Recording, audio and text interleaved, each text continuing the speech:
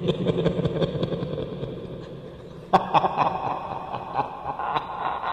1970, my boyfriend Ray and I were living in Brooklyn, New York, in an Italian neighborhood near Park Slope. We rented a small apartment above a grocery store on 5th Avenue.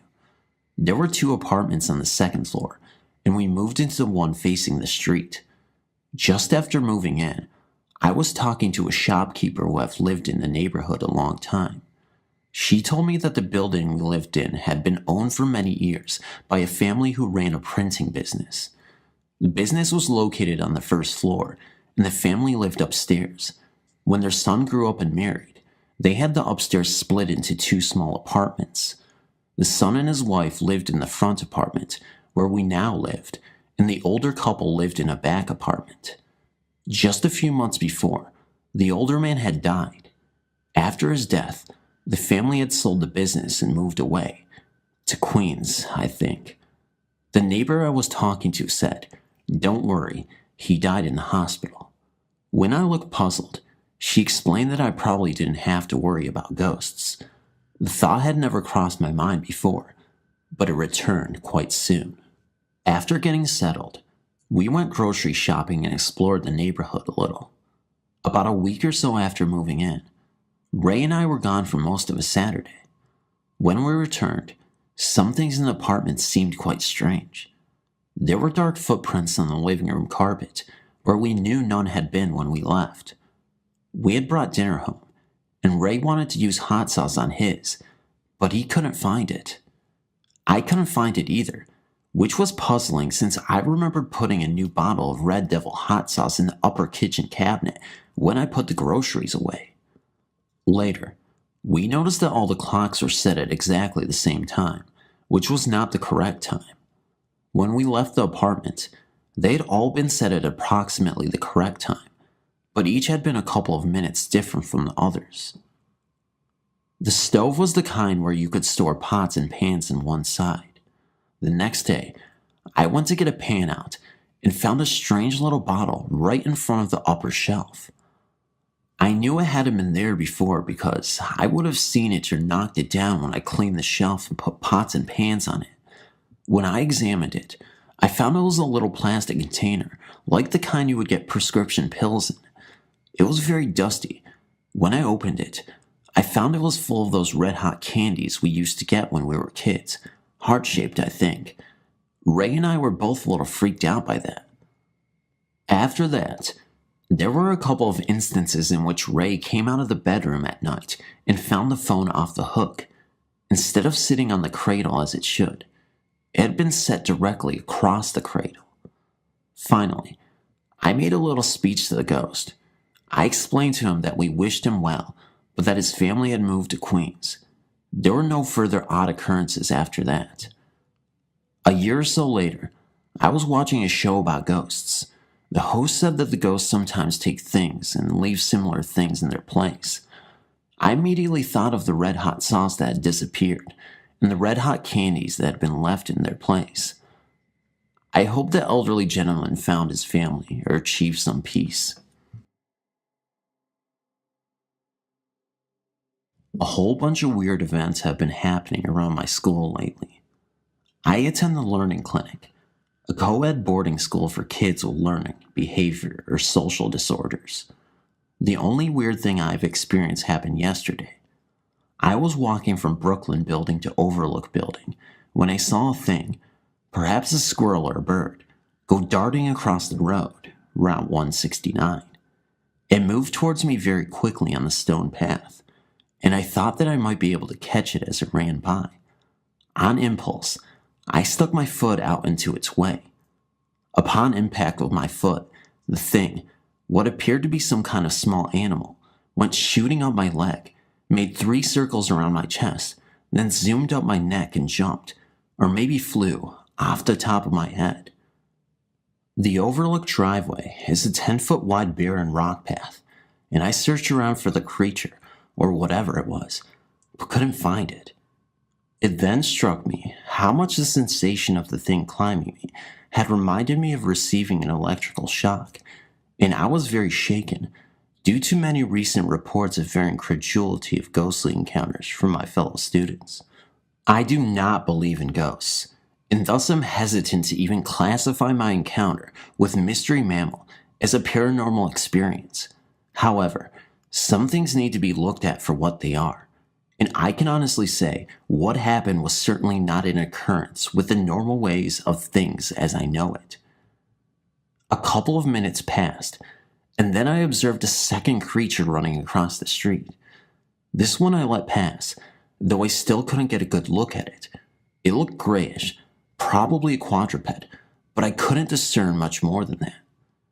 It ran down the length of the overlooked driveway and disappeared into Breeze Field, a field behind a residential house. I sat down and waited longer, being in no hurry, and observed two more of the things pass. Then, realizing I was late to civics, I hurried into the building, shaken but not really upset. Throughout my life, I've experienced plenty of ghost phenomena, and I've had direct contact with plenty of demonic spirits. I was once a preacher and wasn't afraid of demons or ghosts. I've been involved in exorcisms, whereby some of the demons, upon being expelled, made the hideous sounds upon leaving. I've never heard any animal that sounds like those demons leaving a person's soul. I've seen shadows on the wall made by demons. I myself was once possessed by a demon before I started my ministry. My wife and I have heard loud footsteps from a deceased friend from our neighborhood just dropping in to say hello. I've heard banging noises from angry spirits that vibrated my whole house. I've encountered so many hauntings, seen plenty of ghosts, and personally dealt with plenty of ghosts and demons.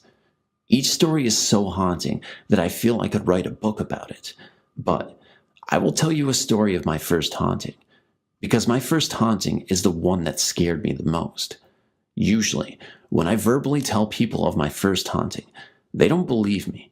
In fact, it's hard to believe, but it did happen, just as I write it. I have no explanation as to how this happened, but first, please read my haunting story.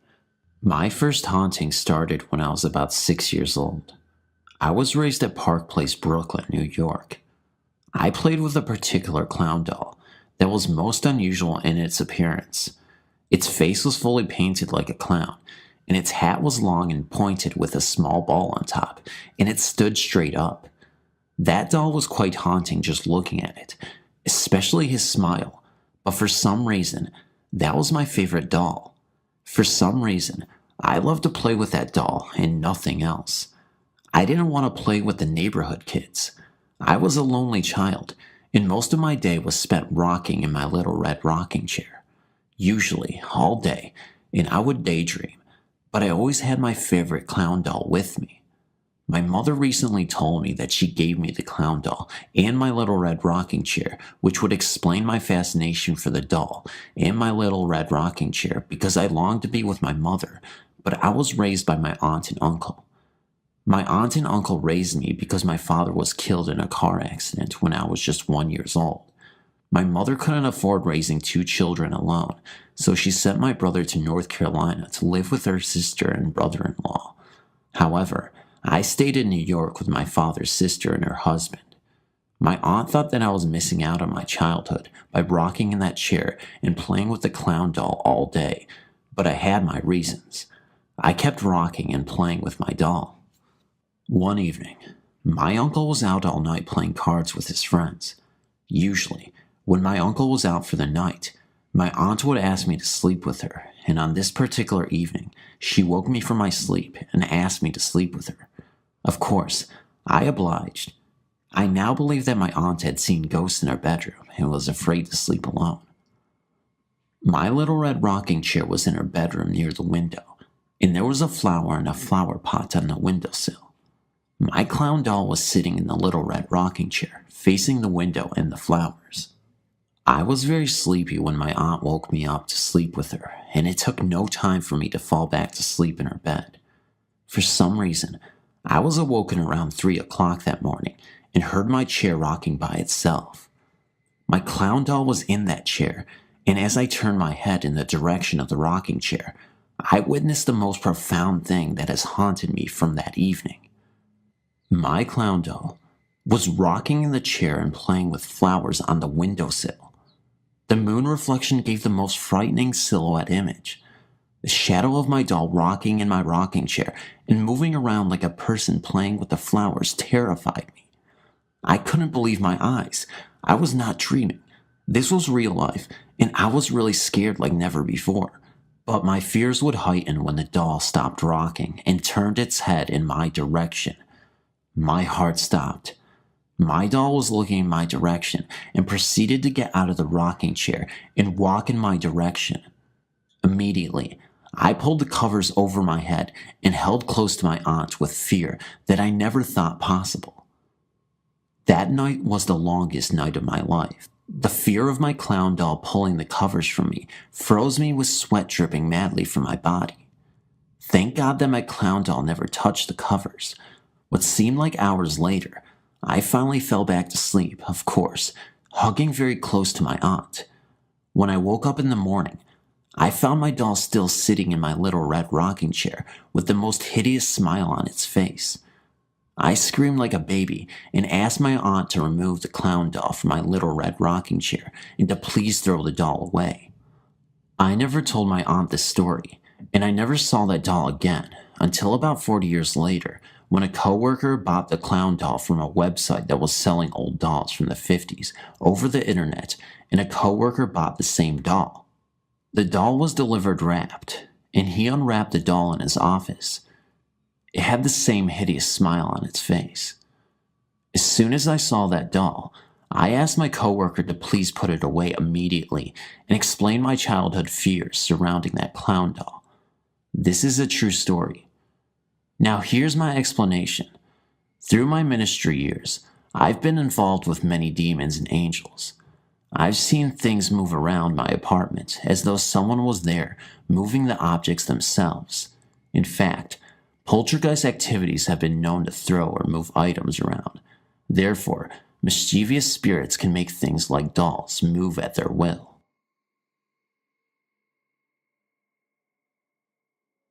I have 2 incidents to tell you about. I was 9 months pregnant with my first daughter, and on the day of her birth, I experienced something that was strange. It was about 3:30 in the morning on March 22nd, 1993. I suddenly awoke with a weird feeling. I sat up from the bed and sat there a little dazed. I looked towards my closet, which did not have a door. As I looked towards the closet, I saw a black shadow, a big black mass hovering in the closet. It appeared to have wings. I stared at the closet for a while without moving. I must have dozed off, but was awoken again by some kind of feeling I had. I started having sharp pains, so I was rushed to the hospital and my daughter was born. There was a nurse there, and I tried to tell her what had happened to me, and she said something odd. She told me, "I know, dear, you must protect yourself." I asked to see that nurse to talk to her, but it seemed no nurse of that description worked on the maternity floor. I was staying at my mother's house with my daughter, and that night everyone went to bed about 11 p.m. So after I went to sleep also, about 2:45 a.m., I woke up, but I couldn't get up. I was paralyzed. The only thing I could move was my eyes. Then the fear started to set in as I started to see dark figures, dark shadows flying over my daughter's bassinet, but I couldn't get up. It was like pressure on my chest. I couldn't scream. Only in my head I could hear myself yell, "Get away from her, get away." But nothing came out. I stared praying. They just keep flying all around the room. Then all of a sudden, they were gone and the pressure I felt was lifted. I sprinted up so fast I tripped over myself. I grabbed my baby, turned on the lights, and stood up for the rest of the night. Since then, I've experienced little things through the course of my life. Thanks for reading. I've posted here before a few years back. Since then, paranormal episodes in my life have not completely stopped, but I have not kept a journal or written about it. Today, I want to talk about what has been happening for the last 4 years, but first, a brief story of my neighborhood. I now live in Woodland Heights, the Bronx Woodland, a population of about 7,000. It's an Irish middle-class neighborhood at the very north end of the borough of the Bronx in New York City. The place is very old, interesting, and rich in history. There are some old beautiful places here, parks, churches, and the Woodland Cemetery, which just turned 150 years old this past weekend. On August 1778, this land witnessed the massacre of the Mohican warriors, who were fighting on the side of patriots against the British. They died courageously at the hands of Colonial James Grave and his Queen Rangers. To keep this story short, the neighborhood where I have resided for the last 4 years was built directly on top of Indian battlefield and burial grounds. I first moved here a few months before my first daughter was born. Ever since, things have happened at home that defy what most believe to be logical. My place is less than half a block away from the cemetery. Ever since my family and I moved here, we always felt a presence, never threatening, but a presence. My wife feels less comfortable with it than I do. It feels like a male presence, but I'm not sure if he has acknowledged us. It feels as if he is just doing his own thing most of the time. The first time my wife and I sensed it, or him, was in the bathroom. One of us would be in there alone, and we would surely think that the other one was on the other side of the shower curtain. Then, when the curtain was pulled, there was nobody there, and she would have asked me if I was in the bathroom when she was there.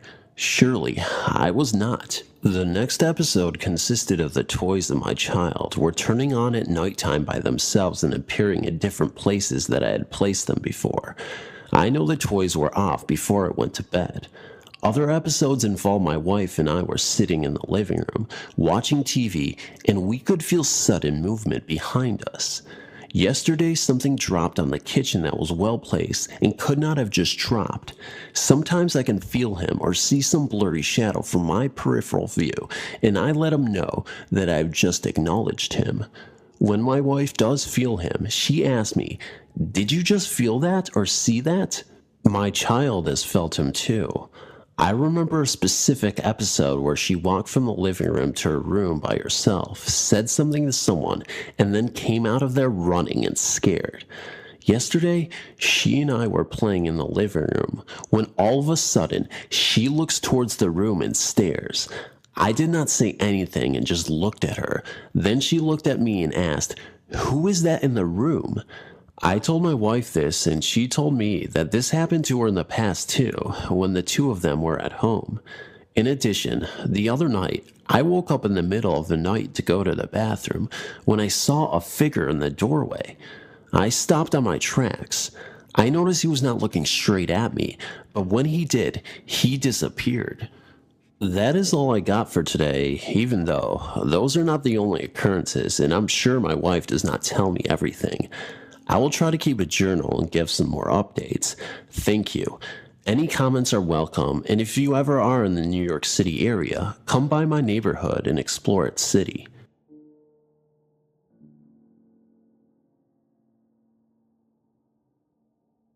I wrote about this briefly in a prior article in 2001. To recap, we moved into 455A Sackett Street when I was 14 years old on April 1st, 1998. From the moment we moved in, something was so not right. It was an incredibly dark apartment, though we would have been thrilled because it was the first apartment we'd ever had with more than one floor. There were 3 floors, including the basement, and it was nice if you could ignore the feeling of someone standing just behind you or staring at you wherever you went. Within 2 weeks of moving in, I was raped in my own bedroom by a man from the neighborhood. An elderly woman who'd lived right next door for most of our life informed us that no one had occupied our apartment for more than a year at a time, since as long as she could remember. She also related that terrible tragedies befell of all said people, with only a few weeks of moving in, continuing through the day they moved out. Though we all had eerie feelings in the apartment, we had not noticed anything too weird. The apartment was very uninviting, cold, and damp. We tried to decorate it, warm it up a little, but nothing helped. Another thing was that no matter what we did, we could never get a phone installed. We had the phone company over about 4 times to fix the wires, but no matter what they did, we would absolutely get nothing, not even static. So we were pretty isolated. The entire time we were there, weird happenings continued. The ceiling above my brother's bed collapsed. The only reason he wasn't hurt is because he got to use the bathroom. A fire started in my room. The fire department never determined why. If my friend hadn't stopped by and rang my bell, I would have continued sleeping. Within 5 minutes of answering the bell, my neighbor came out screaming that my room was on fire. I ran up and the entire back wall was in flames. I tried to put it out with a blanket, and unbeknownst to me, the door had closed behind me. It went from daylight to dark in 2 minutes, and I started to pass out. Thankfully, my friend ran up and opened the door, carrying me down the stairs, or I would have been literal toast. After that, my neighbor confided in us that strange things have always gone on in my building. In the 30s or 40s, a fire had killed a little boy within a month of the family moving in. And in the 60s, a couple were whacked by the mob because of some insidious affair. There were no records because the children's records had been burned in a fire, so we couldn't get any information more than what the people said. There were other things that happened. A friend of mine coming into my apartment and seeing a little boy in burnt rags staring at her in my bathroom mirror. She ran out crying and refused to set foot in my door again. Another friend who slept over. Note, both friends were not told of our experiences, and awoke in the middle of the night swearing that she saw a woman walk into my room through the door. My brother and I heard children crying and laughing one day downstairs. And when we tried to leave my mother's room, we were locked in, even though there was no lock, for an hour before it finally opened. My mother was downstairs doing the laundry when the lights turned off in the basement, and she felt a cold, scaly hand grab her shoulder. Needless to say, my dad did the laundry after that. Weird smells, sounds, and the feeling that something or someone did not want you there. That something bad was going to happen to you, and that you were not welcome at all. We moved out a year later to the day later, as soon as we could find a new apartment. We found out some more after that. The people that moved in after us tried to renovate the basement and found the body of a little boy in the wall. They left suddenly one night not too long after and never returned. Another couple moved in and left as inexplicably as the last, and so on and so forth to this day. Since then, we met a woman whom had gone to my mother's office. She's a nurse that works in a doctor's office because of a nervous condition.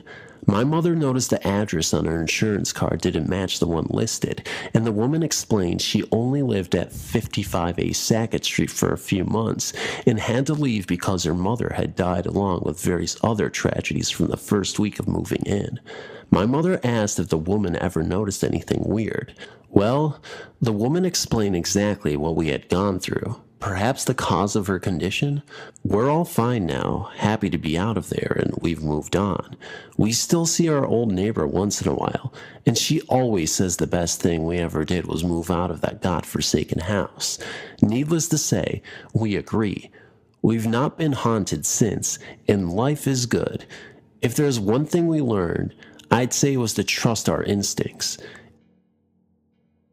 Being fortunate enough to stay in New York over the winter, I've been visiting some of our ordinary New York tourist destinations, and some not so ordinary. A few weeks ago, after learning there was a free ferry between Lower Manhattan and Staten Island, I decided to hitch a ride. Not only would it offer me the chance to get that money shot of the Statue of Liberty, but it would also enable me to check out Staten Island and say that I've been there.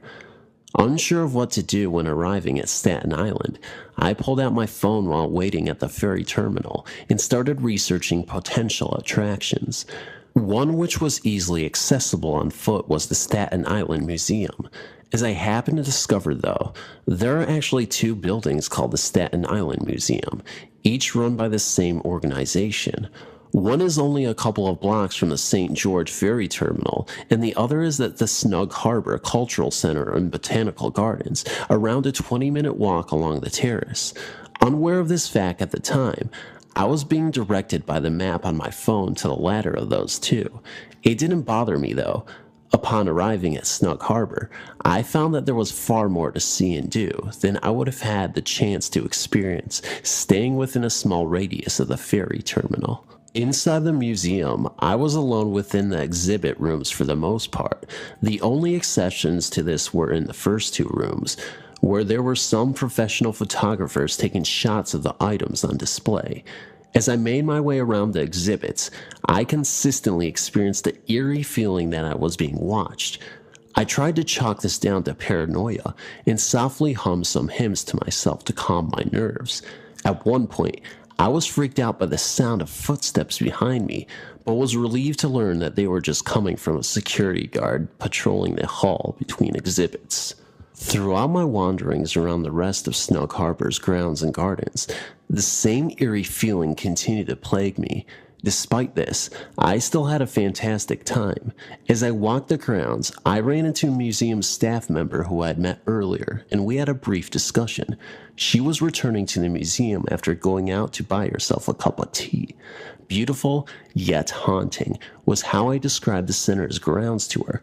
I couldn't have known at the time how appropriate my description would be. A few days later, I was transferring all of my photos from my stay in New York up until that point onto my computer. Friends back home had encouraged me to take lots of pictures and upload them to Facebook so that I could share my adventures with them. While sifting through the photos to decide which ones to upload, one particular shot caught my eye. It was a photo in which I had taken at the entrance to the Snug Harbor Cultural Center upon first arriving at the site.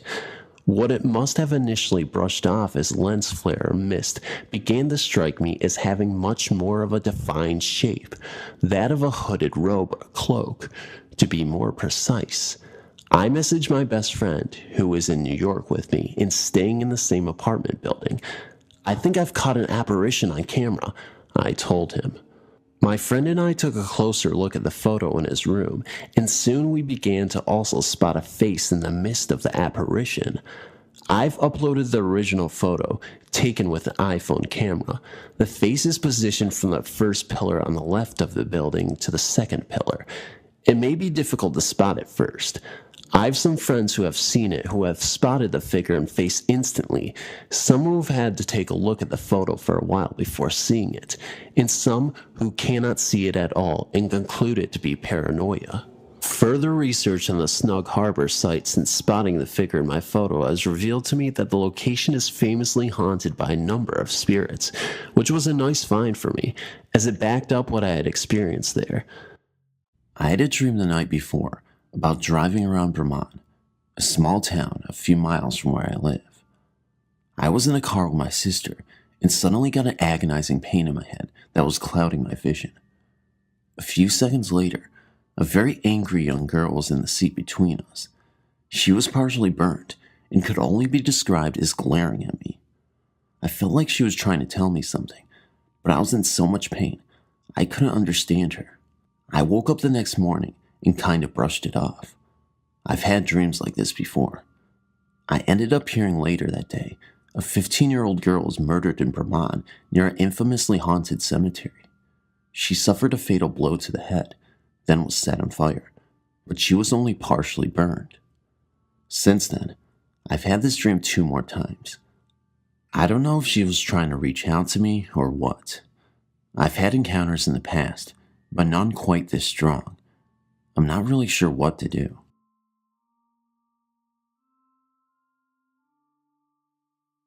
I fooled around with some voodoo not thinking that I was real, and 2 years later, something happened. For 3 nights I was visited by what I thought was a young girl in need of help. The first night, wild hallucinations, regular faces turning into creatures, a guy hanging himself from a chandelier, sexually explicit acts, etc. The second night, motion picture of the girl's ordeal of parting with 2 men, or who raped and beat her to death. No sound, but color, motion picture style. The third night she manifests with another little girl and points to the ceiling to reveal a slideshow of family photos. She never spoke except what I believe heard coming from my husband's snore. Mama. Yes, my husband was in a deep sleep all 3 nights while I was talking aloud. I was so tired from being up for 3 nights that I began to hear voices in my head, and I realized that there was more than one presence in the house. We set up a video camera and went to the hotel. I was completely freaked out when I realized that in my dreams, the presence was still with me. Still, there was no sound, but each one introduced themselves.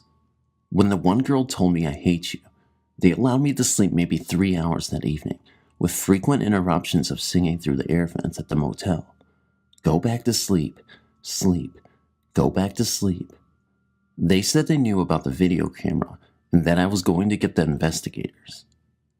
When I returned home, I had my husband sleep on one side and my son on the other.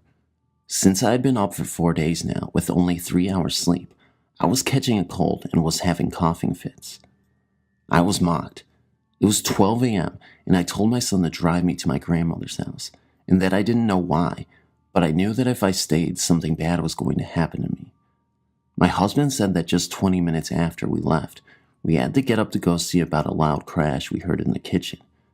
He said it turned out to be nothing, and he slept that night. During the 40-minute drive to my grandmother's house, I felt like something was in the back seat, and the whole way, I kept saying the Lord's Prayer. After the first 15 minutes, the feeling was gone. My grandmother is a Southern Baptist. Nothing bothered me there, but I was a mess, and my whole family rallied to get me help. I went to 3 doctors who all found nothing physically wrong with me. I ended up with sleeping pills. After a week, my grandmother said that I needed to go home. A Catholic priest blessed our house, but I was still afraid and always felt a presence. My father and his wife visited a week after that and stayed in our room. She is Catholic, and she also heard a person walk down the hallway and stand at the bedroom door several times that evening, but she said her rosary and it stopped. Around 1 a.m. that same evening downstairs where my husband, my son, and I slept, my son and I both had dreams. In my son's dream, a dark shadow was walking down our stairs, carrying a wine bottle. In my dream, someone unearthed the voodoo doll that I buried 2 years ago by the pond I have in my backyard. That day, my father and his wife were putting a puzzle together in our living room, so I decided to go on the computer to check email. I began to answer someone on the message board at some paranormal site, and there was a loud thump on the wall behind the computer, and then it forced. I was resting my leg up on the table, and it was as if something was pushing the whole table against my leg. I checked with everyone in the house, and everyone thought somebody dropped something heavy or something. I went out to the deck later to smoke, and my dog was sniffing the chair directly across from me, and then cowered away. That was the week of April 8th. Since then, I pray, and I pray. I keep a white candle burning the whole time I am at home, and I have crosses in every room. I don't stay home unless she is here. I don't work, so I just drive around. Basically, I have no life, and our house is now up for sale. I've done everything the paranormal website said. Brooms, hazelnuts, dirt to cemetery, everything. Things are getting better, but I know it is still there. There are still rapings here and there. My computer acts up. The dog acts funny. And just last night, I had more sex dreams. What am I dealing with? How do I undo what I have done? Do they want me, or have I just opened up a portal here at the house? Will moving help? Please help me. My husband and son do not get it, and this subject sometimes causes arguments. My husband, who supposedly loves me, sometimes gets cruel with me by teasing me about the boogeyman. This hurts me because he just does not get it. I guess nobody does, but that dark side is frightening. I don't want any part of it, and I never want to go there. I just want my life back. My mother says I need to do whatever is best for me, even if it means leaving my family and moving out on my own. That seems to be my only alternative now. I'm in touch with my Irish heritage, and I recently found out just how in touch I really was. I started having these dreams every night for a week straight about a banshee. I thought someone in my family was going to die. I was very worried. I called around desperately trying to find out who was very sick, but I couldn't find anyone in my family who appeared to be sick or very old. I told my husband and my mother about my dreams, who know that I have premonitions in my dreams anyway, but never dreams about death. 2 nights before my dreams ended, my neighbor, who is Irish as well, came to my home and told me her husband is in the hospital. He had a heart attack that day. She was getting some clothes and stopped by so we could pray for him. That's when the dreams and the reality started to clash together. I didn't want to let her know what I already knew, so I hugged her and told her I would pray for him. The night my dreams stopped, my neighbor's husband passed away.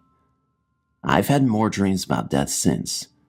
I wasn't surprised when I heard of instances of huge tragedies in the past on the news, because I predicted those as well. But I don't think there's anything I can do if I tried to even prevent it. Is that even possible? I'm dumbstruck on how to work on my sixth sense, and I won't be able to do something to help rather than just know. My father passed away on September 23rd, 1998. I was not particularly close to him as he tended to push everyone away. I loved him dearly though. He was dying slowly of emphysema, and my siblings and I had been called to the hospital several times to say goodbye to him, only to find that he was fine the next day.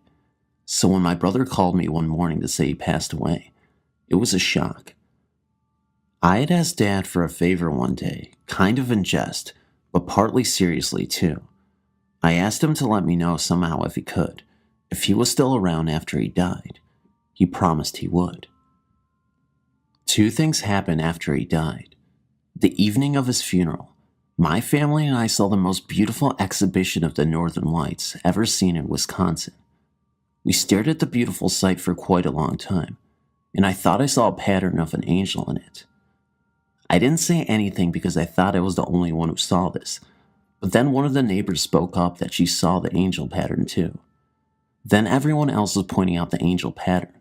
The display of lights went on for hours, and my daughters laid on the grass that night watching it. I suspected it was Dad, telling me he was still there. Then, about a year after he died, I began having dreams where I would see Dad, just grinning at me off in the parameters of the dream. I had this happen for about a month. Then one night, he appeared in a dream and was sitting right in front of me, smiling like he always did. His mouth was moving, but no words were coming out, that I could hear at least. I began crying in my dream and woke up crying and knowing without a doubt that my dad had come to visit me.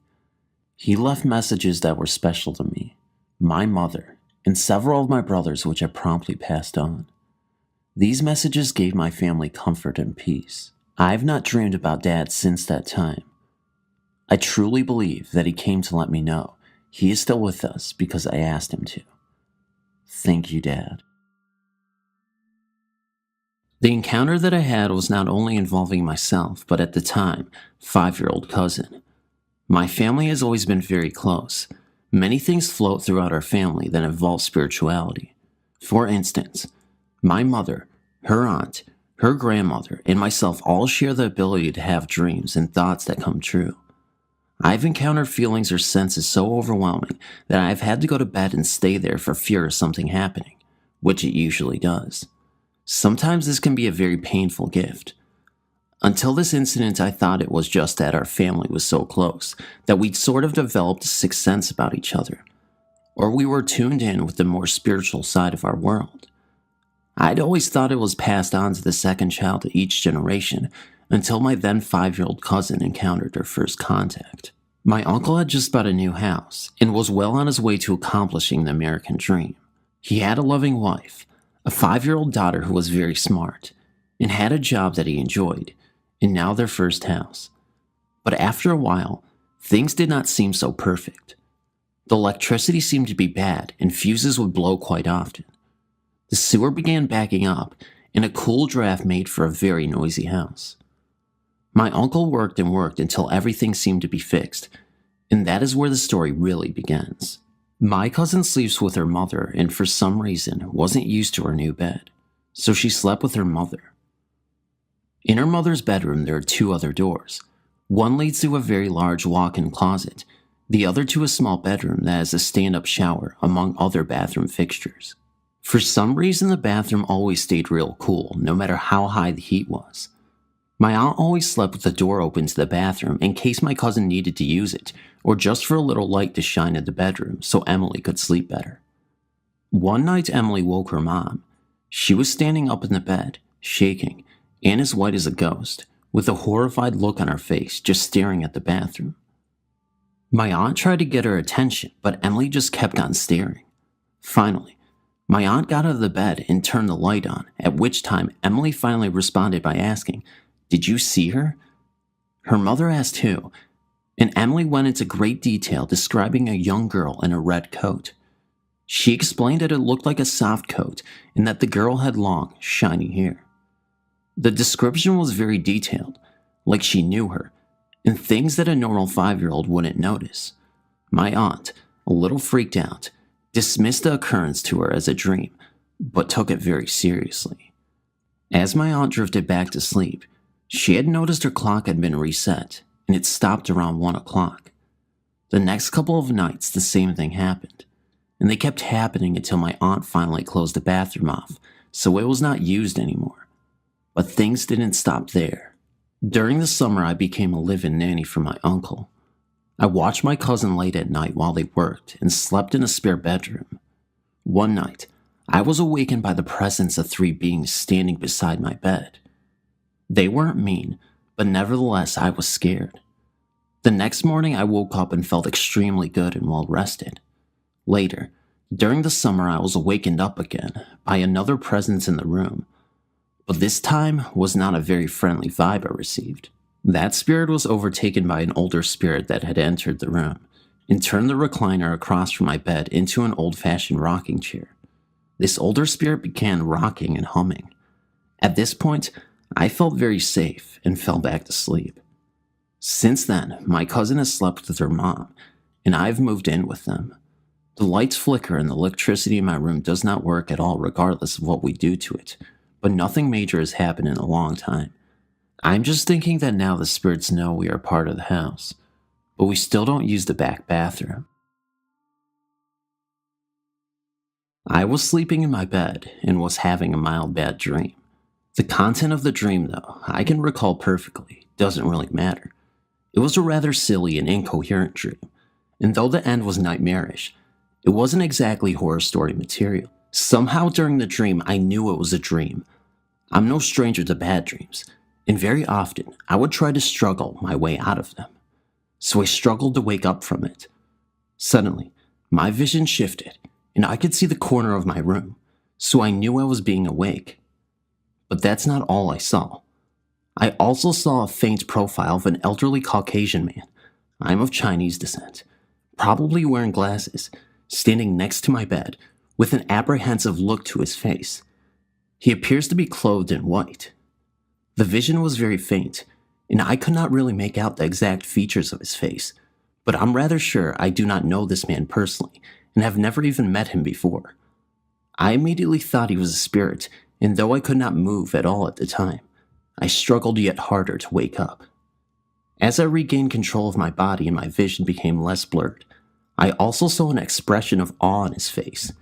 As he vanished, I could literally feel the vibrations of an external force, possibly the very same which paralyzed my body, crumbling down.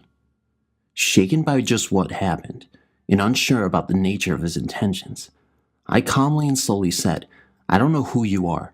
I don't care who you are. I don't have anything to do with you, so please leave." I've had many experiences of being paralyzed during sleep, and though I sometimes suspect it's spirit-related, this is by far the most explicit case and the closest thing to an encounter I've had. I'm Buddhist, and as such, I do believe in spirits, and yet I can also honestly say that I do not fear them. I'm just perplexed by his intentions. On one side, I fear that he was trying to prey on me during my most vulnerable time. Chinese people believe that, during one's depression or nightmares, he or she is most vulnerable to ghosts and spirits. Yet on the other hand, because of his seemingly benevolent appearance, curiously, his appearance reminds me of a Catholic priest. I also suspect he was trying to rescue me from my nightmare. I live in a newly built townhouse in the suburbs that has no previous owner, and as far as I know, the land on which it is built had never been home to another residence. As the days go by, I'm becoming more and more inclined to brush off the incident as simply my own hallucination, but the image of this creature, the look on his barely visible face, is still very real to me. On October 2nd, 2004, I gave birth to my daughter who passed away 18 minutes after she was born. The whole time while she was alive, I kept saying to her, "Come on, baby, breathe for mama, cry, do something for mama." But unfortunately, she didn't because of her condition. That night in the hospital, I was having a hard time sleeping. When I finally dozed off, I saw an image in my dreams of my grandfather who had passed when I was 6, both of my great-grandmothers who had passed a few years back, and both my great-grandfathers who passed away before I was born. All I had seen of them were pictures. They were holding Peyton, my daughter, smiling and waving, letting me know she was in good hands. That's not even the weird part. When I finally got back home in Wyoming, I was in my apartment in my bed sleeping. My boyfriend at the time and I got a 2-bedroom apartment and fixed her room up just for her. That night I was sleeping and awoke to my baby crying in the other room. I ran to her room and had forgotten that she had passed away. I broke down crying and held onto her teddy bear that I had bought for her. As I was crying, I felt the tiniest little lips kiss my cheek. It was so cold. I knew that it was her telling me that if she could, she would have cried for me at the hospital. Every once in a while, I'll have dreams of her, letting me know that she is still okay. I've heard a lot of ghost spirit encounters by my friends, but I was not completely convinced. But then I had my encounter. It happened to me in my room as I was sleeping. Around 2 to 3 a.m., I suddenly felt my arms go numb, and I felt like something was pulling from the top of me. I was lying on my back. I opened my eyes and saw a figure with long hair and white clothing, but without a face. Within a second, the figure disappeared in front of my eyes. I was shocked for a few minutes. At first it felt like I was dreaming, but it was so real. I couldn't sleep after that, and I started to say the Lord's Prayer for about 15 minutes, and I finally dozed off. I never told anyone about this experience except one of my friends. This friend of mine has the ability to see spirits, and he communicates with them all of the time. He said he was sure that what I saw wasn't a dream, as he felt like he was dreaming too every time he encountered such situations. I really couldn't understand this, as I have an altar and crosses around the house. I welcome feedback. This happened about 15 years ago, and is something that has puzzled both myself and my 2 friends who witnessed what we saw to this day. It was on my 10th or 11th birthday, and it was late August. I live in a normal suburban development just outside of Buffalo, New York. Before I tell the story, please, if anyone reading this has any idea of what it was we saw, please reach out, because I have no clue to this day what or whom we saw. Like I said, it was either my 10th or 11th birthday. It was late at night, and the summer was just about over. My 2 friends and I were out on my driveway playing around, while our parents hung out inside. Adjacent to my house is another house that has a small creek, with a guardrail bridge that essentially almost faces my house. While we were playing, all 3 of us stopped, as we heard and saw a woman making loud, frustrated sounds and almost stomping her feet, walking across the street from the creek or bridge. She had red curly hair and was dressed not of this time at all. She wore a robe that looked to be black, with a rope around it, and from what I can remember, her outfit seemed plaid, but again, unlike anything I had seen anyone wearing, even in the late 90s when dressing gothic was at an all-time high. This kind of freaked us out, so we ran into my garage. Not even 10 seconds later, mind you, we decided that she was just a girl and it was nothing to be afraid of. So we mustered up some courage, grabbed a hockey stick, and came back outside. When I say back outside, we stayed in the corner of my garage and peered out to where she was stomping around across the street. She was gone, and a late fog had suddenly arrived, mainly around where we last saw her and the bridge across the street. Then all three of the pits of our stomachs dropped, and we knew without seeing her exactly where she was. When we did look, she was now fully cloaked standing on the bridge, staring down into the water. Then one of us whispered something to the other, and I swear she had to have heard it, because as we spoke, she looked up slowly and turned, looking right at us and into us. We couldn't see her anymore. It was just a cloaked, shadowy figure at this point. Needless to say, this felt like a horror movie, and we ran as fast as we could into my house, closing the garage door and telling our parents who, naturally, didn't believe us. Since that day, a lot of weird things have happened, and honestly, the three of us have never been the same. If anyone knows anything of what that might have been, please reach out. I've avoided knowing for a long time, and I just can't avoid it any longer. Any help would be appreciated. This happened over the summer a few years back, when my brother invited my cousin and me to join him and his girlfriend to join them for a week-long vacation around Texas. We didn't go to Travel Channel destination sites, mind you. It was just a trip head to Six Flags over Texas, and then off to Austin and San Antonio. Honestly, the overall trip was so much fun, but the first night would be the one that changed my perspective of hotel rooms forever. We left on a Wednesday morning at around 6 a.m. We planned to head to Dallas and sightsee for a little bit before making our way to Arlington and checking into our hotel. I'm from South Texas, so the drive is about a good 8 hours or so. Also, Texans measure the distance from city to city by how long it takes to get there than actually noting the miles between them. Anyway, everything went well day one, and we had a lot of fun in Dallas. We headed to the hotel around 5 p.m., and once we got there, we checked in and unpacked our bags. Honestly, nothing felt weird about the room, and my cousin and I were pretty comfortable. Sometimes people will tell you that you can feel a presence, and usually it's when the hairs on the back of your neck stand up. After we unpacked, we hung out in our room for about an hour before heading back down to the lobby to grab dinner. We got back to the hotel a few hours later, absolutely stuffed. Our room was on the 3rd floor, so we made our way up and set a plan on what to do at the amusement park. So around 11 p.m., I decided it was time to shower before heading to bed and did so. My cousin was already passed out, but I stayed up watching Knocked Up on TV. After my shower, I jumped in bed, fairly content with the progression of the day and looking forward to the following morning. Except, something else had other plans in mind. As I lay in bed, my body was closer to the window in the room and my head on one half of the pillow. My eyes were closed and I was trying to lose myself in thought so I could fall asleep. A few minutes into that, I felt a tapping on the other half of the pillow. I thought it was my cousin at first, but then I realized my cousin was still snoring. I panicked but didn't move.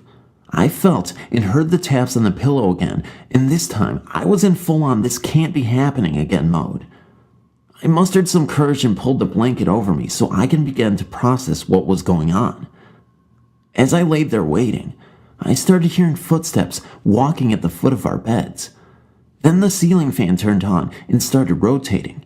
I was terrified at this point. I thought I started feeling the bed itself starting to shake, but after calming myself down, I realized it was me.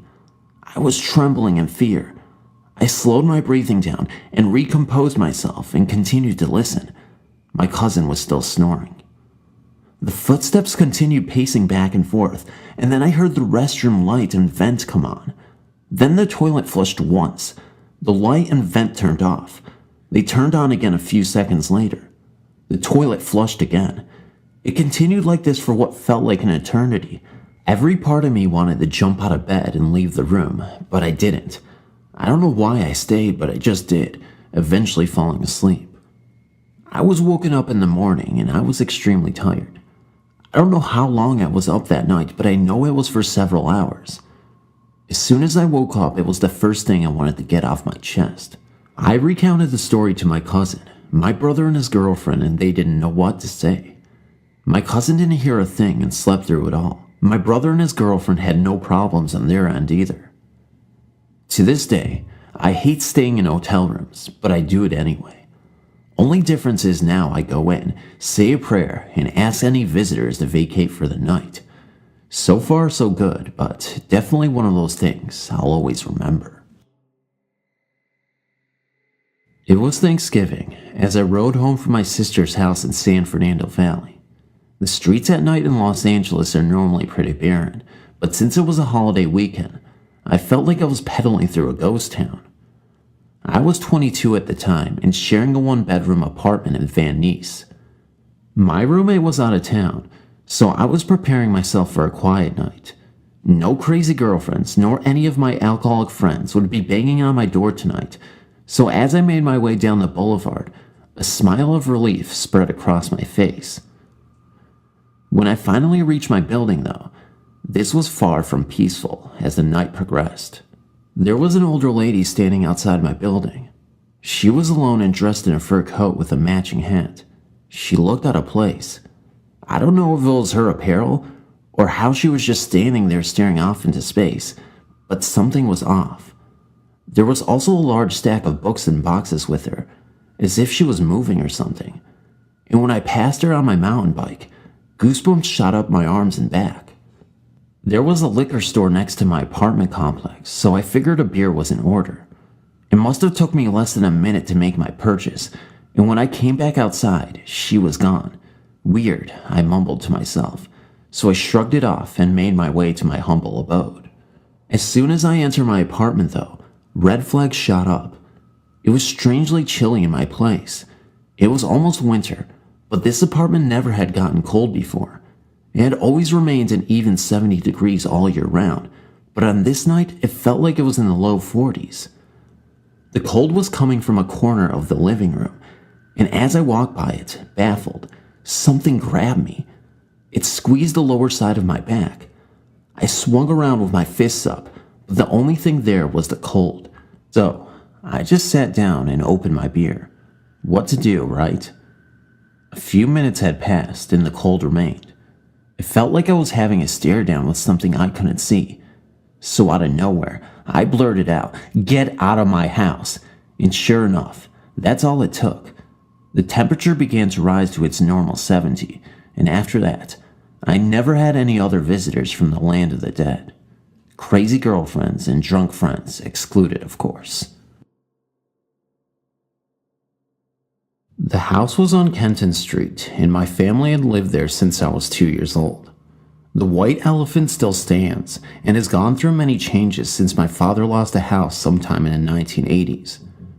There are some very interesting stories that center around that house. The earliest one, my first encounter with a spirit, took place when I was 5 and my sister was 3. My mother and father were divorced.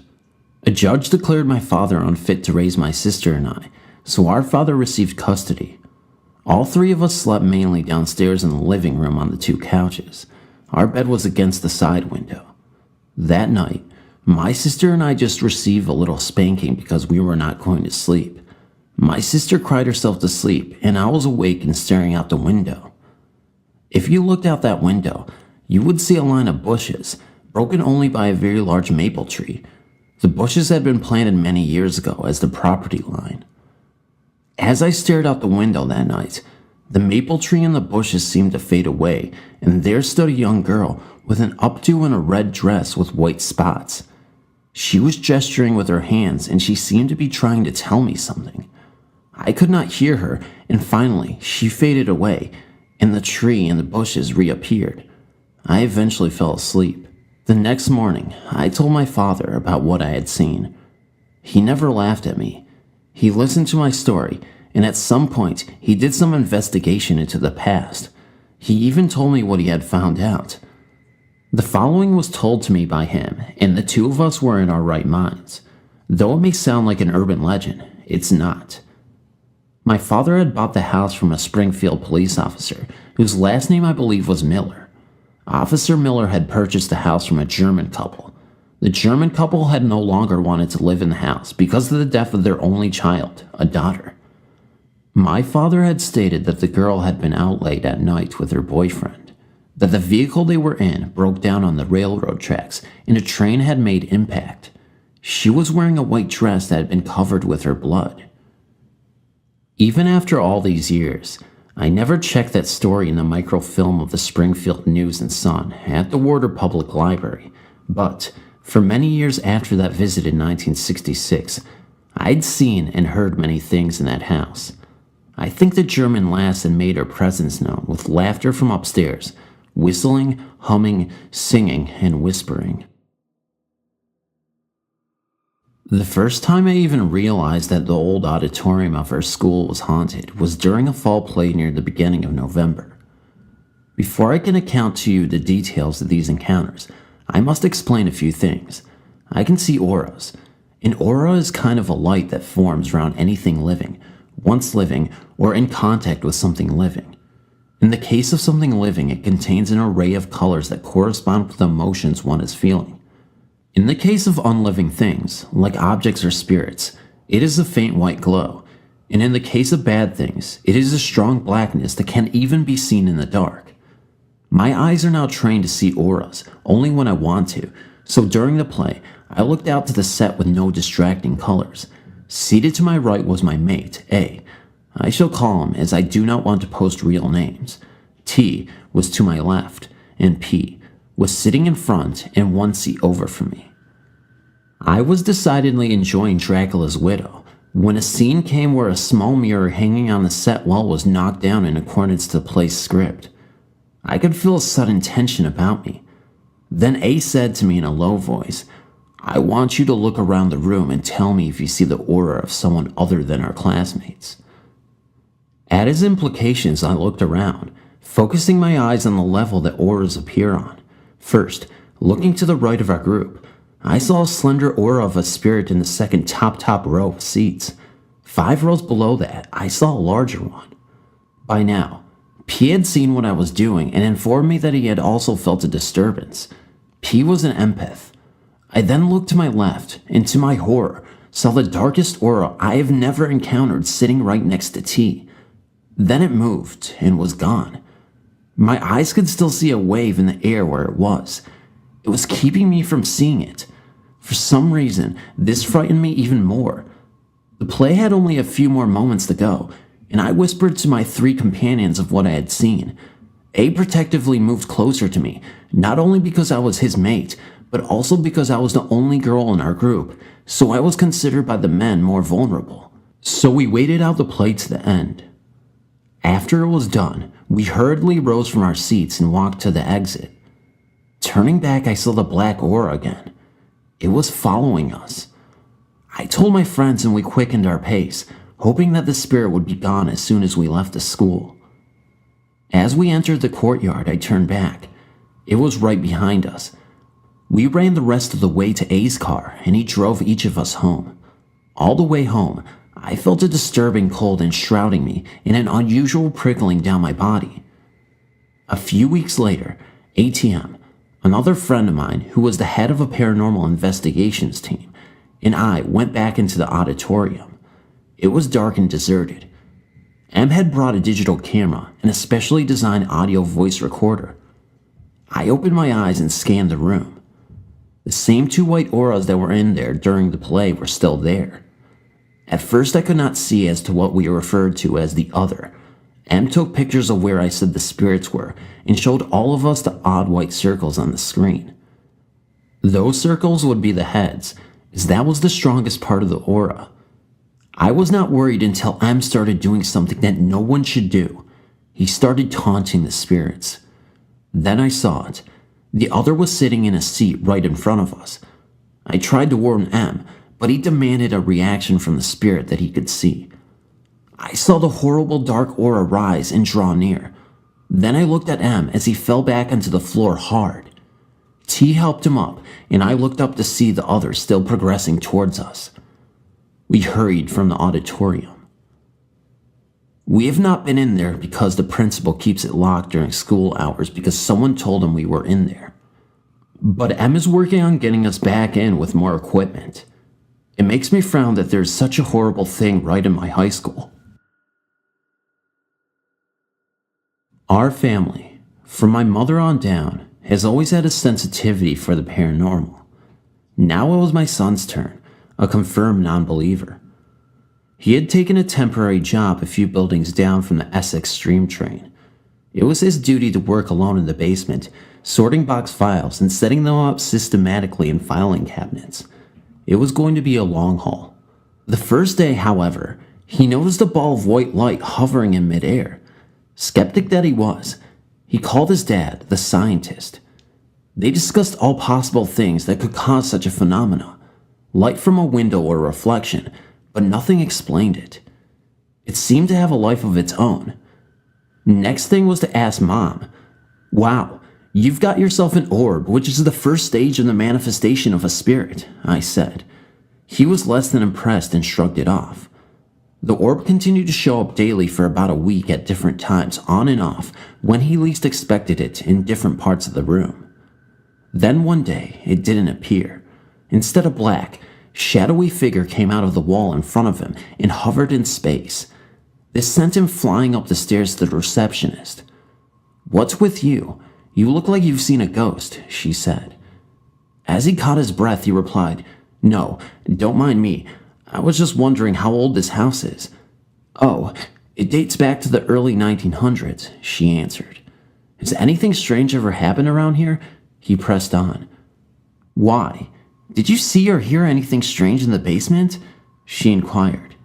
"Maybe," he nervously replied. She went on to tell how, according to historical records in town, back when the house was new, a couple owned the home. Somehow or another, the man ended up either falling or being pushed down the stairs, resulting in his death. It's been reputed as being haunted ever since. We constantly have doors mysteriously opening and closing, things being moved, and our office's machines turn on and off on their own. And as far as the basement is concerned, no one likes it down there. We've had so much trouble keeping temps. I hope we're not going to lose you too," she told him.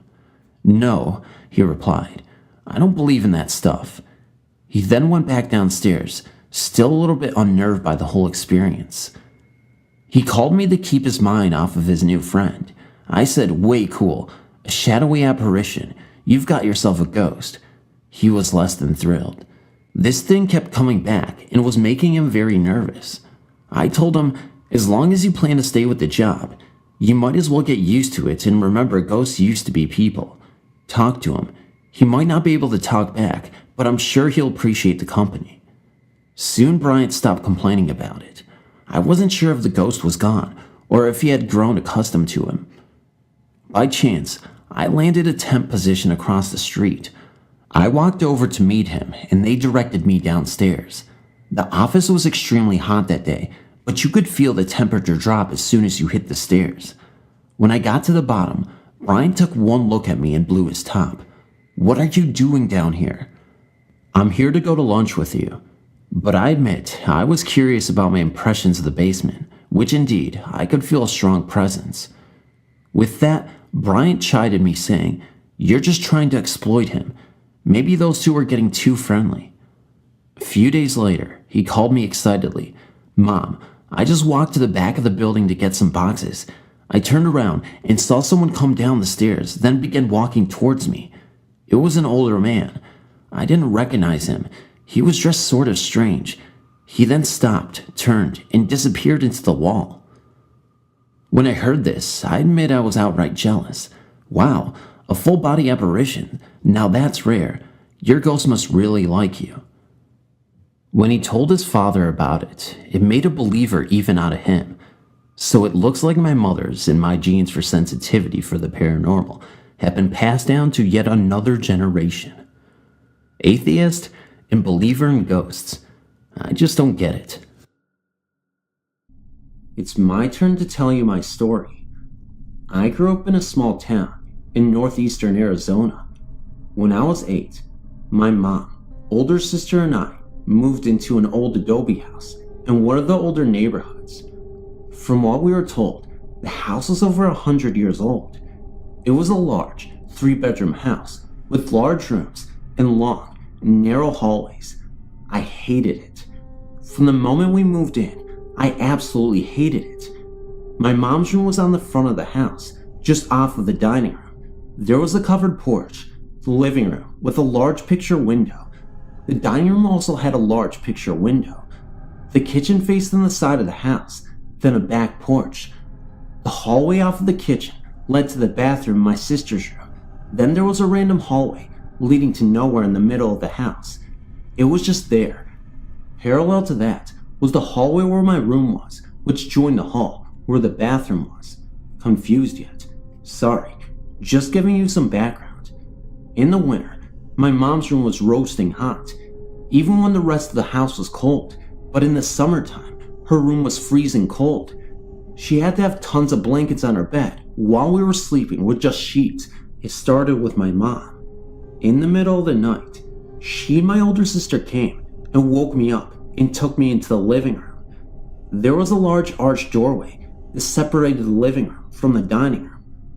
We were huddled on the couch, and my mom said that she was lying in bed and her room was freezing. Then she heard a sound in the attic, like a brick being dragged across the floor up there. What happened next was that it moved down into the wall.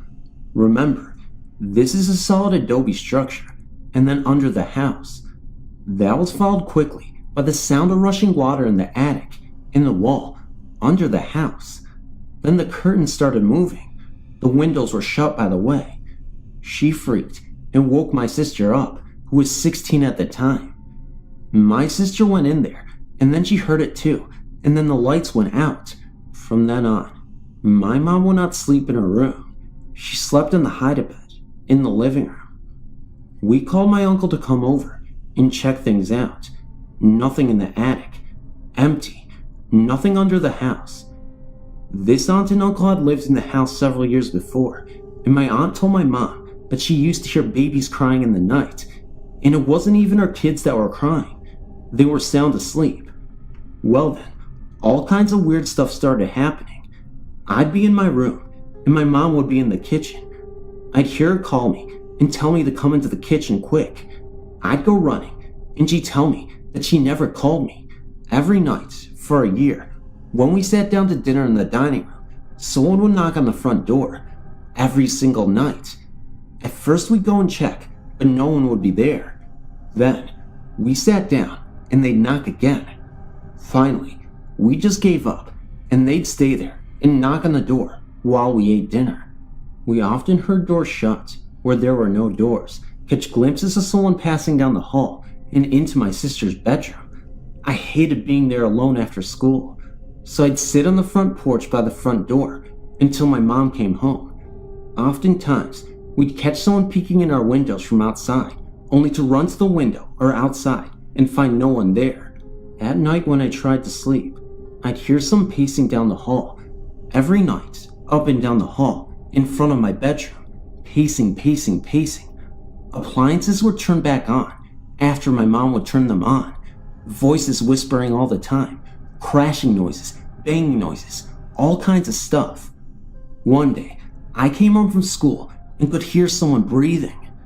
Things got worse and more intense as time wore on. One day, I wrecked my bike and screwed my leg up pretty bad. That night I slept in the hide-a-bed in the living room with my mom. She got up at 5:30 to take a shower and get ready for work. I turned the TV on. I saw something out of the corner of my eye in the dining room, so I turned to look. There was a very tall man standing in the arched doorway leading to the dining room, just standing there. All I saw was from the chest down. He was wearing a red t-shirt and jeans, just standing there. I didn't see a head or anything.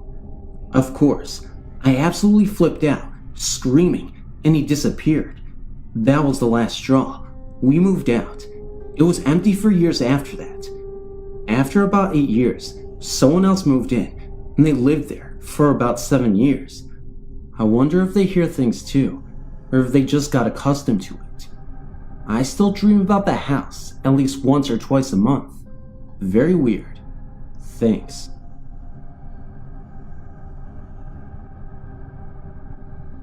My name is Lisa Wilson, and I'm 15 years old, and live in a house that is only 14 years old. I've always believed in ghosts. There have been times when I might have seen one, lots of times, but I can't be sure. These are two of those times. The first time was about 2 years ago, in the summertime. My friend and I were walking through the small field across from my house, and when we looked back towards the park beside my house, a little brown-haired girl with jeans and a pink sweater ran out of the bushes towards us. For some reason, we were so scared, and so we ran. When we got to the rows out of the field and looked back, she wasn't anywhere. That was on a Friday. The very next Friday, at around the same time, we were walking through another field. This one had a little path with really long grass all around. All of a sudden, my friend screamed and ran. I thought she saw a snake, so I ran too. After we got out of the field, we stopped running, and I asked her what it was. She said that it was the little girl. She was sitting on top of the long grass, which of course couldn't happen because the grass would have sunk down. The next Friday, we went out hoping to see her again, and maybe this time talk to her, but she didn't show up, and we haven't seen her since. The second time was in my house, about 1.5 years ago. I was sleeping, and I know I was dreaming about something scary, because when I woke up, I felt startled. All of a sudden, there was a huge flash of blue light, and 2 people, a man and a woman, banged against my wall. They were holding on to each other like a hug, and hit my wall sideways, and made a huge bang. I thought I must have dreamt it, so I just got up and got a glass of water. The next morning, my brother told me that he heard me. I thought he meant when I was getting the water, but when I asked, he said no, that huge bang. I couldn't have hit the wall myself because it would have hurt a lot, so I couldn't have been dreaming. I hope that these were real ghost experiences, because I've always been extremely interested in them, but if not, then I don't know what they could be. I just thought I'd share that, and I hope you enjoyed reading it. My name is John, and this happened when I was 10 or 11 years old, so it would be around 1978 or 79. While I was younger, I was involved with the church, and this happened one Sunday morning while I was setting up for Mass. I was the only one in the building setting up when I heard a loud bang coming from the choir loft at the other end of the building. Curious, I stepped out from where I was and called out hello, and there was no answer, so I figured that the person just didn't hear me and was just doing what they needed to do in getting ready. I was looking up the chair loft to see if I could see the person, and there was no one there, and figured that someone had just fallen down, and the noise just echoed throughout the church. I was just going through the normal, rational ideas to come up with a reason for what I had just heard. Right then and there, I had a feeling that I wasn't alone. Normally, I wouldn't have minded, because I figured that the organist came in early to get ready, but this was different. I had this uneasy feeling that not only was my life in jeopardy, but my soul was. It was a fear that I never felt before, or since. As I was looking up at the chair loft, I couldn't see anyone yet. I could sense that there was something up there. It then appeared to me. It was a shapeless and formless figure, and it was exuding, or giving off this evil that just penetrated through me like sound would at a concert if you were standing too close to the amps. What I felt went way beyond the fight or flight reaction people talk about when faced with a situation like this. I was frozen there, beyond being scared, and my mind didn't process things for a few seconds. Then all of a sudden, I guess my mind snapped back to reality, and I just ran and took off out of the church and stayed there. I then saw the priest come out of the rectory and started going over to the church. I didn't realize how far I ran until I started walking back to the church. I'd ran about 100 to 150 feet from the church when the priest had finally seen me fully dressed to take part in the Mass and seen how freaked out I was. He asked me what had happened, so I told him what happened and what I'd seen and felt. He tried to reassure me that it was probably my imagination, that it was an old church, and that it might have been just something falling or something mechanical. The thing is, I've been in that building long enough to know the sounds of the mechanical devices when they kick on and off. Another thing that I know is that my imagination wouldn't give me that life-threatening feeling of being able to tell me that there was something giving off such evil that reverberated throughout my body. I've always been a skeptical person, even since I was this age, and not only that, I've never let my mind get the better of me. I've never lost my faith in God and His advisory, and I feel that's what this one was. Some kind of evil spirits or demon, and since that day, whenever I went into that church, I always made sure that there would be someone else there so that I wouldn't have to come across that thing again. Then again, this wouldn't be the first time I've come across something like this. But then again, that's a story for another time. It's because of this situation that I became curious about the paranormal, and yet I still try to rationalize everything. When dealing with a situation like this, I believe that saying if you rule out the probable, all that remains, however improbable, must be possible.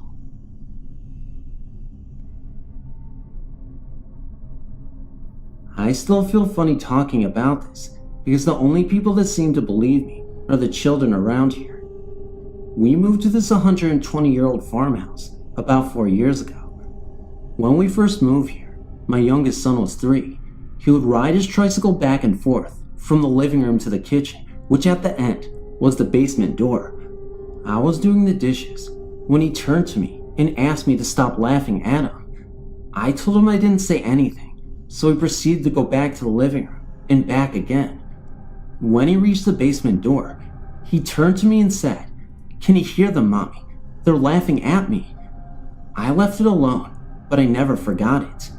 As time went on, little things would happen that really got my attention, like the smell of perspiration when nobody was around. It would only last a minute or two, and would only be in one spot of the room.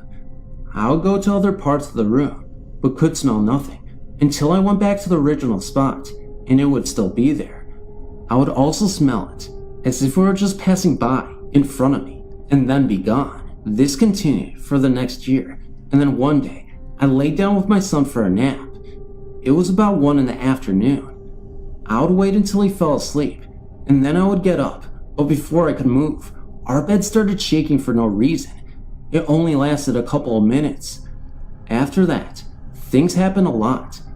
My 8-year-old started to get smacked on the leg when he was asleep. He would always come downstairs afraid after it would happen. I started getting nudged in my leg at night, like someone was trying to wake me up. I'm a very light sleeper, so I would wake up immediately and look all around my bed and my room, but nobody was there. One night, when I was sleeping, I felt something lay across my legs. I tried to move, but it was so heavy, so I started to kick real hard and crazy, and it went away. Again, nothing was there. My son was 5 when he asked me if I could see the man's work boots standing in my dining room. He would see black things floating by and asked if I saw them. He would describe them like shadows. But the clincher was when we were all sleeping at 4 a.m. in the morning, and my dresser started shaking so hard I thought I was going to fall over. I spoke to my pastor's wife about it, and she said they say a prayer every night and then ask the Lord to protect them from any harm or evil. I started to do that with my children as well, and we added it to our prayers, but we also added spirits also, and we've never had another problem since. Occasionally, I do still smell him from time to time, and I do still hear footsteps across the ceiling when nobody is upstairs, but that's no problem. I don't mind. Thanks for giving me a place to tell my story and not feel like I'm crazy.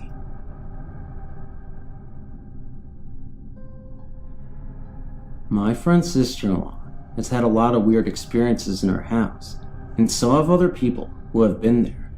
I'm not going to go into detail about them, but I'm just going to list a few before she got her second dog, Harvey. The first one she had always used to run into the computer room in the middle of the night and just stand there barking, and when she got her other dog, Max, he also did the same, but instead, it was in the kitchen. My friend's mom was helping clean up one day when he heard someone scream in her ear. When she went downstairs, her nephew was the only one there, and he hadn't heard anything. Also, my friend's sister-in-law saw the shadow of the man out of the corner of her eye, and sometimes the kettle turns itself on and off. One time, I slept there for 2 nights, and I never noticed anything. I was even walking around the house in the pitch black dark to find the dog, and I still never noticed anything. Recently, she put the house up for sale because of everything that went on. My friend and her sister-in-law were going into town that morning. First, there was a man coming to value the house, so we went and sat there for 15 minutes. The man was just talking to her about the house when he heard this sort of dragging sound, and it sounded like the kettle boiling also, but we didn't say anything, just looked at each other and waited to see if the man would notice, but he either didn't or didn't want to say anything. When the man had left, we were just heading out the door, and we looked into the kitchen to see that the kettle had been dragged right forward to the edge of the counter. Whether it had boiled or not, I don't know. I work at the Days Inn by the airport in Colorado Springs, Colorado. I am almost positive we have a ghost occupying one of our rooms. I was taking a picture of the hotel for a website and brochure and had downloaded the images to the computer behind the front desk. The hotel facade had a few flaws, cracks here and there, so I thought I'd mask them with a Photoshop type program.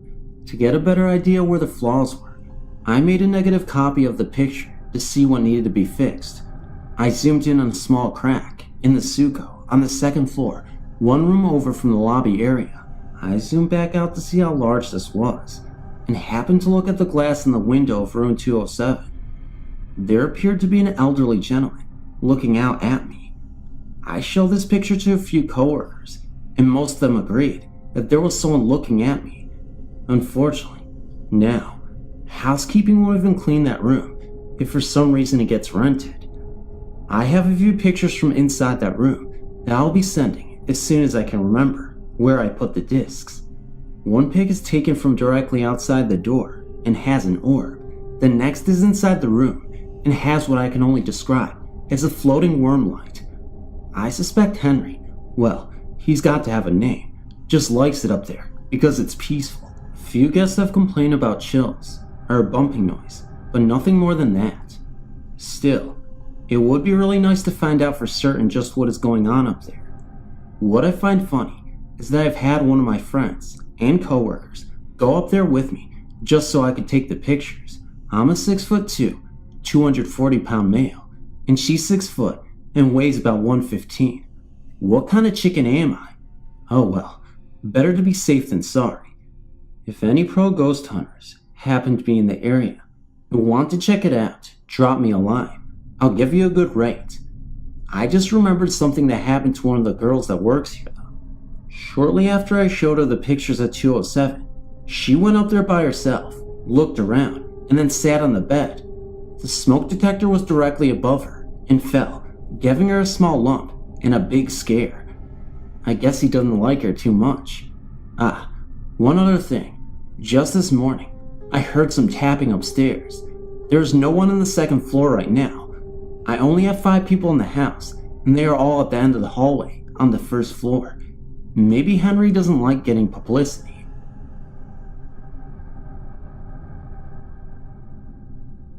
My house is haunted by something, someone. It's never really bothered me. It's nothing big. Doors opening, radio turning on and off by itself, footsteps, floorboards quake, noises in the attic. But as I said, it never really bothered me until about 4 months ago. I always wake up in the middle of the night, but one night, I woke up around 2:30 a.m. to a tight feeling in my chest. It wasn't so much tight as it was heavy, like a weight or something, but it wasn't all that. After a while, I couldn't get back to sleep, so I tried to put on my TV, only to find I couldn't move. When I tried to sit up from a glass of water, the weight on my chest got heavier. It was like someone was sitting on me, like a child, not moving, just a weight. I tried to arch my back, and the weight got heavier, and I couldn't breathe. I really started to panic and sweat. I was extremely scared at this point. I started to cry a little because I didn't know what to do. Then, all of a sudden, I felt a slight pinching on my right elbow, and that's all I can remember. I woke up the next morning feeling fine, just as I did the day before, although I had a red mark where I felt the pinch. I don't understand why on earth the ghost in my house will be sitting on me. Nothing has occurred since the normal phenomena, and an extra thing has started now. In the bathroom, we have a pulley light switch and a hanging mobile, and when you're in the shower, the light switch will start to swing, followed by the mobile, when there is no breeze whatsoever. I know it sounds stupid, but I swear it really happened. Thank you for your time. My life has been relatively free of paranormal occurrences, although one morning, at age 8, I experienced the much dreaded sleep paralysis. There is, however, one other story worth mentioning. In 1991, I was a 20-year-old Army corporal stationed in Germany. By this time, I was a graduate of French commando school and was in charge of my own cavalry recon squad, a jeep with 2 other guys. One chilly winter night, my unit was deployed somewhere in southwestern Germany in the wilderness during field exercises. We were literally in the middle of nowhere. Me and my crew spent half the night slinking through the woods, doing the usual cavalry-style patrols. At around 2 a.m., we were told to stop the jeep and set up a listening post in a clump of trees. I decided to be the first watch of the night, while the other 2 guys got some sleep. After about 30 minutes of staring into black nothingness, I decided to get up and walk around a bit. With a weapon in hand and a radio on my back, I began to prowl around the area. Yes, it was unbelievably dark, but at least this was keeping me occupied. Suddenly, a very average night turned into an encounter I will never forget. After several minutes of walking, I suddenly realized how quiet the night was. Not a sound to be heard from an animal or even an insect. Thinking this was a bit strange, I walked a few more paces before realizing I was right in the middle of a very old deserted village. I pulled out my night vision goggles and noticed that the village consisted of about 7 or 8 old stone houses. Only the walls remained, as the old thatched roofs were long gone. Suddenly, I felt this dark, evil presence like a weight on my shoulders. I knew I was being watched by someone or something, and I knew that I was not welcome in this place. I slowly turned around and began walking back the way I came, with every footstep in the tall, dry grass sounding like a firecracker. It was very slow and painful walking out of this place. I consider myself a rational person, but was truly scared as I made the long walk back to the jeep. Needless to say, I spent the rest of the night inside the jeep. As you read the stories on the site, it may be hard to appreciate the feelings others have felt if they try to tell their tales. I promise you, the fear and sixth sense we have felt during these tales are the most important part of the story.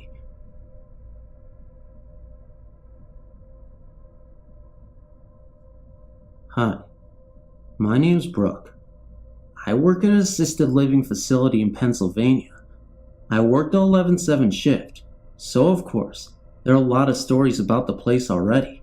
But besides that, I was wondering if the experiences I've had, as insignificant as they may seem or be, could be the activities of ghosts, or just my mind. Of course, I'm not the only one that claims to have seen things, but who knows? For instance, I'll just be walking around the building, and I constantly think that I see things, like out of the corner of my eye. It's not a definite thing, it's just a shape. It's either black or white. A lady I work with always sees black when she sees things out of the corner of her eye. As for me, I always see white. The forms are white, that is. Is there a reason she sees black and I see white? And today, for instance, I was walking and I was sure there was someone behind me. When I semi-turned around, out of the corner of my eye, I swore there was a figure for a split second, but it was gone. It scared me to death, actually. That is why I'm writing to you today, because today, that was the closest a form or figure has ever been. No one has ever died in this facility that I work in, but they have died in the hospital. The building has only been open for 4 years, maybe 5. I was just wondering if these could be ghosts or just my eyes playing tricks on me. A lot of the residents say that they see a woman in white in their room or sitting on their bed. I don't know how to explain or take that either, but I appreciate your reading. Thanks for listening as well.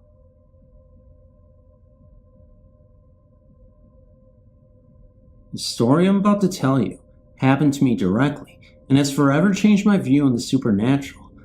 I would like to state for the record that I've always been a skeptical person who never believed in anything that couldn't be proven. Before my experience, I didn't believe in ghosts and had never given the topic a second thought. Since that period of time, it has always been on my mind frequently. This is my story. The event in question occurred several years ago at my grandparents' house. I was 19. I'd been out with my friends and returned home around 2 a.m. I retired to my bedroom on the second floor of the house and got into bed. I'd been lying there for 2 or 3 minutes, reflecting on the events of the evening, when suddenly I heard the muffling screaming of a woman coming from the basement. Almost immediately, the screaming began to slowly ascend the stairs, and within a minute had reached the first floor. It continued to ascend the stairs, and 30 seconds later had reached the second floor and was right outside of my room. The screaming was very loud and was clearly that of a woman. My bedroom door was closed, and I could therefore see nothing. The screaming continued outside of my room for approximately 1 minute, and then slowly began to descend the stairs into the basement. When it reached the basement, the screaming ceased, and the house was silent. That is the end of my story. I feel that in order for me to give an objective account of this occurrence, it is important that I detail my own actions and opinions. When I first heard the noise, I recognized that it was coming from the basement, and although it sounded like a woman screaming, I immediately disregarded this as being ridiculous. I started to try and rationalize what I was hearing. However, my analysis ended rather abruptly when I realized that the noise was getting closer. By the time I reached the first floor, it had become quite loud, and being unable to think of any rational explanation for such a noise, I became convinced that the ghost of a woman was ascending the stairs of my grandparents' house. I became completely terrified and quickly sat up in bed, both so that I could hear better and so that I could run, if necessary. When it reached the second floor and was outside my room, every hair in my body was standing on end, and my hands were literally shaking with fear. I was too scared to move, and for that reason, remained stationary until it returned to the basement and the noise subsided. I stayed where I was for several minutes, waiting for the noise to return. When it didn't, I got up, turned on my light, and sat back down on my bed. Being wide awake and in no mood to sleep, I spent the next couple of hours lying in my bed, listening and thinking about what had happened. Eventually I fell asleep, and the next morning, when I woke up, my light was still on, and I was completely convinced that I had heard a ghost. I spent the entire day gathering information and trying to figure out what I had heard. The only other people in the house were my grandparents. My grandmother is a sound sleeper, and my grandfather is hard of hearing. They heard nothing. They bought the house in 1966 and sold it in 2000. During that time, they never heard anything that even remotely resembles what I described. My mother lived in the house for several years in her late teens and never heard anything either. I myself lived in the house on and off for years and never heard anything before and have not heard anything since. I consider that maybe the pipes or something else in the house made the noise, although I don't think any pipe on earth could have made the noise I heard. I dismiss this theory anyways, because if the house did make odd noises, someone would have heard them in the past 30 years. I also dismiss the wind, because I've spent many windy nights in the house and heard absolutely nothing. In the end, I came to the conclusion that there was no earthly explanation for what I heard, and that what I experienced must have been supernatural. It sounds crazy saying that, but I know what I heard. I will never forget it. I'm sure it was a ghost. In conclusion, I would just like to state that all of my friends think I was asleep and that the whole thing was a dream. I would like to touch on this briefly. The first thing I would like to say is that I know I was not asleep. Here's my case. I've been in bed for 2 or 3 minutes, less than 5 for sure, and was laying on my back thinking. I've always had a difficult time falling asleep. It usually takes me 20 to 30 minutes, and I've never been able to sleep on my back. At the time, I was making no attempt to sleep, but was lying there, thinking. Secondly, no matter how real a dream seems, you always wake up afterwards, and that's how I know you were dreaming. I don't think it's possible to remember a dream without waking up and realize you are dreaming. If it is, it's never happened to me. If it had been a dream, I would have woken up and said, wow, that one was weird. That never happened. I was awake. Thirdly, I turned the light on after the occurrence, and it was still on when I woke up in the morning. I know for a fact that I was awake. That is my story, and I swear to you that every word of it is the truth. I don't know if you will believe me. No one else will, but I swear it's the truth. I am 17 years old. In the past 7 years, I'd lived in 3 different houses, and every one of them had a ghost. The first one we lived in was from 94 to 96. The occurrence that spooked me there happened in my parents' room. A week before anything weird happened, a bunch of knickknacks fell off my mother's headboard. So, she put it back and pushed it away from the edge. On Easter morning of 95, I was with my brother, sister, and dad, watching TV in the living room. About 20 feet away from my parents' bedroom door, I heard a bang, and my mom came running out of her room. She really wanted to know who was pounding. Apparently, when I heard the bang, all the stuff had fallen off her headboard and kind of flew off this time. Not only that, but this Oreo tin can she had looked like it had been stepped on. After that, our next door neighbor told us that she had seen this old man that lived here before us in the backyard on the day he died in the hospital. Now, the living room looked into a hallway. In the hallway, you could see into my brother's room, and my parents was right next door. The living room had a clear view of my parents' room. One night, my dad fell asleep in the living room. He was sleeping, facing the hallway. He suddenly woke up and looked into his room. He saw this cloud of smoke billowing in the hallway, moving towards his room. He jumped up and yelled fire. When he yelled, my brother woke up and saw this. The cloud settled in the hallway and disappeared. I know this was not any kind of imagination because my brother and my dad are very logical and analytical people, and they both witnessed this. In the next house, it was never anything really. The only occurrence that happened was the night one of our cats died. The cat house was in the corner of my room, and I had a nightlight next to the cat house. I looked up to the top cat house, and I saw the shadow of our dead cat. The cat loved sleeping on the top every night, and this night was no exception. The third house is the house we have lived in for the past 3 years. I believe it all started with the woman. My dad wakes up early in the morning to get ready for work. When this happened, my mom would occasionally fall asleep in the living room. There's a door next to the entryway that leads into the back hallway where all the rooms are. The first room is my brother's, the second is my parents', then you turn, and then comes my sister's room, and lastly, mine.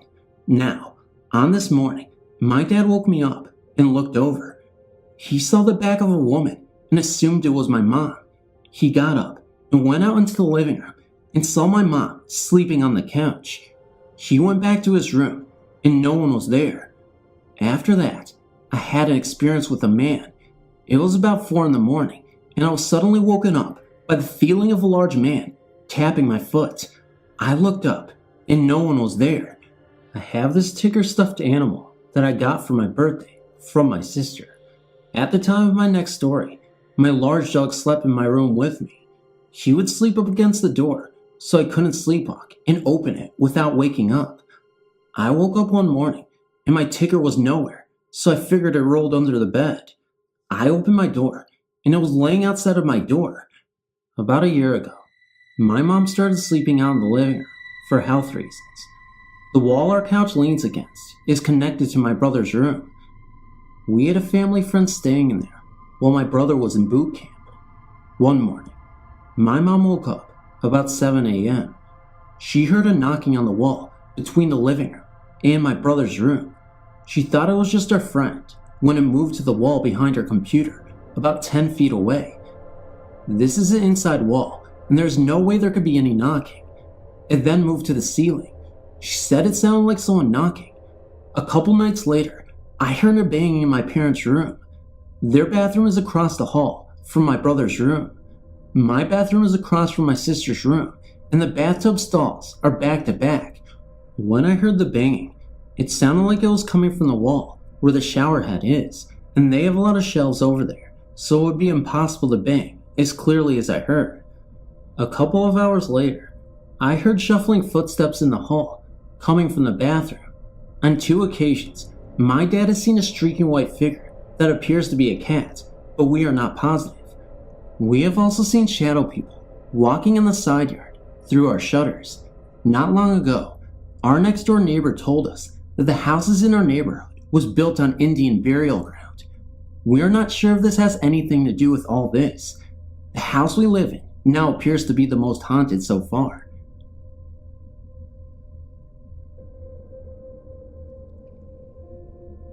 I'm 17 years old, and I used to live in an old house made in 1921 in Haverhill, Massachusetts that I know is haunted.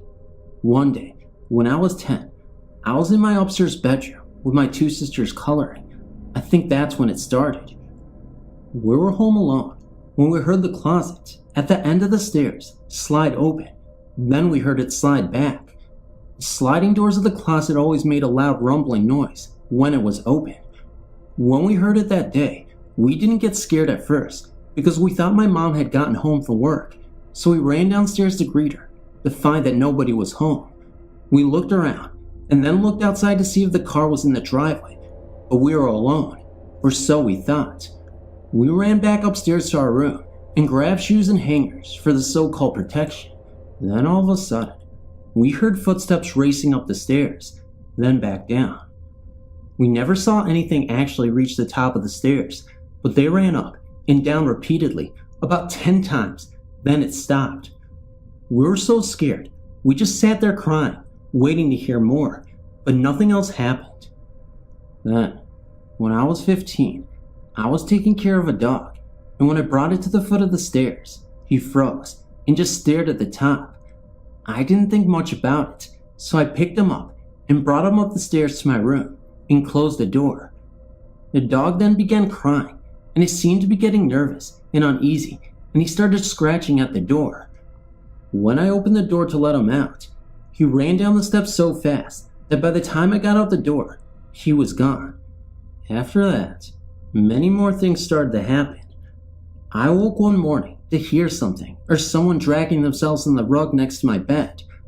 I was so frozen with fear that I didn't even look to see what it was. The cabinets in our kitchen would open and slam shut by themselves. I could also hear the silverware jiggling and slamming inside the drawers. There are even moments where the computer keyboard would also type by itself. I've also had my foot slapped and have felt something sit on me while I was laying in my bed. There are also too many noises and weird things to explain, and also creepy dreams. So I'm glad to be out of that house. Well, I would like to know if the house has some kind of history or if anybody died there. Last year, after we moved out of the house, our cousins were sleeping over and we were talking about our old house. One of my cousins, who slept over our house a lot, asked why our dad always walked up to our room and why he did it over and over without ever coming into our room. We told him about the day we heard the racing footsteps running up the stairs, and she got so freaked out. My other cousin also said she hated sleeping in our room because she always heard those same footsteps coming up the stairs but never making it to the top before it ran back down again. Now in our present house in Orlando, Florida, weird things have suddenly begun to happen. Noises, shadowy figures, and also short wide figures have appeared. I always seem to see something in the corner of my eye. When I turn my head to look, there is nothing there, and my sister felt somebody whistle and blow in her ear. Well, that's all I have for you for today. I hope you enjoyed this. Thank you for reading.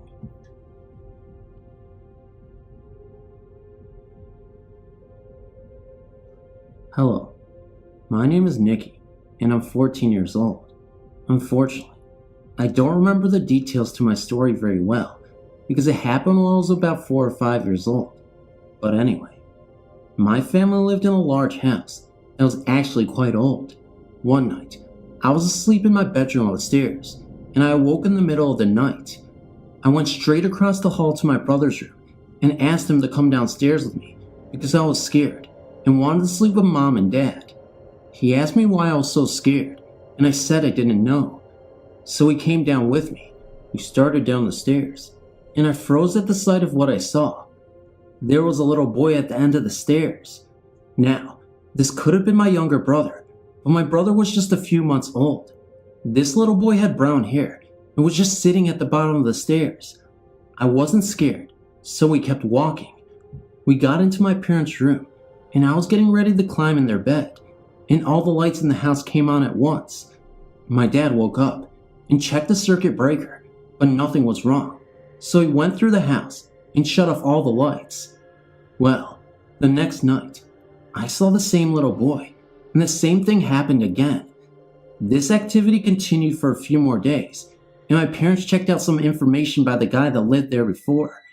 He said a little boy around the age of 5 died because he was very sick. He died in the middle of the night in his sleep, and a few hours before he went to sleep, he turned all the lights in the house on because he was afraid of the dark. I have never seen anything since, even though I've moved several times. I always somehow sense when there is an unknown presence around them. I'll always remember that night. I've since been afraid of the dark, though I hate to admit it, but it's not like anyone is going to criticize me for it. Honestly, never, ever in my life, ever thought I'd be writing to you. My name is Jackie, and I am 19 years old. I live in Saskatchewan, Canada. I found out about your website on the radio. I was listening on Halloween, and they said that this was the coolest website to go on. I started reading the stories in my spare time. Right now, I'm about halfway done the second page. I haven't been reading much for about 2 weeks. Well, anyway, here goes my story, and I speak nothing but the truth. Last night, I was hanging out with my friend at her house, and my boyfriend called and said Grandma was feeling very sick, and that my dad and Mom wanted me to spend the night there in case anything happened.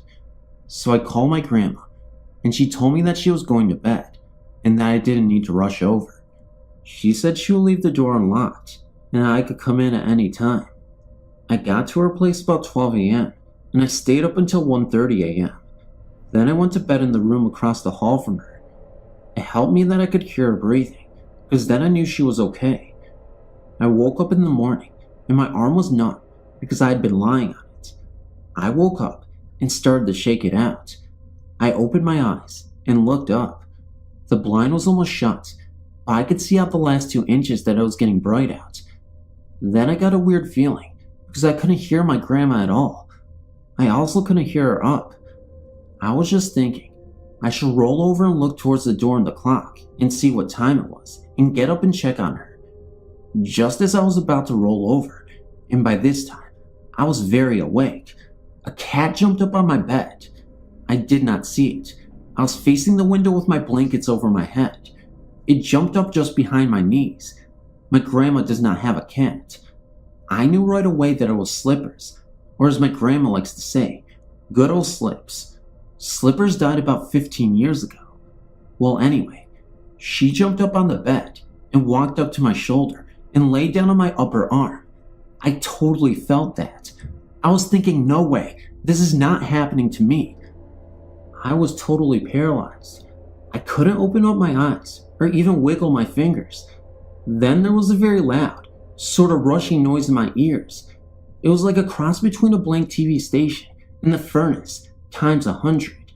I was not paralyzed with fear because up until now, I wasn't scared. Then when I couldn't move, I felt totally terrified. I thought maybe something had happened to my grandma in the night, and this was a way of saying goodbye or something. Then I totally forgot about the cat, and I thought that I really wanted to get up and check on my grandma, but the cat and noise were still there, and I still couldn't move. When I couldn't move, I was thinking about your website, and I totally understood how terrified people can be when this happens. I was just trying to think if there could be a rational explanation for why I couldn't move. I know that I was not so scared that I couldn't move. I just couldn't move. Then the noise went away, and the cat was suddenly gone, and I could move again. I quickly curled up in a ball and laid there for a few minutes until I was sure that whatever it was gone. I did not want to see a shadowy figure in the room. Then I quickly flew out of bed and into the hall. By this time, I heard a radio was on, so I knew that my grandma was up. I was standing in the hall, and I realized I had no pants on, so I turned around quickly and flipped on the light. I put my pants on and ran into the kitchen. I sure scared my grandma because it was 8 a.m. and I didn't have work until 11. As soon as I got into the kitchen, the phone rang. My grandma could tell something was bothering me, so she rushed my aunt off the phone. I told her everything, and she believed me. Then she started to tease me a bit and say, "Kitty gonna get you," over and over. But she told me she has never seen or felt slippers, but she has heard my dog Flanagan scratching at the door and breathing. He has been dead for about a year. At 9:30, I drove my grandma to my aunt's house. I went in, and my aunt said that it looked like I was sick too. I told her that Slippers had come to visit me, and she thought this was so cool. She told me about all the stories of how our cats had died, came to visit her. She told me that she feels cats come off the bed and purr in her ear, and there is no one there. And she also told me that she was downstairs, and she looked at the steps and saw one of her dead cats sitting there, and another one of her dead cats ran up past it. She told me that she had a cat that would drag stuff around the house and leave it in weird places. After it died, she started finding stuff in weird places, like mitts on the steps and shoes in the living room, just like the cat did when it was alive. Then she asked my grandma to remember about how for a long time, after their dog Sandy died, they could hear his nails tapping up and down the hall floor. Once, they both heard it at the same time. My aunt felt bad for me that my experience was so spooky. She said she has never been able to move. She said that poor old Slips must have felt really bad that she scared me. She also said that I must have scared the cat, and that it was too bad that we couldn't have comforted each other like she does with her cats. I went to work and told my friends.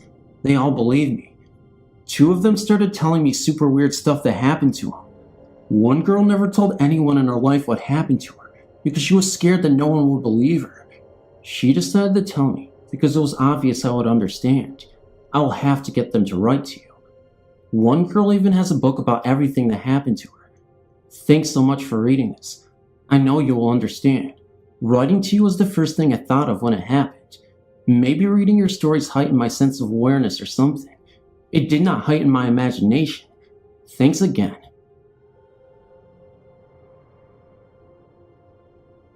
I live in London, Ontario, Canada.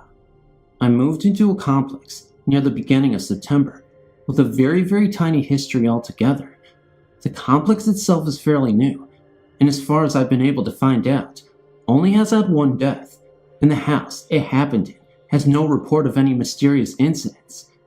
With my stay at Unit 40, I've experienced a couple of things that seem quite odd, and I'm not alone. My mom has experienced a few things as well. All that has seemed to happen seemed to be directed towards the entire family, where in contrast to your story, the spirits seem to be focused on you. The things that have happened have not been harmful or even seemingly of evil intentions. If there is a spirit at all, it seems to only want to be recognized as being there. I picked up the feeling of someone being out of place, first I think. It all started with the basement door. Someone will close it tightly and go upstairs or to another part of the house. But whenever someone returned to the door, it would be open only 1.5 inches every time. At the top of the stairs, on the upper floor of the house, there is some sort of a wall that is only about 4 feet in height. Whenever standing there, I would get the odd feeling as if I was standing in someone else's place. Sometimes to the point of feeling nauseous or overwhelmed, with an intense throbbing in my muscles. When informing my mom that I felt someone or something was also with us, she sort of shrugged it off. But it wasn't until she told me that the reason for the door opening was that people weren't closing it tightly, that the door opening stopped completely. After that, things that weren't so easily put off started happening. One night, I went downstairs to do the laundry. By our washer and dryer, we have 2 sinks. One, the closet to the washer, is always filthy. The one next to it is spotless. And out of habit, I took a glance into the sink to make sure nothing was there And of course, nothing was. Well, before I could even finish putting the laundry on, my dad came to the door. My mom and dad are not divorced, just separated. He stayed for no longer than 30 minutes, seeing as though the other member of the family besides my mother and I, my brother, 10 years old, 11 in March, was not there. When he left, I went back down to finish the laundry.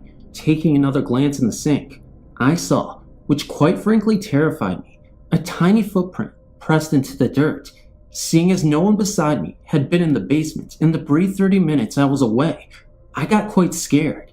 Trying to think of all the things logically, I kept coming to the question, why? It was most definitely a footprint, slightly smaller than my brother's. The footprint is still in the sink. We're keeping it until we can take a photograph of it. And even if a little kid did it, and I just didn't notice it before, with the bad lighting and all, why the sink? There are no windows in the basement, and the only way to get to the basement is through the house. And with 250-pound Roddies, not too many little kids are happy about going through our house. Another thing that bothered me was that it was only 1 foot. If a little kid did it, how did it get into the sink in the first place? The edge of the sink comes up to my little brother's neck. Another happening was my mom experienced something. She was upstairs sleeping, and I was sleeping on the futon in the living room. The next morning, my mom came downstairs and complained about not being able to sleep last night due to the fire alarm repeatedly going off. She said it happened twice. The first time she stayed in the bed. The second, she went downstairs to investigate, and nothing happened. The latest thing happening was involving my mother as well. I was down in the living room once again, and she was upstairs half asleep. She informed me the following day that the night had been too stressful to her due to hearing what she thought was me going up and down the stairs all night. She told me she was about to call out to me, seeing as if I was coming to bed, when she heard me stop outside her door, which was only open slightly, and act as if I was trying to hear what was going on in the bedroom. I sleep in the living room because I cannot fall asleep in my mother's room. I don't sleep in my room because the cats have it taken over. Whenever I'm in my mom's room, I hear scratching on the wall. Well, more like fingernail tapping and creaking. It's so bad and so realistic, I fear turning my head towards the sound, thinking I'll see someone standing there. With all that has happened and all the pets I own, 2 dogs, 2 cats, 1 rat, 1 parrot and fish, the only one that has responded to anything was my 1 cat Spooky, who is black and about 6 or so years old. Whenever Spooky is out and about the living room area, she becomes quite agitated. Her emotions are if there is a fly or bug pestering her. The way her back jumps and hair stands on the certain parts of her body is interesting. She growls and hisses, then jumps away from the area. Then she seems to act fine. I'm not sure if there's more to what is happening that I'm not seeing, or if I'm seeing too much into everyday things. However, whenever I put off our experiences, my mind drifts back to the footprint in the sink. My mom and I get the feeling that the spirit, if one, is one of a young girl about the age of 12 or 13. When asking someone that has had a few ghostly experiences of their own, an older woman, she says nobody has had anything happen to them in Unit 40, but one time, one of the previous owners took a picture of a porcelain doll on a couch, and in the photo, the doll was glowing. The most unusual thing about this, though, is that it was like brighter than the flash itself, to the point that the doll was just a blur. But the woman said that the people were just weird themselves, and not to worry about anything.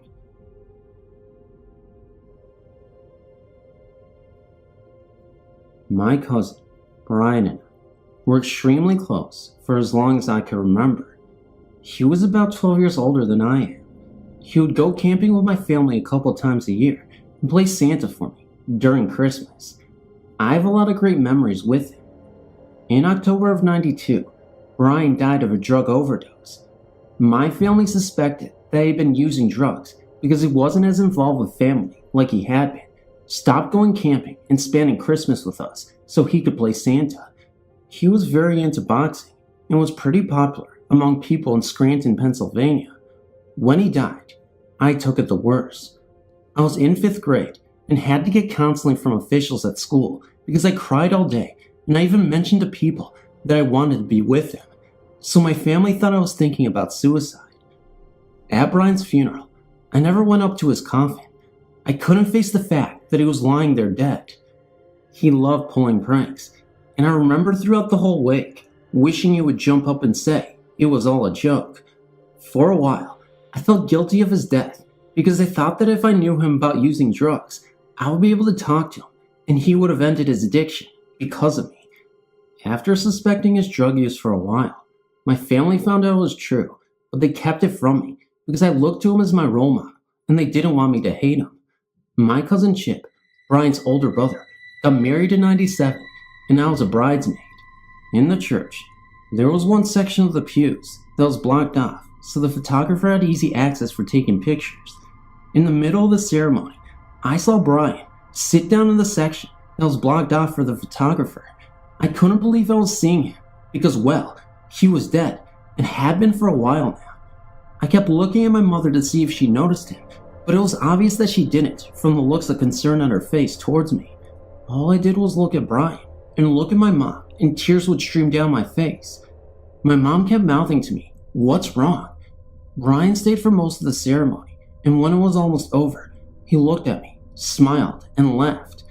After ceremony was over, and the bridal party had ended, I ran out of the church, hysterical crying, but I did so that no one noticed. I'm sure people assumed I was crying because of the joyous occasion, not because they saw a ghost. My mom met me outside and asked me what was wrong. I told her Brian was there, and she didn't believe me. She asked me what he was wearing, thinking I was lying. I couldn't come up with just anything. I told her what he wore from head to toe. She didn't believe me until she realized the suit I described to her was what he wore in his coffin the day he was buried. I believe wholeheartedly that he was there, and he only let me see him because he knew I wasn't over his death, and he wanted me to be okay. It was his way of showing me that he was okay, and I didn't have to worry about him. To me, it was his way of showing us that he still thought about our family, and that no matter what, he would be there for all of us on our special days. I always had a hard time thinking about him, so he was brought up on holidays, or even when my family was together. It was in those critical moments I had to leave the room if I didn't want to burst into tears. I've had a lot of closure since seeing him. I'm now able to talk to people about him, and even go to his gravesite without breaking down. Now that I'm in college, I chose a profession where I'm able to work with people with addictions and that need counseling, hoping that I could save other people from experiencing the pain I went through.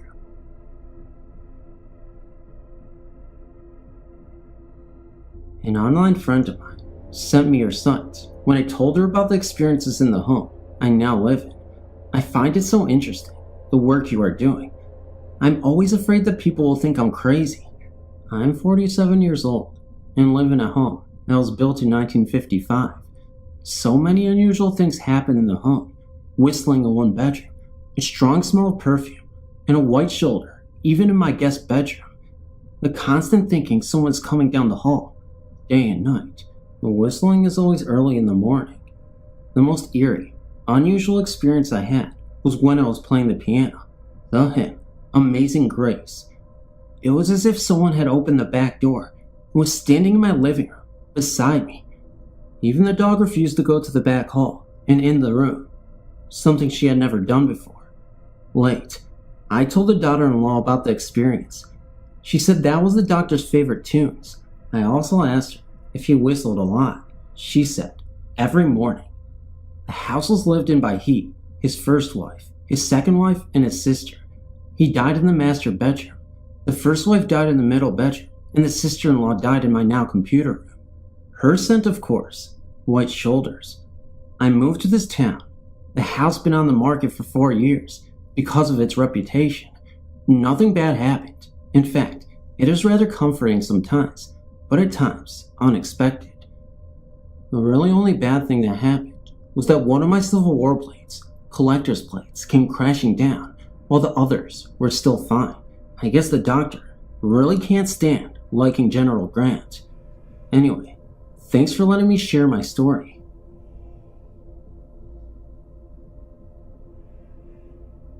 I've long avoided writing to someone about this experience. Reason being is I'm a skeptic and don't want to rush to judgment. To this very day, we have no idea what caused the ruckus, so anything is possible, I guess. The experience actually happened to my mother, not me. I tried to recall it to the best of my memory from what she told me. This happened over a year ago, May of 1999. We had moved into a brand new house. No one else had ever lived in it, and it was a newly developed area a month before. One morning, I got up as the norm, getting ready for work, and waiting for my mom to finish. All of a sudden, very unlike her, she poked her head out really quick and asked if anything fell or broke in my room. I told her that everything seemed fine, nothing out of the ordinary. Then, all of a sudden she blurts out that we must have a ghost then. I must have gotten pale. Reason being is since moving into our home, I've gotten back into looking up info on the supernatural. That's how I even came across this site. In fact, the night of the incident, I'd been reading stories, looking at photos, etc. It just felt like a really weird coincidence. Anyway, I asked her what had happened.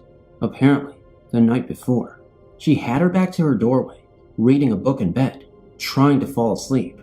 I was already fast asleep in my room, with the door closed, when all of a sudden, she heard a massive crash. I'm an extremely sound sleeper, so I never heard it. She jumped out of bed, thinking her cat had knocked down a plant or something. He was constantly getting into things. When she came out, she looked all over, and couldn't find anything wrong. Since the weather was nice, I knew she had her window open, and asked if maybe it came from outside. She said she had thought of that, but the noise came distinctly from inside the house. She said it didn't sound like it came from the way of the window. We also didn't have anything outside that would have caused the noise. Our garage is full of all sorts of stuff she brought back after father passed on. Grandma was gone a year before him. I thought maybe something crashed in there, which to be honest, would surprise me. We had stuff packed in there as well. She said maybe so, though she was still doubtful on it. But still, the noise was extremely loud, and she remembers that, to this day. Since then, we've been in the garage milling around, and never have come across anything down or destroyed. We never have figured out the source of the noise. We've never had any other experience happen since. I'm still very skeptical as to what happened. I'm going to tell you about a ghost that I'm pretty sure is haunting me. Her name is Nellie Ellen. I've never actually seen Nellie Ellen, but I can really feel her presence. It started when I was about 5 years old. I had one of my friends over, and we were sleeping in a tent under the skylights. My friend woke up at about 2 a.m. in the morning and said she wanted to go home. She was sweating profusely and was very pale. I got scared, and I asked what was the matter. She didn't want to tell me, but I finally dragged it out of her. She said that she'd seen an old lady looking at us through the top of the tent, through the skylights, and she was bloody, holding a broken teacup. We ran to my mom and slept in her bedroom that night. I never saw her though, but my friend really scared me. Over the next 5 years, only small stuff happened. Footsteps down the hall, knocking, etc. When I was 10, I had one of my very good friends over. She woke me up around 2, like my other friend had, and she was crying. The room was so dark, so I turned on the lights. My friend had a bloody nose and was crying really hard now. I asked what happened, and she insisted that she got them all the time, and we called her mother. Her mother came, and we were talking about how my friend was really upset. I said that she told me that she got nosebleeds all the time. Her mother said that it was odd that she lied, because she never gets nosebleeds. When I went to school, I asked her what really happened, and she said, Nellie Ellen, and we've never been friends since. Years later, odd things began to happen again. I was up late, watching TV, and I heard knocking coming from my window. Nothing was there though, that I could see anyway. The next day, I did some research on my house. I found out that there used to be a woman named Nellie Ellen who owned a tea shop in the bottom of the house. I asked a neighbor about her. My neighbor said that she used to be friends with Nellie Ellen until she went crazy. I was informed that Nellie Ellen would sit on the roof in the late hours of the night with her teacups and talk to herself. One night though, Nellie Ellen accidentally locked herself out of her house and was stuck on the roof in the blistering cold. She tried to get in, but she couldn't, so she had to break a window to get in. But some of the window hit her, and she was so weak from breaking the window in the cold, she was left to die on the roof with the thing she loved the most, her teacups. A few weeks had gone by, and nothing had happened. But one day, my dogs got up and started barking at nothing. They are very protective. They usually can't get up the stairs, but somehow managed to and started barking at the roof. I was sure it was Nellie Ellen. I asked her what she wanted, and the dogs stopped barking. They just stared at the window in the attic. She didn't say anything, so I told her to leave me alone and never come back. I think my wish was granted though, because I didn't see her again.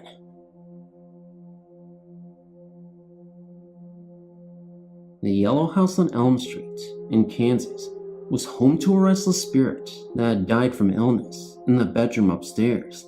I, as a young girl in high school, chose this room as my own. It was soon after moving in that I heard scuffling noises as if he was walking around, wondering what I was doing there. One night, in fact, I awoke to find him lying next to me. It was like millions of gray dots forming a human shape. At the time, I thought it was my imagination and blew it off. Then he became more active. I could hear a slamming of the back door and someone running up the steps, and then you could not hear anything else after a big stomp at the top of the stairs. One night in particular, I heard a stomp outside my bedroom and then a scuffling of someone walking slowly.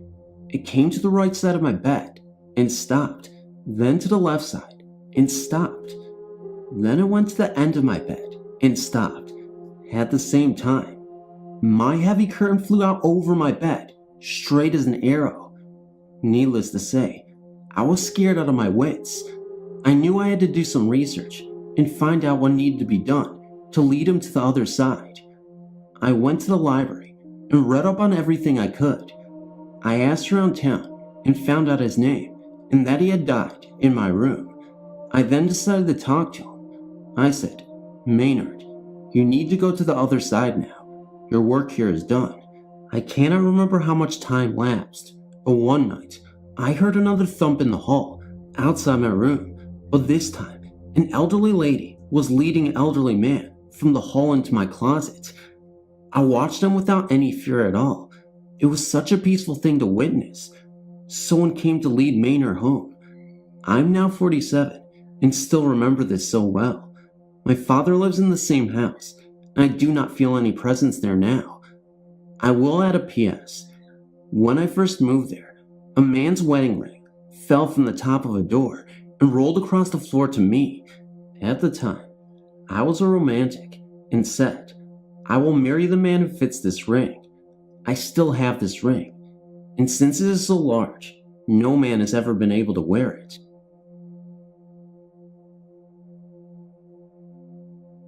Several years ago, sometime in 1984, I was living in a small town outside of Fort Worth, Texas, by the name of Crowley.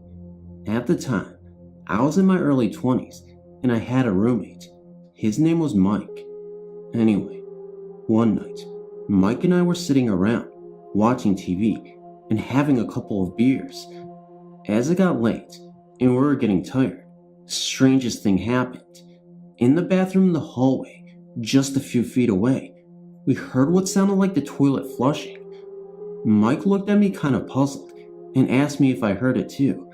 I kind of laughed, and said no.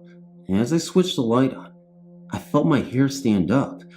The water in the toilet was still going around. Since we lived in a trailer house, we both just blew it off as poor construction.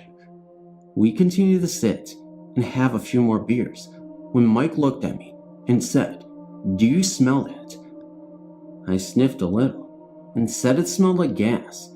Since the stove in the kitchen directly behind us was the only gas in the house, I immediately stood and turned to look. What I saw absolutely scared the hell out of me.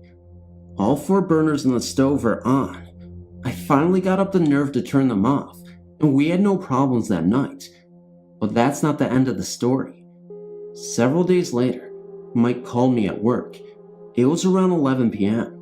He asked me if I could come home right now. I could hear the fear in his voice and asked him what was wrong. He said he was lying on the couch when he heard what sounded like kitchen cabinets being slammed closed, and he was very scared. I went home as quickly as possible and found Mike outside waiting, afraid to go into the house. We quietly went inside and found nothing out of the ordinary. I know that this sounds very strange and would be easy to make up. The few people I've had told this to just don't believe it, but I was there and it did happen.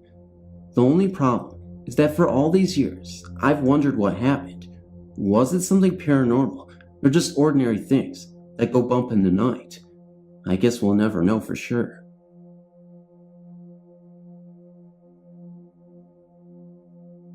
This is not as complex or as interesting as other stories, but very real nevertheless.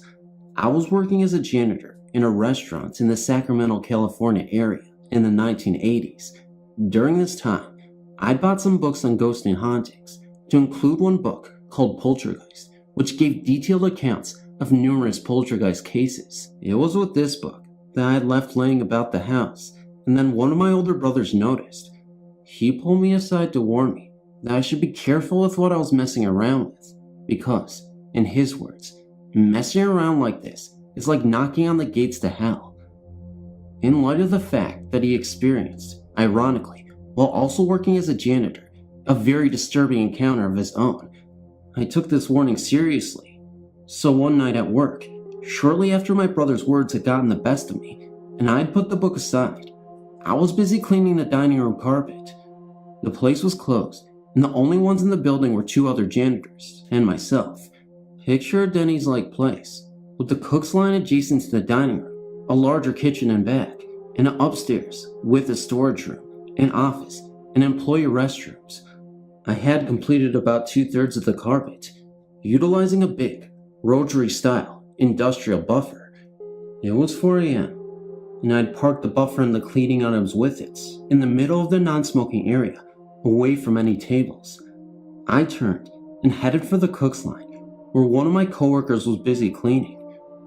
We exchanged words, commenting that it was time to take a break and make something to eat. He was looking at me as I approached the sandwich side of the cook's line. Then, about 15 seconds after I'd left the buffer, there came the loudest bangs that I've ever heard, indoors. 3 heavy raps, bang, bang, bang. It sounded exactly like a giant fist had pounded down on one of the dining room tables. It hit the table so hard that I could hear the silverware rattle. The hair on the back of my neck stood up. I spun immediately around as the sounds came from where I just left, the buffer in the non-smoking area. I saw nothing and spun around back to around my coworker. "What was that?" I asked. "I don't know," was his answer. I thought that was strange, since he was looking in the exact same direction of the noise. To this day, he maintains that he's seen nothing. I immediately went over to see if the buffer had gone off on its own and banged into one of the tables. To my amazement, the buffer was as I left it. I expected to see one of the tables. These are your heavy, wooden tables, tipped on its side. All the tables in the section were okay. No silverware was disturbed. We immediately searched the building, armed with knives and cooking utensils, for the elusive visitor. No one was to be found. We tried, but could not even come close to duplicating what the two of us agreed was a banging on one of the tables. We could barely get the silverware to rattle. This was way beyond what any person could accomplish and get away with without either of us seeing him. I would say that if we took one of these tables and dropped it from the roof onto the parking lot, it would still not be loud enough. Sorry, I cannot say that I smelled something, saw shadows, or heard voices. I ditched the books after that, all except for the one called Poltergeist. Thanks for reading.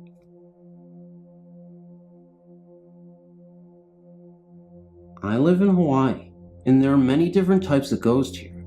We even have our own tour of the most haunted places on the island, where I live, Oahu. Every year, my family camps down at the beach for the Labor Day weekend. In 1992, my boyfriend and a close friend of my cousin's joined us for the weekend. The place we camped had a lot of ghost stories. The beach and all around it was said to be haunted. It did not help when that year, a person was found murdered only a short distance from where we were camping. My boyfriend and our close friend had to work and were coming down to the campsite one night. My cousin and I were on the beach relaxing, waiting for them to return. When they got back, we made a fire and sat around talking. All of a sudden, we got onto the subject of ghosts, and my boyfriend started to tell us of what him and Robbie saw while they were coming back. Robbie did not want to admit what he saw, and while they were arguing, my cousin, who was sitting behind us, started to freak out. All of us, thinking that something horrible had happened, turned all of our attention to her. She said that she saw a guy floating on the water, and he told her that she should be very afraid. After we had calmed her down, my two cousins and I had to go to the bathroom.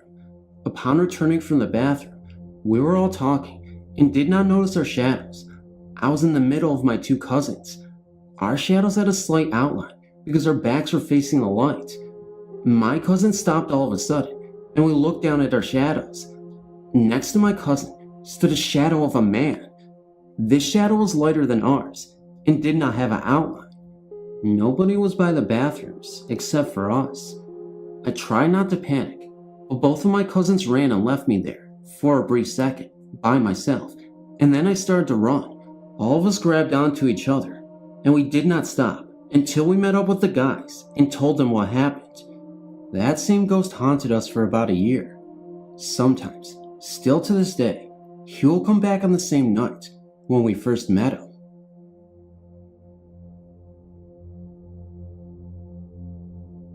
Back in 1985, my family moved to a large house in Whibley, in Washington.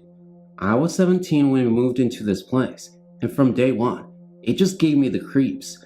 The constant feeling of being watched was unnerving. Within the first 2 weeks of moving in, I had my first real experience. We had finally gotten our furniture and was very thrilled to get my bedroom unpacked. That night, I lay in my bed, very smug in my cozy room. The house was dark, and my two younger brothers, little sister, and parents were asleep. I began to feel very cold and nervous. I lay there, wondering why I was feeling so odd. Suddenly, there was this horrible screaming coming from the hallway. I jumped out of my bed, grabbed my baseball bat, and ran out of my room. I ran down the hallway towards my little brother's room, convinced that someone had broken in and was attacking them. I ran into their room to find them sound asleep and safe. I checked my sister's room and my parents. All were sleeping and fine. I went back to bed, thinking I must have imagined it. It happened again 3 more times. Finally, I woke my dad and told him what was happening. He thought I was nuts. Nothing else happened that night. Of course, sometime later that year, I began to hear scratching sounds. The sounds mostly came from outside my bedroom windows. It sounded like someone was taking a rake, running it along the sliding, right under my windows. I had 3 windows in my room. 1 faced the south, and 2 faced the west. My best friend and I would stand in front of my windows, looking down, trying to figure out who or what was causing this sound. We could actually hear it move from one side of the house to the other, but could see nothing. When this sound would happen, I would say it's just Freddy Krueger from Nightmare on Elm Street. Other interesting things would happen, not so scary, but weird all the same. In the wee hours of the morning, say around 2 or 3, you could hear the kitchen cabinets opening and shutting, as if someone was looking for a glass. When you near the kitchen, the sound would stop. I've heard this, along with my best friend, her boyfriend, and my siblings. When I would be standing in the front yard with my friends, you could see the living room curtains open slightly, as if someone was peeking out. This would happen even when none of my other family members were home, so I know it wasn't them spying on me. My friends would point it out to me. Who's watching us? There was a spare bedroom in the finished basement that would cause a strange sensation. You would stand in it and become disoriented. You couldn't figure out what wall was west, south, east, or north. You know how you can stand in, say, your living room and say, this wall is east and behind it is the kitchen. In this room, you couldn't pinpoint any landmarks behind the walls. and you would become dizzy. I had a friend. He was in the army and very macho. Stay in that room one night because he didn't believe me. In the middle of the night he left. He said it freaked him out. To this day, we still talk about it. Items would disappear and reappear somewhere else odd. Music from a music box could be heard in the afternoons when I came home from school and I was the only one home. The kicker was, we didn't have any music box. You could hear someone walking up and down the stairs, only when I was home alone. Nice, huh? When I would talk to my parents about it, they refused to say anything other than, don't say anything to your brothers or sister. I spoke to my youngest brother 6 months ago. He's now 20, and he informed me that he was aware of the hauntings and had many a scary story of his own. The same with my other brothers and sisters. Although it had been over 11 years since we moved out, we still think about this house, and I wonder if the current owners are having a problem with Freddy. I've lived in this house for 15 years, and nothing out of the ordinary ever happened, till I put a chalkboard in the kitchen for messages from my husband and children. About a day after I hung the board, my favorite aunt passed away. She has Alzheimer's. On the board, the word Y began to appear. I began to question my family about the messages. No one knew anything about it. One night, my husband had enough and questioned everyone about the message and became angry that no one knew anything about it. He yelled at the board, "Why? What?" I was thinking dinner that evening, and my youngest daughter was taking a bath, and she yelled for me. I left the kitchen, and the board was empty. When I returned to the kitchen, the chalkboard was covered with the word Y again. Suddenly, I felt the presence of a woman. It was my aunt who was with me. I told her that she had died, and it was time she rested after having a hard struggle with her sickness. I erased the board before anyone could see it again and took it down. Nothing ever happened again. I feel my aunt didn't understand what had happened to her and had come to me for answers. Why? That was the magic word for her. To this day, I still don't know why, and I don't think I'll ever know why. All I know is, Alzheimer's is a horrible disease, and once you have it, there's no coming back from it. This story takes place in the tiny mountain village of Plataro, Colorado, in a 3-story building called Skyline Lodge. The lodge consists of a general store, a restaurant, and rooms for guests as well as employee housing, which is what I was, an employee. I worked as a cook for 5 seasons, May through November, and my wife was a front desk clerk and waitress. We were told tales when we first arrived of strange noises, shadows seen moving about, and a few personal experiences of strange happenings. We were told of the young man who committed suicide years ago by gunshot on the 2nd floor and what was now the owners of the lodge bedroom/office. We were told about the older gentleman who had a heart attack and passed away in the lobby, and of little Ava, the teenage girl who worked as a prostitute during the mining boom in the late 1800s and was shot and killed by the wife of a miner while standing on the porch of a building that stood in the area. Ava's grave was on the property, an unmarked concrete slab in the middle of a field. My own personal experience in my time, there was a door. The door that went outside from the back storage room of the kitchen, shutting and locking behind me after I had gone outside to dispose of garbage, fryer grease, etc. This was a very large, heavy door that in no way should have been able to close itself, let alone lock itself. Also, in the same room, on more than one occasion, after hearing a loud noise, I would walk in to find bowls, plates, cans, lying on the floor. This is also the area where many employees reported seeing shadows out of the corner of their eye, only to turn around and see no one there. Another hot spot was an employee bedroom on the 2nd floor. Many people while staying in this room reported having nightmares and feelings of being watched. A young couple was in this room one night playing cards and all of a sudden, the young man's pistol, which was lying on a bedside table, went off, the bullet going into a wall. Once, while I was on the second floor in my bedroom, standing looking out the window with the door open, a small row of trash bags that had been lying on the small table in the hallway outside my door came flying into the room, landing on the floor directly behind me, a distance of about 12 feet from where they had been. But the most memorable experience for me personally happened late one night while my wife and I were in bed.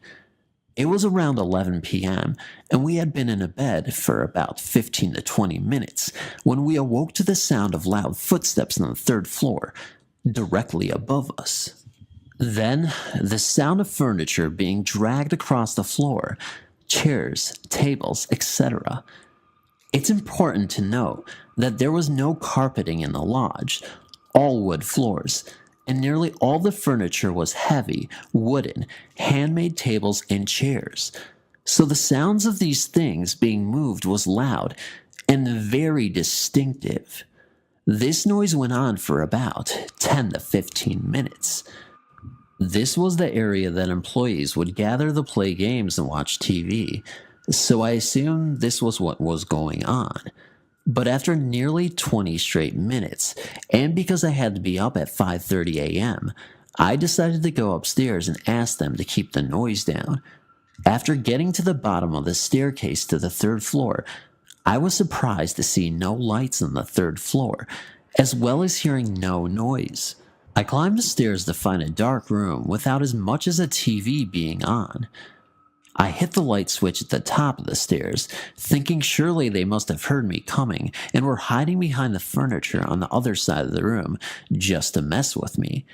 After crossing this large room, I found I was completely alone. With my heart racing and the chills, I went back down to my room to explain to my wife that no one was up there. My wife said seconds after I had walked out of the room and started walking down the hallway towards the stairs, the noise stopped, and we didn't hear it the rest of the night. This experience is dated nearly 2 years back in December. Me and my husband had been to Goa in India for our honeymoon. We were staying in a 5-star resort in South Goa with a private beach of their own. I will not be disclosing the name of the resort for obvious reasons. The time I entered the room, I had a different cold feeling, but I ignored it thinking it's the temperature control problem. I decided to freshen up immediately, and my husband went into the balcony for a smoke. He closed the big glass door before smoking so that the smoke would not come in the room, as I hated the smoke. I was in the bathroom washing my face. When I was applying my face wash, the lights went off. I did not get scared at that time. Then I heard the big glass door being opened up and someone walking in. I assumed it's my husband. The footsteps neared the corridor of the bathroom and stopped. I waited for him to come inside, but he did not.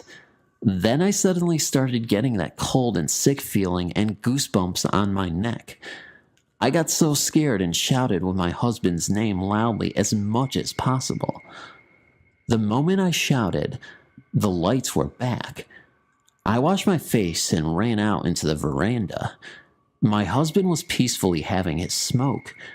I asked him whether he had come in, but he said he hadn't moved from his chair at all.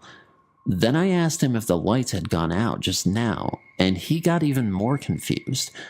I told him what I experienced. He said I was overthinking and made me relax. Our room used to turn unexplainably cold, even after turning the room temperature controller to hot. I tried turning the controller itself hot so that the room would become hot and stuffy, but this also did not help. Our room would turn so cold that even 2 big and thick blankets would not stop us from shivering. I always felt like someone was watching us from the corridor of our room. I did not share this with my husband, then thinking he would get scared, because he is a bit scared of these things. We would spend most of the time outside and go in our room only late nights. The day we left Goa, I confronted him with my experience there, and to my surprise, he said that he was also feeling the same thing, but didn't tell me so that I would not be scared either.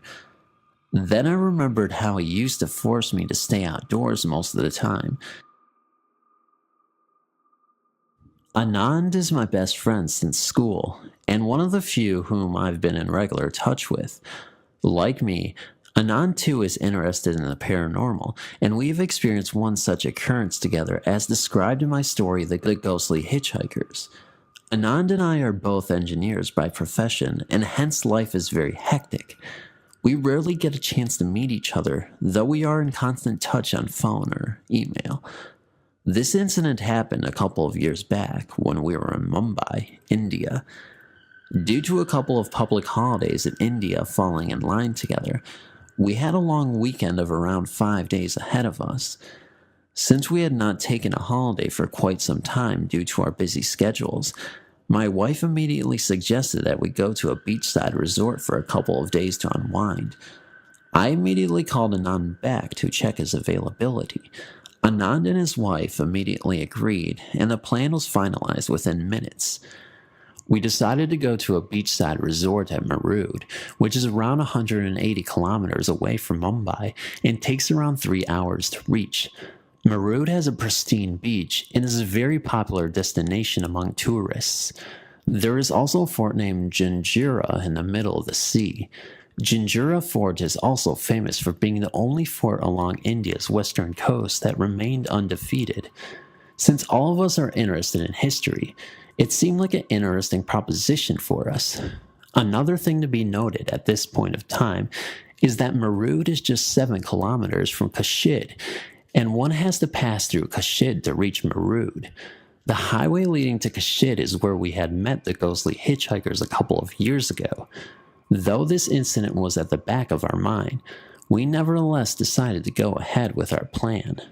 We started for Marood at 7 a.m. in Anand's 4x4 SUV. It was a clear morning and we managed to reach the resort around 10 a.m. Anand and I were very careful not to mention our previous experience to our respective spouses, since it would frighten them and dampen their spirits. We checked in at the resort, which was really very beautiful. It was situated on a hill very close to Marood Beach. It had a great sea-facing view from the front and a dense forest cover at the back, which made us feel one with nature. We immediately rushed to the beach, where we had a great time swimming. We came back to the resort at around noon, had a quick lunch, rested for a while, and then set off to see Janjira Fort, where we were all anxious to see. The visit to the fort was great, and we were back in the hotel by around 8 p.m. After a lavish dinner consisting of several local delicacies, we decided to retire to our rooms. I was tired, but Anand insisted that we go to his room for a game of cards before hitting the sack. My wife and his wife didn't mind, and so we went to Anand's room. Immediately after entering his room, I suddenly felt a chill in the room, which made me feel very uneasy. I told Anand about it, but he shrugged it aside and suggested that it might be the cool side breeze, which might have made me feel that way. We played cards for about 2 hours and really had fun. At around midnight, we decided to call it a day. We had, however, not reckoned that this would be the start of our ordeal and chilling events to follow. The long day had taken its toll on us, and my wife and I immediately fell off to sleep. It must have been around 1:30 a.m. when I heard a knock on my door. I cautiously opened the door and was surprised to find Anand outside. He looked a little worried and told me that after we left, his wife suddenly started feeling very cold and started shivering. Anand had found it surprising since he felt no such chill. I asked my wife, who is a doctor, to accompany me to Anand's room with her medicine box. Upon entering his room, I felt uneasy and could immediately sense that something was amiss. 2 woolen rugs had been wrapped around his wife, but she was still shivering and her teeth were literally chattering. When my wife examined her, she was stunned to find that though she was feeling feverish and her body had become icy cold, shrugging aside her fear, my wife gave her a couple of tablets, which would put her to sleep and give her a much-needed rest. We did not want to leave Anand alone in this condition and decided to be with him. This was perhaps the best decision, which I took considering the events which happened subsequently. Anand was sitting on the bed, caressing his wife's hand gently to put her at ease. My wife and I made ourselves comfortable on a couple of chairs available in the room. It was around 3 a.m. My wife had dozed off and I was about to follow suit when something really creepy happened. Anand's wife suddenly sat up straight in her bed with a look in her eyes which we had never seen before. Anand, who was sitting beside her, tried to put his arm around her to comfort her. She suddenly shrugged herself free from Anand, caught him by the neck and pushed him. The force with which Anand was pushed was so great that he was literally flung like a puppet 6 feet away from the bed. To do that to a person like Anand, who is close to 6'3" tall and weighs around 9 kilograms, really required extraordinary strength. His wife suddenly said the following words, "Let me go. I have to go." This is still a mystery to all of us. His wife stood up as if in trance and was trying to go to the balcony. I have to admire the courage shown by both my wife and Anand at this point of time. Anand and I used all our might and pinned down his wife to her bed while my wife ran out to get help. We got a couple of housekeeping staff from the hotel in the room within a couple of minutes. I immediately told them to help us shift her to my room.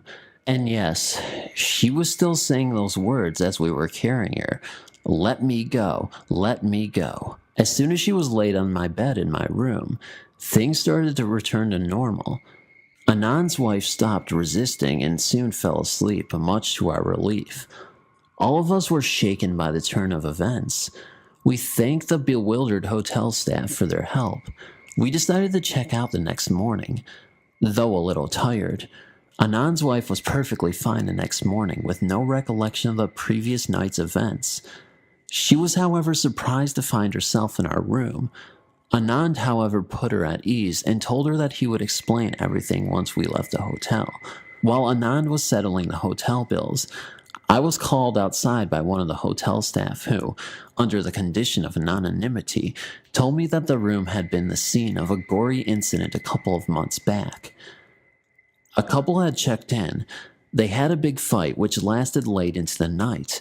The man walked out of the room, leaving the lady behind. After some time, the lady flung herself from the balcony of the room, killing herself instantly. The police had made some inquiries, but were unable to trace the man who had accompanied her that night. The case was subsequently closed. The housekeeping staff had felt a creepy feeling sometimes in the room, though no incident was reported by any of the occupants who occupied it after that. We decided to let that matter rest, but before leaving, advised the manager of the resort to do some sort of purification or a cleansing ritual to free the tormented soul. Whether he performed the ritual or not is not known to us, since we did not visit the place again. We were just happy at that moment to have escaped without any harm. Anand told her the events that occurred that night. She was shaken at first, but now has come to terms with it.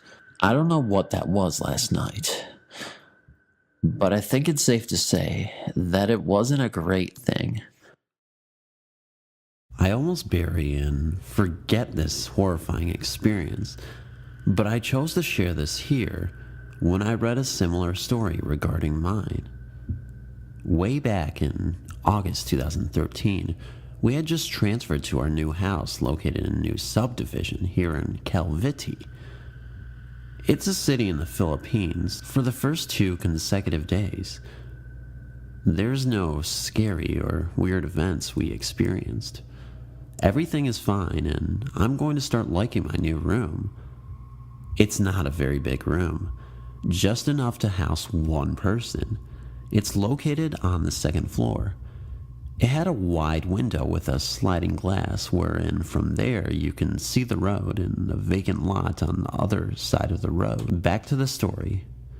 One clear night, the time was around 2 a.m. My parents were completely asleep, and I am the only one who was awake in our house. I was in my room, laying on my bed, busy playing video games on my iPad when I suddenly heard strange noises. At first, I just ignored it, thinking it was coming from the video game. Minutes passed, and the drowsiness suddenly hit me, and I turned off the iPad. I had a small speaker on my bedside table, and I started playing Lana Del Rey songs. I was half asleep that time when the strange sound came back and woke me up. It was louder this time, and it's like coming from outside the house. It sounds like buzzing bees, or maybe sounds like a group of people are whispering or murmuring. This time, I just can't stand the annoying sound, so I gained enough courage to peek through my window, and I was so surprised at the thing I saw on the road. A group of headless people were having a procession. Each of them were holding unlit candles, but the more horrifying was that the very first lane was a person with a head in a white suit raising a cross. I felt like I was having a heart attack at the very moment. My heart was beating so fast, and I am covered with my very cold sweat, and my knees was trembling like I am going to collapse. I immediately went to the kitchen and drank a glass of cold water. I got the feeling of fear going back to my bedroom, so I knocked at my parents' room and asked them if I could sleep in their room, even on the floor. So they agreed, and I told them what I had just saw. My father believed me because he confessed that he was also experiencing weird events and feelings when he goes home late at night. Few days later, and we got our house blessed, and I still can't put my finger on it of exactly what happened that night. Old Man Courtner. Courtner Road in Pueblo is the place to be on Halloween night. Everyone goes there, freaks each other out, goes home, and gets drunk. That's all there is to do in Pueblo. But on any other night, it's just a regular road with regular houses. One morning, at around 1 a.m., my cousin Matt and I were goofing around after hours, thinking we were cool. We drove by the old Courtner house. It was really scary. I had been past it a few times, but I had never really looked at it. It's burnt down, and half of it is gone, but the basement is still there. Matt parked the car. He turned off all the lights and told me the story. Old Man Courtner lived there with his wife and 2 kids. He was a member of the KKK. He would kill African Americans in his basement. One day, he went crazy and killed his dog. When his wife asked him about it, he chased her through the woods around their house. Finally, he caught up with her and shot her. He shot his son too, but the daughter, he hung her in a tree so people driving by could see her. I could feel shivers, and I told Matt to drive the car. He took off slowly. He glanced in the mirror to see cars behind us. He hit the brakes and smacked the rearview mirror. He looked at me and then kept driving. Nothing was said. It was too scary for the both of us. I glanced up in the mirror and saw the scariest face looking at me from the back seat. I turned to the back seat, and it was gone. Matt kept driving. We were way too afraid to tell each other what we saw. We drove a little further, and we saw a little girl walking across the street in a little pink dress. I started to scream, and Matt swerved so he wouldn't hit her. We wrecked right in front of the tree that Courtner hung his daughter in. I checked the gas gauges before I passed out. They were flying from 20 to 90, back and forth. Matt was flying around the entire car. I had my seatbelt. For some reason, it unbuckled and hit me in the face. Just before I hit my head in the dash, I saw Courtner. I know it was him, standing in front of the car. Our car jolted, and I was knocked out. When I woke up, Matt was sitting motionless in the driver's seat. I asked how long I had been out. "Only a few minutes," he said. He got out of the car to check the damage. We had hit an electric fence and 2 barbed wire fences and a tree. The car had barely any damage. We were about to back the car out when the back end lifted up. Matt got out and went to check what we were stuck on. Nothing. We drove home. A few nights later, we had to prove to our friends that the Courtner stories weren't just all talk. They were real. Matt was in the back seat with his friends, Trent and Clint, and my friend Jennifer was up in front with me. I pulled the car up to the entrance to the house. I shut it off just like Matt did. Our plan was to go in the basement, but when we all got out, Matt didn't. We thought at first that he was scared, but his door wouldn't open. We pulled on the lock with pliers and tried to pry the door open. It wouldn't budge. Finally, we all decided to get back in the car. We drove a little ways down the road, and I saw Courtner in my rearview mirror. Jennifer saw him out of her side mirror too. He stood there watching us in the middle of the road, behind our car. I didn't want to scare Matt. He was already shaken up. A little while later, my seatbelt tightened. Now, it didn't just pull. It tightened so hard that my seat got knocked backward. I started to cry and threw the seatbelt off of me. We couldn't believe it. We finally got back on South Road. We went to take Trent, Clint, and Matt home. When we got home, we saw from the outside on the back window Matt and Courtner Road. Ever since that night, if anyone mentions Courtner Road, Matt can't see out of his left eye and I get a bloody nose. Every time, never again will Courtner be viewed as a party place on Halloween. It wants me and my cousin to go back and never come home. 5 years ago, when I was 17, still in high school, I went to pick up my friend Elizabeth one day from her job. I went on the bus. I had no car or license at the time. Elizabeth and I were really close. We are still really good friends, but I don't really see her as much as our high school days because she has a daughter now and she is always working. She used to work in this store located on Broadway in Chula Vista, California. I went there many times, but this time when I went to pick her up on the bus, it was super weird and I honestly don't know what that was. It was about 9 or 10 o'clock at night and there was no one else in the store because she was closing.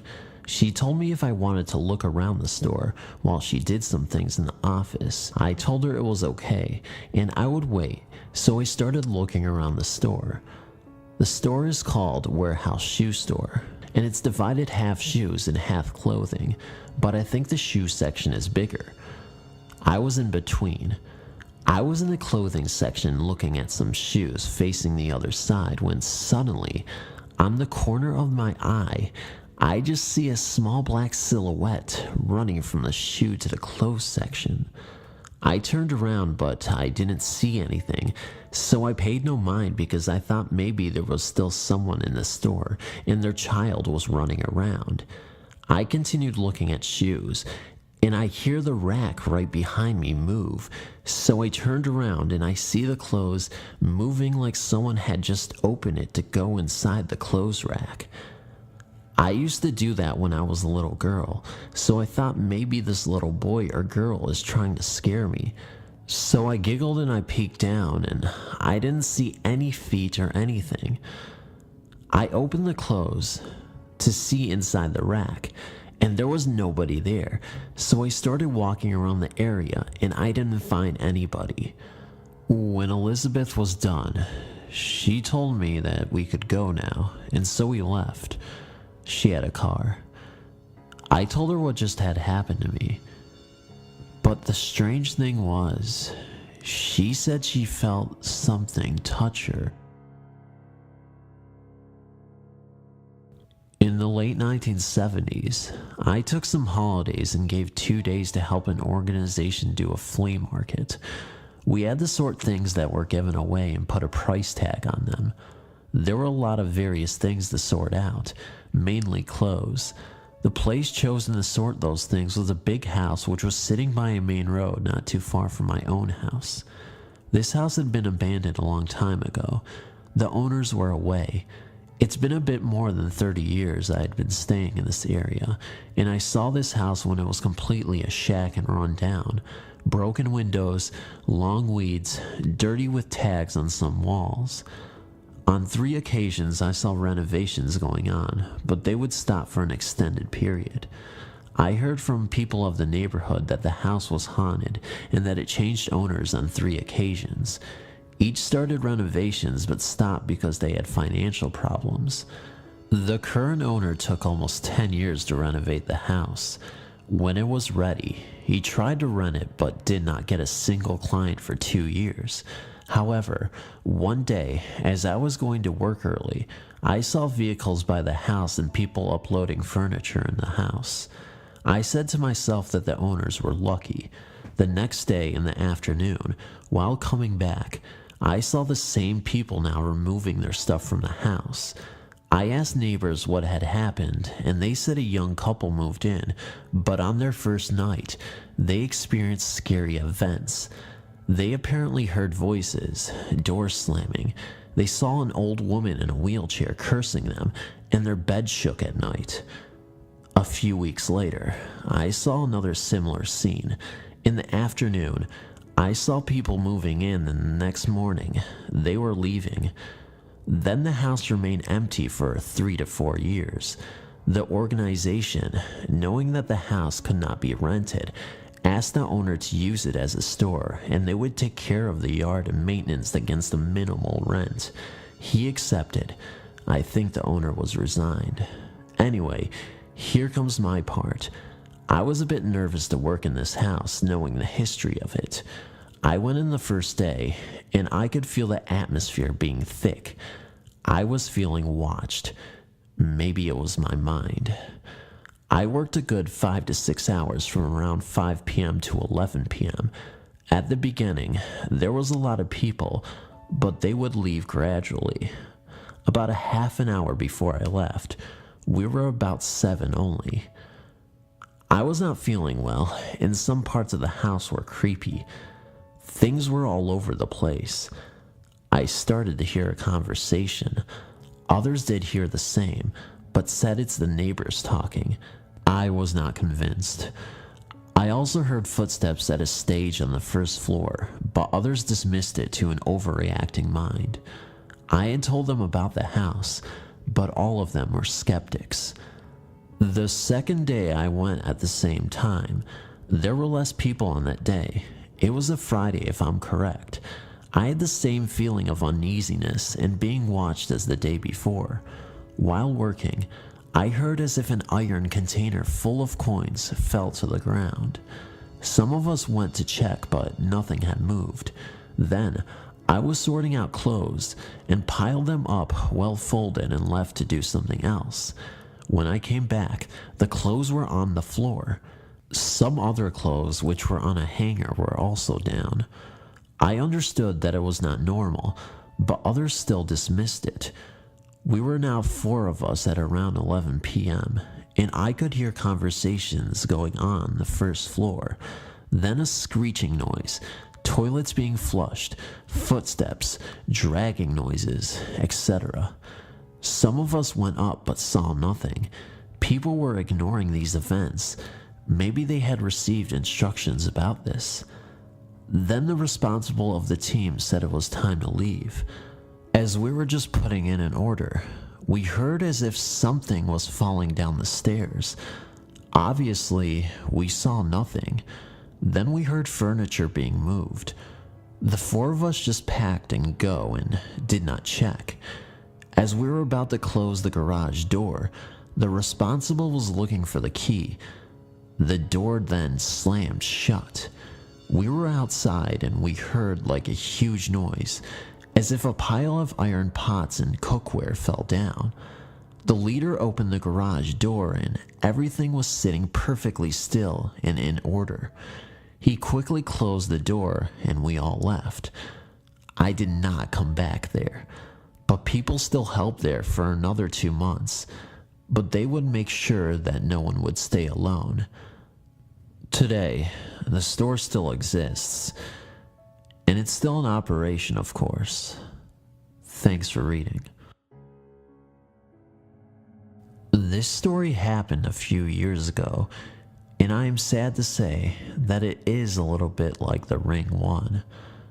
My house is said to be haunted. Well, at least that is what I say, and we moved here when I was 14. Since then, I always feel like I'm not alone. Some nights I can see lights go on and off in my bathroom, or I smell horrible things when I am awake in my house. But this encounter with a ghost was the last straw. It was a cold, rainy day, and I had to let my dogs in the house before they froze to death. My mom was at work and my dad was at work too. They both said that they would be coming home late, so they gave me a list of what to do in order to be safe or just to keep the house in order. But the list was long, and I was not looking forward to doing all of this stuff when I could be having fun playing around with nobody home. When I was watching TV, I started to get the feeling like I wasn't alone after all. I felt a cold chill on my back, and at the corner of my eye, I started seeing shadows. I felt a little better when I saw that my dog was not barking or showing teeth at anything. I went up to get some lemonade out of the fridge, when suddenly, as I walked forwards, it opened on demand. This is where it gets to be like the movie The Ring 1. So anyway, I walked around the counter in the middle to see if I could see anything in the fridge. Nothing was there, so I just walked over there and closed it. But then I felt stupid because my lemonade was in there. After I got the lemonade, I sat back down and watched more TV. As I started taking a sip, I could see in the reflection of the glass in my kitchen. I looked at the glass, trying to see the kitchen fully now, and what I saw next made me have nightmares for a long time. Looking at the glass, I suddenly saw this black creature run straight across the kitchen counter. I gasped, and right as I gasped, my dog jumped up and started barking like crazy and showing warning teeth. I jumped up with all feet and arms on the couch watching my dog. This is when it started getting freaky. All of a sudden, my dog starts moving his head like he is watching something dance or run. His head is moving across the ceiling and then back down to the kitchen counter again. Then, my dog moved his head and stared straight at me. I screamed because I knew that this ghost was either right beside me or behind me. I ran to my room upstairs and locked the door. I started crying out of fear and listened to my dog bark like crazy. Then, all of a sudden, the barking stops. My bedroom is big, but my bed is right in the corner near the window in the closet. I was sitting under the covers waiting to hear my dog bark again. It was all quiet. Then, I hear my dog scratching and barking even louder now at my door. There was only one meaning to this. The ghost was in my room. Next thing I know, I was woken up by my mother on the kitchen counter. She asked me what had happened, and I told her the whole story. She then asked me why I was found on the counter. I told her that all I remember was passing out in my bed. She looked at me and smiled. Then she said, "It's okay now, sweetie. Everything is fine now." This happened to me a few years ago. I was still in grade 11. It happened one night while I was sleeping. I can't remember what time during the night, but it was one of those moments where you are sleeping, but it is as if you are awake and aware of your surroundings. My bed was against the wall behind my bedroom door. I always slept with my door open, and I was lying with my back towards the door.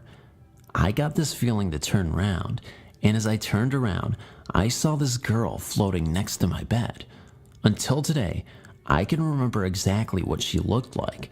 She was 13 years old. She had short brown hair. It was cut in a bobtail, and she had big blue eyes. Now please remember, I'm still in this half asleep, half awake state. I turned and faced her, and she started blowing over me, but before she was able to finish, I woke up. I couldn't sleep for the rest of the night. For a few months after that night, I had a lot of weird things happen to me. I had something choke me, someone sat on me, and once it felt like a little man walking on me. It was so bad at some stages that I would only sleep for 2 hours a day. I used to go to sleep at 6 a.m. and got up again at 8 a.m. However, if I was really tired, I would go to my brother's room and sleep in there with him. This was going on for a few months. Eventually, I spoke to my pastor, and he said that it sounds like someone has sent it to me to hurt me. It kept happening for a few months until one night, I was listening to Christian music, and my favorite song was playing, and once again I was in this half asleep, half awake state, and this little man that looked like Smeagol from Lord of the Rings told me he hates this song, and I replied saying, "Sorry for you, but this is my favorite song."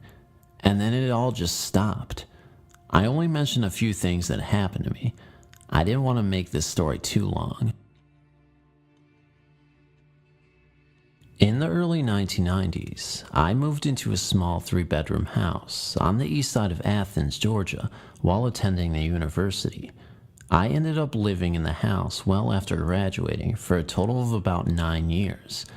During that time, I had a number of roommates come and go. Odd thing is, the house was new when we moved in, so it had no history to amount for the experiences that occurred. One of the first unusual events I remember happening is an occasion when I was walking past the kitchen, which was to my left. The kitchen had a cutout opening with a countertop which faced the living area. As I passed, I heard a loud clack of something hitting one of the bar stools and realized that a small glass bottle that had been on the countertop had evidently come off the counter, hit the bar stool, and landed on the floor in the living room next to where my roommate was sitting. We were both bewildered as the bottle had come way too far to have just fallen, and since it was a square bottle, it would not have rolled to where it ended up. I definitely had the sense that it had been thrown at me as I was walking by. In those days, the university was still in the quarter system, and once finals was over, the first week of December, there was about a month without classes. My roommates went home for the break, but I had a job, so I stayed alone for that month. One night, I woke up to the sound of my dog growling. She was looking out my bedroom door into the house as she continued to growl. I peeked out, but saw nothing out of the ordinary in the dark. I tried to get her to come out with me to investigate, but she dug her feet in the floor and refused to budge. This was very unusual for her because for a lab, she had an aggressive personality. I crept to the kitchen and got a knife, quickly looked around, and went back to bed, locking my bedroom door. Can't swear this was paranormal, but it definitely stuck with me. Over the years, a number of other things happened. Often several things happening close together, then no activity for a long time. Radios would turn on, a growling noise in the front bedroom, One roommate reported seeing a shadow figure. Shortly before I moved out, I was vacuuming and noticed a hand-carved lion statue was turned facing the wall. I realized that I had to turn the statue around several times before, but this was the first time I wondered why it kept happening. I fixed its position and continued vacuuming, making a circle around the table. When I got to the other side, I looked up and saw the lion was again facing the wall. Although the activity seemed to come and go, what I remember most is how heavy the air seemed. It had this hard to describe weight to it. Often at night, when I was trying to go to sleep, I would have a strong sense of dread that I couldn't explain. When I would try to pin down the feeling or what was causing it, I just came up empty. I wish I had known about EVPs at the time. I would be curious to see what that might turn up. Also, not sure if it's worth mentioning, and I don't really have the sense that there is a connection, but for much of the time, I worked in an old 1800s, supposedly haunted building on campus, where I had 2 paranormal experiences. Thanks for reading. This incident took place in 1992 in Orange Cove, a tiny town near Fresno, California. My wife's Jen's mother had passed away unexpectedly that September, and we were there from LA to attend the funeral and to help out Jen's dad, Bob, wherever we could. We didn't know that her father would die within the same month. As it turned out, we were in a 1-month period between funerals. Jen's parents lived in an old house that her grandparents had built in the 1940s. It was in an orange orchard, and as far as anyone knew, there had never been anything else built on the land before the house was constructed. It had a large, almost square living and dining room, a kitchen on one side, and a hallway opening off the other side. Along this hallway was a window looking out to what had once been a porch, but was now an enclosed laundry room, a bathroom on the left, and 2 bedrooms on the right. There was also a door for a hall closet between the bedroom doors. To get to the bathroom, you had to walk all the way down the hallway, past the closet. The hallway had no lights or electrical outlets. A window at the far end had bits of decorative glass like insulators and jars. At night, it was as if the glass panes of the window had been painted on the outside with black paint. No light came from neighbors or street lights because there were none. The night after the funeral, we were sitting with Jen's father at the big dining room table. Jen's sister, Cynthia, was also there. It was hot and very dark outside, and inside the house, the lamps in the dining room weren't very bright. At some point during the visit, I needed to answer the call of nature, so I walked down the dark hallway, heading for the bathroom door I knew was far down on the left-hand wall. When I passed the closet door, the most amazing thing happened to me. For some reason, every hair in my body stood straight up, and I felt what seemed to be a massive charge of static electricity on my chest. I had touched and seen nothing in the hallway. It was so strong that I could barely breathe. After standing for several seconds in complete shock, I continued on to the bathroom, where I completed my task with great difficulty, as the strange tingling effect was still in full force over my entire body and was very, very distracting. I had never felt anything like this in my life, and I've been electrified and shocked by Van de Graaff generators and the like. This was absolutely and completely different. I walked unsteadily back down the hallway, and the effect just stopped dead as I entered the big room. I walked over to my wife, who was in the kitchen, and said, "What the hell is in that hallway?" My wife knew exactly what had happened. I was white as the proverbial sheet, and my hair was still standing on end, and she said to me, "I see you've met our ghost." Her sister then explained, "What? You knew about that ghost too?" As it turned out, the sisters had many of their own experiences with the thing in the hallway, but oddly had never mentioned it to each other. When other family members who had visited the house over the years were later asked if they had ever noticed anything odd about the hallway, all of them replied that they did not like it and hated having to go down into the dark to use the bathroom. The area just in front of the hall closet was signaled out as the creepiest area by everyone, and the ghost seemed to stay in that area. It apparently never came out into the living room. Over the next few days, I experimented with the tingler, as I called it, and found that I would get the hair on end shock effect every time I walked past the closet door, though the effect was much less noticeable in the daytime. It seemed to like to follow me into the bathroom, but it would never follow me into the living room. It wasn't caused by static electricity or exposed electrical wiring. The hallway had no electricity, period. Our best guess was that something had been pinned to the spot years before, perhaps by a murder or something traumatic, and the house was unknowingly built over it. After Bob passed away and the house was empty, the effect became weaker and weaker until it was gone. Because of this, we think that the people living in the house might have somehow sustained the tingler, as the house was continuously occupied for many years. Thankfully, I've never had an experience like that after the tingler faded completely away. We visited the people who bought the house a few years later and walked down that hallway, and it was still gone. I still wonder though. The house was built with a wooden floor about a foot above the ground, which I don't think was disturbed in that area by the construction. If someone dug under the old floor where I first encountered the tingler, what might be found buried there? A long time ago, when I was about 12 years old, I went to New Jersey to spend the summer with family. I have a huge family, and our roots are deep, and spirits was always a conversation that I grew up hearing about. A lot of the members in my family also can see them, and some claim that they can communicate with them as well. So here's the story. My cousins are 3 girls and a boy. The 3 girls shared a room, and the oldest girl was around 16 during this time, and my boy cousin D had his own room, and he was around 14 at this time. They lived in an apartment, and you had to go past my boy cousin's room to get to their room. As I was staying there, I began to notice that every time they would be about to go to their room, they would run past D's room. So one day I asked, "How come you guys run past D's room each time?" They both looked at me and said there's a man in his room. I said, "What do you mean?" They said that if you go past his room, sometimes you can see feet and legs near the door to his room, and that's why they run past it.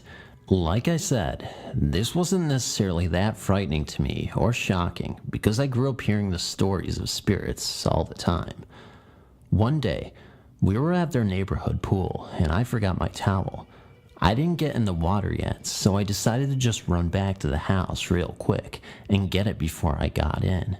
My cousin D was outside with some of his friends and saw me go in the house, and, of course, no one was home because my aunt and uncle were at work and my older cousin was also not home. I went in and was walking past D's room to get to the girls' room and got my towel, and as I was walking in, I had to step back slowly because I saw something out of the corner of my eye.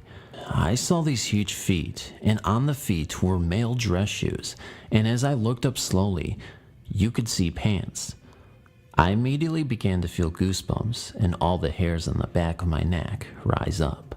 I ran out of the house and was now outside, and my cousin stopped me and asked me what was wrong. I couldn't even begin to explain to him what it was, and also, he was in front of all of his friends. So when I got back to the pool, I immediately went up to my cousins and told them what I saw, and they said, "See." That night, D came and slept on the floor in the room with us. I still wonder about that to this day, because that was the weirdest thing I have ever saw, and I wonder if I would have kept looking up, would I have seen his face or not? I don't know, but thank you for reading. Please forgive any language mistakes. English is not my first language. For a little context, my family is really spiritual. My grandmother used to be a medium, and my mother is as well. When I was a kid, we moved from house to house a lot. That meant different schools for me yearly. When I was 4 or 5 years old, we moved into a 3-bedroom house. We were a 6-person family, so my brother got the smaller room by himself, my parents the medium-sized room downstairs, and my sister, my aunt and me, got the big room upstairs next to the bathroom, my brother's room being between both rooms. Immediately, a lot of unexplainable things started happening as soon as we moved. Random objects switching places, the sound of footsteps at night, TVs turning on by themselves, etc. What I remember the most is a man, physically similar to my brother, that used to stand in my window every night.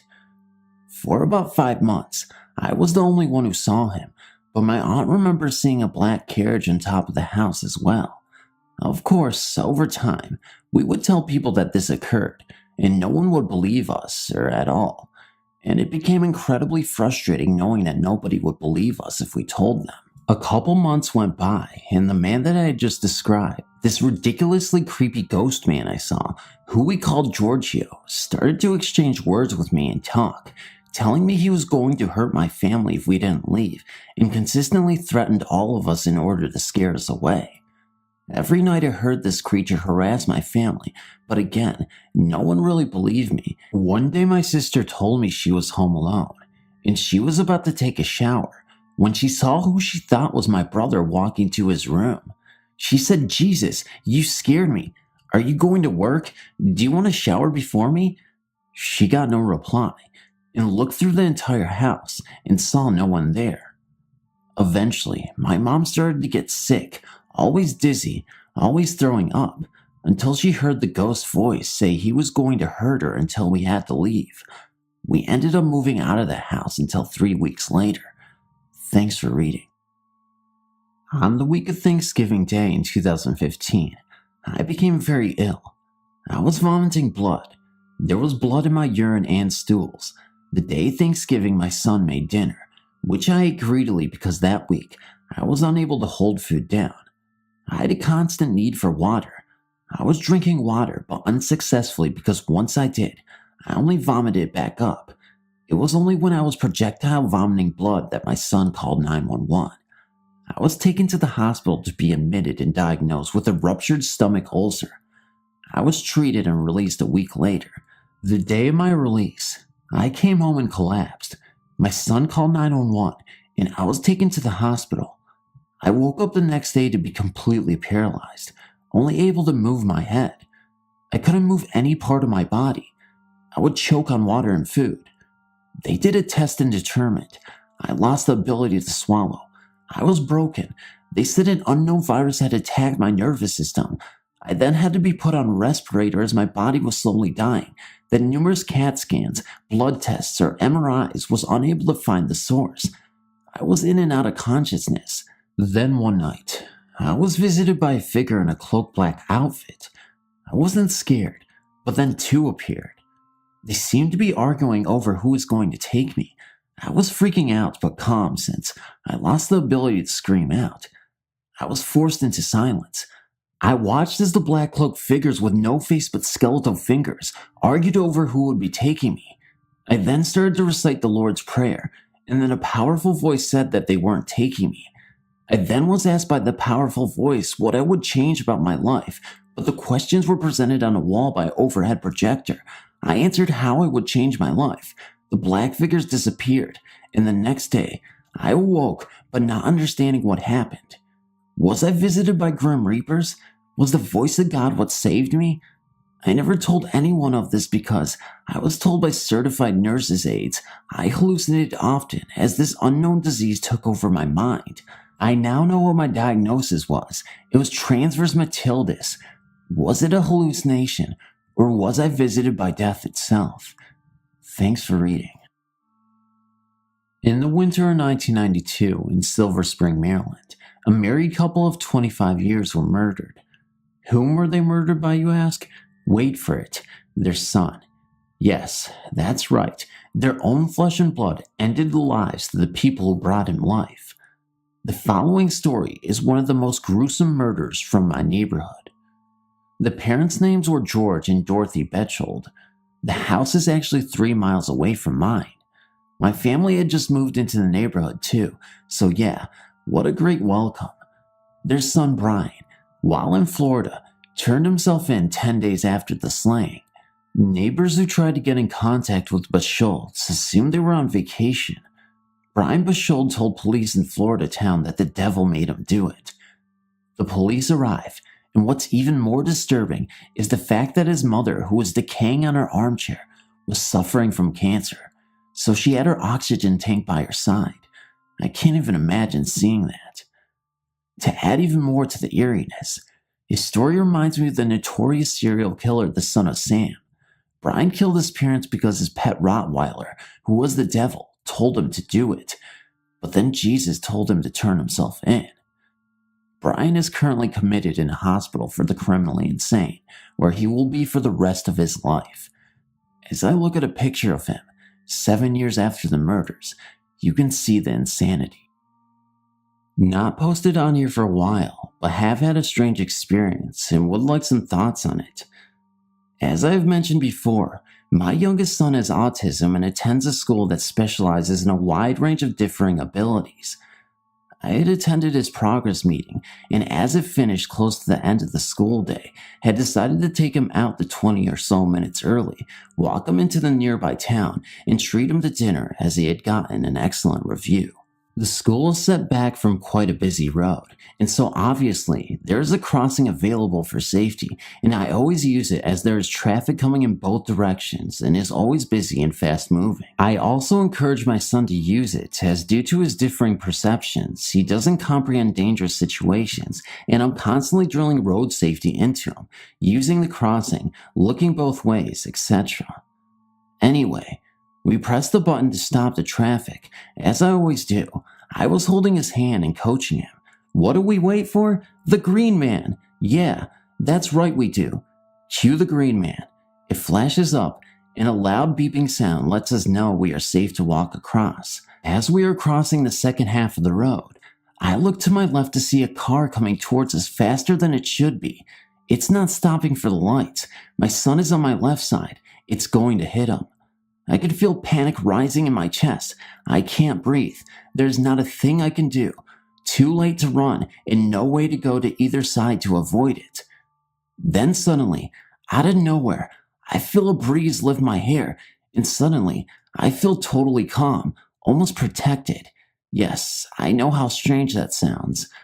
I really can't explain it because seconds before my heart was pounding, I was terrified and convinced we were going to be mown down. But no, the car stops just before he hits my legs. Wait, my legs? Where's my son? I look to my right and there he is, looking up at me and smiling. I don't remember moving him to that side at all. I'm having a what just happened moment when my attention is drawn to the driver who is leaning out of his window, yelling at me and asking if I beeping know how to cross a beeping road as I'm obviously beeping sight impaired. Quite a charming individual. Usually by now, I would have been trying to hold my temper and not respond negatively due to my son being present, but I still felt really calm. I just pointed up to the green man, still shining brightly, and said, "Why, yes, I do." The driver looks up, turns pale, and then quickly drives around us and speeds off. I quickly steer my son to the other side of the road, and people from other vehicles are surrounding us, checking if we are okay, and others try and remember the license plate number, but everyone was in shock at what they had just witnessed. Suddenly, my feeling of calm disappears and my legs turn to jelly. Everyone around us is telling us how lucky we are to be alive. They thought we were going to be killed, and I have to admit, I'm not sure how we stood there unharmed. An older gentleman pats me on the shoulder and says, "Well, young lady, someone was watching over you today." Later on, I started thinking about it. Could he have been right? Was someone, something, watching over us? I remember the sudden feeling of total calm and protection that came over me. The fact my son was suddenly on my right, when I know he was on my left side initially, and I have no recollection of him moving, or moving him myself. Did I just do it instinctively and not realize? I'm not sure. It happened so quickly, but it seemed at the time that everything was in slow motion. Was it just luck? A guardian angel, perhaps? I welcome any thoughts on this. During one hot Saturday morning, My mom decided that she wanted to go to our hot springs resort, so she brought my older sister, a maid, and I with her. While there, my sister and I had a huge argument. I was so angry that I left and took a shower in my brother's room. My brother's room has two doors, one connecting to the living room and the other one to the bathroom. While taking a shower, I heard a knock from the door of my brother's bedroom, so I turned off the shower and I said out loud, "Who's there?" and no one answered. I thought maybe it was just my imagination, so I let it go. I turned on the shower again, and then after a few minutes, I heard a knock again, and this time it was loud. I turned off the shower again, and again I asked, "Who's there?"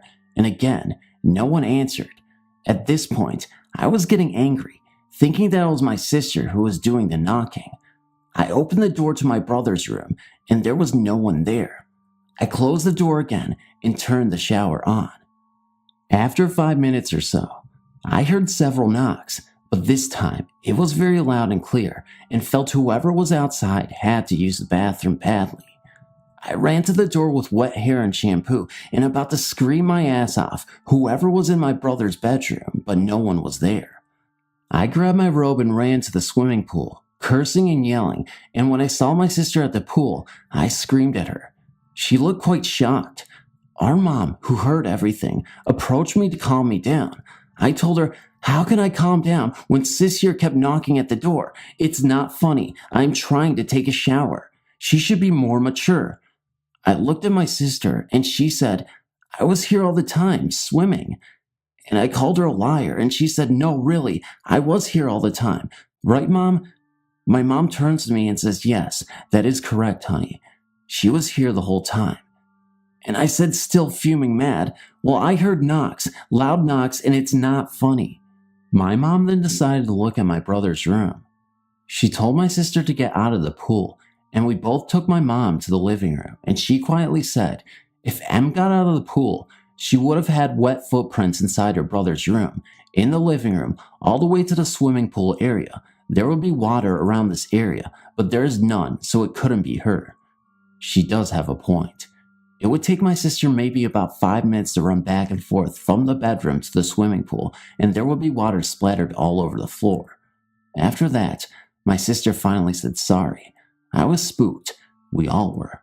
But it didn't stop there. Throughout the years, there were stories from tenants that they would hear knocks on the second floor of the other house at 3 a.m., dogs barking in the living room at 2 a.m., a white lady looking out of the second hall balcony, footsteps on the stairs, a little boy staring at my sister while she was sleeping.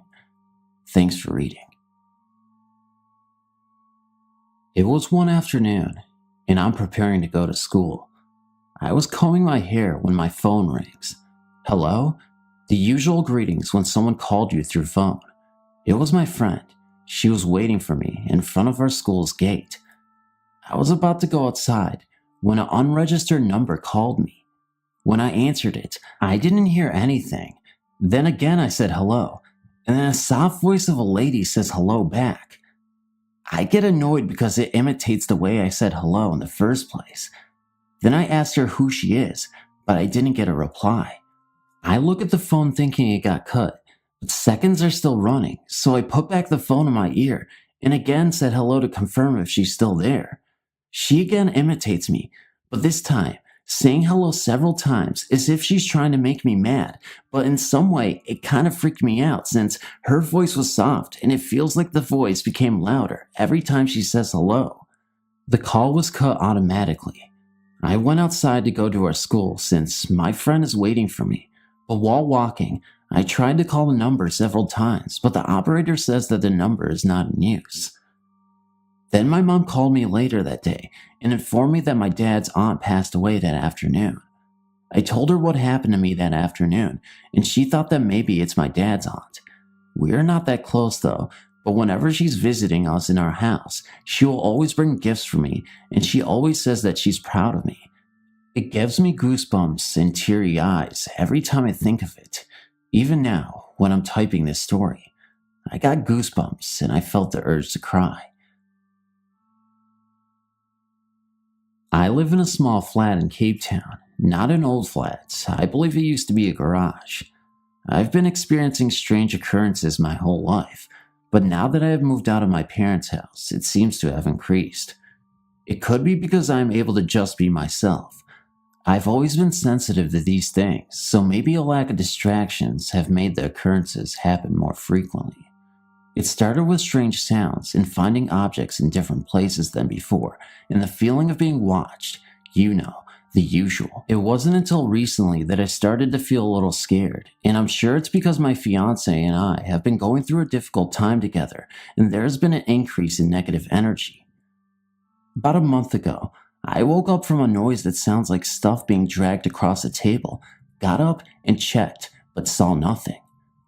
Often what we do when we've had a tough week, we pull the bed into our tiny lounge and watch TV and play games until we fall asleep. We will do this for the whole weekend. The first night I was struggling to fall asleep. I was sick and had a general feeling of unease. At around 3 a.m., I heard very fast knocking on the front door. It being 3 a.m. and us living in a security complex, I figured it was just a spirit trying to tell me something. For once, I was wrong, because about 10 seconds later, I woke up from a friend calling us from our backyard, just about had a heart attack. While my fiance went outside to reprimand our friend, I suddenly went stiff and heard something in my right ear say quite angrily, "Get out," and then all went calm. I figured I was just sleep deprived and heard something else that could have sounded similar. The next morning, I woke up and did the usual breakfast routine. At around 2 p.m., my fiance points to the wall and asks, "What's that?" There was a red drip on the wall, straight down. Our wall has a bit of a texture, so for anything to drip down in a perfectly straight line is really unusual. Never mind the fact that it is in the middle of the wall above eye level and red in only one, not a sign of any other red marks anywhere. I wipe it off the wall and continue with my day. The next day, we wake up to another red drip mark in the kitchen this time. Same red as the day before, just a different wall. Again, no sign of red anywhere else. These marks were in places where we would definitely have seen them during our normal daily routines. 2 days later, I found my hamster dead in her cage. She was old but had gone from super energetic to barely emerging from her nest in the space of one day. I knew this day would come, but when I found her, she had her eyes open and her front paws pressed together. I was a little freaked out about the drip marks but shook it off. No physical harm done, so I did not feel threatened. The week starts again, so the bed goes back into the room and the week continues. I think it was a Wednesday night. We were watching TV, and we heard what sounded like hammering coming from the ceiling. We have nobody above us, or next door to us, or even next door to that flat. The hammering continues for about 15 minutes. We decided it was time to go to bed, so I got my bed ready, go pee, and head back to the lounge to get my glass of water. My water was on the table that is against the back wall of the lounge, also where my hamster cage used to be. As I approach the table, a huge bang comes from the wall that shakes the paintings hanging against it. I couldn't move any closer. I left the water and just went straight to bed. Didn't sleep well that night. Since then, activity has stopped. The odd feeling of being watched here and there, but nothing else. I've developed insomnia since then, though. It's difficult to distinguish if our negative energy was making things worse, or if something brought negative energy into the house. I'm Odessa. I'm 22 from New Hampshire. This experience happened about a month ago, which I label the most scariest encounter of my life. And I don't exactly feel comfortable with sharing this experience with others, since there are those out there who are closed-minded to these types of things. This is why I'm using this site as a place to share my experience. I was always open to the belief of spirits, but the ideas of demons and possession always seemed a bit far-fetched to me. That seemed like the kind of thing you could only see in the movies. Well, after this one long night, I look at things from a whole new perspective. Under a year ago, I became friends with Robin and Dan. They're a nice couple, a bit shy and awkward at times, but whenever I need someone to talk to or a place to go, they're there for me. They recently took in a new roommate whom they've known for years, Cody.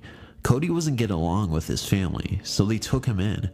When I had slept over, I slept in the same room as him.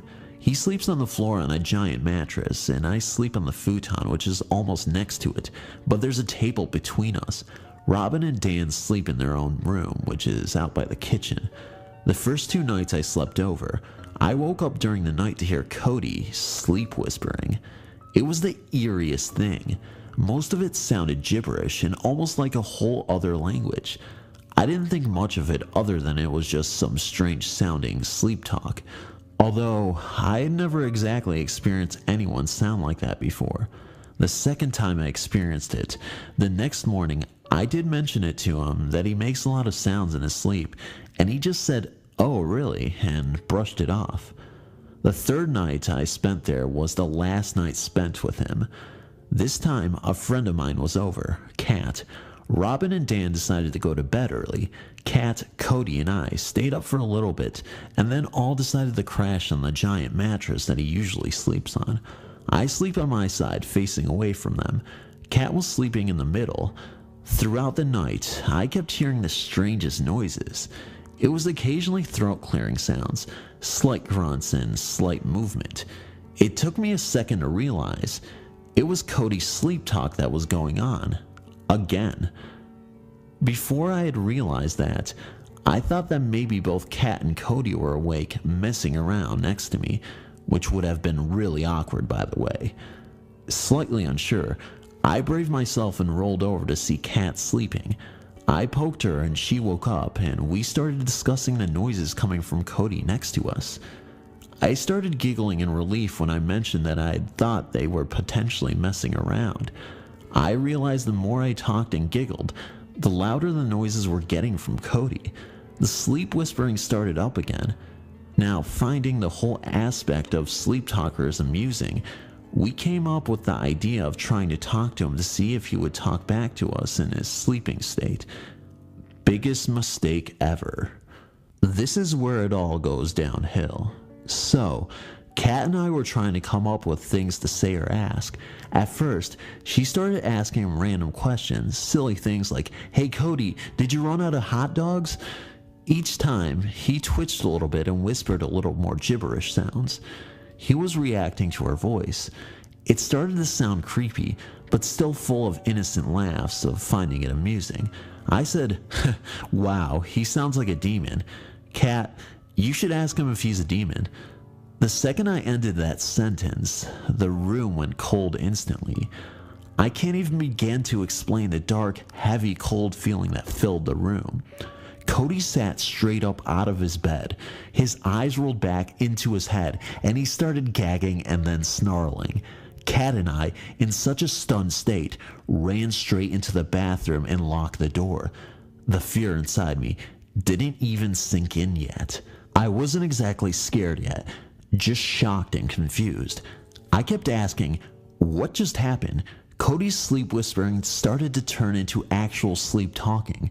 The bathroom is across the room, so I couldn't hear everything that was being said or all of the noises coming from him, but the voice I did hear didn't even sound like his, but it was clearly coming from him. It was very deep. It was like there were 2 different voices talking back and forth in gibberish, another language with occasionally English. I kept hearing him say, "They are still in there." Kat was really upset and started to shake and cry. I was still in my own personal state of shock and denial. It crossed my mind, could this be a joke? But there was such a cold, heavy, dark feeling. Unfortunately, I knew it wasn't, but I wanted it to be. Finally, it went quiet. We probably waited in silence for probably a total of 15 minutes, while I worked up the courage to open the door and check in on him. Kat whispered that maybe he went back to sleep since I had been quiet for a while. I had an awful feeling in my stomach, but I put my hand on the doorknob and whipped the door open extremely fast. There he was, just sitting straight up on the mattress like he was waiting for me, looking me dead straight in the eyes in the most evil, demonic grin. Even though it was dark, it was almost like he had a ghastly glow. He was the only thing that stood out in the room, looking right at me. Instant panic. I slammed the door and locked it again. Now, the fear finally sunk inside of me. I started to get teary-eyed a little bit. I started to pray inside of my head. I was praying for this all to pass over and to be kept safe. He began talking again, started off with those gibberish noises while kind of making a clicking sort of sound, and then the deeper voice came out and said, "Open the door." Then we heard Cody's normal voice again, and it sounded like he's crying and whimpering. He starts to plead for Kat to open the door. Over and over again, he kept saying, "Kat, please, open the door. Kat, please." Kat looked at me, and she asked if she would say something back. I told her no. I said we need to just keep waiting this out. We were in there for such a long time. It must have been about 45 minutes that had passed. Throughout the whole time, I could hear Cody talking that gibberish talk from across the room as usual, but then the bathroom door started to vibrate. This is when I had enough. I knew there were 2 windows open in the apartment, and Dan and Robin were just a couple rooms away. I decided to scream and bang my fist on the door in hopes to get someone's attention. When I did that, instantly the dark cold feeling went away, and then I heard Cody say, "What the fuck?" Apparently, when I did that, it somehow snapped him out of his possession. I knew I was safe, but I was still hesitant to come out. We talked back and forth to him a little bit through the door. Then I finally opened the door and went and sat down to talk to him. He said his throat felt dry and that he didn't remember anything that happened. I described detail by detail everything that happened to him, which he then opened up about how he has a spirit named John attached to him. He said John has been with him for about 7 years now. He described a couple times where his ex-girlfriend, who he dated for about a year, would be afraid to sleep next to him because she'd hear him having conversations with this John in his sleep. He also explained how his mother is aware of the situation and that his grandfather used to have a spirit attached to him as well. But he assured us that John would never want him to harm anyone. I spoke up in disagreement. I told him what I felt was evil, and that I felt like it wanted to either harm or scare us badly. He seemed to start to get annoyed with me, like it offended him that I was hinting that John is actually a demon, but talking it out made everything seem a lot better. I was able to throw out a couple laughs too. I was also just relieved that everything was over. Or so I thought. I started to apologize though. Well, it wasn't a direct apology, but I explained that neither of us meant to offend him or John in any sort of way, and that if we had known about this before, then we probably wouldn't have tried to joke around when he was sleeping. The second after I ended my little apology, the room went cold again. Keep in mind, it was a really warm night. Even though there are 2 tiny windows open, it was a quiet, warm night. I looked down at my legs in shock of the coldness with that awful feeling again, and the second I look up back, I see Cody's eyes roll back again as he falls back onto the bed. Kat and I ran for the door to leave the apartment. I didn't look back, but Kat said she looked back as he watched us leave with that huge demonic grin on his face again. Kat and I were wandering the streets of town, not knowing what to do. It must have been a little after 5 a.m. at the time, and we eventually made our way over to Dunkin' Donuts to get some coffee. We sat at the table and talked about what we should do. I suggested that since there's a church right up the hill, that we would try to talk to a priest. I just wanted some reassurance, or advice, or even a prayer or anything that would help the situation become better. She looked up a number on her phone and tried to call it. Due to bad service, we couldn't understand what was being said on the other end of the phone, so we decided to walk up to the church. We sat on a bench for a little bit, and the priest, who lives right next to the church, came out and invited us inside of his home. We sat on his couch and explained everything we experienced. I felt so relieved though, as I explained everything to him, because my biggest fear was to explain something and get looked like I'm some kind of nutcase. He listened in belief and explained how a family friend of his had a similar problem, but didn't get into too much detail. I told him my fears that whatever is inside him might try to latch onto us or haunt us, and he assured us that it's Cody's own demon, and that it's his problem, not ours. He also explained that the situation becomes worse when the person doesn't recognize it as a problem. He said Cody probably views the demon as if it's his friend. I completely agreed with that statement because Cody seemed to get offended when I referred to it as a demon instead of a spirit. The priest also told us that it feeds on fears and that we should just try to keep our faith and strength, and we'll be okay. We left his house feeling a little bit better. Kat was a bit more hesitant, but I tried to work up her confidence to head back to the apartment. I told her we were going to carry on a normal conversation right as we walked through the door and as everything is fine, which is exactly what we did. I opened the door to the apartment and Cody was up and awake playing video games. We awkwardly sat down and we were just all quiet. We didn't really know what to say, and neither did he. I got on my laptop and Kat got on hers, and we were sending messages back and forth quietly. In her message, she told me not to tell Robin and Dan about the situation when they wake up because if they hear about it, they'll probably kick Cody out and he will be homeless. I debated, but agreed not to anyway. She decided to get up and go outside for a smoke. Cody stopped playing his video game and went to his bag and got some clothes and went into the bathroom to take a shower. I was still using my laptop messaging people on Facebook. I could hear Cody making noises while in the shower. It was just slight coughing and that clearing of that throat noise again, and I started to get a weird feeling. It wasn't as bad and cold as before, but I had a gut feeling that I should just go step outside with Kat. So I did. We were outside for about 15 more minutes and then headed back inside, and Cody was out and back to playing video games.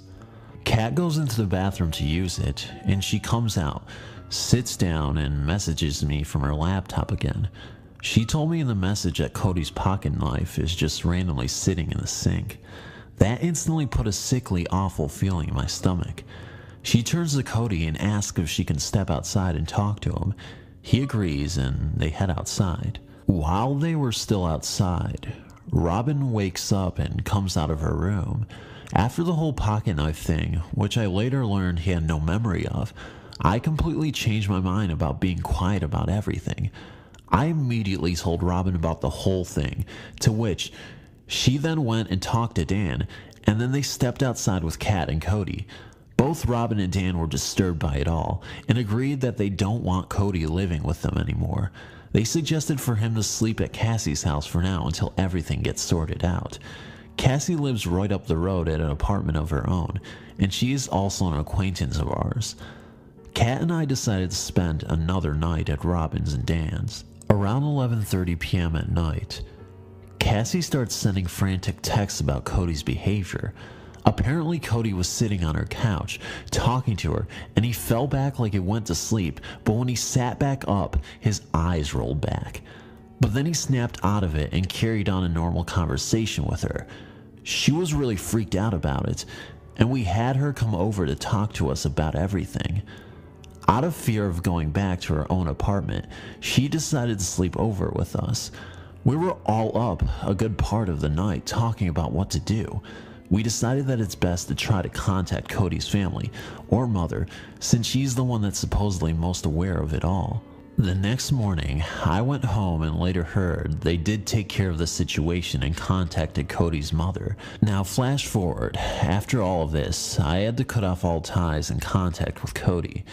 Even though I did value the friendship and memories made with him in the past, I just decided it was best not to talk to him anymore because of everything bad that had happened. I still kept a friendship with everyone else, of course, but sadly, Kat found it hard to do so and continued to keep up a friendship with him up until he broke into her own apartment one night. Unsure what caused him to do so or if he was possessed, she called the police and is currently working on getting a restraining order on him. And this is where my story ends. I'm curious to hear if anyone else had a similar experience or has heard of a similar experience. Even opinions would be interesting to hear. Another thing I found odd was how no one heard my screams or banging when Kat and I locked ourselves in the bathroom. Like I had mentioned, 2 windows are open. They live in an apartment building surrounded by other apartments. Dan and Robin were just a couple rooms away, and supposedly they are light sleepers. How did no one hear me? I'm currently 22 years old and stationed on the U.S. Sapien home ported in Norfolk, Virginia. We have a couple that I've heard of. The first and most creepy is a forward animal hold. Some of the AOs, ordnance handlers, have always felt funny going into the same space. One day, a couple of the AOs went to the space with a video camera. Upon getting close to the door, a green dot appeared on the camera screen and started moving around, and yet it wasn't visible without the camera. As they got closer to the door, the dot went away. The screen turned blue then black, then the red record light went out. Later, the camera's owner thought about it and realized that if his battery died, it would have stopped all at once. Upon turning the camera back on, he had half a charge on, more than enough to keep recording. He hooked it up to a TV and watched the video with his friends at the point where the camera shut off. The video turns into pure snow, just like any other blank tape. The rest is still there. None of the AOs will go to that hold unless ordered, and they don't even go by themselves. Another sapient ghost is in an engineering space. If somebody falls asleep below decks in the engineering spaces, and nobody wakes them up, there is still somebody that does. Who is that person? Or is it an apparition? One story I've heard was that a guy was asleep, and while asleep, somebody tapped him on the shoulder. In the Navy, we generally wake up people that way, so no matter how you dare sleep, a tap on the shoulder will wake you up. Anyways, upon waking up, he sees a figure go through a door and dog it down. Curious to see who woke him up, he goes through the door and nobody is there. It's normally credited to a death that happened on board. One of the ladder wells leading down to the aft engineering spaces is where the death occurred. A sailor fell down the stairs and died, and every night, between 0100 and 0200, the watch can hear somebody falling down the stairs, but nobody is there. From time to time, people witness a figure walk out one door and into another in the engineering spaces, only to be gone upon investigation.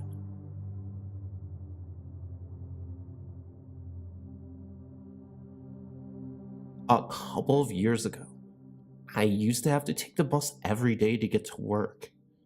One morning in the late summer, I was riding to work on the bus traveling down Woodward in Detroit, and I saw a man dressed entirely in a Union soldier's uniform walking down the street. At first glimpse, I didn't even think anything of it, but if I looked around to see if anyone else had noticed, and no one did, I looked towards the window again, and the guy was gone. I really don't know if it was a ghost or not, but I know he looked very real and very out of place. To me, it just seemed too hot to be wearing that uniform with the musket, cap, and everything. It all looked so very authentic. He was an African American, looked old, like in his 70s, and the uniform wasn't even clean, like you would see in a reenactment. It was dingy. I would say this happened in late August, at around 10:30 a.m. Hello everybody. I am only 13, almost 14, but I think I've experienced paranormal phenomena. The first time was when I was about 10. I'd gotten a keyboard for Christmas, and it was set up with its stool in my room. I had just gone to bed, and just happened to look at the keyboard, and a black cat weaved its way through its legs. Naturally, I went screaming to my parents, and they reassured me it was nothing. Another time I awoke to a huge face floating in front of me. Now it may have just been my imagination, but I just don't think so. On another occasion I was in the shower, and someone made a noise, like they were trying to say scary, in a drawn out voice. I am the only one in the house that believes it's haunted. Sometimes when my sister goes by to my room to get to the bathroom, she snaps at me before she enters the bathroom. Well, one time I swear I heard someone snap at me. But when I turned around, no one was there. I checked the bathroom, and my sister wasn't there. My parents were in the living room, and my sister in hers. That one happened about a month ago. All the time I feel like someone is watching me, or is in the room with me, whenever I am alone in a room, in my house, even in my own room. Sometimes when I go to bed, I even make my parents look in my closet. I have told my mother and my sister about it, and they don't seem to think anything is wrong, and I'm just paranoid. But am I really paranoid? Or am I experiencing something? I know I may be 13, but that doesn't excuse all the things that go on. I just want to be credible to people.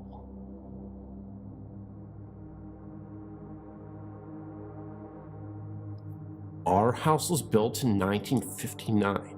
To my knowledge, nothing ever bad happened here. The first time we noted anything was in the mid-1970s. We moved here in 1970. Both my husband and I awoke in the night and saw the figure of a man walk across the room at the foot of our bed and disappear. My husband jumped up and turned the light on, and then ran throughout the house looking for the intruder. No one was found. Over the years, we have heard noises coming from the bedroom areas, doors closing when they are all open. Our neighbor has seen the lights on in the middle of the night when we are asleep. A few months ago, I was standing at the bathroom sink mid-morning and saw a man walk by. I thought it was my husband, and when I walked out to see where he went, he wasn't even there. I went back down the hall, and he was still in the master bathroom and had not walked down the hall. One day we were all sitting at the table, and the four of us observed a can of Coke move across the table and stop before it fell off the edge. In the basement on the carpet, a spot just became wet, even though I was the only person down there this week. I scrubbed it up, and so far, it has remained dry. We hear the sound of our doggy door being opened and closed. Even though the dog is asleep in front of us, there is far too many incidents to mention.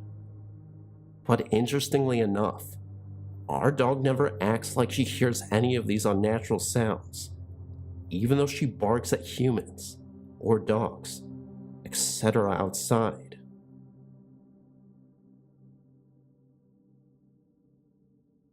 I don't actually live with ghosts, but at my uncle's farm they have a cabin. It's going up for sale pretty soon. There is a ghost in the cabin. The funny thing is that they just built it, and no one has died in it or anything. My cousin said that the ghost is a girl that follows him everywhere.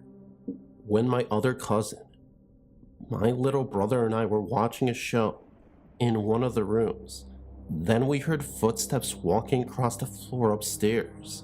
We tried to ignore it. Then in the middle of the movie screen went fuzzy. We all stared at the television shocked. Then my cousin screamed, and my brother and I screamed after her. We ran out of the cabin. We got to the house in 5 seconds. Apparently everyone heard us screaming, and we told them what happened, and they told us that the power probably flashed or something. But I still don't believe that. Please let me know what was going on here. Am I just freaking out, or did the whole entire family freak out?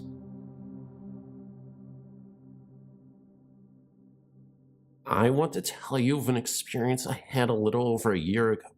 I was living in a house on Bassmaster Street in Youngstown, Ohio. I knew the house was haunted by a woman who was subdued by her husband some years before. I was a baby when she passed away. I think my room used to be her room. I never felt comfortable sleeping there, so I often slept on the couch in the living room.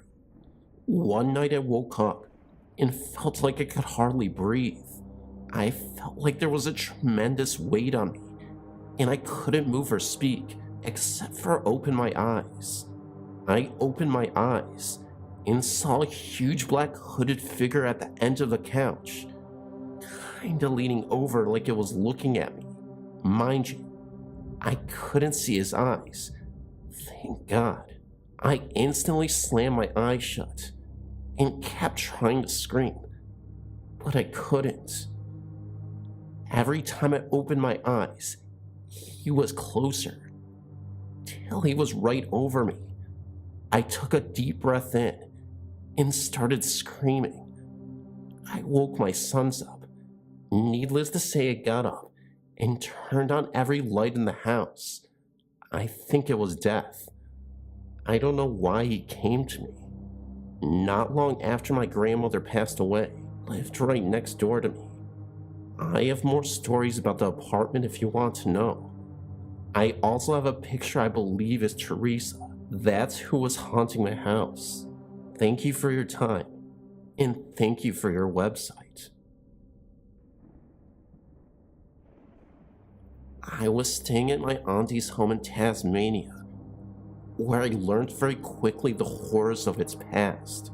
Her home was built in the 1900s, when convicts first landed. Their home still has the remains of a moat, servants' headquarters, and the hospital, which it became. I went down with my grandparents. They had warned me of the presence in the home. My grandfather had seen a young girl in a long white nightgown, holding a candle, enter the spare room as she vanished before his eyes. The very first night we arrived, the fun began. I was sleeping in my cousin's room when I woke to something calling to me. As I opened my eyes, I saw two white fairies floating above me. As the light from the moon hit the room, they vanished. From that night on, as I slept, I could feel something touching my head. Around 4 days later, as we all slept, smoke filled the rooms. The strange thing was, our door was open, but nothing entered. The next morning, we awoke to find all of the display plates, which were kept in a locked cupboard, left lying on the floor in perfect order. 2 nights later, there was this huge storm, and as the dogs had puppies, they had got loose and were running in the yard. My auntie was awoken by a frozen touch on her cheek, and there was a man that stood over her and pointed out the window. Once she left the room, he vanished. A few days later, I got sick and was in the computer room with my cousin, as I wasn't allowed outside. As I stared at a doll, I swear it blinked at me. I got out of there so fast. Later on that day, I went to go to the toilet. With this house, there is one large, huge room, which contains the laundry, bathroom, and the toilet. As I entered the room, the bathroom door wasn't quite shut, and I saw a man standing in there. I ran out of the room, and when my grandmother asked who was in the shower, as my cousins were in the room, my uncle and grandfather were out in the back in the shed. My grandma and auntie were in the lounge room. After a few days feeling well, I went back outside to play when I was confronted by the man in the shower. I later found out that his name was Shane, and he had once owned the home. He was found shot. Also, while playing outside hidden behind huge evergreen trees, was once appeared to be a gravesite. As I headed for the house, I saw the most gruesome sight of a man from the window under the house. Thankfully, after that day, I was heading home. They've since seen a little girl who skips around the house, and they heard the sounds of screams of pain in the rooms. I didn't hear anything like that. They did move out after that, though.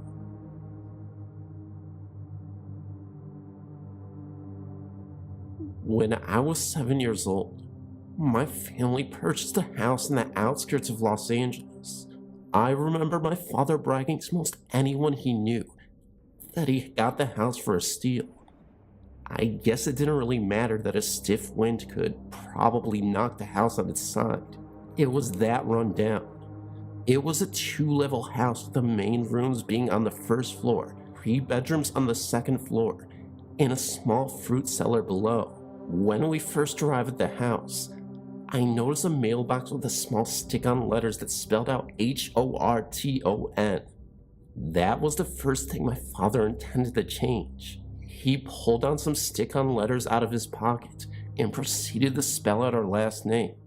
I promise you, my father tried everything from industrial strength glue to eventually nails. Our letters would just never stay up. At some point he must have just given up, and we left it as is. As my father was valiantly trying to get those darn letters to stick, my brother and I charged ahead into the house to do some exploring. There are 2 things that stick out in my head from that initial visit. I noticed in the upstairs of the bedrooms, a dartboard hanging on the wall, with a single dart placed in the bullseye. I don't know why, but for some reason, this really disturbed me. Maybe because the entire rest of the house was completely empty. I'm not really sure. And then secondly, I noticed that most of the doors had those old-fashioned skeleton keyholes. I was instantly reminded of the old fairy tales where the wife had tried everything, including peering into a keyhole, much like this one, to get a look into that forbidden room. I bent down, placed my eye to the keyhole, and looked into one of the bedrooms. I think I was curious to know if you could easily see anything by looking into one of those things. And guess what? You can. I remember seeing something, tall and black, scurry across the floor. Something that almost resembled a large dog. My father probably surmised that it was probably some type of animal, or quite possibly a shadow. In any case, I was relieved to find out that this was to be my parents' room. Almost immediately, my father began renovating plans. The entire back end of the house was to be added onto, including a new kitchen and dining room on the main level, 2 new bedrooms on the upper level, and the basement extended below. As the workmen were digging up the ground in the backyard, they uncovered many strange things, including an antique thimble set, childhood toys, coins, an axe handle, photographs, and almost an entire deck of old-made playing cards. As my sister and I sat around thumbing through these new treasures, I happened to glance up just in time to see my eldest sister falling head first into the pit that was to be our new basement. To this day, my sister, who is now 40, swears she was pushed violently from behind. In any event, the result from the injury was a broken leg and a few cuts and bruises. We were all warned to be more careful around the construction site. A few days after this incident, I had a chunk of plaster thrown at my head. It could have been one of my sisters or my brother playing a trick, but they were all in their teens at the time, and I don't think they would find it funny to throw a piece of plaster at their little sister's head.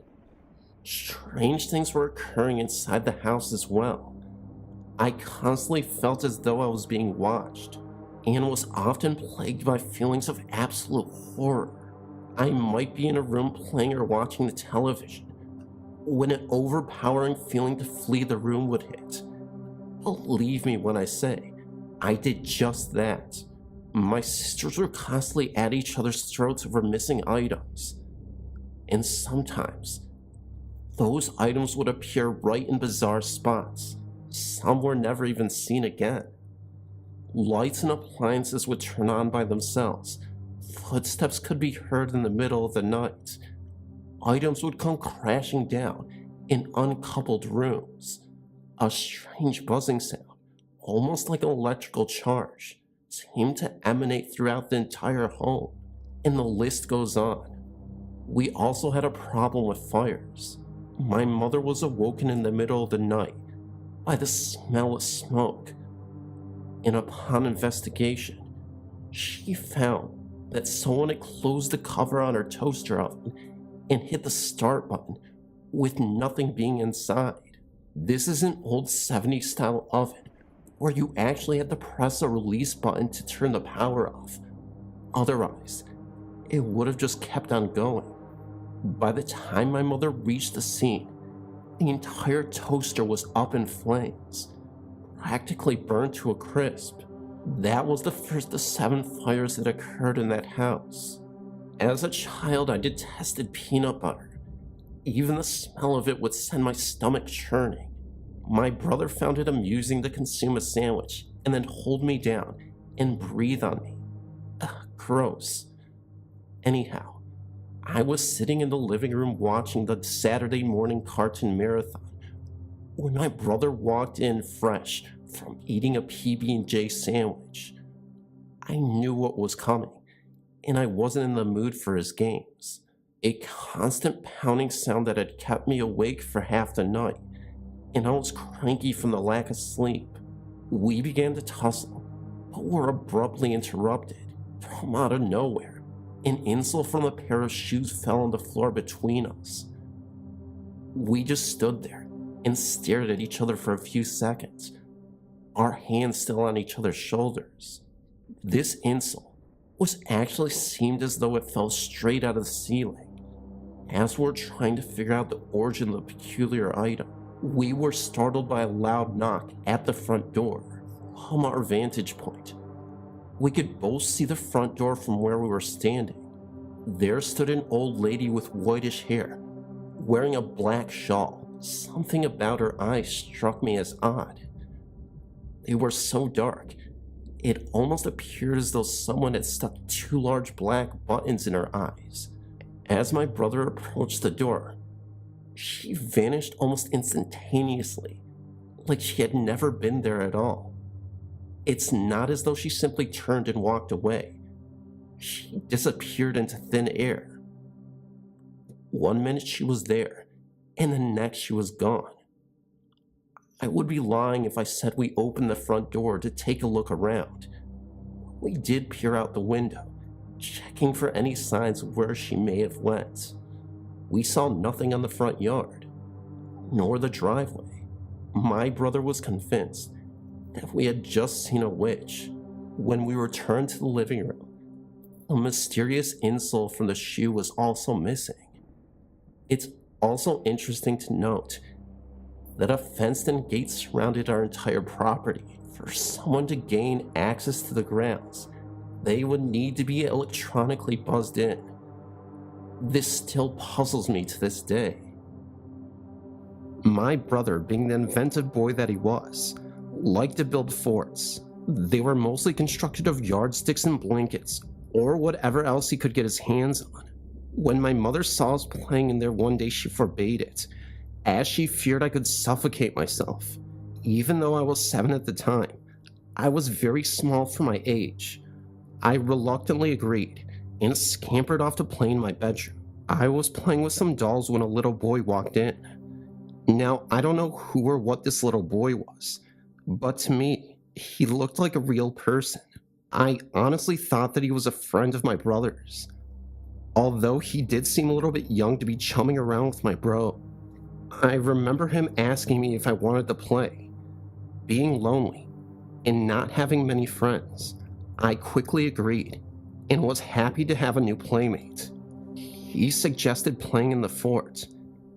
Now I knew I wasn't supposed to do that, but I was just so happy to have a new friend that I agreed and made a mental note to be extra careful while inside the fort.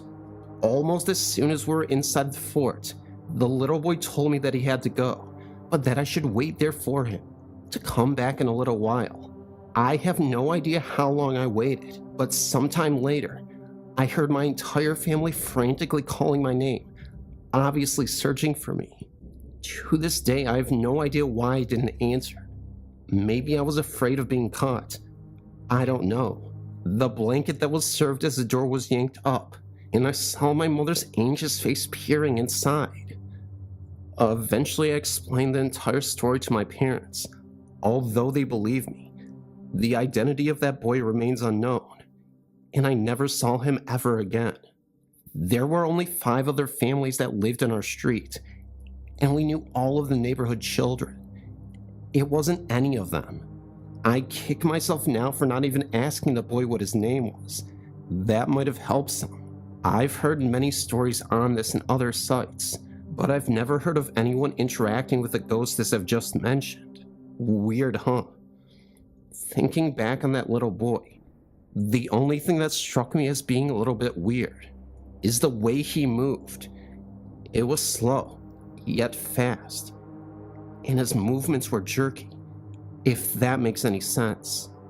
Also, for a young boy, his voice was very mature and sounded very much like the voice of my father. I know it sounds truly bizarre, but I swear it happened. And even though it's been 20 years since this event took place, I still remember it as though it was yesterday. We stayed in that house for a total of 5 years, and as the years passed, strange things continued to happen. My entire family suffered in one way or another from the haunting. My eldest sister suffered the most, but for the time being, I'll stick to my own stories. For Christmas one year, my aunt had given me a hideous green and orange stuffed clown whose nose would glow red and play a musical melody.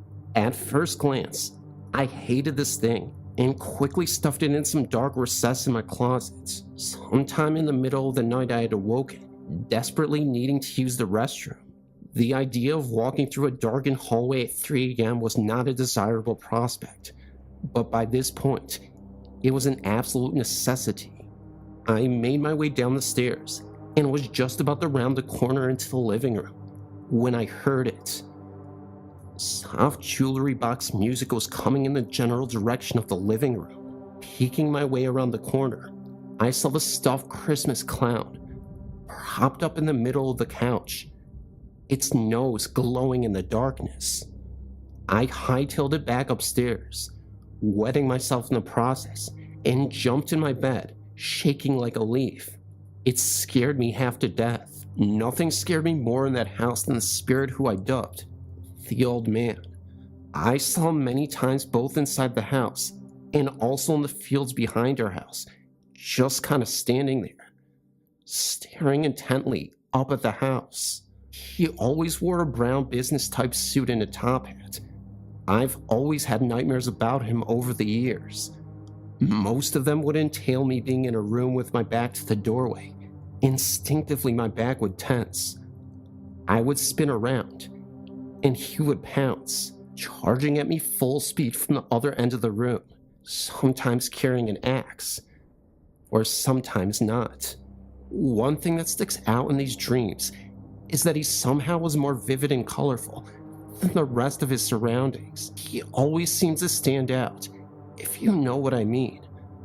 I always felt that he was standing right behind me on the staircase, ready to give me a good push. Indeed, I did fall down those stairs many, many times, no matter how careful I was. But luckily, I was never seriously injured. I know this sounds crazy, and heck, the whole story sounds crazy, but I think he used to like to hang out in my walk-in closet and hissed so loudly that it almost sounded like a rattlesnake. I think he got a kick out of scaring me, as he liked to turn the lights out on me. When you walked down into the basement, there was only one switch for the entire area situated to the left of the door as you were heading downstairs. Now, I hated to go down there for anything, but it was a must on this day because our fridge had burned out once again, and dying apparitions were a big problem in this house. Seeing as the only other working fridge was in the basement, my mother asked me to go down there to get some necessary items for dinner that evening. I ran down the steps to the refrigerator, grabbed whatever it was I was supposed to get, and bam, the lights went out. I started screaming and ran for the stairs, absolutely certain that he was hot on my trails. As I was finally reaching for the door, I heard it, and I swear I will never forget this. Laughter, but not just any laughter. This laughter literally chilled me to the bone. It was somehow evil and mocking, as if to say, I missed you this time, but next time, you may not be so lucky. Needless to say, I was spooked. I'm not sure who it was who was laughing, but I do know that the laughter was male, and only my mother and I were at home at the time. At some point, a shadow also began to show up on our living room wall. My sister and I were watching a movie one night when I first saw it, and there was no mistaking it. This shadow was definitely of a person, and somehow darker and more opaque than what a regular shadow should be. We moved everything around that room, shaking our hands in front of it, trying to figure out its origin or what it might be causing it, to no avail. That shadow appeared in the same spot every night until we moved from that home, sometimes disappearing for a few hours, only to reappear sometime later. I think the guys also like to mess around with the phone lines. Many times when you would pick up the phone, all you could hear was the static, or there might be a couple of voices in the background, although you could never make out exactly what they were saying. On one occasion, I picked up the phone only to hear ear-shattering static.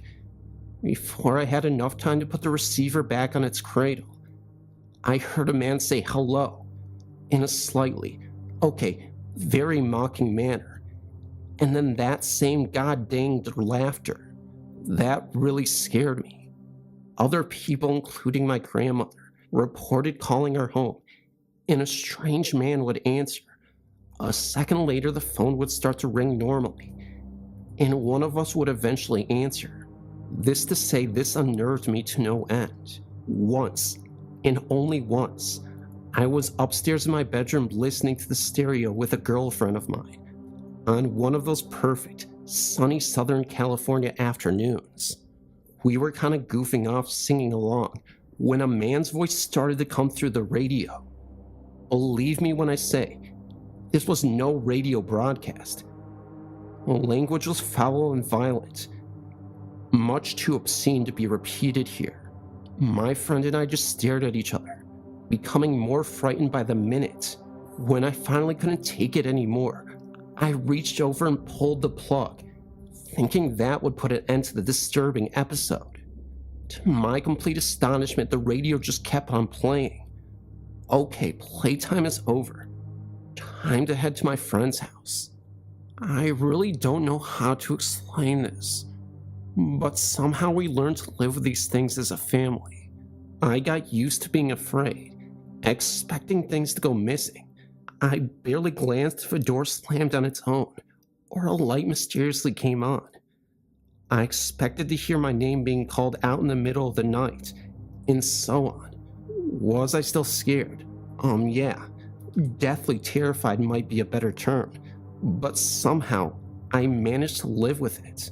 Maybe these ghosts or spirits, or whatever you wanted to call them, sensed that and decided to turn it up a notch. Now, I'm not really sure what happened next, because my father-in-law is now deceased and refused to talk about this with anyone other than my mother, and she too refuses to discuss this. All I know is that my two sisters, my brother and my mother and I, traveled to Arizona for 4 days to visit my grandmother, leaving my father in the house by himself. Something obviously happened, which really spooked my father. One night, I eavesdropped on one of the conversations that my dad was having with my mother, and all I could really make out was something about borrowed time, all of the windows opening at once, and an old man. The very next day, my father decided that we were moving as soon as possible and was putting the house up for sale. With that being said, the entire family decided to go out for dinner and celebrate. Upon returning home, something caught my eye that was sort of strange. A single light was burning in my parents' bedroom. Now, if you know my father, you would know that he was a complete stickler about leaving the lights on. The number one rule in my house was to shut the lights off as soon as you left a room. A light burning in my parents' bedrooms, of all places, was quite odd. As soon as our father unlocked the front door, our two dogs went rushing out. I thought I was going to have a heart attack at 12 years of age. On further inspection, it seemed as though the dogs had literally tried to chew their way out of the front door, given the huge bite and scratch marks all over the front door. As soon as my father flicked on the lights, I gasped. It's kind of hard to describe what I saw. The entire house was in disarray. The living room couch was standing on its side. Lamps were broken, mirrors shattered, drawers yanked out of the kitchen cabinets, silverware strewn all over the floor. My father was convinced that someone had broken into the home. We were told to remain outside the house while my brother and mother walked to a neighbor's house to call the police. This was before cell phones. The police arrived somewhere between a half hour to an hour later. An actual police report is documented concerning these reports. The police checked the doors and windows for signs of an intruder, dusted for prints, talked to our neighbors, and checked the house thoroughly for anyone who might be still lurking around. Their investigation turned up nothing. My father ordered us all upstairs to pack up some belongings. We weren't staying. As I was heading into my bedroom, I happened to glance into my parents' room and noticed that the lamp sitting on my father's nightstand was starting to burn, wallpaper behind it. I don't know if this was just my nerves or what, but it honestly looked as though there was a pattern of a burn that was turning into a face. The face of none other than the old man who had been haunting me for years. As I was standing there looking at it, my mother came up behind me and gasped. I think she saw the same thing as I did. When I arrived at my grandmother's house later on in that evening, I heard my mom and dad discussing my grandmother with some of the things that had just happened. If I had known these things while living there is no way I would have gotten even one night of sleep there. Not that I did anyways. It's now been over 20 years since I've lived in that home, yet it still continues to haunt me. Considering the fact that we lived in the house for just over 5 years, numerous other events took place that I haven't included, but it's hard to fit the 5 years of living into a single submission. The house is still standing, and I occasionally drive by just for kicks. The house has been almost completely renovated from the outside, and often when I drive by, I see the for sale sign perched up on the front lawn. It seems as though no one stays in the house for too long. It's interesting to note that I've never again experienced anything ghostly or otherworldly since leaving that home. That remains my one and only true experience with the other side.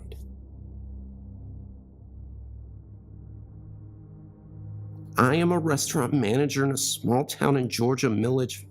Now I have to mention that the building this restaurant is in was brand new when we opened. About 7 months after we opened the doors the first time to the public, it all started. At that time, I was promoted into management and took over second shift. The employees and me started to see a shadow figure walking in the back of the home, always by the ice machine and dry storage room. One day I was carrying a glass rack to the dish room when the swinging door that separates the dining room from the back of the home opened and stayed open until I walked through the door and put the rack down by itself. This is a swinging door that we just push open with our foot to walk through. It swipes right back, except for that time. As I walked through the door, I looked and saw no one by the door that could have opened it for me. At that time, all I had was one server who was taking an order in the dining room at the time, one cook that was on the grill line cooking an order, and me. No dishwasher yet. Things have been progressing over the last 3 years. When I walked out of my office one night after closing, the dish cart started rolling from the swinging door to the dining room, right in front of me. I was the only one left in the building. Now things are starting to happen in the front of the house.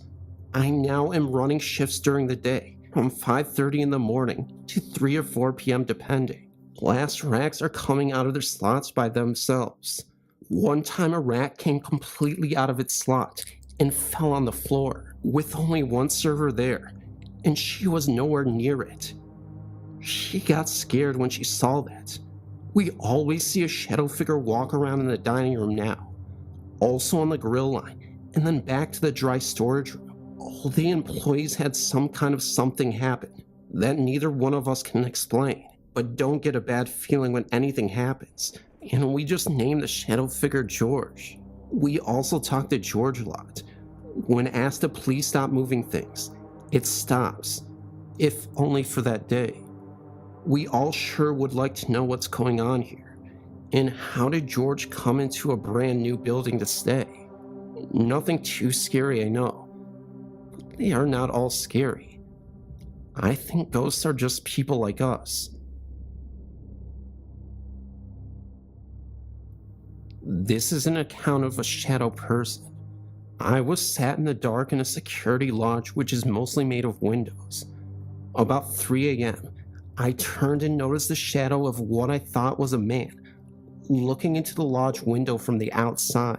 When I looked at the shadow, it turned slowly and walked to the side, which would have put the person making the shadow move into the open road. Surprised that there would be anyone there at this hour, I looked out of the window and saw nobody. I looked around the lodge, but nobody was around. It began to strike me as strange. I did the usual thing of checking to see if it could have been an anomaly caused by automobile lights, etc. But there were no automobiles around or any other light source's probable cause. There was something about the shadow that just struck me as odd. The shadow was the presence. It did not seem to cast by another presence. I could not think of anything that would attract such a being, so I just put it down to experience. However, a while later I was on a website where a woman with knowledge of a shadow person was explaining that they enjoy hanging around illness and death. A work colleague at the time had his wife seriously ill with some illness, like Alzheimer's or something, and he would bring her to work as she could not be left alone. We work alone, so there is no problem with bringing a wife like that. Around the time I saw the shadow person, his wife died at home. Had the shadow person gotten into the habit of visiting the lodge to watch events there? I'm not sure. I have been seeing and feeling things since I was 17 months old. My mother was raised to believe in the paranormal, and so was I. My first encounter happened when I was 17 months old. My great-grandfather had just passed away. I don't remember seeing him or talking to him, but I do remember the smell of his cologne. My mom told me this when I got older. She said that she just put me down for bed, and a few minutes later she heard me talking. So she came back to check on me and I told her it was Papa, and that was that. I never saw him again until he moved into the house we are living in now. My second encounter happened a few months after my great-grandmother passed. This was when I was 12. When I was little, she had given me a jewelry box. I was little, and I had put the baby powder in it. Well, a few weeks after she had passed, I was vacuuming my room, and nothing was near that jewelry box, and it just fell off my drawer. It even fell off when I was in the living room watching TV with my dad. The last time it fell, I was at my nanny's, and my mom had the door shut, so no one was in there. When it fell, my mother got up and cleaned it out and put it in her room, and well, That was the last time it did anything. My great-grandmother was telling me to clean it. Now my papa was beautiful to me because I knew him for 11 years, and he was my everything. Unfortunately, I was 13 when he had passed away. That night in the hotel room by the hospital after he had passed, we were getting ready for bed. My mom was crawling in the bed with me when my step-grandmother said, "Shell, is that you standing there?" My mother replied, "No, Mama, I'm in the bed." Well, my grandmother told us what she saw. There was an angle where my mother had stood. My mother couldn't see it, but I could barely. I know it was him telling us that everything would be okay. My papa always messed with me, so I wasn't really surprised if he did that after death. One night I was in my nanny's living room at 11 o'clock, waiting for CJ to get home. My nanny was in bed, and I was watching TV. Well, there's a desk close to my nanny's room. That's where my papa used to do bills there when he was alive. I remember before I sat down that the chair was pushed in. A few minutes later, I heard a cracking noise, and I looked over, and the chair was out of place. Of course, I was scared, and it made me forget that it was pushed in. I told Nanny, and she said it was probably your papa. The last time I was at her house before she moved, I just got out of the shower. I was drying my hair, and I heard a name. I don't remember if it was Randy or Rodney, but I asked my granny, and she told me that it was probably someone he knew, so I left it at that. I had used this old phone because mine was dying. Well, we took it home before CJ and her boyfriend Joe could pawn it. This was a few months before my nanny moved out from up there. CJ and Joe were stealing stuff and pawning it. Well, we had the phone, and one night out of the blue it started ringing, and it said Dad. My mom answered, and nobody was there. Well, the funny thing is, it was dead and shut off.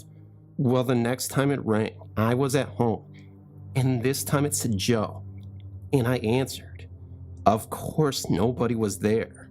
We took the battery out, and my nanny moved, and now no one knows what has happened to Joe or CJ. My dad's father just passed away recently, and I was very close to him. I did everything with him when I was little. I'm even named after his daughter who passed away when she was 3. I was like his daughter, and the one chance he got to know what it felt like to have a little girl again. He passed away December 8th. I was 16, and I miss him dearly. When I was little, they had lived in a trailer. I knew his daughter was there because I could feel her, even though I never saw her. When they moved to that house that is on the hill above the trailer, I could feel something that wasn't good. I still feel it when I go over there. I don't feel Diana, his little girl, or even my papa. The week my papa passed away, my mom asked me to vacuum his room. Well, I started the vacuum, and you know that feeling you get when you know you're not alone, and it feels like someone is going to hurt you. Well, that's how it felt, and I started the panic. I hurried and looked down just for a moment, and then I looked up, and my mom scared the living crap out of me. I left the room and let her finish. To this day, I never go back there, or even go to the bathroom there, because I never want to feel that feeling ever again. I know I am very blessed to have had the chance with them all, and to know that they are watching over me and protecting me, because sometimes, when I'm alone or scared, I can smell their perfume or feel their presences, and I know that I'm not alone, or that I shouldn't be afraid anymore, because they're always going to be with me. I just emailed you a ghost story about my boyfriend's death, and the orbs related to it. If you haven't read it yet, basically I saw orbs of my boyfriend hovering around me every night after midnight. I have no idea why this even happens at this time, but anyway, to continue my story, my friend stayed in her music throughout the night and did not feel welcome to stay in his room.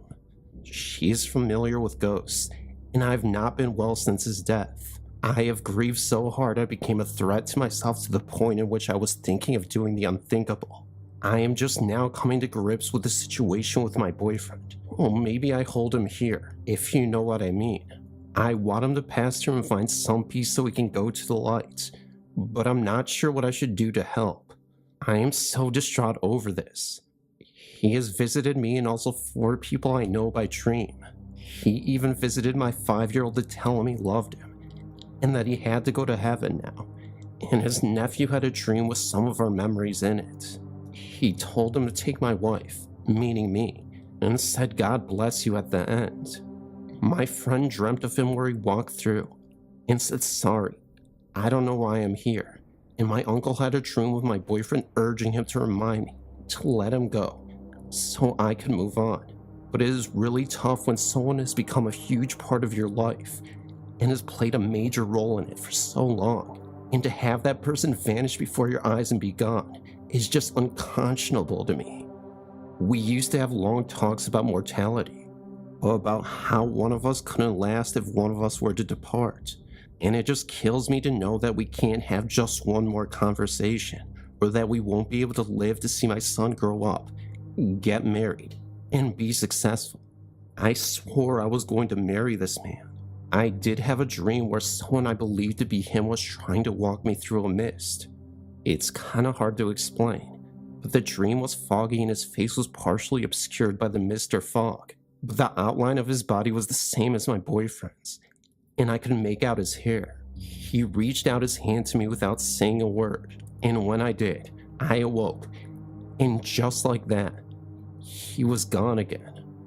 I must admit I've been on meds, but still, I felt like it was him. The coroner said that what he did to himself was accidental, but he just took it too far. Maybe he just didn't understand his own limits and did something to himself without thinking. But it's the way that he took care of himself that was too suspicious to be accidental. He told his family that day right before he did it, that he was going to do it and that was final. They didn't come to check on him, and I was gone from the house to come home, and found him the way that he was, lifeless, and just gone. After his death, I would scream for him in that room. It was just so horrific. Please, if anyone can help guide me through this, it would be so helpful to me, as I've been so distraught, and I feel like his soul is so lost. I talked to a psychic medium. She said he came and rubbed my hair at night, and he said to stop the tears and he could come through. But she said he didn't want me to live my life stagnant. I have many lessons to learn, and other things to figure out with the entire loss. We were complete soulmates, but I believe in an afterlife, and I believe that we will reunite one day and live many more lives together, as crazy as it sounds. Since his death, I have now turned to a monk for guidance. I am currently studying Hindu philosophy. My boyfriend believed in God. I've been living in this house for close to 3 years. For the first 6 months, nothing happened. One night, my hubby and I were laying on a spare mattress in the living room watching a movie. This was around 11:50 at night. We started hearing these heavy footsteps in the home. We have 2 doors leading into the living room. One of the sliding doors was right beside us, and the other one is approximately 5 meters away from us. We heard footsteps in the hallway outside the door furthest from us. At first, we thought it was my older brother who was also living with us, but he has this routine where he goes to bed at 10 p.m. and it's the same night every night, and he doesn't change his routine. Weird, I know. We looked at each other thinking, is that Mika walking around in the hall this time of night? We sat there listening to the footsteps that next walked into the kitchen, which has a door that leads into the living room where we were closest to. The footsteps came closer and closer until they stopped just outside the sliding door. We waited. We listened. We were expecting my brother to open the door and have a whinge that our TV sound volume was on far too loud, even though it wasn't. But he's like that, you know.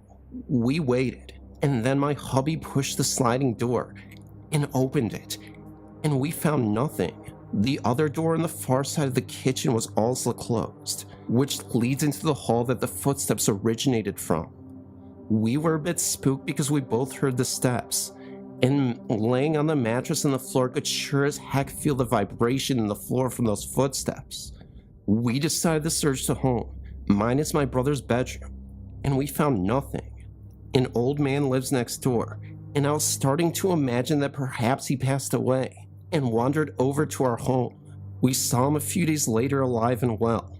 That threw that notion out the window. The next morning we asked Miko if he were up last night, and he says no. We told him what we heard, and all he could do was shrug and insist that he was in bed and didn't even come out. I believed him simply because there was no way he could have walked away without us noticing when hubby opened the door, and the footsteps never left. It just stopped outside the door, but nothing was there. One thing that does happen though is that birds are always hitting our front window. This has happened so many times that I lost count. I'm not sure if this is significant and whether it's a common occurrence with houses with weird things happening inside. Another thing that we notice on a few occasions is phantom smells. Sometimes they are really, really pretty, but other times it is foul. They rarely last more than 10 minutes. For a while, things were back to normal. But my brother said one day, I don't know who is always walking past my window or what they want. I asked him who, and he says some kid. He believes it was a girl, probably no older than 8 or 9. He walks past his window and heads towards the backyard, and he never sees her walk back. This has happened about 4 times that he can recall. I told him, why don't you go out there and check it out? He always has some excuse of he was busy. Plays online games, and says he was in the middle of something. Okay, let's continue. About 9 months after hearing the footsteps, we heard them again. We were in the bedroom this time, and it sounded like coming from the laundry and kitchen area. Again, we investigated, checked all the locks and the doors, but everything was secure and fine. I asked my hubby if he believed that the house was haunted. He said that it was a very real possibility. Not too long ago, I was taking a bath around 11 p.m. and I heard a really loud thump just outside my bathroom window.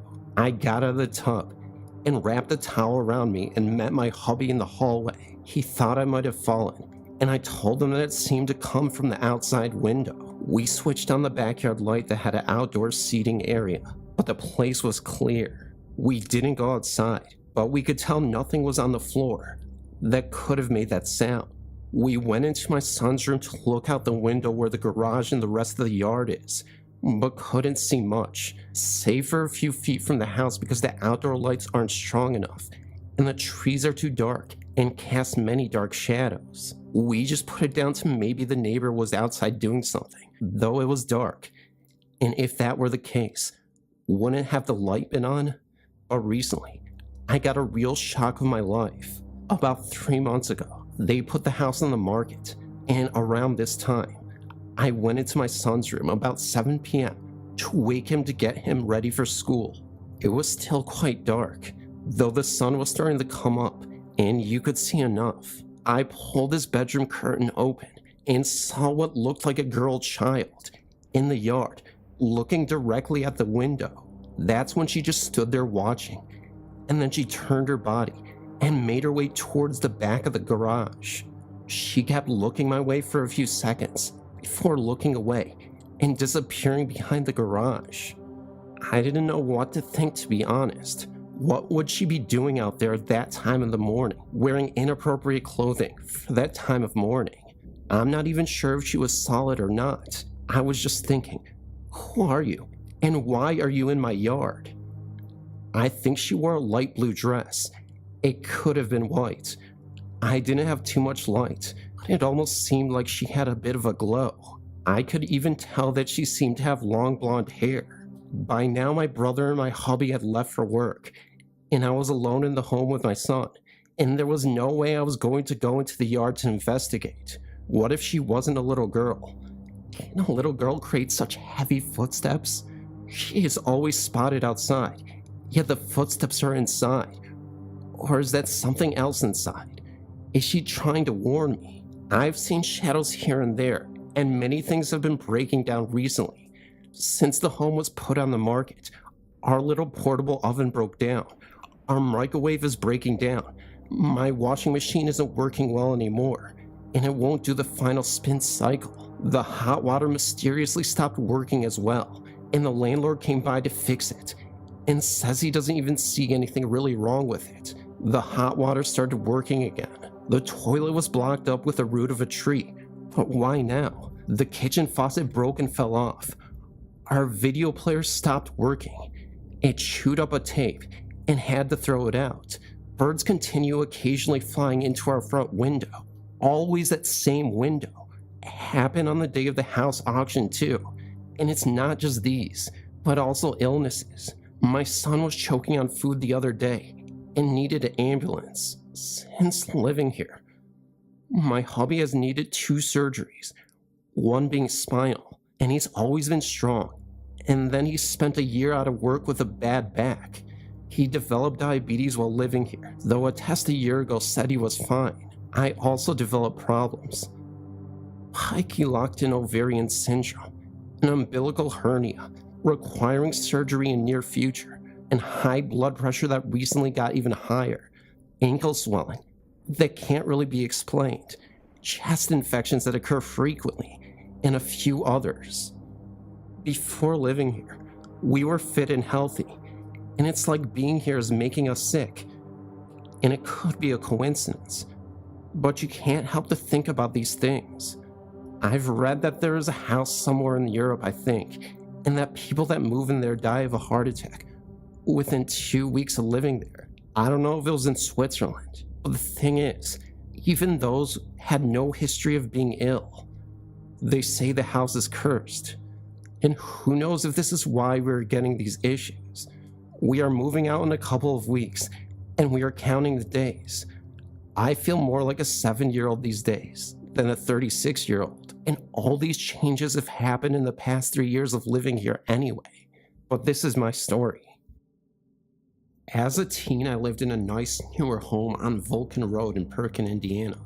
My parents and I were the second family to live in it. When we went to just view the house to see if my parents wanted to live there, I found myself afraid to go inside. I was only 12 years old at the time and had no idea what I was afraid of. I had encounters with things I couldn't explain before, but they never scared me like this house did.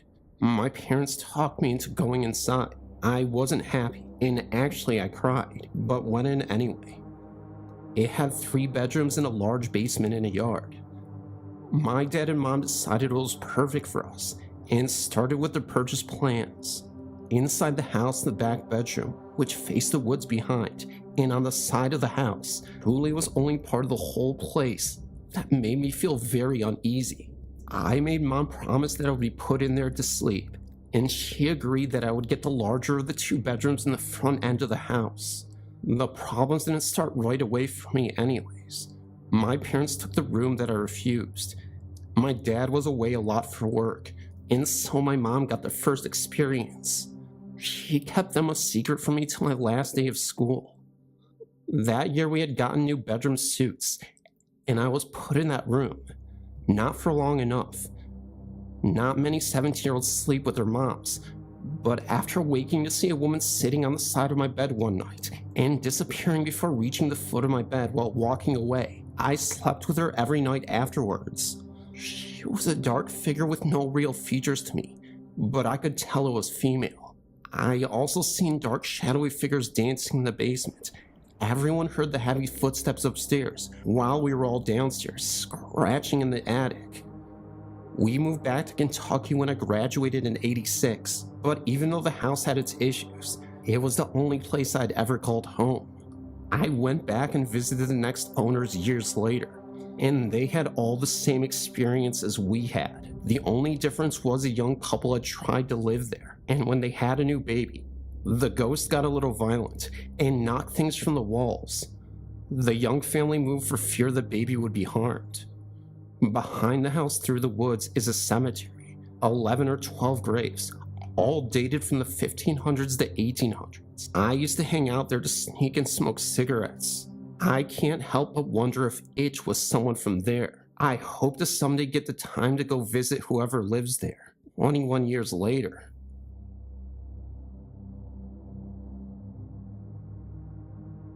There's a story on here about a house in Mudlick Hollow in Hardy, Kentucky, known to those who live there, or remembered by those who lived in the Sharondale, Kentucky area.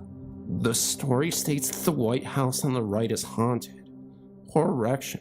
This house was owned by a lady by the name of Gracie. She lived in the house when I was a child, and never once was any report of anything unusual. She and her sister lived there for many years after she became quite old.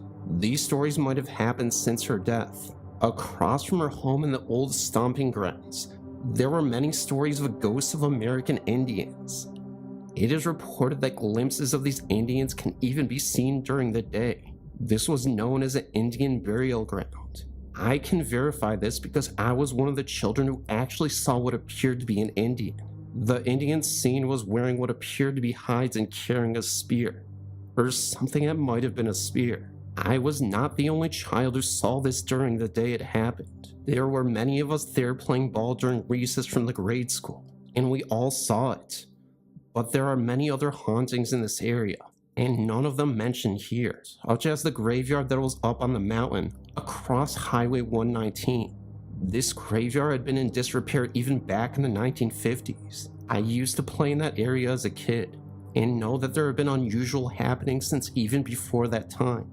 The train trestle that used to cross Old Highway 119 from the upper part of Sharondale coal camp to the side where the coal was loaded into the train car. That trestle was the one place for dares as a child. There were a few children who were injured there taking those dares. To this day, nobody knows what the real story is about the old trustee. The trestle is now gone, but the stories remain. There was also a house that was used for storage along those tracks. Part of the house was used for storage things for repair to the homes of the coal miners in the upper and lower coal mining camp homes. That particular home was rented to a couple with one child. The mother often came across the road to another home, completely frightened by things that happened in the home. She stated that the light bulbs were burst, even when there was no reasonable means of explaining it. Many stories of hauntings in the home still abound. Note, the homes are now gone. The highway programs that took the area for a larger highway. Miners whose lives were taken in coal mining accidents still roam that area. A woman who was killed by a big cat up on the mountain, whose shrill screams can still be heard during both day and night.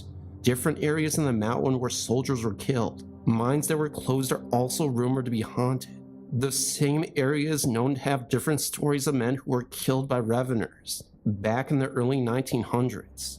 Men killed by reveners, some whose bodies were found, and others who just went missing. I have an experience to share with all of you. When my grandfather died, we went to my grandmother's house to check on her. She had a clock that when my great-great-grandmother died, it stopped ticking then. When my grandpa died, it started again. It had not ticked for a long time, for about over 100 years. My grandpa had always wanted to hear it too. Maybe it was him that did it, or just a coincidence. My gym basement at my school, when I went to the bathroom in gym class, my friend came too.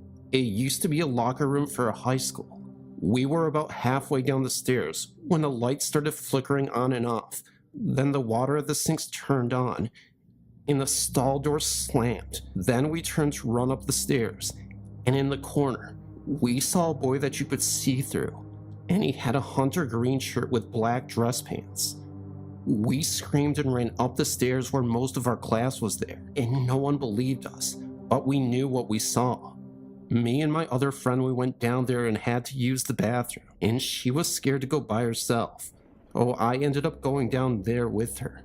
We were standing at the bottom of the stairs, noticing how freezing it was, and it was so cold. Oh, she went over to the first stall, then she started to open it. Then I screamed, and then she said, "What?" I said, "Turn around," and that's when she did. What we both saw was a girl wearing a dress with bright red eyes, with a black outline of some sort. He had a possessed smile. That's when she said, "Leave." The way she looked into our eyes when we saw her was straight evil. And my friend and I had nothing to say. One time I went with another one of my friends down to that basement, and when we were there we saw something strange and unwanted. We were standing at the very end of the stairs, and we were walking into the bathrooms, and at that very moment, we saw a strange looking girl just standing there, and she was just staring at us. Now, keep in mind this used to be an old school that was at least 90 to 95 years old. Oh, me and my friend just stood there for a moment and stared at her. Then we suddenly saw her eyes were plain black. It was so scary. Then me and my friend slowly walked away. But as we were going up the stairs, we noticed that she was following us. We looked back. I mean, we wanted to, but at the same time we didn't. And there she was. It was truly freaky. This was so freaky that she was right behind us, reaching for us and wanting to touch us. So we ran. We thought no one would believe this horrible, frightening incident, but luckily quite a few people did. And that's why many people didn't like to go into the basement anymore. One summer, my 3 children, my sister-in-law and I were traveling to my hometown in South Carolina. We live in New York. Oh, it is a pretty long way to go. It was foggy that morning, and my car had been experiencing trouble. We broke down near Pennsylvania and found ourselves sitting on the side of the road, maybe about 8 hours from home. A police officer pulled up behind my car. My youngest was 2 months old. He was screaming very loudly, but when he saw this policeman, he started smiling and laughing. Dressed in an older style police uniform, it looked to be a style from the 70s. He had the most beautiful face and voice. He walked around my car and then laid his hands on my car. My car started to back up. Then he just disappeared. I can't explain it. I looked up from the dash seconds after I saw him standing in front of the car, and then he was gone. No policeman car. No police car. Nothing. No one. We didn't even see him leave. As a matter of fact, we didn't even see him pull up. I thank God for that angel in disguise. We made it home safely. I grew up in a house that was always open to everyone and warm, but it did have its secrets. When I was very young, and the house was empty, I would hear my name being called, and I would run from room to room, thinking someone was home. My brother said this also happened to him on Saturday mornings, when everyone was asleep and he watched cartoons. One night as a 12-year-old, I was sleeping in the upstairs hall while my room was being finished. I was sleeping with my face to the wall, and softly my shoulder was being pushed, thinking someone in my family was wanting something. I turned around to face the room. There in front of me was a small couple, a man in a suit and a 1930s hat, and a sweet-looking woman with a pillbox-like hat. I think they liked what they saw because they looked at each other, then smiled, and then turned around to go down the stairs. I never saw them again. Many years later, in a conversation with my mother, she told me the small house with the low ceilings and low working areas was built for a couple in 1939, and before they could move in, they died in a fatal car accident. I guess they were just checking up on their home.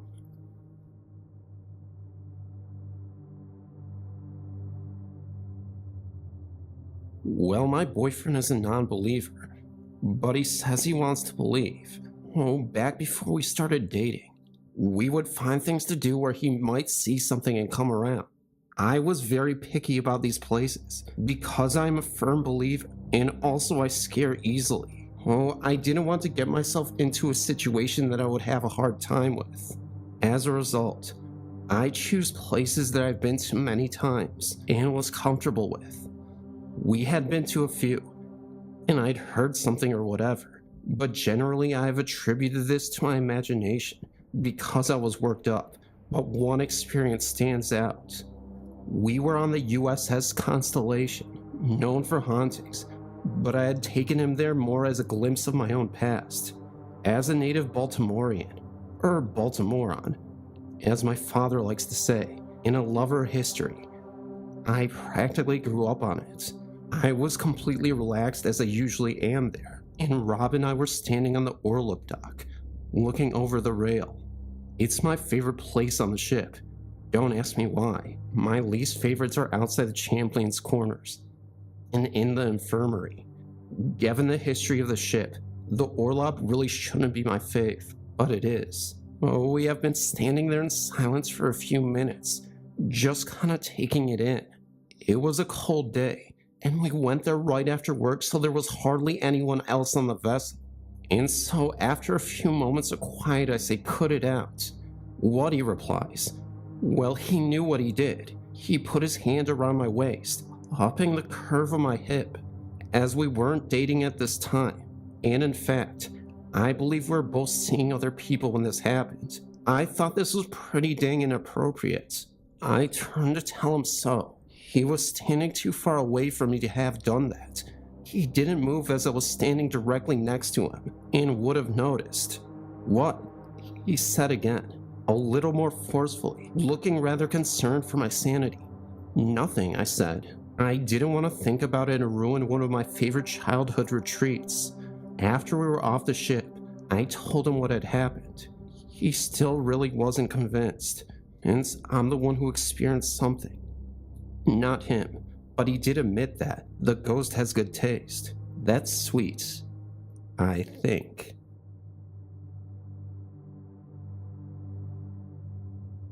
I just want to say that I love your website, and couldn't help but to share my story with you. A few years ago, my great-grandfather was very ill and in a nursing home. My family and I lived far away from him. We only made a trip up to see him around Christmas and his birthday. One day when I was 15, and my brother was only about 2, we were sitting in my living room watching TV, when all of a sudden my little brother started crying. I asked him what was wrong, and he said he wanted to go see Papa.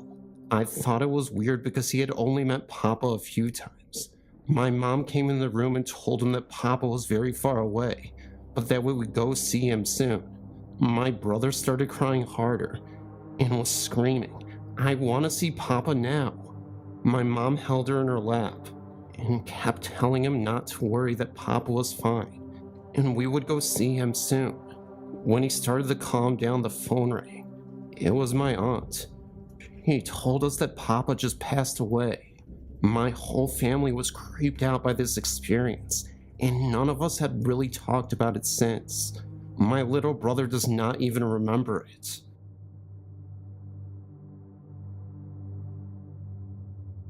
This took place in 1993, and I have 2 separate stories, same place and year. When I was about 16, I was living with some friends in Cleveland, Texas. I was attending school there with my best friend Mary, and living with her and her family. We had a couple friends that we went to school with. One girl was very strange, shall we say. We will call her Claire, and there was the other friend named Barbie. We lived almost at the end of a long, narrow, dead-end dirt road. There was only about 6 houses on the road, and we were surrounded by woods. We lived in the next to last house on the street, and Claire lived in the house that marked the dead-end road, and her family rarely came out in the daytime. They were more night creatures, if you will, and they had about 6 stray cats just hanging around the house. Mary and I decided to stay the night with Claire one night, and in the nighttime when it all got very weird, Claire was talking about witches and witchcraft and sorts, when suddenly I saw right behind Claire that there was a witch's head just hanging from the ceiling. I mean, it was staring right at me with big bulging red eyes, and it seemed real. When I told Claire it was right on the ceiling, she looked, and there was nothing. And to this day, I have no idea if I was hallucinating or if I really saw something evil. Our family had an experience several years back in our old house. I tried to submit the story a few years back, but I don't think it ever was posted. I'm the last one to say I believe in ghosts, and normally when people tell me they saw a ghost, I listen, but figure they are full of it. Well, this time I'm glad that my entire family heard it. I don't care if anybody else believes me because at least we know it happened. It happened several years ago, maybe a good 28 years ago. I was around 7, if not younger. At the time I was sleeping in my parents' room with my dad, and my mom went to lay down with my brother since he had the flu. The way our house was is that we have 3 bedrooms and 2 doors that we kept closed, that closed off of the back of the house to the living room and kitchen. We had all just started to fall asleep when we were woken up by a really loud thump, then the sound of something heavy running and ripping up the carpet. It reminded me of our old cat that used to run down the hall, and her claws would get stuck in the carpet, but this was much, much louder. The noise came and went very fast. My dad had jumped up and got his gun and went outside thinking it was someone running on our roof, but there was nothing. He came back and asked us all if we heard it, and we did. To this day, we have no idea what it was, and it never happened again. My brother and I talk about it to this day, and we get chills thinking about it. I'm sure it is something that could be explained. But what? It was too loud for any house noise. Our plumbing we never had issues with. Like I said, I'm glad our entire family heard it. So that way, they know I'm not making something up. I've never had another experience like that again. And now I'm interested in the idea of hauntings. But I normally am more on the factual and fantasy side. But that has made me think that just maybe there's something to all the supernatural. One thing I know about my story, I know it is real. I've read other stories on the site and think a lot of them are fabricated, and I'm sure if reading mine, people will think I'm making it up, or my entire family is making it up, but we know it happened. My stories were told to me. The first was told by my dad. My dad was an 18-wheeled truck driver. The stories he told seemed far-fetched, but I swear to God he's telling the truth. One night driving a long stretch of highway, he came upon a beautiful dog. The dog barked, but he knew he had hit the dog. He got out of the cab of the truck with his flashlight, who gave the dog a proper burial. When he looked up and down the ravines, and what he found was not a dog, but a family with the dog. They had crashed down the ravine 2 hours earlier. The family survived, but the dog didn't. The next story was told by my brother, and now sister-in-law, then girlfriend. In 1995, my brother came to Texas, then Georgia, to be with our dad. At that time, he was very ill. My sister-in-law, then girlfriend, was in Georgia. Our dad passed away late at night. My brother decided to wait till morning to call my sister, because she had to be working early the next morning. My sister-in-law called crying instead. She was scared and shaking. Then she said that about 2 a.m., she got up to get a drink in the kitchen, walked into the living room, and that's when she saw Dad sitting on the couch. Then she said hi to him, then continued into the kitchen, and then realized that he was supposed to be in Texas, not knowing he had passed yet. That's when she walked back into the living room, where he was sitting, telling her he needs to tell her something, and she screamed no, and runs back into the bedroom, then slams the door, locks it, and calls her best friend cousin, who was a cop, to come to the house, and no one is there. When my brother tells her our dad had passed, that is when she freaks out more. I just wish I knew what he wanted to tell her. Oh well.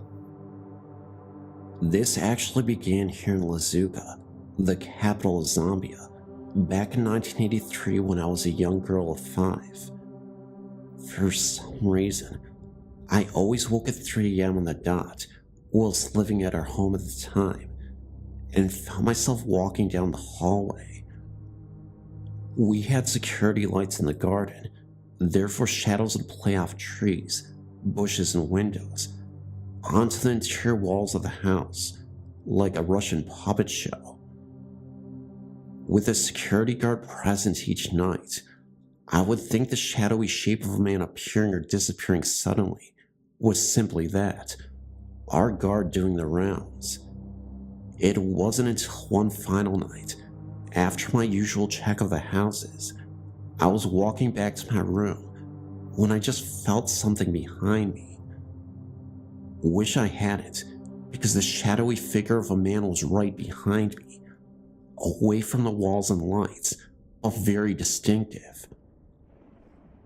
I was scared, but to be honest, looking back now, cannot even remember feeling evil, just curiosity. A few months after, I started experiencing visions and dreams. I would start having a dream of a little funny white man standing in my doorway, looking at me with a mean little grin on his face. Then, he would walk off in the direction of my brother's room, whereby I once woke up to hear my brother screaming for my mom, saying there was something in his room. This experience happened only once, but the dreams of this little man continued. When we moved to the UK in 1986, my final experience occurred with this man. I heard my name being called from downstairs.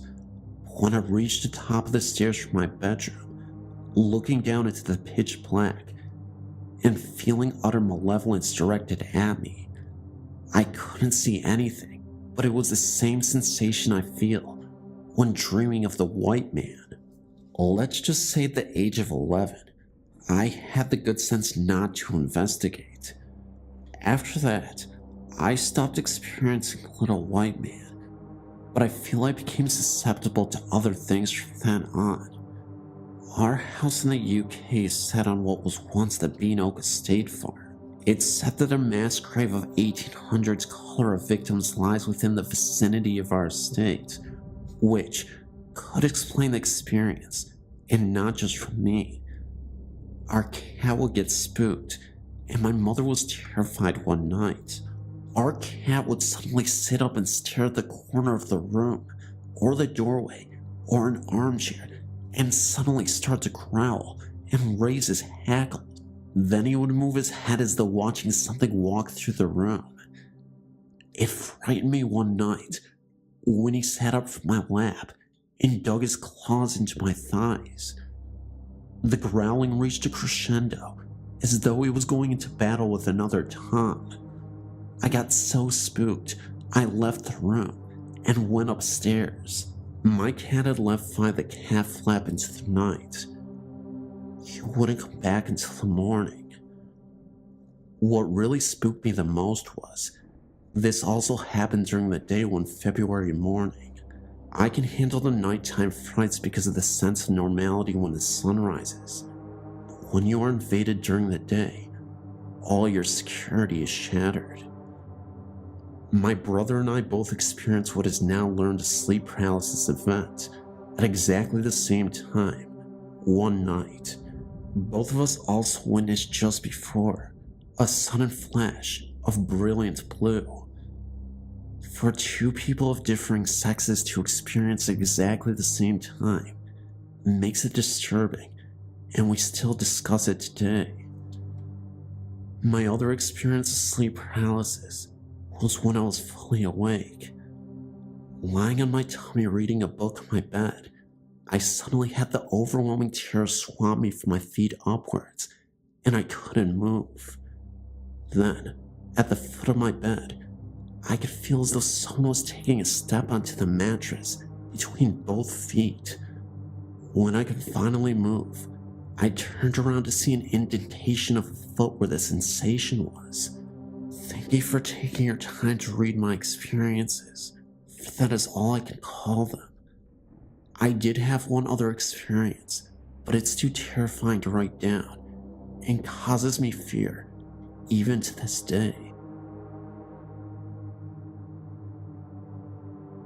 When I was 6 or 7 months pregnant with my son Anthony, I had a terrifying nightmare. I believe this nightmare was a portal to the afterlife, that what I saw was in fact a ghost trying to communicate with me. Every night I would sleep with the bedroom door half open and also had the hallway light on, just because of the weird and bizarre events that would occur in this old home. I'd always thought I'd hear laughter during the day, sounds of doors opening and closing, and other little things that made me convinced my house was haunted. One evening, I swore I saw a small dark shadow figure float into the kitchen from my bedroom. It happened so fast, I didn't have much time to process it. My nightmare was very similar to this experience. I was convinced that I woke up in my bed before. At least at the time I thought I was conscious. I was glued to my bed, couldn't move at all, virtually paralyzed. I started hearing strange noises, like a gargling coming from the hallway outside of my room. I remember struggling to open and close my eyes. All of a sudden, I was able to focus my eyes and move my head where I could see that the door was open. I saw this little girl standing in my doorway. She was a black shadow from 5 feet away from my bed. She approached closer to me, all while I was still paralyzed and couldn't move. The black shadow whispered, "Don't be scared, I'll be home soon." That's when I woke up, sweating and screaming.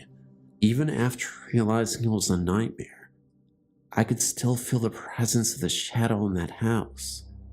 The same girl from my nightmare.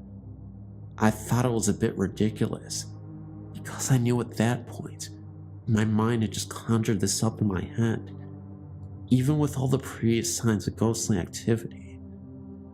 What's even weirder, a few days after I received a call from my sister, she was very emotional because she announced to me that she was having a child.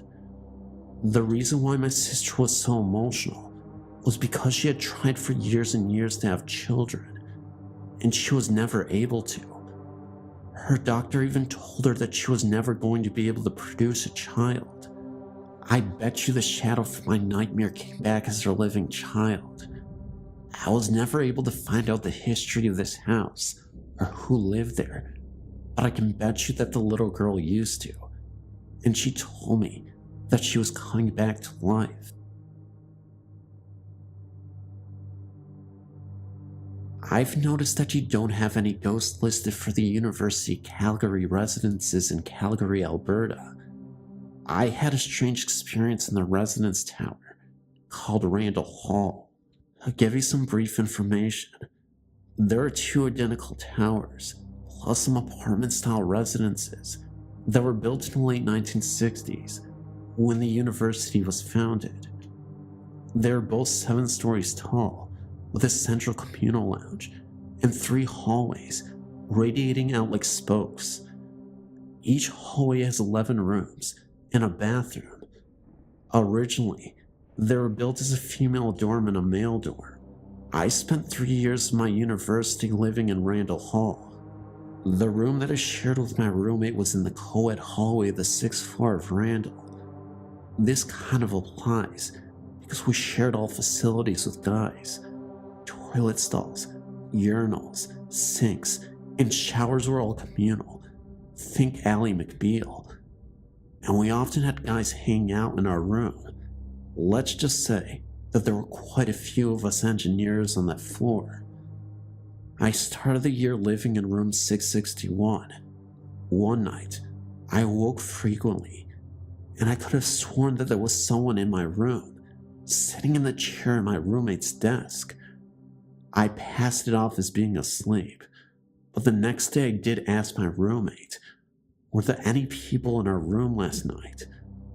All she said was, "Yeah, I thought that one of the guys had come in during the night." Weird. Anyway, a little later in the year, I moved into room 557, on the same side of the hallway, 2 doors down. We started noticing that in the common room, which was a large open area in the center of the spokes, one of the elevators would often come up to our floor on its own accord, open, close, then go back down to the main floor. Sometimes we would stay on our floor with the door open for almost an hour before going back down. My real experience came during reading break. I guess your guys' equivalent to spring break, only we have ours in early to mid-February, and most people leave because the skiing's awesome in the Rockies, only a few hours away. In our hallway, the only people not gone was me, my roommate, the girls across the hall, and the girl at the end of the hall, on our side by the fire escape. To start my real story, I'll give you guys a little explanation about how our room was laid out. If you walk into the door from the hallway, there's a closet on each side that extends about 2 feet into the room, that goes all the way to each wall. No doors in the closets. The room is approximately square. My roommate's bed was against the left wall, with her desk against the window, directly across the door, and the chair between her headboard and the desk. My bed was against the window, with the headboard against the right wall, with my desk along the right wall. I awoke one night because I swore that the door to our room had opened, and that one of the guys from the guy's wing had come in. He had gone on a date that night and was a close friend. I looked over at my roommate's bed, and it looked like this guy was whispering something to her. I found it kind of creepy though, that instead of crouching by her bed like a normal person would do, he was standing with his legs straight, bent at the waist, with his face about 2 inches from hers. Now, I got kinda pissed off because it was the middle of the night and this guy had come in to tell Lauren about his date. I wanted to see what time it was, so I sat up in bed so I could see around my desk to my alarm clock, which was on a dresser in the closet. It was 2:30-ish in the morning, so I turned my head to yell or whisper strongly at this guy. Then I realized it wasn't who I thought it was. This is the creepy part. He stayed bent over my roommate in the same position, but slowly turned his head to look at me. While he was turning his head, this grin spread across his face. One could interpret this grin as malevolent. I sure did at the time. Then he slowly stood straight up and took a few steps backward towards the closet, folded his arms across his chest, and looked at me with the same scary grin on his face. It was strange because really, he had no facial features. Nothing of a face that I could see, except for this grin that I could more sense than see. Well, that was enough for me. Like any 20 going on 6-year-old, I dove beneath the covers of my bed and stayed there all night. This was very hard to do, since the heating is very efficient in those buildings, and most of the rooms are usually hot enough to be in shorts and tanks in. Anyway, I didn't sleep again that night. After a week or so, thinking about this experience, having insomnia, and sleeping with the light on, I have second thoughts on what was going on there. I think that yes, he was intentionally trying to scare someone, but only out of a sense of fun, because he knew he could. I think he had my roommates in his target sights, and he had his face by my roommates, waiting for her to wake up with this ghost face 2 inches from hers. Well, you could wake my roommate up with a cherry bomb when she's sleeping, never mind waking to a ghostly presence like so many of us do. Instead, I woke up, and his grin was more of a, finally, someone's awake that I can scare grin. So that was it, other than the knocking, which is actually quite funny. It was about 2 days after my experience, when all 3 of our rooms got simultaneous knocks at 5:30 in the morning. My roommate got up to answer the door and scared the crap out of both her and the girl directly across from her by opening the door at the exact same time. Also, The girl at the end of the hall had her head out of the door, asking if someone had knocked. There was no one in the hall, and no way someone could have left without us hearing. The door into the central common room was on a mnemonic hinge and made a whining noise when you opened it. The door to the fire escape at the other end makes a crapload of noise, which echoes through the floors. The door to the bathroom also has a mnemonic hinge and bangs when it closes. Anyway, to close this outrageously long story out, I worked for housekeeping during the summer because the residents are rented out like hotel rooms. I didn't go back home in the summer. I was talking with the cleaner from the 6th floor while doing laundry one day. She related that she has had experiences with this guy over the last few years. She was cleaning a room after move out and had the door propped open with the garbage can. A guy poked his head around the door, looked her in the eye, kicked the garbage out from in front of the door, and slammed it. There was no one there when she went to look. There are rumors that a guy got really stressed out during exams in the 80s and threw himself off the roof into the parking lot. I've not substantiated his claims, so who knows. I do know that the roofs are now off limits to students, whereas they weren't in the past. The cleaner says that he is quite shy and is only seen during summer, Christmas, on reading breaks, never when the residences are filled with people.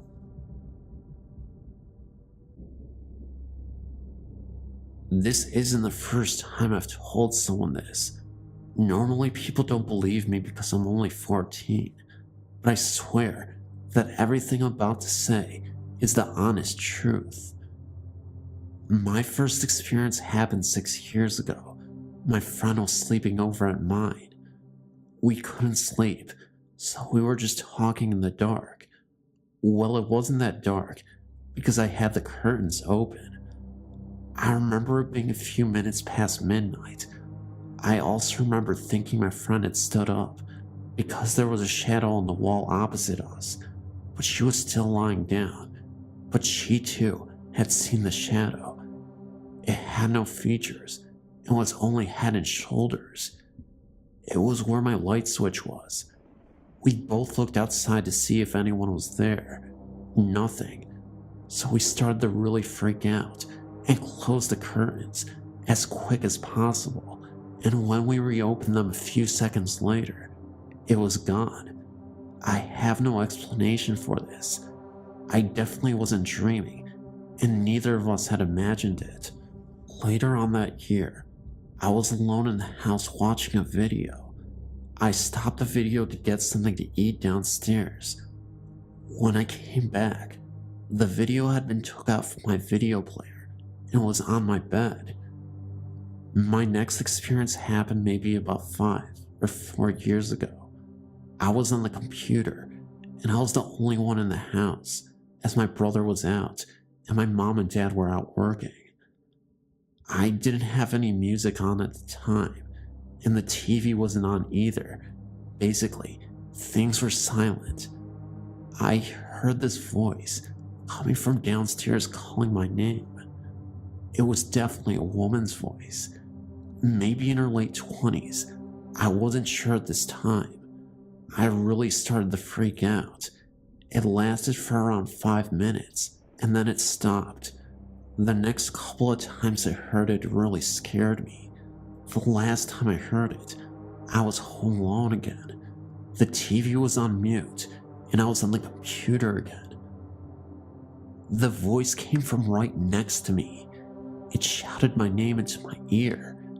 It shocked me so badly that I actually screamed so loud that the people next door heard me. Since then, I haven't heard it, but recently, I've been hearing music playing in and outside of my house.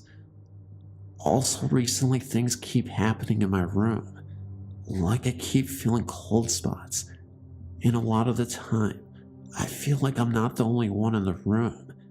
It's really scary. Plus, my TV has been on mute or changed channels when I'm nowhere near the remote. It scares me a lot. It shook me up so bad that I hate being alone in the house.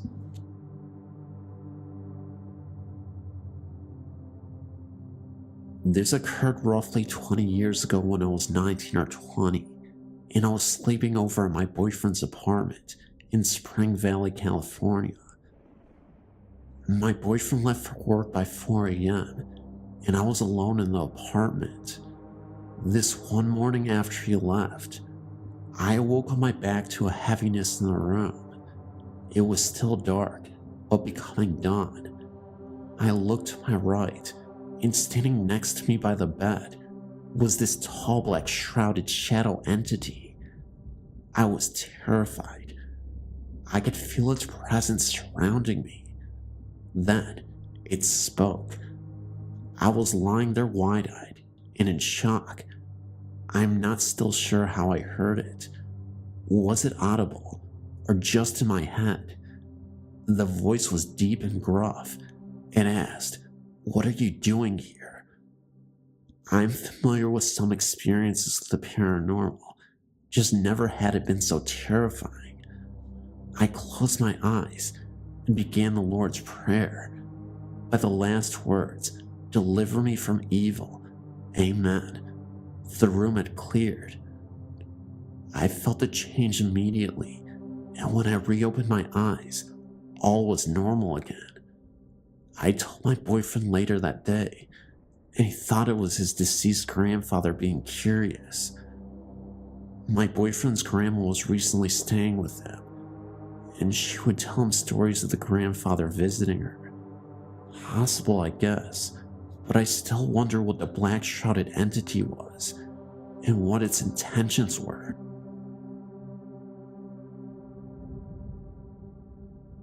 For many years, I had a gray cat named Kitty. Kitty didn't like many people. She mainly only liked me. She always slept up against my legs at night, on the outside of the covers. She loved to be close to me. After she died, I was absolutely miserable. I missed her so much. After a few days, I started getting a glimpse of her walking around the house, out of the corner of my eye. I didn't say anything to anyone for a while. One day, my aunt said that she didn't realize that we had gotten another cat after Kitty had died. I told her that we didn't have any other cats, or any other pets for that matter. She was absolutely convinced that she had seen a cat walk across the doorway in our living room. One night, just as I was going to sleep, I felt Kitty jump up onto the bed and cuddle up against me. I could feel her pressing up against my legs. I tried my best to convince myself that it was just my imagination, but my husband felt her jump onto the bed also. Over the years, she has gradually stopped coming around us so much.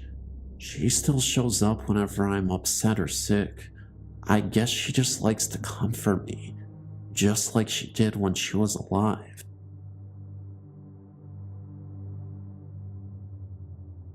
Hello. I grew up in an old apartment building in the Fordham Hills section of the Bronx.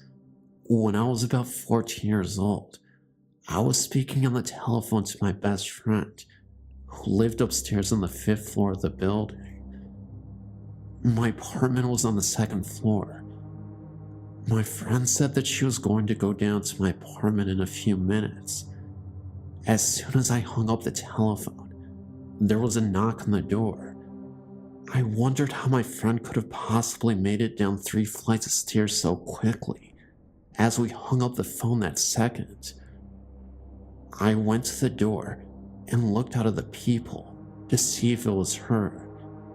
There, at the door, stood a tall, young-looking man wearing a ruffled white shirt, a thick black belt, black pants, and black boots that went almost to his knees.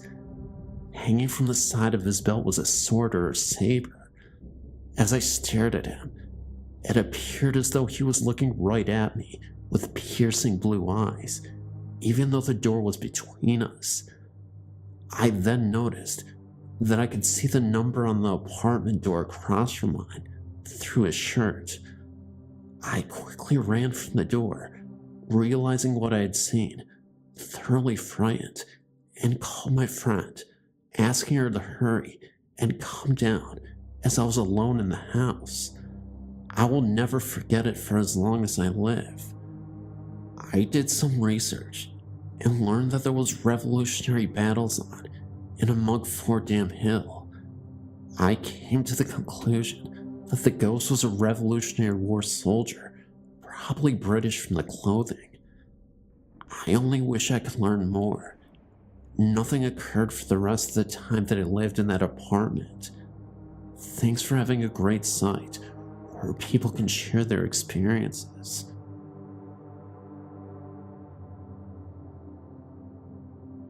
Like a lot of people, I've had friends and family members pass away. One of my best friends was John, who died from pancreatic cancer while still in his early 30s. Many years later, I started a habit while praying. I asked God to help me always remember my friends and family who have passed away, who influenced me, and who are a big part of my life. Then I think of their names and say them silently in prayer. About a year ago, our friend and family priest passed away, and I attended the funeral mass. As I was kneeling in the pews, I felt someone beside me. I looked to my right, and there, plain as day, was John. He was there for only 2, maybe 3 seconds, and then disappeared. I shook my head and looked again, but he was gone. I hadn't thought about John at all that day, and I may never know why he decided to show himself. I know that God puts people into your life for a reason, and I know that even after they are gone, they're always with you. I love you, brother. Thanks for the visit. I wouldn't say that my story is a haunting, just a presence that I feel every day. My grandmother died in January 2003. At that time, my daughter was only 14 months old. My grandma just lived and breathed her grandchildren. We always used to say that the love was so strong that she would probably come back and see them. Well, I think that is exactly what is happening in my house. I've never seen her, but I feel her presence. My daughter, I would think, would not remember my grandma because she was so young. It's been over a year now since her death, and my daughter is now 2.5 years old. She constantly talks about Gigi visiting her in her room. Gigi meant great grandma, and that's what all the kids called her. She tells me things that she wouldn't know. She sees pictures and knows exactly who she is. She tells us that Gigi visits her in her room at night with a flashlight, or she will say, "Tell Gigi to stop waving at me." Last night, as I was tucking her in bed, she looked at me and said, "Shh." I said, "Why?"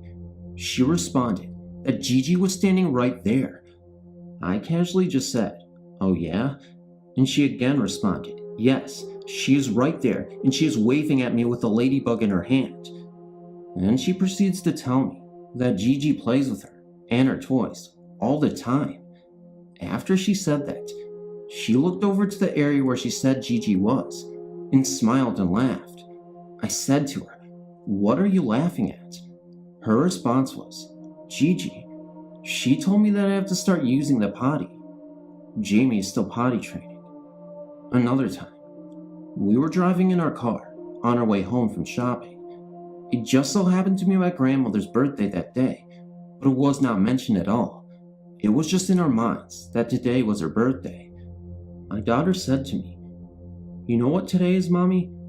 I said, "No." "What?" She said, "Today's Gigi's birthday." I was shocked. I asked her how she knew about that, and her response was, "Gigi told me herself.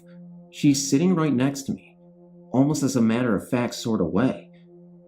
Different things like this happened since she died. I don't feel that she is haunting us. I just feel that she loved my daughter so much that she likes to see her. Do you think that is the case, or am I going crazy? When I was 10, both my grandparents died. Before them, my aunt and uncle died also. They lived with us. Both nights after we found out, my sister and I both woke up in the middle of the night to feel our bed shaking violently while everything else in the house was still. Then, after coming home from each funeral, the door to the bedroom was seen opening and shutting. About 7 weeks after the door, lights went on and off in our basement when no one had been down there. When walking into our rooms, one of my sisters, brothers, or my belongings would fall off of a shelf. My cat was seen chasing a string, hanging in midair, as if my aunt was playing with her. Creepy feelings of being watched while watching TV in my living room were also felt. When outside, you could hear your name being called softly in a little girl's voice, then childish laughing. Random cold spots can be felt around my house, even near heating vents while the heat is on. Computers randomly turning on, and so do faucets, lights, TVs, and radios. Sometimes footsteps can be heard in my house, hurrying up and down the halls. Once I even heard childish crying, like the little girl ghost who calls your name and laughs. I know this story is a little shorter than most, but I appreciate you listening. Does anybody know what's going on exactly? I'm pretty sure it's my grandparents, but who knows?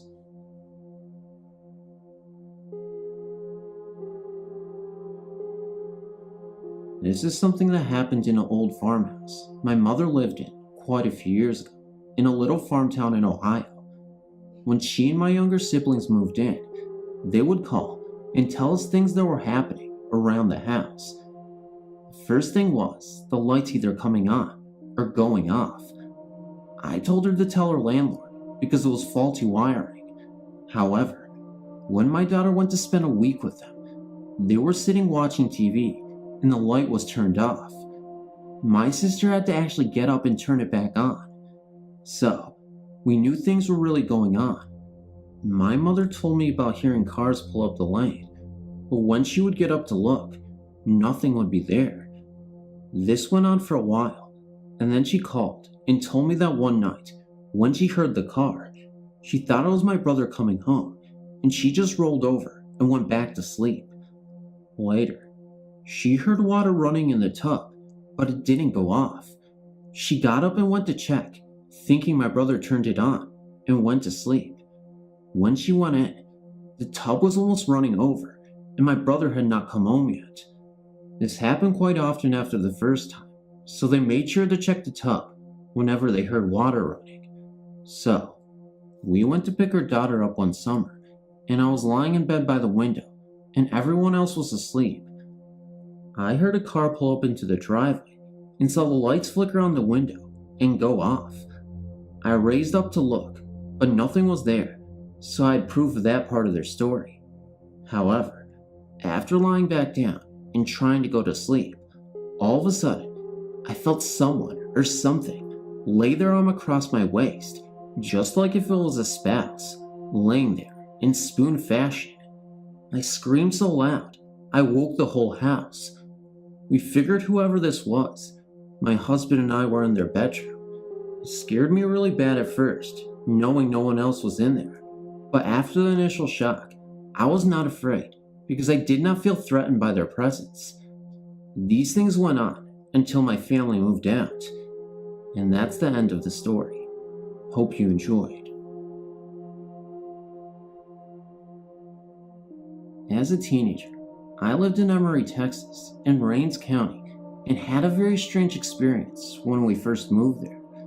Our first residence was in an apartment building that had at one time been the Rains Cole School. When the new school was built, the old one was abandoned until someone bought it and decided to turn it into apartments. During the renovations, a group of local children were in the old school gymnasium, playing in what used to be a storage building to hold the chemicals and supplies being used in the work and repairs. Apparently, there was a large drum of flammable liquid in storage there, reportedly paint there, that was ignited by the children playing with a lighter or matches. In the ensuing explosion and fire, one of the boys was killed and the others injured to varying degrees. The gymnasium was destroyed, but this building was connected to the part of the school that was being turned into apartments. The renovations were completed and the apartments were ready to be occupied, hence my family enters the picture. We were the first occupants of apartment 12. The first night we were in the apartment, we heard a lot of movement in the attic area, which my mother put off as some type of animal being up there, even though it sounded awfully loud to be a small animal to me. The next day, I was talking to my next door neighbor's son and asked him if they heard anything in the attic the night before. He said he had heard something every night since they had moved in, and said his parents too had tried to explain it away in something simple. We talked to some other people in the building and found out that a lot of them had heard the same thing. We also found out that the ceiling directly over the apartments were a drop ceiling, so that it would be easier to keep the apartments cooler in the summertime and warmer in the winter. This was very distressing to me, because that would make it impossible for someone to be walking on this, but to us, it sounded like heavy footprints directly overhead, but that is in the end. After about a week, we kept noticing little things, like objects apparently being moved forward from the places they were being left. The strangest occurrence to me was a music box belonging to my mother that had a baseball on it and played Take Me Out to the Ball Game. Somehow kept moving off the shelf it sat on and onto the living room table, sides being moved around. We will wake up in the middle of the night to the sound of it playing in the living room. My mother kept blaming my little brother and me for this until she was home one night alone and woke up to the sound of the music box playing by itself and sitting on the coffee table, even though she knew that it was on its shelf when she went to bed that night. We finally got used to this happening on a regular basis and even started joking around with each other when we couldn't find something by saying the ghost must have moved it, even though to my brother and me it was still a little creepy. Finally, Christmas time rolled around and the fun really began. We put up our Christmas tree on Thanksgiving Day, right after dinner, as is our family custom, and took great care in placing the ornaments, as many of them were handmade ornaments from our mother, dating back to the time we were born.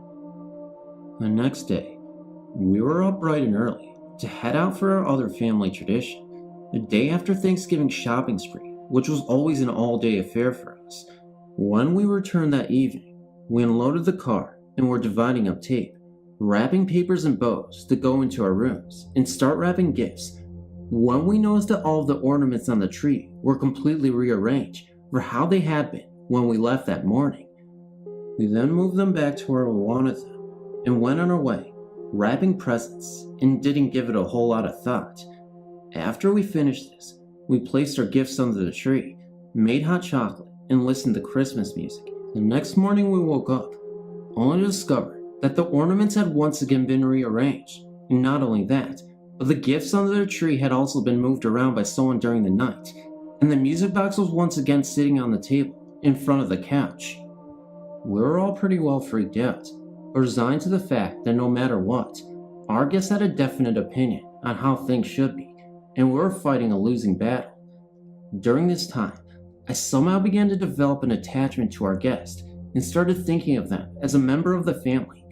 This was the young boy who had been killed during the fire when the renovations were being done, and he was lonely and looking for a friend. I even started asking our friend where things were when I couldn't find them, and it was almost like something would tell me where to find them. I even began telling our guests goodnight when I would get ready for bed at night. This continued throughout the Christmas season, even though I had learned to accept things. My brother and mother couldn't, and she decided it was time to look for someplace else to live. Shortly before the end of January, my mother announced she had found a house for us, and we would be moving the 1st of February. While we were packing for the move, we kept noticing that the things we were boxing up kept appearing back where they had been, like someone didn't want us to leave, which was very disturbing to me because by now, I felt a real attachment to our guests. One of the saddest moments of my life was when I closed that apartment door for the last time because I felt like I was leaving something or someone very important behind. Strangest part was, I could have sworn that I heard a young boy's voice telling me goodbye.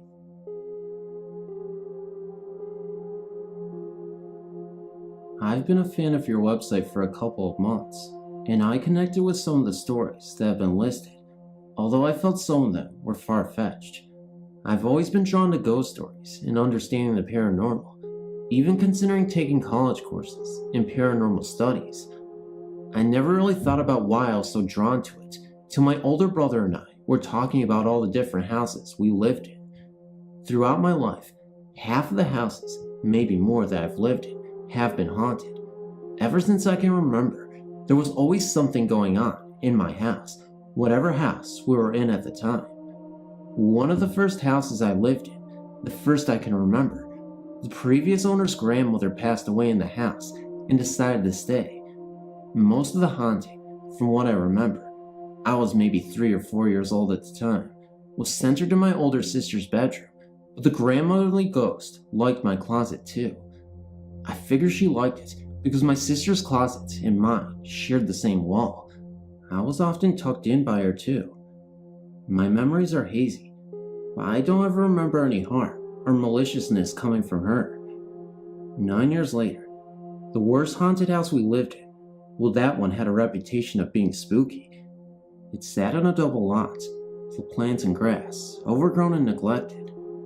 Many of the neighbors' reactions to us moving in were, "Oh my god, you're moving in there?" No one ever wanted to tell us why they reacted that way, or why they would come up with some lame excuse for the reaction, such as, "We're just surprised, it's been empty for a while." We soon found out why, with good cause.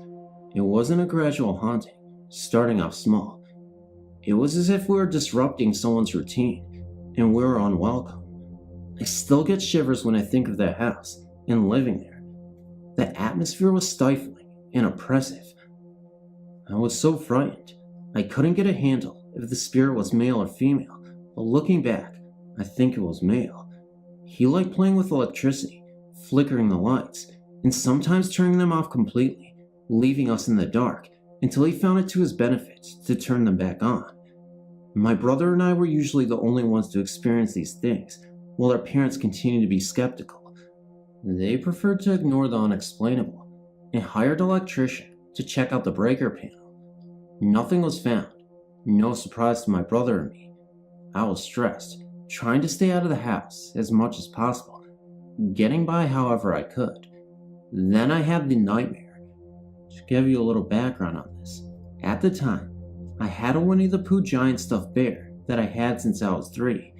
In my dream, he grew claws and teeth and flew through the air, chasing us from the house. We needed to get away from that place. That was the message in the dream, loud and clear. Waking up from the dream, I looked across my bedroom to see my Pooh Bear looking at me. I could have sworn I had put him in the back of my closet.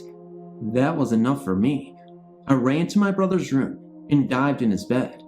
I sobbed and begged him to let me sleep with him, and he held me and calmed me down.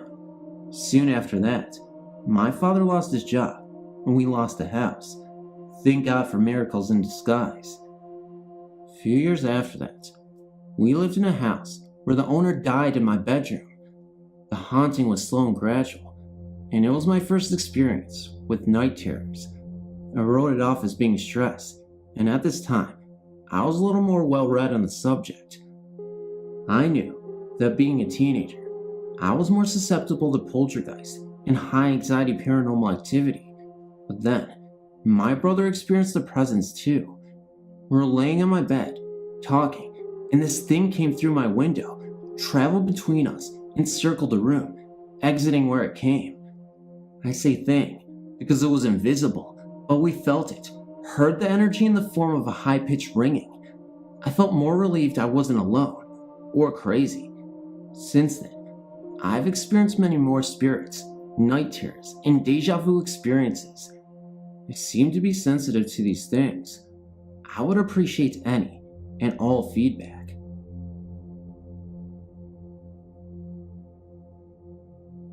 You know, every ship in the Navy has a ghost, or at least that's what they say. I've been in the Navy for 11 years now, and I'm on my fourth ship. I haven't noticed a ghost on all of them, but that doesn't mean they weren't there. I did notice one though, a few times. The ship was the USS Frederick, LST 1184. It's decommissioned now, but when I was there, I met the ship's ghost before anyone even told me there was one. But for the sake of the reader, I'm going to tell you the story about how the ghost came to be first, and then I'll tell you how I met him. All Navy ships have a compartment called a sea chest. This is a void on the bottom deck of the ship that is used for quick ballast.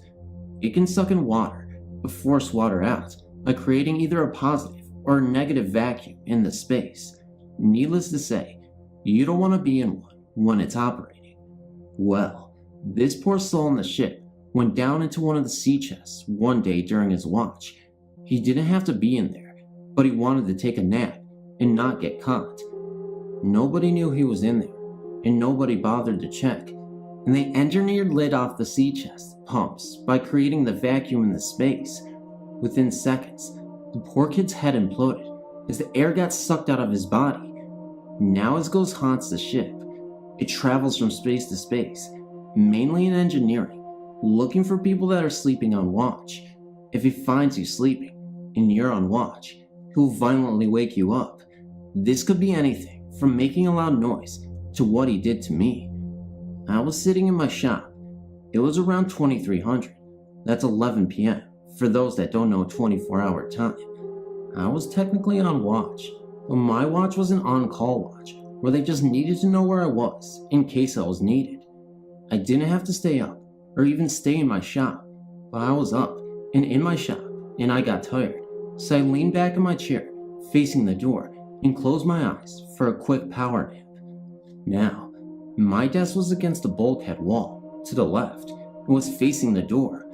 The only way into and out of my shop was through a large metal gated door that squeaked and rattled when it moved. Along with that, the only way to get to me was to walk around the right-hand side of the desk, which was at the time a maze of broken equipment that I was working on. I was sleeping for maybe 5 minutes, and I was by no means sound asleep. Out of nowhere, I felt someone punch me on the left-hand side of my chest really hard. I had a bruise there the next day. No, I didn't see him, but I know it was a ghost for a few reasons. 1, there was no way for anyone to get in my shop without me knowing it. 2, no one could have hit me as hard or where I was hit without first coming around my desk, and second, breaking my pen, which I kept in my left chest pocket. The final reason I know it was the ghost, it was because I immediately opened my eyes and saw no one there. The next night was the kicker about that ghost. He never went into the berthings. That's where everyone sleeps. Some say it was because not enough people on the ship believed in him, but I think it was simply because people are allowed to sleep in there. But that night, he went into my berthing. I went in my rack, bed, and I had that feeling that I was being watched. So I woke up, opened the curtain on my rack, and looked out to see who was there and what they wanted. There stood the ghost. I knew it was the ghost because he had no head. He was standing there, facing my rack. When he noticed me looking at him, he gave me a small bow, which I took as he was sorry about the night before. He hadn't known that I wasn't sleeping on watch. The incident that I'm about to relay occurred many years ago, around 1969 or so, in the presence of myself, a friend, and several other people who were on the street at the time. It was a hot summer night in New York City at about 9 p.m. or so. It was hot enough out that even the elderly Ukrainian women who live on East 10th Street were still outside by their stoops on their lawn chairs, as it was still too hot to go indoors. My friend and I were passing by the old Russian Turkish bathhouse on our way to my apartment after having had dinner in the village. Communal steam baths were a tradition back in turn of the century Russia. Some of the old white Russians who fled Russia after the 1917 revolution settled in the north end of the Lower East Side and brought the tradition of the steam baths with them. Suddenly, as we were walking by the lawn high stoop of the bathhouse, we almost ran into a screaming black man at the foot of the stairs. He looked real in every detail, except for two things. He glowed purple and seemed to be composed of pixels, as a television image would be. He was screaming and cursing at someone at the top of the bathhouse stoop and kept looking back while screaming as he ran across the street towards the little group of elderly Ukrainian women who also let out a scream themselves. He ran about 15 yards east down the block, and just as suddenly as he appeared, disappeared into thin air. My friend and I looked at each other and exclaimed in unison, "That guy was purple." The Ukrainian women were laughing and chatting nervously at this point, and nobody could figure out where this guy could have gone. About a year later, I was in an old Bertino's bookstore when a small volume of prose and photographs caught my eye. The title of the book was 10th Street by Bill Benson, published in 1968 by Grossman Publishers. On one of its pages, the book describes three old women sitting in their chairs one summer evening on 10th Street between First Avenue and Avenue A. It goes on to say, one summer evening, there was a loud altercation directly across the street in the doorway of the Russian Turkish baths. Suddenly, one man picked up a chair and brought it down with tremendous force on the head of another man. The latter toppled and rolled down a dozen steps to the foot of the stoop, where he lay dead on the sidewalk in a great puddle of blood. The ladies all observed this with very little dismay, and long before the corpse was lugged away, they had returned to their evening chat. I lived on 10th Street for many years after 1969, but never again did I encounter this man, purple with rage, on this street again.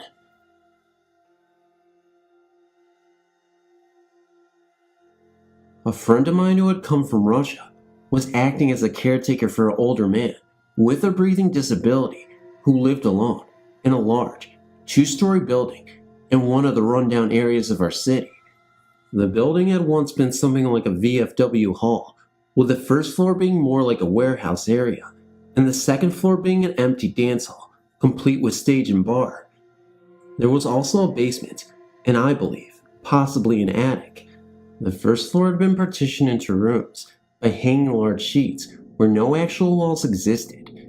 It was a dark, cavernous place, with weird props like mannequins and paraphernalia from the World War II era strewn about.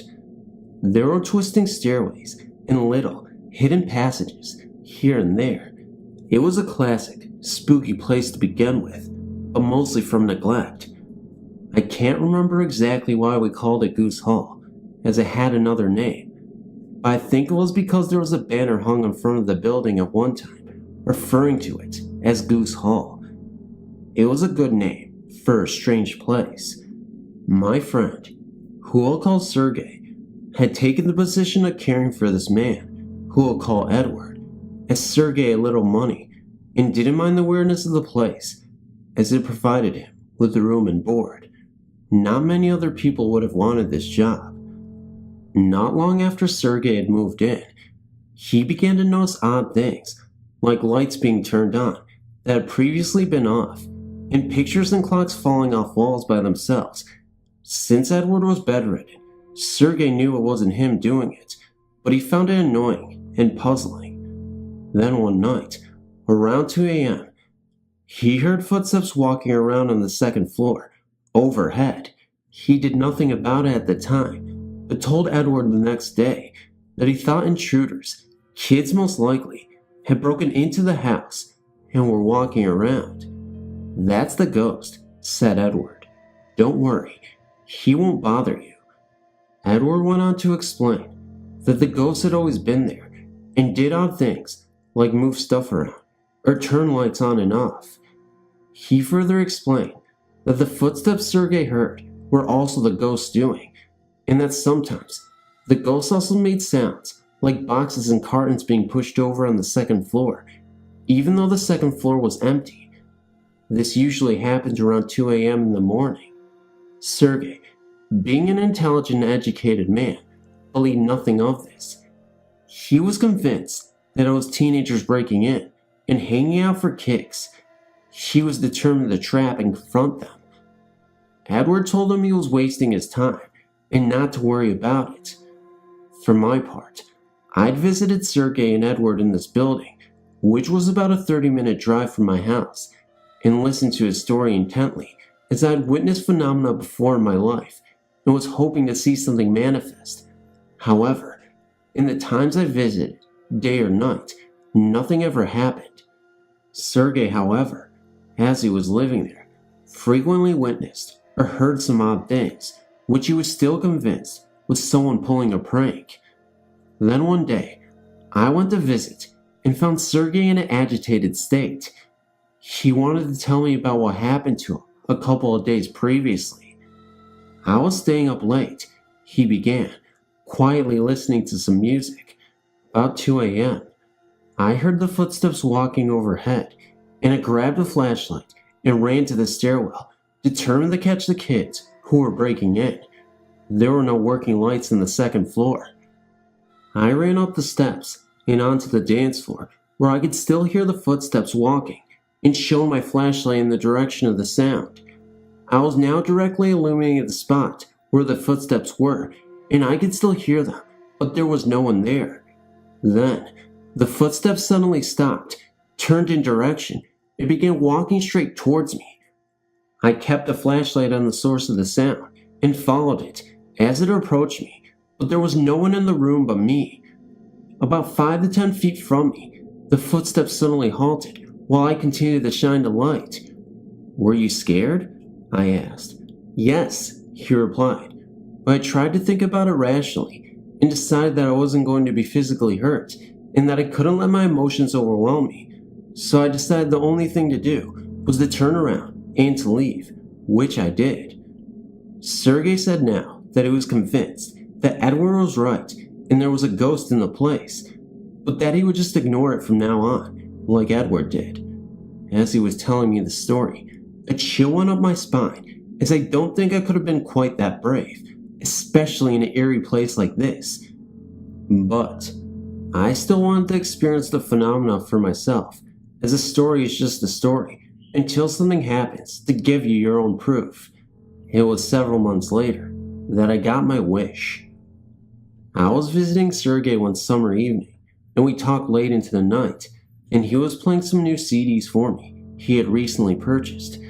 It was about 2 a.m., and I was standing next to the stereo quietly, listening to the music, when it happened. I would have missed it entirely, except that Sergey got my attention and said, "Listen, there's the ghost." I want to give as thorough an explanation of what I experienced as possible, since it seems to me that there are some oddities as to how this type of phenomena is perceived. First off, the music that was being played was not as loud, as Sergey did not want to disturb Edward, who was in the adjacent room, probably about the level of background music in a department store. Secondly, I was in no way thinking about the ghost, and we hadn't even discussed it previously that evening. What I was hearing was the sound of boxes being pushed over and shoved on the floor above me. The entire manifestation lasted perhaps 10 to 15 seconds. What is hard to describe, and perhaps part of the reason I almost missed this, is that the sound seemed to be coming in some way from inside my head, rather than externally through my ears, and yet Sergey was hearing exactly the same thing as I was. It was like tuning into a different world, much the same way that you can imagine a conversation you have had with someone in recollection and hear the words being spoken inside your head, only in this case, it was much more amplified, and the recollection was being controlled by someone else. The best way I can put it is that the sounds were not located in the physical place where I was standing, but were somehow layered on top of it. There was also kind of an odd purity to the sounds I was hearing, as if they had been recorded on tape, enhanced, and a little reverb added. But the sense of these sounds being inside me made the possibility that someone was actually doing that unlikely. I remember asking Sergey if he wanted to grab a flashlight and go upstairs and look. He said no, but that I was welcome to go myself if I wanted. I declined, and that was that. The rather dramatic postscript to this recounting is that the phenomena continued on and off for the entire time that Sergei lived there, and he basically ignored it and lived with it. Then one evening, he heard a loud bang in the next room and went over to investigate, only to find that Edward had put a gun in his mouth and blown his brains out against the wall, leaving a note behind, apologizing, saying that he just couldn't take living in this condition anymore.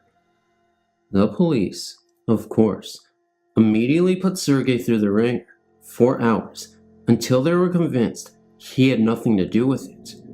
They could see, as he told me later, that he was freaked out and shaken, and Edward's daughter, who lived elsewhere and knew that Sergei was taking care of her father, was contacted and apparently didn't feel that Sergei had anything to do with it. She felt that her father indeed had taken his own life, plus the fact that he left notes in his own hand for everybody. Edward's daughter allowed Sergei to stay for a few months in the building until he finally moved out. After Edward's death, all the manifestations in the house ceased immediately.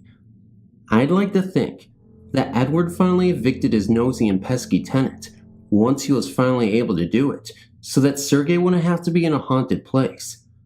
After all, that place had already given him enough bad memories. A final note on the story. I've had a little training in writing, so I've tried to make this retelling here a bit more dynamic than a simple narrative.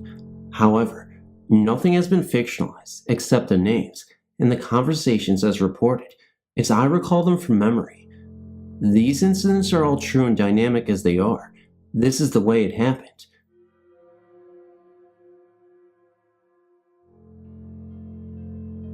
I have twin brothers called Chris and Gareth. They have bunk beds, and Chris sleeps on the top. On some nights, Chris will suddenly wake up for no reason, and while he's awake, he says he sees a body emerge from the ceiling. The body, which he can't see the whole of, will float down and lie on top of him. He can't make out facial features or any other features to the body. It's like a slightly shining image, but he can definitely see it. Then, the image will whisper to him, but he can't hear it. It's like if I spoke to him.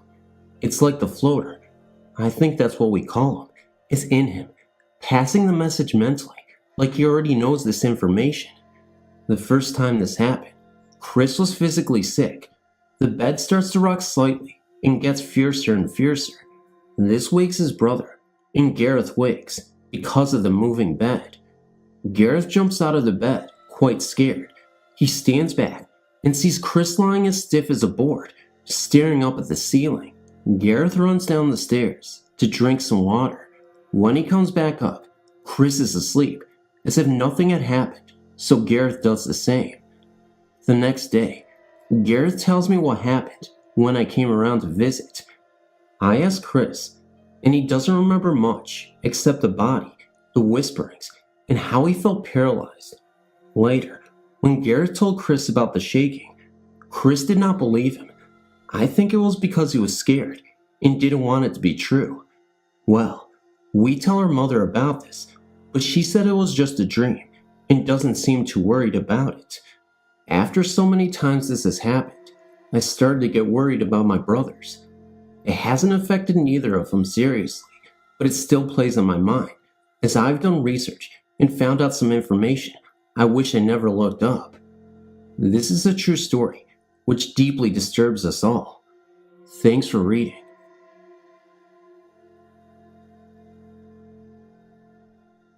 I was camping at Jeffreys Bridge in the Wharton Forest last July 4th with my daughter, son-in-law, and grandson. We got there on Friday afternoon to get a nice spot by the Wading River, and we were right on the riverbank. There were no other campers anywhere close by. Around 9 p.m., a thunderstorm was starting to roll in, and we secured things before the rain came. My grandson, Ryan, and I bedded down to the back of my Suburban, and his parents retired to their tent. Unfortunately, I had to pee really bad, and since the outhouse was quite a distance away, and there was no one around, I thought that I'd just go a reasonable distance away. We were in the woods. It was pitch dark, but the lightning was flashing pretty regularly, and I'd skewed about 10 paces with each flash until I figured I was far enough. As I was in the process of relieving myself, the lightning flashed again, and to my great embarrassment, a woman was walking across my front and 12 feet away. Even though it was only an instant, I got a strong image of this slender woman, dressed in a long dress with long sleeves and some sort of bonnet or bandana, with her hair in a bun and pulled back. She was moving fast in the direction of the river. Then it was dark, and being embarrassed, I turned back towards the light of the truck, and as I moved back, I started thinking, where did she even come from? There was literally no one even remotely close. Where was she going? In about 10 seconds, she'd be knee-deep in the river, and how the hell was she moving so fast in the dark woods? By the time that I got to the truck, I decided that what I'd seen was not of this world. I locked my doors, and fully expected to see a pale face at the window with each flash.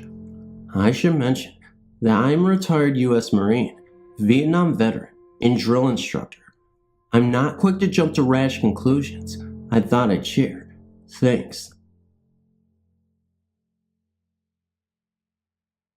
This house that I lived in was built around 1920, and I had no clue what I was about to get myself into.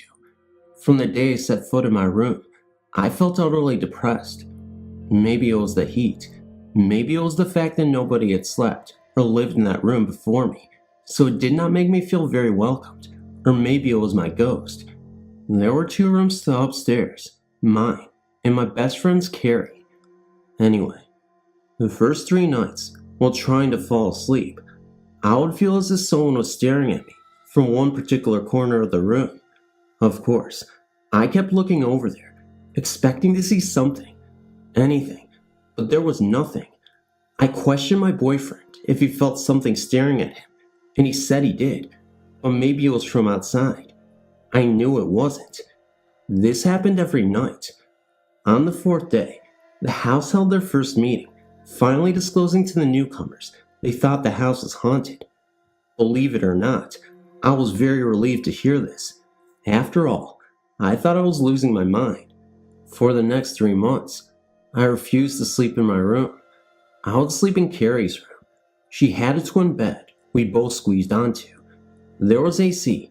It was North Carolina, but I still needed the protection of a blanket.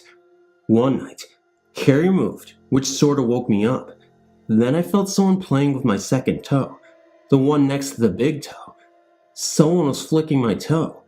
I quickly grabbed the blanket I unintentionally kicked off and sweated out the rest of the night. My mom, who was capable of being a medium, like her mother, told me to sleep in my bed, that she was harmless. She said the girl stayed in the attic space between Carrie's and my bedroom, and the reason I felt so depressed was because she was, but that she was not malicious. Well, that was all well and good, but we had a man too. One night, while trying to sleep in my room, with all the lights on and the TV going, after 3 months, I sat on the edge of my bed, gathering my courage to turn everything off and go to bed. All of a sudden, footsteps plain as day walked across my room. I knew it was the male trying to freak me out, but I left and went into Carrie's room anyway. Carrie had the sighting of the girl, not me. Carrie was in her room getting ready for class. Everyone in the house was already gone. She heard someone coming up the stairs. Of course, she thought it was me. When she turned the corner, expecting to see me, she saw a female standing in front of my door instead. Then she vanished. We had many experiences in the house. People walking around, doors slamming, shadows moving. One of my good male friends saw the man ghost. He was the only one that did. The male was a kidder. He liked to tap you on the shoulder, walk across the rooms, and down the hallways. I even heard him talking to someone one day. I was up in my room, and he was downstairs. No one else was home at the time. I eventually just told him to go away and leave me here, and he did. One day, my other roommate and I decided to research the house's history. We came home, and told the other roommates. That night, Carrie had stayed at her boyfriend's house, so I was the only one upstairs, sleeping comfortably in my own bed by then. Thank you. I tried to fall asleep, but heard knocking on the wall. I sat up, thinking it was the cats. The banging stopped. I laid back down. It continued. I then heard a door slam. I got up to get the cats, who only stayed upstairs, and bring them into my room. I searched the whole upstairs, calling out to them, but they were nowhere. I decided to look downstairs. Nowhere. I had one roommate who was very allergic to cats. That is why we kept them upstairs. We kept our door closed, just in case they got out. For some reason, I decided to look in there for them, and they were there. Somehow, the ghost opened the door and shut them in there. I have no idea how. I brought them up to my room, shut them in there, and the knocking stopped. I have many stories while living there, one of which is too freaky, and not many people believe it. Carrie's sister came to visit. We decided we would perform this sort of cleansing to make the ghost girl happy. We walked to the attic door. I placed my hand on the door just to point out where we think the girl hides out, and this energy just shot up my arm and made me just sob. At first it was like I couldn't take my hand off. All I could say was, "She is so sad." Finally, I got my hand off and stopped crying at once. We gathered some candles and things from family members, which held sentimental value to us, and placed them in front of the attic door. Then we sat down, with me in the middle, held hands, and closed our eyes. We concentrated on emitting love and peace. I opened my eyes at one point to see the flames of the candles reaching so high up. Once we completed the cleansing, the flames were back to normal. During this cleansing, Carrie said in her mind she saw a girl lying on a bed, just crying, but we have no idea why. Well, we tried to make her happy, and I didn't feel as depressed after that, but she became a little more active. I think we made a mistake, and I'll never presume to do that again. I will call in the professionals if I am ever in that situation. So, that is my story. Well, just a couple of them. Thanks for reading. I experienced the much dreaded sleep paralysis. There is, however, one other story worth mentioning. In 1991, I was a 20-year-old Army corporal stationed in Germany. By this time, I was a graduate of French commando school and was in charge of my own cavalry recon squad, a jeep with 2 other guys.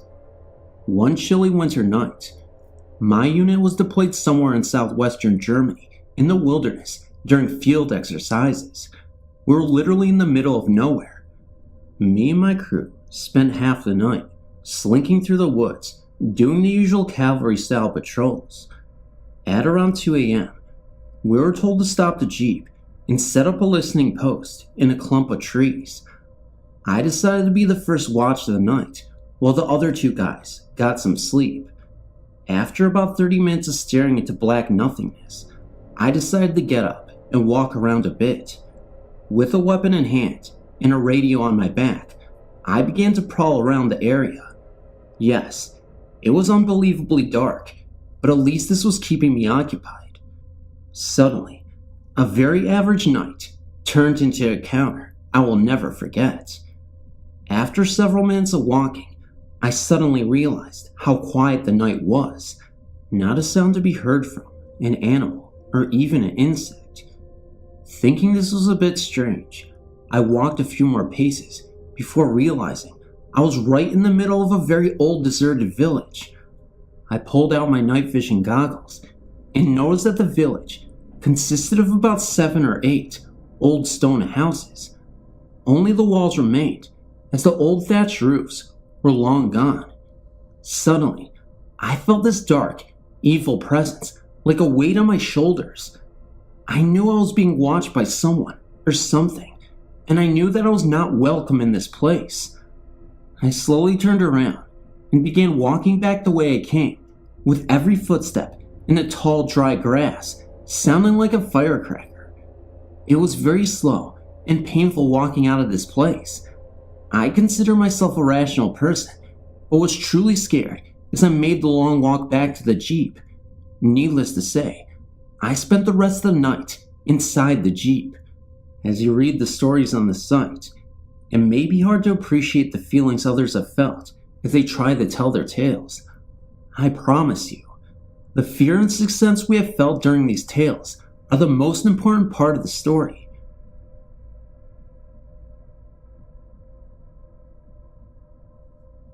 Hi, my name's Brooke.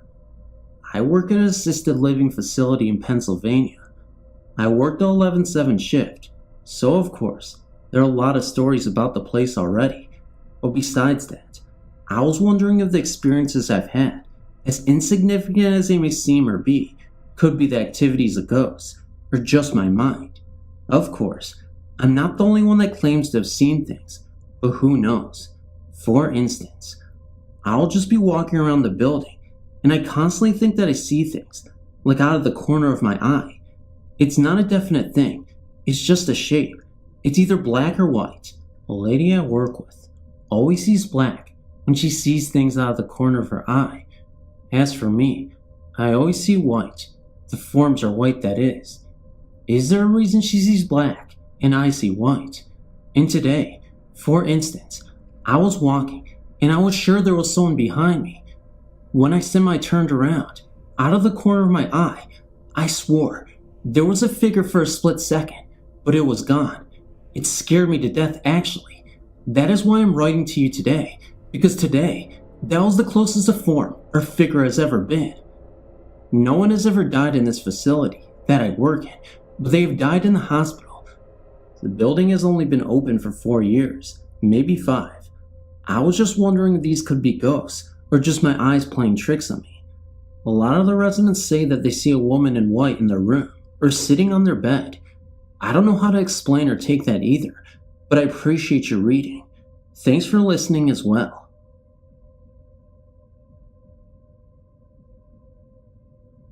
The story I'm about to tell you happened to me directly, and has forever changed my view on the supernatural. I would like to state for the record that I've always been a skeptical person who never believed in anything that couldn't be proven. Before my experience, I didn't believe in ghosts and had never given the topic a second thought. Since that period of time, it has always been on my mind frequently. This is my story. The event in question occurred several years ago at my grandparents' house. I was 19. I'd been out with my friends and returned home around 2 a.m. I retired to my bedroom on the second floor of the house and got into bed. I'd been lying there for 2 or 3 minutes, reflecting on the events of the evening, when suddenly I heard the muffling screaming of a woman coming from the basement. Almost immediately, the screaming began to slowly ascend the stairs, and within a minute had reached the first floor. It continued to ascend the stairs, and 30 seconds later had reached the second floor and was right outside of my room. The screaming was very loud and was clearly that of a woman. My bedroom door was closed, and I could therefore see nothing. The screaming continued outside of my room for approximately 1 minute, and then slowly began to descend the stairs into the basement. When it reached the basement, the screaming ceased, and the house was silent. That is the end of my story. I feel that in order for me to give an objective account of this occurrence, it is important that I detail my own actions and opinions. When I first heard the noise, I recognized that it was coming from the basement, and although it sounded like a woman screaming, I immediately disregarded this as being ridiculous. I started to try and rationalize what I was hearing. However, my analysis ended rather abruptly when I realized that the noise was getting closer.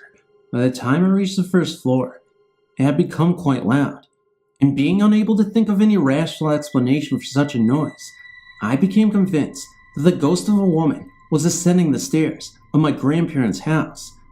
I became completely terrified and quickly sat up in bed, both so that I could hear better and so that I could run, if necessary. When it reached the second floor and was outside my room, every hair in my body was standing on end, and my hands were literally shaking with fear. I was too scared to move, and for that reason, remained stationary until it returned to the basement and the noise subsided. I stayed where I was for several minutes, waiting for the noise to return. When it didn't, I got up, turned on my light, and sat back down on my bed. Being wide awake and in no mood to sleep, I spent the next couple of hours lying in my bed, listening and thinking about what had happened. Eventually I fell asleep, and the next morning, when I woke up, my light was still on, and I was completely convinced that I had heard a ghost. I spent the entire day gathering information and trying to figure out what I had heard. The only other people in the house were my grandparents. My grandmother is a sound sleeper. My grandfather is hard of hearing. They heard nothing. They bought the house in 1966 and sold it in 2000.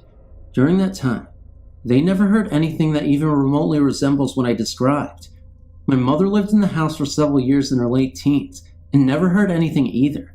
I myself lived in the house on and off for years and never heard anything before, and have not heard anything since. I consider that maybe the pipes or something else in the house made the noise, although I don't think any pipe on earth could have made the noise I heard. I dismiss this theory anyways, because if the house did make odd noises, someone would have heard them in the past 30 years.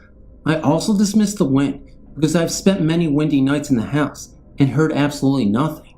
In the end, I came to the conclusion that there was no earthly explanation for what I heard, and that what I experienced must have been supernatural.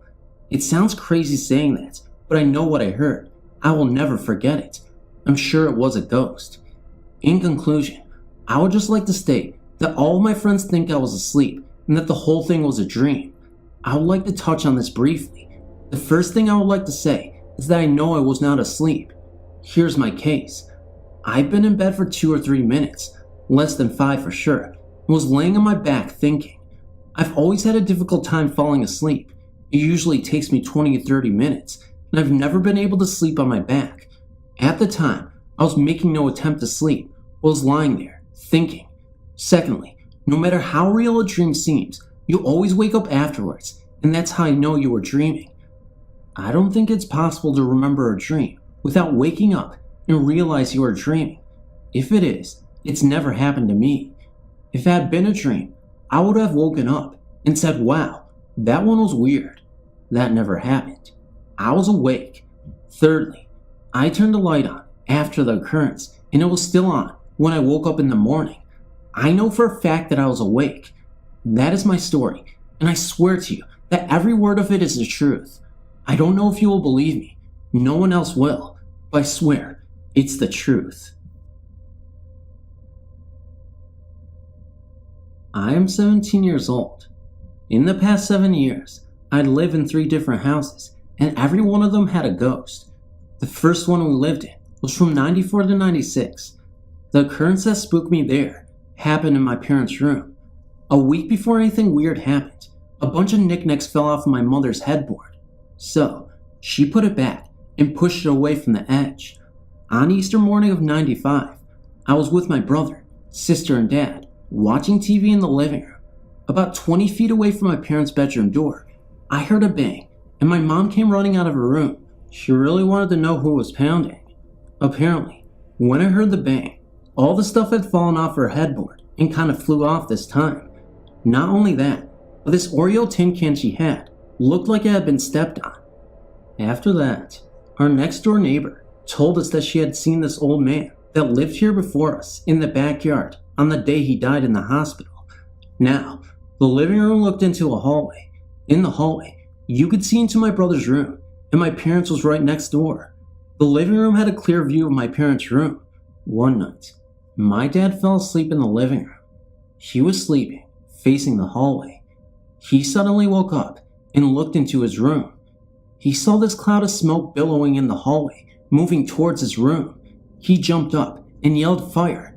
When he yelled, my brother woke up and saw this. The cloud settled in the hallway and disappeared. I know this was not any kind of imagination, because my brother and my dad are very logical and analytical people, and they both witnessed this. In the next house, it was never anything really. The only occurrence that happened was the night one of our cats died. The cat house was in the corner of my room, and I had a nightlight next to the cat house. I looked up to the top cat house, and I saw the shadow of our dead cat. The cat loved sleeping on the top every night, and this night was no exception. The third house is the house we have lived in for the past 3 years. I believe it all started with the woman. My dad wakes up early in the morning to get ready for work. When this happened, my mom would occasionally fall asleep in the living room. There's a door next to the entryway that leads into the back hallway where all the rooms are. The first room is my brother's, the second is my parents', then you turn, and then comes my sister's room, and lastly, mine. Now, on this morning, my dad woke me up and looked over. He saw the back of a woman and assumed it was my mom. He got up and went out into the living room and saw my mom sleeping on the couch. He went back to his room and no one was there. After that, I had an experience with a man. It was about 4 in the morning and I was suddenly woken up by the feeling of a large man tapping my foot. I looked up and no one was there. I have this ticker stuffed animal that I got for my birthday from my sister. At the time of my next story, my large dog slept in my room with me. He would sleep up against the door, so I couldn't sleepwalk and open it without waking up. I woke up one morning and my ticker was nowhere, so I figured it rolled under the bed. I opened my door and it was laying outside of my door. About a year ago, my mom started sleeping out in the living room for health reasons. The wall our couch leans against is connected to my brother's room. We had a family friend staying in there while my brother was in boot camp. One morning, my mom woke up about 7 a.m. She heard a knocking on the wall between the living room and my brother's room. She thought it was just our friend when it moved to the wall behind her computer about 10 feet away. This is an inside wall and there's no way there could be any knocking. It then moved to the ceiling. She said it sounded like someone knocking. A couple nights later, I heard her banging in my parents' room. Their bathroom is across the hall from my brother's room. My bathroom is across from my sister's room, and the bathtub stalls are back to back. When I heard the banging, it sounded like it was coming from the wall where the shower head is, and they have a lot of shelves over there, so it would be impossible to bang as clearly as I heard. A couple of hours later, I heard shuffling footsteps in the hall coming from the bathroom. On 2 occasions, my dad has seen a streaking white figure that appears to be a cat, but we are not positive. We have also seen shadow people walking in the side yard through our shutters. Not long ago, our next door neighbor told us that the houses in our neighborhood was built on Indian burial ground. We are not sure if this has anything to do with all this. The house we live in now appears to be the most haunted so far.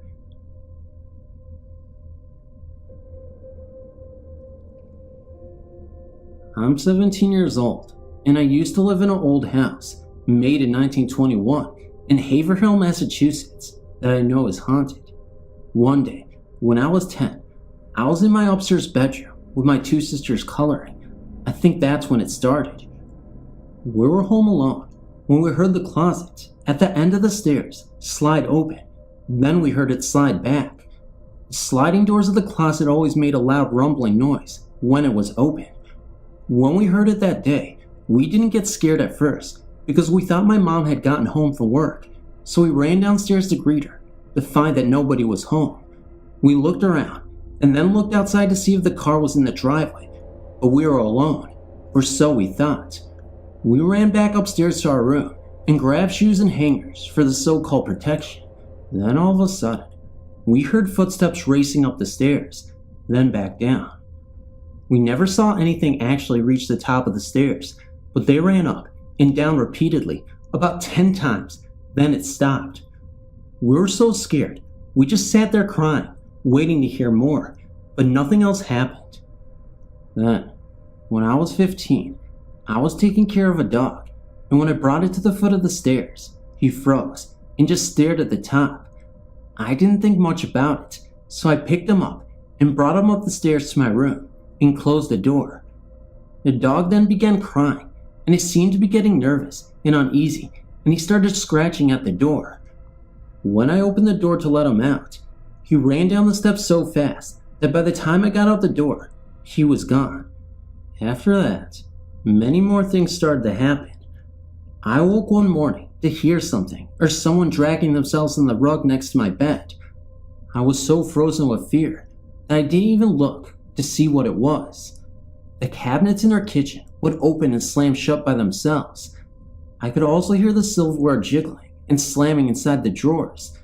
There are even moments where the computer keyboard would also type by itself. I've also had my foot slapped and have felt something sit on me while I was laying in my bed. There are also too many noises and weird things to explain, and also creepy dreams. So I'm glad to be out of that house. Well, I would like to know if the house has some kind of history or if anybody died there. Last year, after we moved out of that house, our cousins were sleeping over and we were talking about our old house. One of my cousins, who slept over our house a lot, asked why our dad always walked up to our room and why he did it over and over without ever coming into our room.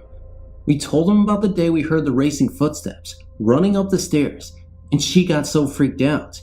My other cousin also said she hated sleeping in our room because she always heard those same footsteps coming up the stairs but never making it to the top before it ran back down again. Now in our present house in Orlando, Florida, weird things have suddenly begun to happen. Noises, shadowy figures, and also short wide figures have appeared. I always seem to see something in the corner of my eye.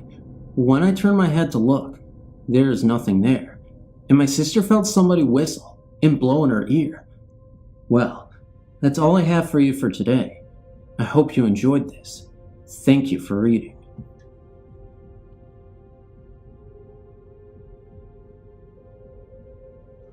Hello, my name is Nikki, and I'm 14 years old. Unfortunately, I don't remember the details to my story very well, because it happened when I was about 4 or 5 years old. But anyway, my family lived in a large house that was actually quite old. One night, I was asleep in my bedroom upstairs, and I awoke in the middle of the night. I went straight across the hall to my brother's room and asked him to come downstairs with me because I was scared and wanted to sleep with Mom and Dad. He asked me why I was so scared, and I said I didn't know. So he came down with me. We started down the stairs, and I froze at the sight of what I saw. There was a little boy at the end of the stairs.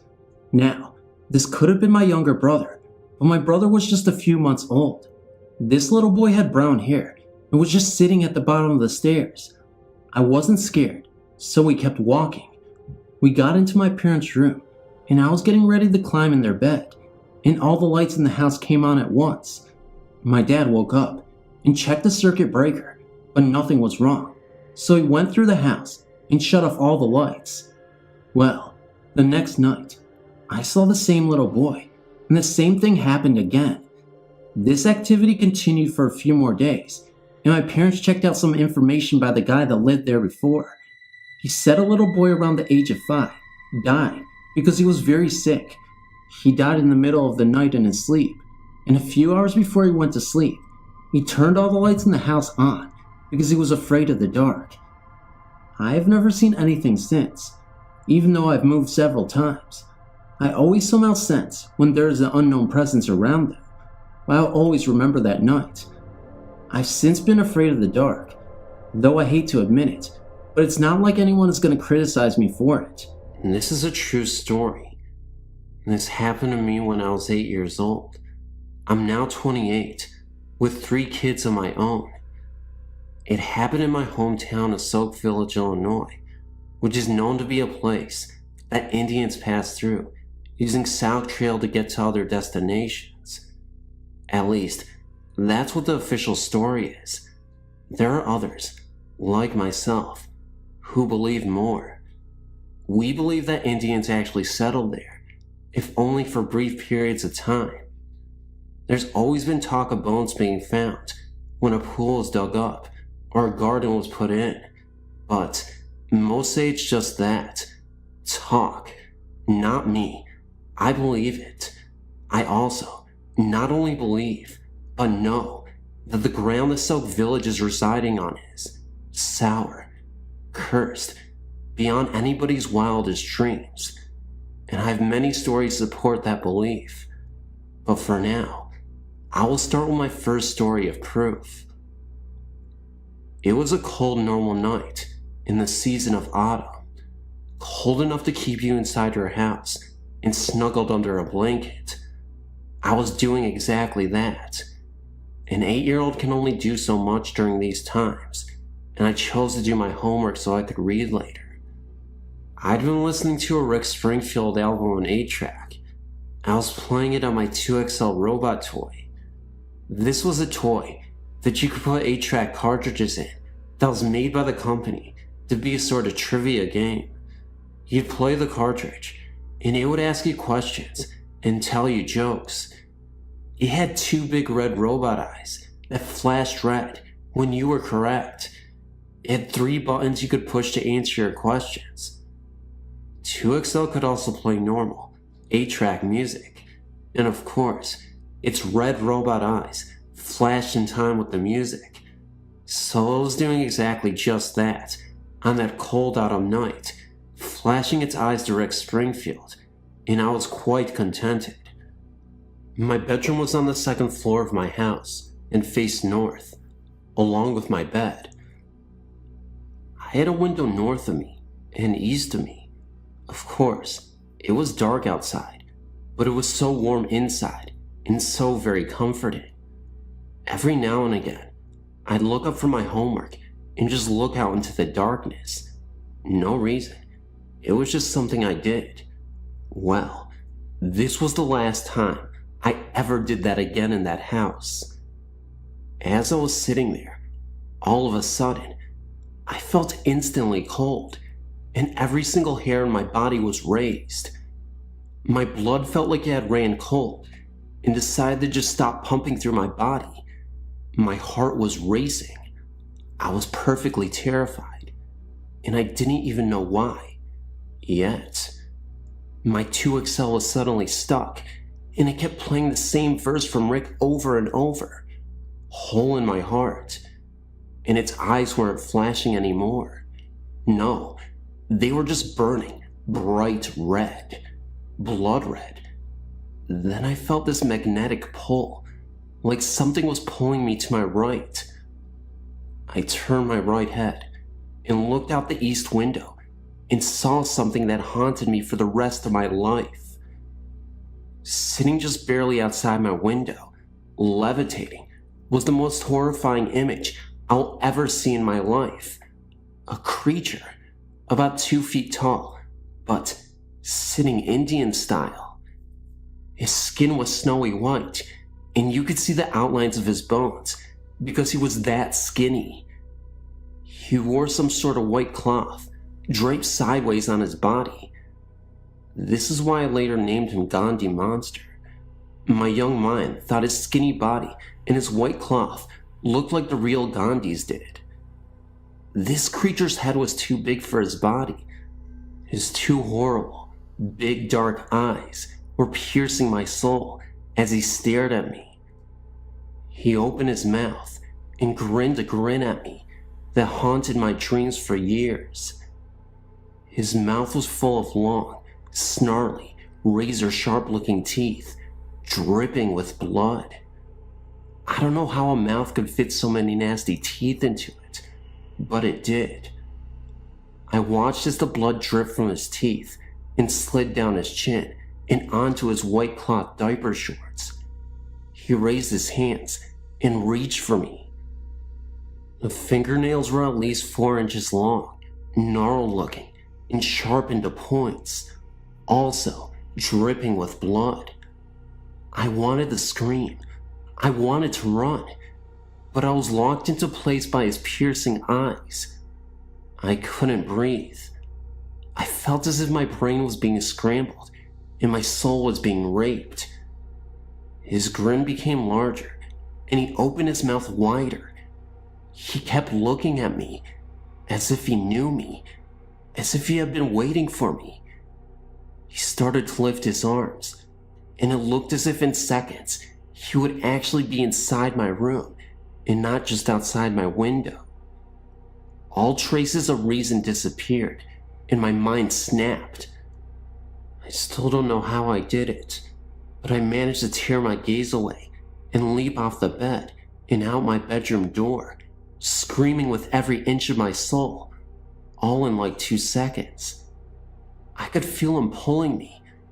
I could feel that horrible stare penetrating my back as I screamed down the hallway to my mother.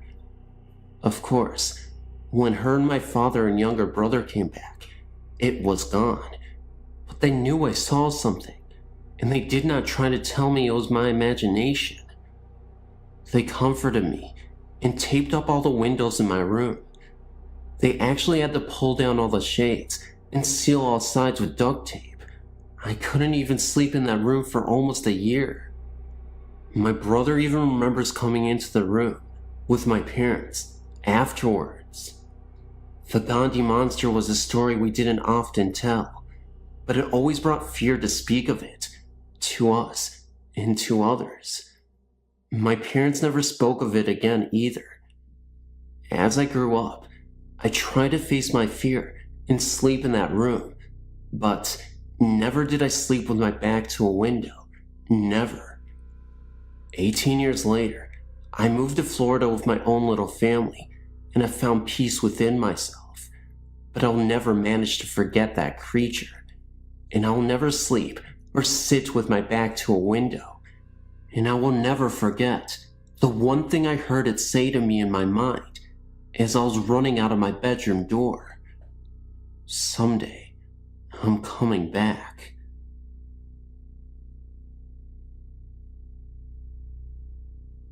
Hey, I'm in my mid-teens, and I've experienced ghostly encounters. The one that really freaked me out was when me and my family moved to Scotland. For a few months, we lived in chalets. Me and my older sister shared one on our own. A few weeks after we moved in, we began to feel uncomfortable and felt as if we were being watched there, and there was also a threatening atmosphere. We told our parents, and they said it was just because we were next to the graveyard. A few weeks later, I was lying in my bed with the door open when a tall, dark figure stood, leaning over me. I didn't think at that particular moment, but it wasn't until my sister asked me if I felt somebody was in my room the previous night. We started to talk, and she too felt as if somebody tall was leaning over her. I then started to sleep in my sister's room, and the figure didn't return, so I moved back into my own room. But then again, the figure returned this time. It was kneeling beside me. The next morning I told my sister, and again, she felt the presence of a tall man. Our dad told us that the large house next to us was where the Vikers used to stay until the house was sold. One night, my mom came in, and she was holding 2 necklaces with crosses on it. Me and my sister aren't religious, so her mom thought it had something to do with that. So we went to bed, holding the crosses. That night, it was very uncomfortable in both rooms. After that, we haven't felt the presence of the tall man. The figure that visited did so on a few occasions. Each time, it felt as though it was getting closer and more angry. When the crosses were given to us that night, the figure seemed very angry. Its face was literally pressed into mine, and it felt as if he was gritting his teeth at me. My sister also had this very uncomfortable, menacing figure who was pressed into her face. All you could do was hide under the guilt, closing your eyes really tight, and hope you'd fall asleep quick. Since that last visit, nothing has returned, and we've since moved then, and nothing. We don't even use the crosses anymore. Other things that we didn't think of as being connected at the time now do seem connected, such as the chalet that Mom and Dad were in, although the same, was different in feeling. Because Mom and Dad's chalets always had a comfy feeling, yet ours didn't. Whether it was because there was just me and my sister alone in there, and it was our imaginations or not, we don't know. Although in Mom's and Dad's chalet, there was only one more person over there. From the moment we stepped into the chalet, it was always cold, even with the heaters on. Plus, there was often a bad smell wafting around, a lot like fish, rotten. This was only in my bedroom, possibly me, my sister says. Also in my room, there was a strange noise of scratching, as if someone was sketching or writing. This noise accompanied the presence of another figure, smaller in stature and of the female sex. My sister also felt the smaller presence, but not the noise. She only came once, very different, not menacing, quiet in nature, and much older. She was almost a comfort. But it's still not nice to be watched over at night by ghostly figures. It's strange, because we didn't actually see anything, yet you get so much from these feelings, the sex, age, angry, happy, etc. Plus, we get almost exactly the same feelings. But is it just our imagination? Are we certifiably insane? Are we demented? No, we definitely feel we had a visitor. Previous to this experience, my sister had not really believed in it, ghostly visits and such, but now, I think she has had a change of mind. Me, myself, I've always believed. My mom's granddad often visits, a kind presence, bringing good luck, such as when she was having problems. He visits to let us know everything will be okay. He often visited when we were babies, watching over our cots. Our dad also saw what appeared to be him. Whenever he visits, we know him by the distinct smell of putty. He used to repair windows. So really, we are used to the visits, although my sister had never experienced any until now. Unfortunately, it wasn't a happy experience, one not to forget.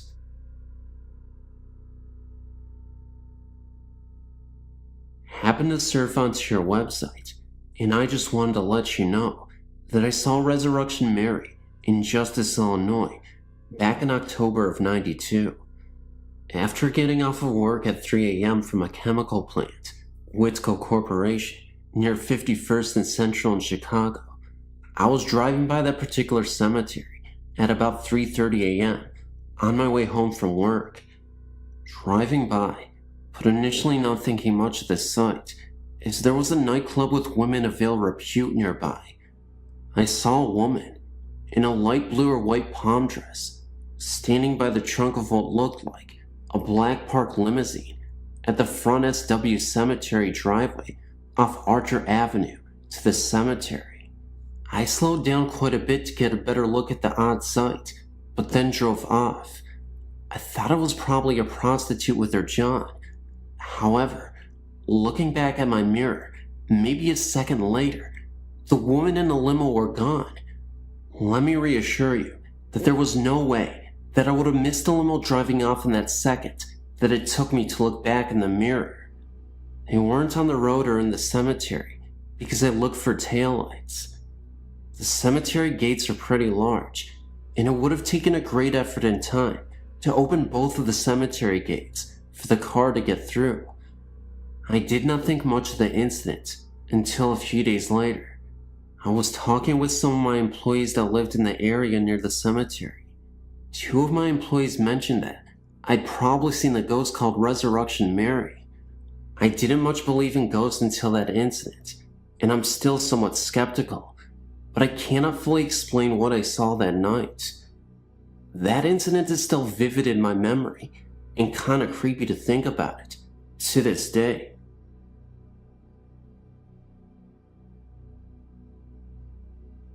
Ever since I can remember, I've always had an interest in ghost stories. That is why I'm writing you this letter. No, I don't have a ghost in my house. A friend of mine told me about this place at least 10 months ago. I was so amazed at this story, I asked if he would take me to this place.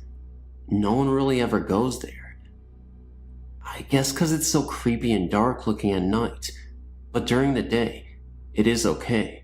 Nothing strange happens. Well, first, before I tell you more about this place, let me tell you the story of why it is so unusual. The city is called Lake Forest, California, and they call it Canyon Creek, I guess, because it is nothing but canyon and wide open spaces of nothing but rocks and wildlife. The story goes back 30 years ago of a lady who was in her 40s. Nobody knew what her name was.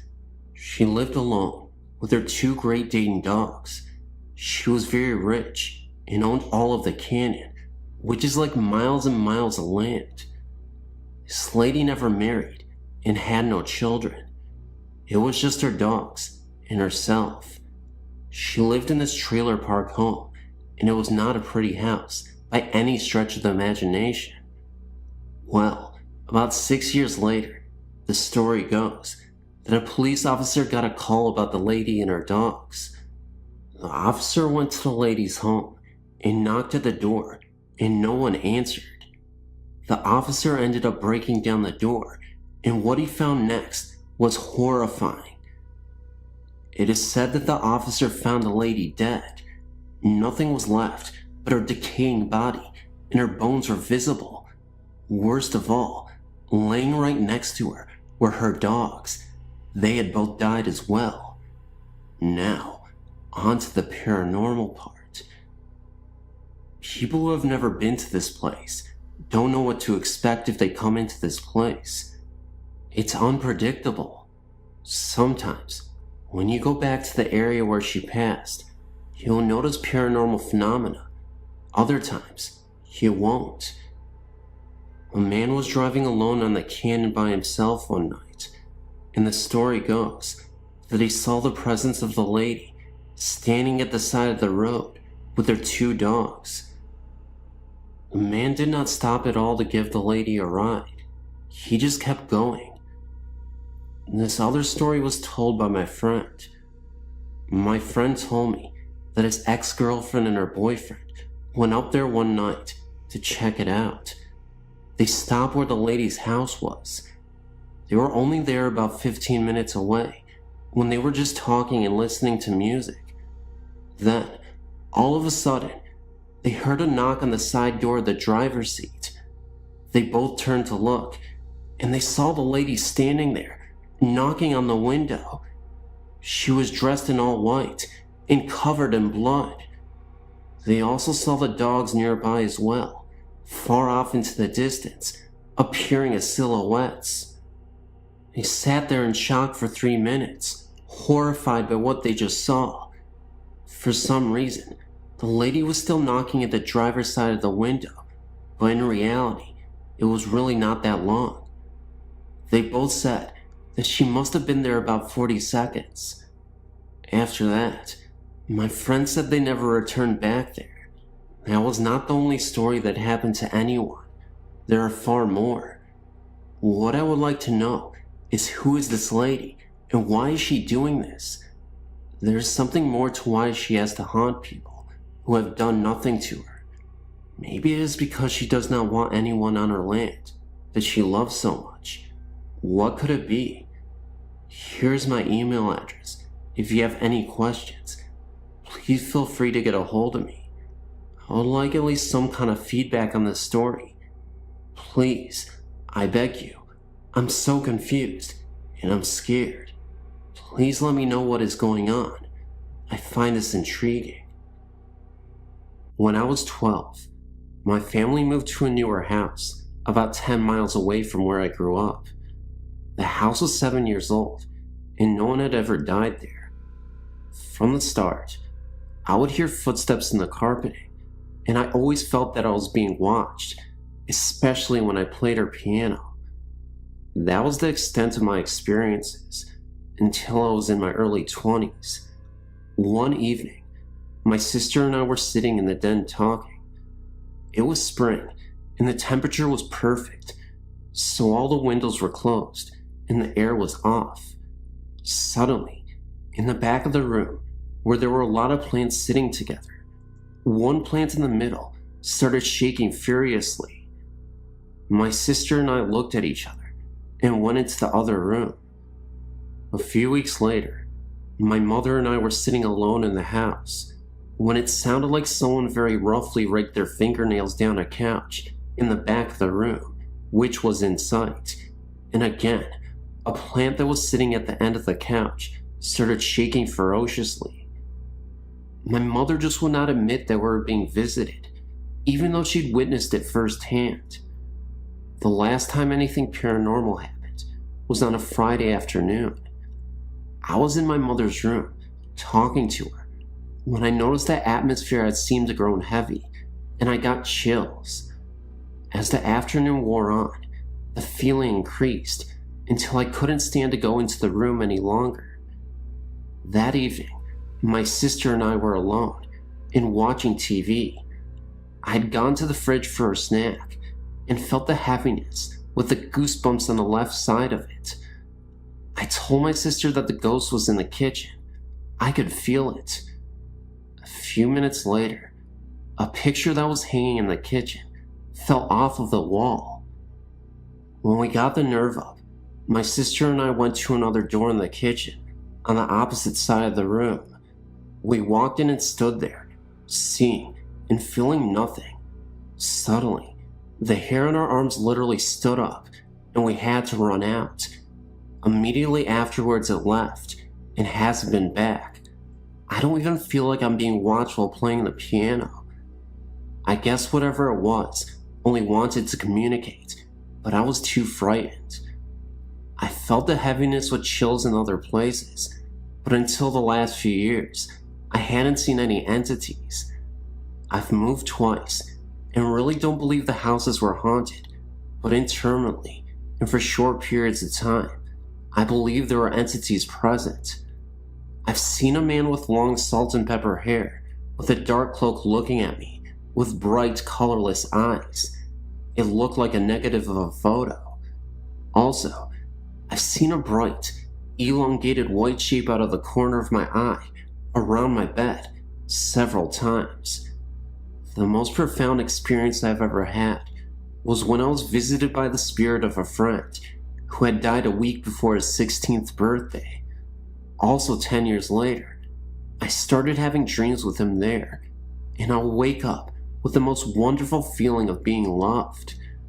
During one of these dreams, I was at home alone during the day and had to sleep because I was working nights. It was a little warm, but not enough for the air. I had 2 blankets in my bed and threw one in the floor, and the other one was a mess because I had been tossing and turning. I finally made it back to sleep and dreamed of my friend. I got too hot and woke up to find the blanket I tossed on the floor laid over me very neatly. I've had too many experiences to discount anything to just chance, and my mother is finally admitting that she's experienced the paranormal.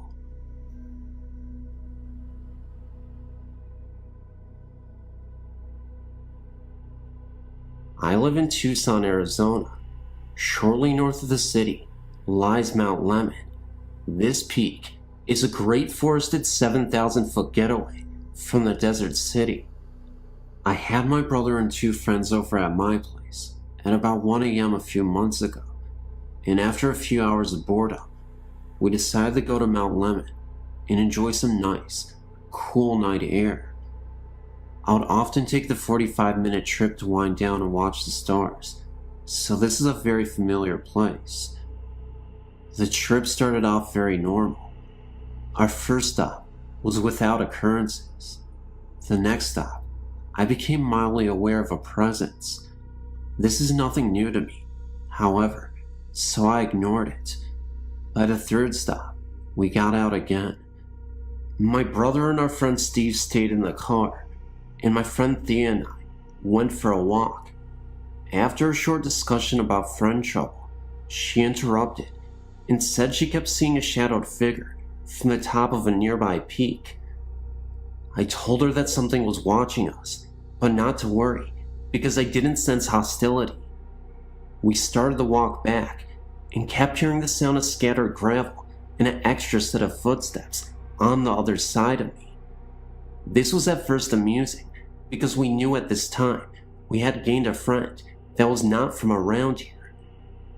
By the time we got to the car, Thea panicked, and when we got in, my brother and Steve spoke of the shadowy figures they saw. We smiled, started the car, and drove down the mountain.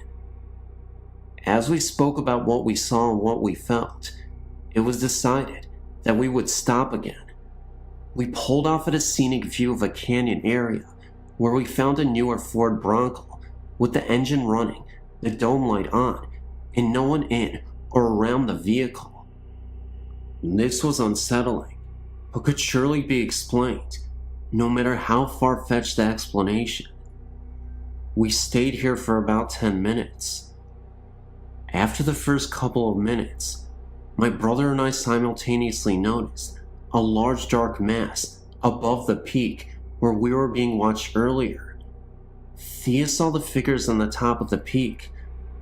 I could see the mass disappear, as if moving down the mountain towards us.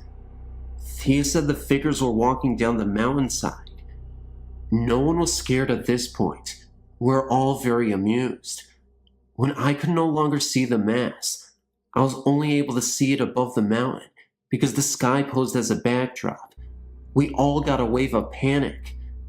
Gravel started swirling around everywhere, and Thea and Jason ran for the car. I was stunned, so I was the last to get there. Jason entered the car from the other side, but his heavy trench coat was flipped over his head as he opened the door. We started the car and sped down the mountain. We spoke with Steve about what we saw, and he said he saw the same shadow figures that Thea had seen.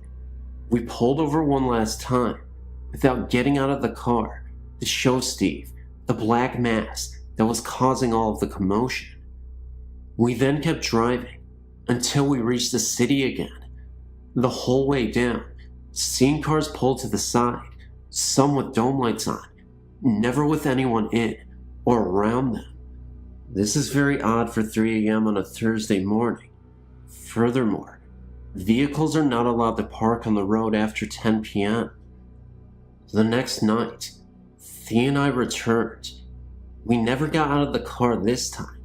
However, every time we cut the engine in all power, we hear scratching underneath the car, and eventually, it would start to rock. We pulled over 4 times, and this happened every time. Finally, the 5th time, we decided to get out of the car before that happened, so we would have enough guts to see what else would happen. Once again, we didn't make it. We opened the doors and pointed our flashlights outside, and as soon as we did, gravel started swirling around louder than before.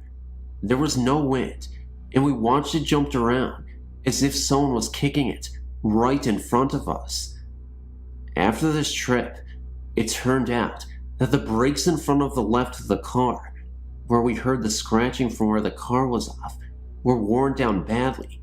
However, the rest of the brakes were completely fine. We stumped the mechanic, but once again, this is something that may be explained. I just don't know how. I'm planning a return trip, well equipped now. I'll bring a camera, several flashlights, and a video recorder. Depending on the outcome of this trip, I will forward any eventful messages to your site. I'm stuck wondering 2 things now. First off, what is this entity? There are no local legends that I've found about Mount Lemon. Second off, will it be there again when I visit next week? I hope so. There's so much more I would like to learn before it just becomes a memory.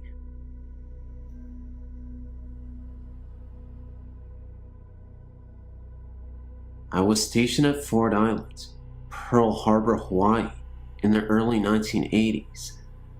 I was a corpsman assigned to the hospital there, which at the time was only an aid station, kept there because of the brig on the other side of the island. I spent many nights in the large hospital, alone. They only used a small area in the ER. All throughout the night, you could hear people moving around, and doors opening and windows closing. I would walk around looking for the source of the sounds, but no one else was there. Many people died there December 7th, and many years after that. More than one night, I woke up thinking someone was watching me, and a few nights, I was awakened by the sound of the ER doors closing by themselves. I'd even seen the presence of an old man wandering the halls from a distance, except it looked like he was floating and was missing a leg. There was always this hospital room that smelled rancid, even though it was supposed to be the cleanest room. Every time I'd walk by there, I'd see a dark fog sitting there through the corner of my eye. I would then completely look into the room, and the fog would disappear instantly. I've never written about this before. There were about 20 others who had duty there, and some men and women would pay me to take their duty so that they would not have to sleep there. I was so shocked to see that no one had reported it on their list in Hawaii. Ford Island has many suicides and strange deaths, from people driving their cars off the runway to a group of ski divers landing on rocks just off the coast.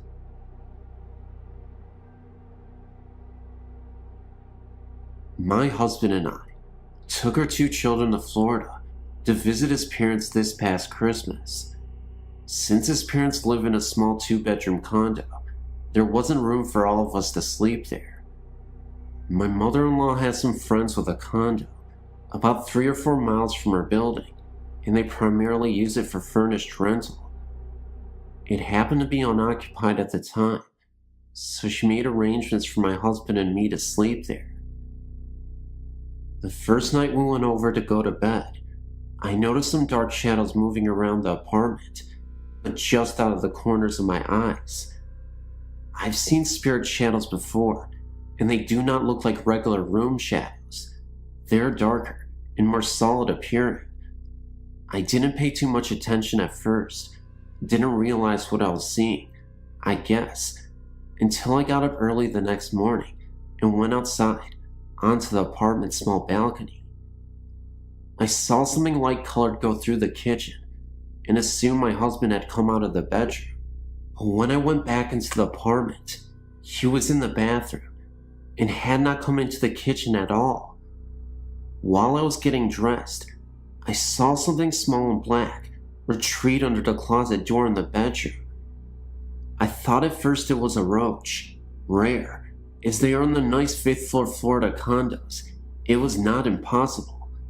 I pulled back the closet door, and there was nothing in the closet but pale gray carpeting on the floor and empty hangers on the rod. I began to have my suspicions, but kept them to myself.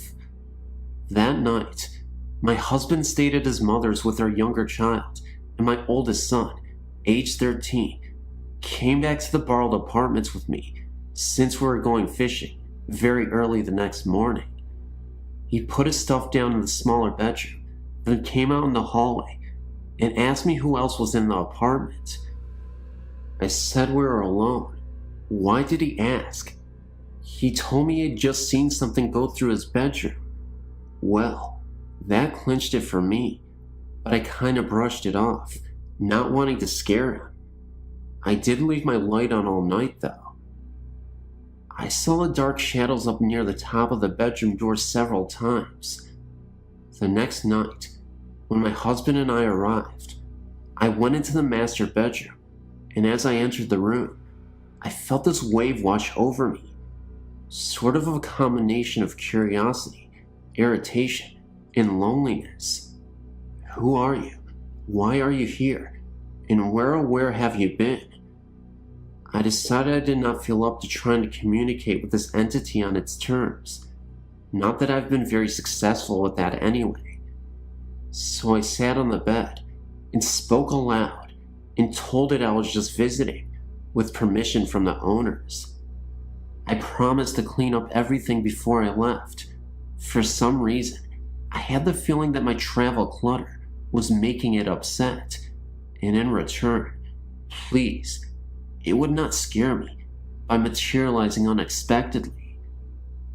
After the evening, the place just felt empty. I didn't see the shadows anymore, and had the feeling that whoever it was had vacated or was just trying to stay out of the way. I guess we reached some sort of compromise. I told my husband that I thought there was a ghost in the apartment, and while he scoffed and told me I was crazy, I noticed he spent the remaining 3 nights at his mother's and sent our son back with me.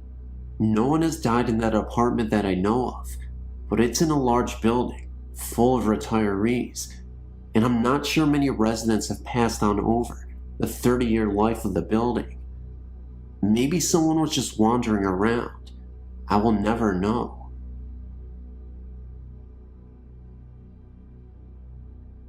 Hi, I've sent info before, but I'm using a friend's computer today since the battery in my car is dead.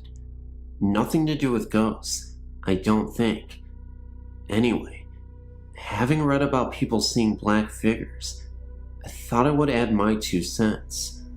The first time, I was 16, living with my grandparents in LA, who were out of town at the time. I wasn't drinking, just alone, when I left my bedroom and crossed the hall into the kitchen. That's when a figure stepped out in front of me. It was the strangest figure I'd ever seen. He appeared as a hairy ghost of some sort. His arms, face, and legs were completely covered in fur, but he still looked humanoid. It's a little difficult to explain, but it kind of looked like that famous Bigfoot photo and footage from 1967, except the presence was still a dark silhouette. Not dark enough that you couldn't see the fur, but still dark. It was creepy. I got a baseball bat and turned on all the lights in the house and even called a friend. Nothing else. Then, just less than 2 years ago, I'd since moved to Corrales, New Mexico. I was living with another woman. I got up in the middle of the night to use the restroom. As I came out, through the door, there was another shadow being right in front of me. I saw its head and shoulders, and it was taller than me. I put my hands up as if to gesture, excuse me, or not, to run it over. Since then, here in Corrales, I felt things in the corners, running around the room, and such. I bought my own house in July 1999, and my dog barked incredibly at one particular corner. My roommate at the time immediately burned sage, and he stopped. What are these things? I've not seen anything in my place, and the dogs haven't acted weird since.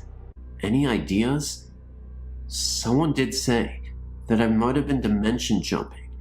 Have you heard of this?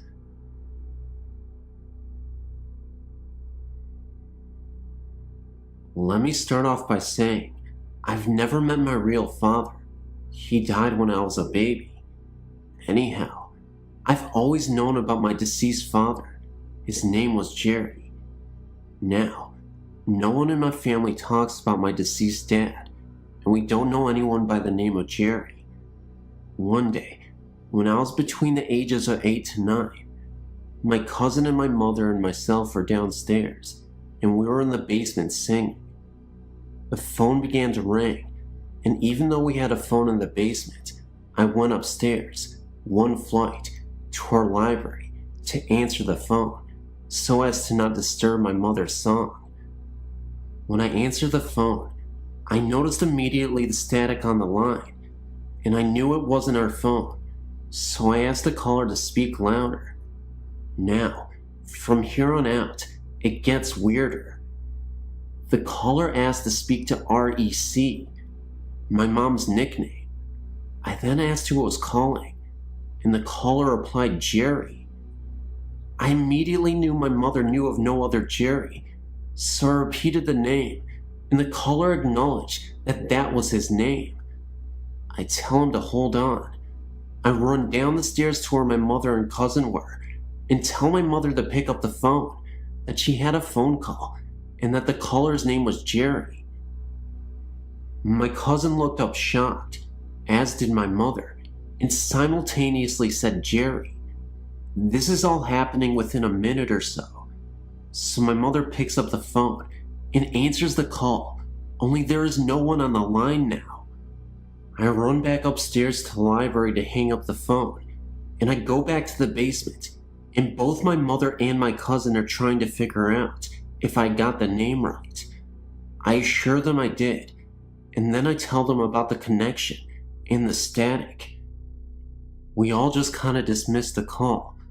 Only later, when I started thinking about it, did I realize that my father never knew me and died very tragically when he was struck by a car. I think he wanted to hear my voice and hear my mother's voice. What I didn't tell my mother or my cousin is that the caller addressed me by my name. I never told the caller my name, but he knew my name. Tamaya. My ex-boyfriend lived in a very old part of town, in a house that was built in the 1800s. At one time, the home had been a stately and elegant one, with a long and gracefully curving stair as the focal point upon the entrance into the foyer.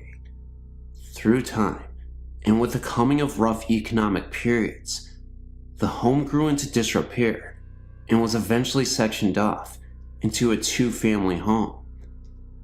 One side housed a family of bikers, whose moonshine sent many a folk into orbit. We didn't have any moonshine the night this happened. And then the other lived my boyfriend and his roommate. One night, myself, my boyfriend Nick, Nick's friend Dave, and my friend Stacy, who was dating Dave at the time, were at the house. We were descending the grand staircase I mentioned earlier, on our way out to enjoy our Saturday night. All was dark, except for the soft lighting coming from the kitchen, which was illuminating the front doorway. On the front door, we saw the unmistakable silhouette of a woman in a long old-fashioned hoop skirt, like women wore in the 1800s. She scared the wits out of me and Stacy, and we both refused to go any further down the stairs until the rest of the lights were put on. Chickens, aren't we? Although Nick and Dave were in a position to see the woman's shadow, for some strange reason, they were unable to see her. Maybe she only liked women, but I know this for a fact. The next moment we actually saw the woman. It looked as if we saw her with her eyes gouged out, and she was running towards us, flying down the hallway. It was actually pretty creepy, but it happened in the corner of my eye, so I don't know if I was hallucinating or I actually saw her full steam ahead, but it definitely creeped me out.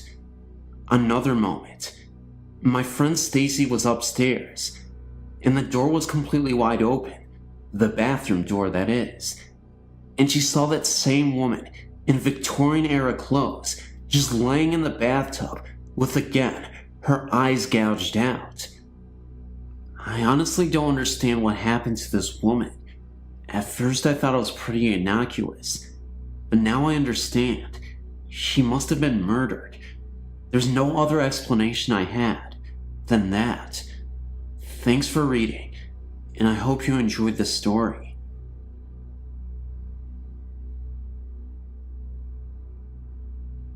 I've always been hesitant to talk about this story, but what I tell you is true. In 1992, when I was separated from my wife for the first time, I was living at Old Farm in an apartment. One Saturday night, when my kids were off to their grandmother's and my girlfriend, who was a teacher, had an event to attend, I found myself in my apartment, all alone. I rented a couple of movies, ordered a Pizza Hut, went on over to the whirlpool for a while, and sat down to enjoy a peaceful night, alone at last. I was really looking forward to a night by myself. When I was reading in bed, I noticed a black silhouetted figure standing in my bedroom door. The figure appeared to have a cloak drawn over its head. I couldn't recognize any features, nor was there any attempt to verbally communicate. I was wide awake, and I was terrified. My heart was racing, and I kept pulling the covers over my head.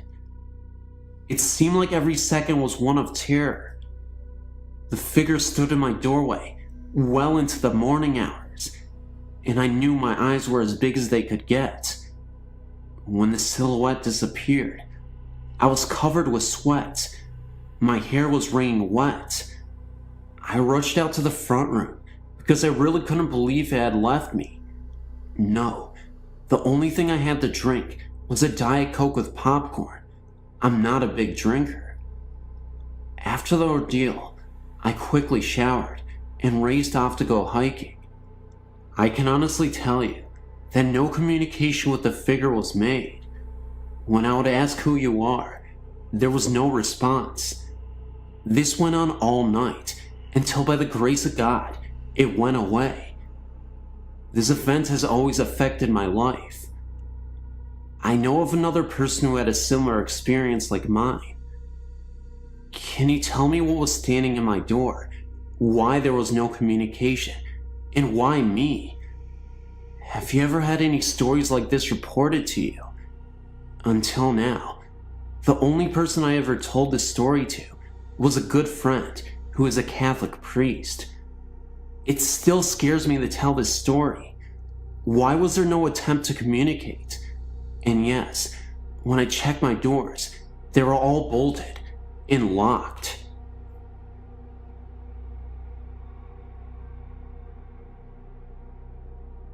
My father loved the state of Maine. Not enough, however, to give up his cush job in Boston to live on the going wage of a downeaster. So every summer, from the mid-50s until I reached high school, we would vacation on the scenic Maine coast. Very seldom will we stay in the same place twice.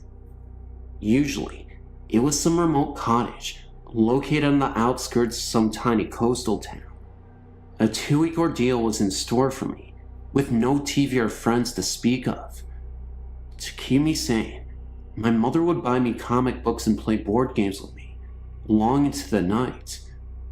We'd been at this cottage now for about 10 days, and I was counting the hours until we would leave. It was a chilly August night, and dear old Dad had a few too many and drifted off to bed. Our terrier, Joe, was snoozing on the carpet in front of the fireplace, and through the big picture window, the surf was something out of a South Pacific movie. The waves were gently breaking on the rocky shore, not 20 yards from the cottage. The only sound was the reverie coming from a cruise ship that was passing off the point. In summary, the night was calm. Suddenly, Joe jumped to his feet with his hackles up and growled at the door. I yelled at the dog to be quiet as he interrupted me over a card game. In an instant, the front door blew open, and with a bang, it hit the interior wall. Just then, a ghostly presence entered through the doorway. He looked as if he was from the colonial era, had a musket in his hand, and seemed as though only half his face was visible, even though the figure itself had a blur to it.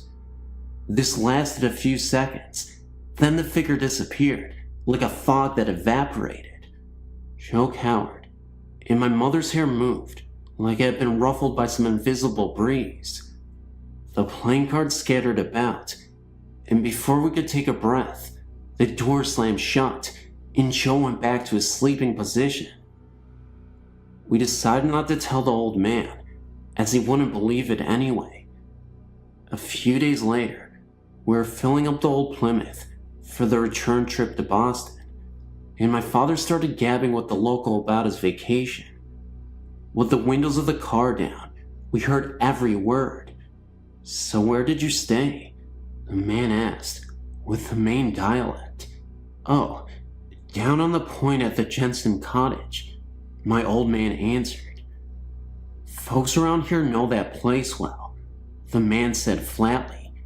They refer to it as the front door.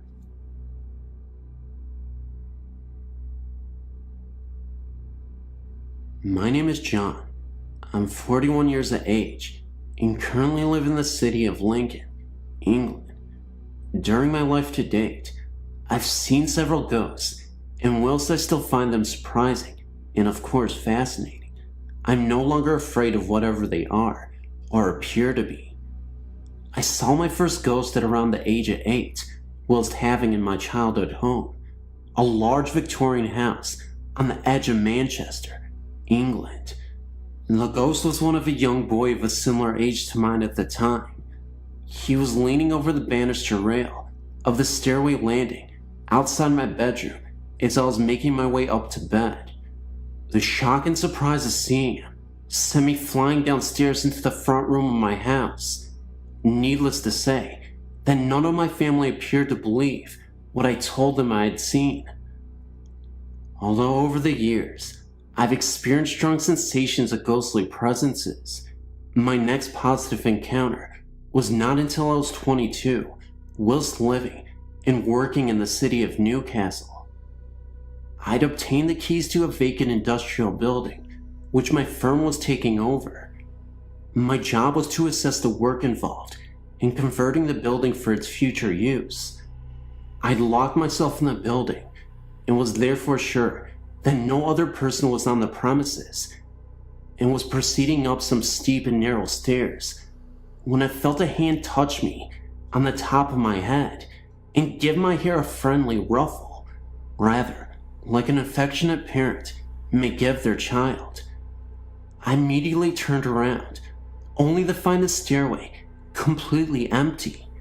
Surprised, but not afraid this time, I continued my inspection of the building. We moved into the premises, and although I had my office at the top of the stairs where I had my encounter, and worked there often late into the night, I never saw, heard, or felt anything unusual there again. My next encounter took place right here in Lincoln, about 3 years ago. Walking our dog out late one night, I noticed the cyclist approaching me along a side street. I thought the cyclist appeared a little unusual, insofar as he was riding an old-style, sit-em-up-and-beg cycle. His hair looked rather old-fashioned too, and most curiously of all, he appeared to be wearing an old-style Royal Air Force uniform. I could see the streetlight reflecting off the silver buttons on his uniform tunic, and from the chrome handlebars of his cycle. He got to within about 30 yards of me, when for some reason, I glanced down for a second.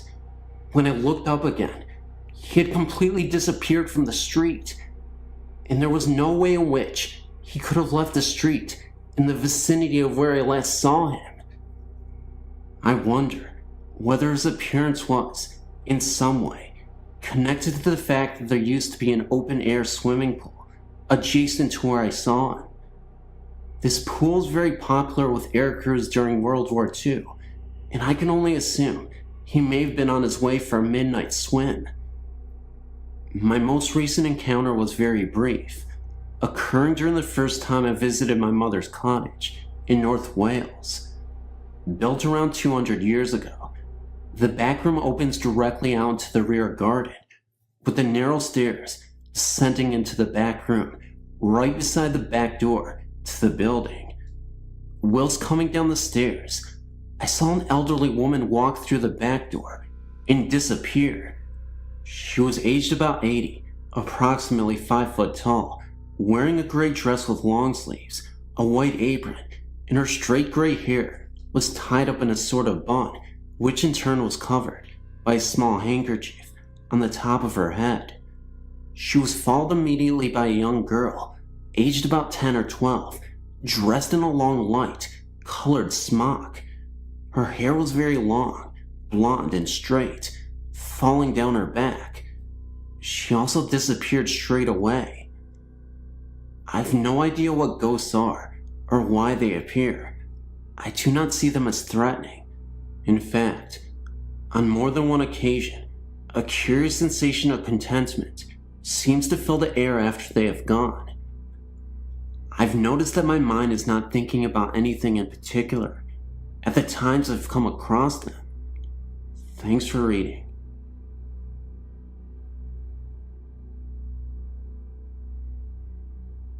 I grew up in Western New York and knew the local legends of ghosts. The Rochester Durant White Lady, for example. I never really put much faith in them. I never had an experience until I left New York. In October of '99, I was transferred to Elmira, Ohio. After a few weeks, I was asked to work in Sandusky.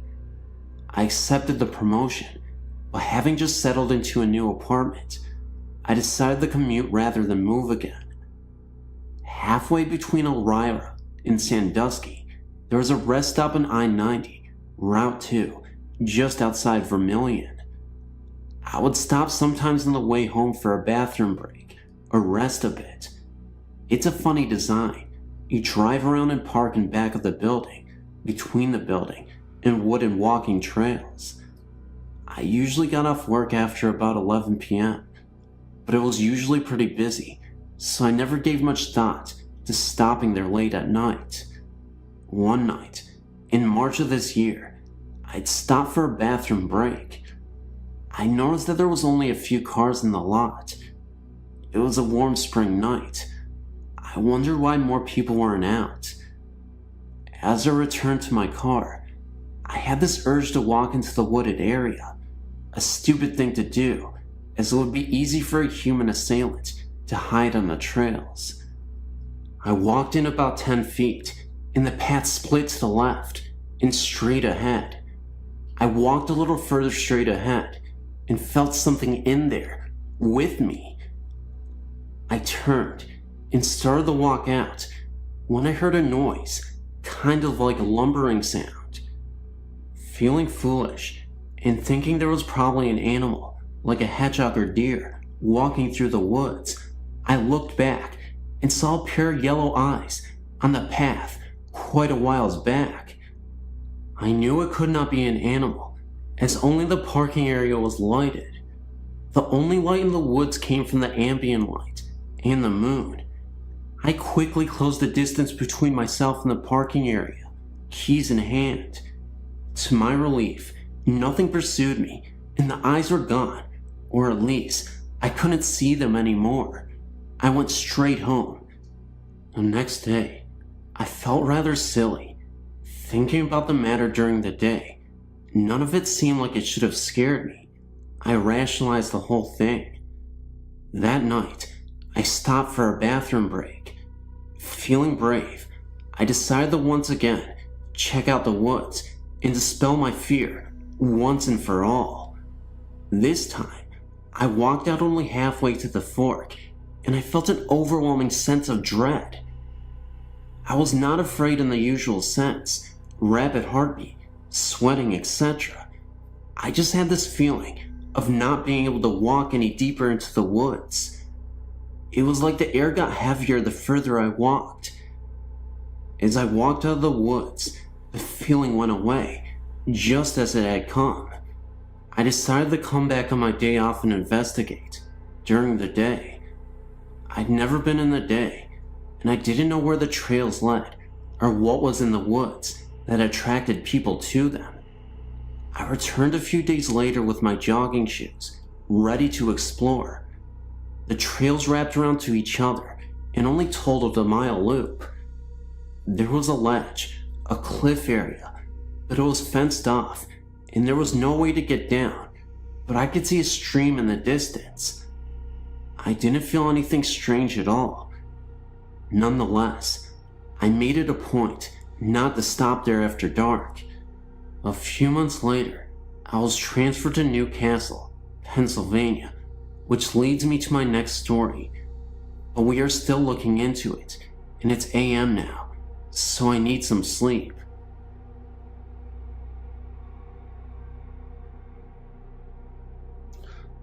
I don't usually share this with anyone, since most people would consider me crazy for believing in this stuff, my husband and father included.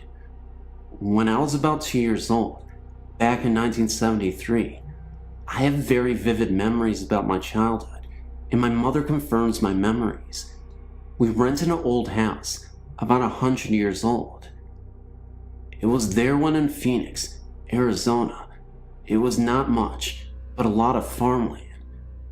There was a smaller house next to it that used to be the old barn. It's still there today, but surrounded by huge mansions.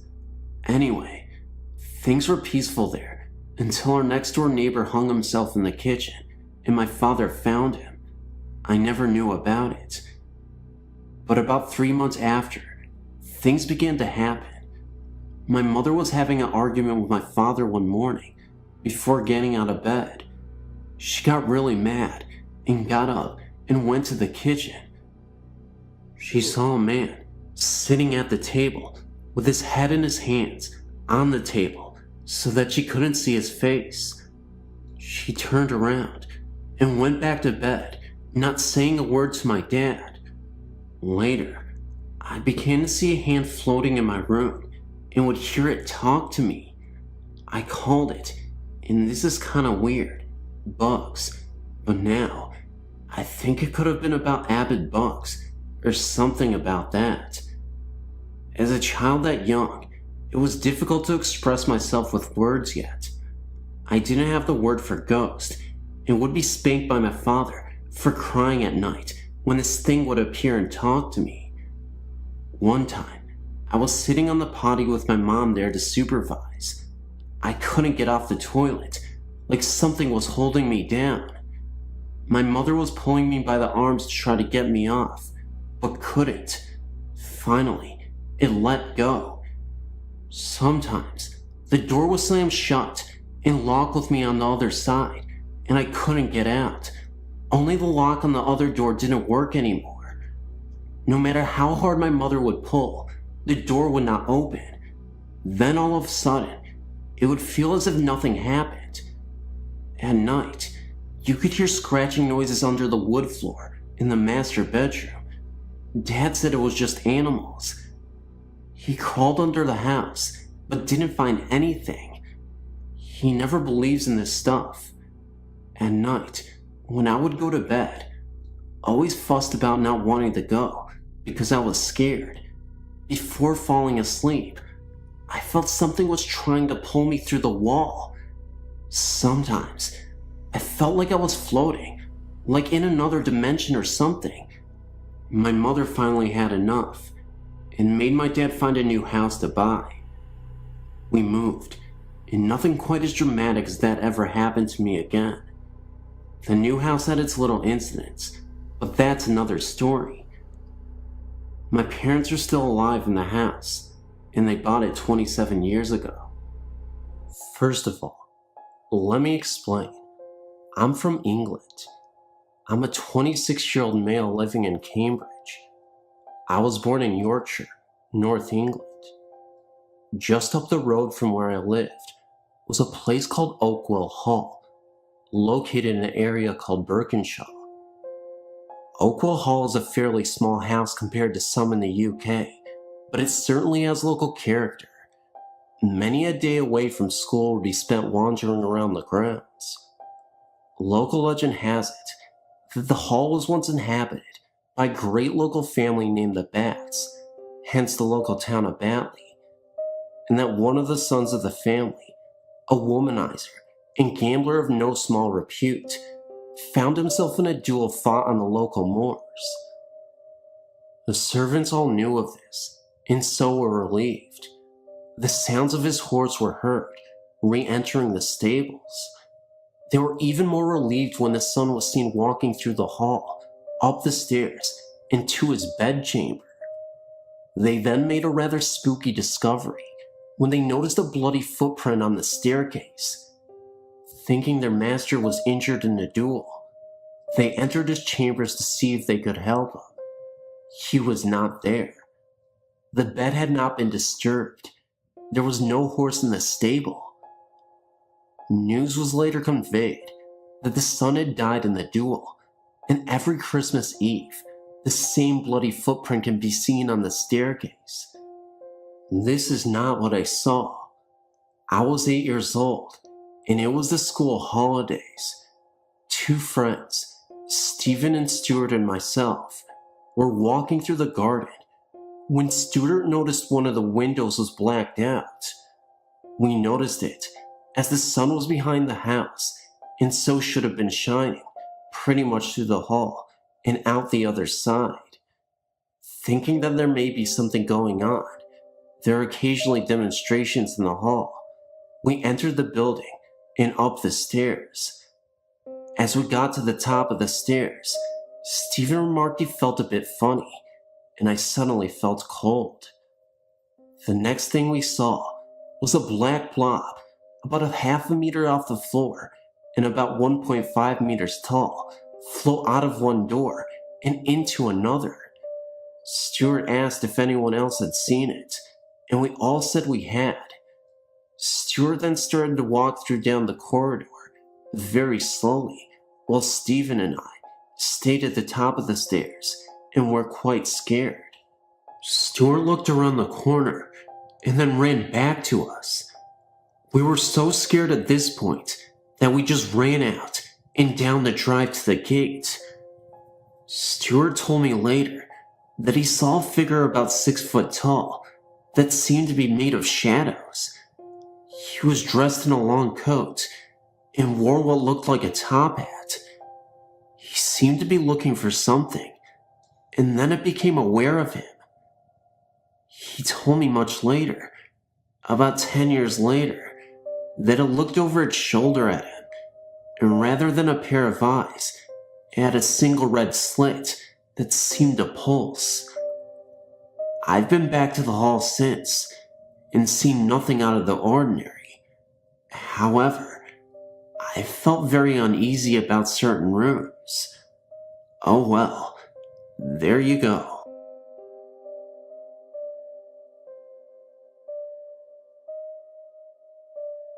I don't know if this qualifies as having a haunting or possession, or if I'm just crazy. I've read several stories on your site, which is great by the way, and haven't come across anything similar to one of my experiences, which I'll tell below. My father is suffering from advanced rheumatoid arthritis, along with hepatitis C. Not a good combination. Anyway, I've been living with the pain of knowing he would be sick and in pain for the rest of his life since I was 16. I'm now 22, and watching him suffer and struggle with his diseases. Because of this, I've become increasingly interested in whether or not there is another phase of existence after we leave this world. I've been asking, both mentally and out loud, for some type of proof of this, mostly for my own comfort. Anyway, I've recently been hearing noises that sound like a lot of people talking at once in my house when I'm home alone. It doesn't bother me or scare me, and it's so faint that it could be my imagination. Along with this, I've heard walking on my ceiling. My rooms are in the finished basement, and thinking my fiance was home, went upstairs to greet him, only to find myself still alone in this very house. Since I've been asking for proof, I wonder if it's only my imagination, but this next part was scary. I heard the voices. Sounds like a crowd of people all talking at once, but this time, I wasn't hearing them externally, with my ears, but originating from inside my head. I had this weird feeling that they were all talking directly to me, rather than just overhearing things like the other occasions. Anyway, the voices in my head just kept getting louder and louder, and all of a sudden, I was laughing uncontrollably for no reason. Probably doesn't sound too scary to you, but the whole time I was laughing, about 5 minutes, I was having thoughts like, why am I laughing? Why can't I stop laughing? There's nothing funny about this, and such. I was scared and physically willed myself to stop laughing, which didn't work. The voices started fading after about 5 minutes, and my laughing reduced to giggles, and then to shocked silence. I've never told anyone about these things. I even think I sound crazy. And no, I was not on any mind-altering substances at the time this happened, as the voices laughing thing happen to anyone else out there? Or am I just crazy? If this has happened to someone out there, please email me.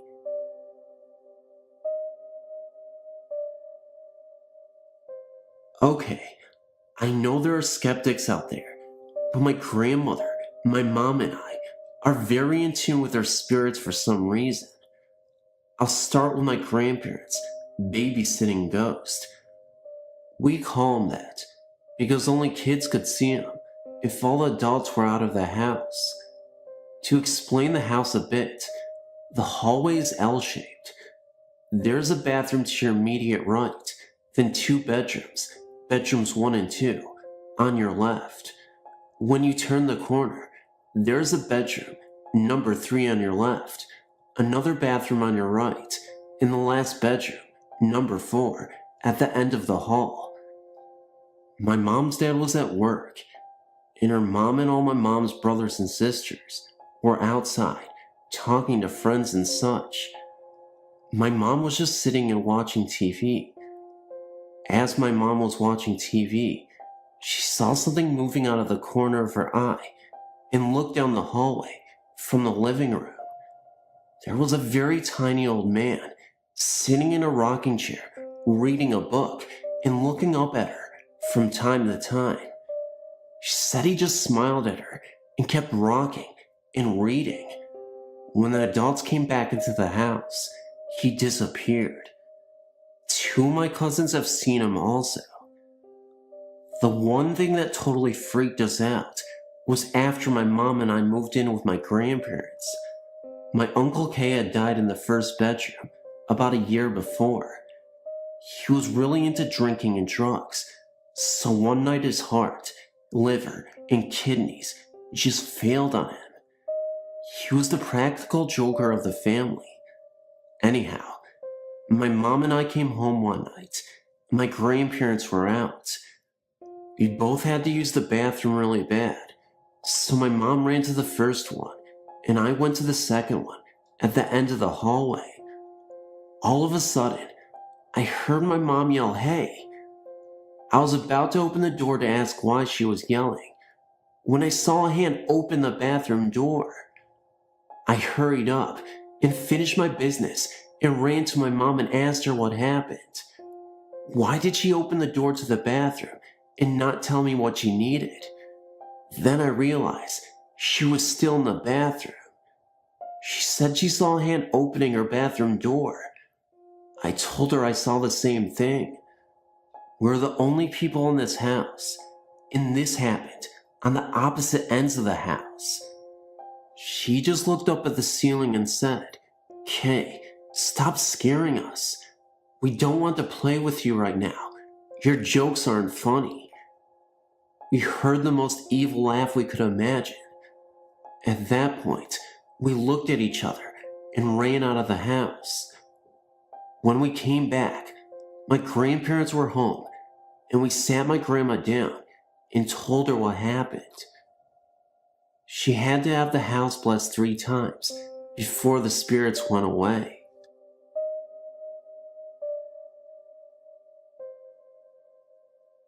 I was visiting some relatives in Denton, Texas, in early July of this year when this strange event took place. My relatives live in a trailer park, and some of the trailers are sitting close together.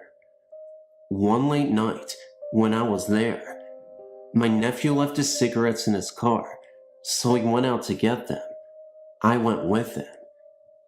As we were walking to his car, we noticed that next door, there was someone rummaging around in a trash can that was in the back of the neighbor's truck. We thought nothing of it, thinking it was just one of the neighbors looking for something they threw away. As it was dark near where the vehicles were parked, we couldn't make out who it was. Well, my nephew got his cigarettes out of his car, and we were walking to the front of his trailer, where there is a bench you can sit on. We were walking towards it, when we noticed whoever it was that was walking through the garbage can was now walking up to the next door neighbor's porch, which was a good 20-30 feet from us.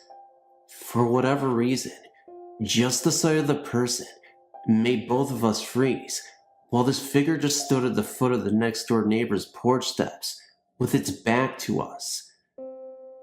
It was almost as if this figure knew we were looking at it, but it wasn't even facing towards us. It just stood there, and we felt that somehow it was looking at us. Somehow. In the light of the porch lights, we could make out the details of this figure.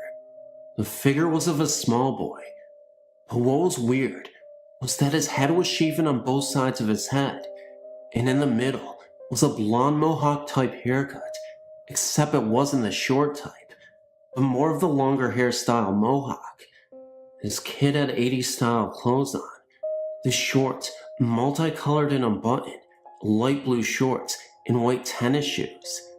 This kid just stood there for a few moments and began ascending the next door neighbor's steps in a stiff, awkward way. Its arms were close to its sides, and as it went up the steps, it just continued staring straight ahead, not once looking down or in any other direction. Then, the view of the kid was obstructed by the neighbor's porch, so we could no longer see him.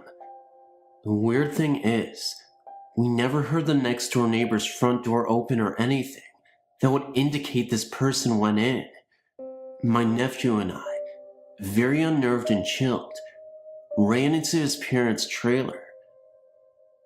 We sat in his living room for a while, trying to rationalize what we had seen. He told me that the neighbors had 2 girls, but looked nothing like what we had seen. We asked my nephew's mother, my sister, if she knew if the neighbors had some relatives over, and if so, if they had a boy that looked like what we described. She said, not that she knew of. Well, the next day, we go over to the neighbor's trailer and ask them if they had anyone over that looked like what we saw. They said no. We've had no visitors in 2 weeks, and no, we have no boys or children like what you described. My nephew and I then noticed there were 2 girls in the living room. We confirmed that that was the only children they had. So, who or what could have been? Where did it go? We didn't hear it go in the neighbor's home that night, so maybe it was just a strange neighborhood kid and went through their backyard to where they were going. Well, that would have been very difficult, since the neighbors have one of those extremely high wooden fences with no doors on it in their backyard. Besides, why would it go through the trouble of going up into their porch when they could have gone around? It's an old trailer park, and there's no telling how many people have lived and died in a lot of those trailers. I'm just glad I don't live there.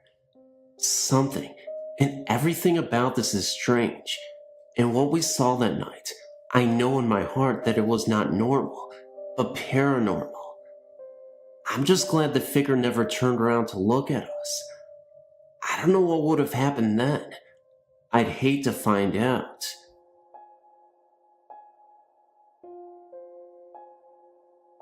My name is Paul, and I live in Canada, in the province of Nova Scotia, in a small city called Sydney.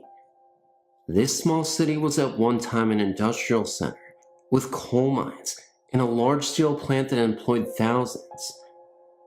This area's past employment promises has drawn in many foreigners to settle here, and we have a rich history of superstitions and beliefs. I should say that I'm not exactly a believer in ghosts, although I have an open mind to the idea that there may be something to it at all. Anyway, on with my story. I think I was 17 or 18 when this happened, which was around 1987. I was working for my local McDonald's restaurant and was working until 2 a.m. It was shortly after midnight when I took a break and called my girlfriend to say goodnight.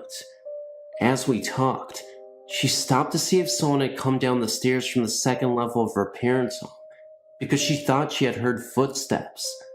She checked the stairs twice, but nobody was there. The conversation turned to the fact that at times, she would hear sounds in the house as though someone was walking the stairs. Our topic then returned to the normal teenage babble until she happened to look into the adjacent room. She thought she saw someone sitting at the end of the sofa. She put the phone down momentarily while she turned on the light in the darkened room. It was only a sweater and a jacket laid over the backrest of the sofa, so we resumed our conversation once again. I can tell you that she had no thoughts of anything paranormal. She was thinking that maybe someone else was home other than her sleeping parents, as she had a number of older brothers still living at home. I can remember that as we talked, she stopped dead in mid-sentence and started to weep. I was wondering what was wrong, thinking that I had said something to upset her. When I got her to speak, she told me that there was someone there, standing in the doorway of the room where she had just been. She sobbed that she was trying to sit very still in the hopes that this apparition would not see her and just go away. I tried to talk to her and settle her down, not quite sure if this was a joke or not. I think that the figure stood in this position for at least 5 minutes. Then, just when my terrified girlfriend calmed down a little, the figure moved into the hallway and assumed a sitting position, legs crossed. I again had to try and calm her down by talking to her and asking her to describe what she was seeing. The figure, she said, appeared to be a boy of about 8 or 10 years old. He was wearing a modern-looking winter jacket and a winter hat. She said that although the facial features were not plain, the eyes could be clearly seen and were blue. The hands and feet area of the figure faded out of sight. This boy sat on the floor, not 10 feet from her, and looked right at her. Another minute or two passed, and then my girlfriend started weeping again. I remember her whispering, "Oh, Paul, it's a girl."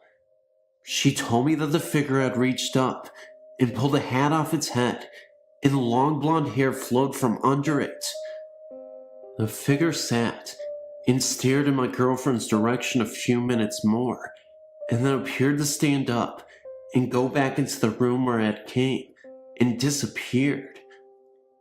My girlfriend stayed on the phone just long enough to be sure it was gone. Then she hung up with me and ran for her parents' bedroom. That was the end of the experience, and had lasted about 15 minutes. She asked her parents the next day if they could think of who this may have been. They had no ideas and probably didn't believe her. I wasn't quite sure if I believed her either, and I kept asking her if she was playing a joke on me. She insisted she saw what she saw, and she wasn't comfortable talking about it for fear that it may reappear. I'm now married to my girlfriend, and she still swears every word of this is true. She still doesn't like to talk about it. No one has ever seen a ghost in that house before, or since, that I'm aware of. My wife over the years has gotten spooked, and came running to me saying that she felt uneasy, and was afraid she was back, but she hasn't been. I don't know if you respond to these letters or not, but if you do, write me a note to tell me what you think. Thank you for reading. I've always been interested in the supernatural, and am convinced that ghosts do exist. Unfortunately, I've never seen nor felt one. I am, however, overly curious and try on occasion to find one. I have a friend that often accompanies me, but sometimes she gets too afraid to press on. She can feel their presence and bows out. I think she can feel them. And if she perceives them as evil, well, she just quits. She has a gift that I can only wish I had. I, on the other hand, don't possess that gift, and as a result, am fearless. I suppose I ought to get on with my stories. Again, I've never seen a ghost, but listen to this. My curiosity in the supernatural goes years back. When I was younger, I attended a university in southern Illinois. I had a friend named Tanya, whose parents lived in a supposedly haunted house. They claimed that a ghost lived in the attic of their home. I don't remember the spirit's name at this time, but I do remember that they claimed that she liked to play with the hangers in the attic and that they could hear her slamming doors and climbing to the stairs to the attic at night. There were other farther-fetched claims as well, but they said that whenever something strange happened, they would always have the association of the smell of lilacs.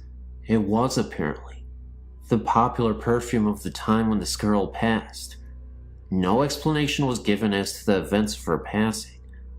Anyway, I was invited to sleep in the attic of their home one night.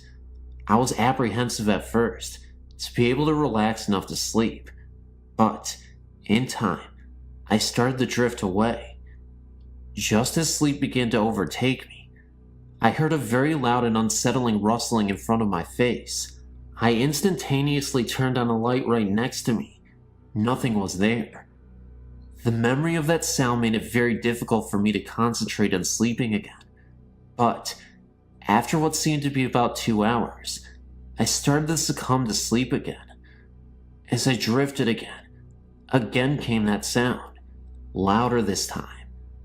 I stayed calm for a few minutes to be sure this was actually happening. I stayed still, but pulled my eyes open to see if anything was there. There was no light. My eyes were wide open. I was fully awake, and the noise persisted. Again, I turned on the light, and there was nothing there. Once the light came on, the noise ceased instantly. This time, I decided to feign asleep. I turned out the light, closed my eyes, and regulated my breathing. I did everything like sleeping, without actually sleeping. Eventually, I even got my heart to stop pounding. Hell, I was scared, but managed to seem oblivious. Once again, it started, and in an instant, I turned on the light yet again.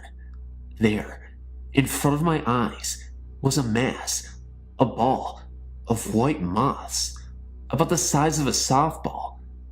As soon as the light hit them, they flew straight into the shadows of the room.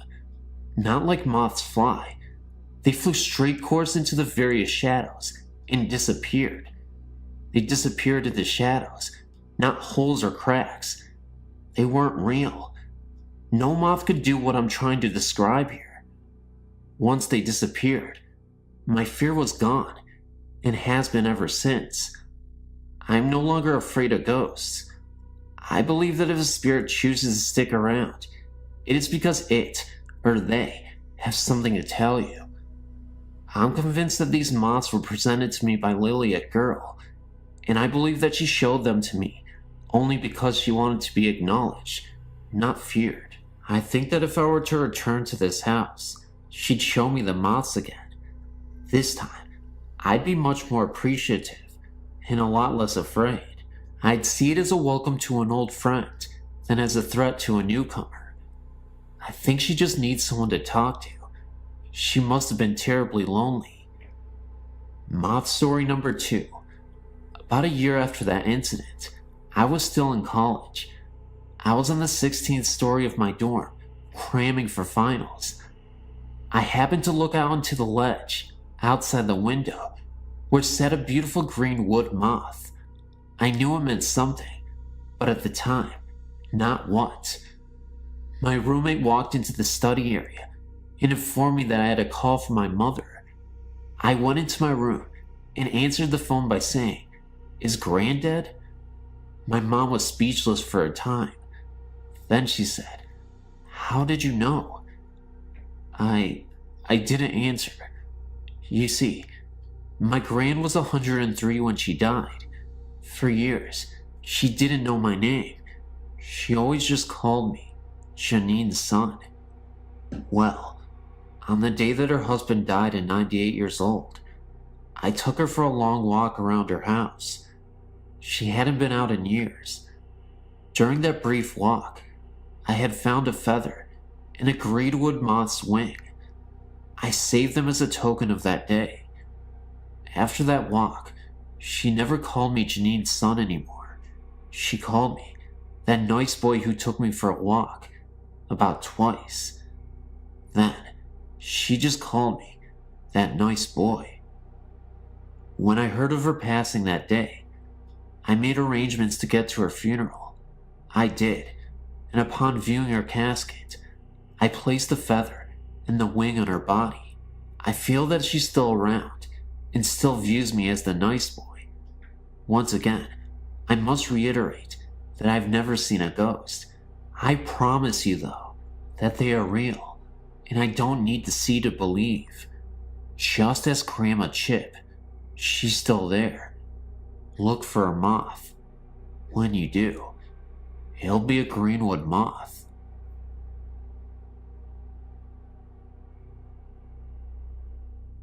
This is what I like to call motion pictures on the wall. The first time it happened was when I was about 6 years old. I had woken up in the middle of the night and crept into bed with my parents. I still couldn't sleep, and when I rolled over towards the wall, it appeared that someone was showing a movie on it. Hard to explain, but it was a dim, full-color, silent motion picture, like a living painting, of a man dressed like Henry VIII, talking to a woman being helped into a wide hoop frame that went under her dress. That was it. Then it ended. Totally harmless, but still, how the heck did it get there? I told my mom about it in the morning.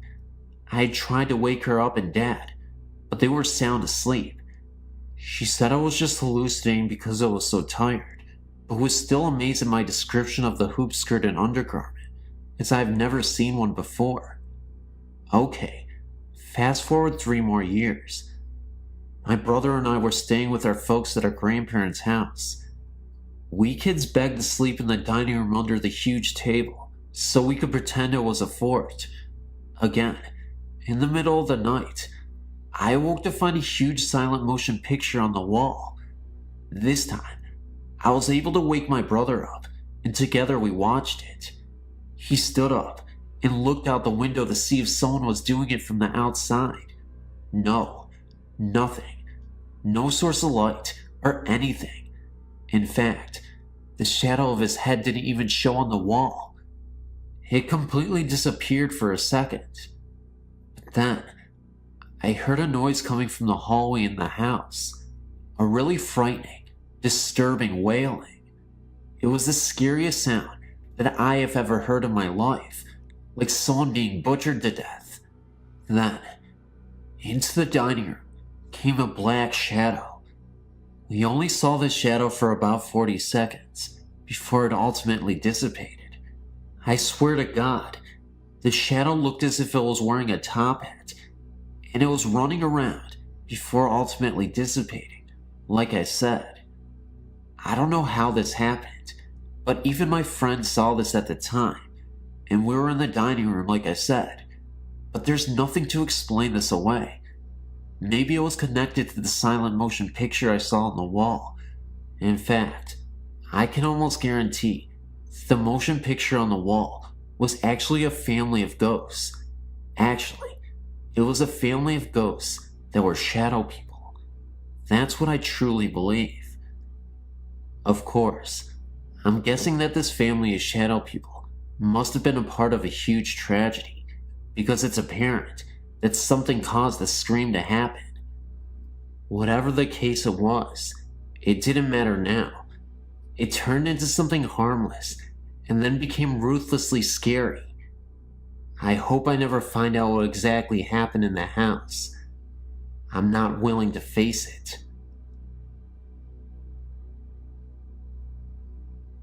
My second daughter was born on October 28th, 1986.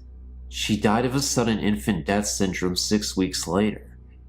She often lets us know she is still around by playing pranks and sometimes allows other family members to see her. When the movie Pocahontas came out, my oldest daughter loved it. We bought her a Pocahontas talking bank If you haven't seen the type of bank I mean, it is one with Pocahontas and Grandmother Willow.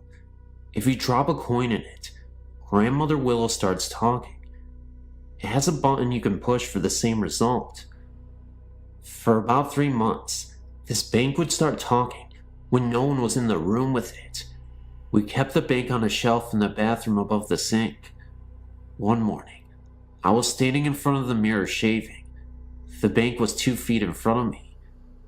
But when the bank started talking, well, I don't often cut myself shaving, but this time. Another time my wife had washed her favorite shirt. It was loose-fitting and lightweight, perfect for working in her garden. She washed it, and I know I took it from the washer and put it in the dryer. When we took the load of clothes out of the dryer, the shirt was nowhere to be found. 3 months later, we found it in a small cabinet in our bedroom.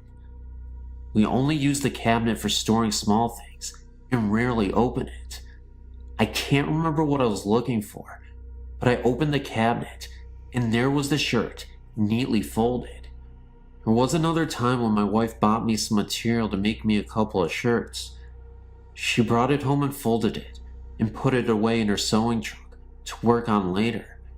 A week later, she opened her sewing trunk to begin the work, and the material was gone.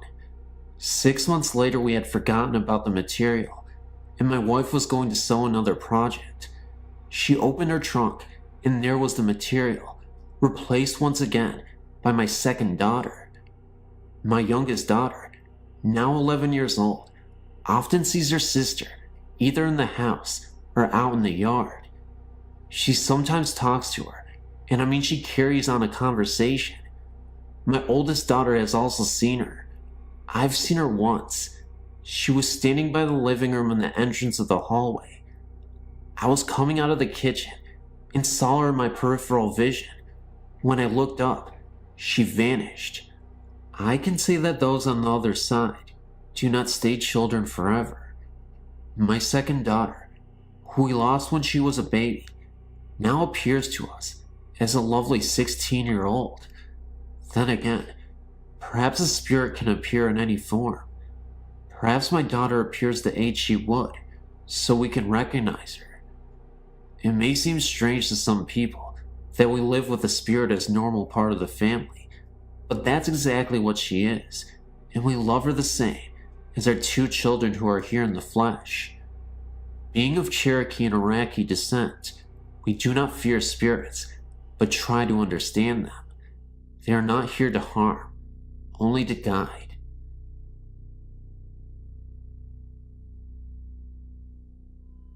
My great-grandfather was a self-proclaimed ghost hunter. I've heard many stories growing up from my grandfather of his exploits in the field. Now, he wasn't the whole mystical crystals and holy water type. His theory on ghosts was one shared by many. They are here for something.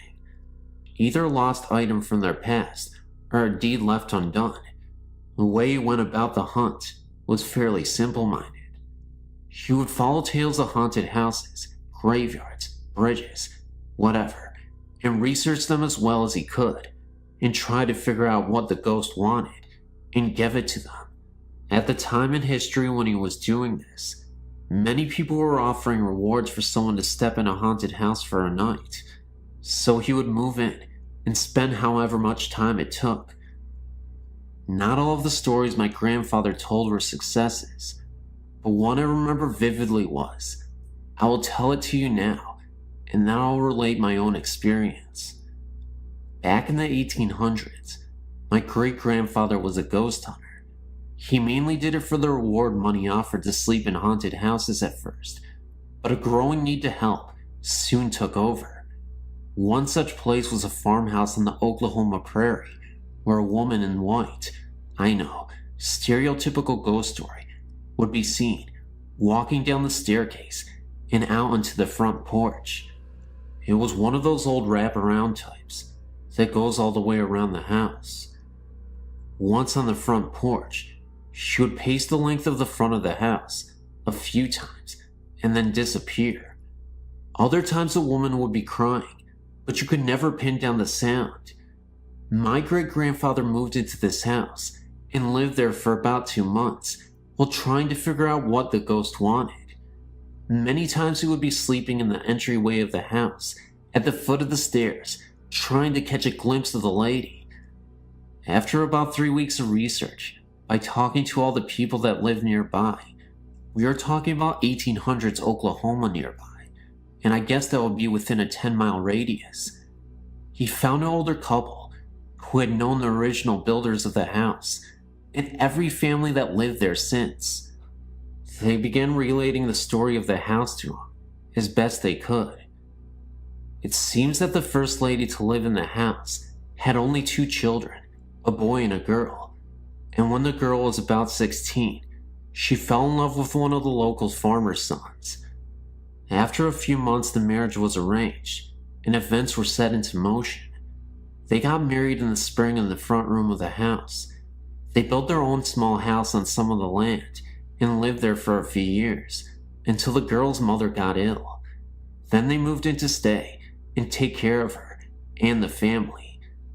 The brother had recently joined the army and was away. After a few months, the mother passed away, and the girl and her husband also became ill. The father was left to take care of them and soon became ill as well. They all died after about a year of fighting the illness and trying to keep the house and land cared for. After that, the boy, now serving in the army, came back to collect any belongings and dispense with the house. He sold the house to the local bank and left to live in Texas. About a year later, a young couple moved into the house and lived quite happily for about 3 years until they started seeing the lady walking down the stairs and along the porch. They soon moved away and let the loan default back to the bank. A few other families had lived in the house, but all moved out soon after, and the bank was stuck with this house. Finally, the owner of the bank decided to offer a reward for anyone to sleep in the house to prove it wasn't haunted. Well, empowered with this knowledge, my great-grandfather went back to the house and set watch for the ghost. After seeing her a few times, he noticed she seemed to be looking for something on the porch, so he got some digging equipment and began to dig under the porch. After about 2 weeks of digging, he found a small gold ring. Thinking that had to be what the ghost wanted, he placed it on the railing of the porch and waited that night to see what happened. Nothing happened for about another week. Then he was sitting on the porch, enjoying the good weather, when he caught sight of her walking down the stairs. Not daring to move, he watched as she walked the length of the porch until she came even with the ring. She turned and seemed to look at the ring for a long time, then just vanished. He spent another week in the house and never heard so much as a creak and never saw the woman again. A ring he put under the first step of the stairway, and as far as anyone knows, is still there. That is how my grandfather related that story to me, not in the scary ghost story boogity-boo way, just a plain and simple fact, a piece of family history. Now my story. I was about 18 and living with a friend of mine and his mother. We all lived in a small house. Some would call it a shotgun shack because you could shoot a shotgun through the front door and not hit anything but the back door. It was all one room, only separated by a small wall that ran about 3 feet from each outer wall. You could walk straight from the living room to the kitchen, going through the bedroom in a straight line. One night, I was sleeping on the floor in the living room when I was awakened in the middle of the night. I don't know if it was a sound that woke me or just a bad feeling, but when I woke up, I happened to be turned so that I looked straight into the bedroom. I saw what looked like sheer curtains lit by moonlight blowing outside beside the bed that my friend's mother was sleeping in. I had an eerie feeling, but being half asleep, didn't think anything of it, and promptly fell back asleep. When I woke up in the morning, I remember what had happened and looked at the wall, expecting to see an open window. The problem was, There is no window on that wall, not anywhere in the house. All the windows are on the opposite wall, so it couldn't have been a curtain. Later that day, I asked my friend's mom about it, and she told me that it was her father, that he came to help her when she had a bad night. She had terrible arthritis. She said that she never saw him, but could feel his presence. I had many other strange experiences in the house. Rocking chairs that didn't need anyone sitting in them to rock, things disappearing and reappearing in strange places when no one was home. To say the least, I was glad when I got an opportunity to move out. This incident occurred about 20 years ago in Mishikawa, Indiana, when I was only 9. Our house was built in 1904, so it had the huge solid oak doors in trim. The living room was very long, with ceilings which are 12 feet high. I hope you got the idea of the architecture of this house. The basement was a full one, divided into 2 rooms, and this is where most of the presents seemed to be. I'll get to that later. Back to the house though. The master bedroom was downstairs, with its entrance being oak sliding doors. All of the fixtures were of the early 1900s also, so the living lights were hanging chandeliers, one at each end of the living room.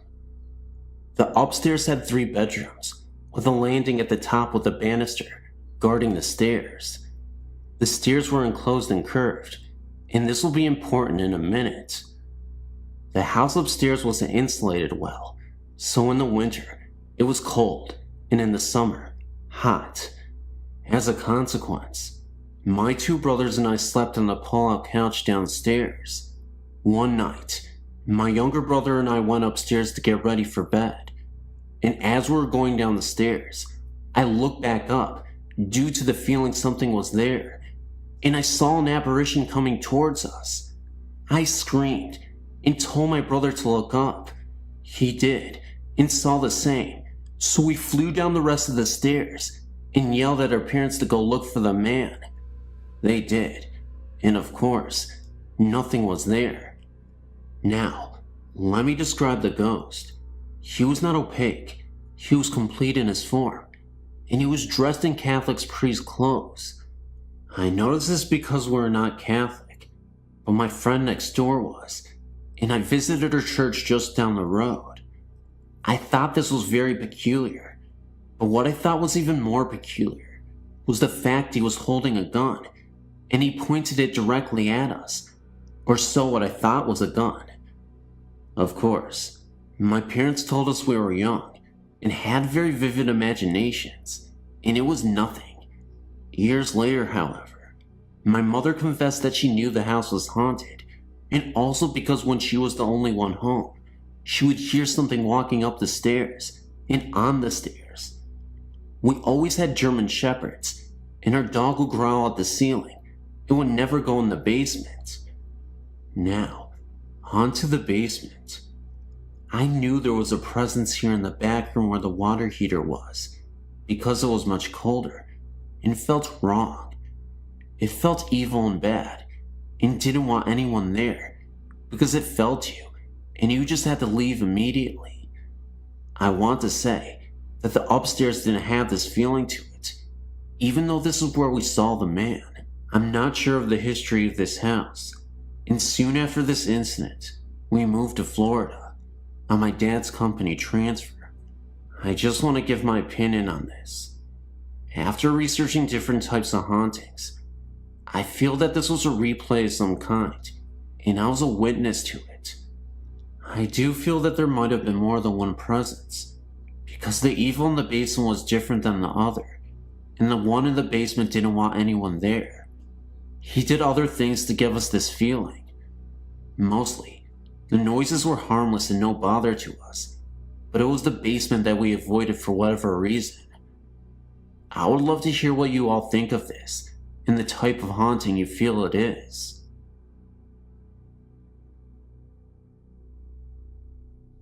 I used to spend a lot of nights driving around in my youth. I was young and reckless, and had no clear direction in life, so I'd often find myself aimlessly driving, late at night. I'd spent a majority of my adolescent years dependent on drugs, and unfortunately, almost succumbed to an overdose. I was harming others, but most importantly, I was on a path to self-destruction. The night before my overdose, I had a creepy paranormal experience that, fortunately for me and those around me, changed my entire life for the better. It was another one of those late night drives. I'd gotten into a verbal altercation with my parents. Words that weren't meant to be said were exchanged, and I ended up running away from home. I took the keys and headed out driving for hours until I ended up in an unfamiliar town. I was starting to get a little exhausted, was 6 hours away from home, and was running low on gas. What happened next will always be embedded into my subconscious for the rest of my life. I pulled up to a gas station in the middle of nowhere. Now, like I said, this area was completely isolated from the rest of the world. It had a last house on the left kind of feel. Until I ended up at the gas station, I'd driven past miles and miles of just cornfields and farmland. Woods all around, nobody in sight. I ended up walking to the gas station and bought myself a pack of cigarettes from the station attendant. He noticed I looked a little confused and asked if I was lost. I said yeah, I was. This was before GPS and cell phones, and I didn't have a map with me. He told me there was a bridge in the distance that was visible from the gas station less than a mile or so away, but said if I crossed it, I could pass another town nearby and find a highway that could take me back home. I thanked him, pumped my gas, and went driving towards the bridge. As I started to make my way through this road, and on my way through the bridge, rain started to pour down, and I could barely see through my windshield. It had rained so much that it almost obscured my vision, and there was no source of light anywhere along the dirt road I was traveling on, except for my headlights.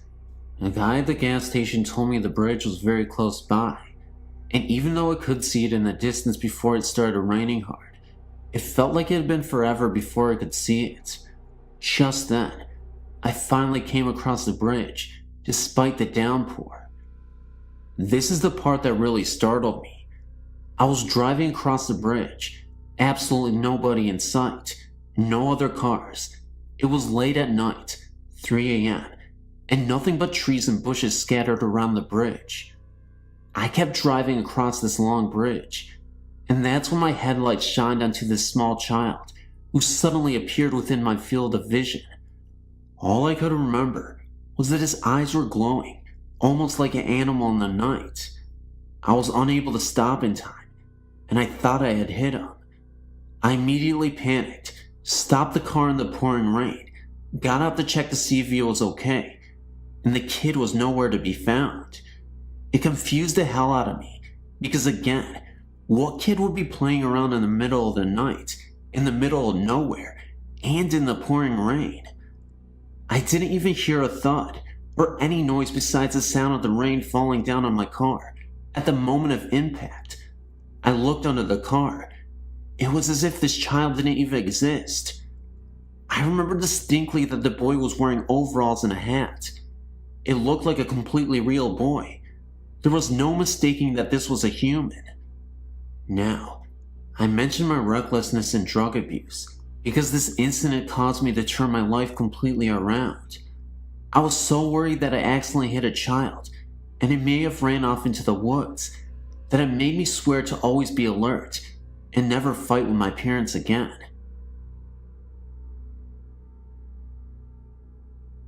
This happened when my brother was around 5 years old. It was around 2 a.m., and he went into my parents' room to get in bed with my mom. My mom's bed was right by one of the bathroom doors. The door on the other end of the bathroom led to where the back door was, and the stairs to the basement. He got in bed and was facing the bathroom. He got scared and woke up my mom and asked who the little girl in the bathroom was. He said he had never seen her before. He told my mom that she was just standing there, staring at him. My mom said the way he was talking, like there was really someone there, it really scared her. She said she just rolled over and shut her eyes. She was too scared to even look. I don't think a 5-year-old imagines things like that. While we were in the same house, my mom's cousin was hunting in the mountains and accidentally fell on his gun and killed himself. The family thinks he came back to say bye because it was such a sudden death. A few days after he died, when we were all in bed, a light in the hallway bathroom would click on and off. It was an older house, so the switch made a really loud click when he turned it on and off. My mom would be sitting on the couch late at night, with her back facing the hallway. You can sometimes feel when someone is behind you, and she said she heard me breathing hard and walking up the hallway. She called my name and turned around, and no one was there. At the same time, at her cousin's parents' and sister's house, similar things were happening. His old toys from when he was younger were stored in the basement of his parents' house. One night his electric train turned on and was going around the track. No one knew this was happening to other family members until my mom called his parents and told them what was happening to her. The next day they went somewhere and tried to contact them.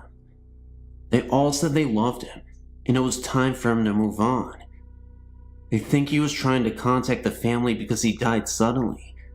After they talked to him, everything stopped.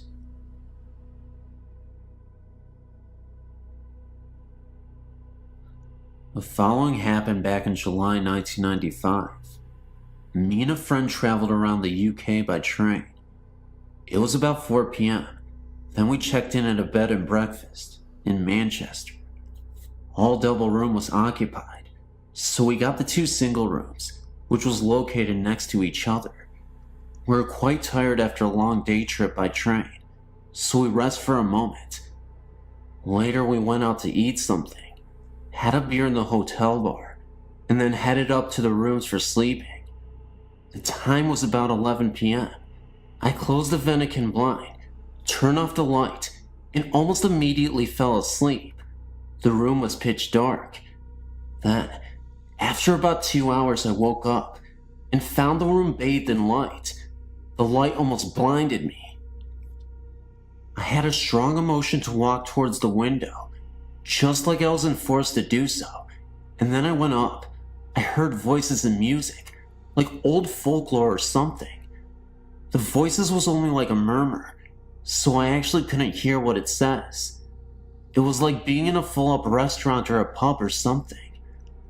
I was not actually scared, but it was an uneasy and confusing experience. Then, I reached the window and opened the Venetian blind. Everything turned to normal again, quiet and pitch dark. I went back to bed again, and to my surprise, I fell asleep after only about 10 minutes. The morning after, we met up and headed down the stairs for breakfast. Afraid of being regarded as a fool or jackass, I told him it was only a dream. Then, I almost dropped my coffee pot when he told me that the exact same thing happened to him. He has always been quite skeptical to the paranormal things, but I think this experience has changed his mind a bit. I would be very glad if you could give me your opinion. I have apprehension about what really happened that night. I know I was fully awakened, and it can't be my imagination, because the same thing happened to him. As I said in a previous mail, I'm not so good with English, so I hope you understand me.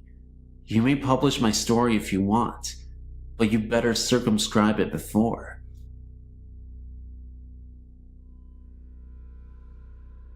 Hi there. My name's Joe. My friend Colin probably wrote you recently about some recent activity. For the past I don't know how many years, I've been able to feel, and to an extent see ghosts. I can sense what they are feeling and what their intentions are. However, for about 3 years, my friend Colin started having sleeping problems. I already knew his house was haunted, but what was haunting it was the spirit of what I think is a 5-year-old child.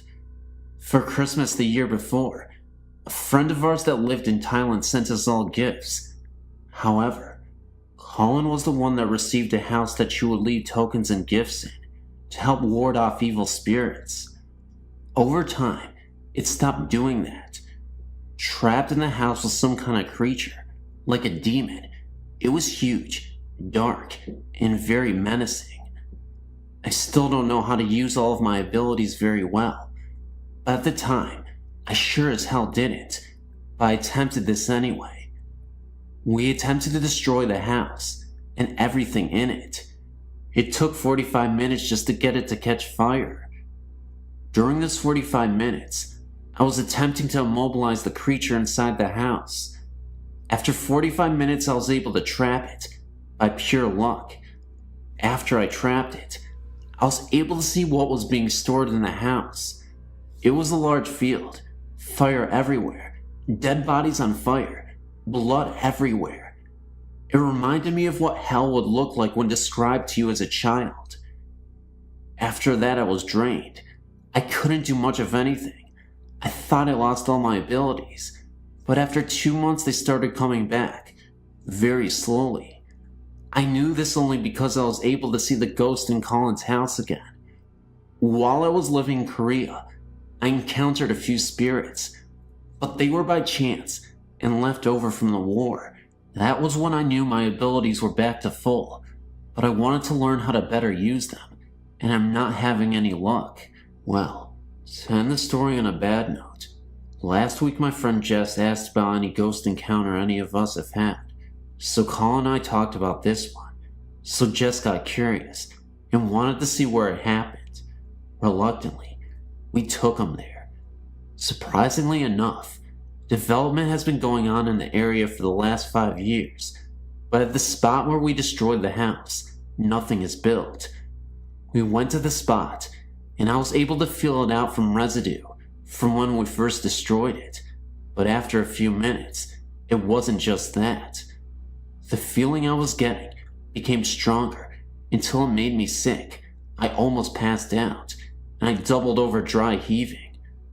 It turns out it was still trapped there until that night. Somehow, it got loose. I don't know how or why, but now I have to get rid of it for good, and I don't know how.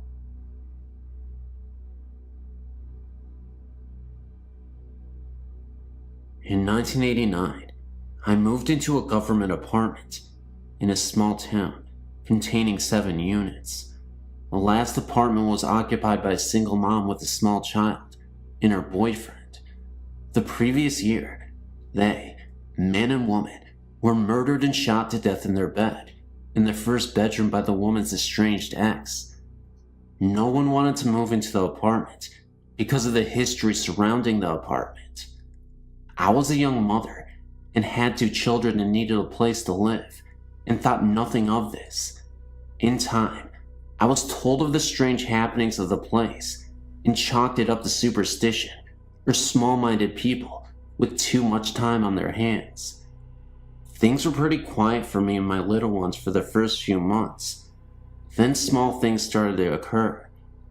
Light over the sink area in my kitchen would mysteriously come on in the middle of the night.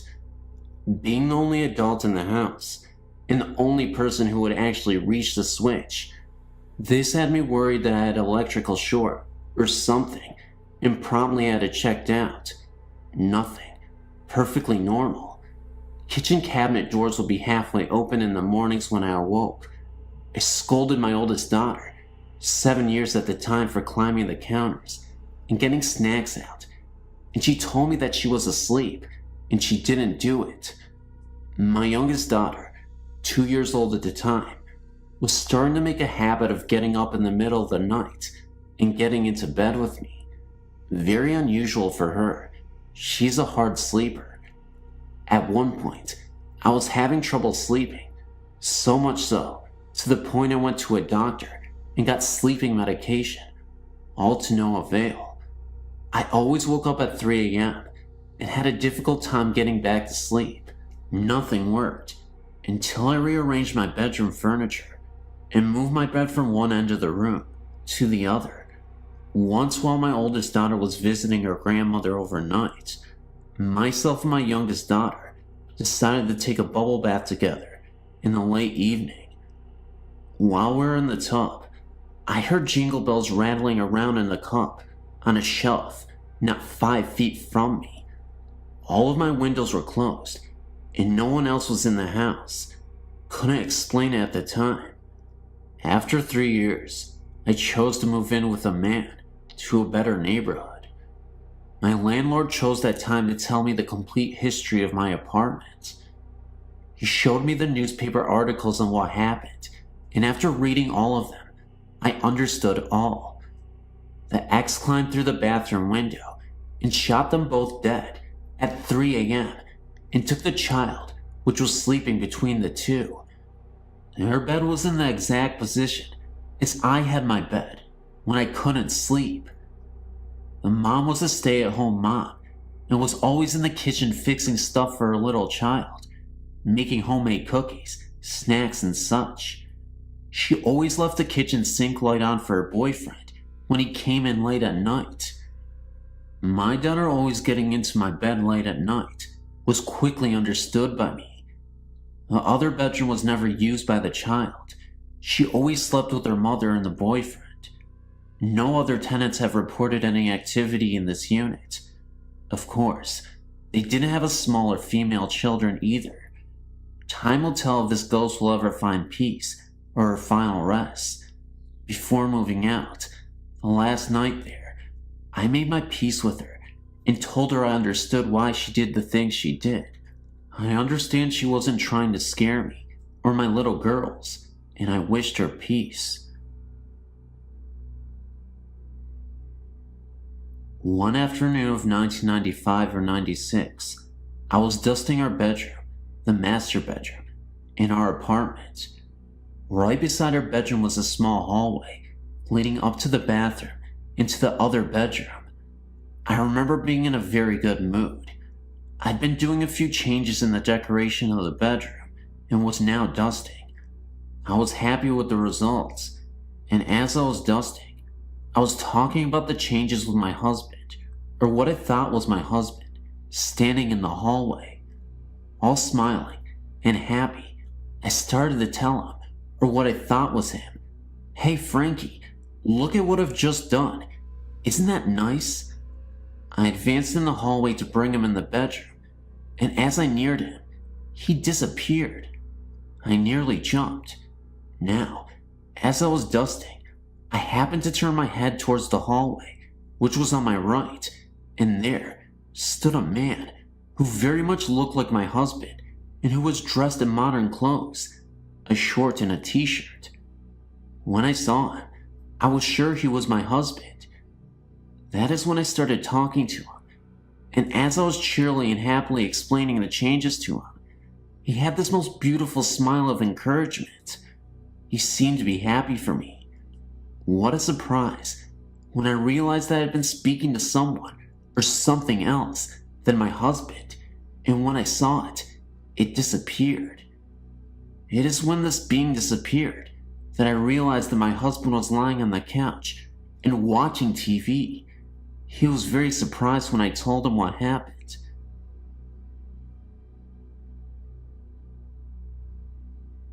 I live in Australia, and I've been seeing spirits ever since I was about 2 years old. My first experience was just after my grandmother's death. I was visiting her grave for the first time, and then all of a sudden, I started hearing voices.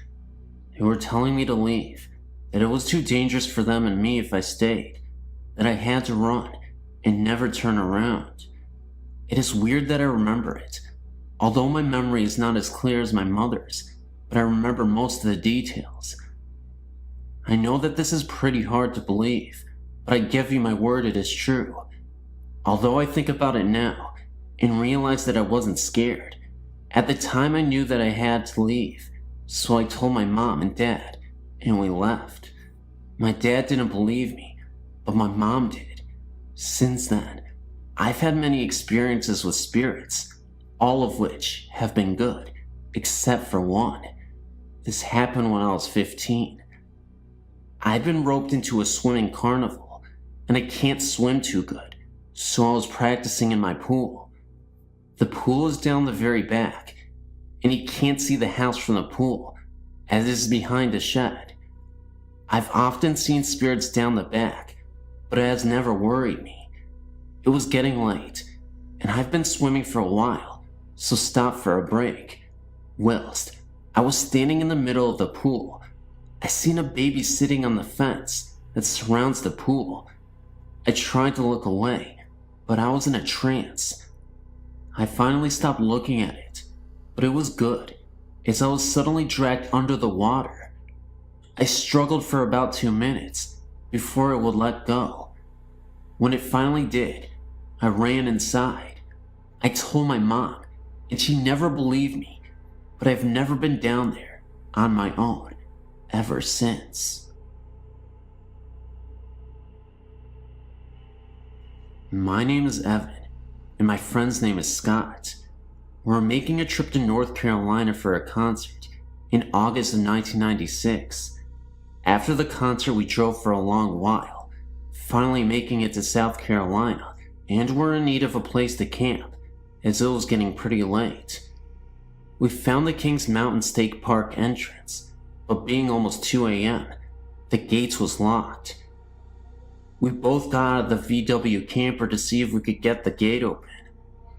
The road was completely deserted, and being at the entrance, we were not even close to any campsites.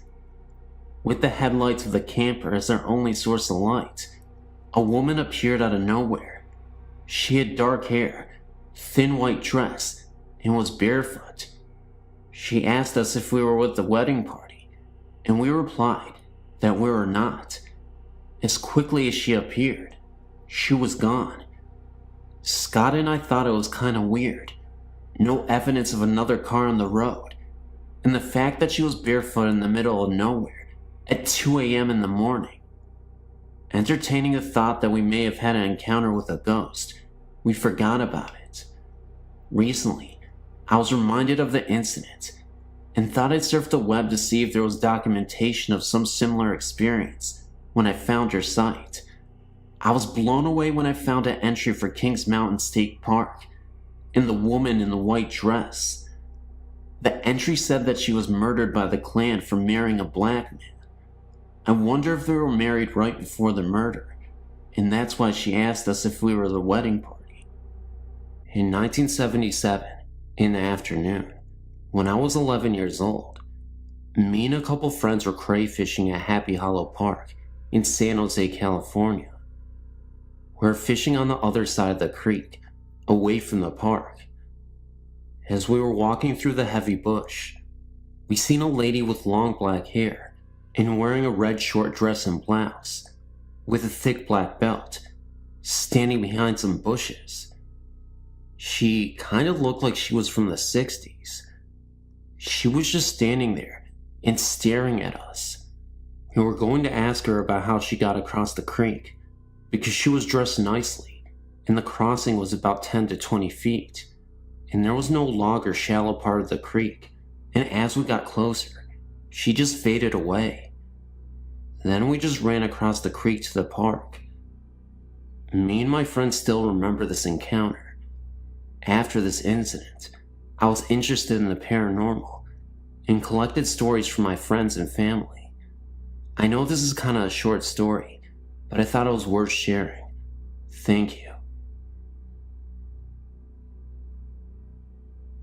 I will try to make a short story, but wanted to share my story with your group. We purchased a home about 4.5 years ago. I met the lady and saw the husband only a short time when we had the inspection of the home. We were delayed on the closing because her husband passed away. Approximately 3 or 4 months after moving in, I kept seeing a man by our pool. Thinking it was the neighbor who lived behind us, I forgot about it. Our home sits on a couple of acres of land, and eventually, I started seeing this man near the woods and where they had a garden plot before. It appeared as though this man was hiding and smoking cigarettes of all things. I met and talked to one of the neighbors and told her of the strange behavior of the neighbor and asked if he ever did that on our property. I described the man to her and what he was doing, and her face went white. She told me I was describing the old owner of the house and that he died of lung cancer, but refused to stop smoking and did those things while living there so as his family wouldn't catch him. Eventually, he started appearing to me in the house, especially in the evening hours, sometimes slamming doors to unoccupied rooms or making hammering noises in the garage, which is under our house. It is just my husband and I who live in the house, and for almost a year and a half, I was the only one to see him, but other people could hear the noises. Finally, my husband did see him, or what he thought to be the shadow of a man behind him, one day in our bedroom. As time went on, he became more and more active until I started to be afraid to be in the house by myself. He was beginning to be active, even during the daytime. I don't know if active is the right words to describe this, so I apologize if I am wrong. I finally was able to track down the previous owners and tell them what was going on. These people were wonderful and believed everything I was trying to tell them because of the things I was able to tell them about Dave that I couldn't have possibly known. They contacted us and agreed to come over to our house. They went through the whole house and talked to Dave as if he was there and telling him he had died. They told him we were the owners of the house now, and he no longer lived there and he had to leave. Now, I'm surely not a ghost expert, but I do know that after that night, I've never seen or heard from him again. Did this man cross over as I heard shows talk about?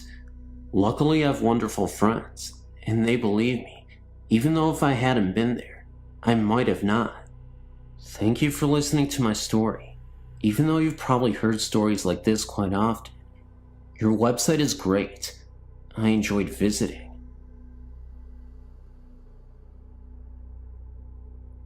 When I was younger, I often despised sleeping in our basement, especially alone. So oftentimes, I would stay in my sister's room whenever my brother, who I shared a room with, was on a scouting adventure or something of that nature. But one night, I was out of luck when it came to the blessing of having someone to sleep with, when they were all either gone at a friend's house or attending girls' camp or a fishing trip. And of course, being 10 years of age, my mother, although loving and magnificent, believed I was a little too old to sleep with her. So I came up with a plan. I would invite my best friend over. Ever since Kristen and I were 4 years old, she has always hated that there were bars over our basement windows. Well, finally, it was off to bed. We scurried about brushing our teeth and giggling before Mom came to tuck us in. My brother and I shared a bunk bed, and I always liked to sleep up top. I felt safer with the concoct idea that any monsters would have to eat whoever's on the bottom bunk before they could get to me. Therefore, I could easily get away. Hope you followed it. Anyways, back to the story. So we were laying there and talking, and slowly drifted off to sleep, when I was suddenly awakened by a strange noise outside of the barred window. I glanced over to see what appeared to be a woman in white, staring with no expression at all at Kristen and I from outside the window. My heart began to race. I'd never seen her before. She has dark brown hair that seemed to be ratted, and a long-stained, torn and tattered dress. She looked so pale, and like I said, she was merely staring with no expression. I was officially freaked out. I thought I should calm down. It's my imagination running wildly, because I'm not with anybody or anyone. So I closed my eyes, praying that when I opened them again, she would be gone. So then I opened them, and she was still there. This time, she reached out her hands to me as though she wanted to hold me. I screamed, and then noticed she wasn't looking at me anymore, merely placing her focus on Kristen. Then I saw Kristen get up She started walking towards the window. I called her name and said, "What are you thinking?" Kristen ignored me and continued walking. She crawled up on top of her toy box and began to unlatch the window. I screamed for her to stop. She seemed as though she was in a trance or daze and couldn't even hear me. I struggled between staying in bed and not moving, or getting up and latching the window and saving Kristen. My heart was racing. I felt nauseated. Then, all of a sudden, everything returned to normal. Then, all of a sudden, she woke up. She was awake from her trance. It turns out that she was sleepwalking. Curiously enough, I looked outside the window again, and the woman that I once saw had completely vanished. I was completely confused and dumbfounded. So I went over to Kristen to see if she was alright. At this point, Kristen was in my arms. She was shaking uncontrollably, and she regained consciousness. I asked her what she was thinking, why she ignored me, and she said all she could recall was an angelic voice singing to her, begging her to come with her. I said, "What?" She said she had some sort of dream or vision, and this is what happened. At that point, that's when I told Kristen that she got up and walked towards the window. I also let her know that there was a woman right outside the barred window, and she couldn't even believe it. Maybe this was the angelic person that she was talking about, the woman. Maybe she telepathically communicated, and as a result, ended up infiltrating her dreams, and then Kristen started sleepwalking. I know you might think I'm crazy, but this story did actually happen. I can vouch for two people being there, me, and of course her side of the story. Immediately when it happened, we were both so frozen that we didn't know what to do after that. I looked at Christy, and she was so delirious, but also very shocked at everything that happened. I asked her if she wanted to go to sleep again, and she replied, "But I can barely even move." So I said, "We can sleep here right on the floor." The next day, when we were at breakfast, we both just knew that this isn't a story many would believe, so we mostly just kept to ourselves. Until, of course, I actually wrote this story here today. Thank you guys for listening. I really appreciate you letting me tell this tale. And believe me, this is not something anyone would want to experience, but I guess we have a good story now.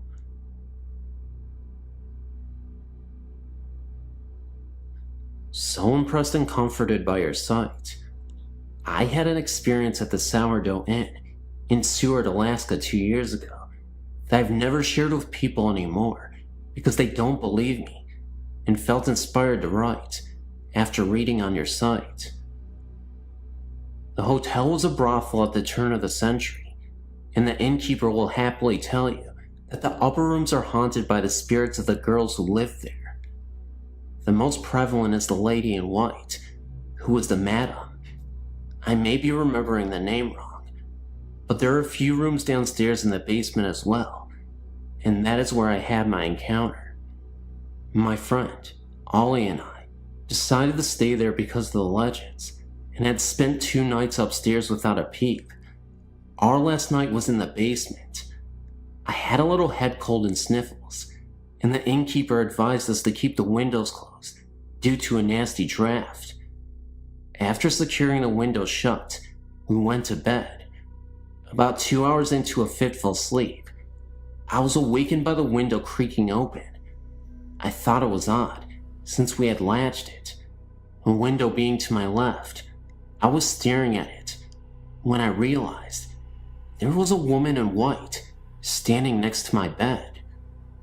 This is typically where people stop believing me. She noticed me notice her and reached out to feel my forehead. She was also holding what looked like a towel in her right hand and was smiling in the most comforting way.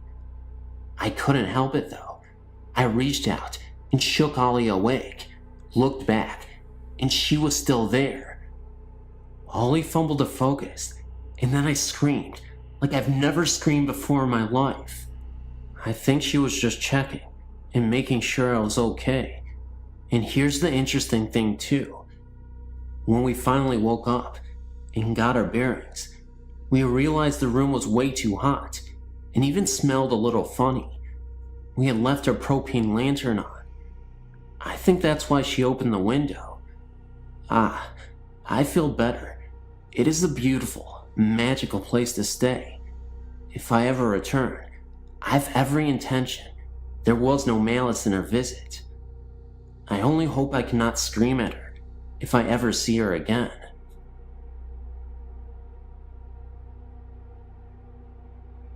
I just wanted to write and say that I had a scary experience at Banks, Ohio, House of Nightmares haunted house.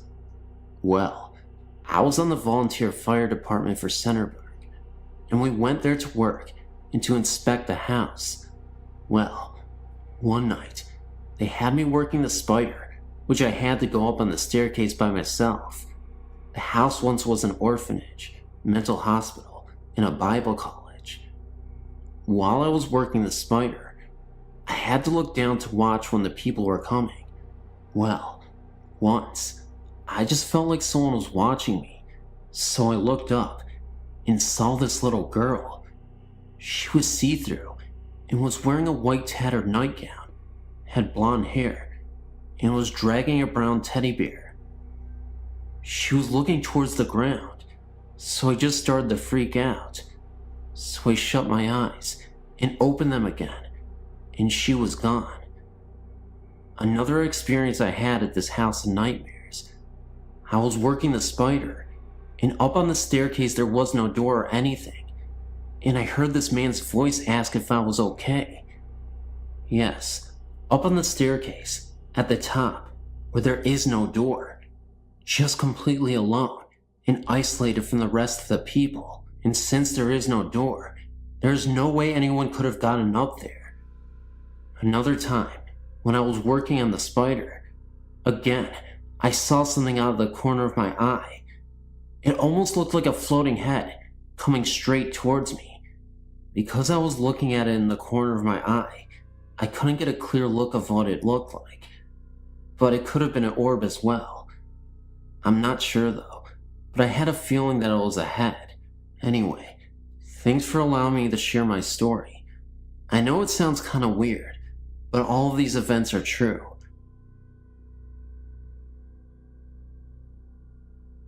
I have felt, until rather recently, an unsettling presence in my apartment since my ex-husband moved out last November. It was almost as if the dwelling itself warned me away from crossing into particular rooms or areas of the apartment. There had been times when I could not sleep in my own bedroom because it was located near the rear of the apartment. I was afraid to go past the middle hallway. One night, I came up to get a jacket while my boyfriend was waiting outside for me, in the car. I got as far as 1 foot in the doorway and felt the overwhelming presence, in some sense telling me to turn around and get out now. I forgot about the jacket and ran back downstairs and outside. I hadn't had one of those experiences in some time until my best friend came over to do an in-depth tarot card reading. She relies upon the power of her spirits and her Lord Phoenix. She's a Phoenix witch, which she explains to me as someone who has crossed over, was offered a second chance at life, or with the cost of helping less fortunate souls find their way back to heaven. My boyfriend was there at the time as well. When she was about finished with her reading, I happened to glance over by my computer in the dining room and saw a small, round, blurry ball floating past the computer and disappearing before it reached my living room where we were doing the reading. I thought my eyes were playing tricks on me. I had to use the bathroom, which was located near the bedroom. As I went to get up and glance in that direction of the apartment, I had the overwhelming feeling to stay back away from there again. I asked her what was over there, and she went into the middle hallway with the candle. She came back with an angry expression, saying that the thing called her an abomination. She felt it referred to her being brought back, and given a second chance at life. She felt the presence was jealous and hurt. She called me over to join her in the exorcism of the spirit. When she asked it repeatedly to leave, we both heard it in a strong, emphatic male voice say, "No." I was so scared. What scared me even more was that my boyfriend declared out of the blue, "Someone died in your bathroom." What? Yes, someone died in your shower. I knew about it since the first time I showered here. I decided it was not wise to sleep alone in my place that night, so as I went into my bedroom with both friends to pack, we noticed that things in my room had been disturbed and moved around. When we moved into my bathroom to get my toiletries, my boyfriend proceeded to tell me how the person died, slipped and fell in the shower, broken neck. I couldn't take it anymore and left that night. That was the last time I had my best friend to do any readings here without her spirit protection.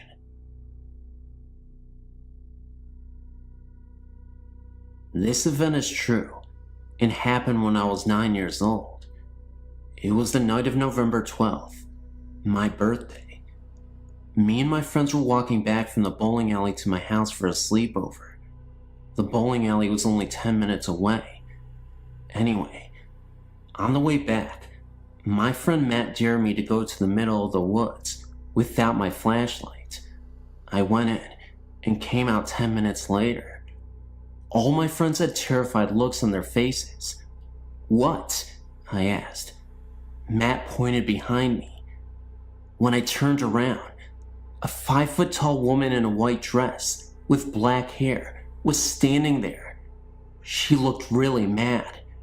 We ran as fast as we could. We finally got to the house and jumped in our sleeping bags.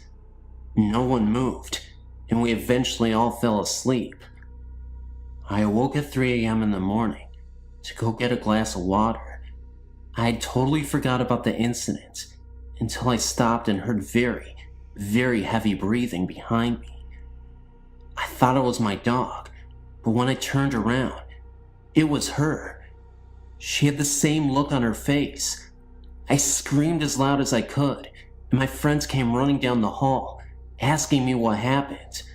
I told them, and we all went back in the room and stayed up until the next day. I told my mom what happened, but she didn't believe me. That is, until she found my pet snake dead, and she started seeing the strands of long black hair all over the house. We moved out shortly after that, and I will never go back to the house again, let alone look at it. I still find black hair in my bed sometimes, even though we're at our new house, and there's no one in my family with black hair. I think she is following me, maybe trying to tell me something.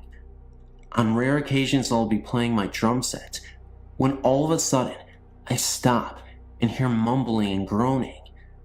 If I ever have an encounter with this ghost again, I'll send it ASAP. Thank you.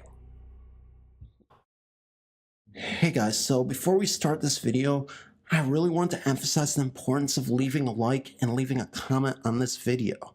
I always respond as usual, but it's really to help the algorithm for my case because I'm a small YouTuber and I don't really get that much traction on my channel as is. So if you guys could really do that, share the video, like and comment, I'd really appreciate it. And without further ado, let's begin with the video. And I love you guys to the moon and back, and to other galaxies and united. I don't know. Let's go.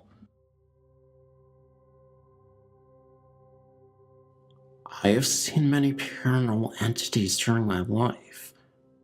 Here's my first quite shocking meeting with a ghost. I was 7 years old then. I was in my grandparents' house with my mother. The house is about 80 years old. I was relaxing downstairs when the phone suddenly rang from upstairs. My mother proceeded to go upstairs to answer the phone, and I followed her. After climbing about halfway up the old staircase, I felt that somebody or something was behind me. I quickly turned my head, and that's when I saw a middle-aged lady climbing the stairs, holding out her hands as if to grab me. She was wearing a bathrobe, and her hair looked mangled. I freaked out and ran upstairs as quickly as I was able to. She surely was a ghost, because she wasn't a family member or a friend. I'd never seen her before, and my mother didn't even notice her. She disappeared as fast as I'd seen her. Unfortunately, that wasn't the only ghost experience I had in that house. I was about 10 years old when the second meeting happened. It happened in the same old staircase in my grandparents' house. It was late night, and I was going upstairs to get some sleep. That's when I quickly discovered that my route was blocked. At the end of the corridor where you turn right to get to the staircase was a man, a very unusual man standing there. He was wearing a gas mask, so I wasn't able to see his face. He didn't speak, nor did he move at all. He just stood still, and I was too afraid to go past him. So I then got my grandmother and went back to the corridor with her. The gas man was nowhere to be found. Understandably, I was too afraid to sleep, so my grandmother stayed the night with me. I'm pretty sure that my grandparents' house is haunted, and my friend has witnessed that too, as the next experience tells. I was 11 years old, and my friend was 12 when this happened. We were playing in the basement of my grandparents' house.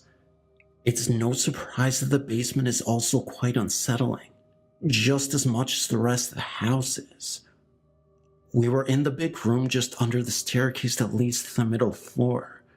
We were having fun, until both of us felt a strange feeling that made it obvious that we were not alone in the basement. We felt that there were other beings present, entities that couldn't be seen with the naked eye. We're also sure it wasn't our grandparents, because both of my grandparents were upstairs. That feeling also told us to leave the basement. It felt like we were surrounded by invisible people, and that we really needed to leave the basement immediately. After a few minutes, in a panic, we fled back up fast. Even at this stage of my life, it is still frightening for me to walk that staircase or be in the basement. I often feel the same feeling in these places that I felt 10 years ago. My friend also feels the same energy as well. Luckily, I haven't seen any ghosts since then.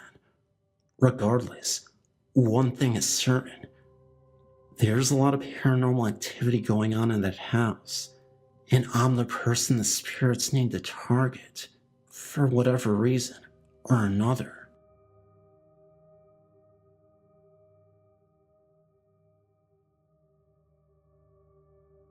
My story starts back in 1991, when I first hooked up with my then boyfriend, now husband. My boyfriend lived on the bottom floor of a house that his aunt owned. His aunt and her family lived on the second floor. His cousin was my best friend, and so I was always at the house. We had a small, close-knit group of friends, and were over our house one time playing Truth or Dare. I remember it as being late at night, and we were sitting on Holly's bed playing this game, when one of the girls asked her if the house was haunted. Holly said that it was, and that it was her maternal grandmother. She then went on to tell us certain things that would happen, and most situations would take place right next to the father's recliner chair. About 15 minutes after we finished playing the game, I had to use her bathroom. Though I was so totally afraid to go alone, I didn't want to seem chicken, so I went on my own to the bathroom. Just as I was passing by the recliner, I noticed I suddenly got cold. It was a warm summer night when this happened. Okay, I chalked it up to being my imagination, seeing as we had just been talking about it. Then, years later, I had this woman I was working for, and we got along really well. So, one day she had invited me to her house. Well, as we were at her house, we were talking about ghost stories and the like. She excitedly pulled out her digital camera and led me upstairs to their master bedroom. We stood just outside the bedroom doorway, and she told me to take the camera and just scan around the room, starting in one corner and going to the next. Just see if you see anything, she said. I took the camera, still not knowing if I was truly a believer, and scanned the room. Suddenly, I moved back to the corner I just scanned over. She said, "You see something, don't you?" I did. I saw a greenish male figure standing in the corner, looking out the window. I was scared to death. But even when I scanned the corner again, the figure was there.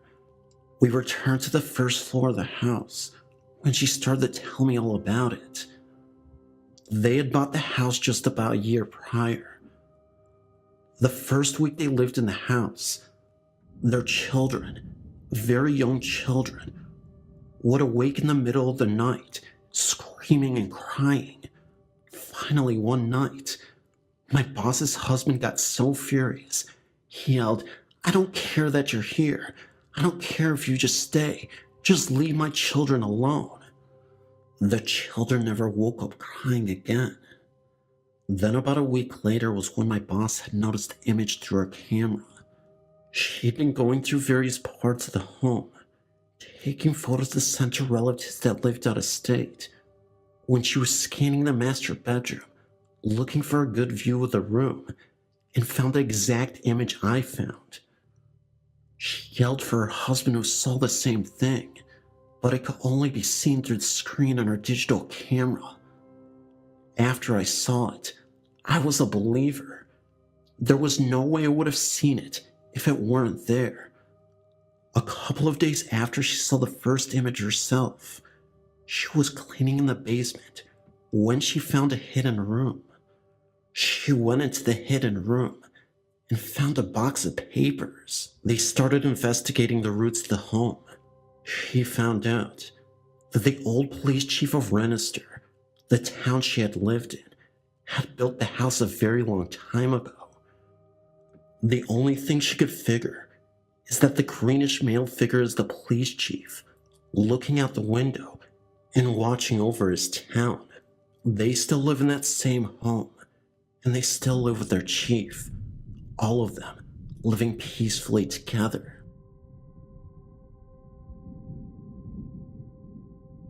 Since I was little, I've been sensitive to ghosts. Sometimes I had dreams that would later turn out to be true. Also could tell which song was on next on the radio, knew who the phone call was next, etc. My experiences tend to happen at times when I'm either feeling low or just open towards the other side. My stories. As a little girl, I didn't like being in my room after it got dark, or darker when it was summertime. I remember feeling watched, and something wasn't right. A lot of times, I was so afraid of the door leading to the back of our house and the stables. I felt like something was looking at me and wanted to hurt me.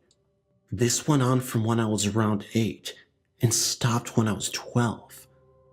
At times, they would show up only once. Once I was in bed and was close to falling asleep. Suddenly, I heard a voice calling my name. I woke up completely and looked into the corner of my room, and there was an old woman there. I couldn't see her clearly because she was kind of blurry, but she had a friendly feeling about her. She then disappeared, and I never saw her again. When I was 17, my dog died, and I was devastated. A few weeks later, I heard him coming up to my room from the kitchen and saw him enter my room. He then jumped up on my bed, walked around 3 times before sighing, and got down. I could feel him on my bed and against my leg. When I tried to touch him, he disappeared. My parents' farm, where most of the events happened, is old.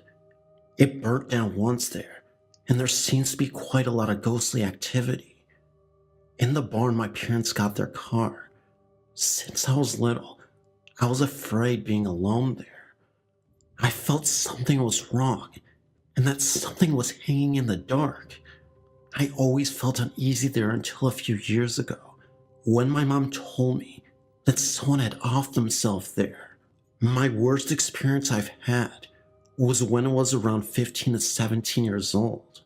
My room was connected to the kitchen by a little hallway. From the kitchen, you can go directly to the 2 living rooms. The last one I've never felt easy in was always feeling unnaturally cold and just weird. One night, I woke up and my room was ice cold. I heard someone open the door from the hall to the kitchen. It was a man, and he was going directly to the last of the living room. Somehow I was there when he went there. I saw him take his rifle and then off himself. It was feelings more than actually seeing him do it. I then was back in my body, but heard him fall down to the floor, moved a bit, and moaned before he died. The second that happened, the coldness disappeared, and I could breathe again. I told my friend at the time about it, but I was too afraid to ask my parents. One day, I sort of jokingly asked if anyone had offed themselves in that room. My dad turned around and looked at me with a strange look. Yes, your godmother's father offed himself there. They hadn't told me, because my godmother didn't like me to know. I found his grave, and it happened the exact day he had offed himself. I've had nice experiences though. A friend of my parents and their friend had offed herself. My friend was really devastated about it and couldn't get over it. One day we were in the kitchen when I saw a sort of fog that turned into a ghostly hand. It may have looked ridiculous, but I'm telling you, I know with my own eyes what I saw. It was right on my friend's shoulder, almost as if to soothe her. After it disappeared, I immediately alerted my friend, and she said that her shoulder felt really cold. My friend then told me that she felt a lot of peace. To the both of us, it really meant a lot. The latest year, the happenings happened without any real pattern. Last year, when I was at my parents' and sleeping in my old rooms, I didn't get any sleep for the last 4 days I was there. There was a presence in the room, and it was not a pleasant one. It just radiated hatred, and it was pointed at me for some reason. The next time I got home, it wasn't in there, but then I had to sleep in my mom's bedroom. I was woken up by someone slamming their hands into the bed very hard. I looked at the end of the bed, and I saw a shadow standing there, then disappeared. Since then, I haven't felt it. For some reason, I knew it was male, but I didn't know why it felt so badly about me. When I'm home at my parents' now, there's a young girl there, something I can't feel what it is, and a man. None of these are evil, but just looking out for me. I've seen the girl from the corner of my eyes, and seen her reflected in the mirror. I think they are protecting me, and just looking out for me. At times I can enter a house and know that there's more than just what the eyes see. I felt the presence of family or just passerbyers.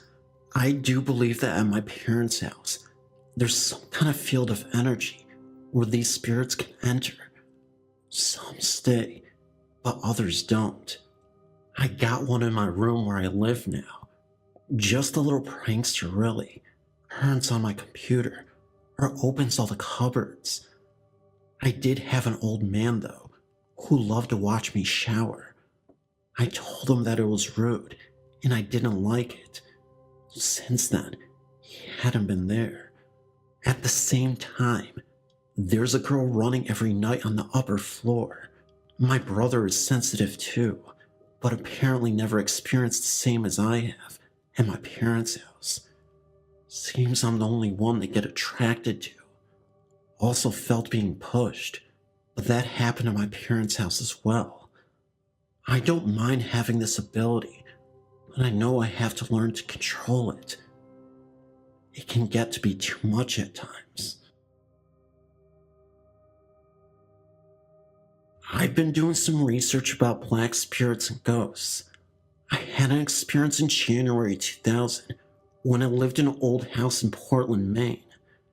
It was late in the evening, about 10 p.m. or so, when I felt something peering at me from a closet in my basement apartment. I thought nothing of it, but when I looked again, a materialistic, three-dimensional human-shaped figure with no facial features darted from the closet and stood behind me. It was suspended above the floor, about a foot or so. Before I knew it, two more had come out of nowhere. It happened so fast, and they moved so quickly, that I didn't even know what to make of this incident. I was a skeptic at the time, and had been all my life on ghosts, supernatural, etc. I was 36 years old at the time. There were multiple instances where I seriously felt like the house was shaking. Doors being slammed, open and shut, cabinets being open and shut as well, pots being moved around. It was seriously like a horror movie. I remember one time this happened, and it scared me half to death, almost literally. I ended up having a mild heart attack, and I ended up waking up in a hospital. All I remember was feeling the energy of what was happening that day, and then I lost consciousness. And that's when I was in the hospital bed. The doctor told me that the neighbor noticed something was wrong in that house, and noticed me lying on the floor. So she went and called the cops for me, and the ambulance arrived. They even told me that my heart stopped for a moment, and they had to use a defibrillator to bring me back to life. I was clinically dead, even though they only classified it as a mild heart attack. Anyway, I know this all sounds absurd, but I'm telling you, it definitely did happen. I'm just glad that I don't have to deal with it anymore. I don't live in the same place I do now. It was not worth it in the end. And after that heart attack, I don't think I'll ever be worth it. Scary stuff, poltergeists, and black beings on the walls. Definitely not something I want to deal with.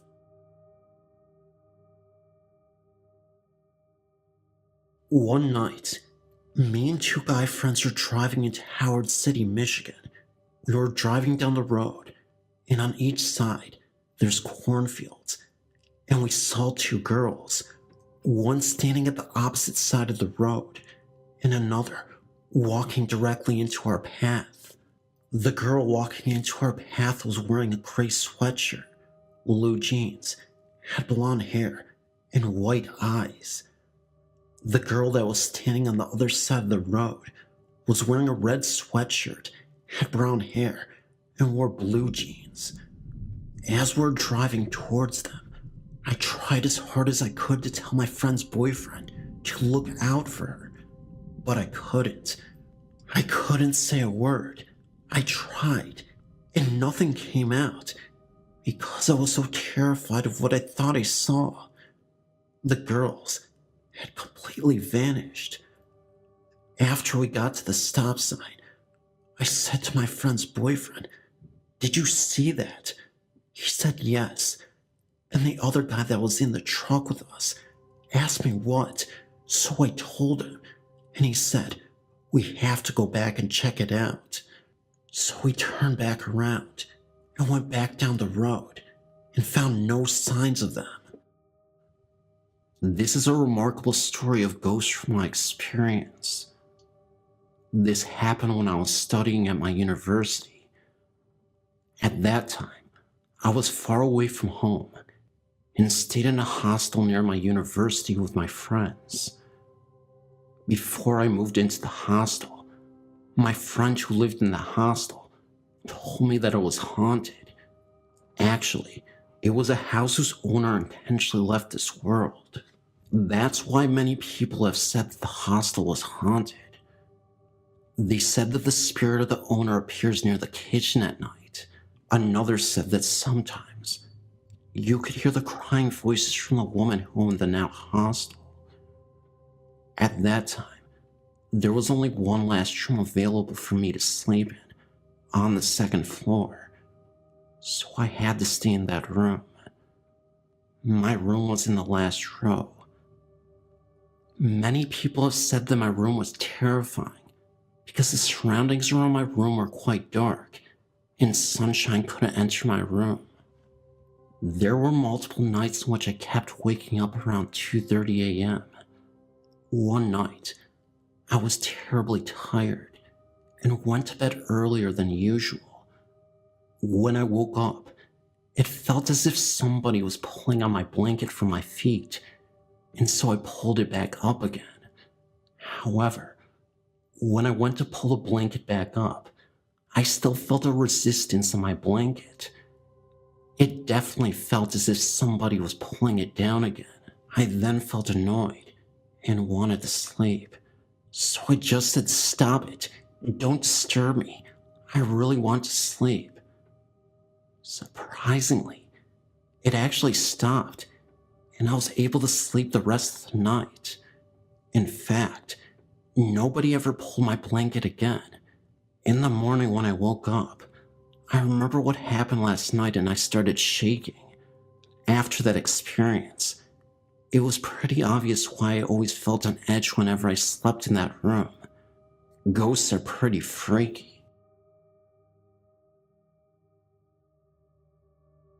I was sleeping over my best friend Jasmine's house, and the night before, her mother promised us BLTs for breakfast. So that night, after setting me up in an air mattress for the room, we had gone to bed. That night was peaceful, but I'll forever remember that horrific morning. I woke up and looked up to where a person was just standing in front of the closed door from afar and simply staring at me. She was young, around my age at the time, with features almost identical to my friend. I was still half asleep and just figured it was my friend anyway. I began to ask her when we were going downstairs for the BLTs, and she just stared at me without saying a word. I closed my eyes for a little bit, then reopened them, and that girl was gone. I never heard the door open in her room, and somehow the girl was gone. I looked at my clock, and only 10 minutes had passed since I closed my eyes to lay down. I had screamed loud and ran down the stairs to find Jasmine and her mother sitting in the kitchen. They looked very concerned and asked me why I screamed. I told them that just 10 minutes ago I saw Jasmine, but she didn't say a word. Her mother looked at me and told me that Jasmine was downstairs for over an hour and had never once went back upstairs in the time in which I saw this girl.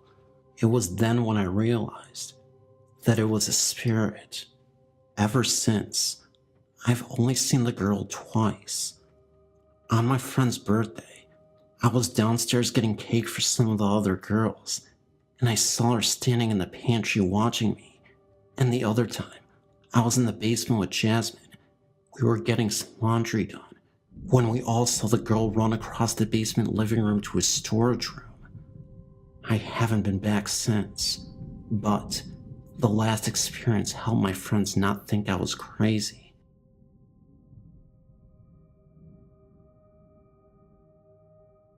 I've been enjoying your site, and I wanted to share some of my experiences. Well, I went to Mercyhurst College in Erie, Pennsylvania in 1995 to 96, and I left in the fall when my father died. Anyway, I lived in Egan Hall, which is connected to Old Main and the chapel, and I saw the nun and her antics almost daily in the fall of 96. I saw a reflection in the bathroom windows at night. She often opened and closed the windows and doors, turned faucets and radios on, and flushed the toilets for hours on end. I was absolutely frightened at first. My roommate, a very down-to-earth, logical girl, told me a friend of hers who lived on the boys' floor saw the sister every morning, around 4 a.m. when he got up for crew practice. He would end up seeing her, but she was only there supposedly to look out for us. It turns out that the heartbroken nun story is just a fun, creepy story, and the truth is that the nun died peacefully of old age, and stuck around to keep an eye on all the students. I also used to see a blue orb floating from the chapel through Old Main when I was coming back from the computer lab late at night. Other students had seen the orb originate from a small statue in the chapel, and a figure had been seen in the organ loft as well. I have heard that the path between campuses and New Covenant is haunted, but I can't verify that. In Springboro, Pennsylvania, there is a large Victorian house which had been used as a stop in the Underground Railroad. There had been a tunnel between the basement and the barn, but the tunnel was filled in the late 70s to early 80s for safety reasons, and the barn was moved to Cunnaville at some point. There are cold spots throughout the house, and a feeling of being watched. Sometimes, you can see strange reflections in the windows and lights or figures, just at the edge of your field of vision. The basement is very frightening. There is a feeling of pressure, and a very dark and menacing feeling. I mean, I feel very threatened if I go down there, no matter the time of day. When I'm alone in the living room without the TV on, I can hear muffled voices from the basement. I have always felt very negatively in this house.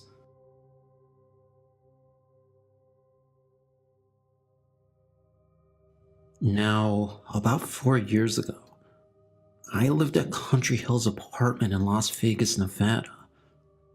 My family and I had some weird encounters there. Well, first, it started with this. My sister and I went to my grandparents while my parents stayed home. We were all the way in Cali from Las Vegas, Nevada for a weekend. My dad woke up at night, the night we left, claiming he heard a little girl singing in mine and my sister's room. He goes in there and sees my sister's rocking chair moving. Our second encounter was when my mom was going to take me to school one morning, and right when we open the door, the DVD player goes on, the radio on the DVD player. My mom and I were so tripped out, we were telling each other to turn it on, until eventually, my mom does it. Now how freaky and unexpected is that? Our third encounter was when the blinds for the sliding door that leads to the porch just started moving. It was strange, really strange. My uncle had moved in with us a little bit before the second encounter, but the only encounter that he shared with us is when he invited a friend over and the blinds were closed. Then he noticed that all of a sudden they were open. He told us, and we got tripped out. I was right next to the blinds too.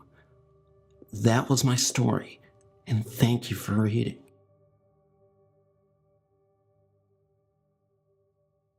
I work at a cemetery in California. I used to work the graveyard shift. As I was in the office doing paperwork, I suddenly heard a noise that startled me a bit. It almost sounded like faint singing from a distance. I got up, turned to face where I heard the mysterious singing. By the way, there were only 4 of us in the office. Everybody else was in the other room. And in that direction, I noticed a lady looking at me. She freaked me out so badly because she didn't even look real, translucent. All I could remember was that she had a smirk on her face and disappeared within seconds. It happened so fast but I knew there was a lady there. She was just nowhere to be found. I walked around looking for this lady. I asked the other employees about it, and they all looked at me like I was crazy. So I forgot about it, went back, and finished my paperwork. Well, the next night, we got 4 bodies in. I started to do paperwork on this one lady. As I started typing in the information, I went to check the tab on her toe and took the sheet off to see her face. And it was the lady from the night before. It freaked me out. And after that experience, I never doubted ghosts again. I was at the job for only 1 week at the time. It's now been 10 years.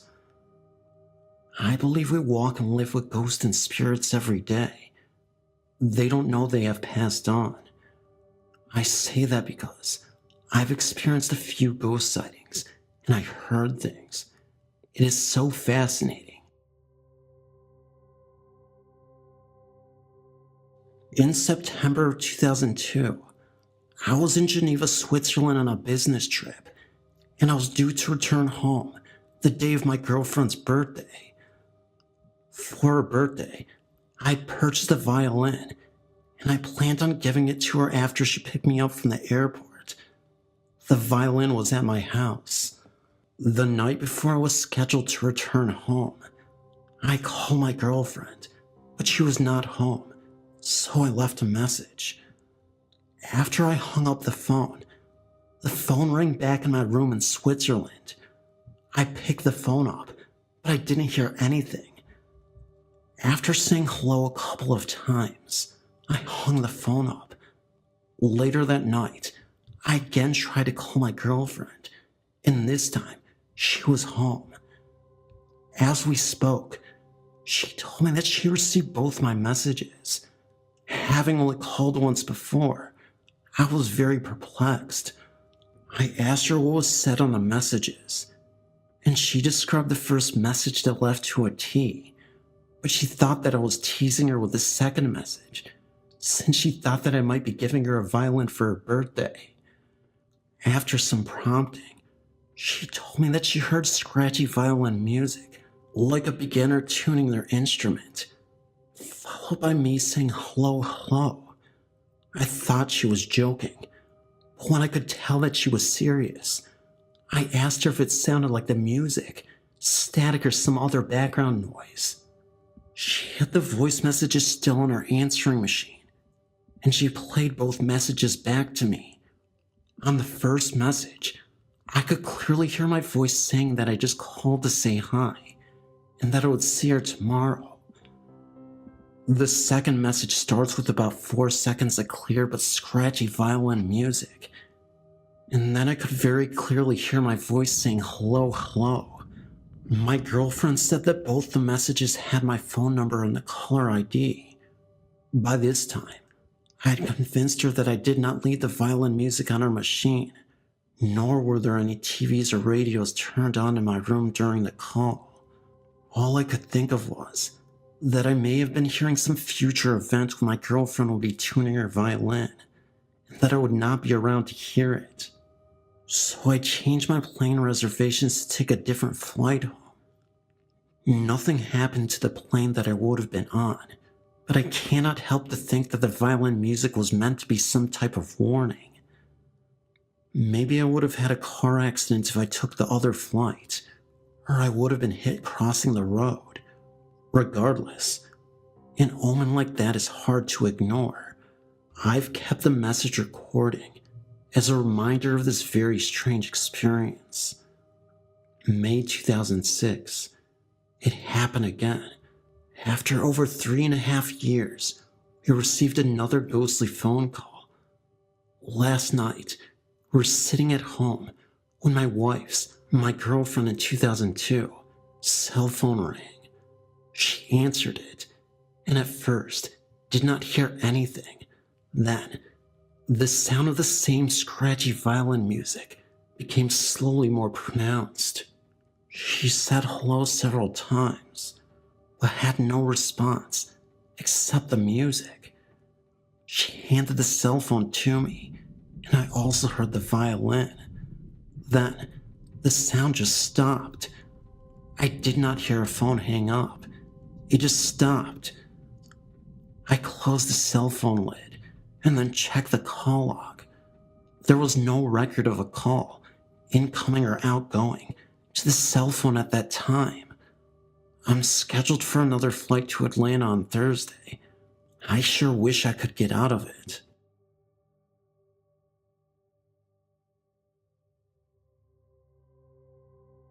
In the Chinese calendar, people believe that the month of July is the time where all the ghosts come to Earth from hell. We call it the Ghost Festival.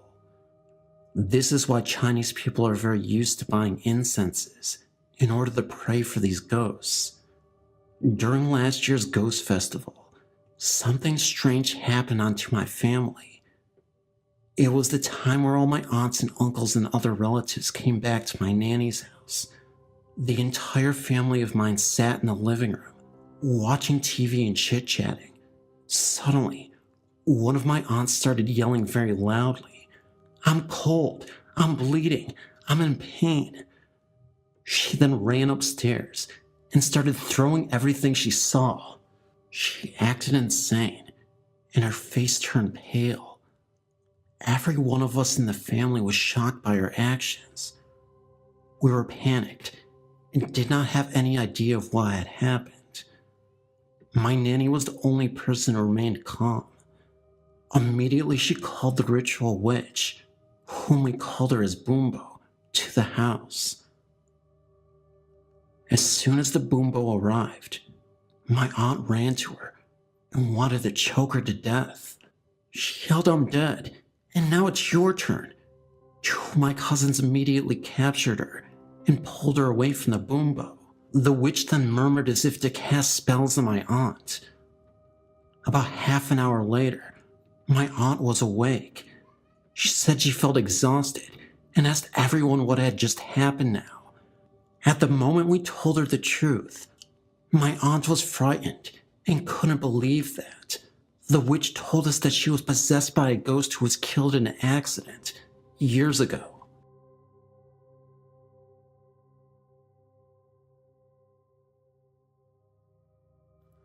I have always been an avid believer in ghosts. I've never seen one physically manifest itself in human form, and I don't think I could cope if I did. I have an intense fear of ghosts, and at the same time, a morbid fascination with them.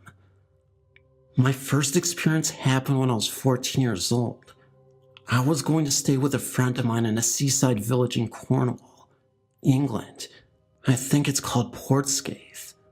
My dad had a friend who drove me down to the meeting point where my friend, whose family were already staying there, would pick me up. This guy's name was Mike, and he was the nicest guy you could ever imagine. We joked all the way down in the car, and he wound me up with stories of the Beast of Bodmin, a supposed large cat that lives in the moors in Dortmund, the county before Cornwall. We had a good laugh. By the time we reached the meeting point, it had gotten dark, and my friend was unable to pick me up. Mike took me back to his house where I met his wife, Jenny. Jenny was as nice as Mike, but she was a little kooky, looking at things that weren't there and drawing really childlike pictures with crayons. I didn't really think much of it because I was tired from the journey. I was more fascinated with their house. Their house was so large that it had been divided into 4 apartments, each one with winding stairs, large rooms, and old-fashioned structures. The house itself dates back to the 1700s. After a while, I went upstairs to sleep in their son's room. He was away at the time and set about rifling through his music collection to pass the time.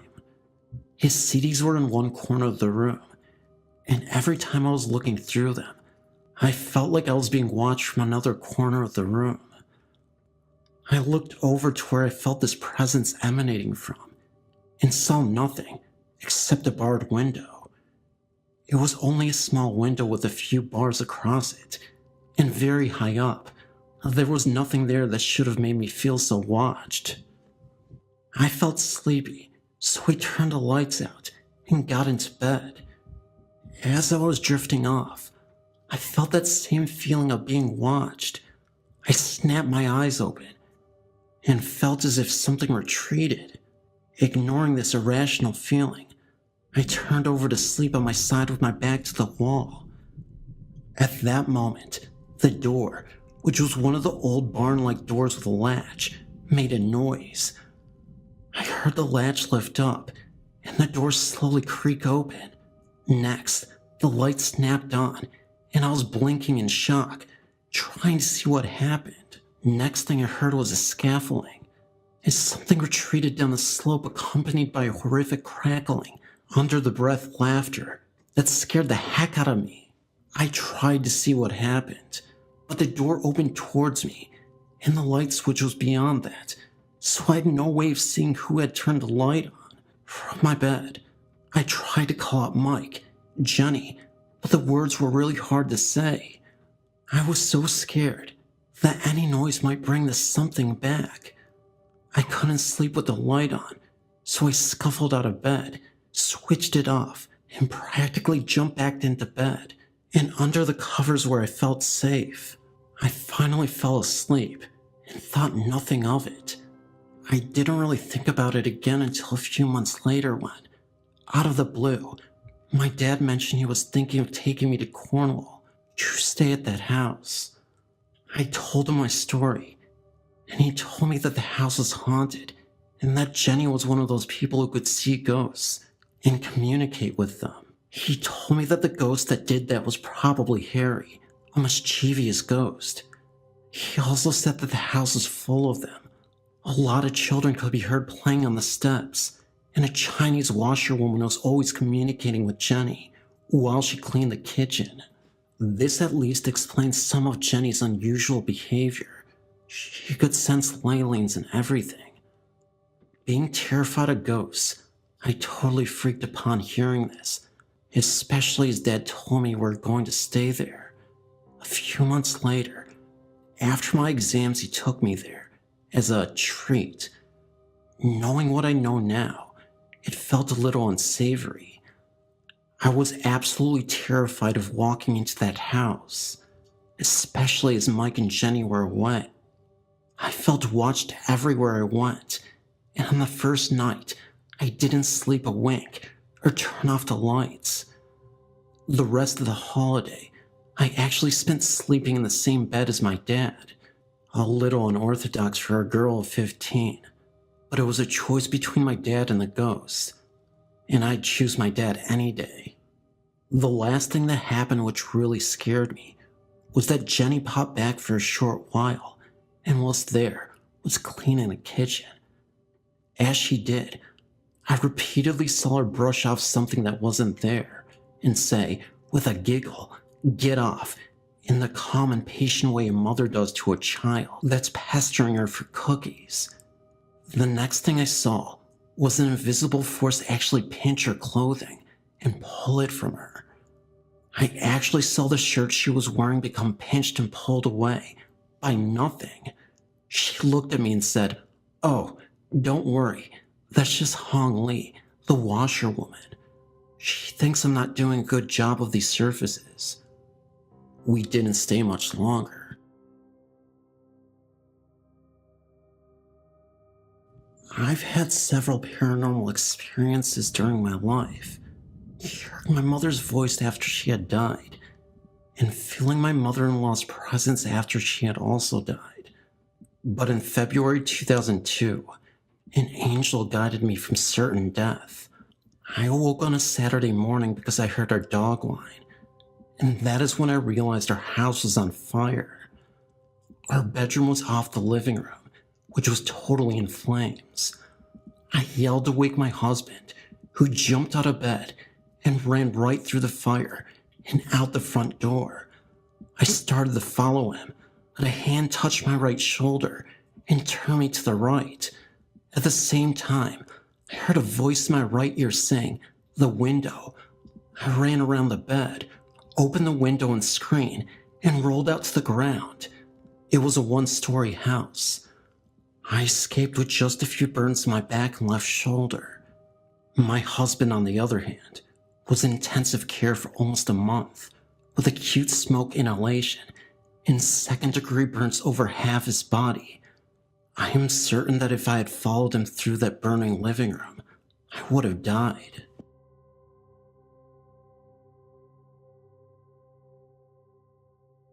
When I was in grade 3 of primary school, about 10 years old, I lived with my grandparents. Before, my great-grandmother also lived with us, but she had also passed away for approximately 5 years. I remember that night, it was Chinese New Year Eve. My family members all came back to my grandparents' house. After dinner, nearly 8 o'clock, my parents and other uncles and aunts went to play Mahjong game. When I was watching TV with my cousins, I felt thirsty, so I went to the kitchen to find some water. But something happened that I couldn't believe what I saw. It was a lady in the kitchen, a transparent figure. She was standing in front of the stove. However, the lady did not have any legs. She was just hovering above the kitchen. I was so scared to death that I ran out of the kitchen as fast as I could and ran into my uncle's and aunt's arms.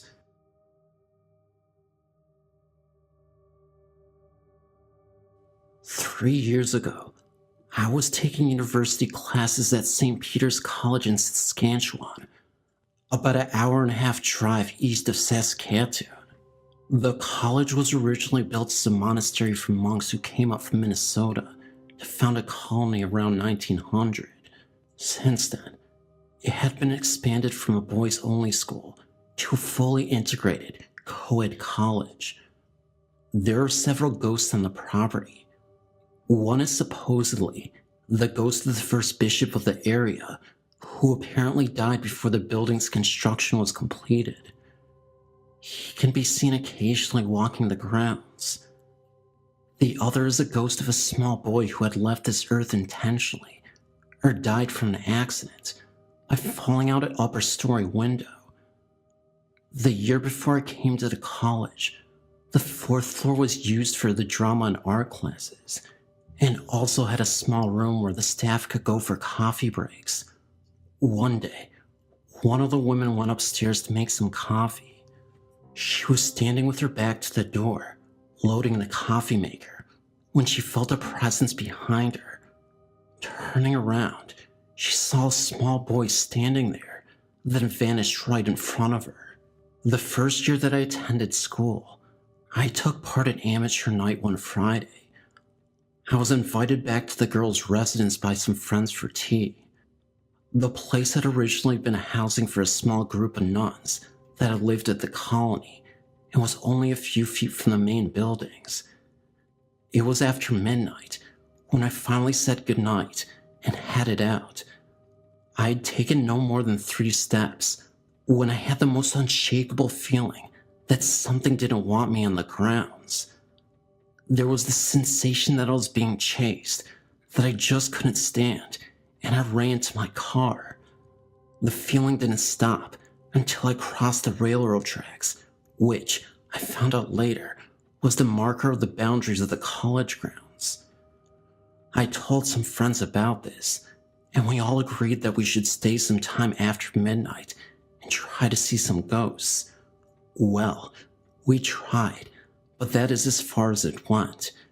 None of us had the nerve to stay past midnight. Strange feelings and weird noises always promoted us to leave just before the midnight hour. I've been privileged enough to have the luxury of traveling on many cruises over the years. Being born into wealth, it's something that you get accustomed to. With that being said, all these experiences are not without their ghost stories. There were times in which I had terrifying encounters with spirits while alone in my cabin. I'm not just talking the stereotypical hauntings knocks on the walls, objects being moved around, and other supernatural phenomena, the legitimate full-bodied apparitions and dark shadows looming the halls of the cabin, as well as seeing the presence of ghost sailors. One of my earliest paranormal experiences on a ship was when I was roughly 12 years old. My parents were wealthy enough to purchase a gigantic yacht for me and my family. However, we were able to buy it off the previous owner, who ended up being a great family friend. His name was Joe. Joe suffered from a multitude of health problems, suffered mild heart attacks, had high blood pressure.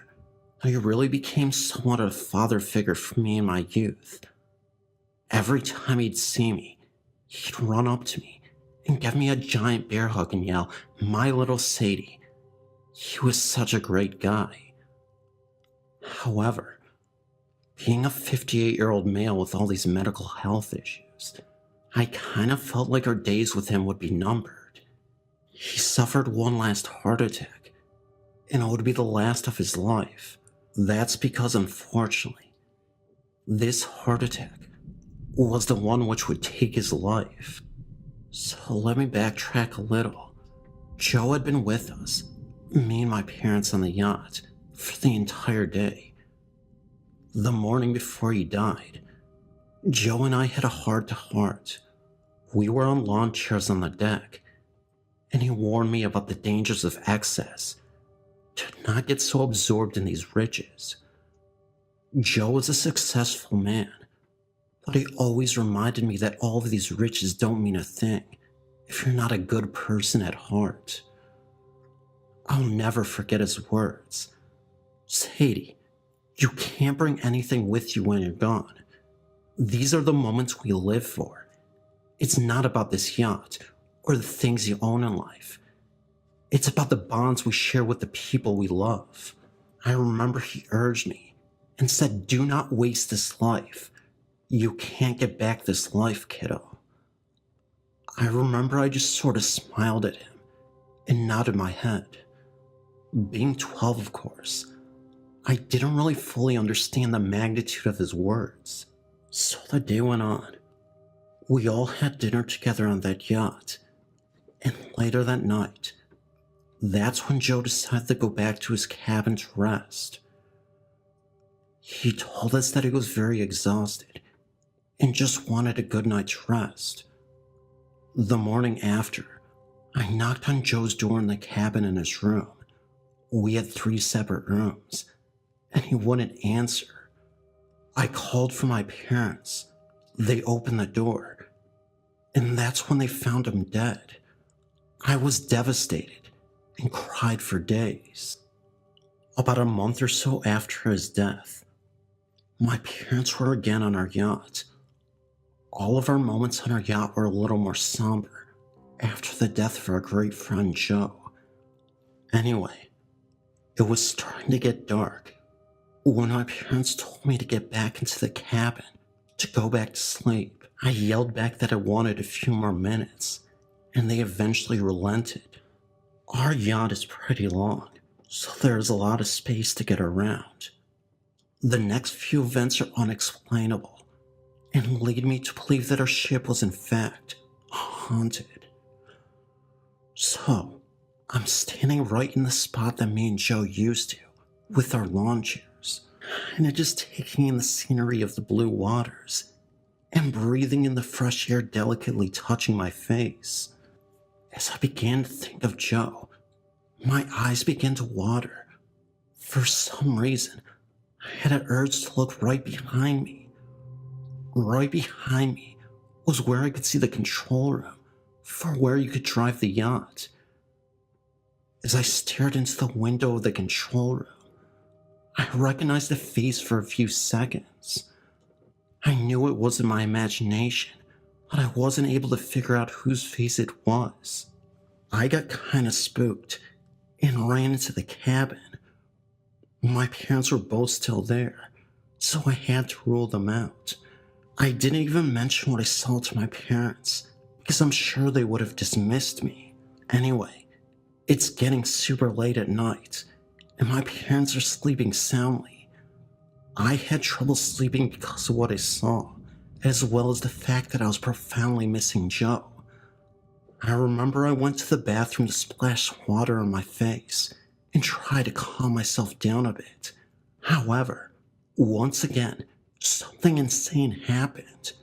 As I looked into the mirror, I saw the face of a man right behind my shoulder. Again, the face wasn't obvious, so I couldn't make it out, but it was enough to recognize that there was someone in the mirror.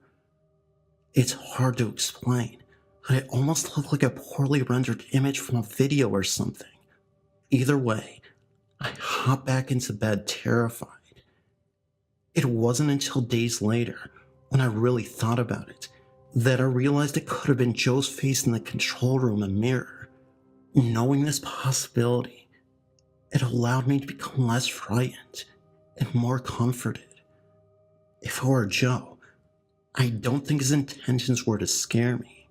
I think he just wanted to let me know that he was okay, that he was watching over me. Years later, when I was 19, I was on the road and I got into a terrible car wreck. I crashed into a tree. Luckily for me, I was able to escape unscathed, and my parents drove me home. My parents were furious because I told them I had been texting and driving. Later that night, I had a dream. In the dream, Joe appeared in it. He looked very disappointed in me and literally said to me, "You have learned nothing. A phone is an object. Whatever you think is important can wait." All I could say to Joe was that I'm sorry I upset him, and he said, "Worry about yourself." The dream ended. I remember waking up in a cold sweat and crying. That's all I have for now. I'm 35 now, and to reiterate, the events in this story are 100% real and factual. I noticed that many stories on the site are lacking a bit of variety, and just wanted to share something different than the typical stories I read. I don't have that same yacht anymore, and I've since become a mother with a family of my own.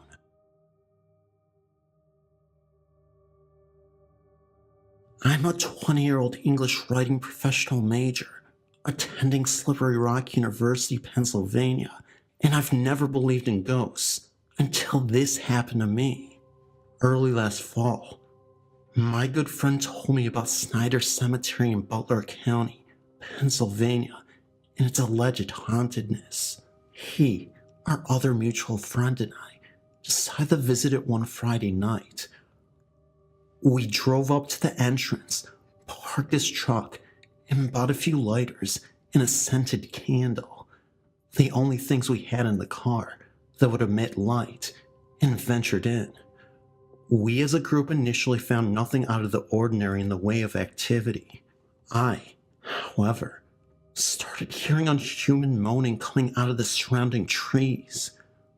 My two other friends didn't hear them. However, when I asked them if they heard it, even as it was going on, still skeptical, it surely was some kind of animal, I told myself. I ventured around to the rusted iron gate in the back. As soon as I opened the gate, I felt as if I had walked into a wall. I've been in a life and death situation before. My arm was severed by a large piece of glass when I was young, and I know what it's like feeling and knowing that I may die.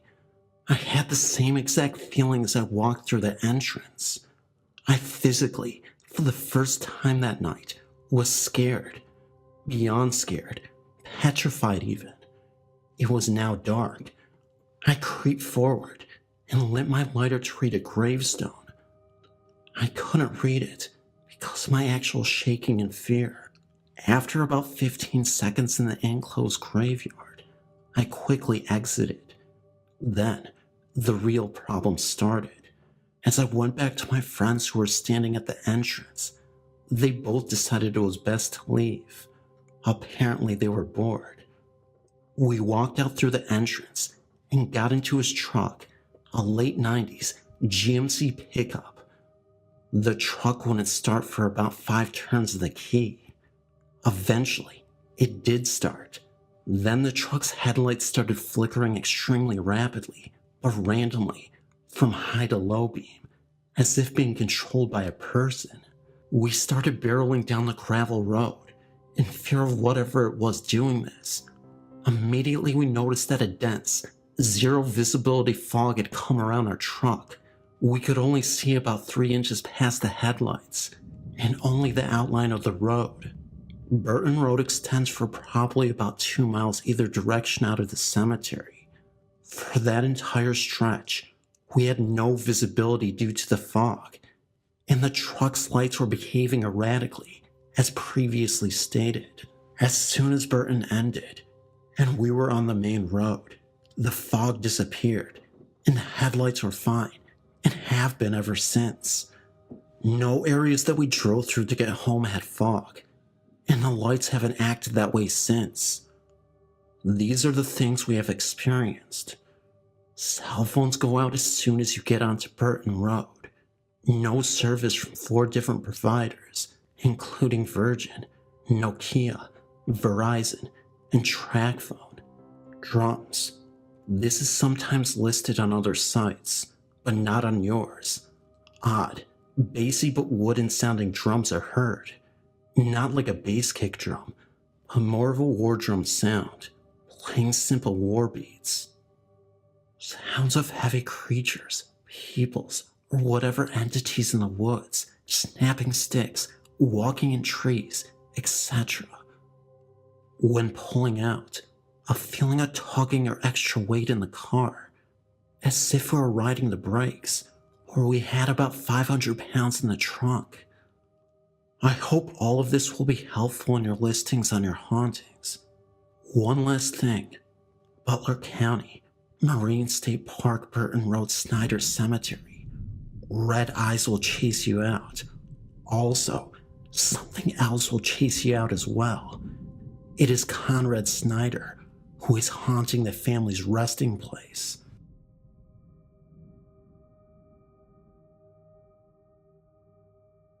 I've been reading the stories on the site for a while, and I would like to share one of the many experiences I've had. This was without a doubt one of the most terrifying experiences of my life. Now, as a little bit of a backstory, I've been aware of the other realm and its inhabitants all my life. Also my mother, her mother, my Nana, and her mother, my great Nana, have as well. I've been in tune with the entities that are among us my entire life. So, to say that this particular event scared the heck out of me is saying a lot. But I think the only reason why it scared me so much is just because it happened to someone I love, and it hits so very close to home. I want to make it very clear that I am absolutely no way being dishonest. Here is my story. My boyfriend and I had just recently gotten together and had only been dating a few months. We were house sitting at his parents' house while his parents were out of town, and we were sleeping in his parents' room. Also, we had just gotten our dog, that was a puppy at the time, a week before. This is all relevant to the story. It was a Sunday, and things had felt very different that day, not normal. And I had taken a nap during the day, which for me is just simply not something I do. But it was a good thing that I did, and I found out why later. As the day turned to night, around 11 p.m., I tried to get my boyfriend to come to bed with me. He was acting weird, and said that he would be coming to bed really soon. Now, like I said, it was around 11, and anyway, I went to bed, and I ended up jolting awake at 10 minutes till 5 in the morning. I remember because I looked at the clock. Anyway, my boyfriend had not come to bed yet, and all the lights were still on in the house. But I disregarded, and I laid back down. Then I heard him coming down the hall, and got into bed. When he laid down, he obviously sounded very tired, and he said, in almost a dazed voice, that there was a man outside the front window of the house that he and the dog both saw, and they didn't like the way the guy looked. He also said that he had just taken a sleeping pill. Now, my boyfriend kept telling me to look out the window. At this point, I was getting freaked out because my boyfriend says there's a weird-looking guy outside and he just took a sleeping pill. So I told my boyfriend I was going to call one of my friends that is expertly versed in the ways of the supernatural. And when I told him that, he started saying, "No, don't call her." And at that point, I immediately called her. Now, while I was on the phone with her, my boyfriend shot upright in bed and started repeating the phrase, "When all the lights go out." He just kept repeating it. And then, as he was halfway through the saying, his voice changed into the most demonic sounding voice I've ever heard in my life. I have never moved so fast in my life. I turned on all the lights and went to the living room. I was just watching the hall to see if my boyfriend came after me. I was trying to decide if I should go to my car, but I was under the impression that someone was out there, so I felt trapped. But I finally got enough courage to get to my car, and I never saw anyone outside, and to this day, I still firmly believe the man whom my boyfriend saw was the demon. As I sat out there trying to call one of my friends to come to the house so that I wasn't alone, my boyfriend kept calling me from the house. Now, he kept saying on the phone that he couldn't move, yet he was able to call me. Our dog was very small and in a big deep box at the time. He kept telling me that our dog was in the hall and bleeding, that he was scared and he needed me. I knew things still weren't right, and then before I knew it, he was speaking and laughing in that demonic voice again. Finally, around 6 a.m., my friend showed up, and he escorted me into the home. When I got back to the bedroom, my boyfriend was passed out, and I went up to him with my blessed cross, and remember, he's passed out. And every time I got the cross 2 inches from his hand, he would close his hand. My friend saw that his eyes did not move and were closed, and he was not awake. If I had not had a witness there, I wouldn't believe it myself. Then, as I turned my back and started to walk away, he started laughing in that voice again and telling me to get out. Then, I told the demon that I was aware of what it was trying to do. Then, my boyfriend passed out again. So my friend and I left the home because I had to go to work. Well, later that day, my boyfriend called me asking why our dog was in its box in the bathtub with the water running. I had not done that, and he obviously didn't do it either. When I started talking about the events of the night, he didn't remember any of it. But he did talk to his mom, and she said that the same thing had happened to his dad many years before. I knew that there was something in that house, but what had visited that night was not it.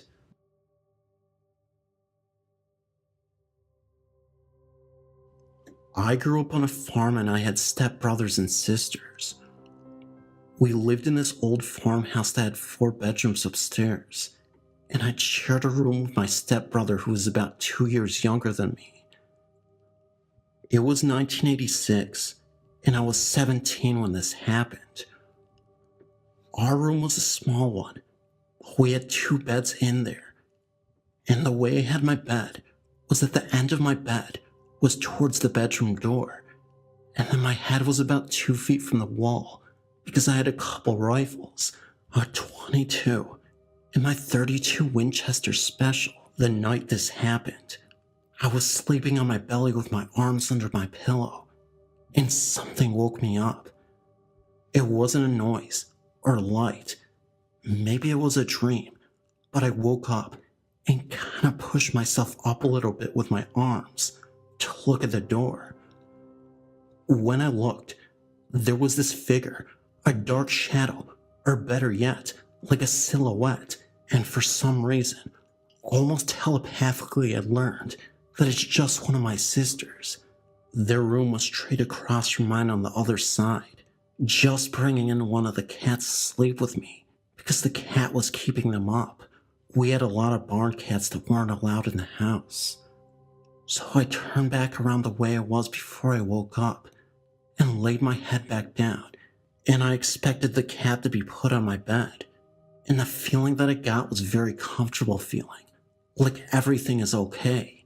A few seconds later, I felt the weight of the cat snuggled up to my side, like it was half on my bed and head, and paws on my kidney area of me.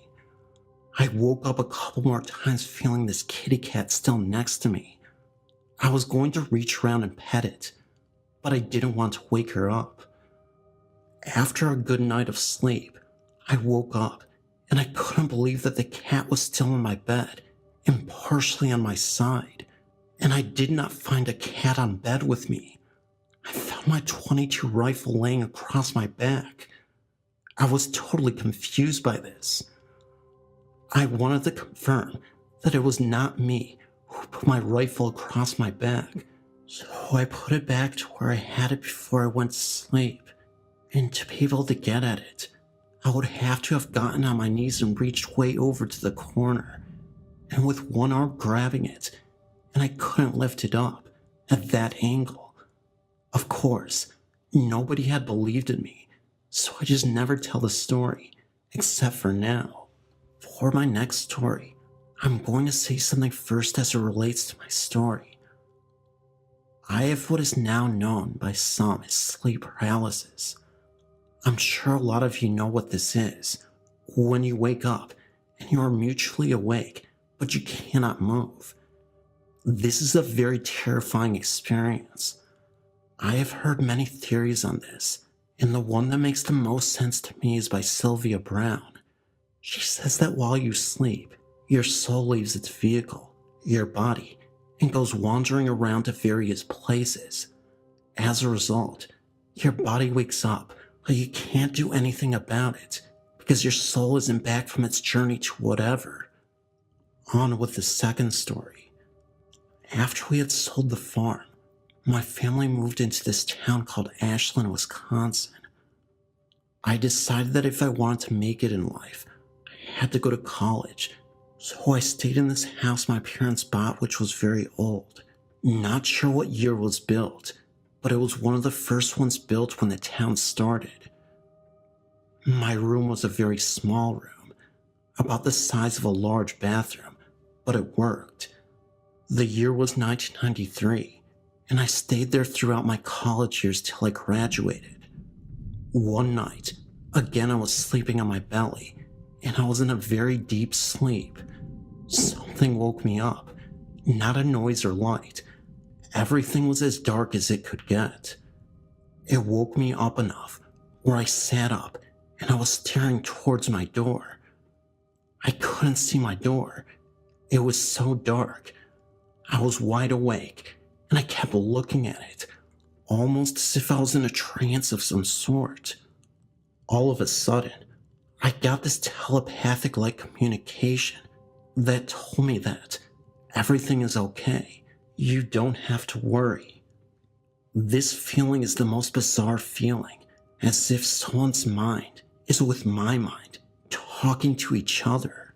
So then I was told to lay down, and don't be scared. Then I got this extremely comforting feeling, so I laid back down, except this time I laid down on my left side. Then I felt someone or something's hand around my neck, and it started to squeeze, and then it cocked my head over to the side of my bed, by my neck. Meanwhile, I tried my hardest to yell or scream to wake someone up, but all that could come out of my mouth was a little gargling sound that no one could hear, except for myself. This was extremely terrifying. Then I had the feeling of high voltage electricity that make this humming sound and buzzing sound, and feeling this throughout my entire body. I then woke up in the morning in that exact same position that it left me in.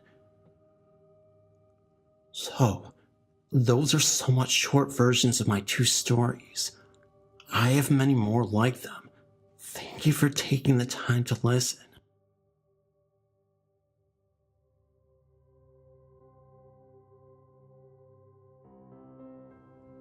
During my college years, my brother and I lived in an old brownstone in South Minneapolis. The apartment itself was large and sublevel with 2 bedrooms. From the moment we moved in, we knew there was something wrong. On numerous occasions, I saw someone in my hallway moving across the rooms out of the corner of my eye. I always felt that it was my eyes playing tricks on me initially. Then stranger things began to occur. We began to have our television turn itself on at night. The stereo would do the same.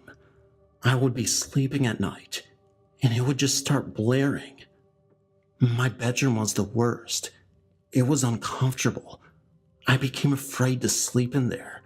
I could not describe the feeling. I began sleeping out in the living room or on the futon. Finally, I told myself to stop with the silliness and resign myself to sleep back in the bedroom again. I did so uncomfortably for a few nights, only to be awakened one night by a man's disembodied head hovering above me and smiling. I still very clearly remember it. I screamed as loud as I could and took off out of that room and never slept in it again. We moved out after 6 months of living there. There is a large home in Martin that I lived in for 20 years. It used to be a carriage stop. The first day I was moving in, there was a woman in a black high-collared dress peering out at me and my mother. The curtain was being held back, and she was fiddling with the brooch and the collar of her dress. Once inside the house, it appeared to be a bundle of gray dusty rags floating in the air close to the ceiling. It swooped down under a doorway and went out through the window. It has been seen many times in the road in front of the house. A man in a black coat with a high collar holding a lantern and swinging it back and forth as if to lead the way for persons passing through. Sleeping on the couch one afternoon, a little girl in a blue dress was standing in front of me. I couldn't see her face, but she seemed so real. Lying in bed at night, and sometimes in the morning, footsteps could be heard walking up the stairs. You can't move. You feel a weight that holds you still. All you can see is the boots of a large man. He looks into every bedroom and then goes back downstairs. You can then move.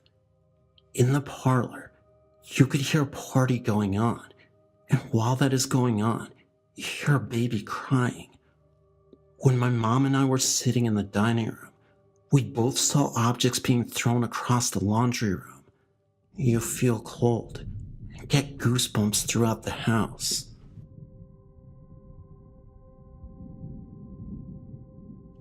A while ago, me and my friend were doing a project for school, and we got to choose what we did. So we did ghosts and hauntings, and we used the site, and it helped us loads. But anyway, while we were working, our substitute came over and saw what we were doing, and he asked us if we ever had seen a ghost. I think I've heard a ghost crying, but I wasn't too sure, and my friend hasn't seen anything. But my sub said that he had seen one. He said that he went to look after his nephew once, and he saw something. He said that he went around to his brother's house, and while his brother and his wife were getting ready, his nephew came downstairs and told his dad that he had seen the man with the big hat and the funny glasses right upstairs. My teacher asked his brother what he was on about, and his brother said that he had seen the ghost again. My teacher didn't believe him, but his brother said he'd seen it upstairs. Then when his brother and his bro's wife had gone, his nephew, who was only 5, wanted to play football in the garden. So as they were going through the kitchen, his nephew said that the man with the big hat and funny glasses was behind my teacher. He freaked out and was scared to death. He said he just wanted to get out of the house, but made himself turn around He said that he saw a gas-like form that had a pilot's hat on, an old one, not a helmet like nowadays, and that the thing was wearing big goggles. He later found out that his brother's house was built in an old airfield. The story freaked us out.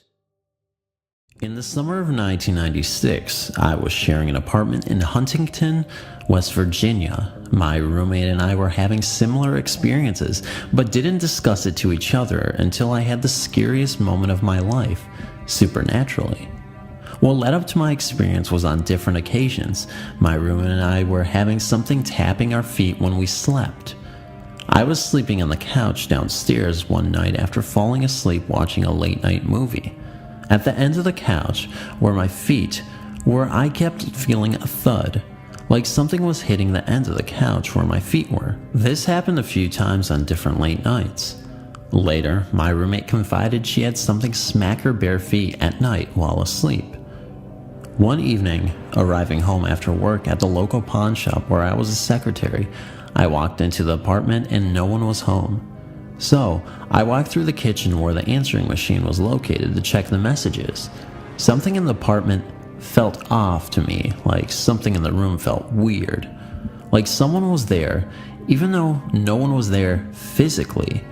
I can't really put it into words. I checked the machine and had my back turned. All of a sudden, something or someone tapped me very hard 3 times on my right shoulder. Frightened, I didn't dare to turn around. Out of the corner of my eye, I saw what looked like a very long, bony finger with 3 raised bony knuckles. The apparition was kind of cartoonish in that it was blue and green, but real bright. I stood still and really didn't know what to do. Then I heard a voice that haunts me to this day. "Nobody's home," it said in a deep, guttural, angry tone. Calmly, but with the hair on the back of my neck standing up, I walked through the living room and went upstairs to the bedroom and locked the door. About an hour later, my roommate arrived home. I called down to her in a frightened yet excited voice and told her what happened. Being the accepting, ghostly kind of person she is, she believed me and recounted our feet experiences that evening. To this day, I think about what happened to me and it scares me to death. It never bothered me again, and I try not to think about it too much to give it energy to come back for another visit. Whatever it was seemed very large and very tall. I almost felt like it was 7 feet tall or something, and standing behind me in black, almost like a Grim Reaper type of thing, and it felt very evil. I mean very evil. What is that entity? The Reaper Copycat. Hey all, wanted some answers on this particular experience. I researched a lot into it but never seemed to pinpoint an answer. So I was about 8 or 9 years old. We had tiny holy statues that were placed above the fireplace on a little board. One was a Mother Mary holding baby Jesus in her arms. I took the statue and started running with it, hopping it along the wall, and saw my gran laying in the bedroom next to me, the one I was about to enter.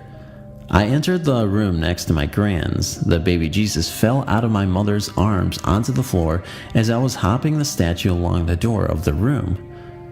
As I bent over to pick up the tiny baby Jesus, I looked up to see a black figure about halfway coming out the floor. We had a double bunk bed in that room, and only halfway out of the floor, its waist was in the floor. Its head was almost in line with the top bunk. It was a pitch black figure. It almost looked like the Grim Reaper, if I can put it that way. It had no face, but it looked as if it were wearing a hood. It spoke to me in what a priest said was demonic tone. I was about 16 or 17 when I saw it a second time at my girlfriend's house. I just walked her to her gate and I peeked through because she was always scared walking through her garden. That's when I saw this huge black figure, taller than a 6-foot wall, pacing back and forth, the far end of the garden. It then went behind a wall for a few seconds before poking its face out around the corner and then continued pacing up and down until a light went on the next door to her house and it vanished. I would really like to know what the thing is. The Reaper. After being laid off from my job as a school counselor 2 years ago, I started doing in-home sale parties to make some extra money. Usually the parties were local, and I didn't have to drive more than about a half an hour from our home near Fresno, California. One evening, however, I was going to do a party in the San Jose area and agreed to do it because it was a big party and there's more money in that area of California. The drive is long, over 2 hours, and I decided I didn't want to go alone. I took my 21-year-old goddaughter, Mandy, with me for company. The party had gone well and it ended late. It was around midnight by the time we were headed over the Patio Pass. The Patio Pass is a stretch of the 152 freeway between Gilroy and Los Banos. This pass goes through a range of mountains, interestingly enough called the Diablo Range, Devil Range.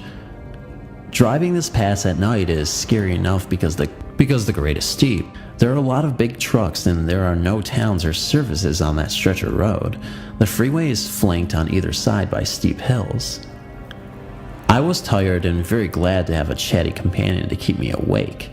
As I was driving, listening to Mandy gab away, I suddenly saw a figure dangerously close to the white line that signifies the edge of the lane and the shoulder. This was no place for anyone to be walking, much less someone who looked like the individual I saw. The figure was dressed all in black and was not wearing shoes. The only visible part of the person was the legs, which were very white and thin. There was a black hood over the figure's face, and I passed it so quickly I couldn't get much more detail. I immediately started trying to figure out where this person had come from. There was no place that it seemed it could have come from. There were no houses, stores, or even places for a car to pull out anywhere nearby. I immediately told my goddaughter, but she had been looking my direction, talking about something or another. My heart beat faster and I got chills as I tried to logically figure out why a person would be dressed like a Halloween figure and walking at midnight on a very dangerous highway. Surely the truck in front of me had seen this figure. Someone was going to wreck out of fright just seeing this person so close to traffic. Of course, I couldn't turn around to investigate. There was no place to get off the freeway for miles. As I drove, I continued to look for a car that was broken down or some other way to explain where a person would have come from on this highway. There was no explanation that I could find.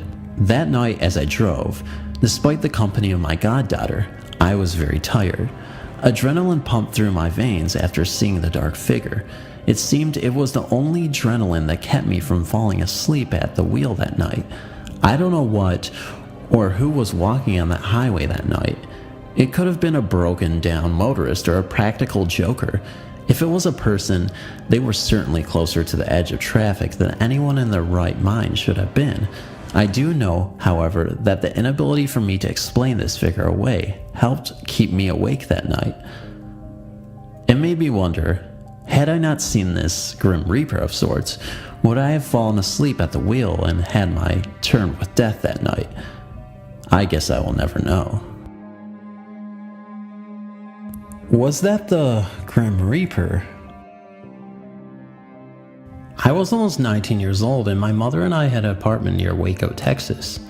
The tenant before us had committed suicide not long before we moved in, so needless to say, we were very nervous about living there. When my mother would be taking a shower, she would feel an odd presence with her in the bathroom. Also, in her bedroom, which was the room this man killed himself in, at night she'd feel someone sit at the end of her bed. One night after my mom went to bed, I was up alone sitting on the couch in the living room. The end of the couch faced directly down the hall. Sitting on the end that faced the hallway, I began to see a tall, skinny, shadow-like creature, possibly the Grim Reaper. He stood to maybe about 6'6.5 feet tall and dressed in all black. He walked back and forth across the hall from my room into the bathroom, then back in the hall and pointed its finger at me. Then suddenly it came towards me fast, and then was gone. After this event, if I was alone there at night, I'd ride my bike down to a friend's house. It scared me so much to be there alone. 4 months after this event, my father committed suicide. Ever since then, when a family member dies, I would see this black figure before it happens. When I was 8, my grandmother died and I would smell her essence everywhere I went. Butterscotch and Dr. Pepper. And also when my father died, when I heard a certain song that he'd like to listen to, I'd smell cigarettes and grease. He was a truck driver, and so I really do believe that my ability, or whatever you wish to call this, is getting stronger every day. My cousin and I both have these things going on, and I don't deny it at all. That I am meant to use this ability to better understand the deceased and other beings that haunt our everyday lives. Any info about how to be closer to the deceased or how to better understand what's going on would be greatly appreciated. If you would like my email to chat about it, please feel free to contact me. And thank you for reading. The Reaper's Jolt.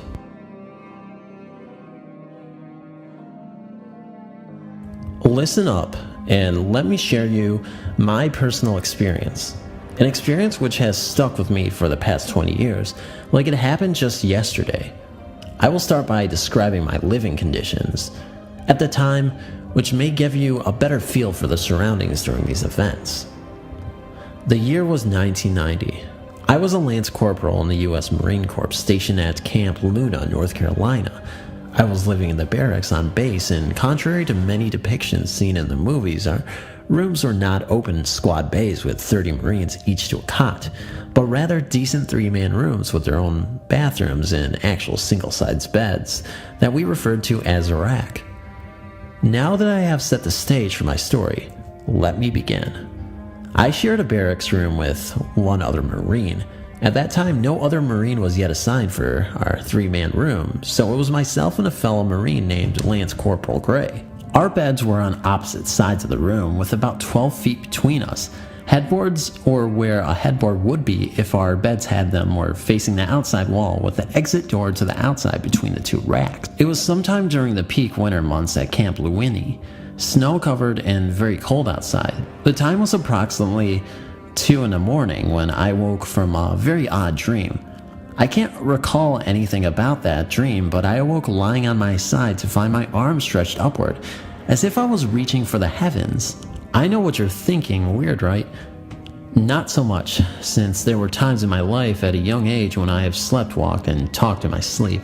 I think most people would admit to much stranger things. So there I was, lying on my side with one arm stretched out to the heavens. I then rolled over to my stomach to get back to the job of a good night's rest. But as I rolled over, my mind quickly became aware that something was standing right next to me. Something so dark that it was very visible in our darkened room, since the room only had the benefit of a single window which provided no more than a faint moonlit glow, further subdued by heavy curtains, making it barely possible to identify objects in the room, all except for this obvious presence standing next to me. This entity can only be described as a Grim Reaper minus the bladed staff. So black, I cannot fully emphasize the unnatural darknesses it possessed, complete with hooded cloak standing at what may have been just over 6 feet in height and eerily thin in stature. I quickly flipped to my back and yelled, "What the frig?" or a similar version of that phrase. It was there standing right beside me. I attempted to sit up and the Reaper reached out to me, reaching out as if to motion me to go back to sleep. Keep in mind, at this point, I can see and feel the very thin arms of this entity touching me and giving way as I was trying to force myself to sit up against its wishes. It was at that instant I was hit with what I can only describe as electricity. Not like being shocked, but more like hit with a hard jolt of electricity that continued to disrupt my senses, but the effects fade after about 30 or 40 seconds. The first jolt I was able to shake off quickly and yell to my roommate, "Gray, Gray!" I could hear that my yells to my fellow Marine woke him up quickly since he started yelling, "What? Hey, hey!" I was then given another jolt which set me back a few inches to what had to be the most difficult sit-up of my life. I didn't hear Gray for about 30 seconds but was again fighting to get myself to a sitting position. I was able to force my body up and at this point was sitting on the side of my rack, but soon rewarded with the third jolt. This time jolted stronger than the previous times, so I am now sitting upright on the side of my rack in a heavy daze which I am fighting to clear. My head is leaning down, staring at the dark cloaked entity at what would be around its knees. It is now standing inches in front of me with its hand on my back between my shoulders. A few more seconds go by until Gray went for the light switch. That effort was certainly past due, and since the switch was only 3 feet away, only requiring him to stand up and reach out for the switch. Finally, Gray hit the light switch, but in my dazed state, it appeared to me as if the light traveled through the room, not like your normal turn on the lights, but as if it took a second or two to fill the room with the light. The entity had to get out and get out fast before exposed to the light, and that it did, by jumping over me into the wall behind me, knocking me back down on the rack, scraping its body over my face in doing so. At this point, my senses were clearing up, and I looked to see Lane's Corporal Gray standing at light switch staring at me. Then in a panic, he ran over to the heaving wall lockers which we kept our gear in, throwing them open as if he expected something to jump out. Then he ran into the bathroom. I simply sat there processing what had just happened. Gray slowly walks out of the bathroom and sits down at the end of his rack. For a moment we just looked at each other. I then said to Gray, "What did you see?" To that he responded, "I saw something with 2 limbs stretched out at you." He also told me that when he tried to jump for the lights, he was jolted just as I had been 3 times during the entire ordeal. This slowed his ability to make that desperate lunge for the light switch. The entity did not seem to be aggressive. I got the feeling it was simply watching my odd behavior during my sleep. But when I awoke so quickly, it was caught up in a situation it had to react to. I can tell you that I felt no evil here. I would even go as far as saying it seemed gentle in its movements with no apparent negative vibe. If it wasn't for the mind-scrambling jolts which left me no worse for the wear, I may have considered this a positive experience. There was also something strange with the air in the room I noticed immediately after this incident. The air seemed to be extremely dry, like the moisture in the air was somehow sucked out. I felt like if I didn't open the door and let some fresh air in, my nose was going to start to bleed. A few months later, I was deployed to Desert Storm and never experienced any further activity. Though I was hoping to catch another glimpse of this mysterious entity, I expected it has moved on to the nearest Navy base where it no longer has to worry about light sleeping Marines, not to mention it would only take a fraction of its energy to knock those squids to the ground. Sorry, I couldn't resist taking a shot at my Navy brothers. This entity had 2 abilities worth making note of. The ability to shock or jolt you with energy and completely disrupts your senses for a limited amount of time, and can do so from at least a distance of 10 feet away. This we know since Lance Corporal Gray was jolted from that distance. The ability to fly and travel through walls. When the entity jumped through the wall, I was hit with substantial force, as if it was a running start, but in reality it jumped over me from a standing position, which knocked me back down on the rack. This leads me to believe flight is certainly an ability it has. Now you can go ahead and say it. 2 Marines got their asses kicked by the Grim Reaper. Thank you for taking the time to read my story. I have shared the story of my paranormal experience over the years with many of my friends, and to this day I am asked to tell it time and time again just to see if they get the same amount of goosebumps each time. And to those skeptics out there, I can only say, I hope that if you are ever awakened to the reality that there are things out there which cannot be explained, I truly hope your introduction does not leave you fleeing like you have experienced something you need to keep hidden for fear of being seen as a kook, as you may have currently view those of us who have had such experiences. Again, thank you for reading. Back in the 1970s, I was living in Southampton, England, and working as a builder. It was a good time for me. I was earning enough money, had a good set of mates, and no family relying on me. I was young and free and enjoying life. My experience with the supernatural goes back to that time. I was on a building project in a village in a new forest called Lyndhurst, and we were working on extending an old hotel, the Lyndhurst Park Hotel. It had just had new owners and they wanted to give it a revamp to go with its new home. I'd always known it as the Grand. Right from the start, something felt wrong. Whenever you went on site, you got the feeling that you weren't supposed to be there, like someone didn't want you there. You'd feel freezing cold, even though it was hot, sunny day. You'd forget things, get confused. A lot of the others said they saw a face watching them from a window in the empty hotel, but I never did see it myself.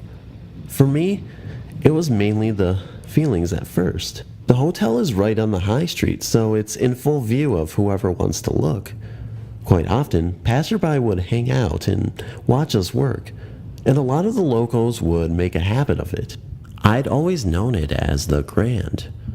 Right from the start, something felt wrong. Whenever you went on site, you got the feeling that you weren't supposed to be there, like someone didn't want you there. You'd feel freezing cold, even though it was hot, in a sunny day. You'd forget things, get confused. A lot of the others said they saw a face watching them from a window in the empty hotel, but I never did see it myself. For me, it was mainly the feelings at first. The hotel is right on the high street, so it's in full view of whoever wants to look. Quite often, passerby would hang about and watch us work, and a lot of the locals would make a habit of it. A lot of them less than happy with the extension to the property. After a while, me and the rest began to notice a particular old man staring up at us watching, always on his own, and usually after the light had started to go. He was certainly memorable as his clothes were strange and very old-fashioned, almost like he was in a costume, but subtle. A few times we tried to go down to talk to him, but by the time we got there, he was already gone. Anyway, it was when I was checking on the electronics in an older part of the hotel that I had the encounter. I was in a long corridor and saw a figure at the other end. When I called to him, I saw it was the old man, so I challenged him, saying he shouldn't be in here. "You should not be in here," he replied. "Come on, mate. Who are you and why are you here? I'm a builder. You have to go. I am Duke Stakepole, and you have to go." At this point, I tried to touch him, to urge him out. When I did, my whole arm went numb and ice cold. I got this sharp pain in my head, and everything started spinning. The man seemed to grow, and his eyes got bigger and bigger until they filled everything. I woke up to a couple of the other guys over me, asking if I was okay. It was an hour later, and I had a splitting headache. I got checked out by a doctor, but he couldn't explain it. When I eventually told some of the others about it, a couple of them told me about similar experiences they had, which I won't share, as they aren't my stories to tell. About 20 years later, I came to the Lyndhurst Park Hotel to stay for a couple of nights on a weekend holiday to the New Forest. The feeling I had going in there was very strange. I had a restless night and couldn't sleep, so I got up to go and get a nightcap from the bar. I opened the door of my room, looked down the corridor, and standing at the end of it, just standing there and watching me, was the old man, exactly as he was 20 years ago. I stared at him, backed off into my room, packed and left that night. I haven't been back to Lyndhurst since. I got talking to a local historian in the Hobbit pub in Southampton a couple of years ago, and after a few Guinnesses, I related my stories. Apparently, Duke Stackpole had lived and died there in the early 1800s, back when it was a mansion called Glasshaze. According to him, the builders who first worked on turning the place into a hotel would see his ghost regularly, starting fires and telling them to leave. According to local stories, once a year, on the anniversary of his death, music can be heard in parts of the house, and anyone who finds its source is whisked away to join the Duke's Dance of the Dead. Those are the stories, anyway, and I can't account for any but my own. The one thing I do know is that I won't be returning in a hurry to investigate.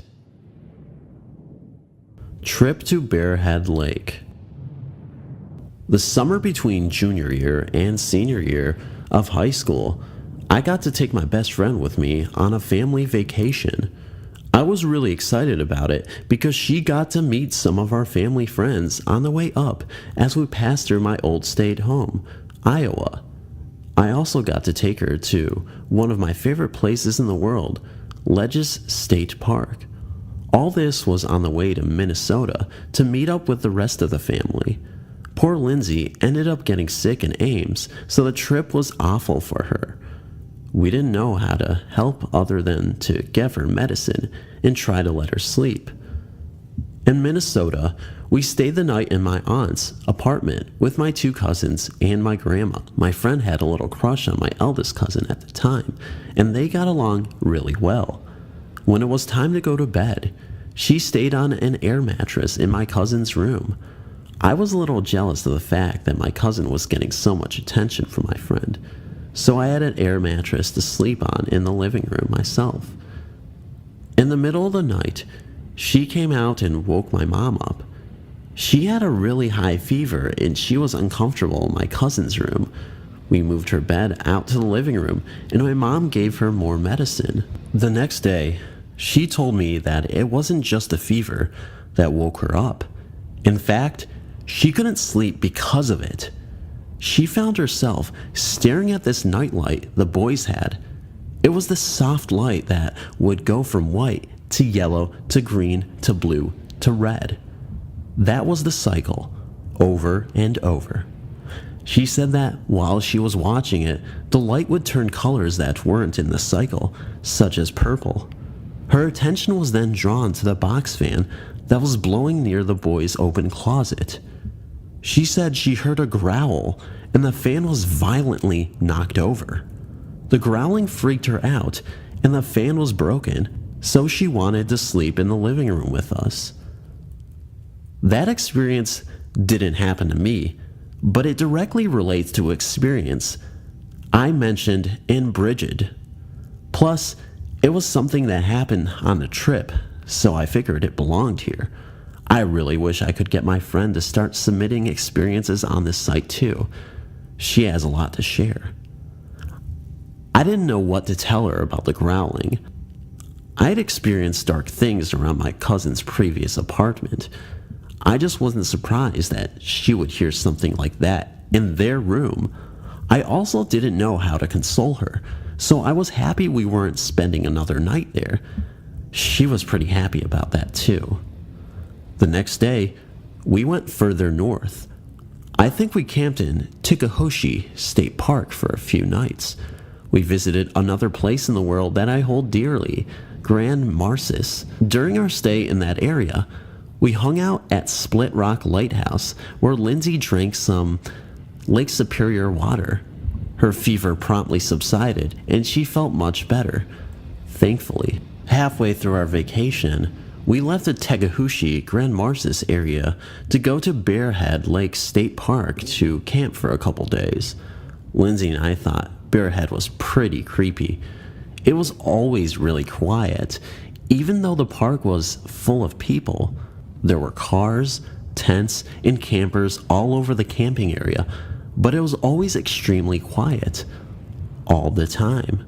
The first full day we were there, my best friend and I went exploring. We walked around the park, which was beautiful, but there was just something off about it. There was this one area that had a fish cleaning shack and a bathroom. I had to go, but she did not. So I left her in the fish cleaning shack to go do my business. The fish cleaning shack was uphill next to the bathroom. This bathroom had running water and showers. It wasn't an outhouse or anything like that, but it was pretty basic structure. The entrances to each side could be seen from fish cleaning shack, as well as the small parking area next to it on the man's side. I went to the woman's side and hurried in. Just like most of the camp, I didn't see anyone in there. I went to the middle stall because it wasn't the handicap stall, but also wasn't the very first one. As I went to do what one does in a bathroom, I heard a car pull up. Almost as soon as I heard the car engines turn off, someone walked in. Naturally, I thought it was another lady, but whoever it was walked right up to my stall. They didn't stop at the first or the big handicap one at the end. They walked directly up to my stall. Under the door, I saw straight-leg blue jeans and large feet wearing what looked like men's running shoes. I admit, I panicked for a moment. It wasn't because I thought maybe a man was in the ladies' room. It was because this person just stopped in front of my door and stood there, facing it, without even checking the other two empty stalls on the other side. I felt vulnerable and alone. I really wasn't sure what I could do if this person tried to force their way in. I didn't even have the nerve to simply say that the stall was occupied. The person never knocked on the door. The feet, the shoes, and even the pants looked like they belonged to a man to me. But I know women can have big feet and wear men's clothes. I don't know who was out there, but they didn't say anything to me. They didn't knock. They just walked up to my door and stood there for what felt like a full minute. After that, they turned and walked right back out. I didn't hear a car start up, and I didn't hear anyone pull away. I was shaken, and I didn't want to be in the bathroom by myself anymore. I got out of the stall, washed my hands, and went straight back to my friend. As soon as I saw her, I asked her if she saw anyone go in the bathroom. I wanted details, and I didn't see a car anywhere nearby. I wanted to know who to look out for because that experience was really creepy. She told me that she saw a car go straight by at one point, but no one stopped at the bathroom. She didn't see anyone go in or out. From where she was standing, she had a clear line of sight to ladies' room door. I had to believe her. I told her what happened, and we avoided that bathroom until the very last day of our visit at Bearhead Lake. On the last day, we had the wild idea of using the showers in that bathroom. There were two of them, and it was safe because there were two of us. What could go wrong? We walked there with everything we needed to get clean and ready for the long trip home. No one was in the bathroom again. We had it all to ourselves. We knew someone was in there before because the floor in the showers were wet and someone had left a pink bottle of Suave in the corner of one of the biggest ones. We were talking and making jokes as we separated into the shower stalls. We were both about to start shampooing our hair when we heard a thump somewhere in the bathroom. I called out to ask if anyone was there. Brave only because I had someone with me. My friend and I both peeked out of the shower doors at roughly the same time to see who had come in. Lindsay mentioned that it sounded like the sound came from the entrance door, but all the bathroom stall doors were wide open. There was no one in front of the mirror or the sinks, and we were in the only showers in that side of the building. It made us pretty anxious. We tried to laugh it off, but we both agreed that we needed to shower faster. I remember saying that I was pretty creeped out, and Lindsay told me she was too. I think we joked about possibly sharing a shower stall instead of showering separately, due to the creepy experience we had just had when another loud noise caught our attention. It sounded like something plastic was slammed down into cement. I looked out, and the Suave bottle that had been there in the corner inside my shower stall was splattered on the ground just outside the shower door. The lid had popped open with the force of its landing, and the pink-colored condition had sprayed out all over the floor. I still didn't see anyone around yet again, and immediately joined my friend in her stall. We took turns showering and kept an eye on the rest of the bathroom. Nothing else happened, but we got clean as fast as we could possibly manage. We didn't want to be in there a second longer than we had to be. What I'm about to tell you really happened, but you have to understand, many believe it did not. I will be honest with you, as I do not lie. This story is real, but you have to understand that on the evening in question, I had a lot to drink. I mean, a lot. Probably more than any other time in my life. Even more than the time I chugged half a liter of white tequila, just to prove I could do it.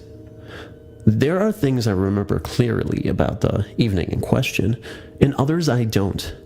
But this one event was very clear. There were 3 of us, 4 in total, including me. We had decided to get drunk and bought your standard easily packaged liquor and made our way to an old forgotten graveyard that was over 800 yards or so from the old gravel road. We had been there many times before, but only in the past, and we had never brought so much booze with us before. The graveyard is a great place to visit. Always a foreboding feeling, and it makes the girls stay really close to you. It is kind of out in the middle of a field, surrounded by trees, which is what makes it odd. Nothing grows around it, but grass and your occasional wildflower here and there. Most of the stones are old, some dates on them, but others do not have them. The oldest we found dated back to 1918. The most recent that I can remember thinking about it was 1932. What is most odd is the number of stones that indicate children were buried there not over the age of 10. On this particular night, we decided and got right to drinking. We played your normal drinking games and did the normal stupid things associated with it. On this night though, we got very drunk, and rather than exit the area to do our business as we had done before, we became lazy and did this on the gravestones and graves. I was the first to pay no mind, and as I was relieving myself on a particularly inviting stone, a friend said I should stop doing that. You know, 'cause it was disrespectful. I, being drunk by then, told them to bugger off and that dead people should have more important things to worry about or consider. After a short while, it seemed that all except the girls agreed with me and did their business in the same way. I have to admit, looking back, I had not been so drunk, I had never would have done this kind of thing. Not because I would have been worried of anything happening, but because, looking back, it was disrespectful. Later that evening, I was propped up against a stone, and Natasha, one of the girls I had come with, was by my side as I peered through the slits in my eyes at the others and the fire we had built. They were laughing, jumping over the fire, and doing stupid things and the like. Jim, one of my best mates, looked in my direction, and I thought he was going to say something. Instead, his face turned to horror, and he started screaming, "Oh my God, what the fuck is that?" over and over. He backed into the fire about a third time. He said this and tripped and fell into it. It was not a large fire, but his shirt instantly ignited, maybe because he had spilt some of the booze on it. I jumped up at this time, somewhat freaked out that he had been screaming to help him up and put out the flames. As I moved closer, he rolled out of the fire saying, "Oh my God, get it away from me, get it away." The others asked, "Jim, what are you talking about, get it away?" And to this, he only started crying and blubbering. As I attempted to get him off the ground, the others who were doing the same mentioned it was getting very cold. They could not believe how cold it was. I asked them what they were talking about because it was just as warm as it had been when a silence fell over my friends. Bob, who was there first, said in a timid voice, Did you hear that? Stuttering, I looked at him and said, What? His face grew ashen. My friend, who was holding Jim up, let go and dropped him. For a second, as if slow motion, everyone paused and then they all took off on the road, screaming and hollering. Natasha, who had been behind me, started screaming, Don't leave me! And some of the others screamed back as they ran, Run! Oh my God, run! And so she began to, but as she got closer to me, I was still standing there now, believing they were playing a joke, and she started blubbering. Oh God, Jim, don't let it hurt me. Please, please, please don't let it hurt me. As Jim slowly stood up, I looked into her eyes with a smile, trying to tell her the joke was up. But as I looked at her, I saw a face full of fear that alone scared me as well. I choked out, What's wrong? Just in time to hear the most blood-curdling scream I have ever heard. She rushed past me, reaching for Jim's hand, and as she took it, she tripped over my leg, making me lose my balance. I would not have normally done this, except for the fact I was very pissed.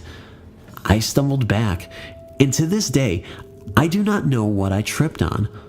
All I remember is falling backward, and everything going completely black. I awoke the next morning, face down in a ditch, halfway between there and my home. As I stirred, I heard laughter and thought that someone was standing over me. I could barely think and felt like puking. As I stood up, I remember that my clothes were wet and that I smelled of urine. I thought of, great, I urinated on myself while I was passed out. However, upon closer inspection, I was soaked from head to toe with it. I looked around to see who was laughing and believing the same person had probably relieved themselves on me. I saw no one around. I began walking the rest of the way home, and when I got there, after hosing myself off, I called Natasha and asked her what happened the night before. She asked what I was talking about, and I told her what happened. She said no one had gone to the graveyard in over 2 weeks. It had certainly not gone the night before. To this day, I don't even know how to conceive this, or what actually happened that night, or if it actually happened. The 320 Walker. Minnesota nights can be breathtakingly cold, and are normally so dark, you can't see 10 feet in front of you. But when the moon is able to sneak out from behind the winter clouds, its reflection glistens off the snow-covered ground and lights pathways deep into the forest. I grew up along a beautiful lake in a country setting. It was serene and a beautiful place to make childhood memories. However, the house that we lived in had its eccentricities. One particular late-night winter proved that our family was not living in the house. After a couple hours of evening television, our family retired to our separate bedrooms. My brother to his at the end of the hallway, my parents and baby sister to the master and me, the first room off the dining room. It had been a long day, and I was exhausted. As normal, I left my bedroom door open, just a crack, so that my small dog could enter it if he needed to, undetected, and snuggle up for the night. I turned down the bedspread and jumped into my bed, falling asleep immediately. Oddly, I was awakened in the middle of the night. I was not in a daze, as if just coming out of a dream. Rather, I was alert immediately. I glanced at the clock on the dresser, which was glowing 3:20 a.m., and its digital red numbers. The moonlight was filtering through the night. Then I heard a noise in my basement, below my bedroom. It was a familiar noise, but strange at the same time. The basement was not carpeted, but had a full apartment, which used the house the previous owner's son. The apartment was separated from the downstairs laundry by a large, solid wood pocket door, which was always kept open while we lived in the house. The pocket door had been installed many years before on a sturdy metal track which had a distinct rolling sound as the door was opened or closed. This is the noise I heard. I wasn't immediately alarmed by the noise in the basement. My mom had been known to wake up early to do laundry before I was old enough to help. So I listened for a moment, closing my eyes and wanting to go back to sleep. It wasn't until I heard the footsteps on the wooden stairs leading from the basement to the kitchen that I knew this was not my mom. My heart started to race. I listened more intently to the heavy, methodical steps being taken by the intruder as they came closer to the landing in the kitchen at the top of the stairs. The footsteps did not stop at the top of the stairs. They continued across the kitchen in the same rhythm.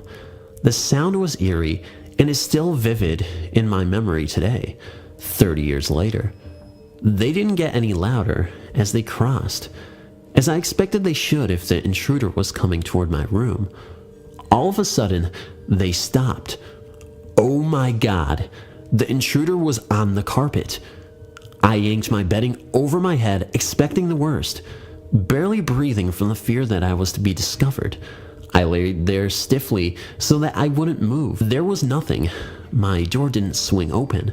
No more footsteps, no voices. It seemed like a lifetime, but I gradually dozed off. At the breakfast table the next morning, I nonchalantly asked my mom if she had been up wandering around the previous night. To my amazement, she screamed and started crying. She asked what time. I told her. Through her tears, she said she heard the exact same thing for the past 4 nights at the exact same time. To this day, we have no idea what or who it was, but we didn't hear it again after that conversation. The abandoned mine in the Mendenhall Valley. Most of the paranormal encounters I've shared have occurred in my home. This one, however, took place miles from my home, and only I was the witness. I live in the Mendenhall Valley in Juneau, and the high school I attended is downtown, so it's quite a ride just to get to school and back. Sometimes, my family and I go for a car trip and just drive around downtown out of sheer boredom. On this occasion, it was my parents' anniversary, and my dad wanted to show my mom this neat trail he'd noticed while at work. We all got in the car, me, my brother, and our parents, and drove downtown. The trail leads up one of the mountainsides, and the hike, if you can go all the way, takes about a day. We decided to just walk up the trail to the old entrance to one of the mines that are scattered around here. All of these mines are closed down, and have been for decades. Because of this, they are dusty and dark and just plain creepy.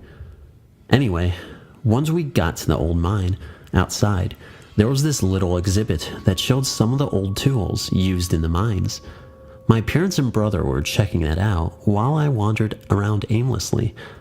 I seemed to have a short attention span. I started kicking this rock around, and it happened to land inside the mine. I followed it, and then I realized where I was. There was this rusted gate that had the sign, "Closed, do not enter," and stuff like that.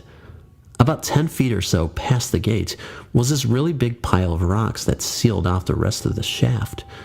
I'd assumed that this was one of the many mines that had caved in. It was mild afternoon, so when I started to get a chill, I noticed almost right away. The underground wind shifted direction, and instead of blowing towards me, it started to pull me closer to the gate.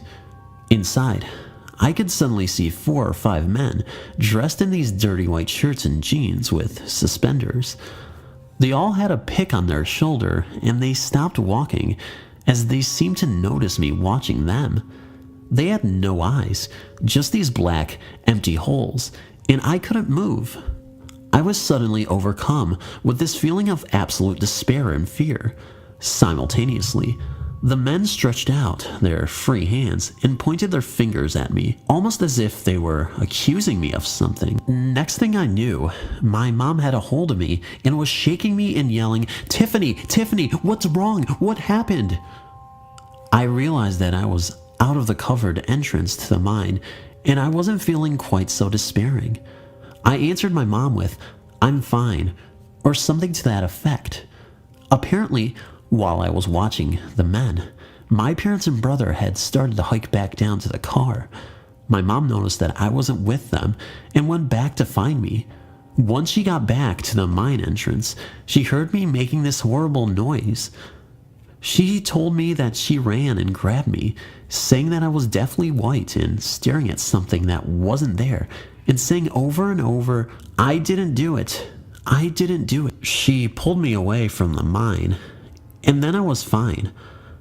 I don't even remember anything past seeing the men pointing at me, and I told her what I saw, but she didn't see the men and thought that I just had an episode or something. I forgot about it and didn't really think of it much. This happened in the middle of the day, around 2 o'clock in the afternoon, and we were nowhere near the river or our house. The more I thought about what I'd seen, the more I realized that those men must have died when the mine caved in. Why they accused me of it, I don't know, but I haven't gone there since. At least, not that far up the trail. The lower half is used as an outside run for gym class, and whenever I go on that trail, the spot behind my right ear starts to hurt, and it gets worse and worse until I almost can't stand it.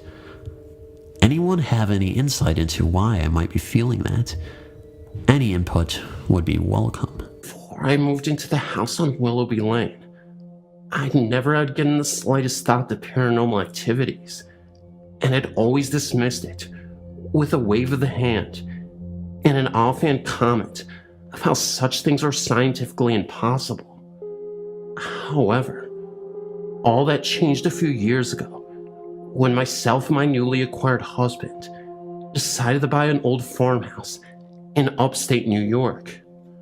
The real estate agent, while giving us a tour of the home, had in fact related some disturbing information to us.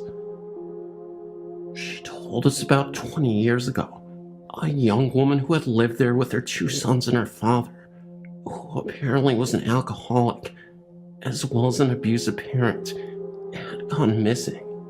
Her remains had never been found.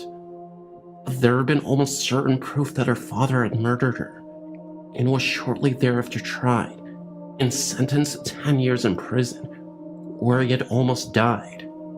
I thought nothing of this, except for the fact that one day I might be gardening and dig up a little bit more than dirt.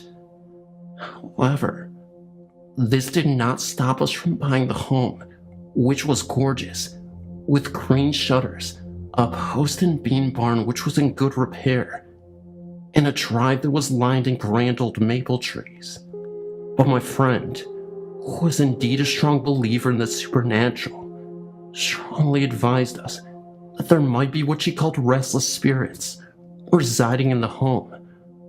Again, me being convinced there was no such thing, did not take her warning seriously.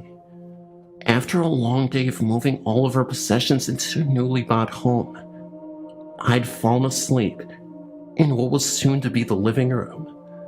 The movers had helped me bring in our couch, as well as an old rocking chair we had found in the barn. Both my husband and I thought we were able to save the old thing, which was made of oak and not damaged, except for the fact that the seat itself was no longer there. I was snoring away on the couch when I awoke, drowsily, to a consistent creaking. My husband, who was at work, and the movers, who had long since gone home, were absent, leaving me alone in the home. As I looked around, I noticed that the rocking chair was moving, as if someone was in it. Needless to say, I was incredibly scared, and proceeded to throw a book I'd been reading at the chair, or running out of the home. As the weeks passed, more and more of these types of things would happen, all ending with me rather frightened. Things would disappear and reappear without notice, some of which would never be there in the first place. Some of these items consisted of a wide collection of women's jewelry, that I occasionally would find in what we found out later used to be a bedroom. Though we converted it into a study, I would hear knockings. Doors would open and shut for no apparent reason. We would occasionally hear the faint creaking of the rocking chair, even though I had insisted it be placed back in the barn. Occasionally, I would hear hushed voices and see flashes of what appeared to be figures out of the corner of my eye. This behavior increased as time passed, till I was starting to get used to it. I even admit to talking with the spirit whenever I was alone in the home. I would always be rewarded with an abrupt cease in all abnormal activity. On the evening of the housewarming party me and my husband were holding, one of my friends came to me in a state of anxiety. They said that they had been in the basement when they saw a woman standing there, staring at them, then turning and vanishing. Myself and a few others hurried down to the basement, where we looked all over, trying to find the woman. What we did find was a hidden cupboard with what was later confirmed to be the remains of Sue Hoover, the woman who disappeared nearly 20 years ago. After this finding, the noises and sightings immediately stopped, and we have yet to hear the slightly disturbing creak of the old rocking chair, which we eventually moved back into the home and repaired. However, I will never forget my experiences that year, and never again doubt the existence of spirits in the physical world again.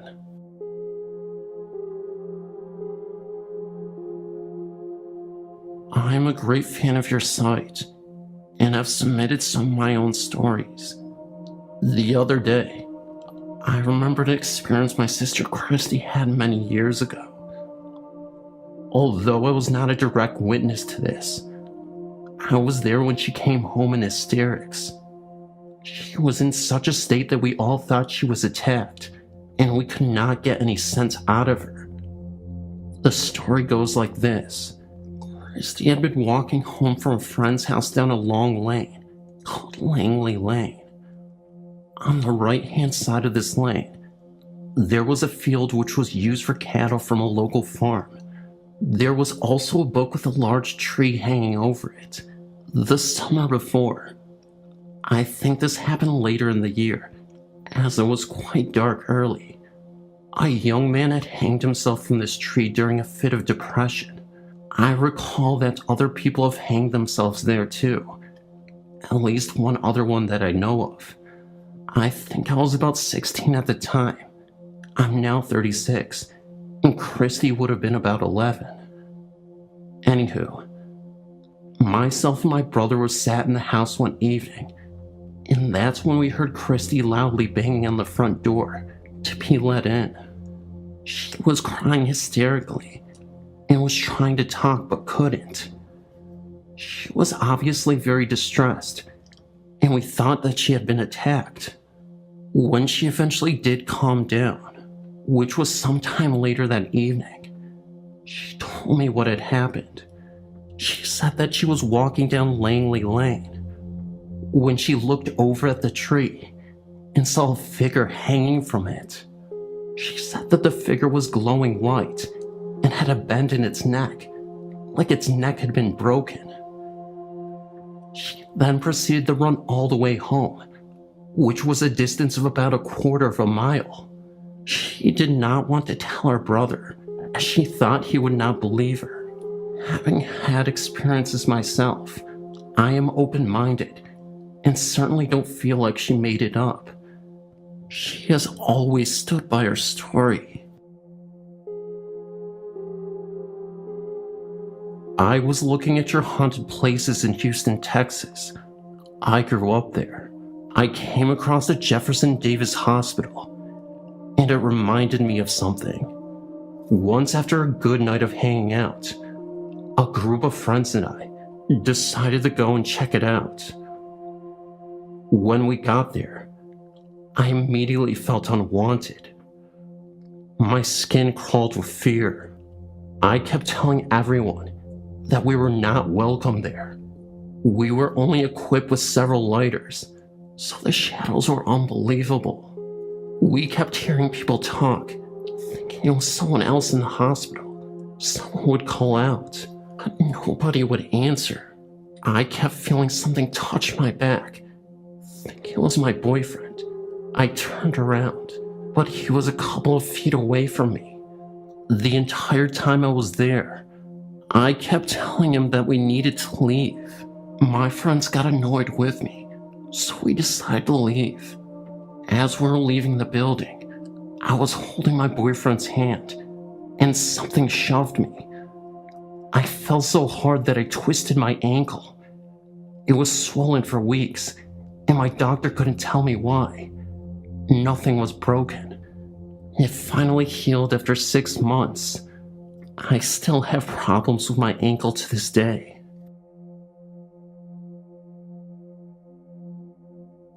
I have an experience that I would like to submit to the website.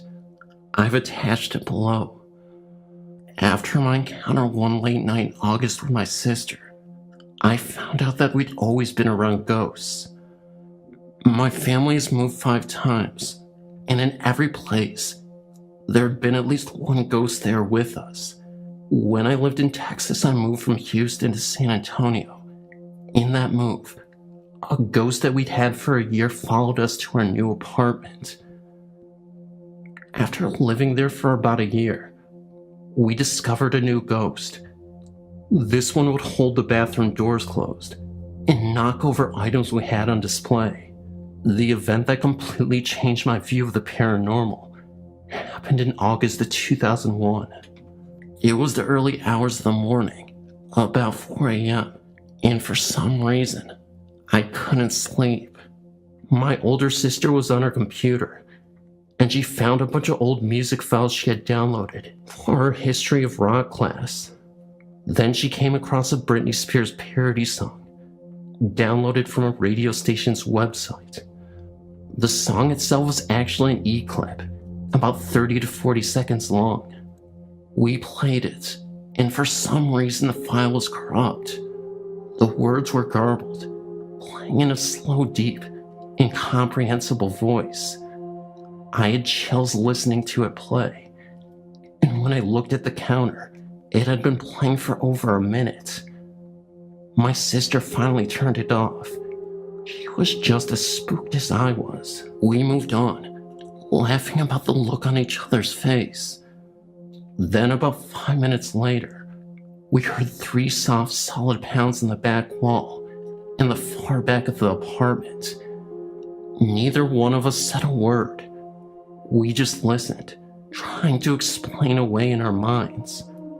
We lived on the 2nd floor and shared only one wall, and that was not it. Another couple seconds passed by, and the banging jumped to the one long wall we shared, still towards the back of the apartment, but getting closer. We couldn't help but to stare at each other. After that one, we finally decided to ask others if she had heard that. Of course we heard the same thing, and not a minute later, the banging jumped to the room next to us, on the same wall. 3 solid bangs escalating in amplitude. My heart was racing, waiting for the next set, afraid of where it would jump next. A couple of minutes passed, and just as it began to calm down and blame the banging on the maintenance worker that we shared the wall with, the banging suddenly jumped forward to the wall behind the computer. I looked above me to see the ceiling light shaking. Moments later, the banging shot across the room to the balcony. It sounded as if the entire wall was pounded on with one giant fist. 3 echoing pounds later, everything stopped. I checked the sliding doors, and they were locked, thankfully.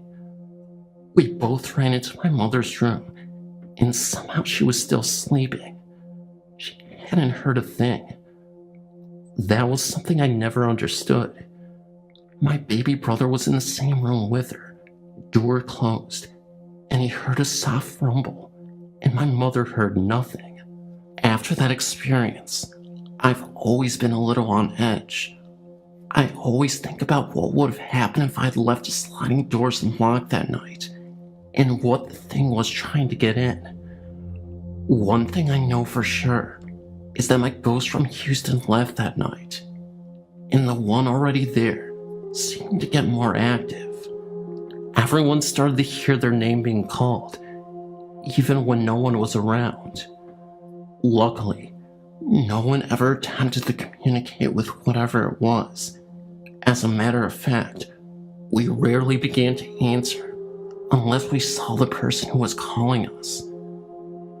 2 years later, after I finished high school, we moved to Iowa when I was accepted to college, and so far, we have not had any strange paranormal occurrences.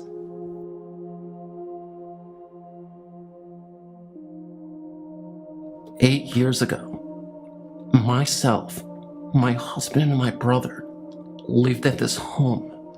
We were told by the neighbor that no one ever lasts, and we didn't either. Not because of the haunting, but because we needed to come back to Massachusetts for family reasons. Anyway, we lived in this house for 9 months. We were told the AC was broken, and in the Valley of Folsom it gets very hot, but not in our living room. It was always very cool in that part of the home. On one occasion, I was in the bathroom, and after my shower, I was looking towards the mirror, and I saw an orange blur over my shoulder. I turned to look, but it wasn't there. It looked as though it was a face, and it would have been standing at the right height, to where a head would be on a grown man. After a few weeks, I mentioned it to my brother and my husband, and my brother relayed a story about one night, while sound asleep, he was awoken by a very large thud on his bed. He said it felt like a bowling ball had landed on the bed, like someone sat down. He said he was too scared to look, so he fell back to sleep. After a few more months, we found out that the house used to belong to the town doctor that treated inmates from the Folsom prison back in the 1800s. After putting all the info together, we realized we were living in a haunted home. I was hoping to see other stories about the house on this website, but maybe my story will start to flow.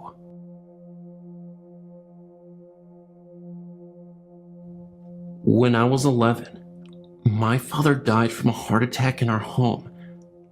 Because of the trauma on my little sister, she witnessed people trying to resuscitate him.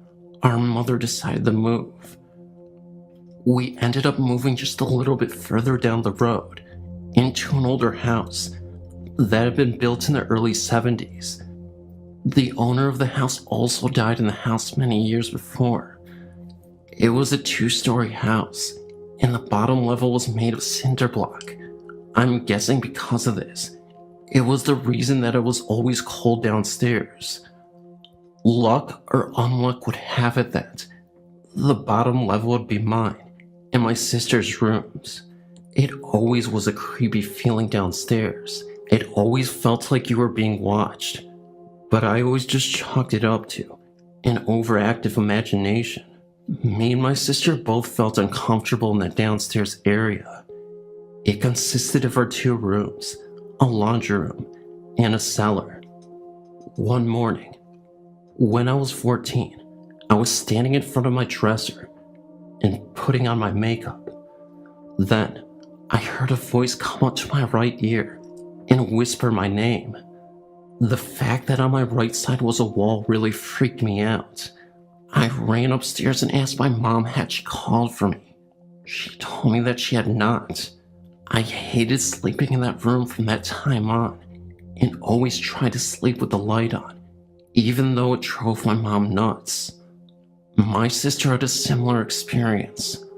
I was staying at my friend's house one night, and my sister went upstairs to make sure the door leading outside was closed.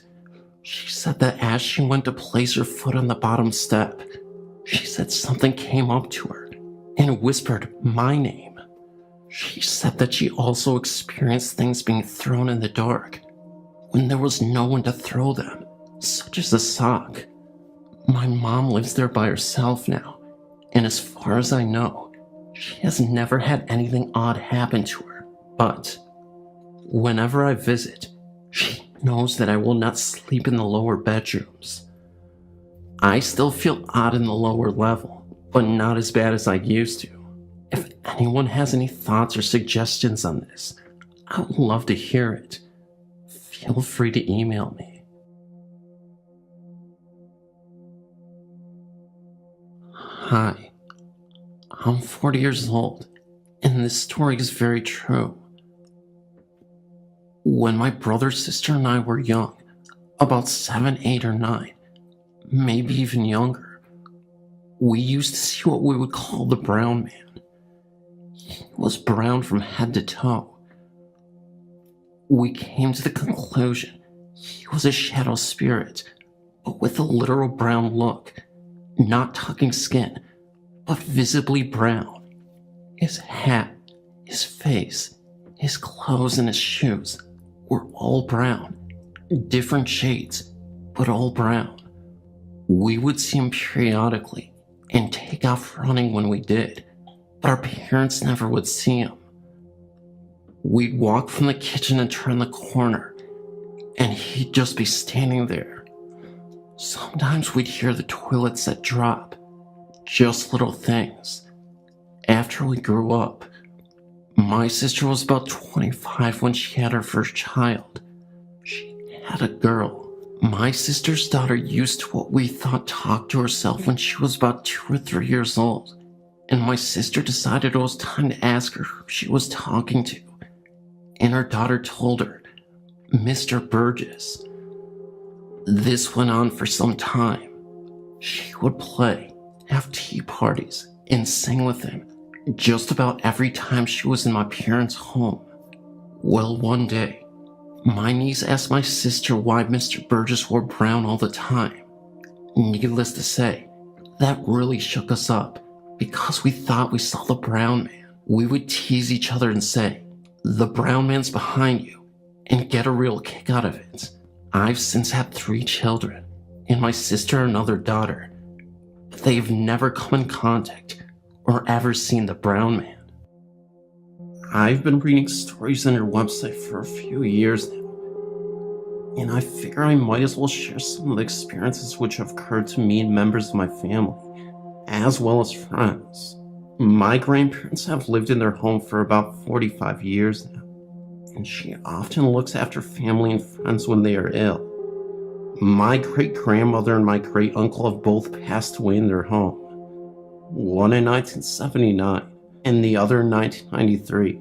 My mother especially can always feel my great-grandmother's presence in the basement, where my grandparents had stored their rocking chair, which has been there since she was staying at their home, and is still there today.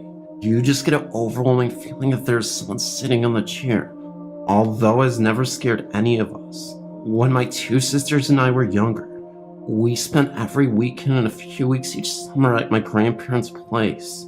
One time, my older sister and I had been chatting about the house being haunted, and my grandfather got very upset about that.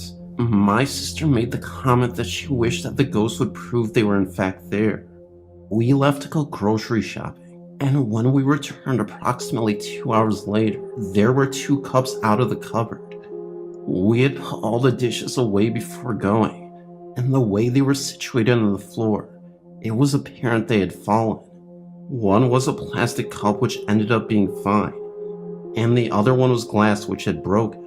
In fact, there were pieces of glass embedded in the floor through the carpet. We knew that they couldn't have fallen on their own because the cupboards were all closed, and my grandmother stacks her mugs and glasses in stacks of 4 or 5.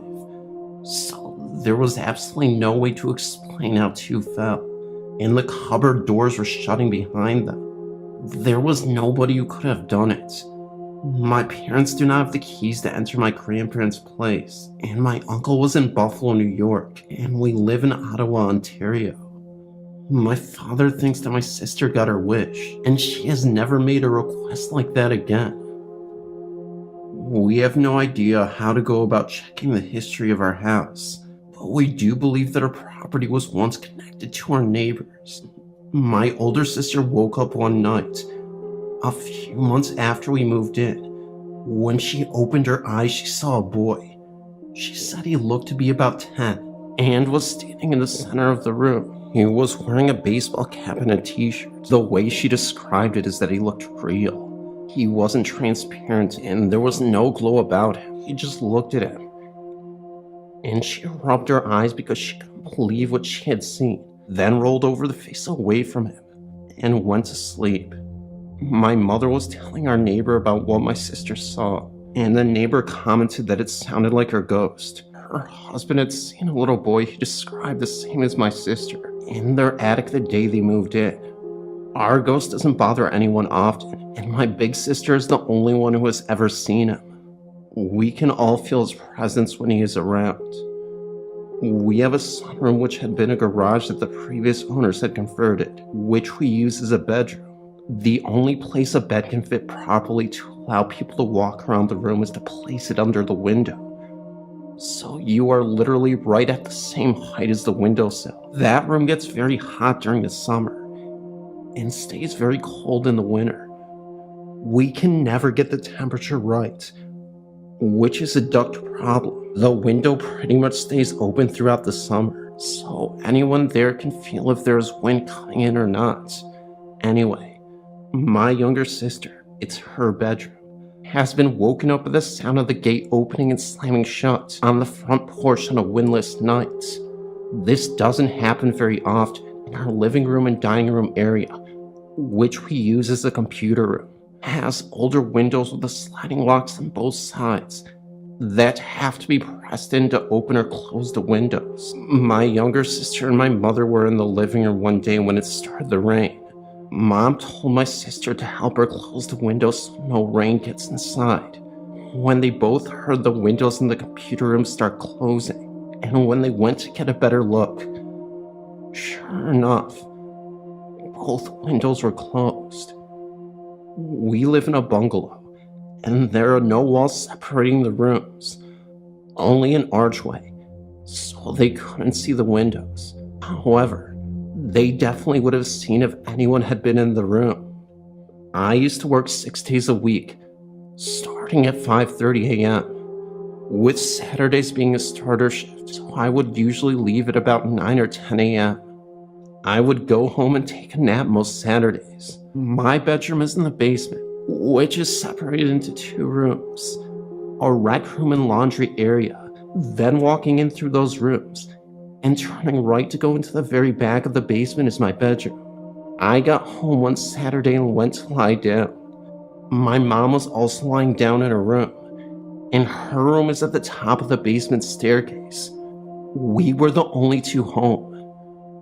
She heard the front door open and footsteps walking around.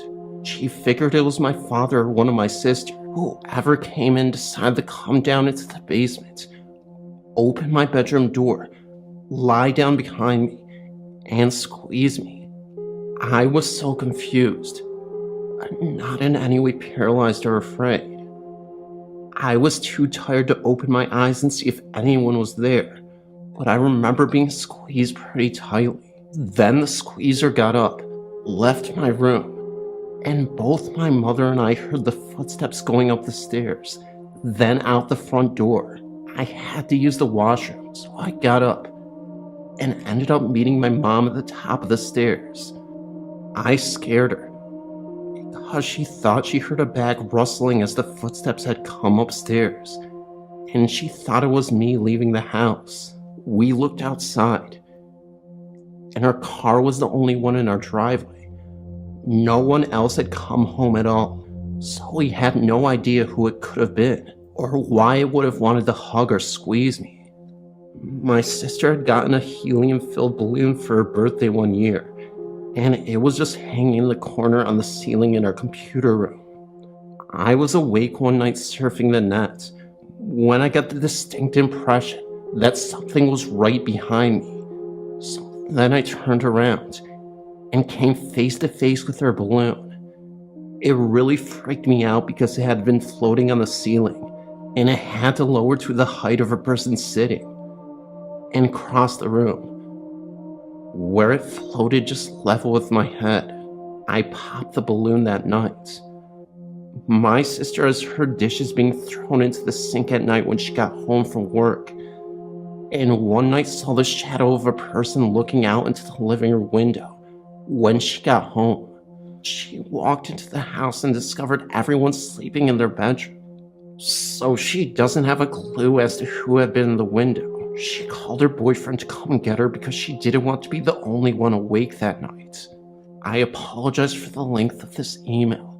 As I've mentioned, it is not the most active of hauntings. In fact, no one has really felt uncomfortable before in our home. I still have years of experiences to tell you about. Maybe I'll email again sometime.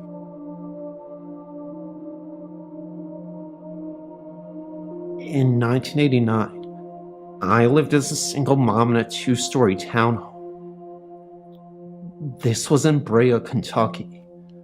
My bedroom was upstairs and had one window overlooking my front door and the parking lot. David, my next door neighbor who shared his porch with me, one small cement porch with one step up leading to his door into mine. He was number 7 and I was number 8. One time early between 2 and 3 o'clock, I had just startled myself awake after a disturbing dream. I'd just finished writing it all down in a dream journal and had turned off my bedside lamp. I lay there in darkness with my bedroom window as a nightlight. A bit of streetlight shone through the slightly elevated shade, and if a car happened to go by, I'd see a quick flash of headlights roam through my bedroom walls. The roads were mostly empty, and it was all stillness outside. My window was partly open, and I remember the sound of wind and an occasional instinct amidst all the quiet.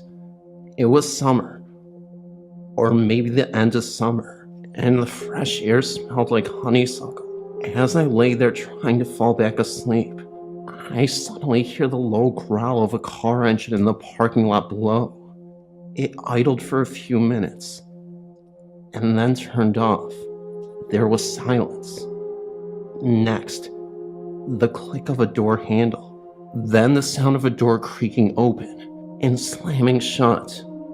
I heard shoes hitting the pavement. They had loud, distinct heels on them, pacing each step like I would imagine a sharply dressed woman would do. Clop, clop, coming closer to David and my porch. They made a distinct noise, which echoed in the night air. They walked just below my window. I wondered if the person would knock on David's door, or mine. There was a pregnant pause as I listened for the knock. I guessed the knock would be on David's door, as he was a big late-night partier and had frequently night friends. The knock came, but on my door. I heard it loud and bellowing through my open window from right below it, and simultaneously, it echoed through my apartment. 5 knocks on my front door, sharp and determined. I immediately leaped out of bed and was at the window for a few seconds later. I yelled down to the visitor, "I'll be right there." I had several friends or family it could be, despite this odd hour, so I wasn't concerned. I turned from the window and bounded down my stairs in the dark and sprung open my front door. I opened it part way and then all the way. Only darkness. Just an empty porch. There was no car in the parking lot, as far as my eyes could see. Wind howled through the trees. It just shrieked past my door and blew branches across the pavement. I shuddered. Not from cold, but from the lightning bolt of the creepy chills that were traveling like ice down my spinal cord. I shut the door again and then locked it. Then I stood there for a minute or two and checked the lock again. Slowly I moved again, back up the stairs again, taking each step backward, keeping watch on my front door. Then stood there for a minute or two and checked the lock again. I moved slowly back up the stairs again, taking each step up backward, keeping my watch on my front door.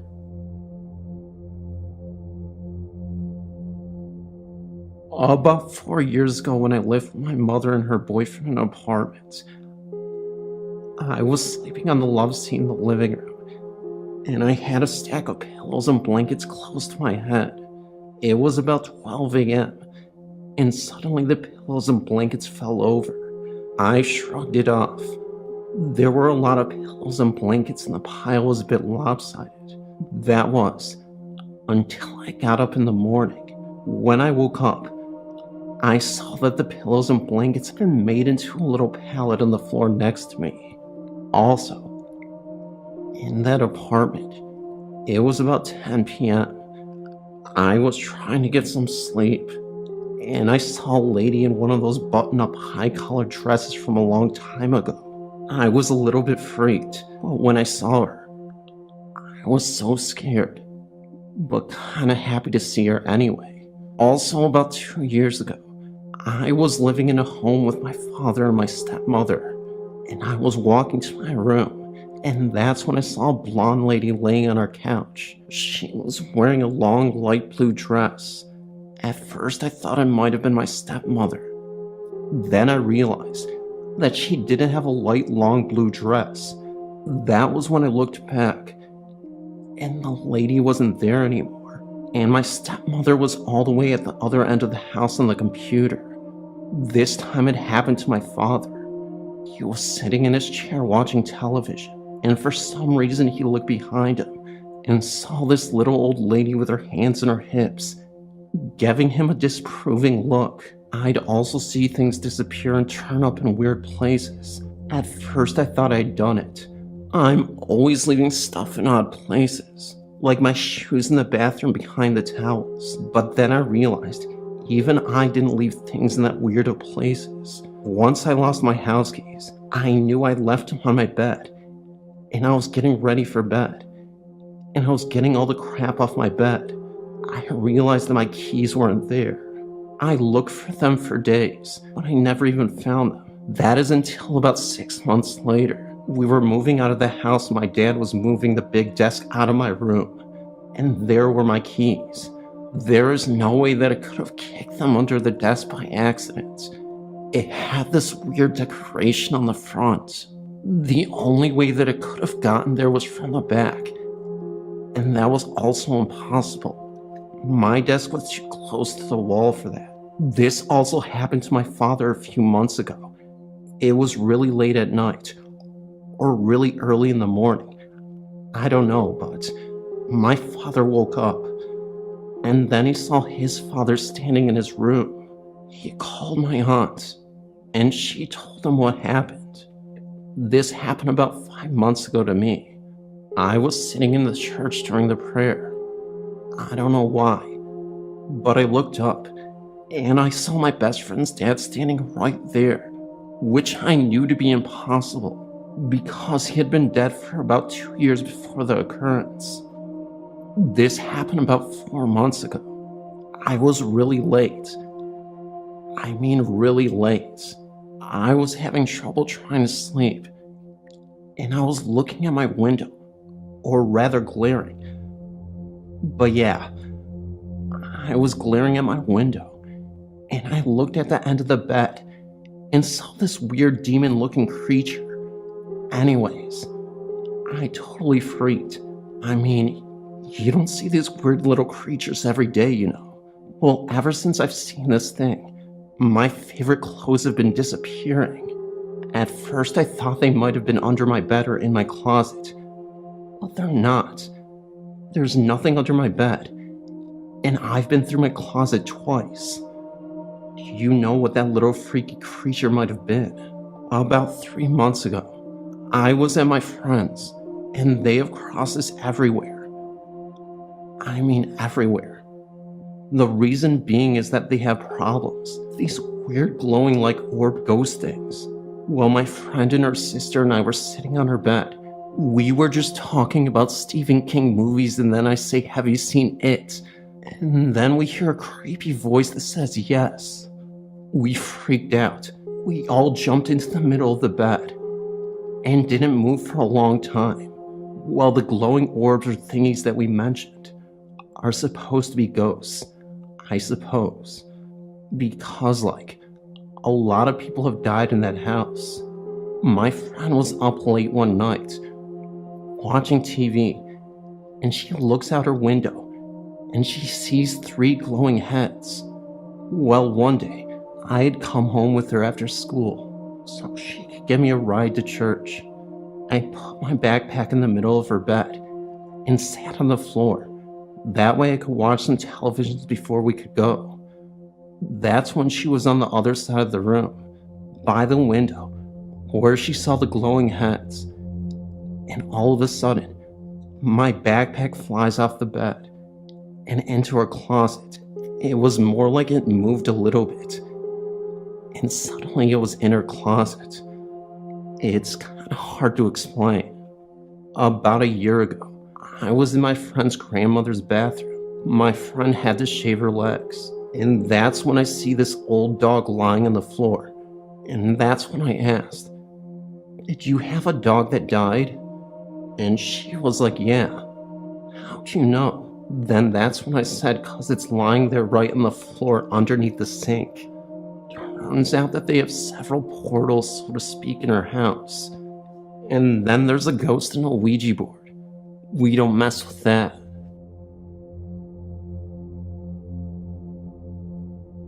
While I was stationed in Germany, I got married to my wife in Denmark. We stayed in a little nice hotel that was built in the 1400s. We stayed a total of 3 nights and never had a problem until the last night. Late in the last night, I was lying in bed with my new wife. We were both facing a wall away from the door. I said something along the lines of, "I'll always keep you safe." And at that moment, an overwhelming fear came over me at the same time. My wife said, "Why did you just say that?" It had no real reason. But she described to me that she was feeling the same thing I was.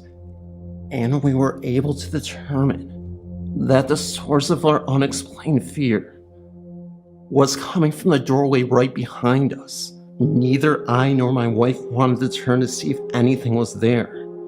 When I finally mustered up the courage to look, I was convinced that I was going to be looking directly into the eyes of the devil. But nothing was there, and shortly after the fear subsided, I have jumped out of planes and been to combat twice, but I never felt as scared as I was that night. I have a confession to make. I'm not an ordinary person.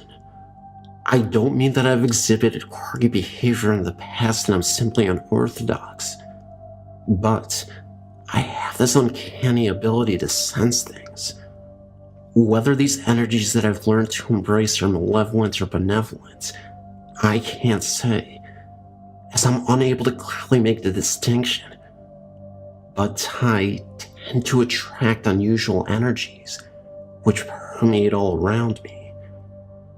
If you happen to come in close contact with me, you may be susceptible to these energies as well. I could say that there's a supernatural component to this, but because my mind has relentlessly wreaked havoc on me, I can't say for certain what is going on. Sometimes I see things, shadows, hearing strange noises, knocks on the walls, a faint whisper in my ear, reinforcing the idea that something otherworldly resides inside these walls. All the while I'm sitting in the kitchen of my old Victorian home, and I'm the only one who lives here. I can honestly say that I don't know what is happening, but I have nowhere else to turn to. There's the cellar that I'm terrified to go into. I've literally haven't stepped foot down there since I moved in. But it's like I can telepathically hear the growls and moans coming from that dark space that I refuse to enter. I've always wanted to know if the source of all these energies came from that cellar. The thing is, I've no pets, No estranged relationships. Nobody ever sets foot in my home. I had a wife once, but she's been gone for what seems like a millennium. I don't remember what it's like to interact with anybody. I'm virtually imprisoned. I work from home. So, I became a recluse. I don't go out much these days, for fear of inadvertently transferring these energies to those who come in contact with me. Isolation is unconscionable. The fear of going insane inside my mind constantly lingers in the foreground. The helplessness of not being able to do anything about it still traps me internally. I'm mentally paralyzed. And then I have these unusual nightmares. My doctor tells me they are night terrors. So I'm laying in my bed, and the shadow opens the door. It doesn't do anything, but simply stands in the doorframe. I don't know what it wants, but I can only make out its eyes, glowing brighter than the sun.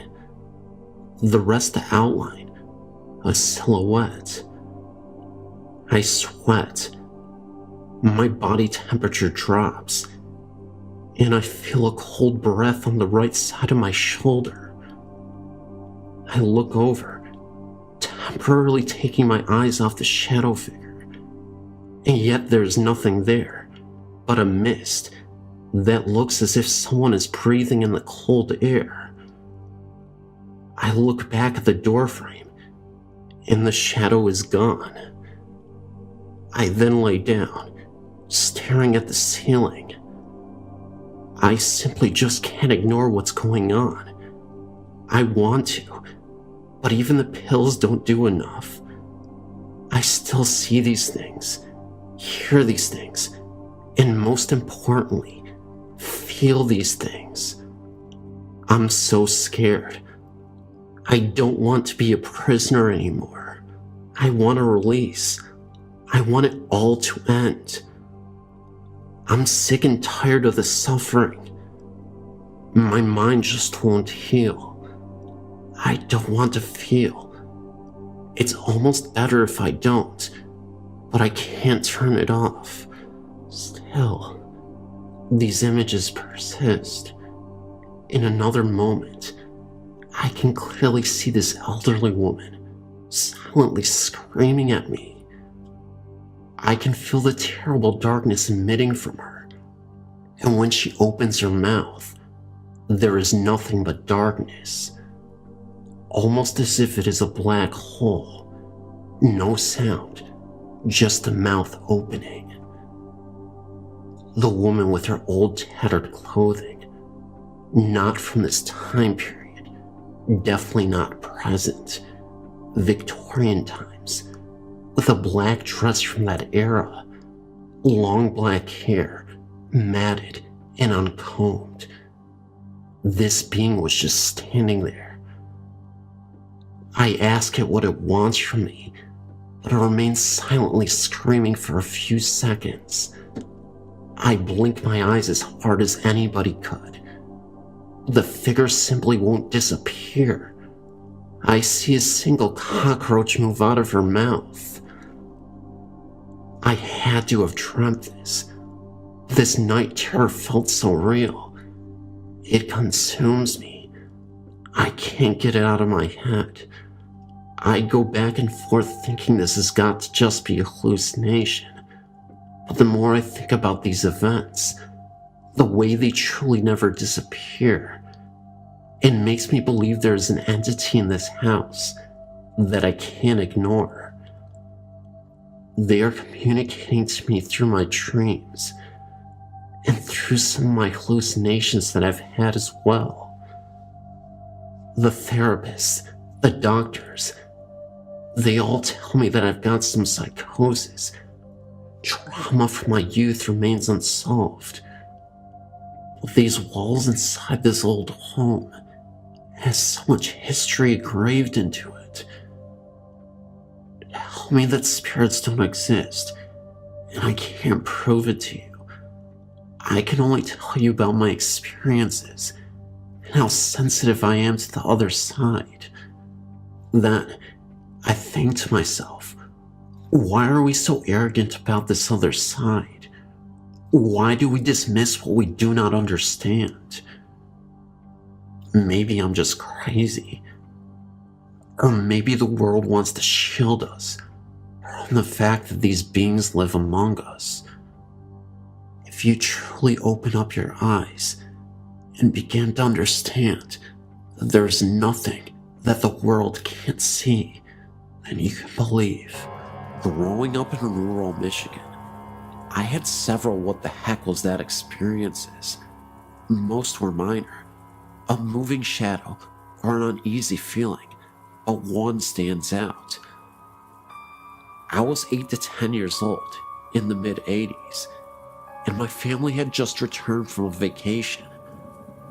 When we got out of the car, my dad headed to the mailbox, my mom to her garden, and I lugged my suitcase inside the house. All of the windows were shut, and I pulled the garage door closed behind me. Walking through the house, I passed a bay window, from which I could see my dad still on the road, and my mom picking some vegetables. The house was silent, except for my footsteps on the carpet. I walked into my room and put my suitcase down in the corner.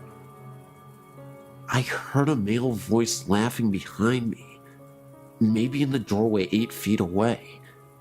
It was a hearty laugh, loud and clear.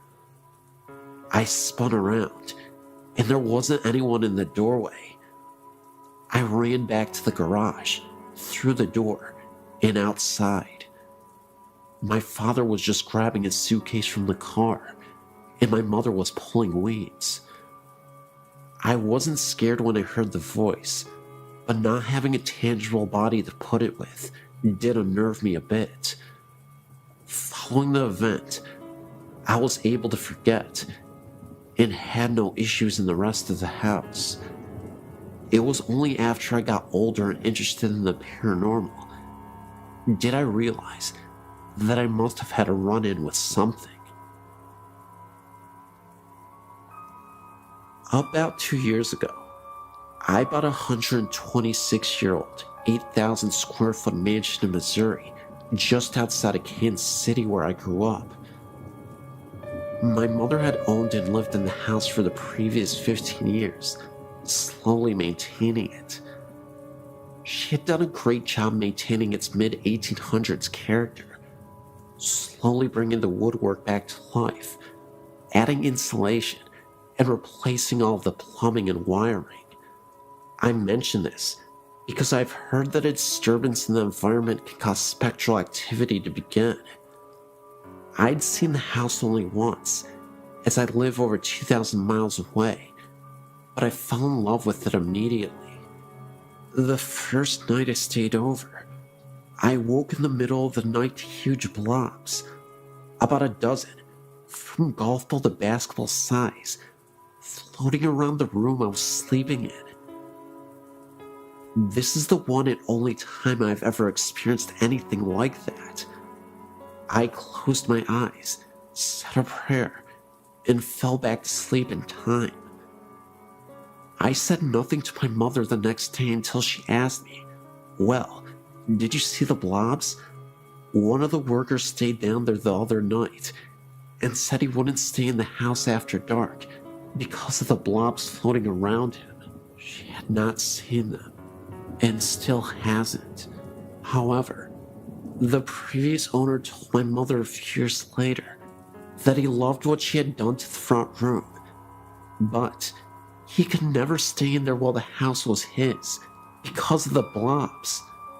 During the summer of 2007, I went back to see my family. I stayed downstairs again and had several things happen. It is important to note that I've never felt in danger, only uncomfortable. My mom and her boyfriend went upstairs to go to bed. I stayed downstairs in the first floor master suite. For the next 45 minutes, the heavy footsteps above my head were attributed to the two of them settling in for the night. Finally, I decided I would go up and find out what was going on. The entire upstairs was dark and still. They were both lying in bed. I returned to my bedroom to hear the continued walking above me. So, I went out on the living room to sleep on the couch. The walking continued above me, although there is only one attic above that living room. I could also hear a distant, quiet talk between a man and a woman, but I couldn't make out what they were saying, and it seemed to always be somewhere else from where I was. The next morning, I decided maybe I would have a chat with myself out loud, and if anyone else heard it, then maybe it would be for the better. I sat on the end of the bed. It was now daylight, so I felt comfortable to be in the bedroom again, and said that I was the new owner and the son of the woman they probably knew very well by now. I really liked the house and hoped to continue my mother's good work, but for now, I lived elsewhere. I also mentioned something that I don't suggest, but in this situation, I felt comfortable in doing so. I told them that they seemed to have been there a long time, and so long as they agreed to stay out of the bathroom while I was in there, we could get along just fine together. The following night was as quiet as it could be. I think their interest in me was satisfied. This past summer, 2008, was my third visit back. Absolutely nothing happened. I was ready, and nothing. Hey, that's fine with me. But one side note, my mother sat down to look at an album she had kept for all these years she had been doing the refurbishing. She was showing me the huge change in the house, from walls being ripped out and then rebuilt, and so on. And well over half of the pictures, there were huge light anomalies. There were smears, blobs, and strange twists of the image. I mentioned this to my mother, who looked right at me and said, "You know, I haven't taken a decent picture since I've lived in this house. I've owned one crappy camera after another. All the pictures look like this. I have to throw most of them away because they are no good." I just smiled. Right, Mom. Every digital and disposable camera she has ever had in the past 15 years has had the same problem.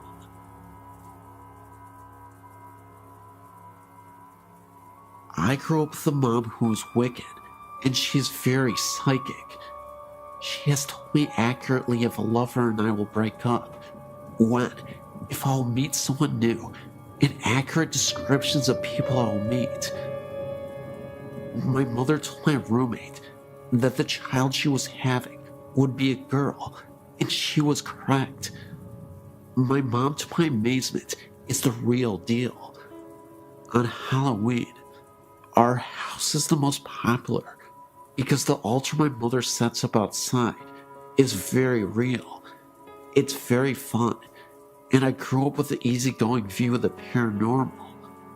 I do tend to be very logical, and I believe in a paranormal experience if it does not seem like someone is BSing me. I keep my mind open. My mother does have headaches if she is around haunted houses. She has migraines that will make her sick for days after being in one. She's had this happen to her several times in her life, including once when I was a kid. A few years ago, when I was 23, I started having heart palpitations and tachycardia. At one point, my heart rate went up to 181. I spent night after night in the emergency room, and I was recommended to a cardiologist.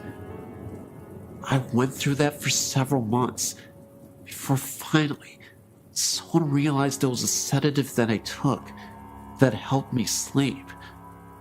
The doctors took me off the sleep medication, and I soon found out that I had become dependent on sleep aids. At the same time, I had to get on a Greyhound bus for a 2-day trip to move back with my parents because of the health problems.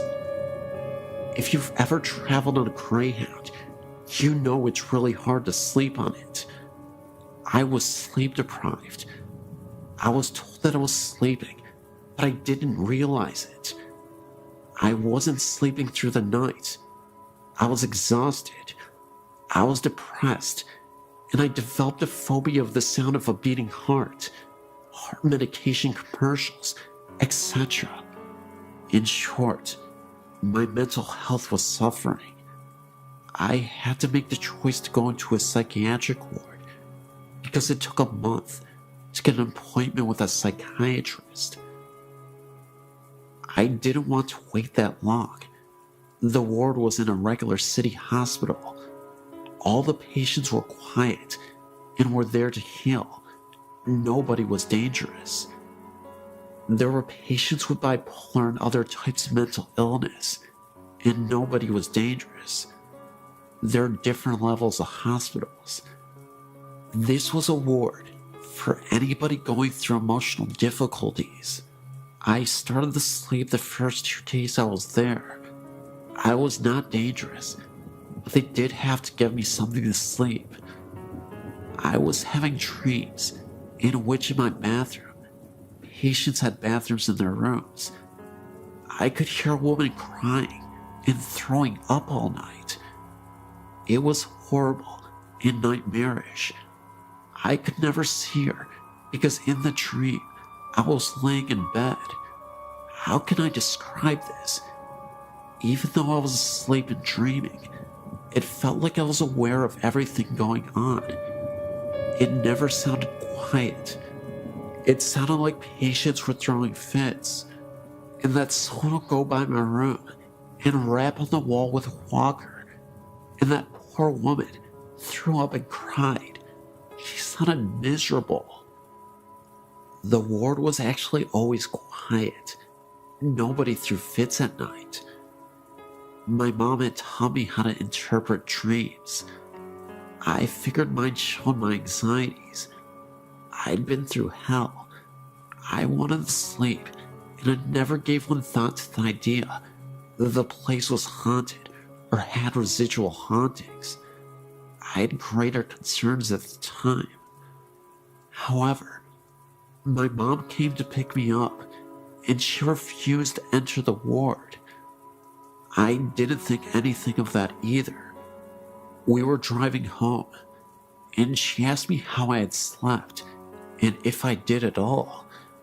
I told her about the nightmares, and how I was completely loud, and I was still very exhausted.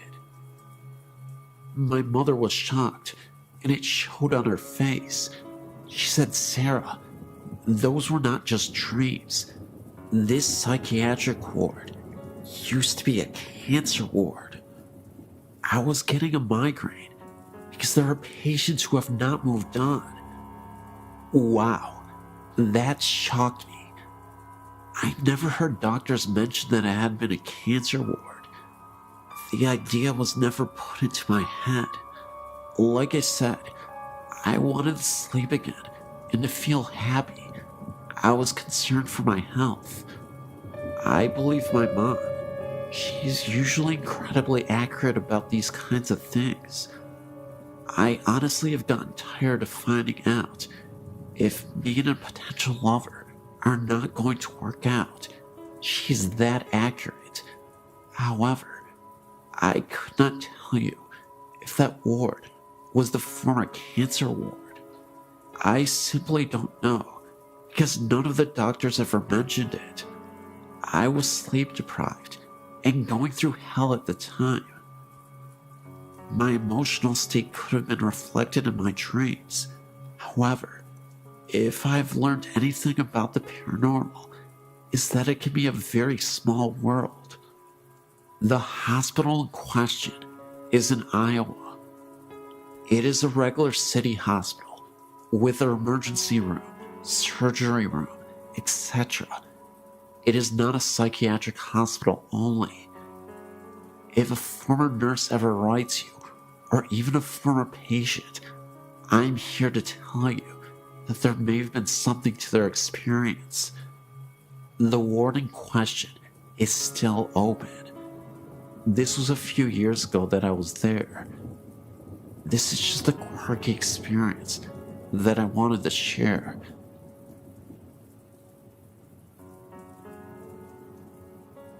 My story has been going on for a couple of years now. When I was 9, we moved into our house.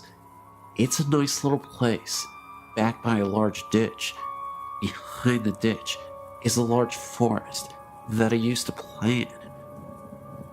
The house itself is unremarkable. It's 3 bedrooms. The master bedroom is the first room you come to when you open the front door, straight in. To the right, there's a door to the garage, and to the left is the room we use as our living room. To the right of that is the dining room, with an entry into the kitchen. From the left of the living room is the hallway, with the bedrooms and the bathroom.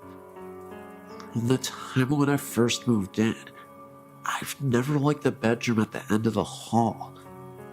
It has a window that looks out into the front yard.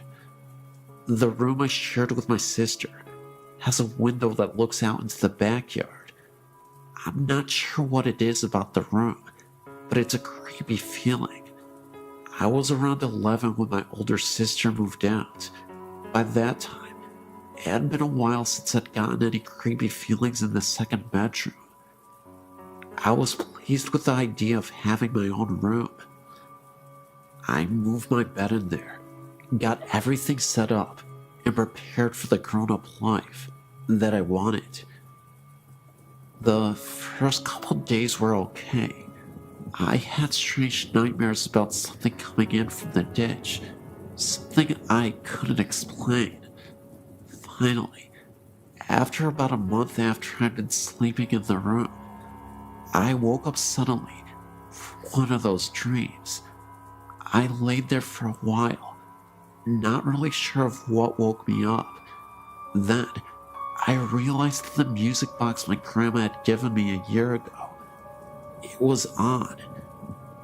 The music box was shaped like a carousel horse, and had a switch on the bottom of it that turned the music on. I sat up and took it down from the shelf above my head and turned the switch off. I figured that maybe my cat went up on the shelf and brushed against it. I laid back down to go to sleep. It was lying there that I first saw him. I don't know what made me look up into the doorway of my bedroom. At the time, I slept with the door open, but I did, and standing there was a man, clear as day. For a moment, I was sure that someone must have broken into the house. With the light coming off the nightlight near the door, I saw that his mouth was moving quickly, and no sound was coming out. It was almost like he was screaming at me. He took a step forward and vanished. I slept in the living room that night. I finally got the nerve to sleep in my room again, after about a week of sleeping on the sofa. And that night, I had the same creepy nightmares and woke up to find a child's shape sitting on the end of my bed, staring at me. It vanished when I turned the light on. I ended up spending the next year sleeping on the floor in my sister's room because my mom wouldn't let me move my stuff in with her. I also couldn't change my room without getting the feeling of being watched. I would glance at the mirror, it's the type that sits on the dresser, and see a face staring at me, one that wasn't my own. My older sister finally moved back home, and I ended up back in the other bedroom with my sister. I thought that would make it go away, but I would sometimes see the man standing in the doorway late at night. He'd stand there staring at me, mouth moving, forming words I didn't understand. 3 years ago, some major changes happened. My oldest sister broke up with her husband, lost her house, and had to move in with my mom and dad, along with her 2 kids. My oldest sister had her boyfriend living in the house with her. The living arrangements were this: my 2 oldest sisters slept in one room, along with my youngest nephew, belonging to the first sister I talked about. My oldest sister's kids slept in the second bedroom with me, and my sister and her boyfriend had the living room. It was weird at first, but we all got used to it. The weird things had calmed down since I'd moved to the other bedroom, but it picked up again when my sister moved in. I was trying to get some sleep. It was around 1 in the morning, and I saw the child's shape again, but this time it was sitting at the end of my niece's bed. I sat up, but before I could say anything, my niece woke up screaming. She said it was a nightmare, and I had a feeling it was probably the same one I had when I was younger. They moved out last year, and things calmed down for the most part, until my oldest sister moved away. I now had a bedroom all to myself. I was trying once again to get some sleep. I've always had trouble sleeping in this house, and I looked at my doorway, and the man was standing there, but this time I could hear him whispering. It was gibberish. I turned over and pulled the pillow over my head, but the room got so cold, I ended up turning my TV on and closing my bedroom door. Another time, I was messing around with a couple of the other teenagers in the area. We were crossing the ditch and going over to the woods behind the houses. The way we cross is there's an area with 2 large pipes that stick out in the water. Surrounding the pipes are these rocky things that you can slide down, but also grip with your hands.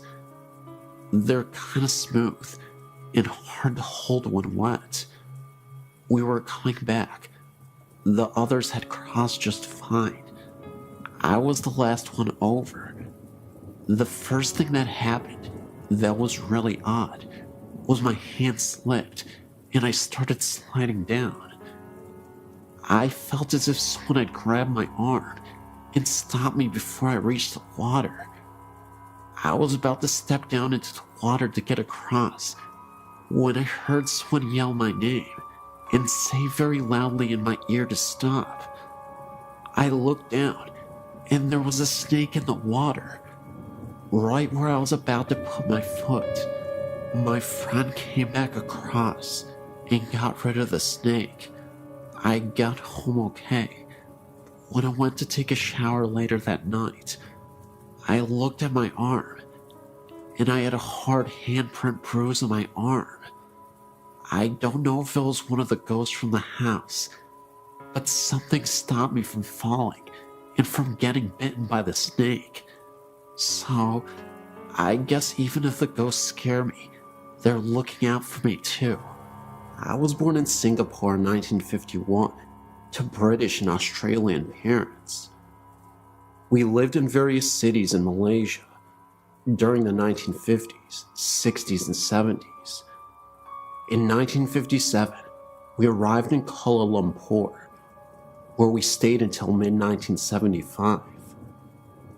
We moved into a company-owned house at Freeman Road, Kuala Lumpur, Malaysia. The history of the house is as follows. It and the house next door, number 17, were built just before World War II by the late Dato Gunlay Take, a then well-known architect, who became an early Malaysian High Commissioner to either Australia or Canada. He built them for his daughters. During World War II, the two houses, along with a large semi-detached house immediately behind, on what was then known as Gulfview Road, were taken over by the Japanese Army's secret police, known as the Kentapai, equivalent of the Nazi Gestapo. The two houses behind were used as Kempeitai offices, and the three in jail in Freeman became senior military officers' brothels. The women in the brothels were both Asian and European, the latter being drawn from a pool of captured civilians and military nurses. Comfort women was the term used by the Japanese.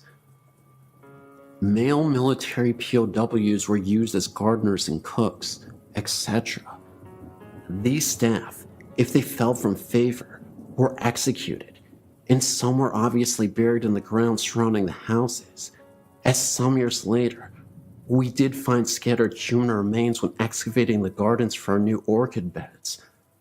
On the advice of our doctor, who identified them as human in origin, we quietly reburied the remains. He said that if word got out as to what we had found, we would never get any Malay or Chinese domestic staff to work for us. After the war, the houses were returned to their owners who, knowing what the Japanese had used them for, promptly put them up for sale. They were all bought by large companies at bargain prices, who used them to house senior expatriate staff. Gunlay Take was no different, and in 1947, sold his two houses to the company my father worked for. The two company houses were 3-bedroom houses of 2 stories, double brick construction. There was also a long narrow room, forming a roof over the carport at the front door. This room was to play a significant role in what we were to experience over the following 10 years. In our house, this room was turned into a large walk-in linen press and storage area. To enter it, one would take one step down. When we moved into the house in early 1957, the first thing my mother noticed was that this room was extremely cold, as if it was air-conditioned. In tropical Malaysia, a non-air-conditioned room this cold is not even practical. Our dogs would never go into this room, and when passing the entrance to that room, always hurried past with tails between their legs. Nobody would really stay in that room for very long. It had a very uncomfortable atmosphere. However, sometimes after running around and playing and getting very hot, I would go and sit on the step at the entrance to the room to cool off. I was 5 years old and knew nothing about ghosts at this time. The main bedroom, on the extreme right-hand side of the upstairs part of the house, as one faced out towards the main road, had its own full bathroom, and the other two, also upstairs, shared a bathroom via separate doors, leading from the bedrooms to the bathroom. These latter two were adjoining each other. One was on the extreme left-hand side of the house, and the other at the back, with windows looking out over the back lawn. This eventually became my room. All the doors were heavy solid, with solid brass latches. Windows were hinged teak framed and had a bamboo awning type blind that rolled down over the window to give shade from the sun.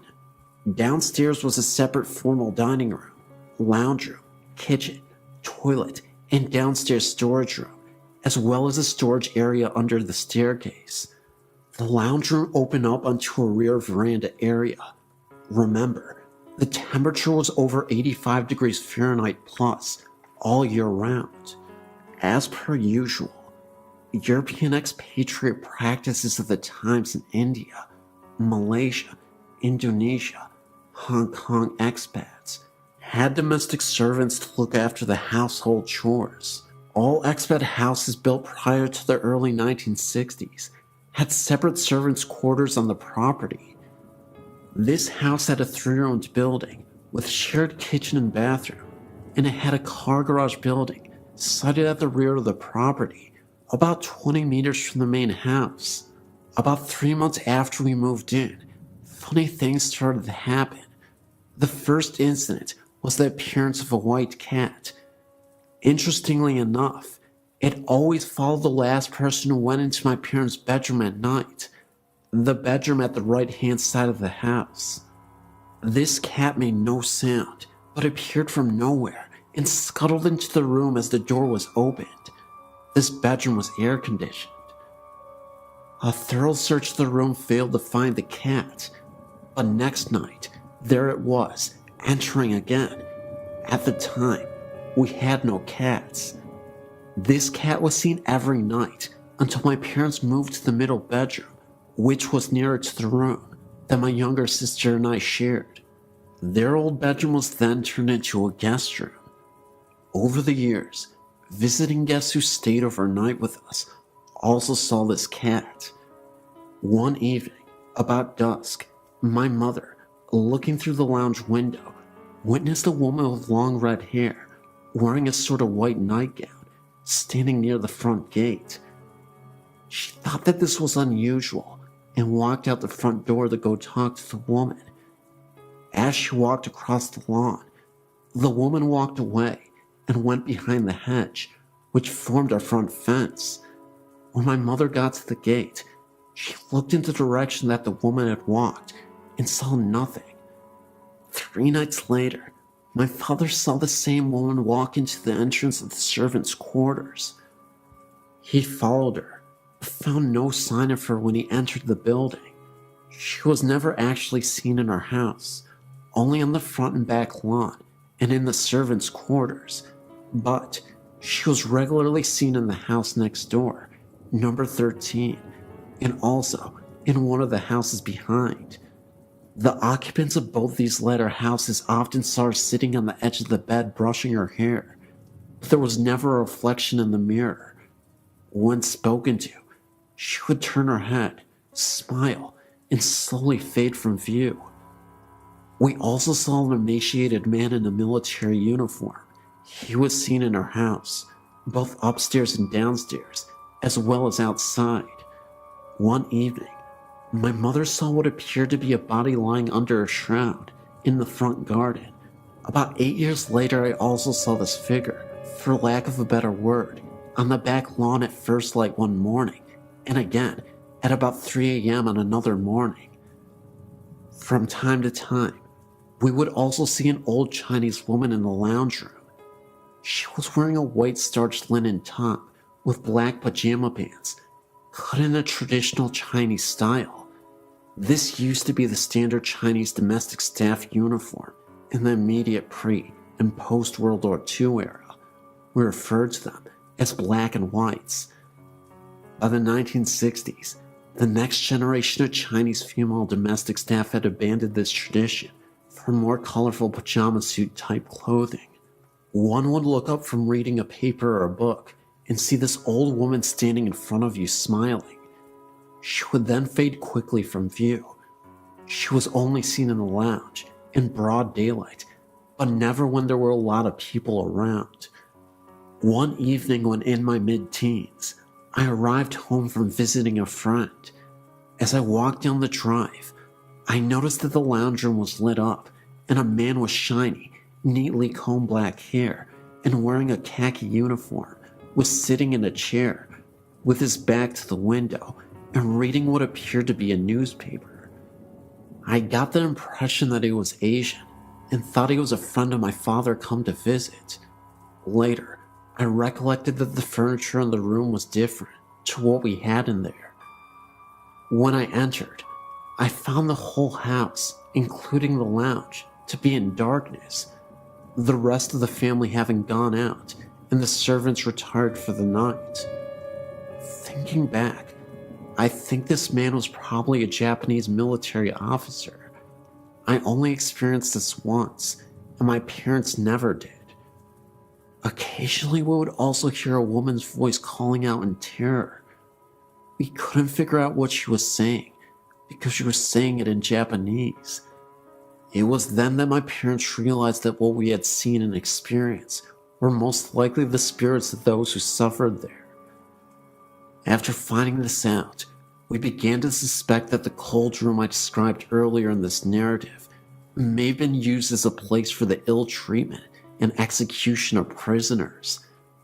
My father learned that after the war, health authorities advised that the original septic tank was too close to the house and a new one had to be installed. While digging the new pit, workers had dug up human remains. We left the house in 1967 to move to a new house nearby.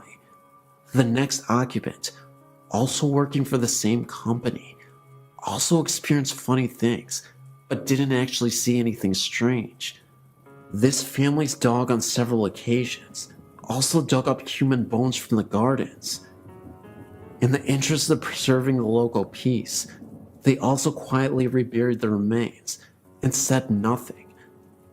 I didn't find out about what they experienced until many years after they had left Malaysia and returned to England. The company sold the houses in the mid-1970s after my family had left Malaysia. The houses at 15 and 17 were torn down, and a large mansion was built across the boundaries of both properties.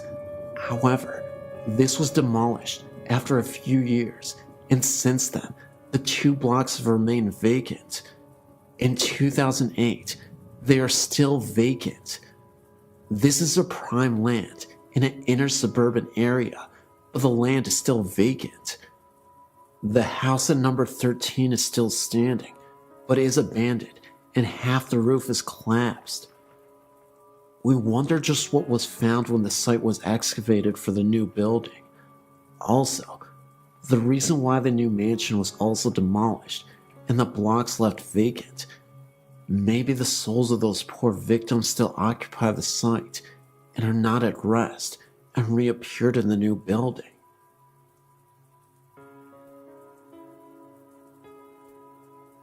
I was shocked to see that in Lovejoy, Georgia, there were apparitions. I too had an experience, but didn't think much about it, especially after everybody looked at us. My mother-in-law also saw it, as if we were crazy. We used to live in a new apartment complex. One day, I was sitting on the counter eating lunch, and my mother-in-law was in the living room. As she came towards me to get to the kitchen, we both saw a man going towards the room at the end of the hall. Our first instinct was that one had broken into the apartment. We did get a chill, but at the same time, we didn't seem it was a big deal. We just figured it was the fact that we had gotten scared. I grabbed the phone, and we walked towards the hallway. When we looked, we saw nobody. We thought they had gone into the bathroom or the laundry room. When we saw nobody, we looked in the closet of the room, but again, didn't see anybody. After we came to our senses, we realized that nobody could have entered because we would have heard the door and the alarm would have went off anyway.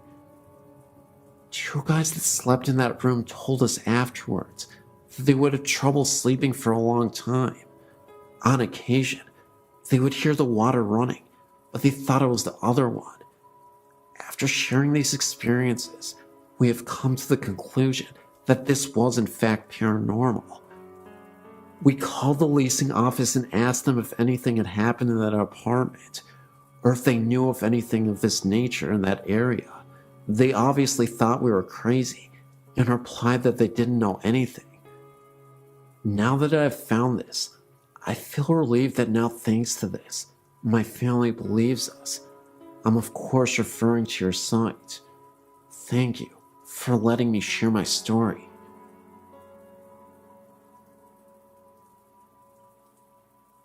There's a lot of things in my life I've seen over the years, but nothing has disturbed me quite like this.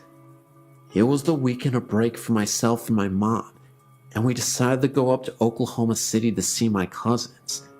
Everything was great. I got to see some relatives, and nothing seemed quite out of the normal. That is as far as normal went that night. While taking the 4-hour drive back, I noticed that the moon was very huge and blood red. Of course, I didn't know about the eclipse that day, so it was cool to watch as we drove to Ferris, which is a tiny town between Lane and Antlers. I remember that my mother pulled into the Veterans Bridge in Aloka when a couple miles down the road, I happened to look up, and an elderly couple was standing on the side of the road, staring across as if watching something. It reminded me of the Grant Wood painting of the farmer. I remember looking at a clock a moment before and saw it was midnight. The moon was still out and still red. What makes it even worse for myself is that my mother also caught a glimpse of them.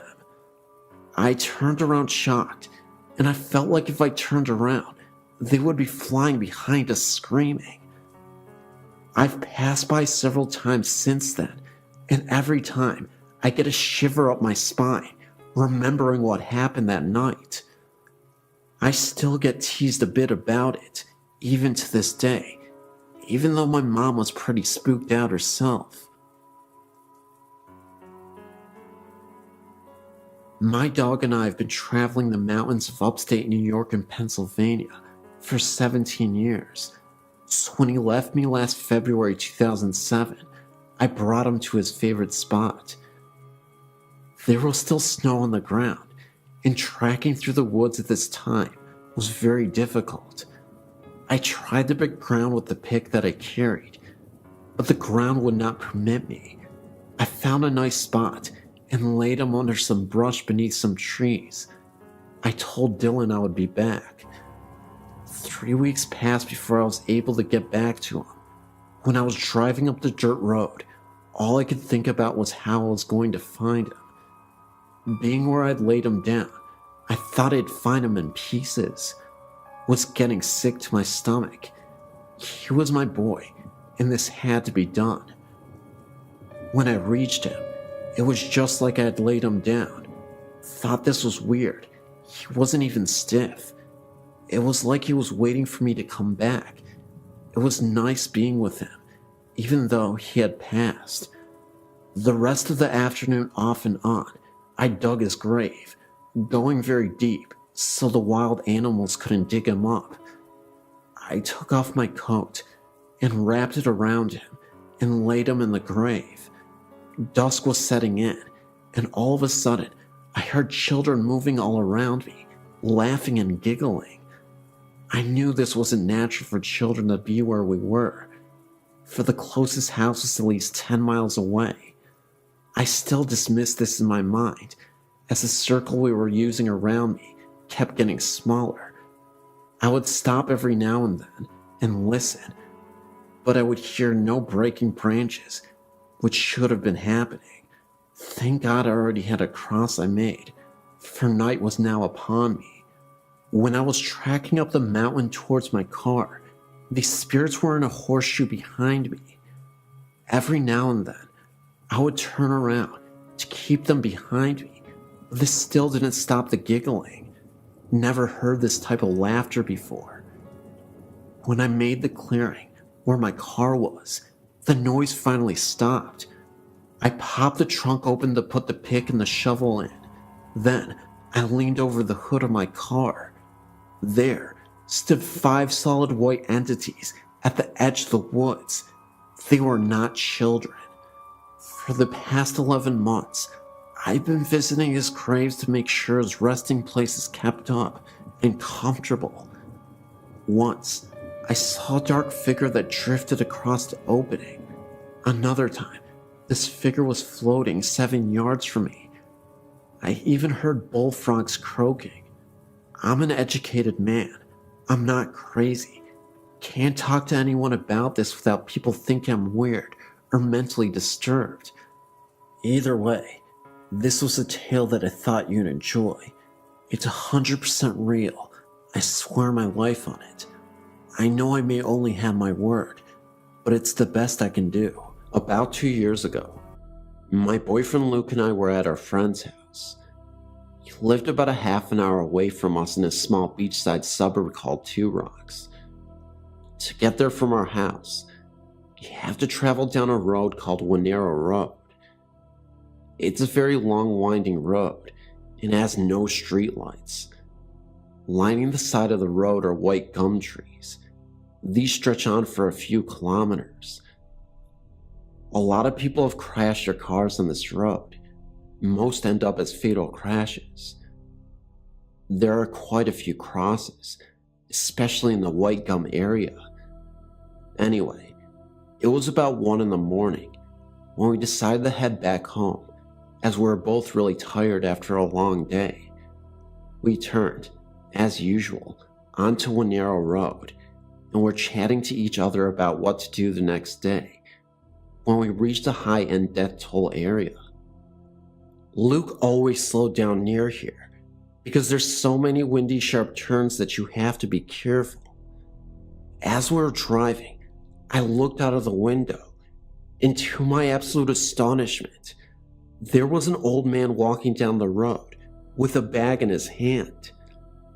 I pointed this out to Luke, but he just thought it was some weirdo who had one too many to drink.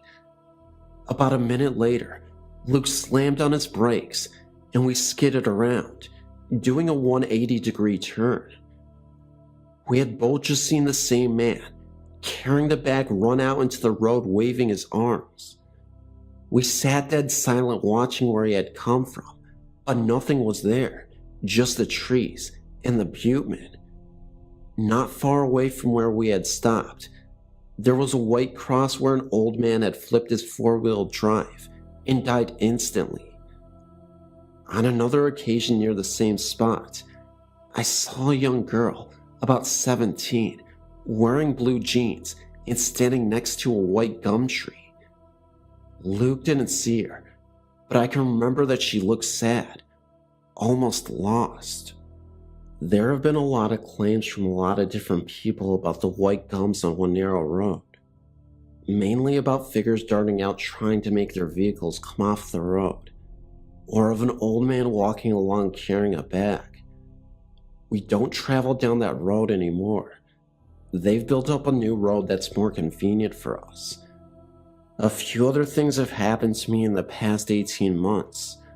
I just bought a new kitten not too long ago, and she is always very alert when she is in my bedroom. Usually, she will cuddle up and purr, or go to sleep, but in my bedroom, she can't settle down. A few weeks after we got her, Luke was working a night shift, and I was home alone in bed, because I'm not fond of being on my own in a dark house. I decided that my kitten would stay with me in my room until Luke got home. At about 11 p.m., I just finished watching a movie on the TV and grabbed the kitten and headed to bed to read a book. I was a few pages in when Lottie, my kitten, started trying to hide underneath my arm. At first I thought she was just getting comfortable, but that's when I noticed she was hiding. She then started to walk up onto me, looking up at the ceiling. Her pupils were huge, and her ears were back, and her tail was wagging angrily. I tried to settle her, but she started to follow something along the roof with her eyes. I looked up, but couldn't see anything, so went back to reading, although I was very uneasy. Lottie kept following this invisible thing for about a half an hour. Then she eventually went to sleep under my blanket. From then on, when I'm alone in my room, I always feel uneasy, like I'm being watched.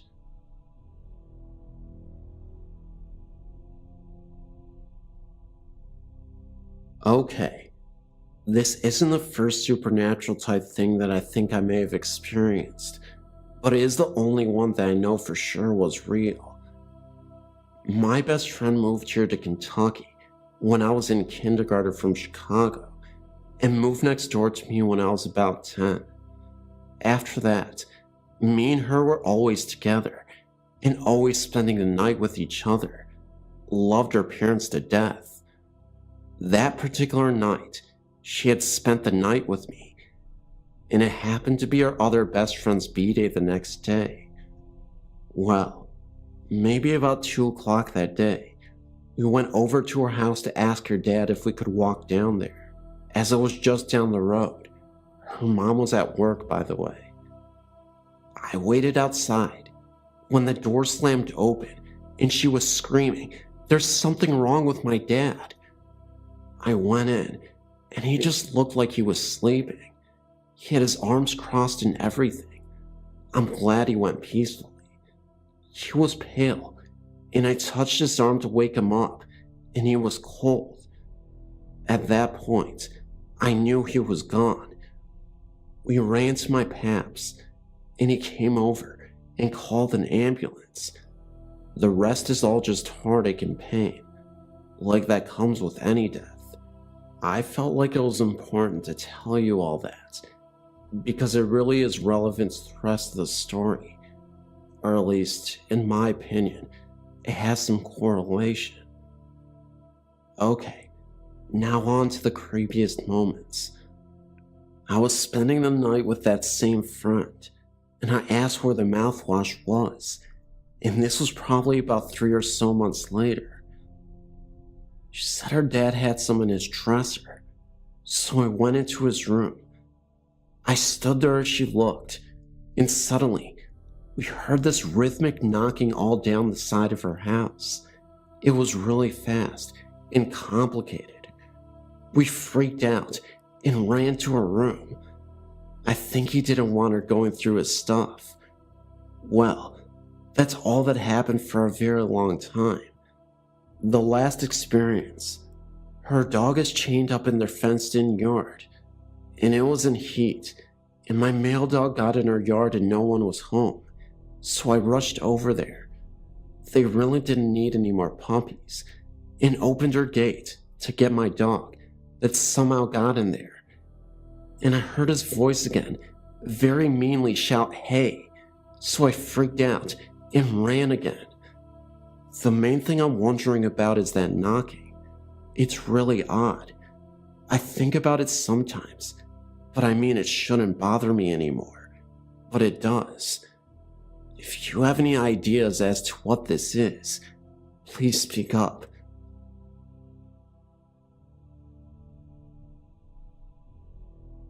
I live in a small residential neighborhood in western Kentucky. My family has resided in our home for 37 years. We're the first home to ever be built on this property, as the same with several other homes in the area. Since day one upon moving into the house, we have been plagued with numerous experiences that, quite frankly, can't be explained.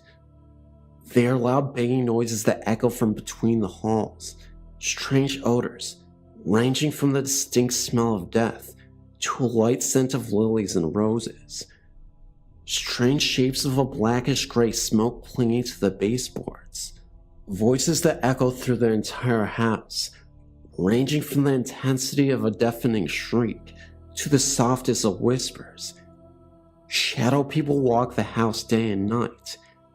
Strange bluish-green bars of light extend from room to room. Balls of light that chase each other around the ceiling. Full-body apparitions, plain as you and I. Things disappearing, sometimes returning in different parts of the home, sometimes never reappearing.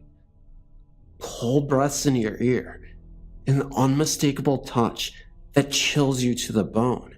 Several homes in our neighborhood have also stated similar events. Several of the people that have admitted strange occurrences in their homes have been very religious, God-fearing people, with no reason to lie about their situations. Something is happening here. Upon researching our area, it was discovered that back in the early 1700s, this area was an old Indian burial ground. In the mid-1800s, it was decided to put in a real cemetery. The old graves were destroyed, and the remains were disposed of. A new cemetery was started in its place. However, in the 1960s, it was decided to move the cemetery once again due to flooding issues, and a new subdivision was to be put in its place.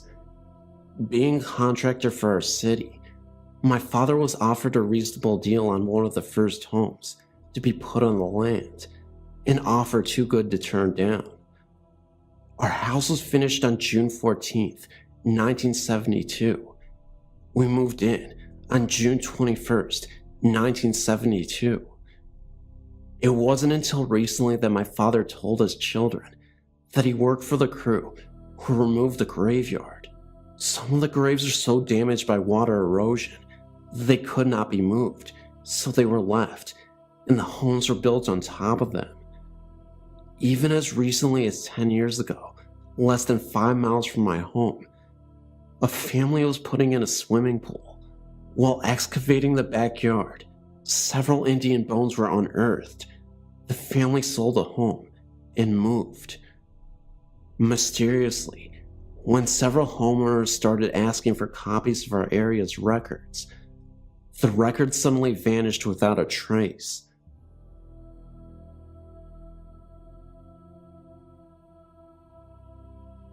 Here are 2 instances in which I experienced ghostly activity. They're not very long stories, but I think they're very interesting. So here goes.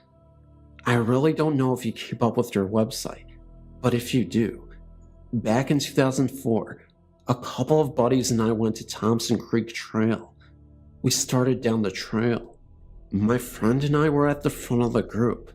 We had flashlights, and we were flashing them at all the really dark areas of the trail. We had passed an old-looking house to our right at the beginning of the trail. Shortly after, there was a curve in the trail, and in the bend of the curve, there was a tree. It was really dark at the trunk of the tree, so I was kind of scared, and I shined my light on it. The image that had projected from my flashlight was of a very tall man and was standing very close to the tree, and a shadow was cast onto the tree trunk. It is a fact that no one was in front of me. My friend had also seen the huge shadow of a man. I've been to a lot of places on your website, and this was the only one where I'd actually seen something, and it scared the living crap out of me. On to my next paranormal experience. For me, I've always believed in the paranormal, though I've never had any experiences of my own until very recently, including the one I just told you about. I met a new friend at school, and he told me his house had spirits in it. He and his family had all something happen to them, i.e., seeing figures, hearing voices, unusual odors, and poltergeists. They even hired a priest to bless the house, and also a psychic. I never thought I would have something happen to me, but me and my mates were watching a movie in his room, and suddenly out of the corner of my eye, I swore to God that I saw a shadowy figure in his mirror, and when I turned my head, it kind of stepped out of view. I thought this was weird, because usually I can tell if my eyes are playing tricks on me, but this time it just seemed different. Another experience I had was when I was on the computer alone, and my friend was downstairs. While I was on the computer, I thought I was hearing many voices, like the background noises you hear in a restaurant. I could hear very faintly. Now, because of these experiences, I don't like being alone in this house. What I want to do next is to actually try to do ghost hunting in this house. So there you have it, my 2 experiences. I hope you thought they were interesting, because they scared and terrified me.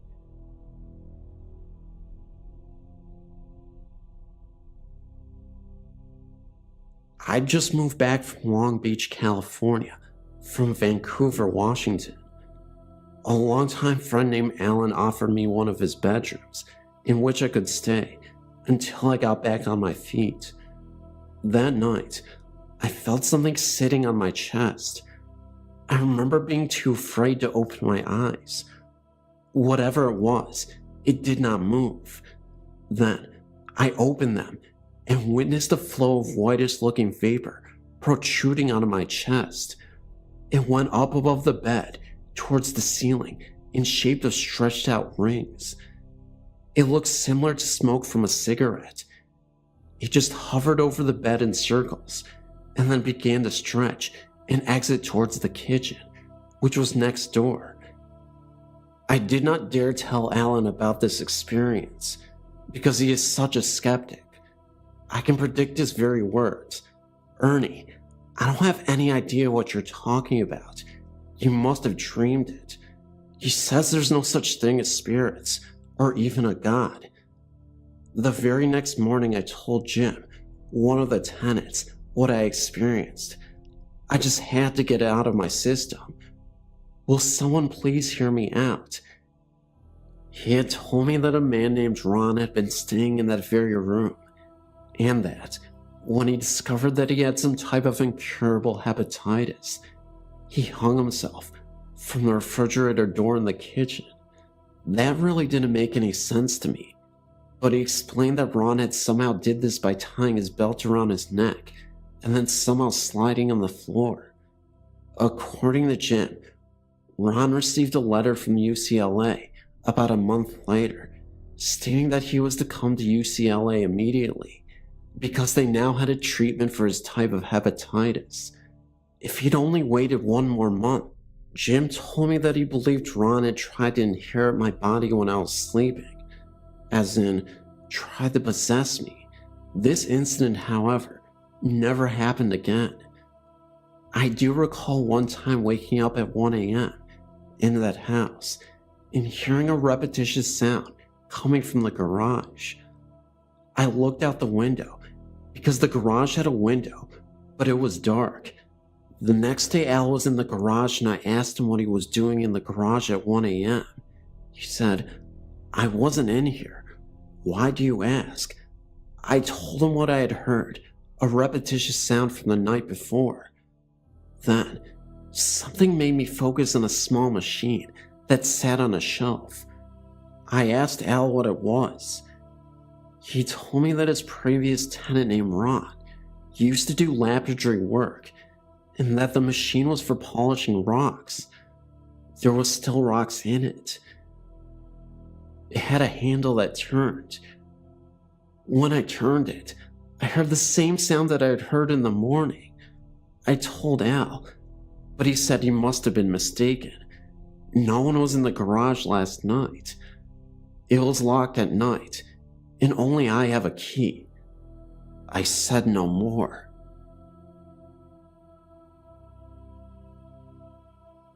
After my brother had died in his home, my family gave it to me to live in.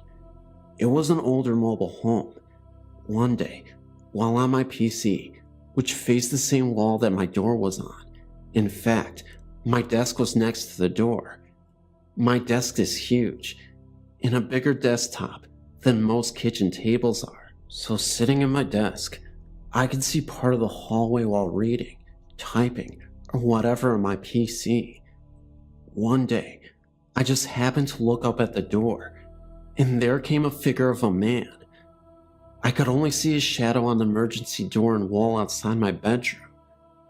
He was either bald or had some very short hair. I just sat there and stared for what seemed like several minutes, waiting for him to either come into my room or say something. It finally turned and seemed to go into the bathroom, which was on the other side of the wall, or went in the wall, towards the kitchen and living room area. They're both open, with no wall dividing them. I was there alone, except for my dog Chewy, who is very large, over 160 pounds. I got up to check it out, because from what I saw as a shadow, it didn't look like anyone I knew. I walked by the bathroom peering in, and he wasn't there, so I kept going. When I got into the kitchen, I saw Chewy on the couch, looking out the window at the kids who had just gotten off of the school bus and were walking home. He would have barked, even if he had known whoever the shadow was. He never made a sound. There was no one there, not even in my son's bedroom. I checked everywhere. If he had gone outside, I would have heard the door open and close. The only time my brother ever had short hair was when he was in the Marines. The only other person who had no hair or short hair was my father before he had died. The chemo and radiation treatments for cancer had done that, and both were dead for about 4 years, both dying about 4 months apart. So far, this has been my only encounter with a shadow person or ghost. I never really knew they could or would show up like this. This past year, my daughter who works in a nursing home was telling me they have seen shadow people there too. They seem to be only showing up in this one hall section. I believe she said it was where the patients who weren't doing so well stayed. One patient even complained about being there in that hall. He said they kept bothering him and wouldn't leave him alone. When they moved him to another hall, he quit complaining. He did eventually die several months later. I did see this happen on Ghost Hunters too, where they saw a man's shadow like a figure on a locker. They've mentioned shadow people a few times on there too. Now, I suppose you're wondering if I were scared. For some odd reason, I wasn't at all. I just wish I knew who it was. I know dogs have a sixth sense too, and I still wonder why my dog didn't seem to know he was there. Chewie had never met my brother or my father. Even if he knew them, he would have barked at being excited someone came to visit. I work in a nursing home and didn't believe in ghosts till I was offered a night shift position. One of the girls said that the home was pretty bad with spirits, but I thought because of my age, 19, she was just trying to scare me. I was walking alone after answering a buzzer past the dining room when someone touched my shoulder. I turned around and no one was there. I was convinced it was the other two girls, but they were in the lounge and couldn't have got there without me seeing them. Later, we were sitting talking when the door, which is a fire door and doesn't move, was slamming and opening for about a minute and abruptly stopped. We all got out of our seats, don't know why, and then a black figure appeared at the door and just stared at us for about a minute and walked off. The eldest girl went after it, so we followed, and no one was there. We sat down to calm ourselves because we were pretty freaked out by that, when the emergency buzzers started going off simultaneously from one room to 30, but there are patients who can't reach them, and others on medication, so we went and turned them off and checked our residents. We went to one lady who was dying of cancer, and I turned off the buzzer when my coworker said she was gone. We can only think this was her having a laugh because she was a great lady, or she was trying to let us know she was gone. That also wasn't the first time someone passed away before we were aware of it. I had a coworker once who could have sworn she was talking to an old woman at the clinic that had been at the nursing home for nearly a decade. This coworker had gone on vacation, and this was her first day back. There was a figure laying in bed, in a room alone. She was facing away from my coworker, and she had the door cracked open for a second to see if the woman wanted anything to eat. There was no response, so she figured the lady was just cranky and didn't want to be bothered. A few hours later, she went back to the room, and nobody was there. My coworker asked another why the patient was missing. The other coworker looked puzzled. Did nobody tell you that Miss Noble passed away in her sleep while you were on vacation? My other coworker said, well, then why was there somebody in the room a few hours ago? She found out that nobody moved into the new room since Miss Noble passed away. They tried moving a patient in there for a couple of days, but we would hear him scream bloody murder for no explicable reason. But again, they took him out right away, and way before my coworker returned to work. My coworker insisted that she saw a figure in that room, and that she wasn't tired or feeling unwell.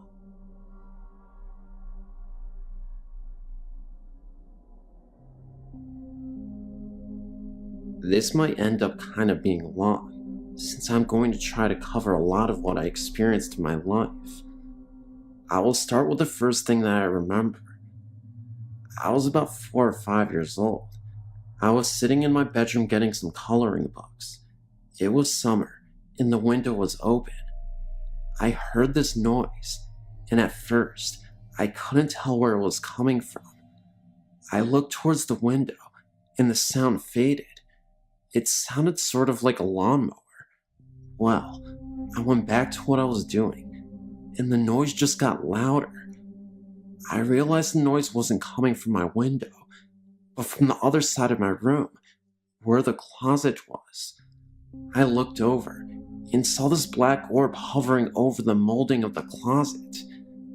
It was moving in this swaying motion, and the noise I was hearing came from the black orb. I screamed and curled up into a ball. I continued to scream until my mom reached my bedroom. She looked terrified and kept asking me what was wrong. Well, my little brain could only assume it was a black bee, which she didn't find amusing. She said she thought someone was trying to kill me because of how I was screaming. From that point on, I read everything I could get my hands on about ghosts. Nothing happened for many years after the first incident. My father was in the military, and we moved from Atlanta to Minot, North Dakota, my sophomore year of high school. I'm not going to get into everything that happened down there, since it was a daily occurrence down there, no matter where in town I was. In brief, let's just say the blacker than black negative things. Everywhere. Luckily, the people that I normally hang out with saw them too, so I didn't feel like I was going crazy. They ranged in height from being 1 foot to over 7 feet. There was one we nicknamed Split Toes. Keep in mind, there were more than one of them. I lived in Minot for just under 1 year, and I'll never step foot there again. On top of the shadows, there were many other things that happened, ranging from smells to noises to the absolute feel of being chased, the fear. My sister even saw them.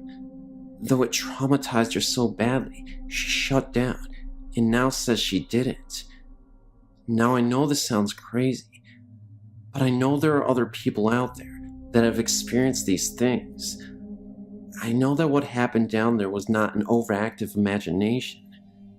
We all from time to time will wake up with cuts we couldn't explain, or have them appear out of nowhere, sometimes singular, sometimes looking like a tiny clawed hand had hit us, and rarely bite marks. We were told by a friend's mother to wear sage and little leather bags for protection. I still wear one, even though I'm back in Alaska. After Minot, things slowed down a lot. I had a few more experiences with the shadows. After a while, I had enough though. I yelled at them and told them if they agreed to leave me alone, I would pretend they didn't exist, and it has been pretty much quiet ever since. The last time I had an experience like that was out in Cooper Landing, Alaska, just a few years ago. I left Minot almost 8 years ago. My friend invited me and a few other people to her parents' cabin for the night.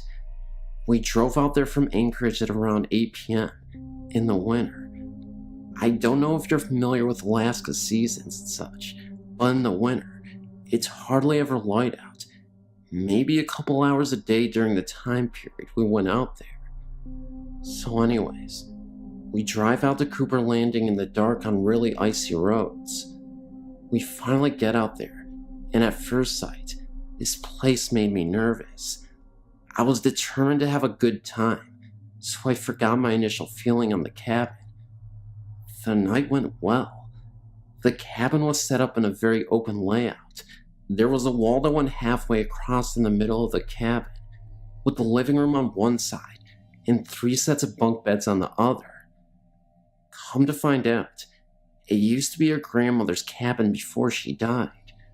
Well, we all decided to go to sleep. My friend and her boyfriend pulled out the futon in the living room and went to sleep. Me and my boyfriend were lying on the bunk bed, where we could look into the side of the cabin where the living room was. We were just talking, and then all of a sudden, we started to hear this noise. It started by the living room, but outside, and worked its way around the cabin. But the noise would continue to come from everywhere it had already been. It was sort of like wailing. It reminded me of what a banshee might sound like. I was really freaking out and asking my boyfriend what the hell that was. He said it was a ghost crying. I looked out to where the living room was, and this thing started to appear, starting at the top and kind of whirlwinding down. My boyfriend saw it and leapt to the bunk bed directly across and was freaking out. I started demanding he go and turn the light on. It wouldn't stop until he did. Finally he did, and the thing disappeared. My friend woke up and told us things like that always happen out there, and we just needed to get used to it. I was really upset she didn't tell me. Neither me or my boyfriend could sleep till it got light outside. Nothing else happened that night, but I have no desire to try my luck again. Since then, I haven't had any encounters with anything that appeared as a shadow. I've seen ghosts that appear like people look, in color, and they don't scare me at all. I'm not sure what the black things are, and I'm not sure I want to know. I do know that as long as I don't think about them, I don't have any problems with them. Oh, I almost forgot. Oklunta is a really creepy place up there. Not the cemetery, but the village, or what's left of it. I only got to spend about 15 minutes out there, but that was more than enough to feel it out. Very bad vibes out there. And as we were leaving, I saw something back in the trees. As soon as I looked at it, it darted behind a tree. It was dark out, so I didn't know what it was, but it didn't look like a person. And when we were driving back to Anchorage, on the outbound side of the highway there was an accident, and this huge bull moose was on the side of the road dead. But none of the vehicles looked like they had hit it. A moose hitting your car would crumple it like a soda can. Well, that's all I have for this morning. Maybe sometime I'll go more in depth about my experience in Minot, but not yet. I don't like talking about it when it's dark outside.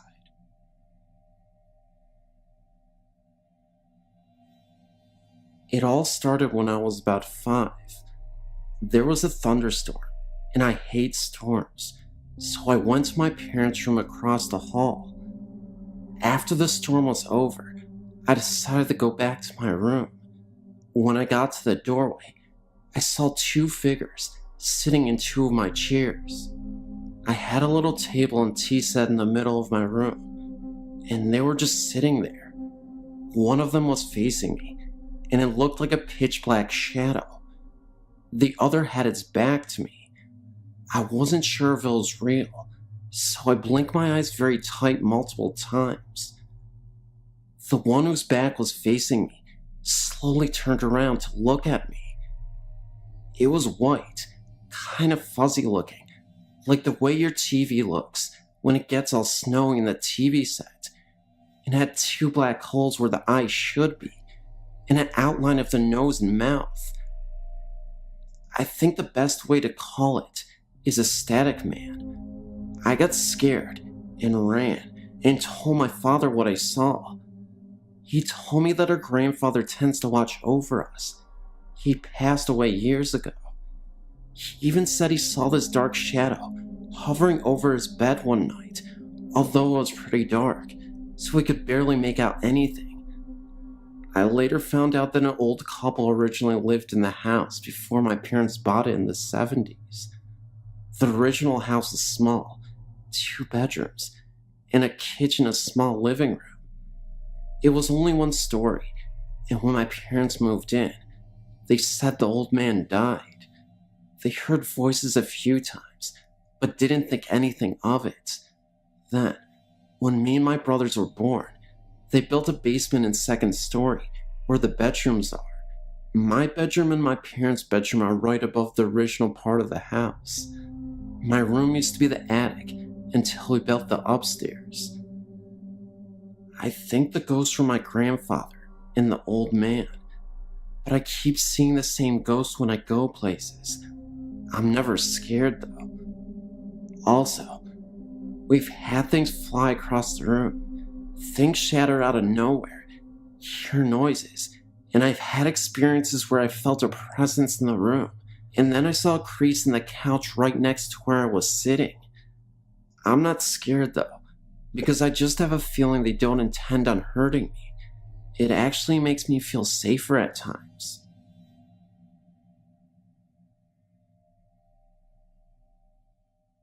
Hi, I've enjoyed your website and wish to share one of my experiences. This is all true, and if you have any comments about ghosts or questions, please feel free to email me, as I'd like to know what it might have been. When I was 12 or so, I had a strange experience. I was playing with my friend in the woods near the Quibbin Aqueduct. This is in Wayland, Massachusetts. We had to take our neighbor's police dog on our adventure, looking for the Indian artifacts. On a hill that was gravelly, I found what I believed to be an arrowhead. After showing it to my friend, I stuffed it into my pants pocket and moved to a new spot with the dog. He began to wind towards some bushes about 20 feet away.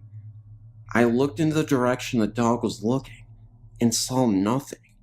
Figuring it was a rabbit or squirrel, I let the dog off his leash. He began barking and ran into the bushes. My friend joined me, and we called the dog back.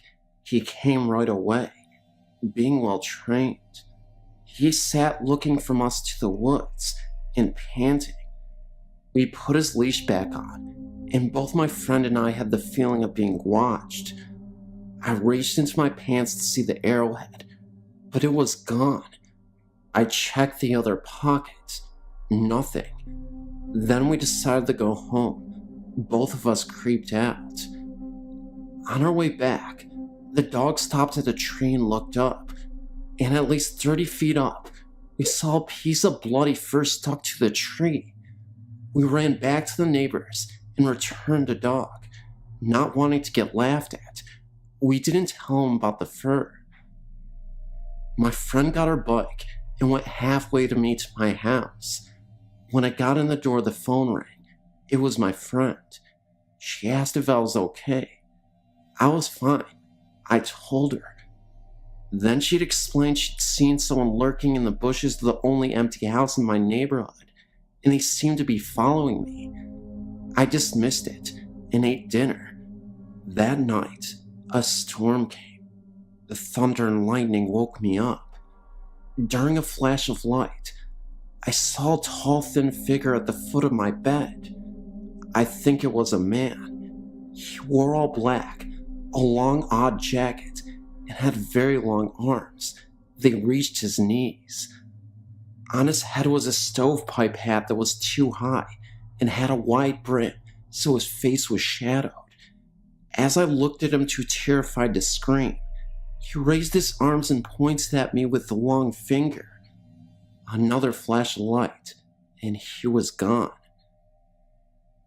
In the morning at school before homeroom, I asked my friend to describe the person she had seen the day before in the bushes.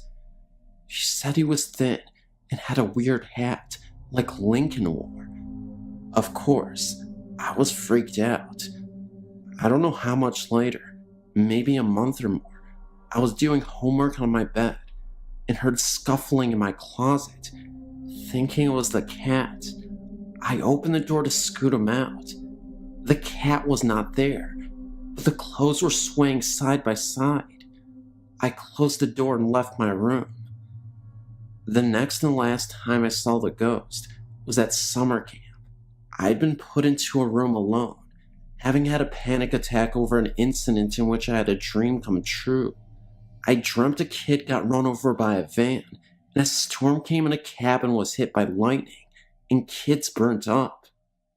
That day, we were teamed up and competing for ribbons. One event was the van pull. A team of kids were pulling a van. A kid fell under, and the van went over him. He was unhurt, but the license plate made a dirty mark on his back. I got scared, and then it began raining very hard. Everyone headed to their cabins. It began to lightning, and I lost my mind. I'd confided my dream to my friend that morning, and as she tried to tell the counselor, I was crying and trying to warn the people about the fire I believed to be about to happen. The counselor locked me in a room, alone. A blast of thunder and lightning hit and blew the outside door open. Rain poured in, and in the storm stood my ghost looking in at me. I screamed and slammed the door shut. Luckily, fire never happened. I never saw the ghost again. I often wonder about it, and as scary as it was, it never hurt me. Please note, I know the story sounds far-fetched, but it isn't. This really happened.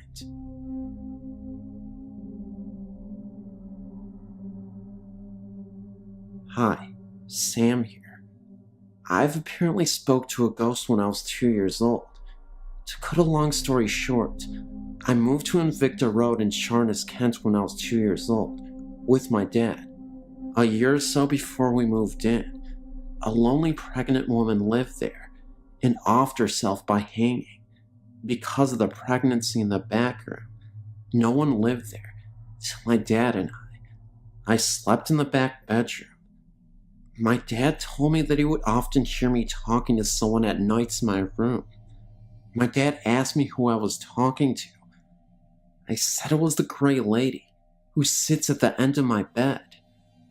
My dad then met my stepmom, and she moved in with us. At nights, sometimes my stepmom and I would sit alone, and she'd hear walking around upstairs and things being moved about. It was so bad, one night, that she went over to her parents' house to get them. They brought their dog over. The dog started growling and barking for no reason. My dad moved me out of the back bedroom to another bedroom when I started to get upset and not sleepiness. Dreams and anxiety are my main feelings I get. I can't walk through a graveyard without getting anxiety, and I also smell a really musty smell that no one else seems to notice. It's so intoxicating that it makes me feel like I'm suffocating, and it makes me feel sick. Sometimes it makes me wonder whether I still have this woman following me. When I was 14 years old, I was living in the heart of San Fernando Valley with my parents and my younger other, 13 years old. We lived in a typical 3-bedroom tract home in the picture of suburbia. My parents decided to put the house up for sale and move to a bigger house, and that's when all hell broke loose. There's a space room attached to the garage that used to be painted all these psychedelic colors and bizarre symbols that we covered up with white paint. Soon after the house was listed on the market, we had some rain and my father noticed the ceiling in the shed was sagging from water damage, exposing the wooden beams underneath, so we tore it down. Strangely enough, lodged among the beams, we discovered a pair of binoculars, some commemorative coins from an Apollo space mission, and a cheap watch. Nothing of any particular value, except perhaps sentimental. But all of us felt a collective chill go down our spines as we wondered who these items belonged to, how they managed to get above the ceiling, and why anyone thought they were worth hiding. Soon after, my mom received her monthly bank statement in the mail and noticed a couple of checks that were not written by her, but someone had signed her name. Puzzled, she picked us up from school and asked us about it on the way home, but neither of us would ever forge a check, so she went to retrieve the check to show us, but both of them were missing from the stack. Pretty soon, all of our personal items began to disappear and reappear in the oddest places. At first we thought someone was playing a practical joke, or that one of us was responsible, and the accusations began to fly. But some of the events that took place were so mind-boggling, we became sure that no person could be responsible. One antidote. My mom and I came home after grocery shopping, and as we were unpacking the groceries, we discovered that a whole bunch of non-food items had disappeared, even though we specifically saw the checker bag them.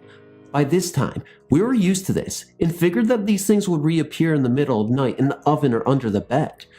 My parents then went out to run errands for a couple of hours, and I settled myself to a long gab with my girlfriend. As I chattered, I idly opened and closed one of my desk drawers. It was completely empty, but when I closed it and opened it a second time, I saw a bottle of shampoo lying inside, the same bottle of shampoo that was missing from our groceries. I told my girlfriend what was going on and closed the drawer after removing the shampoo, bracing myself. I opened it again, and this time there was a tube of toothpaste. Astounded, I tore out the other two drawers and peered below the drawer, looking for any explanation of this phenomenon. Even stranger, my top drawer is a lockable drawer, so since it's closed, it's completely inaccessible from behind the desk or below. Wanting a witness to verify that I wasn't hallucinating, I called my brother in, and without explaining anything, I showed him the empty drawer and closed it. I opened it, and inside rested a 6-pack of Ivory soap. He freaked out and ran screaming out of the room. At this point, I was too excited to be frightened, so I continued to open and close the drawer, and sure enough, each time a new item appeared, sometimes two. I even requested some specific items, like my nail polish or hair gel, to materialize, and it did. After every single missing item was retrieved, I stared at them all lining up in my desk in excited wonder, and then the awareness of what just happened hit me. I began to wonder if this thing, ghost, or whatever it is, can dematerialize and teletransport these items. There's no telling what else or who else it could be doing the same to next. Gathering up my hard-won toiletries, I joined my terrified brother on the front doorstep and waited for my parents to arrive. My girlfriend came running down the street to keep me company as well. This is just one of the many bizarre, implausible yet true events that my family and I have come to live with for the next 5 years. Certain things like cash were always missing no matter how closely you kept it against your body or how carefully you hid it. Important documents, term papers, school books always managed to disappear when you needed them most. This ghost was clearly present and knew what was most important to you and most inconvenient to steal. No matter how many times we moved, this presence made our lives miserable, but with each passing year, as my brother and I got older, the activity slowed down. By the time I left for college, there were only 2 incidents I can recall, and now that I'm married and 27 years old, nobody in my family has been affected. I could fill a book with all the things that happened, but if anybody out there can offer an explanation for a kleptomaniac ghost or has any similar experiences, I'd love to hear from you. Oh yeah, I've never heard or seen any physical manifestations other than things disappearing when I was looking the other way. Thanks for reading. So I'm sure you heard of the great witch city Salem, Massachusetts. If not, let me enlighten you. The witch trials of the late 1600s took place in Salem, Massachusetts, in part of what is now known as Denvers, Massachusetts. Due to the colorful history and the presence of many new age types, Wiccans, warlocks, etc., Salem has an abundance of strange and frightening stories to share. Here's one that I personally was involved in that took place in the summer of 2002 when I was 19 years old. One of the oldest cemeteries in Massachusetts and Salem's first cemetery, Old Burial Hill, is a tourist hub during the early fall months, but during late summer, it is empty except for passerbys and local kids, like ourselves. My best friend, her brother, their cousin and I had spent the day riding our bikes around, shoplifting, smoking cigarettes, and generally being a nuisance to the Bay State. We decided to cop a few 40-ounce and called it evening in the back of the graveyard. We had enough booze to give us a nice silly feeling, but not enough to cause visual hallucinations.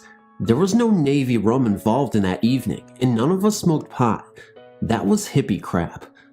Dusk turned to dark, and we were cracking jokes, wrestling, and planning where to get more beer, when suddenly, the mood changed. Chris, my best friend's brother, began to tell us about a ghost that supposedly haunted the graveyard, and how his friend's sister, cousin, or someone like that had seen it last April. We were all spooked but didn't show it. Instead, we called his reliable source a wuss. Chris got annoyed and stormed off to take a leak. Me and Bianca and her cousin sat in silence, listening to Chris shuffle around. Suddenly, Chris came bolting from the corner of the graveyard. He jumped practically on top of us and sputtered out what was wrong. Jesus Christ, there's a dude, a frickin' dude. Yeah, so? Bianca scoffed. There are lots of dudes in Salem. No, in the tree, like hanging. Chris was visibly shaken and not generally an easily scared guy. Bianca looked at me and Andrew looked at Bianca and I looked at Chris. What? Chris began to crawl towards the tree he claimed the man was hanging in and mentioned for us to follow. I don't know why he had to crawl, but we all followed suit. From where we sat, the tree was not really visible because a building was directly behind it, Roosevelt's Pub and Grill. Chris led us to the spot he had gone to relieve himself, and from this angle, the tree was silhouetted against the purplish sky above the harbor. It took me a second to register what I was seeing. There was something on the largest bottom branch swinging. The tree was huge and very old, and by itself scary, but now, sure enough, a figure swung very slightly. I didn't think it was a ghost, and turned to Bianca, who at this point, like her cousin, was frozen terrified with a free hand covering her mouth. Should we call the police? I hissed. Chris answered for her. We don't need the damn police for this man. And something told me he was right, and something told me we should definitely leave.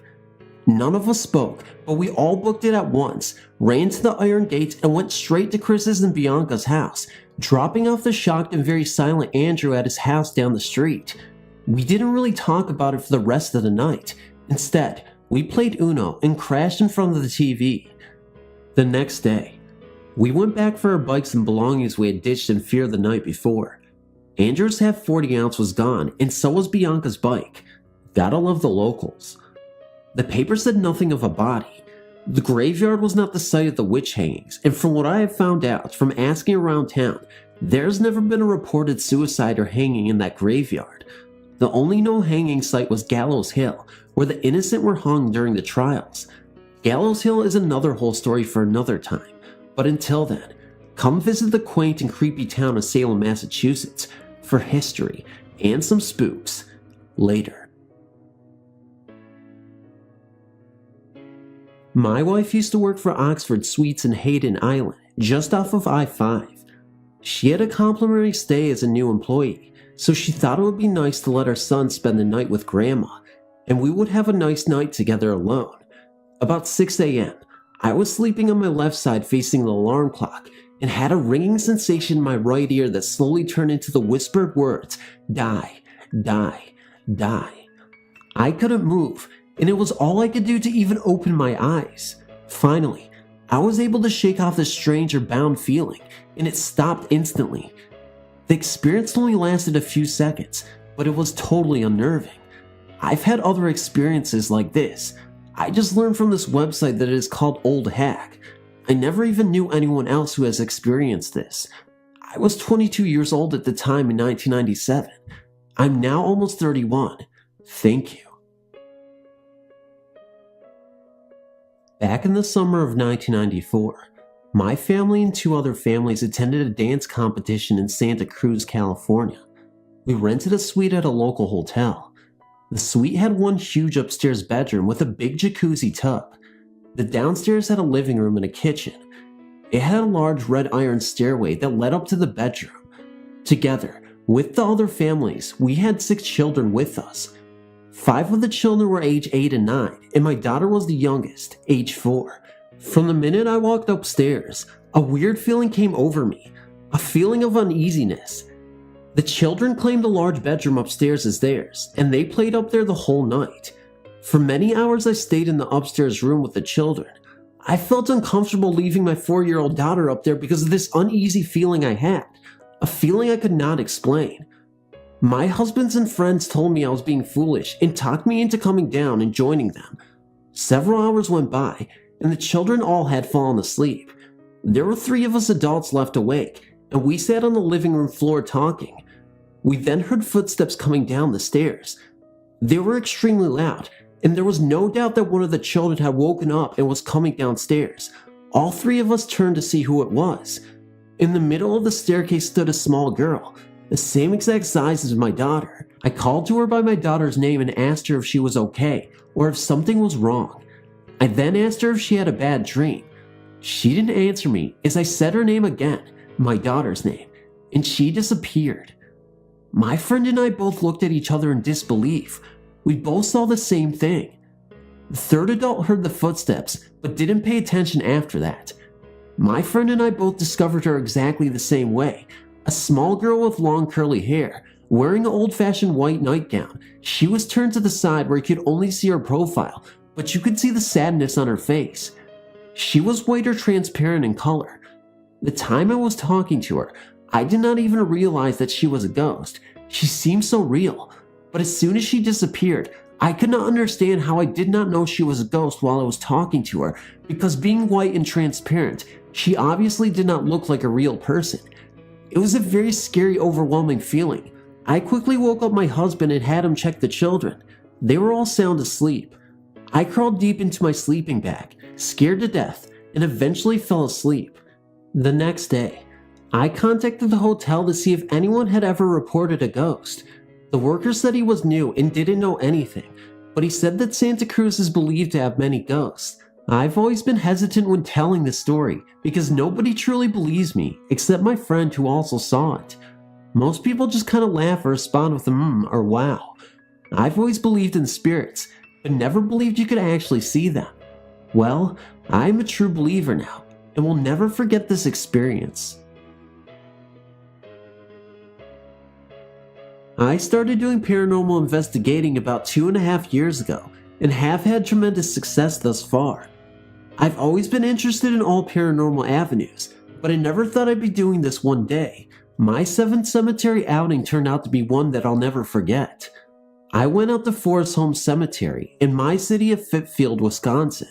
It goes back to around 1850-ish and is centered in a wooded area, which makes it kind of intimidating to venture into at night. But being the persistent risk taker, I went anyway. I ended up bringing a good friend of mine along, just in case. We started out exploring the front of the cemetery and kind of copped a feel for our surroundings, making sure we are aware of the obstacles in our way, gravestones. After that, we headed out towards the middle of the cemetery, armed with only a camera and a flashlight.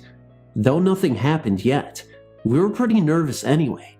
So we went over the entire cemetery taking pictures and hoping to see something strange. We didn't see anything strange that night, but something did happen that scared the hell out of us anyway. I was ready to call it quits for the night, but there was one more area we hadn't quite covered. Now, in this particular cemetery, I don't like going in the very back, not even during the daytime. It just gives me a strange, unwelcome feeling. But that night, for some reason, I thought it would be worth it.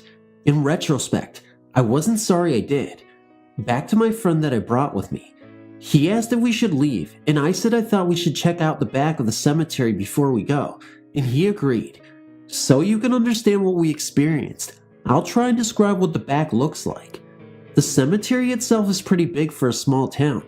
There's probably around 1,000 people buried there, and it's set in the woods, as I mentioned before. In the very back there's a road, and on the other side of the road is a huge field. At about 100 to 150 feet into the field starts the tree line.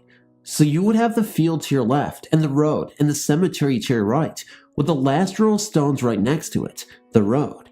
As we made our way onto the road and walked down, maybe about 5 to 10 feet, all of a sudden, and I still can't fully explain it, there was a very loud growl that seemed to reverberate all around us. I must have jumped at least 3 feet into the air because I literally landed on my friend and just about knocked the flashlight out of his hand.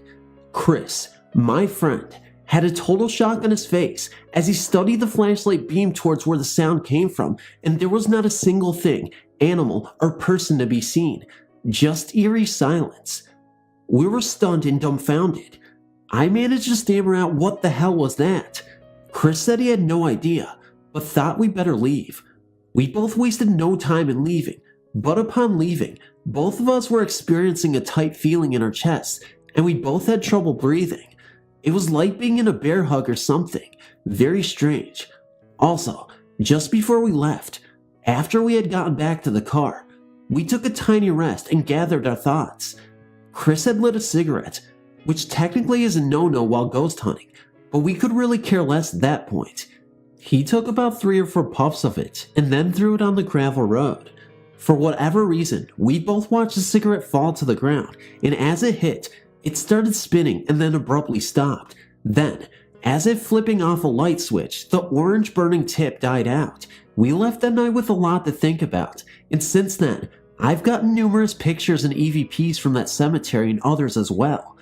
I'm not as scared of ghosts as I once was, and I consider them to be just like us, only a little different, obviously.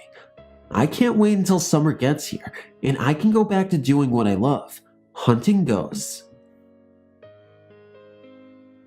Okay, this is kind of a long story. It happened when I was on vacation from Chicago, visiting my cousins in California. My cousins have a huge backyard and have a basketball court in it. They also have a tree house that is complete with electricity, TV, and a PlayStation. So me and one of my cousins named Danny were playing basketball. It was late, and it was beginning to get dark outside. But while we were playing, Danny's brother, Mike, was in the treehouse playing PlayStation. After we balled it up for a while, we heard Mike screaming at us through the treehouse window saying, "Damn it guys, stop shaking the fort." We simply looked at him in confusion because we were at least 30 yards away from him and didn't even touch the legs of the fort. We just continued our game until it became too dark to see. We noticed that Mike had left the fort, so we went in to play some video games. We played a game until we started to feel some shaking. We yelled at whoever was pushing it to stop. It instantly stopped and we continued. About 5 minutes later, it began shaking again. I went out with a flashlight and looked under and around, but saw nothing. I looked at the direction of the house, which was far because their backyard is so big, and saw that Mike and the rest of the family were in the living room. Kinda freaked, I climbed back up the ladder into the fort. We started playing a board game when we saw that the fort's security light went on, which meant that something was near. We briefly froze, staring at each other and both noticing the fear in each other's eyes. Danny went and peeked through the window but saw nothing, even with the help of the security light. I told him that it was probably some animal. He responded by telling me that the light only detects larger things, such as people. I told him to stop worrying, and we got back to our game. After a while, we got bored and decided to go back to his house. Danny got up and tried to open the door. It didn't even budge. "The stupid thing is jammed again," he said, as he pulled out a belt from behind the door. He must have had this problem before because he had a method of solving the problem. He wrapped the belt around the doorknob and began to pull as hard as he could. He looked so confused and frustrated and told me that it should be opening easily. I helped pull it, but still, it didn't even budge. It was as if someone was holding it from the outside. Sounds crazy, right?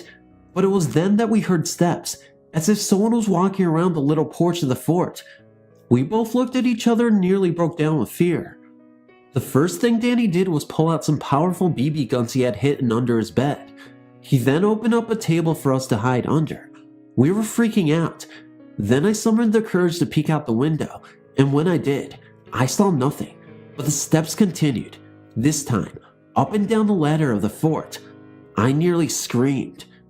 But being the optimistic and fun-loving guy that I am, I took advantage of the situation to scare Danny and joke around. I kept peeking out the window and screaming as if I saw nothing, just to freak Danny out. But then, he retaliated. He grabbed the string hanging down from the window curtains and tugged them as hard as he could, causing the curtains to go up, shooting up and exposing the whole window. We both sat under the table in fear, thinking of what to do. After a few minutes, the security light went on again. We sat in silence, watching the light that reflected through the window and onto the wall of the fort. That's when we heard footsteps coming up the ladder again.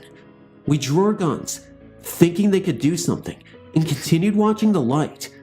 A few seconds later, for a brief moment, a shadow passed through the light, sending a terrifying chill through our spines. We looked at each other blankly for seconds until I spoke, telling Danny that we have to get out of here. I slowly reached out from under the table and grabbed the string to close the curtains. Once I did, We got up and cleaned everything up so we could be ready to run like hell out the door, but the door still wouldn't open. I knew for sure that something was preventing us from opening it. I then got annoyed and my anger took over my fear. I began pounding on the door, screaming cuss words and saying, "Let us out." After my tantrum of screaming and swearing, the door simply slid open with a single pull. We ran out, shut the door, jumped down, and ran like madmen towards the house. It was later that night that my uncle, Danny's father, told us that the fort was built upon an ancient Indian burial ground. I knew whatever happened that night was for real. So that morning, once it was light out, we managed to force ourselves back into the fort. We began discussing whatever went on that night, and our paranoia caused us to keep looking out the little holes in the curtains. But when I looked, I saw nothing. I can't really explain what it was. It looked like a dark figure, or an orb, but it had the physical structure of a person, arms, legs, and hand. It was crouched down behind a skinny tree. I shot my head back and told him to look. He said he saw it, but then, when I looked again, it was gone. Whatever happened that night caused me to believe in supernatural spirits, and I will never forget it. Thanks for reading. This was around the summer of 1990. My best friend lived about 4 blocks away from where I lived, and I usually walked or rode my bike to his house when we hung out. We were pretty young and pretty wild, and we'd seen our fair share of weird stuff growing up. Long days and late nights of exploring the neighborhood and seeing what kind of trouble we could get into. Growing up in the city, there were some rough neighborhoods around, and I had a very specific route of back streets I took home each night. Still, I knew to always be on my guard and aware of my surroundings, just in case. One night, as I was walking home from my friend's house, I encountered something I could never have prepared for. It was well after midnight, probably closer to 2 a.m., when I was casually strolling down the middle of the street on my way home. There weren't really any cars on the road at that time, so I walked right down the center line of the street. As I said, even though it was quiet and I knew the neighborhood, I always kept my eyes and ears open for signs of trouble. Rival groups of kids who might want to claim the area as turf were always a concern. As I made my way down the road, I began to get the feeling that I wasn't alone.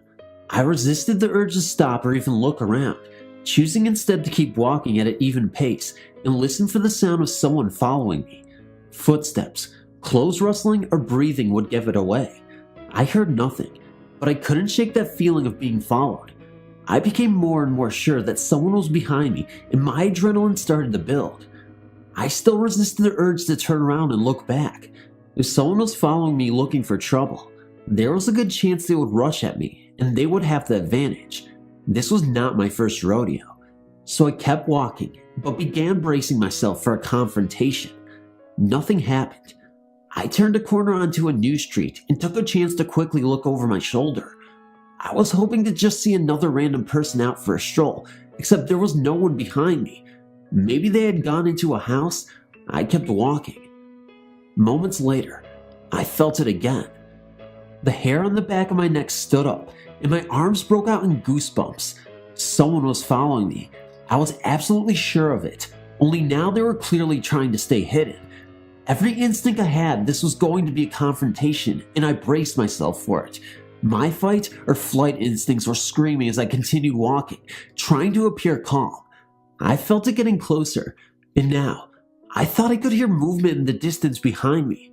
Finally, I decided it was time to turn and confront my follower. I balled up my fist and quickly turned around, ready to act. Again, there was no one there. My eyes searched for signs of movement among the curbside trees and among the handful of cars parked along the street. Nothing moved around the cones of light being cast by the street lamps. Still, I knew someone or something was out there. I stood there for what seemed like forever, determined to wait out the hiding stalker. I couldn't believe they were staying hidden for so long without peeking out to see if I was still there. I thought to myself, what the hell is going on here? After another minute of watching and waiting, I began to wonder if I imagined the whole thing. I was about to turn around and keep walking towards home. Then suddenly, about 50 feet away, I caught the shape of someone running out from behind a car and darting behind a tree. Again, my adrenaline surged, and I was caught between wanting to run for it and being frozen with panic. I kept my eyes fixed on the tree that the shadow ran to, waiting for him to make another move. Nothing happened. The tight knot of apprehension in my stomach began to melt and was replaced with anger. Who the heck was this guy screwing around with me in the middle of the night? Without thinking, I yelled out, "I know you're there, you coward! Step out and face me!" From behind the tree, what I can only describe as a vaguely human shape mass leaned out from behind the tree.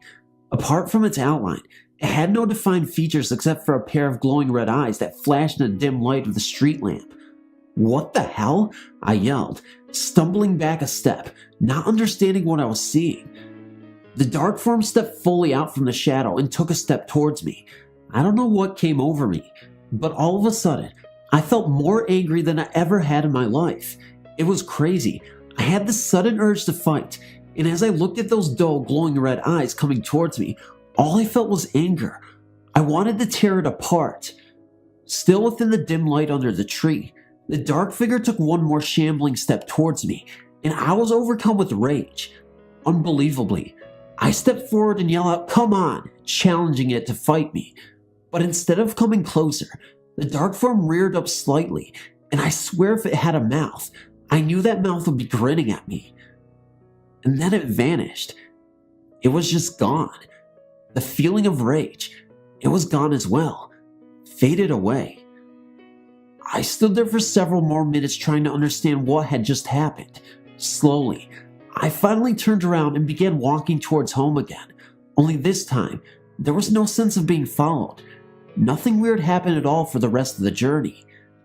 Night after night, I walked that same path home, always wondering if that red-eyed entity would return, wondering if I would be confronted and experience that same crazy rush of anger, but it never came back. I've never told anyone this story because, well, who would believe it? Thanks for listening. I have a strong interest in ghosts. Not that I always have, but I gained it recently. I'm a sheriff's deputy in Arizona. In a large city with a high crime rate, if you're a cop, then all of your friends are cops. I went to the police academy with a guy named Jeff. He was a short, stocky kid about my age. We were the only ones in the class who were the same age, so we bonded. We pushed each other through the academy. After we graduated, we were surprised to find that we would be working in the same district on the same shift for the same supervisor.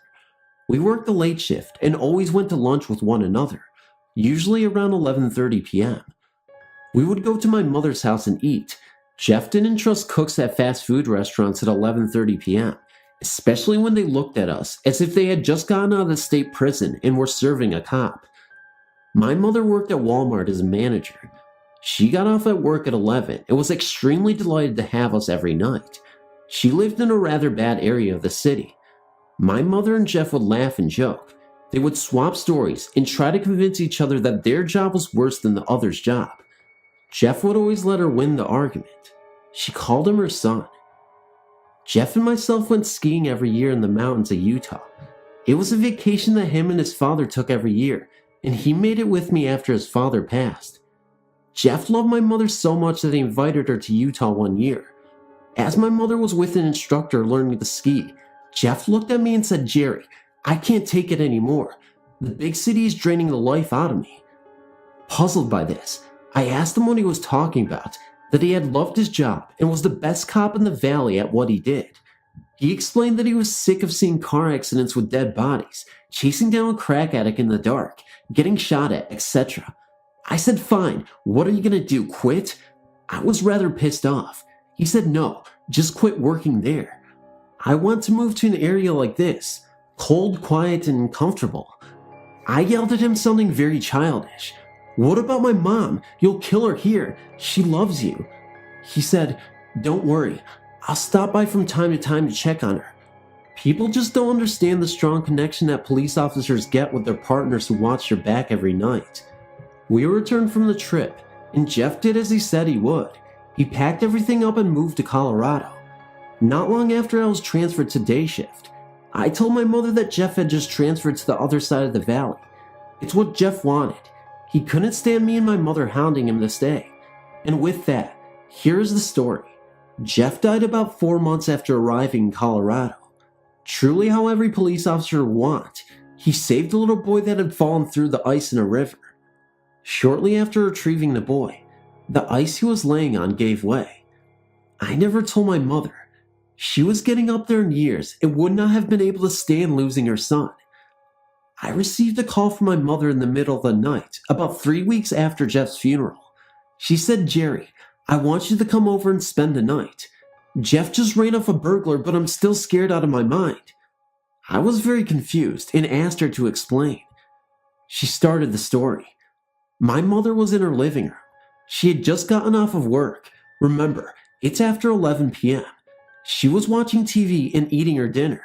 From the other room, she heard the sound of metal grinding. She got up and went into her bedroom and seen that there was a man at the window with a screwdriver trying to get in. She ran back to the front room and picked up the phone to call 911. There was no dial tone. My mother said at that moment she just panicked. She had remembered that I had told her that burglars who break in to take things usually don't cut the phone line, but burglars who plan on hurting or killing someone do. She started to scream, "Help! Help! Help!" over and over. At that moment, she heard a loud crash and some thumping around.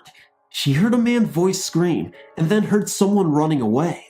She stood there, unable to move, not knowing what was going on outside. Bang, bang, bang from the door. Still, my mother didn't move. "Mrs. Smith!" She heard someone call her name from the outside. "Yes, who's there?" she yelled. "It's me, Jeff." She opened the door and seen Jeff standing in a blue uniform. Weird, because we wore brown and tan uniforms. "My God," she said, "thank God you're here. Did you get him?" "Nah, but he won't come back, I promise. Come inside and get something to eat. You look tired." "No, I need to get back." "Okay," she said, "but keep an eye on my house for me. I'm calling Jerry to come over." He said, "No, don't do that. I'll keep an eye out." I raced to my mother's house in a panic. I didn't know whether to be scared or mad at the burglar, or just that my mother had seen someone else. I got to my mother's house and ran in. She was still visibly shaken from the burglar. I sat down next to her. I grabbed her hands and placed them on my cheeks. I started to cry and told my mother, "Jeff is dead, Mom. He died over 3 months ago. I couldn't stand to tell you." She refused to hear of it. She explained that he was just here about an hour ago. I explained that Jeff did not want her to try and stop him from going to Colorado, so he had forced me to lie. I went on to explain that Jeff had promised me that he would look after her, and he was fulfilling that promise. My mother collapsed and laid on the couch all night crying. I found out that Jeff was in a blue uniform that night because he had been buried in a blue uniform, the color he wore in Colorado. My mother figured at the time he was working something like a special gang unit or something that night. I will never forget Jeff or what he did for my mother when he was alive and even after. It should show how much a promise is concrete in the heart of a respectable man. So every year when the time comes, when Jeff and his dad used to go on their ski trip, I go to his grave and I think about him. I thank him. I thank him for the times he had saved my life, times he saved strangers' lives, and the time he saved my mother's life. May God hold you in his arms. Thank you for reading. Whilst in the army, I've posted too many a place, but nothing like Hammersmith Barracks, Hartford, Germany. Originally a Nazi camp back in the Second World War, the camp has a lot of history to it. The buildings in the actual camp are actually like the ones in the film Buffalo Soldiers, just to give you some idea. I arrived there in September 2004 and thought nothing of the block at first glance, but one thing that would puzzle me was in the basement. There were still the old steel cell doors of when it was still occupied by Nazi Germany. What were such doors needed for? Anyway, as time went on, I started to find out some very interesting facts about the camp itself. Like one, for instance, was the cobblestones which were very subsided. Why hadn't those been replaced? Well, the reason why was due to the fact that when occupied by the previous owners, they took it upon themselves to bury the dead underneath the road, then brick over the bodies. I kid you not. Anyway, that's just the inside of the history of the camp. There have been various sightings, and people have heard noises which mostly occur at night. There used to be a small corridor situated on the second floor where the females lived, and in this time, they have reported on numerous occasions of seeing a young girl aged about 8 or 9. One girl states that she would sit on the end of her bed while she slept, and when she awoke, she would find a dark body-like shadow of a young girl with long hair watching her. There were also talks of this ghost when she returned to the UK. On leave for 2 weeks, the room was adjacent to hers, which at the time was occupied by 2 other females, when they started noticing that a dark shadow would enter the room during the nighttime, and things would be moved from one place to another. When the females were moved out of this block and males were moved into this corridor, all the strange things happening stopped. I'm no expert on this matter, but I believe maybe the young girl felt a motherly love or connection to these females. I, on the other hand, was living at the opposite side of the block at the time, when I found myself awoken one night by a noise. When I was fully awake, there was total silence, and immediately thought to myself that I must have been dreaming. I got out of bed to go to the bathroom, which was only down the corridor from my room. Just before entering, I could hear a voice, which seemed as if it was talking to themselves in a foreign language. I entered thinking that maybe someone may have just had a little too much of a drink that night, and I found the bathroom deserted, and the lights were all switched off. I was shocked, and turned the lights on immediately to find a dark shadow moving from one side of the room to the other. It was the strangest thing I had ever seen. Well, I'll tell you now, I did not use that bathroom that night. I decided to go on to a different floor. Shortly after that, I returned back to the UK, and so I did not have to undergo any more midnight hauntings. Thanks for reading. I've always believed in ghosts, witches, and the paranormal, etc. My grandma has always been involved with ghosts, and it seems that they always follow her. I now think that I have one following me. Anyways, to the story at hand. It was a few years ago. I was about 17, and I was having my best friend and my cousin over for the night. It was only us, my mom, and 2 younger sisters were visiting my aunt in another town. Well, that night we were in my room, and when the door is open, you can see the bathroom across the hallway. Also, with the way my bed is set up, you can see into the hallway when sitting there or lying there on my bed. My cousin Destiny got up to go potty. Sam and myself were lying on the bed watching a movie. I heard the bathroom door open, and I looked over, just as Destiny came running back into the room looking scared. Sam and I looked at each other puzzled, then asked what was wrong. Destiny said that when she had gone into the bathroom, she had leaned over the sink to start brushing her teeth after going potty and washing her hands, and when she stood back up, it felt like someone was behind her watching her in the mirror. I'm getting chills just thinking about that day. Well, Sam was like, yeah, right. She is not a big believer in ghosts, I don't think, and me, being a believer and wanting to help out, got up to go to the bathroom to show Destiny that she was just tripping and that there was nothing wrong. Destiny stayed in the bathroom and watched as I walked across the hall to the bathroom. Well, right before I went to step over the threshold, I stopped, dead in my tracks, and for some reason my body froze and refused to go any further into the bathroom. I was a bit creeped out because I hadn't ever done that before.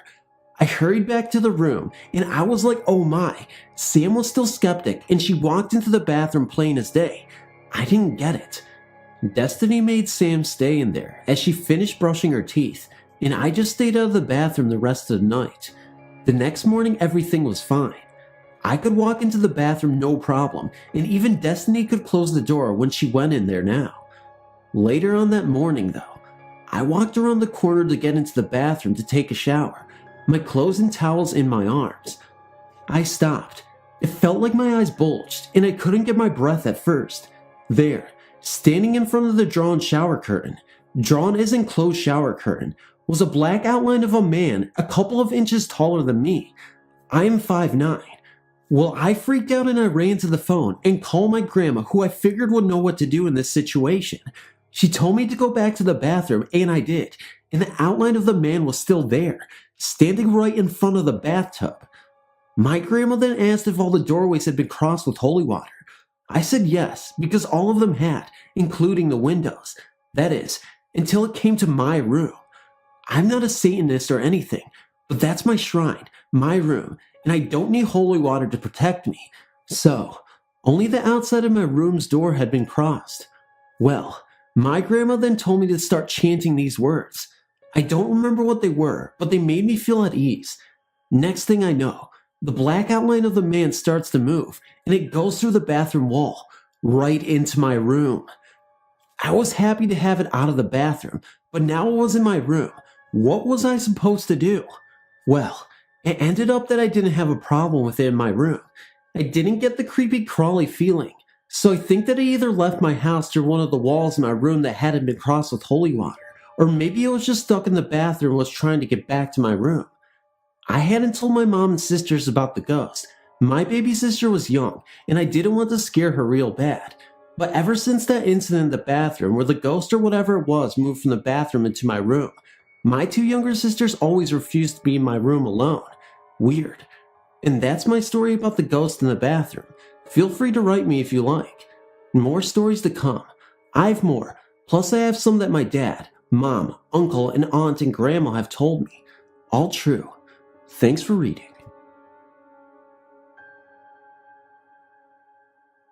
I grew up in an orphanage, having lost both my parents in a car accident when I was 6 years old.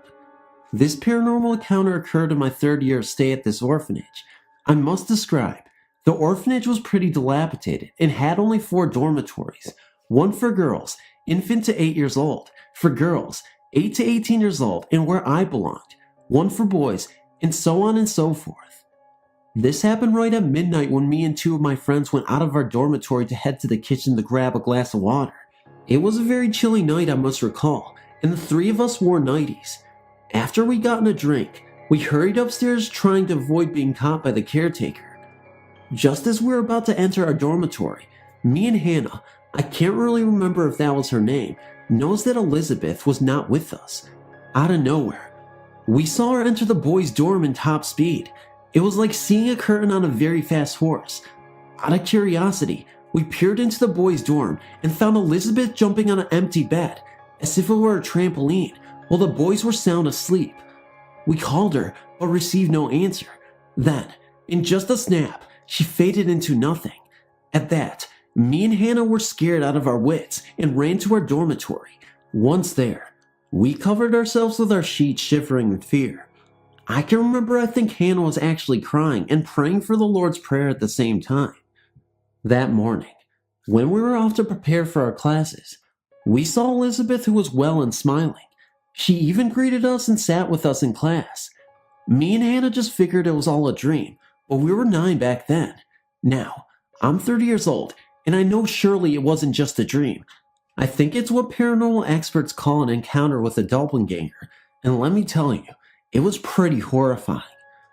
Other experiences I had in my 10-year-old stay at the orphanage was the spontaneous on and off activity of the lights in the classrooms, dormitories, libraries, dining halls, etc. Grown-ups talking as if they were having some conference in a flower garden outside the back of the orphanage in the middle of the night, and the beautiful chorals singing of poems, which I believe came from the dining hall, that occurred in different times of the day. I strongly believe that the orphanage was haunted. But what gets me wondering up to now is that why the people in charge never did anything about it when some children, especially the adolescents, started complaining. Well, that's my story, and I hoped you liked it. I apologize for the length. Thank you for reading. The following story happened to me when I was 4 or 5 years old. This experience occurred during 1944 or 45 in Kissimmee, Florida. My mother and I were waiting by the side of the highway, Orange Blossom Trail, for my father and grandmother to drive us to Orlando. Back then, there was very little traffic on the trail as it was known. We watched as the black Ford approached from the south, with the 2 of them inside. Neither person appeared to notice the old lady and small child waving at them. I saw both their faces through the windshield. The 2 people looked like my father and grandmother. Same clothing, etc. The car disappeared around the corner. We were both surprised that the car did not stop. My old lady, mother, started rambling and talking some very unkind comments about my father and grandmother. Several minutes later, another black Ford appeared from the south. This time the car slowed down and stopped, several feet ahead of us. It was my father and grandmother. We got into the car and asked them why they drove past us the first time. Their response was that they just got there. My father indicated that it must have been another couple that looked a lot like them. After a few minutes of arguing, my old lady just went blank and stopped talking about it. 12 years later, I asked my father if he remembered the incident. He still remembered the fuss my old lady made when she got into the car. He indicated that the kind of situation had happened to him before, more than once in Kissimmee during the 1940s. This kind of thing, being seen before arriving, appeared to run in the family. These are just some of the observations I noticed about the incident. This was my first experience at seeing something that would happen in the future. The car and people were clearly visible and solid. The people looked like my father and grandmother. I do not remember hearing the car, no engine sound. I do not remember seeing any smoke from the tailpipe either. The people in the car did not respond or react in any way to the two people that were waving at them from the side of the road. Back then, everyone would have waved back to us small children that waved to them. My old lady sometimes remembered the incident. Other times, she could not. After this incident, I've never trusted my ability to identify people by sight. Finally, this situation appears to be common to my father's side of the family. I've also been seen in places before I arrived too. Note, my relatives on both sides of my family are psychic, psychotic, crazy, and or a combination of the last three. I'm probably the only normal one in the family. I'm sorry if you had to hear this, but I had to tell you. Thank you so much for reading this story, and I hope you don't run into anything that I experienced too. A friend of mine is a veterinary technician and has worked in numerous vet clinics over the years. There was one place that was strange though. All the techs at this one clinic would have frightening dreams about being chased through the clinic by something at one time or another. My friend had told me this, and I asked if she ever had this dream, and she said no, not yet. I would often go with her when she had to take care of the animals over weekends or holidays and help out. One night, it was my turn. It was a clear dream, and everything appeared real. I found myself running through the clinic with the feeling that there was something behind me, just beyond my sight, and that this entity didn't want me there. I also think it enjoyed the chase, because I was somehow in its place or frame, or more closer to its existence where it could reach me. I was overwhelmed with fear, but I remember wondering why this was happening to me because I didn't work there. I remember stopping just before I got to the kennel room, turning around and yelling, "Hey, I don't work here." Suddenly, I was awake, like someone had flipped a switch, and I never had that dream again. This place had a higher number of deaths associated with surgeries than any other clinic my friend had worked at. They also had problems with some of their equipment turning on and off, batteries draining, tools missing, that sort of thing. Anyway, the owner sold the place, and now it's an eye clinic. I've often wondered if any of those people had strange dreams. Thanks for reading. This is a story related to me via my father. He told me yesterday, as we were speaking of ghosts.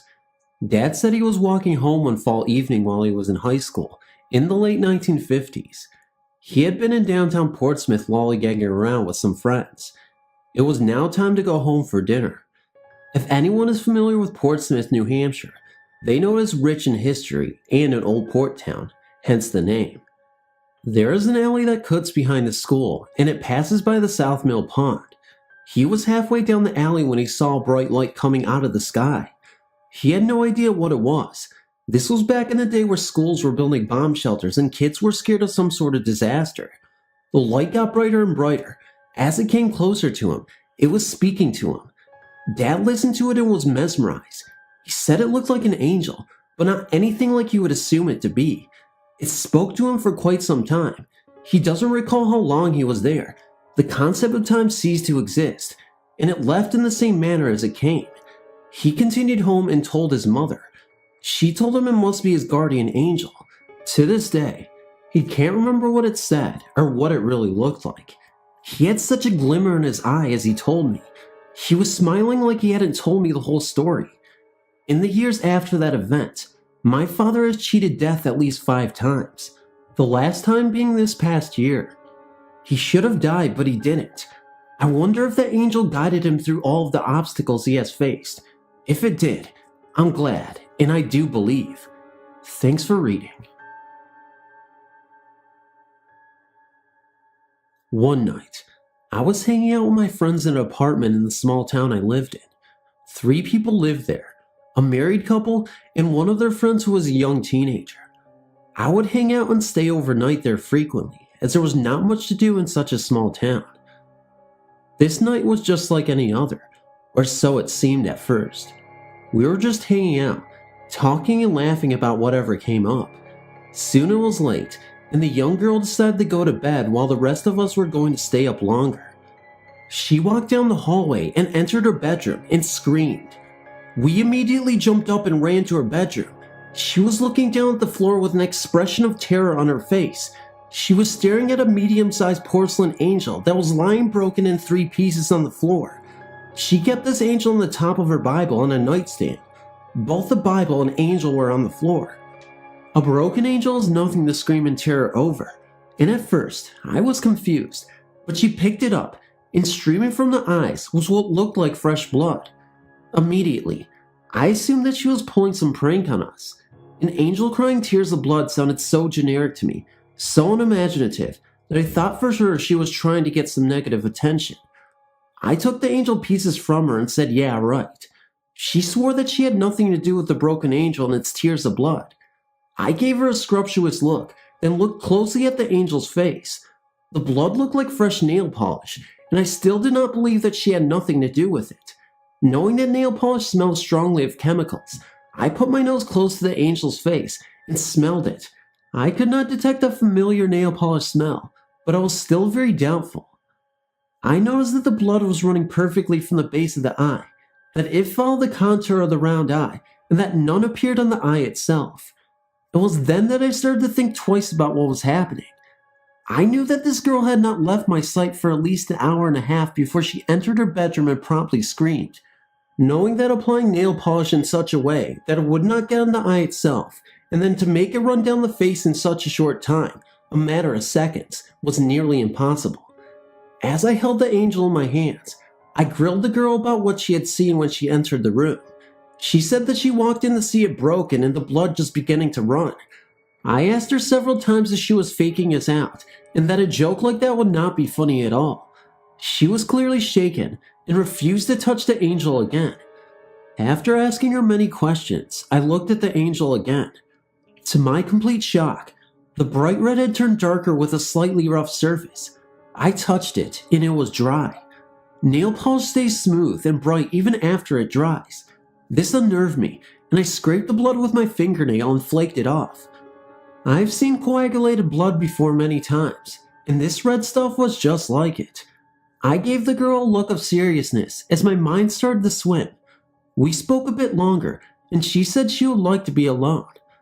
I decided to place the angel on top of the entertainment center in the front room. The married couple were standing in the hallway watching me place the angel on the entertainment center. They were extremely doubtful too, even more so than I, because I believe I had made some logical deductions that they had not. I placed the angel gently on top of the center and began to walk towards the married couple. Now, I placed these pieces about a foot from the edge of the entertainment center. This I know, I did it purposely. About halfway to the married couple, I watched their faces turn to an expression of pure astonishment. They pointed behind me, and I looked back at the center. The angel pieces lay on the carpet in front of the entertainment center. I stood staring at the pieces in complete disbelief. The couple approached me and said that they did not see the pieces actually move from the center, but they saw them bounce on the carpet as I walked away. As we stood there, we all got a very eerie feeling that we were not alone. I sat on the couch and got a feeling of malevolence. I sat quietly and felt the presence of a very angry man in the room who was trying to scare me. I spoke out loud and told him I knew what he was up to and that it would not work with me and that he should leave. Out of the corner of my eye, I caught a glimpse of a face of a man who had the most terrible scowl and angry eyes. I believe he was truly upset that I was not going to allow him to have that effect on me. The feeling of the room returned to normal, and I relaxed. I went back to the girl's room and told her what had just happened. She was crying and said that ever since she had been going out with this certain young man, who was very controlling and had lots of bottled emotions, a spirit of an angry man had been following her around. I suggested that she leave this boy and pray for the spirit to leave her alone. She ended up breaking up with him, but a few months after the incident. This story sounds incredibly generic, I know. I did not believe it myself, but I was there, and there was definitely something there that night that did not like us. Thanks for reading. One April morning, I had to go and meet a woman and take her to a doctor's visit and translate for her. We were to meet in front of the translating office. When I turned onto the street of the business, I noticed a minivan with 2 adults and a child in the middle of both adults, and I parked and approached the couple to ask if she was the woman that I had to go and help translate. The child and husband just looked at me and smiled as I spoke to this woman, and the child was just all jumpy and playful and all smiles. Cute 3-year-old boy with his thick blue jacket, dark brown hair, cute as can be. The woman then agreed to go in my vehicle and left her husband and child. At this point, I was unaware of who this child was. We continued in my vehicle towards the doctor's office, and she started to tell me more about her doctor's visit. This woman was diabetic and had lost already a baby at birth, and 2 had been miscarriages. All she wanted, she told me, was to have a baby. I thought, how strange. Then I asked her, and the little boy in the minivan, isn't he her son? She replied no. Then I asked if he was a relative, or maybe it was just babysitting for someone. And she was just looking at me kinda weird, like that what is she talking about look. I caught on, and asked what was wrong, and she said that there was no boy in the minivan, just her and her husband. I was shocked and a little speechless, and said to her, now look, there was this little boy in the middle of you and your husband. He would look at me when you were talking to me, and he would smile and be playful. I even described him to her and what he was wearing, and she said no, that there was no child with them at all. You know, in the beginning, I thought that she was joking with me, but she was serious. So then I became serious and very thoughtful of why this occurred. Because sometimes you think now, I know I'm not that crazy, and I know I don't hallucinate, and I know I was not seeing things. I'm in my right state of mind, so what is going on? All I could tell her was that babies many times when they pass, they continue as angels to be by their parents' side. And that now she knew that her little guardian angel was this cute angelic brown-haired boy. Months passed, and she returned to the office and her husband was with her. And she told her, remember her? She's the one that saw her angel in our car. This happens to me often, that I see, feel, or even sense people or children that have passed. But at the time it is happening, I don't think they are past. I see them like I see anyone else. It is after that I know that I just saw someone that is deceased. Thanks for reading.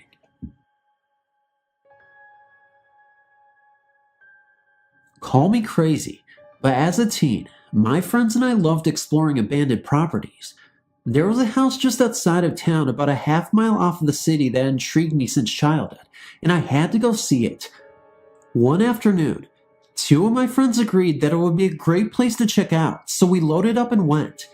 It was a typical creepy old farmhouse type place, made of wood that had begun to rot decades ago, dirty, mostly broken windows, rickety porches, 2 stories high, plus an attic. Getting in was no problem. The doors were gone, so we just walked in. There was evidence of other people having been there, as the room we concluded to be, the living room, was full of empty beer cans and potato bag chips. Uninterested in these findings, we made our way into the kitchen. It was broad daylight outside, but this house was pretty dark inside, adding to the intrigue and creepiness. The kitchen was a wreck and seemed as though the mice had taken full advantage of whatever had been left there, so on to the dining room. Finally, we saw a set of stairs, the first ones we had seen so far, and up we went. On the 3rd step from the top, I set my soda can down so we'd be able to remember that's where we came up. I'm glad I had the foresight to do that. We meandered to the top floor, and found that it was much brighter and warmer up there, probably because it wasn't under the cover of the low tree branches as the downstairs had been. We weren't feeling too afraid, just a little uneasy, as we walked around until we got to a large room on the east side. I can't really explain what I felt. Mostly I felt as though I wanted to cry. Someone was very sad, and that much I could feel. Whoever it was hadn't been ready to die when they did, and weren't able to say goodbye and let go. My friend Chris left the room, stating that he was finding it difficult to breathe. Must be the dust. My friend Megan was very pale and shaking, so we decided, okay, it's time to go. We walked around the top floor, looking for stairs to the attic, and never found them. We found a set going down, which we had missed on the first few go-arounds, so down we went. They led to the living room. How was that possible? We walked around the downstairs, peeking at all the little doors for stairs, only to find closets. There wasn't a door to get out of the living room, so we went back upstairs and walked around some more. Finally, Megan spotted the stairs where my soda can was, and we happily bounded down them and back into the dining room. We made our way around the downstairs again just to be sure. The dining room led to the back porch, and the kitchen had the stairs to go up. The kitchen only led to the dining room and the living room. The living room only led to the kitchen and the porches. Okay, so where were the stairs we walked down? This was the same room because the mess on the floor was the same, and the mantle above the fireplace was the same. So what was the deal here? We went back upstairs, and Megan stayed at the top of the stairs, while Chris and I walked around again in search of the mystery steps we had gone down. We never found them.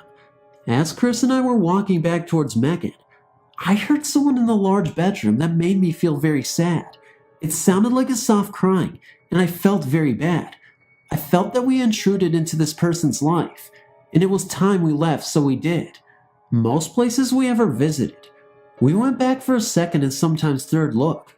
However, this place, we didn't.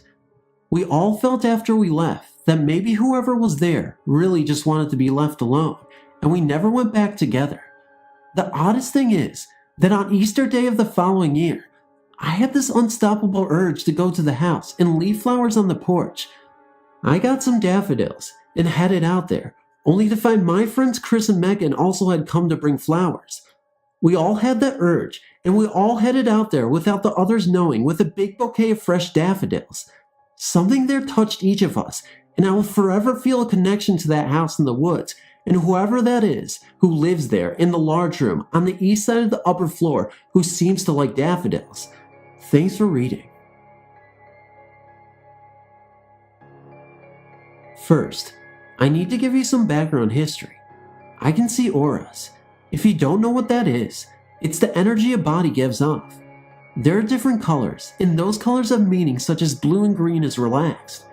I started to see auras around the same time I had my experience. I was in 8th grade, at church, the first time I saw an aura. I can't see them as well now. It's been 6 years since I started, and my ability has faded from lack of use. My experience happened the same year, 8th grade, in French class. My teacher was working on the overhead, so she had all the lights off. I was sitting in the back of the class. French didn't excite me much, so I was not really paying attention to what she was saying. Instead, I was playing with the light around her. This is rather hard to explain. Her body was reflecting light from the overhead. I think I could see this because I could see auras. Anyway, I would stare at the light around her and move it to the dark beside her. Kind of like when you would stare at a bright light for a while, and then when you would look away, you still see the light. Well, I could see the outline of her body, and then it would just fade away. I would then look back at my teacher and do this all over again. The point being, I was technically staring at nothing for a while. It was after doing this a couple of times that I noticed something else. It was a thin, blue outline of a person standing opposite my teacher, watching what she was writing on the overhead. I was looking at its side profile, and I could see a perfect outline of a nose, mouth, etc. I could only see it from the waist up because the desks were blocking the rest of my view. I froze when I noticed this thing. I couldn't stop staring. I thought I must be seeing things. When it turned towards me and started to approach me, it didn't walk, but came towards me in a flashing motion, like a strobe light was on. I freaked, all my muscles tensed, and I wanted to bolt, but was too frozen. That's when it stopped approaching me and just laughed at me. This is when it starts to get really weird. The laughter was inside my head, and I know it was not mine. It was cold and evil, and I was about to start crying. The rest of the class, it just watched my teacher and was smiling over my fear. Once class was over, I bolted from the room and told my friend what had happened.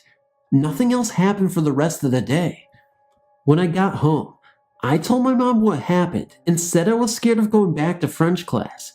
She said if it happens again, I was to say a prayer and ask for God to protect me. The next day, I went back to school. French was my third period class and math was my first. Sitting in math, I was miserable. I couldn't stop thinking about what had happened and I was scared. It was then that I hear the laughter again. My body tensed up again just like last time. That just made it laugh even more. I asked it inside my head, "What do you want?" It told me, and this is happening all inside my head, mind you, to torture you. I know I sound crazy talking with myself, but it was definitely not my voice I heard. It was deep and cold and very evil. I then said, "Fuck you. You have to give me a break." I was only 14 and not very mature yet. Right after I told it off, I got very sick to my stomach. I then apologized and took back my comment.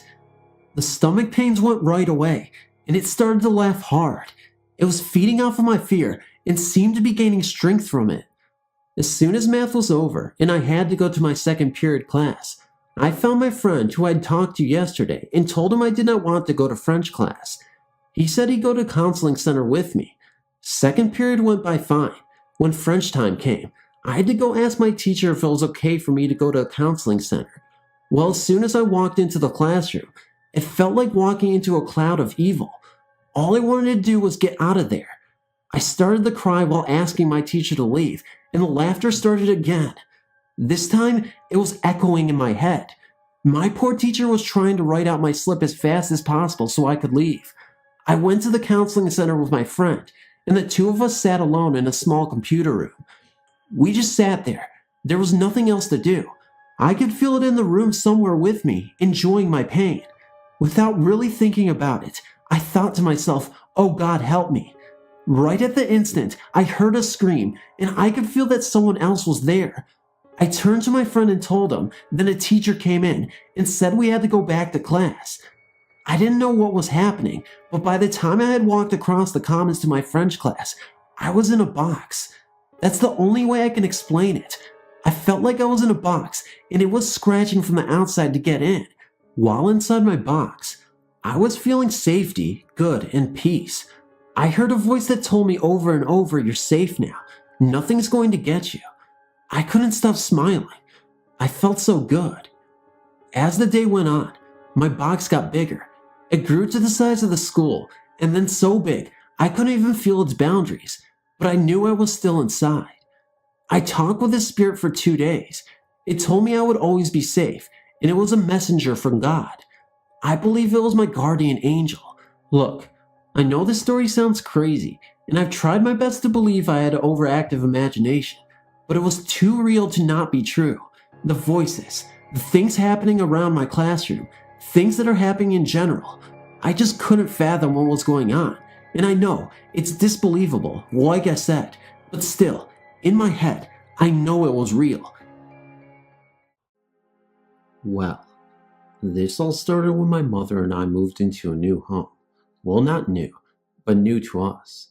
Anyway, it wasn't that old, about 30 years old. This was back in 1987. We moved in with not a problem, but I started to notice things about this house. Things would go missing, only to be found days or months later in the same spot. I'd see darts of movement out of the corner of my eye, and when I was alone, it felt like I wasn't. I spent a lot of time alone in the house, which was fine, until dark came. Then the house would not feel so warm and inviting as it was in the day, but nothing ever came of it. Until many years later, when the footsteps started in the kitchen, they would come to the living room carpet and stop. As the time wore on, this came closer and closer, until one night, I was lying awake in bed, like most children do. They began to walk up my stairs to my room, and I know it wasn't my mom. I could hear her snoring downstairs. Now, don't say it was the house settling, because my stair made a very distinct squeak when someone walks up them. Anyway, once they reach the top of the stairs, I peek, being curious and all, and see a shadow standing at the door to my room. I froze, and a few seconds later, it turned around and began its descent down the stairs. This happened once in a while, but only during stressful times in the house. The shadow itself looked like an average male, with nothing really standing out, but when he looked at me, it was a mixture of complete terror and a strange comfort, like he wasn't there to hurt me or scare me. Like I said, I see him once in a while checking on me, but eventually, he became a part of my life. The one that did scare me lived in the basement. Again, it was a man as far as I could tell. He was very angry, and his feeling was felt through the basement air. You could actually feel it as he walked into the basement, that this was just the beginning of him.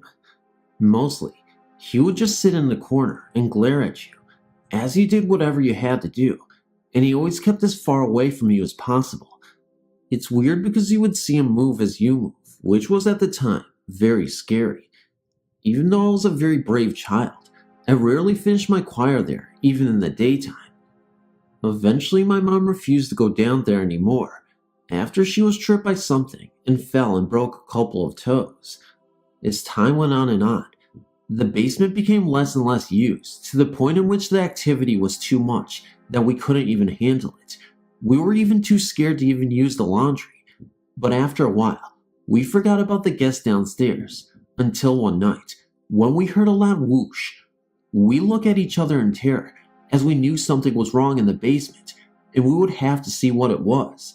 So, we braved the basement to see a water pipe had broken, which in itself wasn't weird, but it was the fact that old cherished family photos and items that had previously been on a shelf across the basement were under this pipe that broke.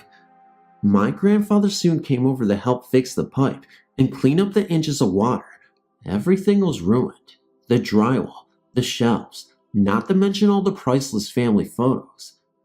When we finally cleaned out everything, the last thing to go was the aforementioned shelf, behind which we found a drawn chalk, a pentagram of sorts, and various other strange drawings in a large wooden Ouija board, which again was strange because my mom had never owned one in her entire life, and I was too young to even think about that stuff.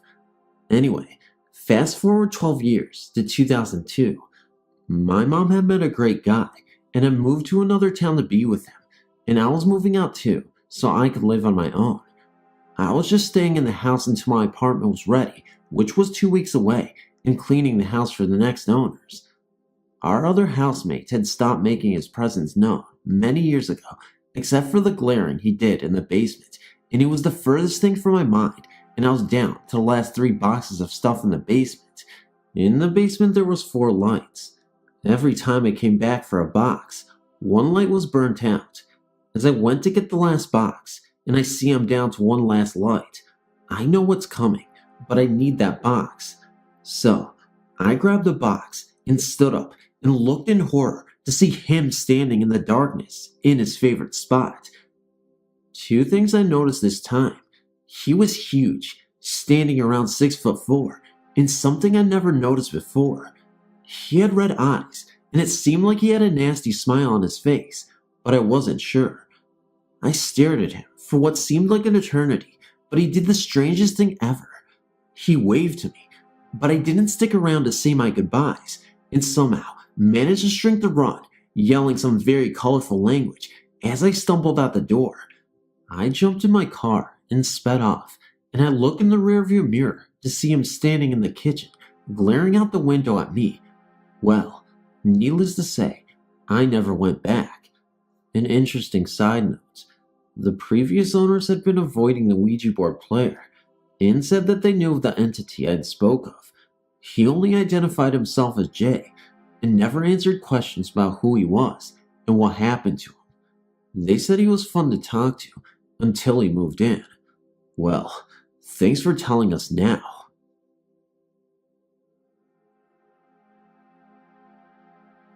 This happened about 4 years ago, when I was 15. I was working at a farm in Connecticut at the time, and it was a habit for myself and my coworkers to have nighttime barbecues throughout the summer. On this particular occasion, we had killed 3 of the chickens we had and grilled them. Nothing better than fresh chicken. As the night was winding down and we were getting ready to clean up, I noticed a very potent, sweet smell. To note, we were next to a sugar shack where maple syrup is made, and this smell was much stronger than the strongest syrup I've ever smelled. As I smelled it, I noticed my friend glance at me with a perplexed look on his face, and suddenly, a very thick fog drifted in. He got up quickly and declared, "We're leaving now." We of course left, leaving everything to be cleaned up the next day. We went into the farm office, and the fog was still there, along with the smell. It seemed to have followed us. I was a bit spooked, as I knew my friend was experiencing what I was, but the woman had no idea why we started acting strange, and was a bit confused at the sudden rush to leave. As we were leaving, it seemed as if the fog was thickening. However, when we reached the chain link fence, that is the border of the farm, the fog stopped abruptly. I looked out and saw that the fog followed the length of the fence, which was about 50 yards. We left and proceeded to the woman's house, and my friend told her to walk in her house backwards. My friend comes from Ghana in South America and is very superstitious. His grandfather had been a voodoo doctor of some sort. I heard numerous stories of him healing crazed people who talked in odd languages. Anyways, apparently, she did not walk in her house backwards, as we found out the next morning. However, when he told me to, when he dropped me off home, I did so, with no argument, knowing that sometimes you just don't ask why people tell you to do things. My friend picked me up for work the next morning, and I asked him, why did he even make me walk in backwards? He mentioned the smell in the fog, and said if it was a supernatural presence, it would not follow you into your house if you faced it, because it would think you knew it was there. We got to work, and the girl was there before us, and she looked very disheveled and tired. She immediately said she barely slept because things in her house kept falling and waking her up all night. She even said her door opened twice that night. She then said how it was odd how she had smelled something sweet and seen the fog, and then strange things happened to her. My friend and I had not said anything to her about the smell or the fog the previous night, or yet that morning, so we both looked at each other in amazement. She noticed and told us to tell her what happened to us, but instead of telling her that we had the same experience, my friend just asked her if she had walked in her house backwards. She said no. We can only guess why the strange happening went on in only her house and not ours.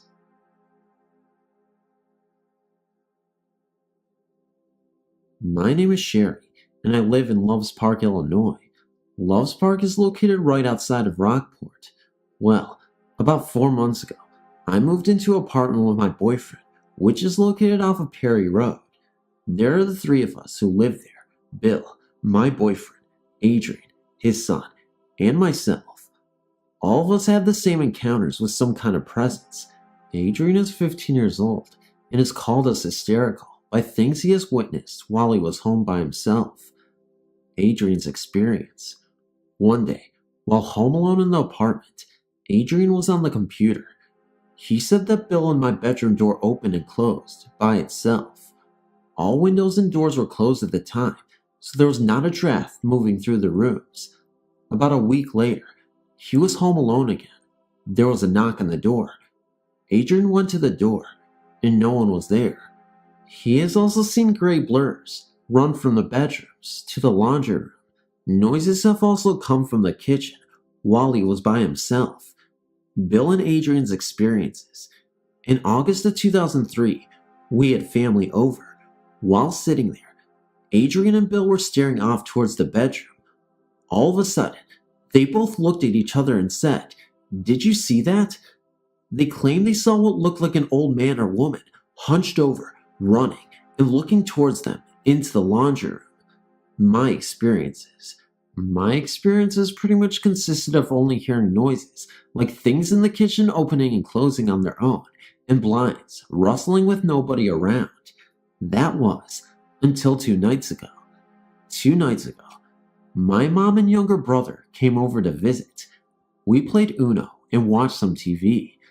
After they left, I got online, and Adrian and Bill went outside and took the go-kart and mini bike for a ride to Rockcut State Park. I was just sitting at the computer looking at items on eBay when I started to feel like I was being watched.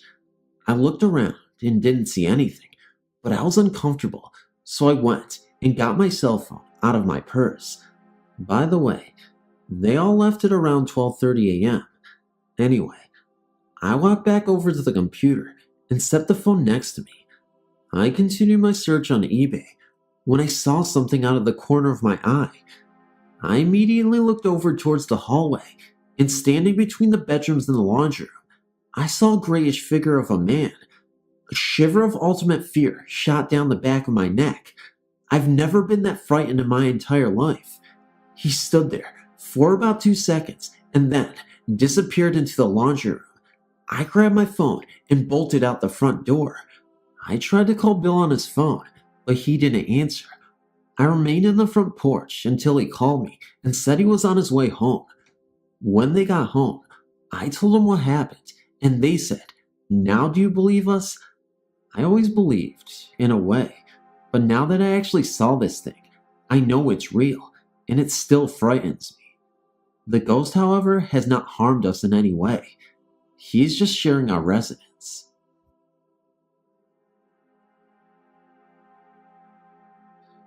I'm not sure exactly where to start. All my life, I had feelings and happenings around me. Some I remember, and some are still a bit hazy to me.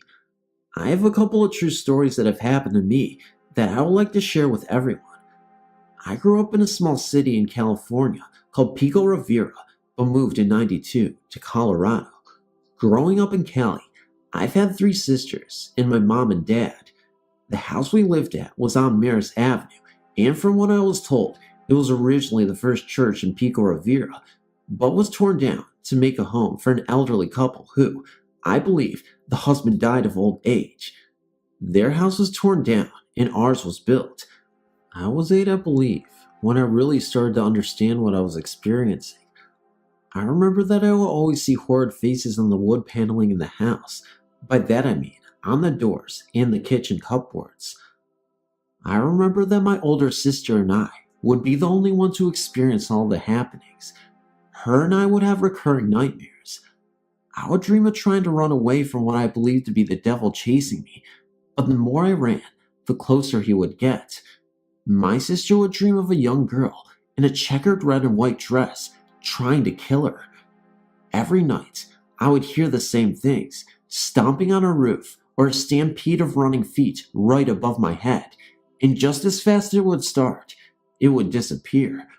One day, I was alone in the house. My parents and sister had gone to the store, and my 2 older sisters were at work. I was peacefully watching TV and playing with our cat Midnight when a feeling of being watched came over me. Thinking absolutely nothing of it, I went on watching TV, but noticed that Midnight had run off somewhere. I thought it was odd that she had just run off, but I still didn't care. I just kept on watching my cartoons.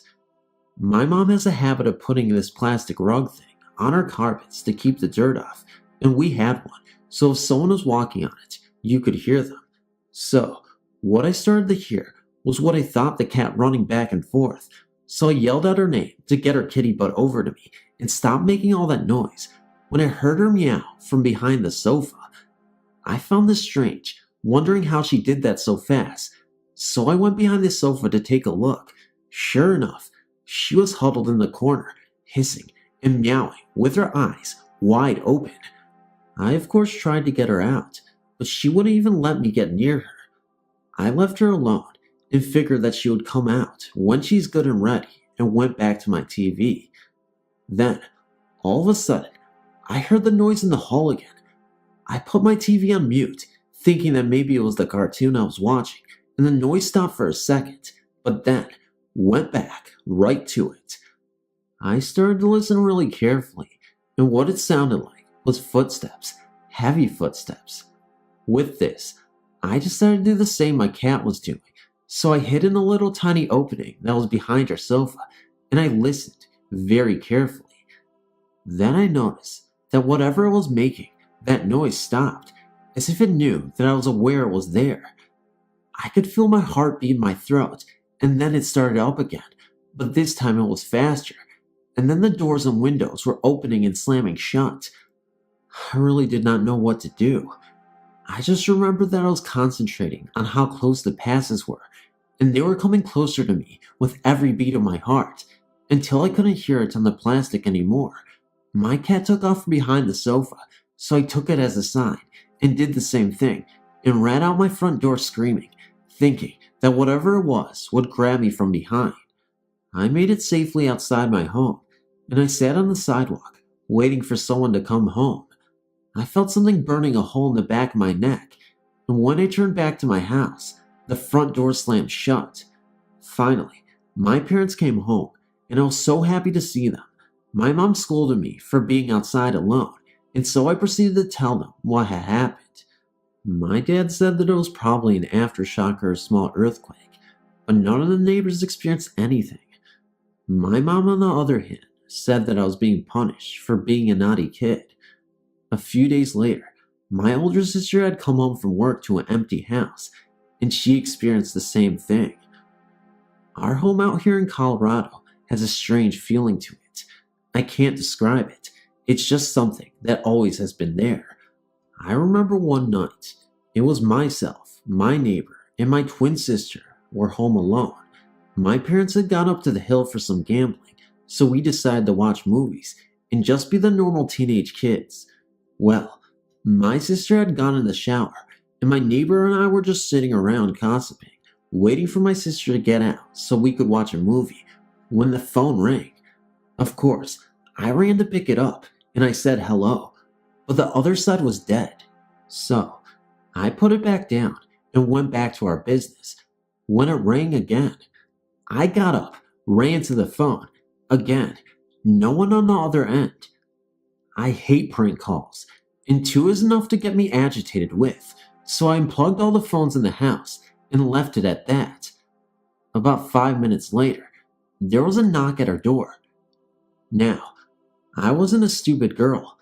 I looked out the peephole, and there was no one there, so I looked out my window, and there wasn't even any footprint in the snow coming up to our door. Well, we both found this to be strange, and the feeling a bit uncomfortable. We went around the house, making sure everything was locked, and covered all our windows. We stood looking out the front window, making sure it wasn't one of our neighbors trying to play games, when my sister came out of the shower and had a confused look on her face. We asked her what was wrong, and she asked us if we had gone into the bathroom during the time she was in the shower. I told her no, there's no way for us to even get in if we wanted to, because there's no key for that lock. Again, we asked her what was wrong, and she proceeded to tell us that before she got in the water, she took off her rings and had placed them on top of the toilet seat cover so they wouldn't fall into the sink. But when she had gone out, they were on top of the toilet, and the seat cover was up as if someone had removed them to use the restroom. At the same time, both the phone rang, and there was another knock at the door. We looked out the peephole while my sister ran to the phone. Again, there were no footprints in the fresh snow, and no one at the door. My sister came running and said that it was for me, so I started walking to the phone, when I remembered that I unplugged all the phones, so I told my sister to hang it up. She said that it sounded important, but I told her to hang it up. Finally, she did. My neighbor and I both turned white, and my sister asked what was going on, when I told her I unplugged them, so there is no way they could have rang, let alone anyone talk on the other end. We still talk about this to this day, and even in my own apartment, I wake up to hear my toilet flush on its own, or things vanish, and I find them in my cupboards. Crazy, crazy. About 2 years ago, my first love was shot to death and died instantly. I was devastated when it happened, but one night, he came to me in a dream and told me he loved me and he didn't want to see me cry over him anymore because it hurt him. It was really strange because I woke up immediately after that and I just started crying so hard, but I only cried for a few minutes because I remembered what he said and I stopped. I didn't want to hurt him. I remember the dream feeling so real that when he held and kissed me, I felt so safe and secure, like he was really there with me. I never really cried over him again after that day. Sure, a a few tears here and there when I visit his grave, but I never cried uncontrollably again. I never forgot about him, but I moved on and tried to make happiness in my life without him. Then a few days ago, a really good friend of my mother's came to visit us for Thanksgiving. Now, I never knew this before, but she has the power to feel the presence of ghosts and spirits. She can talk to them, hear and see them. She was scared to tell my family about this gift because she thought we'd call her crazy. Finally, she just couldn't take it anymore because she said we had a ghost in the house that was influencing my thoughts when I would sleep. She said it was a man, and he lived in my room, and his favorite place was at the foot of my bed. I was a little skeptical at first because I had never had that sort of thing before. I asked if she could see and hear him, and she said yes. She told me that he had black hair, sharp brown eyes, olive skin, a mustache, and he was about 5'8". The way she described the man sounded exactly like Raymond, my deceased lover. She asked me who that was, and I told her the story. She got this freaked out look on her face, and then I asked her how long this man had been living in my room. She said that before I could even finish the question, he answered me, 2 years, and she repeated this answer to me. I then got goosebumps all over, and I said, he passed away in 2001. She asked me if I had any pictures of him, and I showed her one. She only glanced at it when she said, that's him. I still don't know if I believed it, but I was freaked out by the thought of a ghost living in my bedroom for 2 years. She said she had asked him what he was doing in my home, and he replied that he loved me and was there because of me. She then told me that since he was my ghost, I was the only one who could make him leave. She told me to light a white candle and tell him to go to the lights and that God was waiting for him in heaven. I felt like a lunatic talking to myself, but I did as she said, and then I left my room with all the lights off and the door shut and nothing but the candlelight on. She went into my room about an hour later and she saw him standing there. She then asked him, "What are you still doing here?"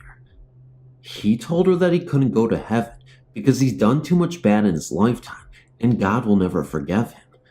She assured him that wasn't true and said that God loves all of us and will always forgive us no matter what we do, as long as we ask for his forgiveness. She then told him to think about that because God is waiting for him, and she left the room. About an hour after that, I returned home and we went to check if he was still there. Sure enough, he was there at the foot of my bed. I told her that I wanted to talk to him and asked him why he was there.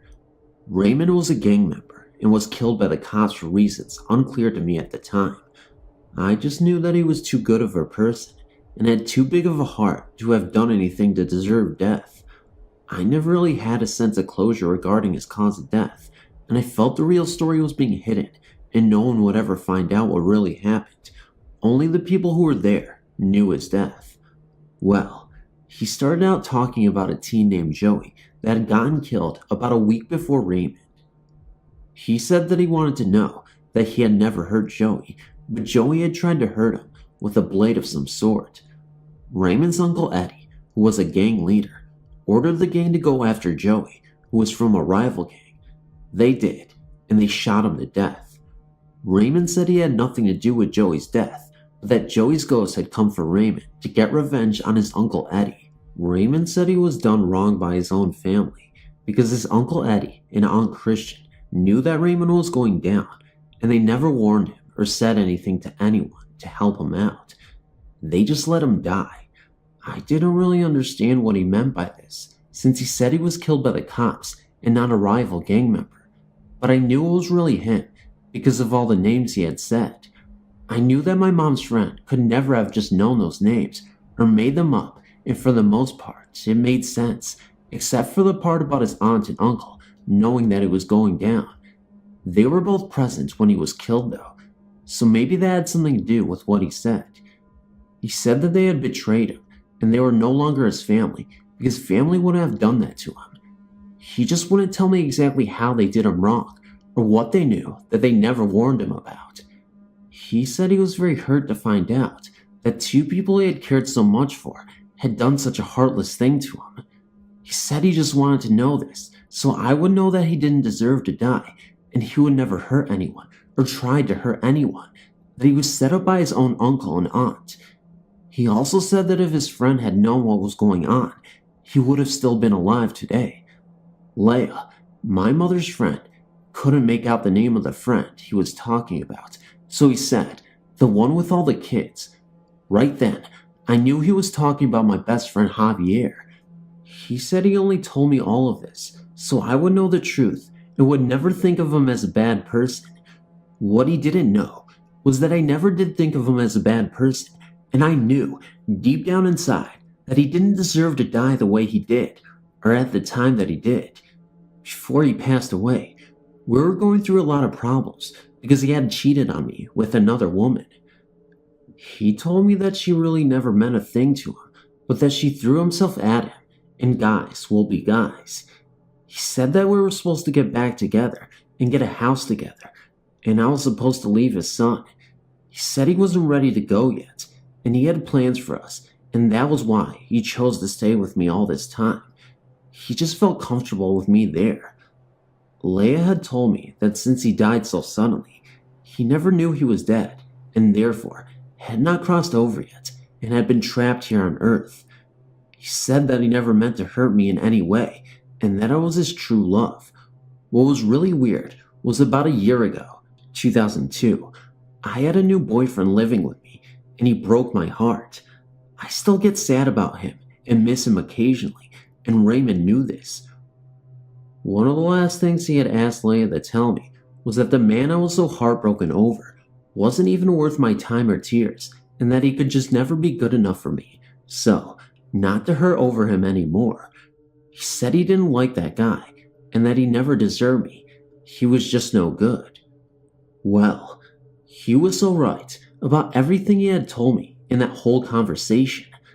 At the time, I didn't know it for sure, but I just felt it inside, and I knew he wouldn't stay around for 2 years just to tell me lies. After he told me all of that, he said he didn't want to talk anymore because I should be able to figure out everything from what he already said. Leia and I then asked him to go to light and go with God. I promised him I'd pray for him to be forgiven by God and led into heaven, but I already knew God would take him without my prayer. Just then, Leia's eyes moved across the room as if she was watching someone walking. He said one last time, "Please tell her that I never meant to hurt her and I'm so sorry." I said I forgave him a very long time ago. He then asked me to tell me that he loved me and would wait for me in heaven. Then Leia told me to watch the candle, and just at that moment, the flame grew very tall, and the blue of the flame disappeared, and it was all white. She told me he said goodbye, "I love you," and he was gone. He just wanted to tell me those things, and wouldn't leave until he got the chance. I felt really happy after that, because I sent my love to heaven, where he belongs. This is a true story, and it was honestly the best experience of my entire life, which isn't too long, since I'm only 19. Even though I couldn't see him or hear him, I knew for a fact that he was right there with me, just from what he said and all the names he mentioned. I know I will never experience anything like this again, so I feel very special that he chose me. It really was crazy to go through that, but once I knew it was him, I wasn't so scared anymore. I actually felt happy that he stayed all that time, just to tell me how he felt and what really happened when he passed away. I felt even happier that I was the one who had sent him to heaven to be with God and be happy again. It may not make sense to you, but it did to me, because he was my first love and I knew him so well. I tried to follow his case and dig to find something on what really happened when he was killed, but never could, up until he told me. Soon after that experience, I spoke to his mother, and we put the whole thing together to find out that his family had betrayed him, just as he said. His Uncle Eddie is now standing trial for the death of Joey, and he is looking at 25 to life with no chance of parole. But for what he did to Raymond, he deserves that. He actually deserves to be the one laying in that casket instead of Raymond. But I'm just glad Raymond is in a better place and away from this cruel world. He deserves to be happy for eternity.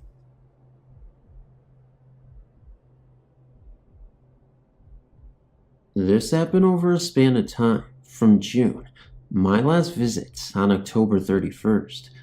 When I first did a search in the Amity Hall Hotel in April 2003, I read about how back in the days of the PL canal system, canal travelers used to stay there.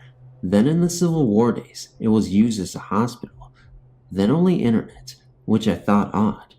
I've looked on the internet many times for historical information on Amity Hall. The first time I went there was June. My friend had been telling me about it, so we went with a group. I brought my camcorder and was outside with a girl that was scared to go in. My battery went dead in about 5 minutes. I thought it was weird because a relative had put the battery in the charger while running the camera off of house electricity, but later the battery charged and now it's just fine. That night we saw, in the corner of the L-shaped building, very small bluish lights. They went inside, but reported nothing out of the ordinary. The first time I went into the house, 1 week later, was during the day. I'd wander around it many times, during both day and night, and the most creepy place on the outside is a door at the end of a hall, which is locked shut. We, me and that same friend, were walking around it, looking for a door that was open, and I went around front and was standing on the porch looking at the door. It was completely shut, and suddenly, which seemed odd to me, I had the notion to try it.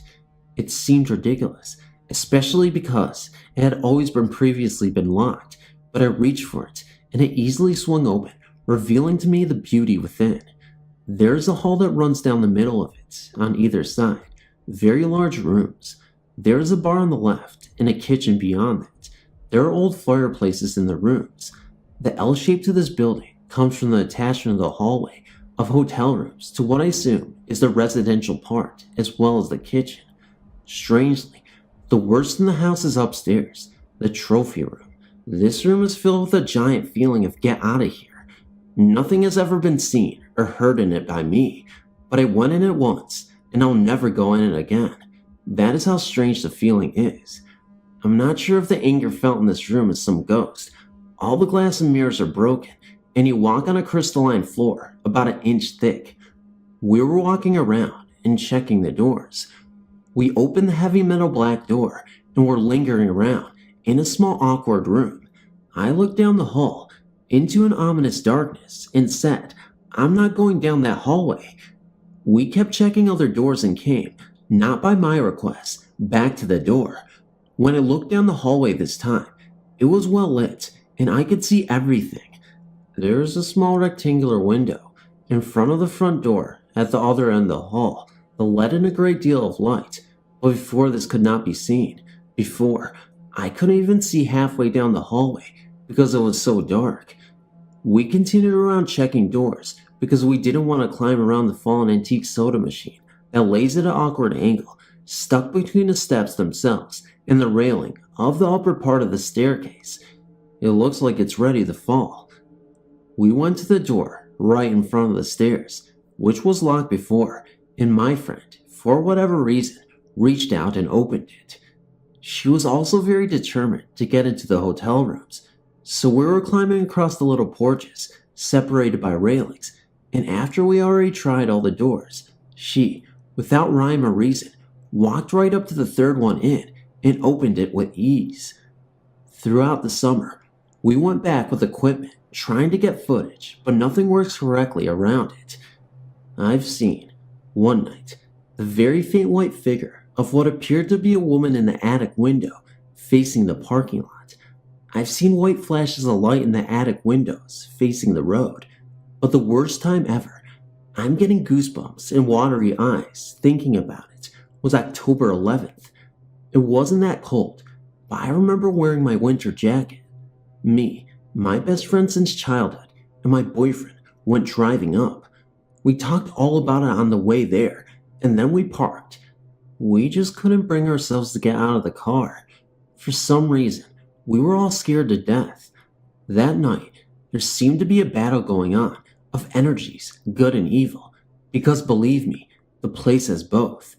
You could, at times, actually see in the window the swirling of something that is hard for me to describe as anything other than something out of this world. There were faint glows fading in and out of the windows, as well as small but somewhat bright points of light coming from the corner of the L shape. The driver, my best friend, got out of the car and basically was so scared she just stood there and then quickly got back in. I'd heard of the hounds of hell, chasing people from sitting in the parking lot like we were. Maybe that's what she saw. I don't know. I was watching the house, but suddenly, my boyfriend in the passenger seat freaked out and pointed to the front left corner of the car. And just as he did, I was suddenly scared. I cried a scream that came straight from my soul. Go now. We spun out of the parking lot and parked on the other side of the road. Each time the car was still running. My boyfriend was talking about what he saw, which was a black figure, not the shape of a dog, but about the size of a dog, lingering around the front bumper where the driver was standing. We were talking about how still, from this far away, the house felt creepy and strong. This may sound weird to some, but I don't care. I was sitting in the back seat on the right side, the side of the car that was facing the woods. Suddenly, I got this creepy feeling that something was outside the window. I knew it was watching me. In the front, my friends were talking, and just as I was turning to look out the window, in a split instant, my boyfriend, the passenger, started freaking out, screaming the driver's name, and to start driving. I was, somehow, too slow for this. The timing was just about right, that I never got to see with eyes what I already knew to be there, just outside the window, not just watching, but glaring at me. I hadn't even began to describe what I experienced when suddenly it started coming from my boyfriend's mouth. He was trembling and telling about how something was outside my window, looking in at me, and it wanted to hurt me. He said there was a woman outside his window, silently screaming at him, which is why he screamed. I started crying and going into near hysterics because what he was describing was what I felt, and at the height of my terror, he was the one who freaked out. It was one of the most horrific paranormal experiences I've ever had. He said he could clearly see her, and that it looked like the female was bleeding a lot, and that her clothes were from the 1800s. The last time I was there, October 31st, it seemed like respectful party people had taken up part-time residence in the house because furniture had been all moved to one room, and there was no further damage to the house. I later found out that several of my friends went later, and the house is now inhabited by a cult of some sort. They have told me that they spoke with someone. Whatever the case, I don't think I'll ever go back at night. There's something there that is anchored with me for some reason. I'm still looking for history to figure out who the woman and man were outside of my car. I would appreciate any ideas you might have for why the male gave off the feeling towards some and no one else in the car. My boyfriend is also wondering the same thing about the male. To be honest, I don't think I'll ever go ghost hunting anymore either, because I've been so frightened by the above events.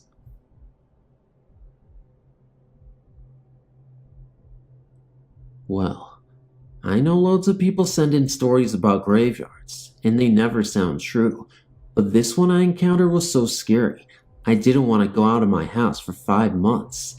Basically, my two friends, Ursula, Nikita, and I, were sitting on the wall of this graveyard we used to hang out in when I decided to take a visit to my friend, who is dead, in the cremation garden and have a talk to her. Nikita and Ursula knew I liked to spend time on my own, so they left me to it.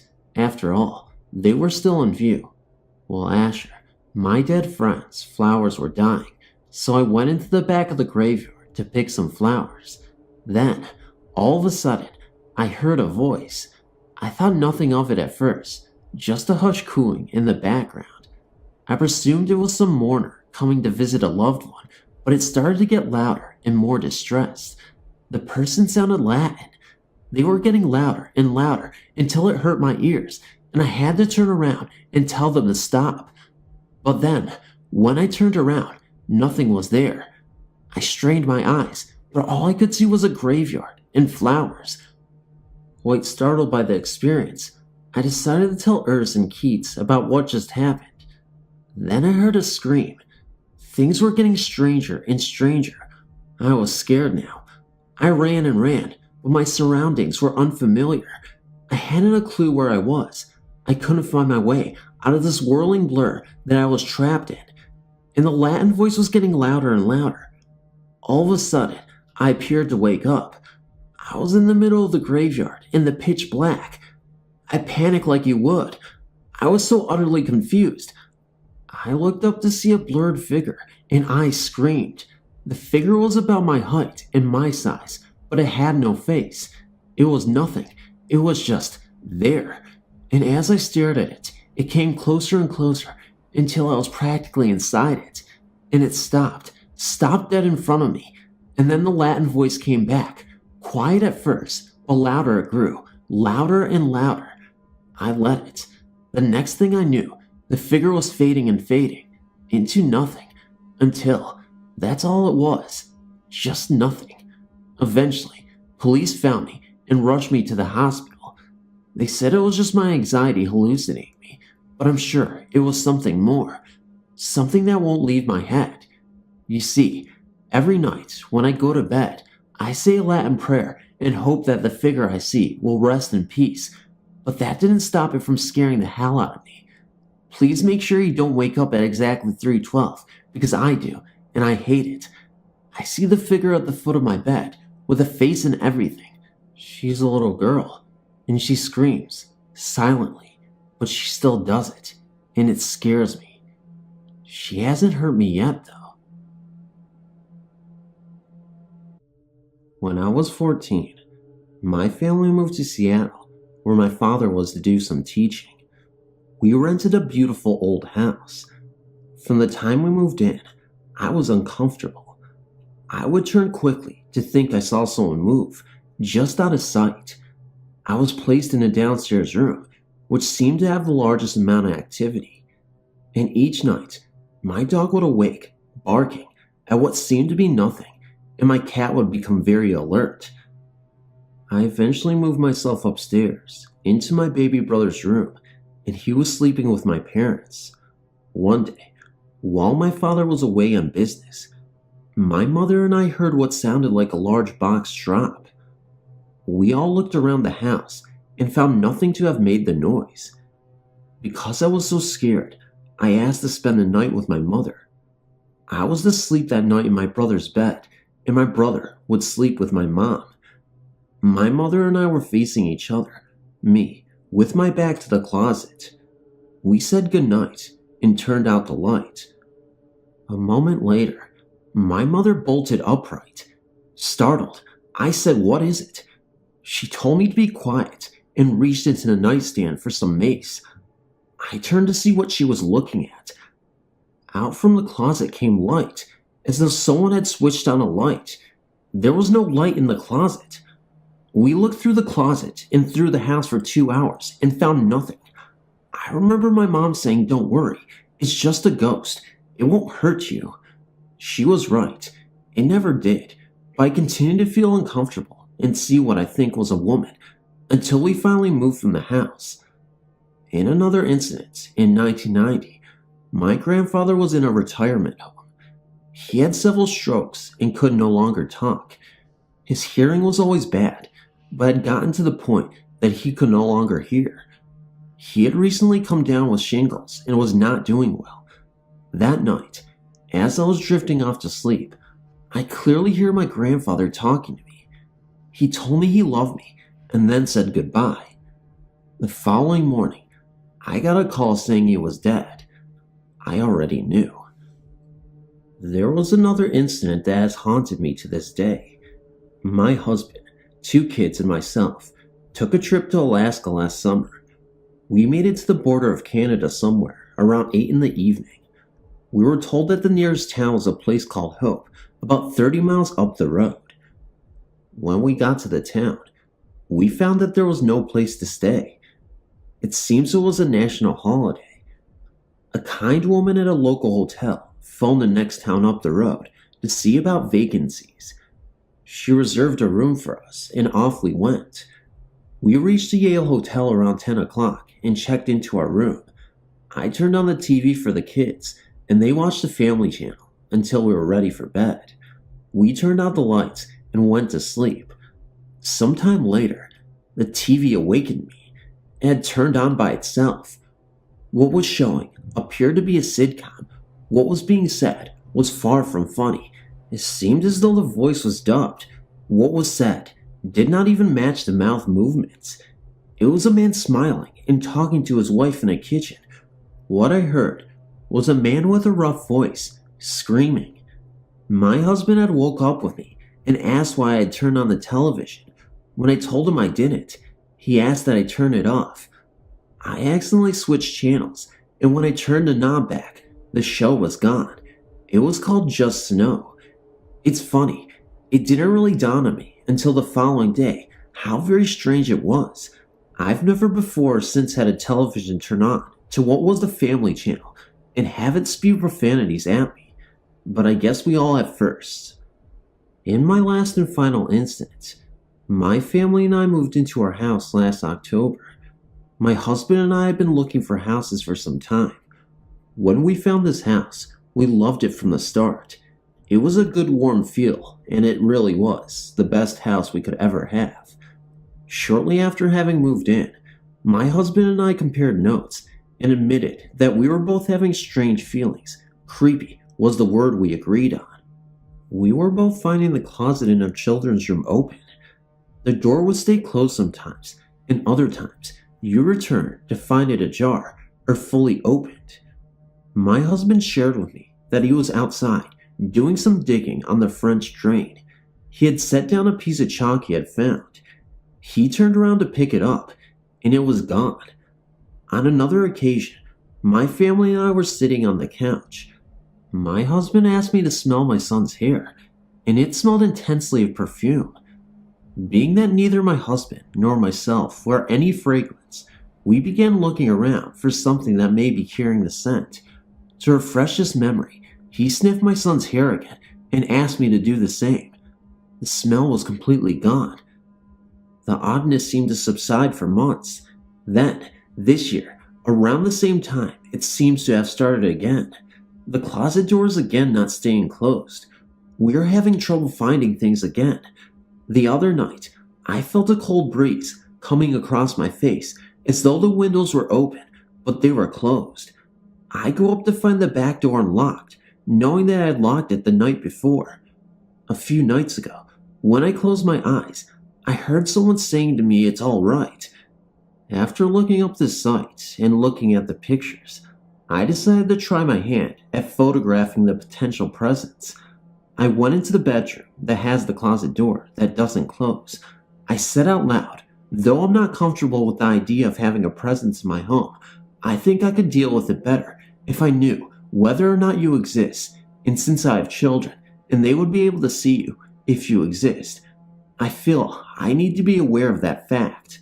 So, I'm going to take pictures of the house, and if you are comfortable having me take your picture, you can get in front of the camera.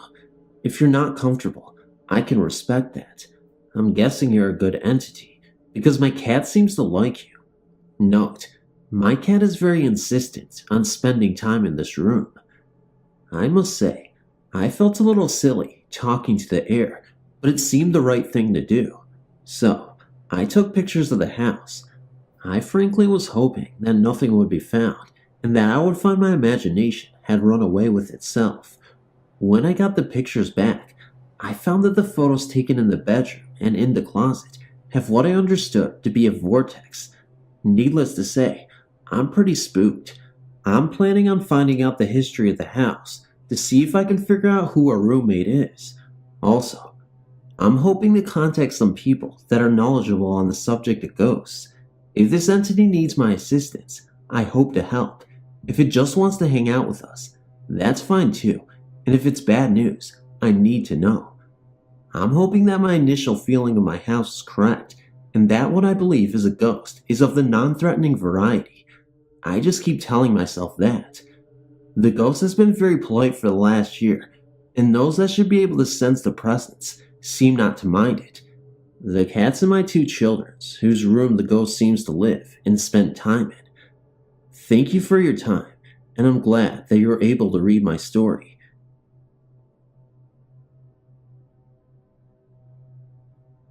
I grew up in a small town in central New Hampshire.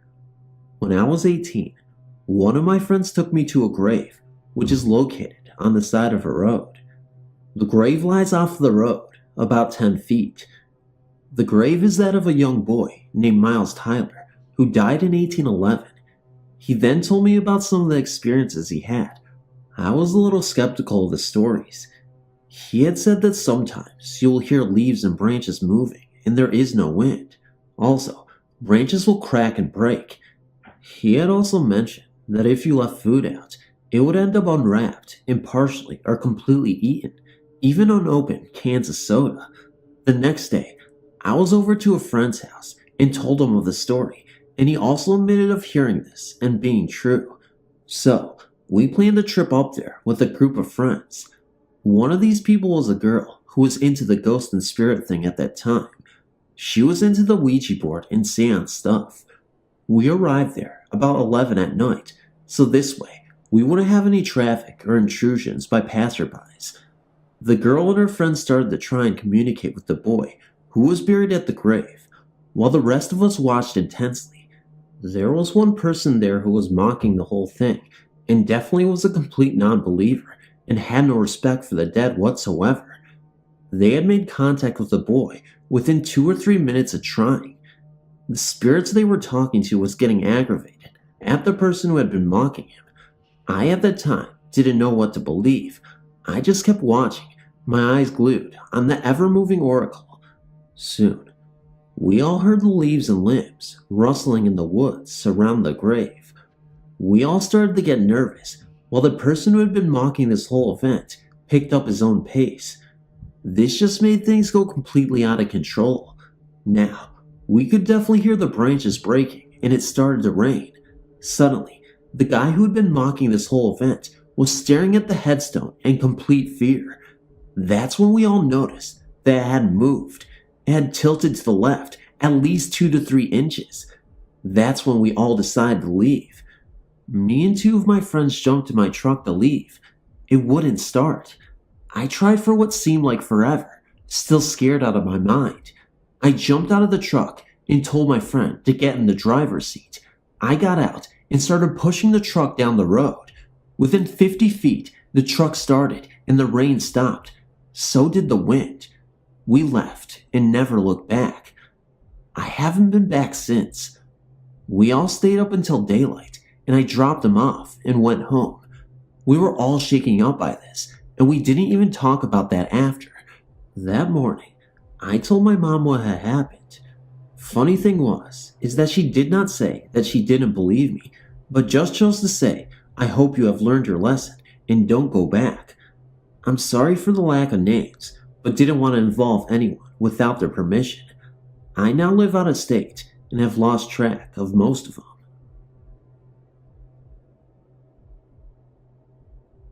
One summer, when I was about 11 or 12 years old, my parents, my little sister, 2 of my older sisters and myself moved into this old gray house in northern Indiana. It had a cement sidewalk that went around to the back of the house, and at the back of the door, there was a date and 2 footprints and a handprint. The date was about 1812, if I remember correctly. It has been at least 10 years since this has happened. Anyway, right before we moved in, my 2 older sisters wanted to stay the night at the house, so they did. They felt real uneasy after being there for a while. They sat on the floor, back to back, wishing they hadn't done this. All of a sudden, they heard a loud banging noise coming from the basement. They called the police from the neighbor's house. After the police checked everything out and found nothing, they left. Once again, my sisters, still scared out of their minds, sat on the floor. They heard it again. So once again, they called the police. They showed up and stuck around a while to see if maybe they could hear it. About 15 minutes or so later, they heard it. One of the police officers told them that it was just an old furnace in the basement making noises. My sisters had a good laugh and finally drifted off to sleep. When we finally moved in and settled down, I wanted to really check the place out. In my room there was a walk-in closet, about 12 feet in length, and on the left side inside the door was a smaller door that we assumed led to the attic. I felt very odd every time I had to go to the closet. One night, my little sister decided that she was going to sleep in my bed with me.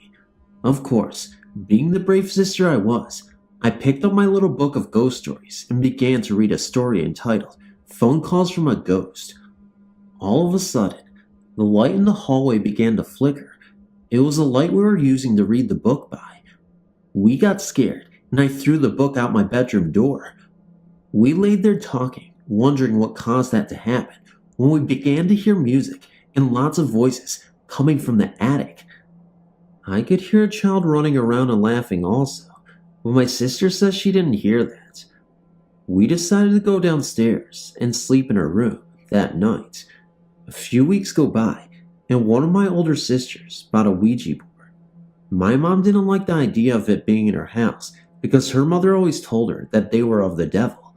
But, being a little curious herself, we all sat down and watched as my mother and older sister began to play the game. The spirit in the board said his name was Ghoul. I'm not sure how it would be pronounced, but I remember how it was spelled. We asked it some silly questions, and then my mom asked it a more serious question about if one of us was going to die, when, and how. The board told her something.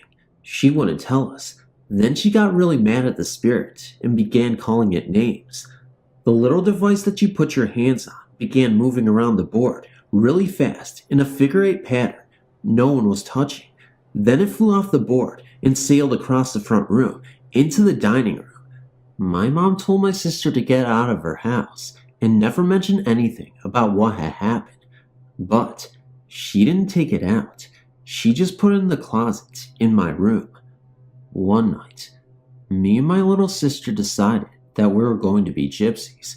So, we got our crystal ball, which was nothing more than an electric candle with a blue bulb, and sat in the playroom and turned off all the lights. My mom was the only one home, and she was downstairs. We sat next to the candle and began chanting, "Oh spirits, if you are here, give us a sign. We want to know who you really are and why you're here." Over and over we chanted. Just then, I felt this cold chill. The windows were closed and it was midsummer. The bulb in the candle flashed and then went out, and I heard someone whisper, "I'm here." It sounded like a child's voice. Then, the hall light flashed twice and then stayed on for about 5 or 10 seconds and went out. My sister and I ran down the stairs, across the dining room, and into the front room to where my mother was sitting, reading a book. We asked her if she flashed the lights just now, and she said no. See, my mom can't walk very well. She can't run or walk fast either, so she wouldn't have been able to get to the stairwell, flash the lights, and get back to her seat in time before we made it down the stairs. She didn't even notice the lights flash. Needless to say, we didn't go back upstairs. The next weekend, I stayed with my friend Robin. I didn't see anything about what was going on in our house. My mom and little sister were home alone. During the night, my sister woke up because she heard a woman scream. She ran to my mom's room and woke her up and told her. Mom called the police. They showed up, checked everything out. Nothing. After my mom got her calmed down and they both fell asleep, my sister heard the screaming again. So, once again, Mom called the police. They still didn't find anything. I wanted to find out why all this crazy stuff was happening, so I began to ask around. A few of the neighborhood kids got together and helped me find out. Of course, they thought my sister and I were crazy.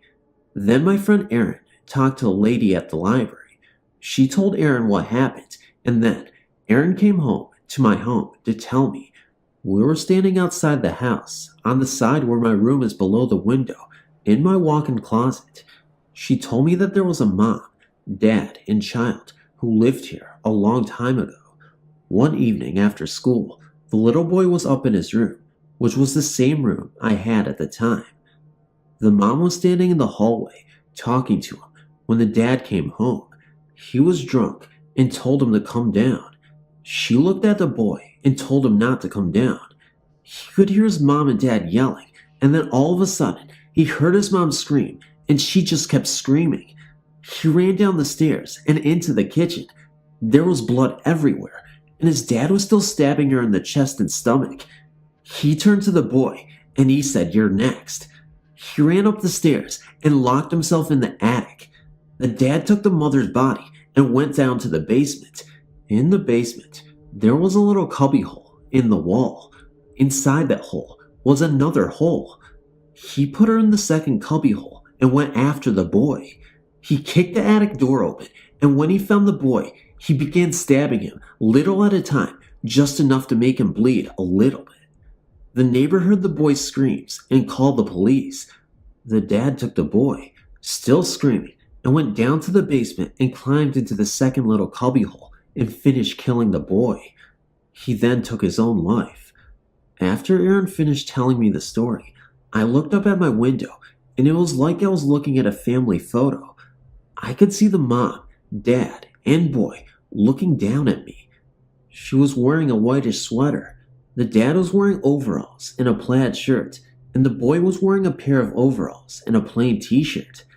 They looked happy. Then I looked at Aaron, who didn't seem to notice them, and then I looked back, and they were gone. After everyone went home, and I could sit and tell my mom about it, who didn't believe me anyway, I began putting things together. The child's voice in the attic, the woman screaming, the banging in the basement. I know it could have been of the furnace. It was the middle of summer, and there wasn't a need for a furnace to be on, so it wasn't in use. I still had the visits from the family, but nothing as bad or as horrible as what they went through when they were alive.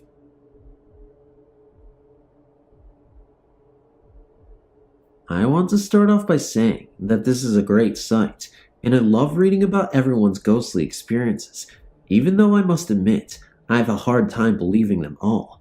There's some stories that you can just tell that the person writing it is a kid with an overactive imagination. I only say this because even though I am a believer, I am a college educational rational individual, and I can also be the biggest skeptic you've ever met, which brings me to this incident that occurred while I was still in college.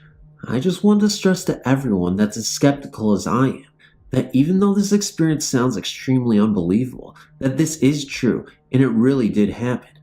I know that this is long, but bear with me. I want to make sure I didn't leave anything out. This experience happened one late night in October in 1994.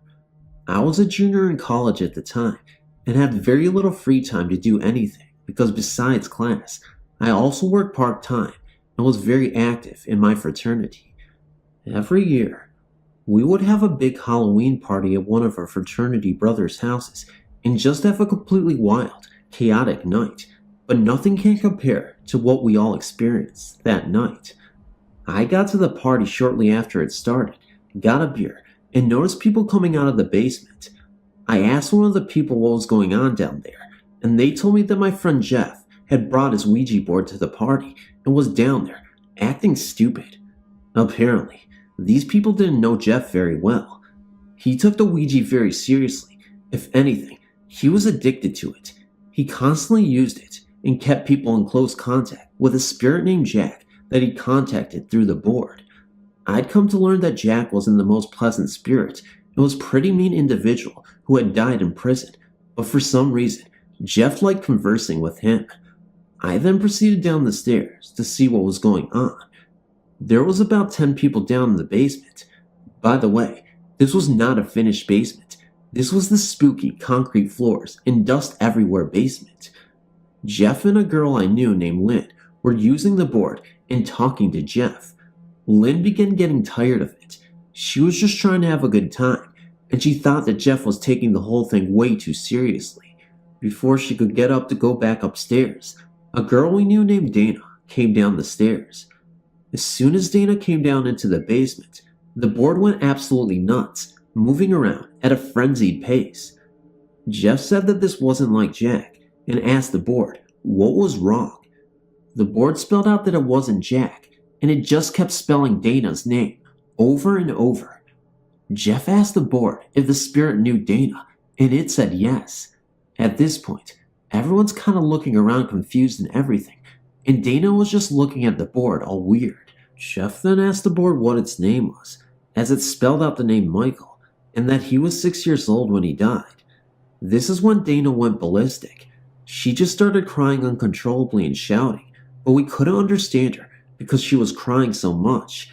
She then ran upstairs and out the back door. A couple of us followed her to try and find out what was going on and to try and calm her down. We went outside and saw Dana crying on another girl's shoulder. This other girl looked both pissed off and scared to death at the same time.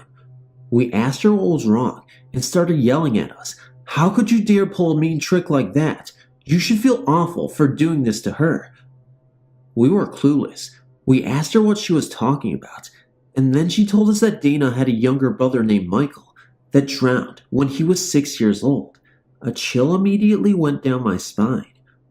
Once Dana calmed down a little bit, she told us that she'd been trying to contact Michael over the years, but was never able to. She then offered to buy Jeff's Ouija board from him so he could keep in touch with her brother. At this time, Jack came back, and it was like he and Michael were fighting over control of the board. Jack then told Jeff that if he burned the board that night before midnight, that his soul would be set free and he would be at peace. Jeff immediately wanted to set the board on fire because he said he developed some sort of relationship with Jack and wanted his soul to be at peace. Let's just say Dana didn't like that idea a bit, so they both got into huge arguments and the party became totally chaotic. By this time, everyone at the party, only about 50 people, knew what was going on, and everyone started fighting and yelling, split down the middle, either on Jeff's side or Dana's. Eventually, Jeff snuck outside with a can of lighter fluid and set the board on fire, with Dana standing over it and crying her eyes out.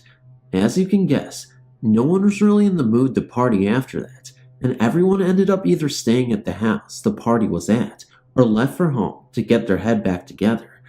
After that night, not one person I know that was at this party ever talked about that night again, not even once. I don't know how to explain what happened, but all I know is that there's no way that this was some sort of trick or joke that Jeff and Dana could have played on us. Being the skeptic that I am, to this day, I tried to find out just how they could have pulled this over on us. Dana was just a friend of a friend of a friend that not very many of us knew that well, and that night at the party, none of us knew that she had a brother. Just that one friend of hers at a party that yelled at us knew anything about it. And then there's Jeff. He just takes the occult way too seriously and would never use it as a basis for a joke. And if it was a trick, he's not the type to let it go. He'd make sure he knew it in our face about how much he scared us and what a great joke it was every chance he got. That's just how he is. To this day, anytime I tell anyone about this, when I get to the part that the spirit was her brother, I get a chill all over my body. Words simply can't describe what it is like being that night and what happened, but I'll never forget about it. I can remember it was just like it was yesterday. If anyone wants to write me about this or anything, feel free to. I've submitted to the story on the site before, but since then, I've had another experience. Here it goes. I'm in my late teens, and during the summer, I stay home alone. One day, around 11 a.m., I used the computer, and out in the hallway out of the corner of my eye, I saw a completely black figure, about 6'5" tall, and very skinny. When I glimpsed around to make sure no one was in the house, the figure was gone. It has happened to me about 4 more times over the next 2 weeks. I started calling them the Shadow Woman.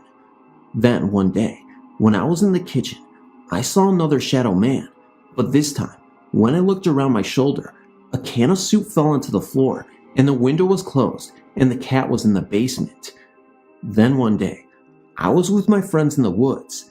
Keep in mind, these are small woods, and there have never been any hunters or trappers there. We were talking about ghost stories, and I told them about the shadow woman. A minute later, we heard a rustle in the bushes, and out of the corner of my eye, I saw a shadow woman out of the corner. Then when I turned around to catch a glimpse, it was gone. I asked my friends if they saw that, and one of them said yes, and the rest looked at me like I was crazy. I'm not sure if these are spirits or just an overactive imagination, but usually, I don't imagine things like that. Since the experience in the woods, I haven't seen a shadow man since, but you never know. I could see one again anytime.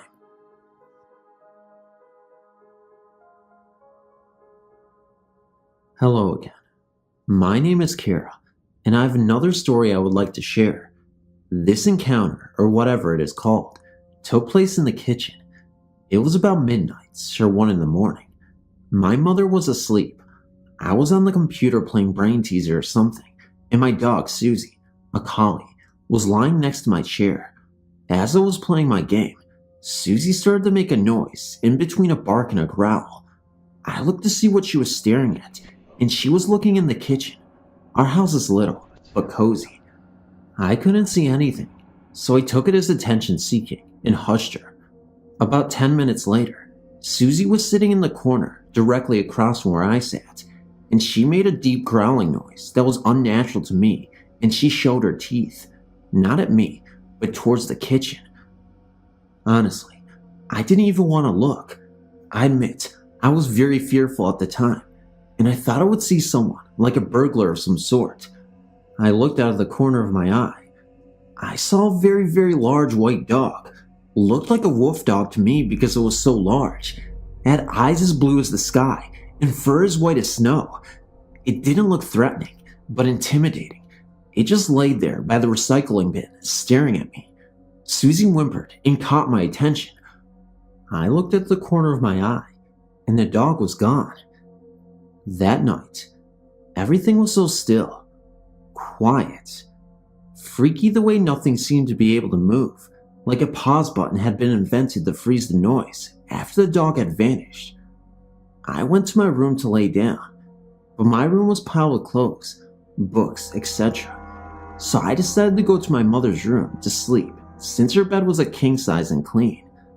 The time passed by me as I laid there. 1:30 a.m., 2:30 a.m., 3:30 a.m., all the way to 4:30 a.m. I just stared at the wall with a background of my mother's snores.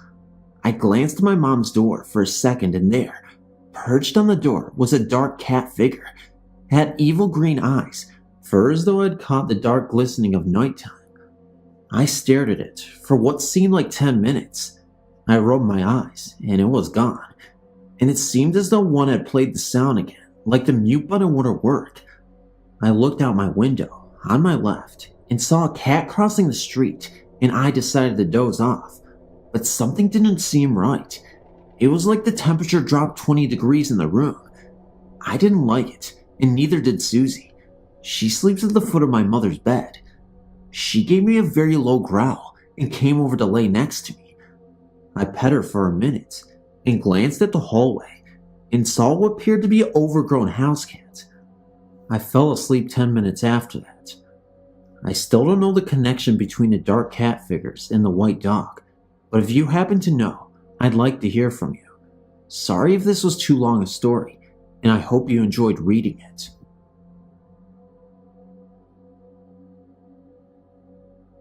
One day last year, me and my friend were in my house on our own. I decided to make noodles for us to eat, so I started to prepare them when we heard noises upstairs, but we just continued chatting. About 2 minutes later, we heard it again and ignored it, once more thinking it was just the floorboards. Suddenly, about 5 minutes later, we heard it again, but louder. The sound was like there was someone in my house, walking around upstairs, opening and closing doors, but we were home alone, so we thought we'd go and check it out, but we were a little scared, so we both got knives in our hands just in case it was an intruder and crept up the stairs.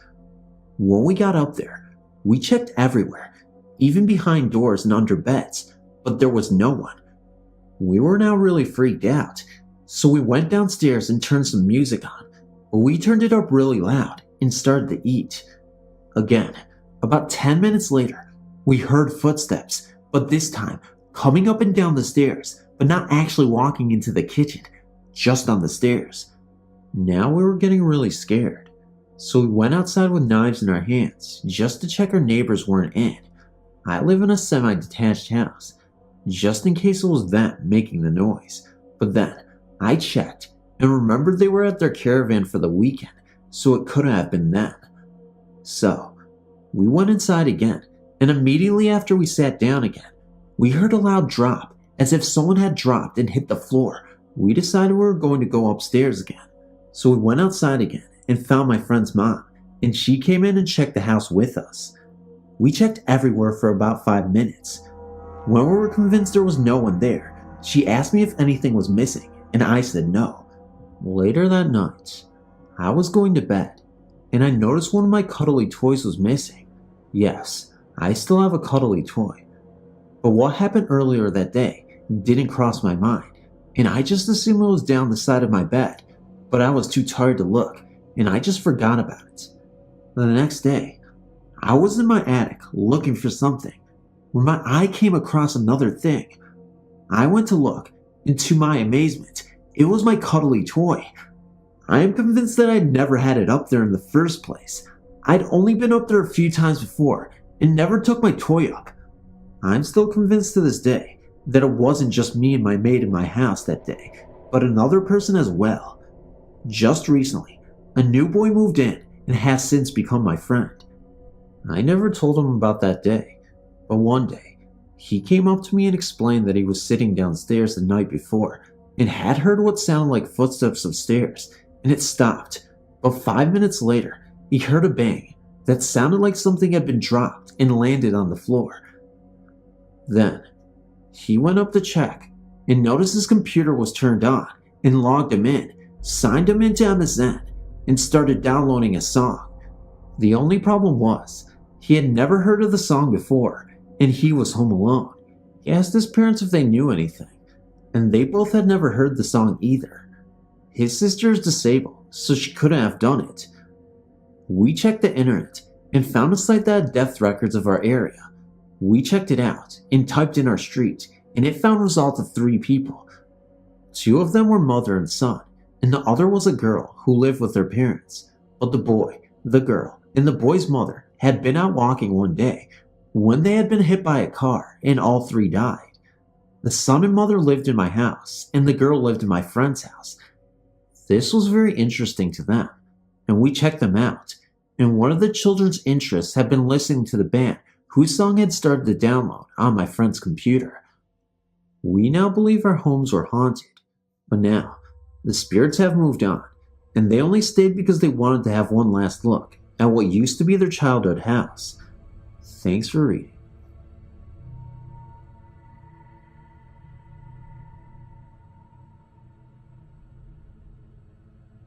This story is just a collection of experiences I've had, and I don't know if they go together or make any sense at all. The first was when I was about 8, and me and some of my friends were out in my backyard telling ghost stories. All of a sudden, we heard a deep voice slowly calling our names. It seemed to come from behind a shed in the backyard, and we all ran away from it. We ran into the house and then calmed down, thinking it might have been my father, but then I realized my father was at work, and all of our neighbors were pretty up there in age, and I doubted they even knew our names. We were calming down in my room when I looked out the window, and about 200 feet away, in an empty field, I saw the outline of what seemed to be a man, but was totally black. But it was in the middle of the day. I couldn't even speak. I finally yelled as if I was walking away, and I think when I yelled, it turned and looked back at me. I never saw it again, and even writing about this is bringing tears to my eyes. The other experiences I've had were in the same room in my grandma's house. When I was young, I used to sometimes go to my grandmother's and stay for a weekend or a night. One night, I was sleeping, and I got up half asleep in some sort of confusion of hearing something in the hallway. I looked down the hall, and there seemed to be a shadow of a tall man against the curtains with moonlight shining through them. I wasn't scared like the first time. I actually felt like this was a man watching over me, and for some reason, I had a weird feeling it was my great-grandfather. The other time was when I was about 16. I was actually living in that room because I moved out of my parents' house temporarily. It was a typical night. I laid down to go to sleep, but was having some trouble. I finally started to get drowsy, and I rolled over onto my other side, and then, out of nowhere, I hear my name whispered urgently into my ear. I even felt the air. I jumped up, and no one was there. I had the door closed, but my grandpa was somewhat of a jokester, so I thought maybe he was pulling a prank. So, I got up and looked down the hall, and I saw him and my grandma in bed watching TV. He may be a prankster, but I doubt he can run that fast. I'm 18 now, and I haven't seen or heard anything weird since, but I also don't spend very much time at my grandma's house anymore.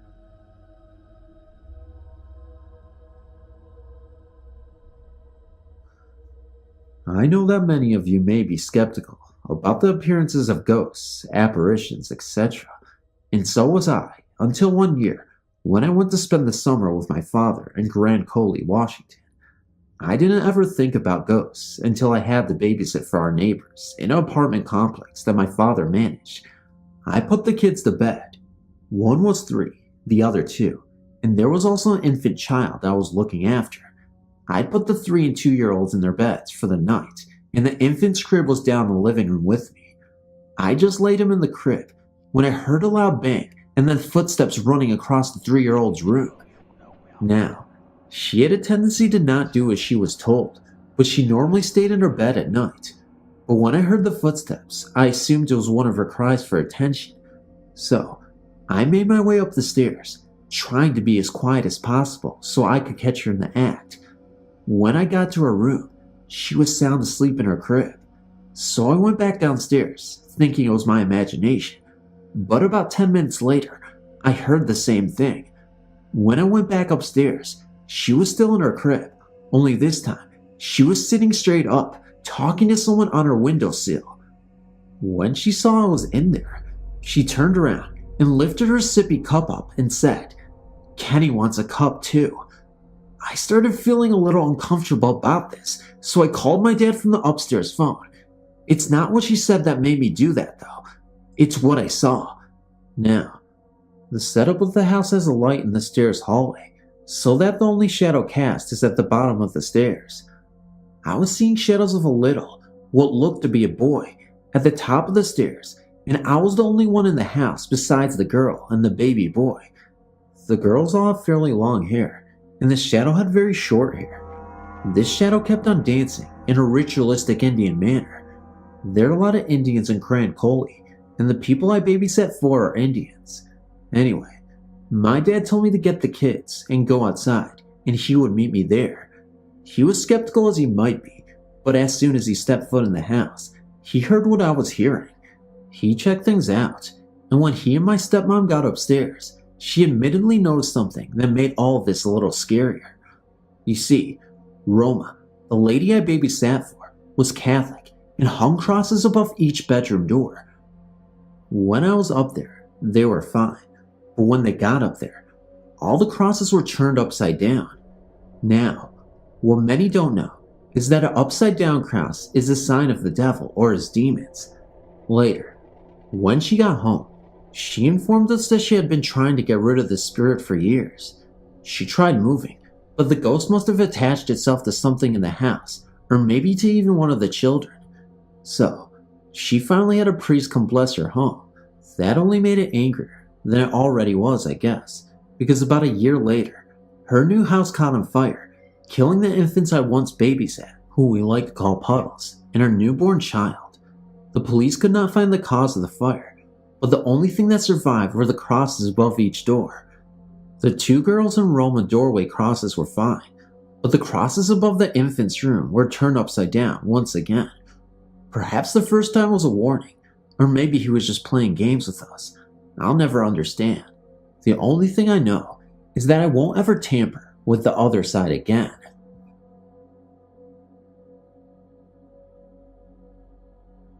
I've not told anyone this before, due to the fact that it is hard to believe, and plus, it happened to me when I was young. I do not know if you would consider it a ghost encounter or not, but I'm going to tell you the happenings to me anyway. I live in West Virginia, and when I was 9 years old, my brother and I shared a room. We had 2 beds in the room, separated by a window in the middle of them. We had settled down for bed this particular night to go to sleep. I could not have been asleep long when I woke to a rapping-like sound at our window. I laid in my bed, not moving a muscle for some reason, and I just could not move. I tried my best to move and even scream my brother's name, but could not.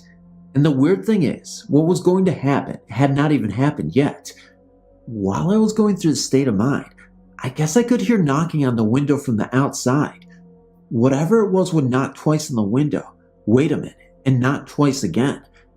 After this went on for a while, I was finally able to move on, and when I got up to look out the window to see what was knocking, all I could see were these 2 big red circular eyes looking right back at me. I was petrified. I went right back into the state where I could not move. It was like those eyes had me hypnotized. When I was finally able to move, I just laid back down.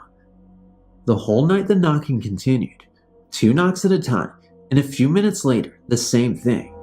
This went on for nights, and the same thing was there. Every night, when I would look out the window, there would be these 2 red hypnotizing eyes. This went on for about a week, and then all of a sudden, it just stopped, and it never happened again after that. When I got older, I started hearing stories about a creature in Point Pleasant, West Virginia.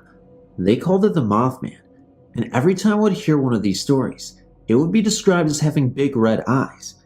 Then there was really no doubt in my mind that what was visiting me and my brother all these nights was in fact this creature, because when I was 9, we lived in Bluefield, West Virginia. To this day, I've never forgotten those nights when I was visited by what I believe is that creature.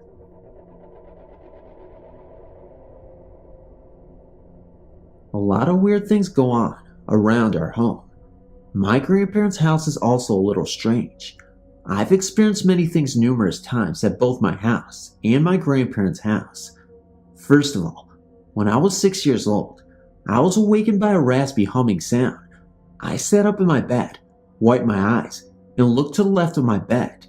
Sitting there in a rocking chair with a baby was a woman dressed in an old-fashioned type gown. She was also wearing a bonnet and had her face turned towards the baby.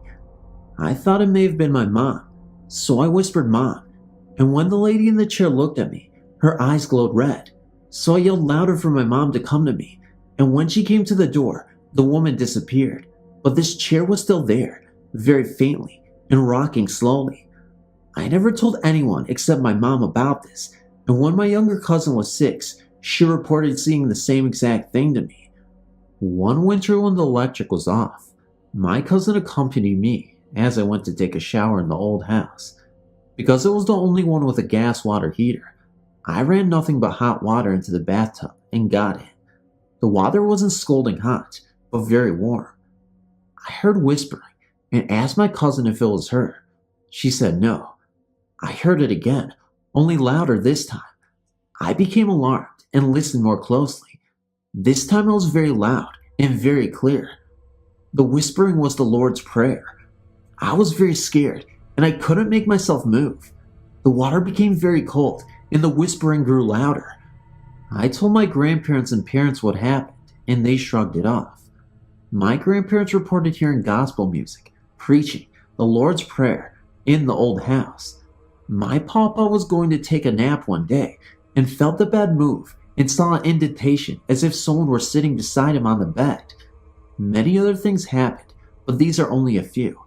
If anyone is interested, I'll post more later.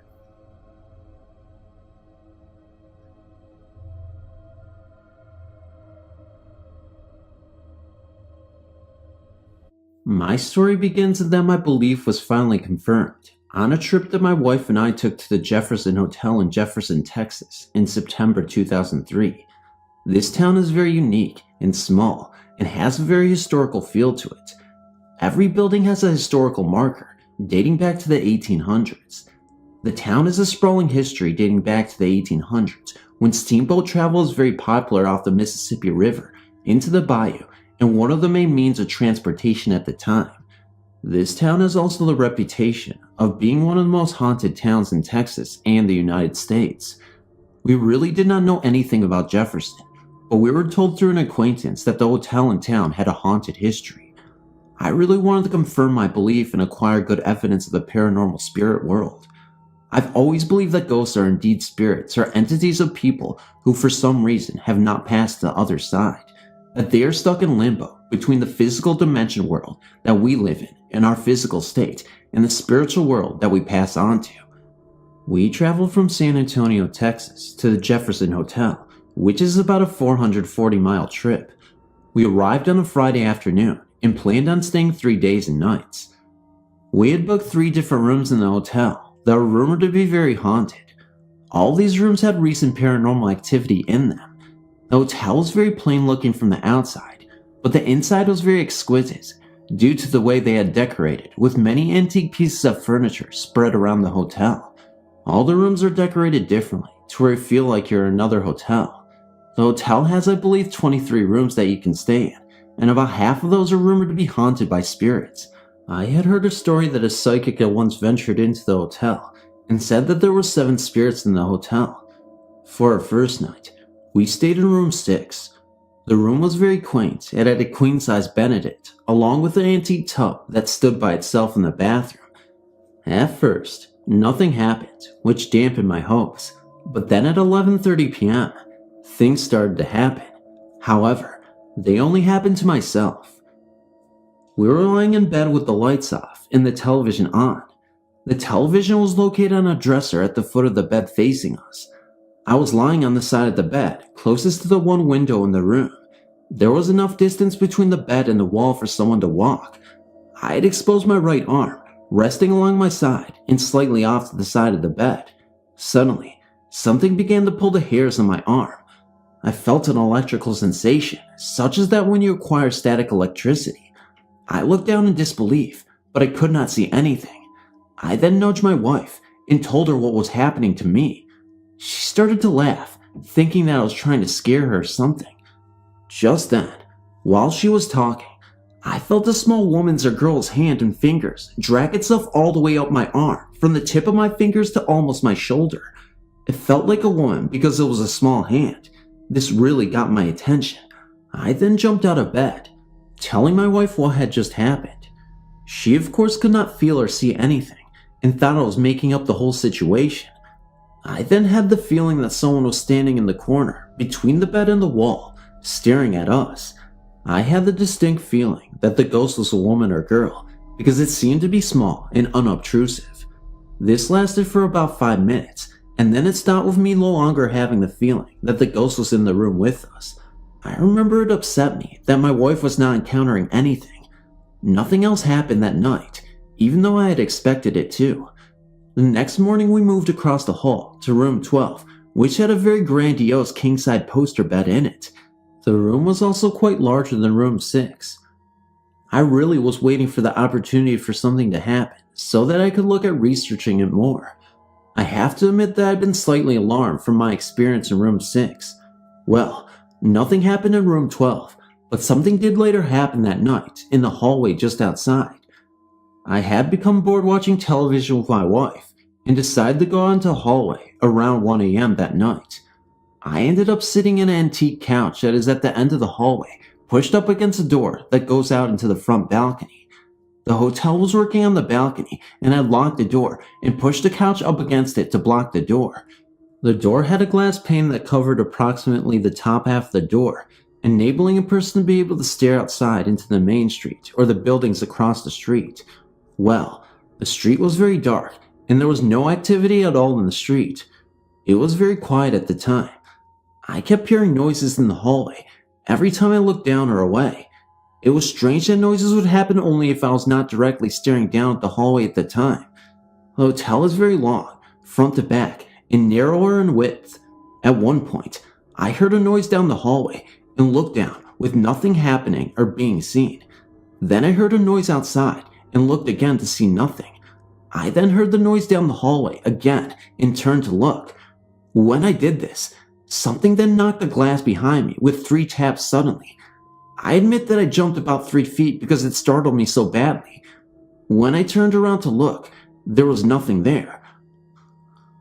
I walked back to the window and the door and looked out again. Again, I did not see anything at all. I then went to get my wife and told her to sit on the couch a few minutes to see if anything would happen. Of course, she came back in after 10 minutes and told me that nothing had happened to her. This again was very frustrating to me because I began to think that the spirits were only trying to communicate with me. Nothing else happened that night, and we went to bed. The next day we moved into room 19, which is rumored to be one of the most haunted rooms in the hotel. The maids were in the hallway as I walked down to put our bags in the room. Room 19 sits in the upstairs hallway, all the way to the rear on the left side of the hallway. The maids began to tell the story of room 19.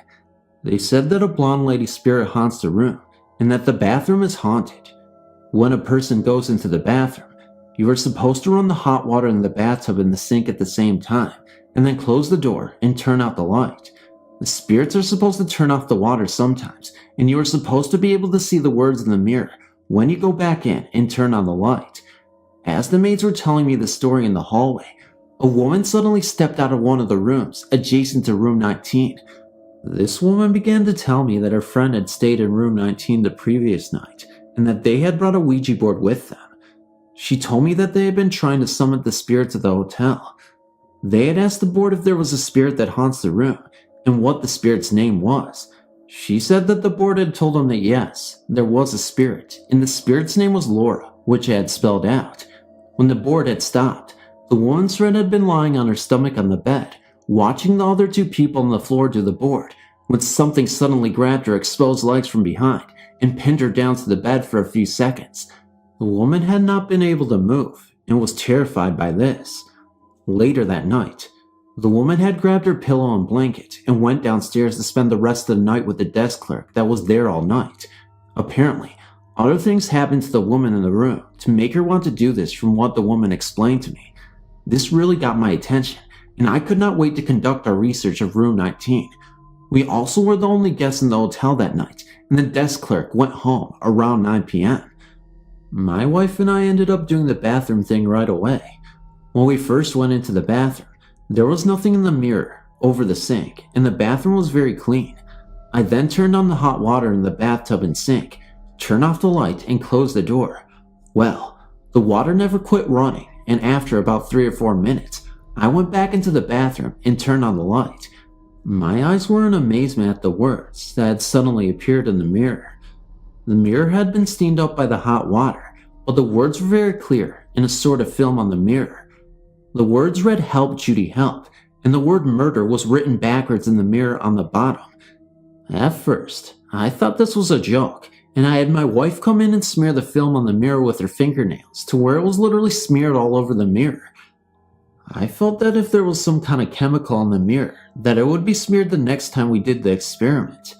Again, I went through the process, and again, the water never shut off or anything while we waited. When I went back in, I was truly amazed. The words had appeared in the mirror, exactly as they appeared before, without any distortion at all. This really freaked us out, and I really had the feeling something paranormal was taking place there in that room.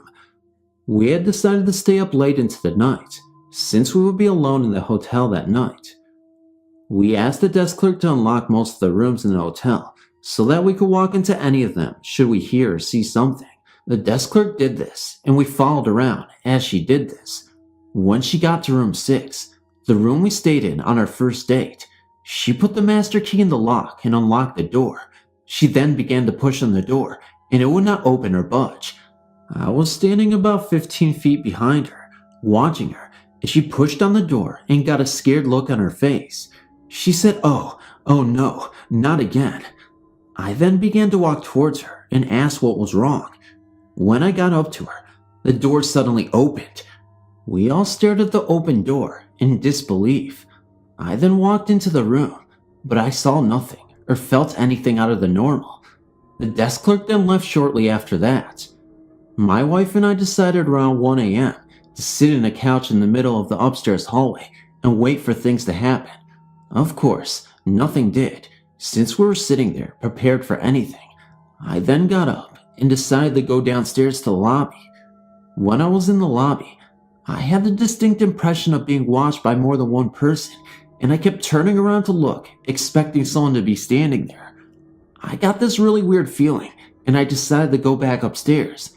When I got upstairs, I decided to go into room 14, which has a bed rumored to be haunted in it. This is a queen-size bed with an ornate, sculpture wood headboard that goes almost to the ceiling. The bed is actually kind of spooky the more you kind of look at it. I did not turn on the light when I went in because the hallway light was bright enough under the door for me to see. When I got into the room, I immediately got a chill from the room. Something then seemed to draw me to the bed. For some reason, I went and sat down on the edge of the bed. Nothing at first happened, but then the bed suddenly began going up and down as if someone were pushing on the mattress underneath me. It felt like the mattress were breathing as if a person were lying on the bed, breathing heavily. This really alarmed me because beds are not supposed to do this, per the realm of science. I asked that my wife come in the room and sit on the bed. I remember my wife saying when she entered the room how cold it was. She did lie down on the bed and said that it was really cold on the bed, but she did not feel anything. She did not lie there that long. We both went back outside in the hallway. I had the feeling that spirits were around us, watching us, even though nothing else happened that night. The next morning, I got up around 9 a.m. before my wife did. I ended up sitting in the rocking chair in the room. I started to read a journal of other people's experiences in the room of the hotel. The hotel lends itself to patrons if you're interested in seeing what other people have seen.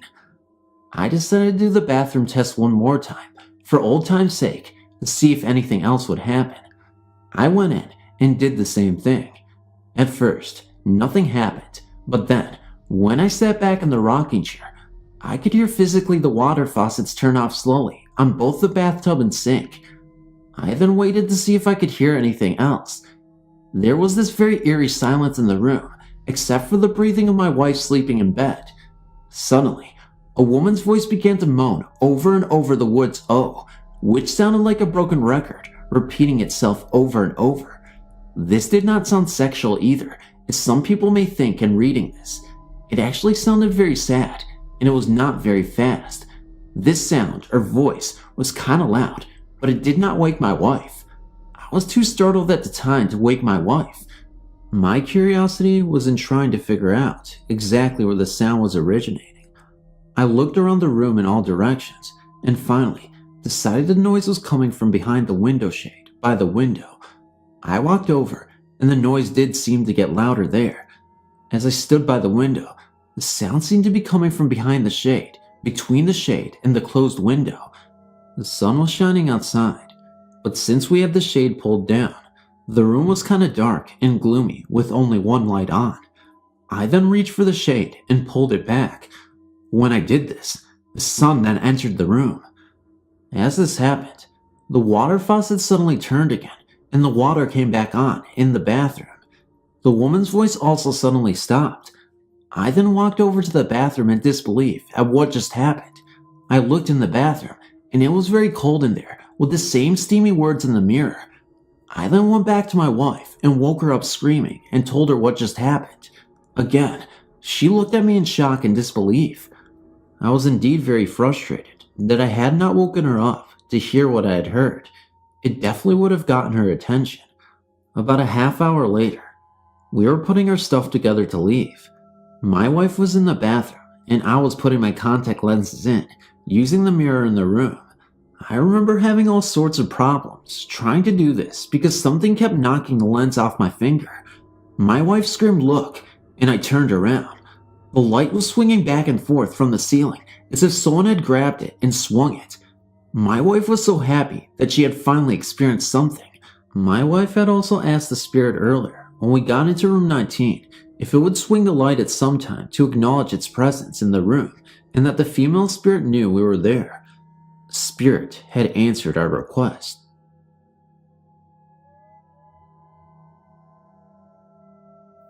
My name is Jamie. It was late May, and I was at my friend's, Anna's birthday party. It was a sleepover. Around 5 or 6 giggling girls showed up for a night of pizza and movies. Although we were all excited and jumpy from eating pizza and consuming vast amounts of pop and ice cream, I decided I would turn in, as I was really tired, and they were watching a movie I didn't really enjoy much. They were all in the TV room, just down the hall and to the right from where I had set my sleeping bag in the family room. The floor was hard, and I was uncomfortable, but I tried my best to drift off. I was closest to the dining room, which was an extension to the family room and ended in a dead end. I'd stretched myself right in front of the entrance, so there was no possible way anyone could get into or out of the dining room without stepping over me. Also, once they had stepped past me, there was no way out again without stepping over me a second time. I sat up for a moment because I thought I heard someone breathing. I looked around the room, but it was empty. Across the hall, the basement door was slightly ajar, and I heard my friends laughing and talking in the TV room. I sighed and lay back down, finally able to close my eyes. I awoke only minutes later to a thud in the room. It sounded as though someone with heavy boots was deliberately stomping on the floor towards me. I assumed it was Anna or one of the other girls trying to scare me. I heard them stomp to the edge of my sleeping bag and step over me. Whoever it was, they were clumsy because they stepped on my arm and a few strands of my hair, causing me to wince in pain. I heard the boots stomp to the corner of the dead-end dining room and stop. As I said before, there was no way a person could go into the dining room and then step back out without having to walk over me, and, judging by the person's boots, they would make a lot of noise doing so. I opened my eyes and was startled. No one was in the dining room, behind the table, or under the chairs. In fact, the whole living room area was empty and silent, except for my heavy breathing. At that, I picked up my pillow and bolted towards the TV room, where my friends had fallen fast asleep, the movie credits rolling by, lighting the room a faint blue. I laid down, far as I could from the hallway, and after stealing a blanket from a sleeping Anna, fell asleep.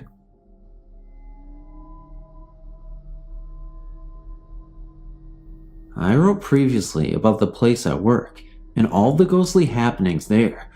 Up until now, I've not seen a full apparition, only shadowy figures and strange sounds. The other night, myself, my assistant, I will call her Amy, and a maintenance guy, Robert, were working in the area where most of the activity occurs.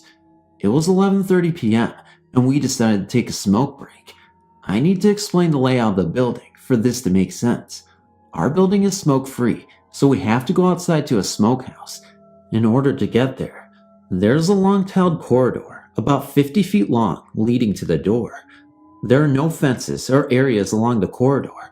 The three of us headed to the smokehouse and exited the heavy safety door.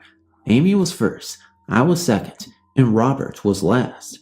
Just as Robert came through the door, Amy turned and gave a startling scream. I turned, and right behind us was a woman. What made her appearance so shocking was we had not seen anyone walking behind us down the corridor, and there was no place for her to have come out of. Also, as she walked on the blacktop, there was a loud, sharp clicking of her high heels. I fell back against the wall of the building and was speechless as she walked by. What scared me the most was one, her clothing. She dressed in all black. Black skirt, shoes, coat, gloves, and a large 1940s-style hat with a veil covering half her face. And two, where did she come from? And why did she not acknowledge us? Amy had screamed, and yet she did not turn her head, look at us, or acknowledge us at all. After she had walked by us to the parking lot, I told Robert to see if she got into a car. I ran after her, but within 10 seconds of us seeing her, she was gone. Needless to say, we were all pretty shaken up that night. The next day we scouted the building for a woman who matched that build and asked people if they knew of someone who wore that style of hat. Everyone said no. This is not the first supernatural occurrence in this building, but it is the most intense to date. I should add that one of our old employees said our description of this woman sounds like the founder's wife. She died in 1957. I've posted to this website before and have something else I would like to share. It was 1986 and I was 18 years old when this occurred. My sister and I were on our way home from a Bruce Springsteen concert and I'd fallen asleep in the car. I had a very vivid dream that my boyfriend at the time was involved in a car accident. So vivid, as a matter of fact, that I dreamt that there were 4 people in the car. Him and his friend Sean, and 2 girls that I did not know. I woke up and said out loud, "Bobby's been in an accident." I didn't get the impression that it was fatal, but that they were hurt. My sister said that it was just a dream, and to not be upset, but I knew in my heart that it wasn't. When I got home, it was pretty late, probably about 1:30 a.m. I went into my bedroom to get changed, all the while resisting the urge to call Bobby and confirm what I already knew. I felt that if it was indeed just a dream, it was too late to call though. As I was wrestling with this, my phone rang, and it was Bobby telling me that he and Sean had been in a car accident. That in and of itself was strange, but he had also been cheating on me, and there were 2 girls in the car with them. No one was hurt too badly, just as I had thought, but there were injuries. Just thought I'd share. Thanks for listening. Hi. My story is very personal, as it was not a haunted house I lived in as a child, but a visit from my deceased granddad. Just to outline why I believe it came to me was that I was raised by both him and my grandmother in England from 9 days old till 10 years old. For all intents and purposes, they were my parents. I was 14 in 1976, and my granddad had been slowly going downhill from his battle with sclerosis of the liver. He had been in a hospital for a couple of months, and we knew he wouldn't be spending that Xmas with us. He died at 3:58 a.m. on October 7th, 1976, with my grandmother by his bedside. She had all the monitors, IVs, tubes, pumps, and everything else that was keeping him alive removed, so that he may die with dignity in a side room, privately, without the impersonal ambience of intensive care. I was devastated about this loss and automatically went into a crying fit. This went on for about 2 weeks. I didn't eat, sleep much, stayed out of school, and in general became very ill and depressed. I vaguely recall the funeral, but was very overcome with emotion. I was a 14-year-old girl who had lost the most important man in my life, and it was killing me. One day, I recall getting up to go to the bathroom and hearing my mom telling my dad that they should take me to a psychiatrist due to my emotional state. I went back to bed and cried, telling my granddad that I wish he was here, eventually crying myself to sleep. Now, most nights before going to bed, my dad would check up on me, and in the half asleep, half awake state, I was aware of his visits. This particular night, I was turning over, but found that I was stuck on my bed, on my right side, and totally unable to move. It was that dead weight type of feeling one gets with a tingling sensation, like when your leg falls asleep, but this had no sensation, just weight. I was scared, and this caused me to look across directly at my bedroom door. In the doorway, dimly lit by my nightlight, I saw the dark gray, not black figure of a heavy-set man outlined, but yet I could see through it, kind of. The left arm was outstretched towards me, but I dare not to move. After what now seems roughly 30 seconds to a minute, the shape disappeared, and I felt a sense of calm. I was hungry and fixed a cheese and pickle sandwich for myself. I went back to bed, but oddly enough, this incident didn't bother me really. I woke up the next day, showered, dressed, put a little makeup on to hide the bug eyes I had, and went downstairs. My mom was washing dishes, and my dad was reading the paper, and they both commented on my presence, and more so, state of apparent well-being. I knew, I guess, deep down, that it was my granddad who had visited me, but although I had no proof or words to back it up from granddad, I still wanted to test my feeling. I asked my dad if he had come in my room, and he said no. He said, "We didn't hear any noises, crying, etc., so we thought we would let you sleep in peace." I said, well, in that case, it was granddad who came to see me. With that remark, my mom threw the dish towel into the sink and said, "That's it, we're taking her to a doctor." Fortunately, my dad stepped in and suggested they hear me out. He believed me, or at least looking back, pacified me, as it obviously made me feel better, so we went along with my visit from granddad's story. My mom didn't believe me, but it didn't matter. I believed it. This isn't the end. Although I only had one visit, granddad did appear to my grandmother. Ironically, when I called her up to tell her, She went very quiet and said that the very same night he came to her too.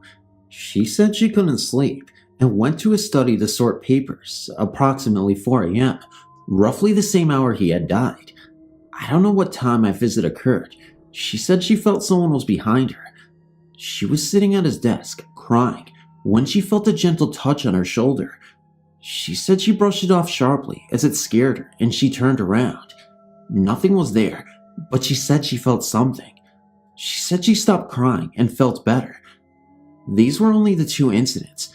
No one else had a visit from Granddad, but we both know, Gran and I, that he came to visit us for comfort. We loved him more than anything, and he reciprocated us.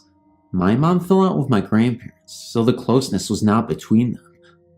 We both were hit the hardest, and he knew it. He came to let us know to go on, I feel, without the suffering that we were both enduring since his death. My grandmother lived until 1995, ironically, dying on her 83rd birthday. My grandmother promised me that if she could, she would visit me after she died. She didn't. I lit 2 white candles in our apartment. After I had packed it all up and sat there in silence, awaiting her visit, nothing happened, but I know she's okay. She was buried, as per her wish, with her granddad, and they finally were together again. That made me happy. They had been married and in love since 1932, school sweethearts, survived wars and hard times, and now eternally peaceful. Love is very powerful, and although it's hit and miss amongst those whom I tell this to in regards to belief, I know it happened and why.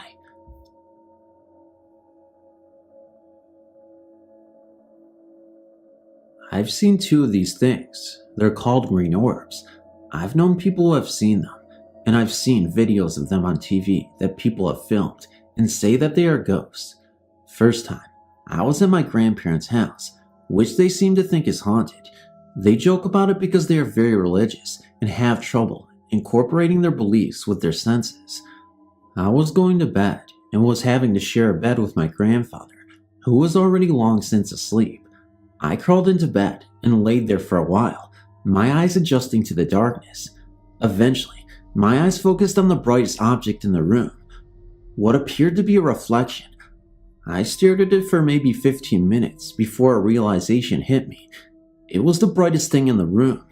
I considered maybe there's something outside brighter that it's shining off of, but my grandparents live in the sticks and have only 1 light outside, and it's quite some ways from the house.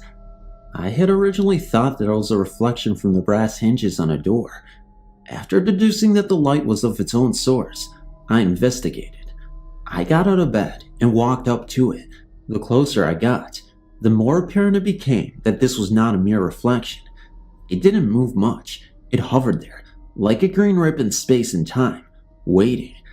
I experimented a little by turning on the light. It stayed there for a split second, after the light came on, and then disappeared. I wasn't able to go back to sleep for a while. Second time I actually saw one, I was at my in-laws, lying in bed with my wife. It was near the ceiling above our heads. I woke my wife up and asked her if she saw it. She said she did, then went back to sleep. I watched it until it disappeared.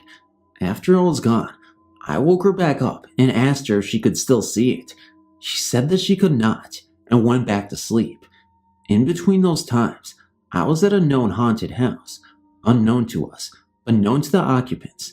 We were staying the night, and while some of us were in the kitchen, 2 of my friends burst out of their rooms, asking for flashlights or candles. They refused to go to sleep without them. They told us of an object we originally thought was a glow-in-the-dark mini frisbee, only it didn't move like a frisbee. I don't know what these things are, but I would very much like to study them.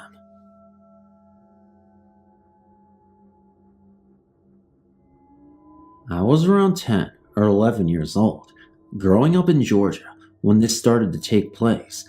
I lived with my parents, 2 brothers and 2 sisters in a rather nice ranch-style brick home. My father had built this home when I was around 4 or 5 years old, and no one had ever passed away in it. My 2 brothers were 5 and 6 years older than I. One sister was 7 years older, and the other sister was around 1 or 2 years old when this happened. This all started very suddenly. Me and my 2 brothers slept in one room, in custom-made bunk beds that my father had built into the room. They were built in an upside-down L shape, with the main bunks on the right and a single bed coming off the main bunks from the head of the beds going towards the left. My oldest brother slept in the single bed, my other brother slept in the bottom bunk, and I slept on the top bunk. There were 2 windows over the single bed that my oldest brother slept in, and during the summer, these were kept open so that the attic fan will pull cool air in. Sorry for so much detail, it helps one to understand the rest of the story. One night we had gone to bed, and around 2-3 in the morning, my oldest brother was jarred awake by a tremendous pounding on the other side of the brick wall, where he slept, outside. He woke both of us up very quietly, and we listened as the pounding went across the wall, as if someone was walking the length of the house and back, pounding on the brick wall as they went. Now, this wasn't like someone was pounding with their fists or even kicking the house. We probably couldn't have even heard someone who was hitting the wall with their fists or feet. No. This sounded as someone had a 15 or 20 pound rock or something very heavy and solid, and was pounding the wall with it as they walked back and forth, with the impacts coming approximately 1 to 2 seconds apart. After some very frightening few minutes had passed, my older brother slipped into our father and mother's room and awakened our father, telling him about what was going on. My father, not pleased with being awake at this hour, didn't really believe him at first, but quietly made his way to our room and where the pounding was still going on. As this was summer, he looked out the open window through the screen, but couldn't see anyone. He then proceeded to collect his 20 gauge pump shotgun and slipped out the door on the opposite side of the house from the pounding to try to sneak up on whoever was doing it. As Daddy turned the corner of the house with the shotgun at the ready, the pounding suddenly stopped. Daddy had a flashlight, of course, and there was nothing to hide behind for at least 30 to 40 feet, where a cornfield started. He searched around for a bit, but couldn't find anything and came back in. As soon as he came in the house, the pounding started again. He went out immediately. Whenever he turned the corner, it stopped again. This was repeated several times, always with the same results. These happenings then continued for the next 2 to 3 months, almost every night. My father did not find anything or anyone that could account for it. There were also no marks or any kind of evidence to show where the pounding was being done on the bricks. One night my brother that slept underneath me was having a dream about playing basketball in a tournament at school when the pounding started. As the pounding was going up and down the wall, he was dreaming that he had missed a shot and that the coach had called him to the sideline. He dreamed that the coach was mad at him, and while asleep, he was moaning and making some kind of noise. My oldest brother, who slept under the windows, was trying to listen to the pounding to figure out where it was at during that time, and when my other brother started moaning, he reached over and grabbed him by the hair of the head and started pulling his hair to try to shut him up. At this time in the dream, my other brother was dreaming that the coach had grabbed his hair and was pulling it for him, missing the shot. We had always laughed about this happening. Anyway, my father never did catch anyone or anything pounding on the wall, and we still wonder to this day what it could have been. If anyone out there has had anything similar happening with pounding on the walls and moving back and forth, I would appreciate hearing from them.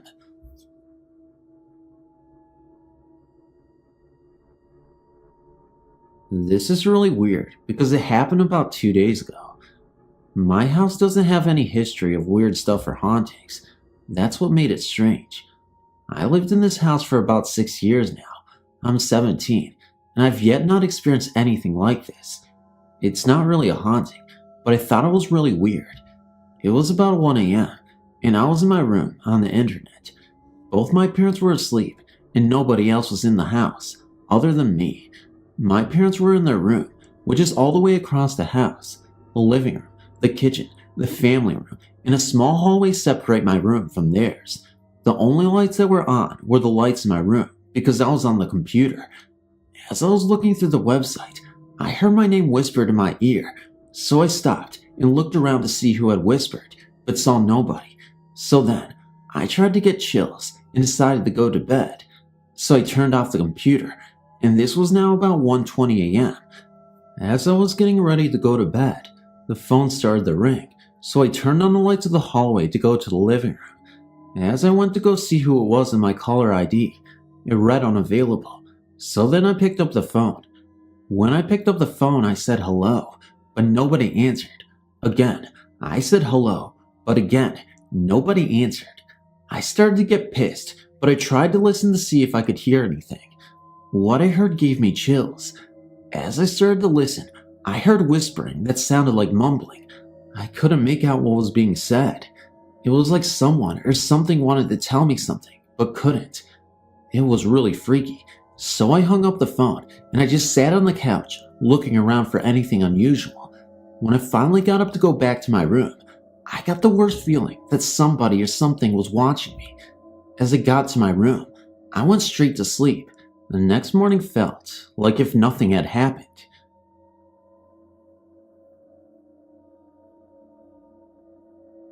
This is the house of many tenants. The house is well over 200 years old and has many tenants over the years. I was 18 when we first moved in. It was a 4-bedroom house with high ceilings, an attic, and basement. My parents and nephew had the 2 downstairs bedrooms, which left me to the upstairs rooms. The first night we moved in, my friend and I were setting up the upstairs rooms as my bedroom. As we were standing in the hall by the bathroom, a little boy ran out of the other bedroom, ran down the hall towards us, peeked out around the corner, and ran into the bathroom. We went into the bathroom and saw that no one was there. Let me explain. This couldn't have been my nephew because he wasn't even in there at the time, and there was no other small boys in the house. Also, sometimes I've seen a man who dressed in what I can only call colonial walked up the stairs and walk into the attic. The weird thing is, I've never seen him walk up the old wooden stairs. Sometimes you could hear someone moving boxes and stuff around in the attic as if they were looking for something. All the people who had stayed in the house in the span of 6 years that had lived there would never sleep upstairs by themselves, and many reported the feeling as if someone was going to push them down the staircase as they stood at the top of the staircase. On more than one occasion, you could hear a woman crying, the toilet flushing, and doors slamming. My older sister stayed with us for a short while. During her stay, she had the shower doors cave in on her, pinning her to the wall, and a fan cord lightly wrapped around her neck during her sleep, in which she had found the following morning. Foul smells and shadows were a constant reminder of the ghost's presences. I was glad when we moved from the house because I found it very unnerving and somewhat frightening. I don't think I've ever had a sound night's sleep.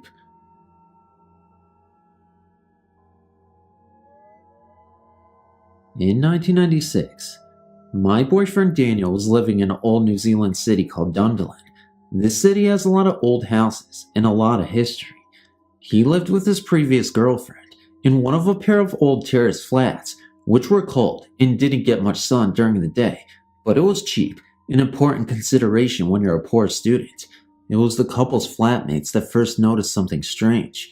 She professed to be something of an amateur mystic, reading auras and such like, and she claimed to sense more presence in the house. But the really scary stuff didn't start until Daniel went away for a couple of weeks and the 2 girls were in the house by themselves. They noticed the cats were frequently taking fright and chasing something, which the girls could not see. It got worse, and once the presence pushed one of the girls down the stairs from behind. Finally, as Daniel's girlfriend lay in bed one night, she felt something get into bed with her, a cold presence which touched her thigh. While Daniel was still away, the 2 girls had the place exorcised and the incident stopped, but not for long. Shortly after Daniel's return, the strange occurrences started again, the cats freaking out and other weirdnesses. The flatmate moved out, leaving Daniel and his girlfriend to deal with it alone. In an attempt to exorcise the ghost a second time, the couple burned incense around the house, especially near a certain doorway which seemed to be central to the occurrences. But as the 2 watched the circling smoke, they noticed it cut off, just disappeared into nowhere, a few inches away from the wall, as if the smoke were traveling through some kind of invisible doorway. In the end, they moved out, unable to handle the atmosphere of the house any longer. I don't know who moved in afterwards, nor what became of the ghost. This happened while I was visiting the city of Guadalajara. When I was about 11, I'd gone on vacation with my grandparents. They didn't have a phone installed at their house because it was only a vacation home, not where they lived. So, one morning, my grandmother and I left to the phone central, where you can pay to make long-distance phone calls. Anyway, while we were waiting, an old lady approached us and began conversing with my grandmother. She would put her hands on mine and my grandmother's, and we both would pull our hands from underneath hers because she was so cold. She also had a very beautiful necklace with the Virgin of Guadalupe on the side. The image itself looked so real, like if it could move. Well, she was asking us to go to a church not far from our house to donate some food for a church carnival to raise money to repair a huge hole that had taken part of the main aisle. So, we agreed, and she asked us to ask for her by name. The old woman had also told my grandmother exactly what to prepare. So, when the day came that we had to go, we set off to the church, and once we arrived, we asked the priest for this woman. The priest went silent for a moment, and then said in a very low voice, "She is no longer with us." I didn't understand until he asked us to go into the office where he could explain. This old woman had promised many years before to take a certain food to the carnival. She fell ill and never was able to attend because she had passed away. Interestingly enough, the priest had also stated that we were not the first one this had happened to. Interesting story, and I'm glad you guys were able to read it. Thanks for your time.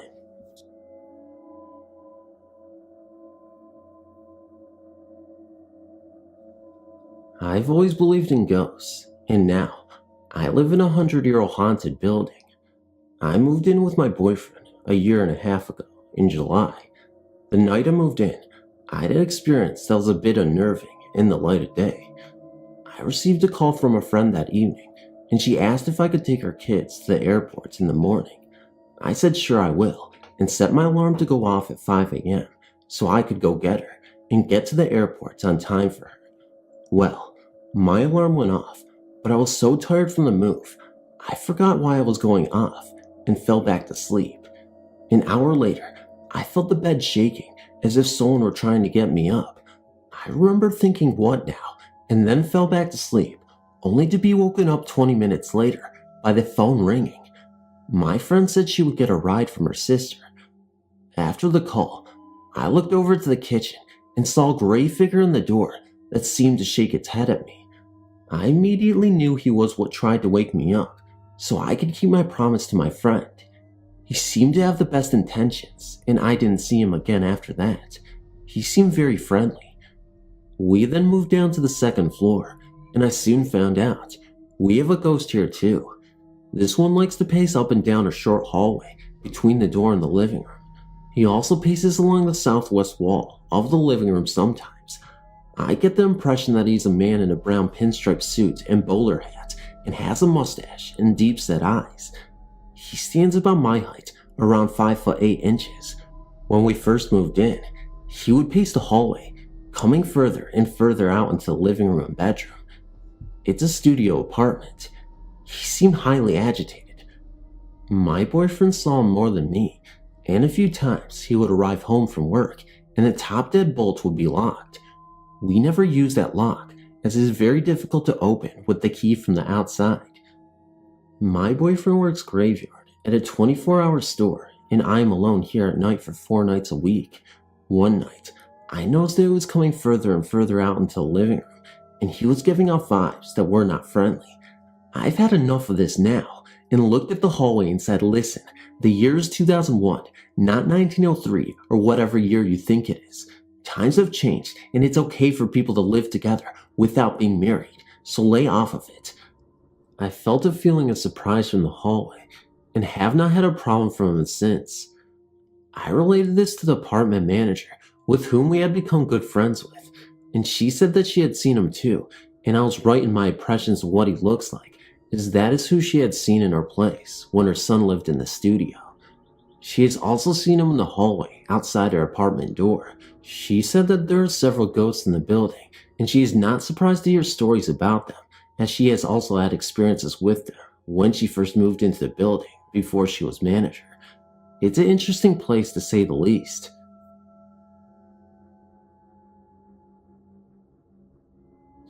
The incidents that you're about to read happened to me when I was a college student several years ago. We had inherited an old apartment from my grandfather, and 2 years after his death, our family moved in.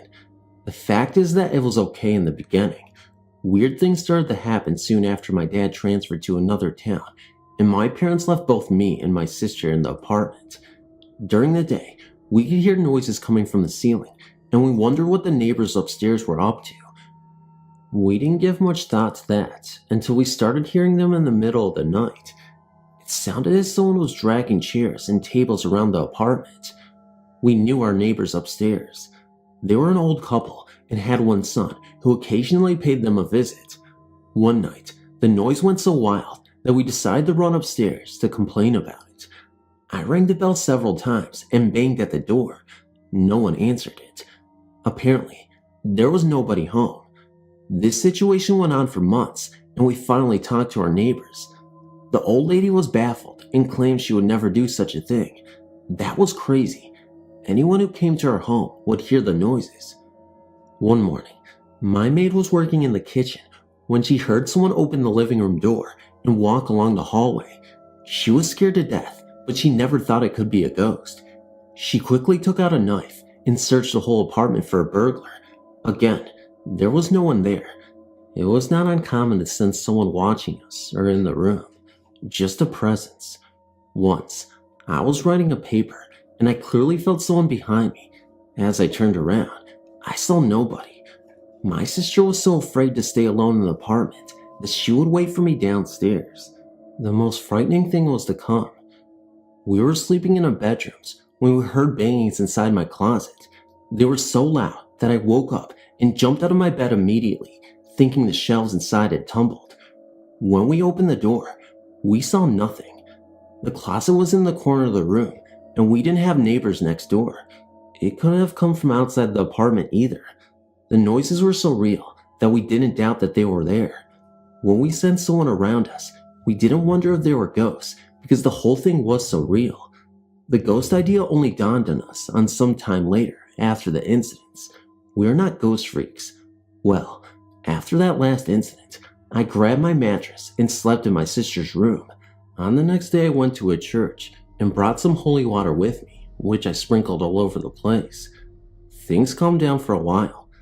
A year later, we moved out, and we heard that the family who had bought it moved out 1 year later. Hi, my name is Lisa. About 3 years ago, I was in a rehab for about 2 months. It was up in Lafayette Hills, Pennsylvania. The place was an old 1800s huge mansion where the owner's daughter Eugenia was mentally ill. Back then, they did not know the things they do now, of course, and her wealthy father donated the house and its land to the people in the profession after his daughter hung herself in the main foyer from the grand staircase. The name of the rehab is Eugenia House, and it was, in every way, still her house. The house itself is now used as offices and meeting rooms, some of them original. In fact, most of the house is still original, except the actual rehab, which was built off of the house. Anyway, being very into the paranormal, I was extremely interested in the history and to know firsthand if it was in fact haunted. Every time I could, I went in there, listened to the people who had worked there for years, and believed these stories. Some of them would not go in there after dark. Now, I was determined to know. One evening after dinner, me and my friend Brian sneaked off to investigate. It was totally empty. As we walked up the main staircase, I was hit with this very cold air all around me. I was really scared, but went up anyway. As we got to the top, we went right into one of the offices. We walked in a little further, and I was so uneasy. As I turned to look at Brian, we both heard shuffling, like books moving around on one of the desks. Then it sounded like a large book fell very hard to the floor. As we turned to run out of the room, I was disoriented and did not know where to go, so I followed Brian. As we fled towards the main staircase, these very big double wooden doors at the top of the stairs that in my whole time there were never closed, and they were so big and heavy, don't know if I could close them without help, slammed shut right behind us. The stairs were very long. As we got to the bottom, we stopped and looked up, And as we did, the cold air hit us very hard, like a winter wind. It felt like it swirled around us on purpose, investigating us. It made us just stand there, in awe almost. Then, after a few minutes that felt like forever, we fled out the door. We told the believers in the group, who were amazed, and I'll never forget that. After that, I did not go back in at night, but in the courtyard where we all smoked, you could look into the front windows. One night, shortly after that, I was telling one of the counselors of my tale and peering in the window at the same time. As I spoke, one of the big overhead outside lights would flicker, only when I mentioned Eugena's name. At this point, the counselor was extremely convinced and started to tell me a few stories of his own that he never shared with anyone until me, for fear of the staff would think he was being foolish, but neither of us were.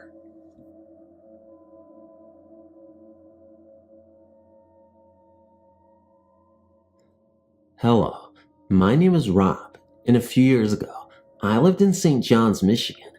While I was there, strange things would happen, all centered around the very old school called Perrin Palmer. I think there was more than one ghost involved in these hauntings, and they weren't benign. It all started with hearing strange music near these old mobile units. It all came from a small group of them, and I could always hear it after school, and everyone else could too. No one was there at the time, not even the janitor. So one day, my friend and I decided to investigate. When we looked inside one mobile unit, we saw a black cat with glowing red eyes. We ran and never looked back. About a year later, the school demolished and a new one was built. Whatever was haunting this school didn't like having its home destroyed. Oh yeah, did I mention the entire school used to hear a train whistle, and no train has run in the town for 100 years. There are no trains within 20 miles of the town. When we were first at Gateway North, the new school, we thought we could get rid of the ghost, but we didn't. At first, all it was sightings of black cats around the premises of the school, but then more harmful things began to happen. One morning I woke up to deep scratches on my arm. It was like a cat had scathed my arm. Then, on a swing at school, a kid fell while in mid-swing. The kid was pushed. She didn't slip. 10 witnesses saw her fall, and it wasn't an accident. No kid pushed her. She sprained her arm. 2 weeks later, another kid under the same circumstances broke his arm.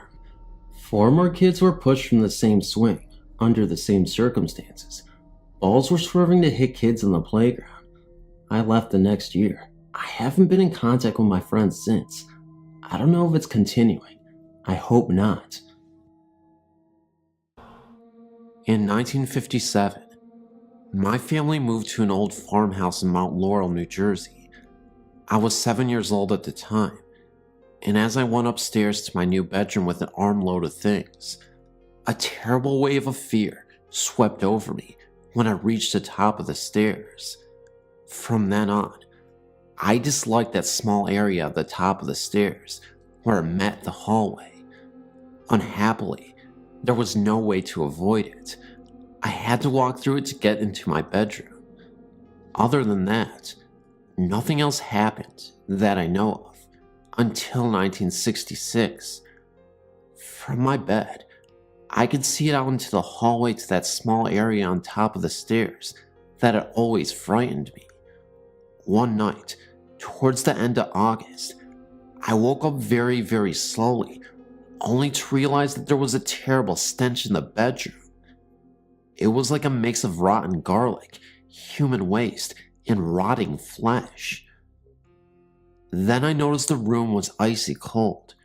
Remember, it was August, usually the hottest time of the year in New Jersey.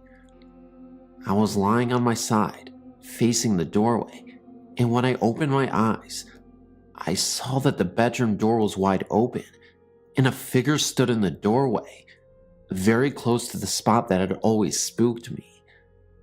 Since no lights were on, all I could make out was the silhouette of a tall, dark figure that seemed to be wearing some kind of long robe with a hood.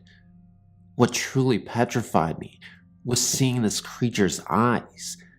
They glowed red and stared straight at me. But before I could scream, somehow the knowledge came to me from somewhere, my guardian angel, that if I acknowledged this creature's existence, I would be haunted for the rest of my life. So I pretended to be asleep, which was not easy. And after a while, I felt the cold room become warm again, the dreadful smell disappear, and the figure fade away. We moved out in 1967, and the house was torn down in 1972. I, for one, was not the least bit sorry to see it go.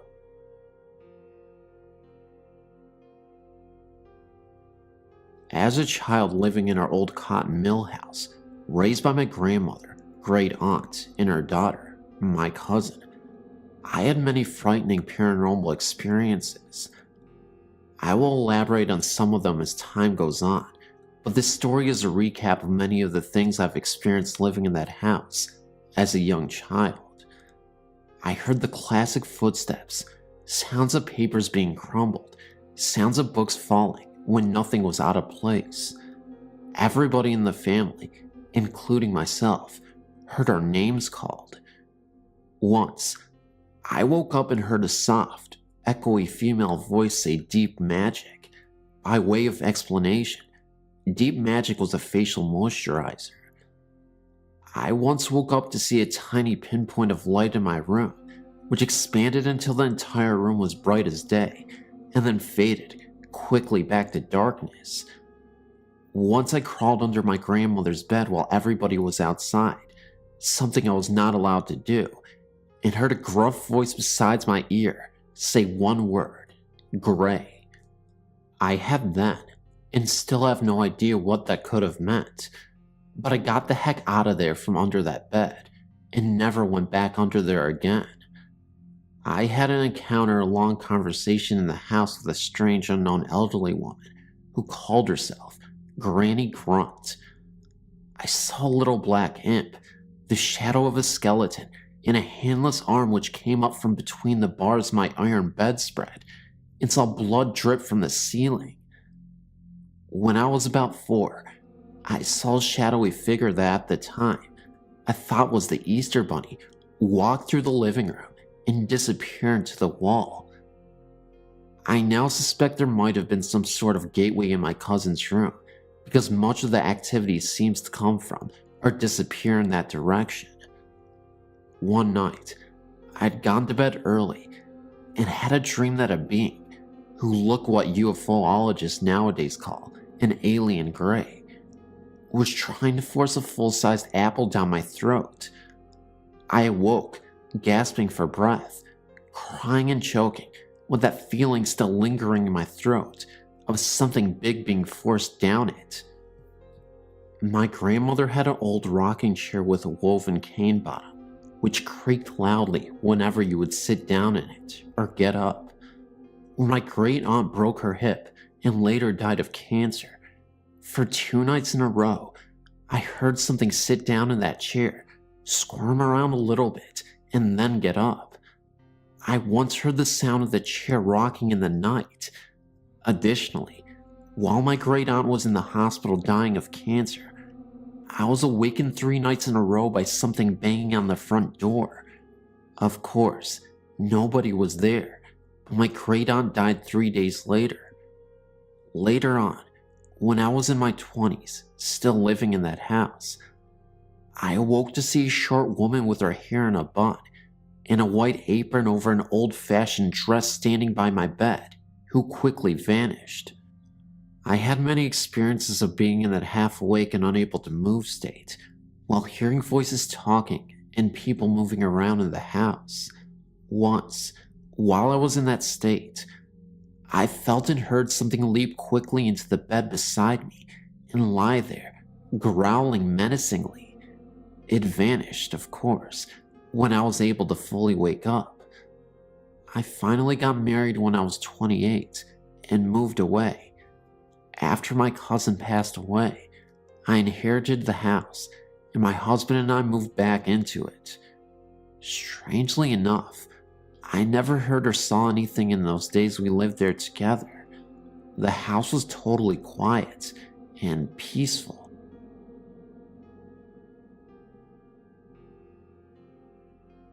My wife and I lived in Ringgold, Georgia, and have lived there for 25 years in a log home that we built ourselves, with a lot of help from friends and family.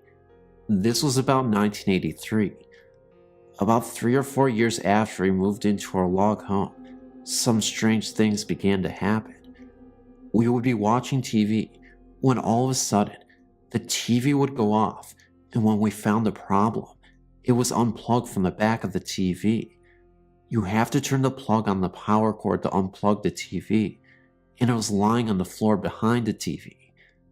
After this happened, we started to hear Indian music and some very low volume chanting in the bedroom when my wife and I would be sleeping. I would see the outline of a body on the wall, like a shadow moving, and it looked as if it was a stereotypical Native American. There was a moment where I went into the bathroom. In the mirror, I saw the presence of some dark face behind me. At times it would get very chilly in the house, even when it was warm outside, but only in one bedroom. We have a big wall clock hanging on the great room wall, and has 3 chimes hanging down from it for the doorbells. When you push the doorbell button, the chime plays a short tune. At times, for no reason at all, the chimes would start to move and ring like someone had pushed the doorbell button, but there would be no one there. Our commodes would flush, and there would not be anyone out there to flush them. We have found human bones in Indian pottery, arrowheads, and lead bullets. We do know that a Civil War battle was fought on our land, and we checked with a university in Alabama. They told us that this was an area that had a Cherokee Indian village back in the 1700s to 1800s. We reburied the bones in the pottery shards, and the strange happenings have not been as frequent as they were. We still live here and intend to stay, and the strange happenings have not been a threat or harmed anyone in any way.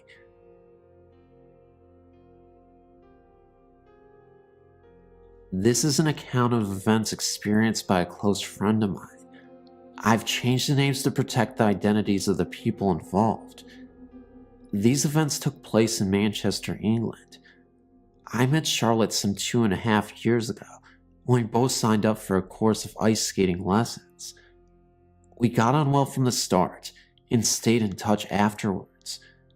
Charlotte's father had started to suffer from dementia, and her mother was taking care of him at home. Unfortunately, her mother suffered a stroke in November 2008 and was unable to return home. Therefore, it fell on Charlotte to look after her father. Sadly, Charlotte's father died in his sleep in February 2010. This was a big shock as, although 89 years of age, he was very sprightly and in good health. As you can imagine, Charlotte was devastated.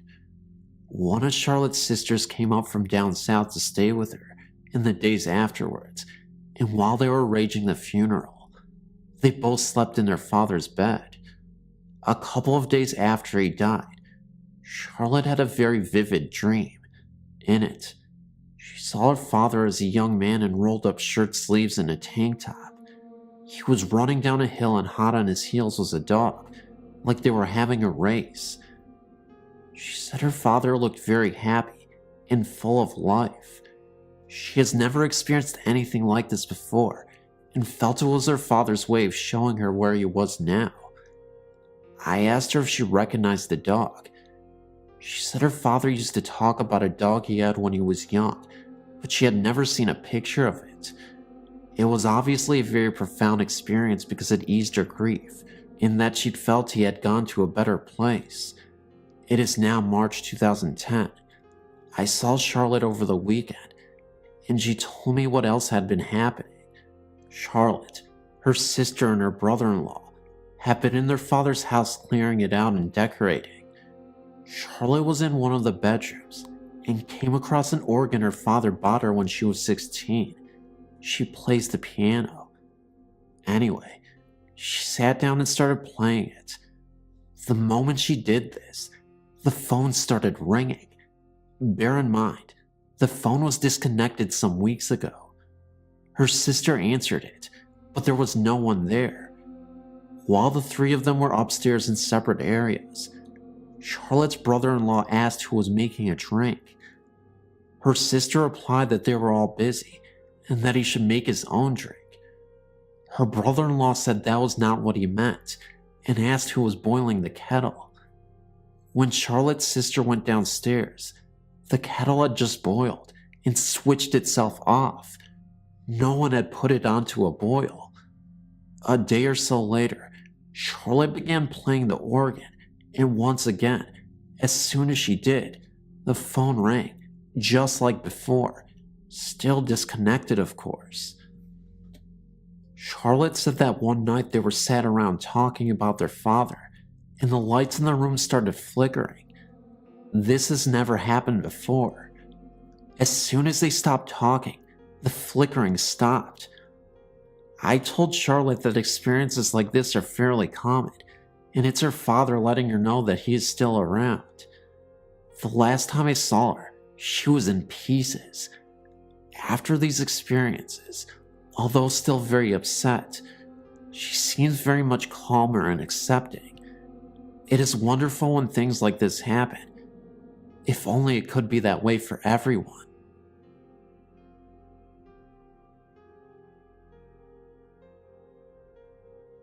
Hello.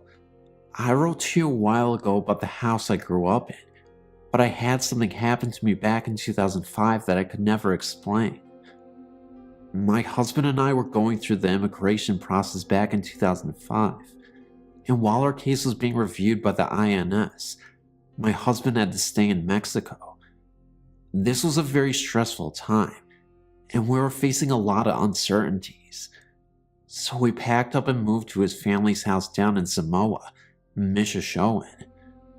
At the time, my oldest son was only 2 years old, and my mom had driven down with us to help with the INS appointments and to help us get settled into our new home. Well, so when we finally arrived to my husband's family home, we got unpacked and settled in to await our verdict. We would hear from the INS 6 months later. The house is basically two homes together. The building is L-shaped.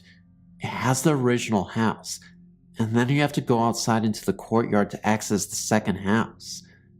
This area had a bathroom and a store, and a supply room for the store, and above this was our apartment.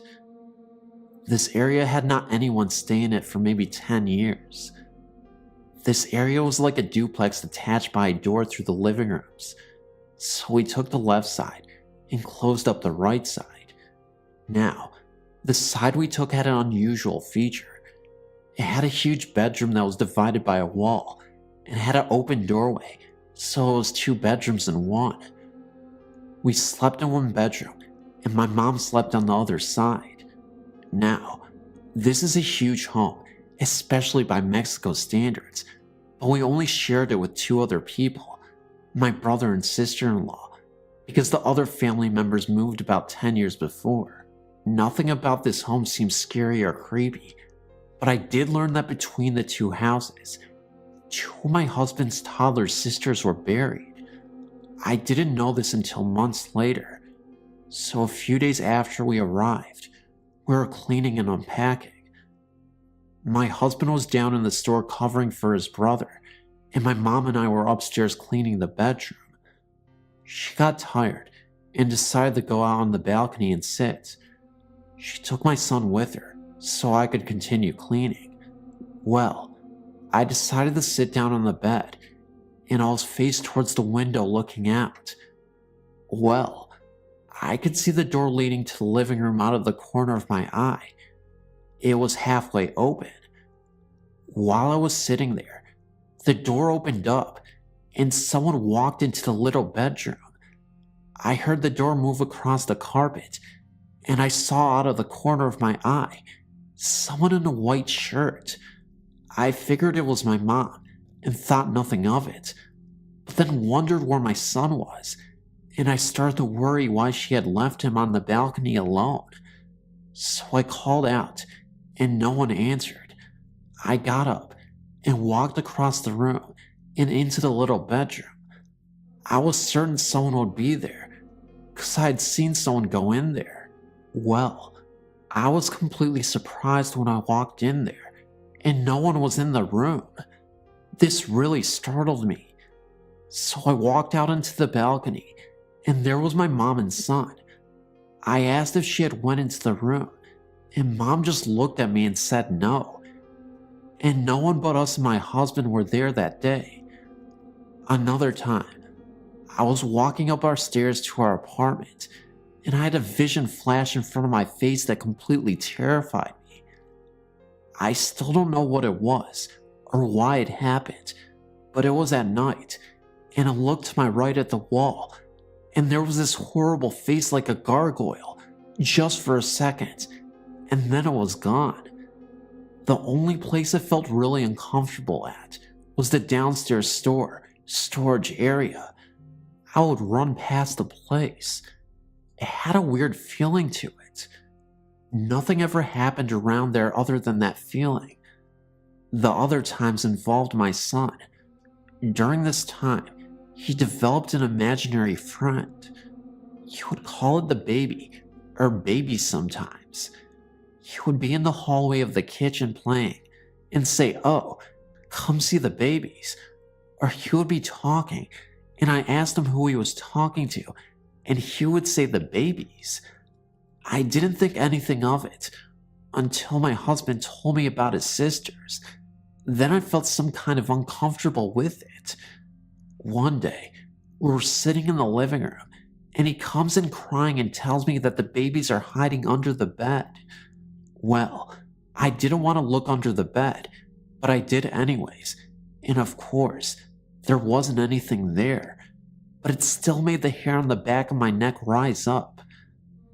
The only other thing was one day, my husband and I were sitting on the couch and my son was playing on the rug, and we were just talking, and my son looks over into the corner and says, "Look at that man with the cowboy hat on." Well, we didn't see anything, so we just said, "Oh, is there?" And he continues playing with his truck, and we keep talking. Well, about 10 minutes later, my son looks up and says, "Oh, he's gone." I don't know. We had left 6 months later, and were able to come back to the US, and have just experienced all these stories that have occurred. It was weird, to say the least. Later, I was talking to my sister-in-law, a different one, who had grown up there, and I told her about her experiences, and she got really defensive and didn't want to talk about it anymore. So who knows? Thanks for letting me share.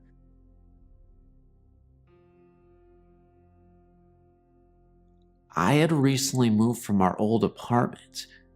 We were visited there by an unknown presence.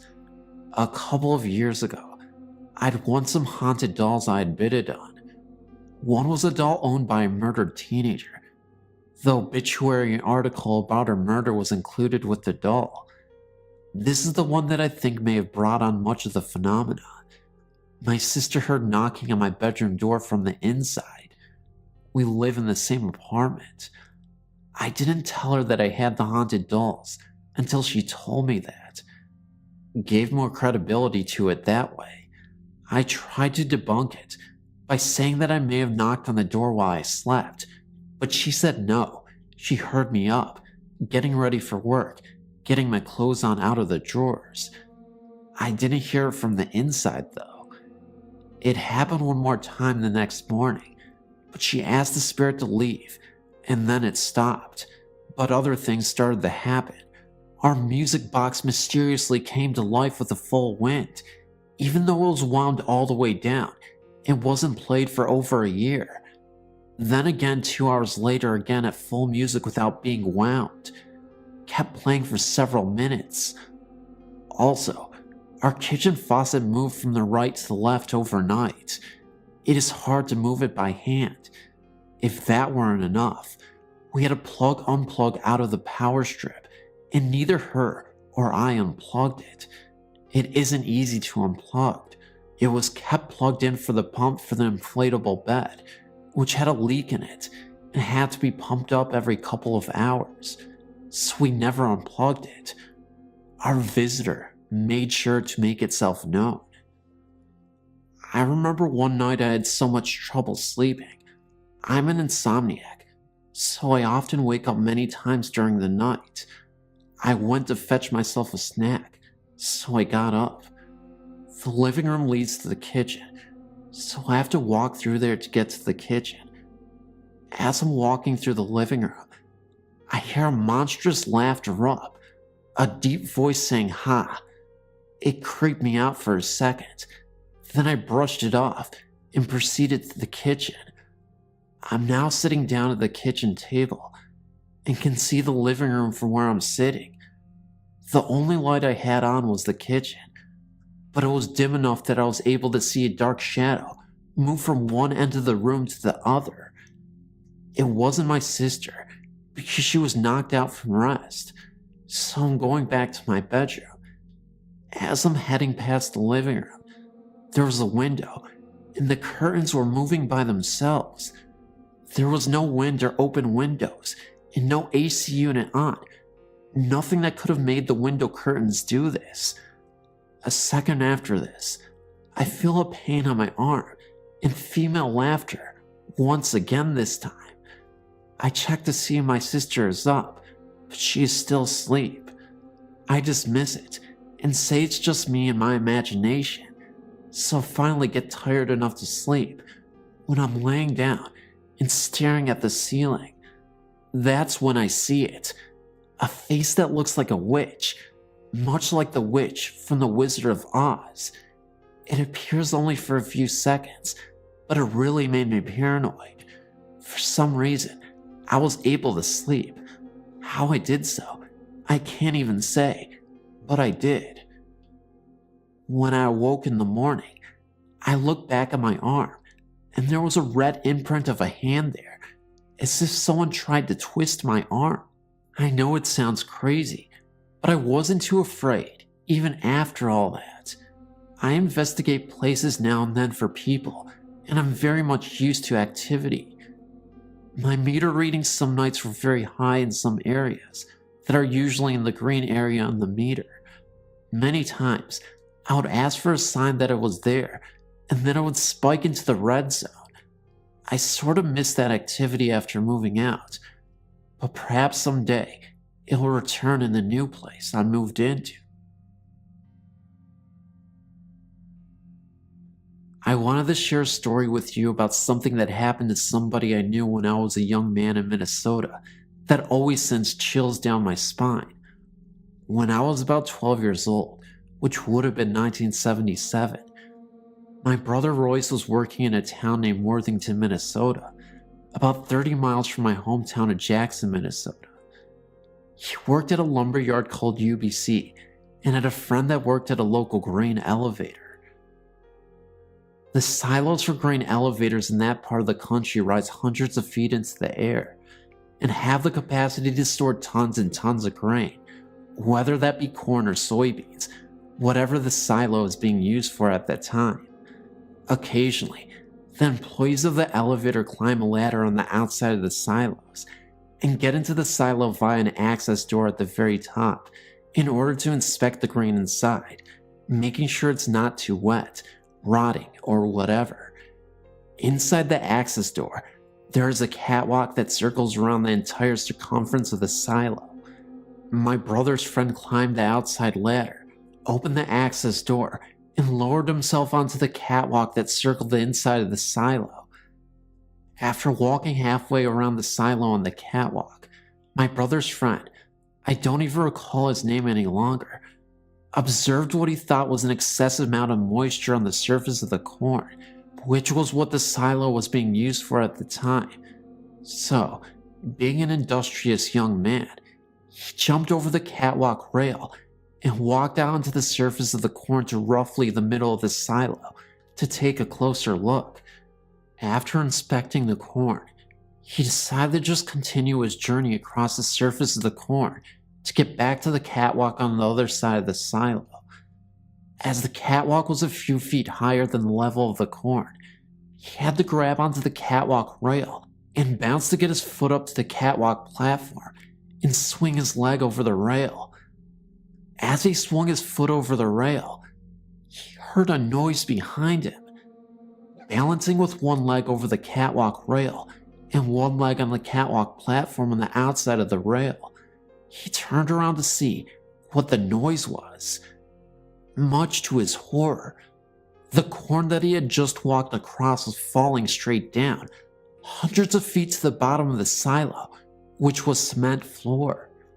It landed with a crash a few seconds later.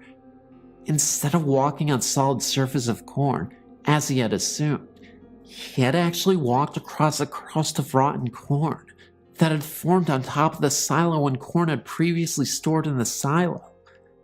The remaining corn had been removed from the silo the previous week. He spent a few months sitting on the catwalk, staring down into the depths of the silo, and then silently got up, went out across the access door, made his way back down the ladder on the outside of the silo, and took the rest of the day off. Oh, and the creepiest part yet, when he was heading back to where he was going, he actually saw in the distance a farmer of some sort, but it definitely looked like an apparition. As he was getting closer and closer to the man who was standing there, almost as if he was lifelessly stoned out of his mind, he disappeared. His face looked so rugged, disfigured, and it looked like he was emanating pure evil. He later awoke in the evening in his own bed to a man choking him out in his sleep.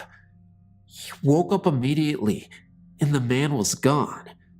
The man, the same guy who he saw, the farmer in the fields. He was described as having the most bulgy red eyes he had ever seen in his life, in the face of evil. Something was going on there, and he couldn't quite place his finger on it, but it was definitely demonic of some sort. That farmer was very protective of the cornfields it seemed that he may have raised himself, although I'm not sure why he even appeared in the first place, in the field, or as a possible sleep paralysis or ghostly encounter at night. Nevertheless, it gave me nightmares for a long time.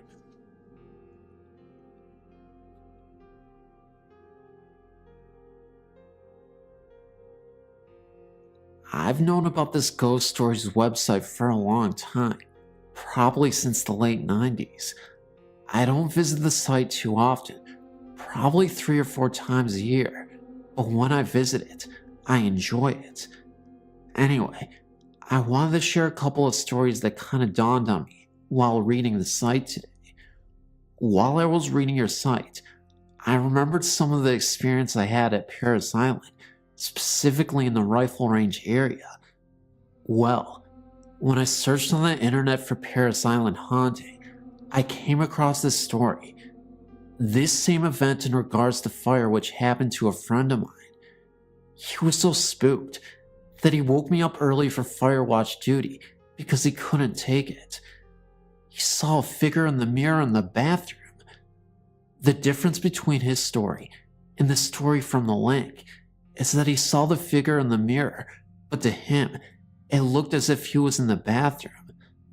The bathrooms were in the large area we call the squad bay. The drill instructor's office was typically there. My friend had me go in the bathroom, but I didn't see anything. I took over his shift and worked mine. I recall hearing sounds like someone was moving in the bathroom. I checked a few times, but I didn't see anything. If I'm being honest, I was hoping that I would, which is why I didn't mind taking a double shift. My second story is an interesting one, because it was an experience we all witnessed. Again, this was in the same barracks where we stayed for the rifle range. We had all entered the barracks after lunch, and we were all standing in front of our foot lockers as our drill instructor, Sergeant Minix, was yelling at us over something. He was standing right at the door that we always used to enter and exit the barracks.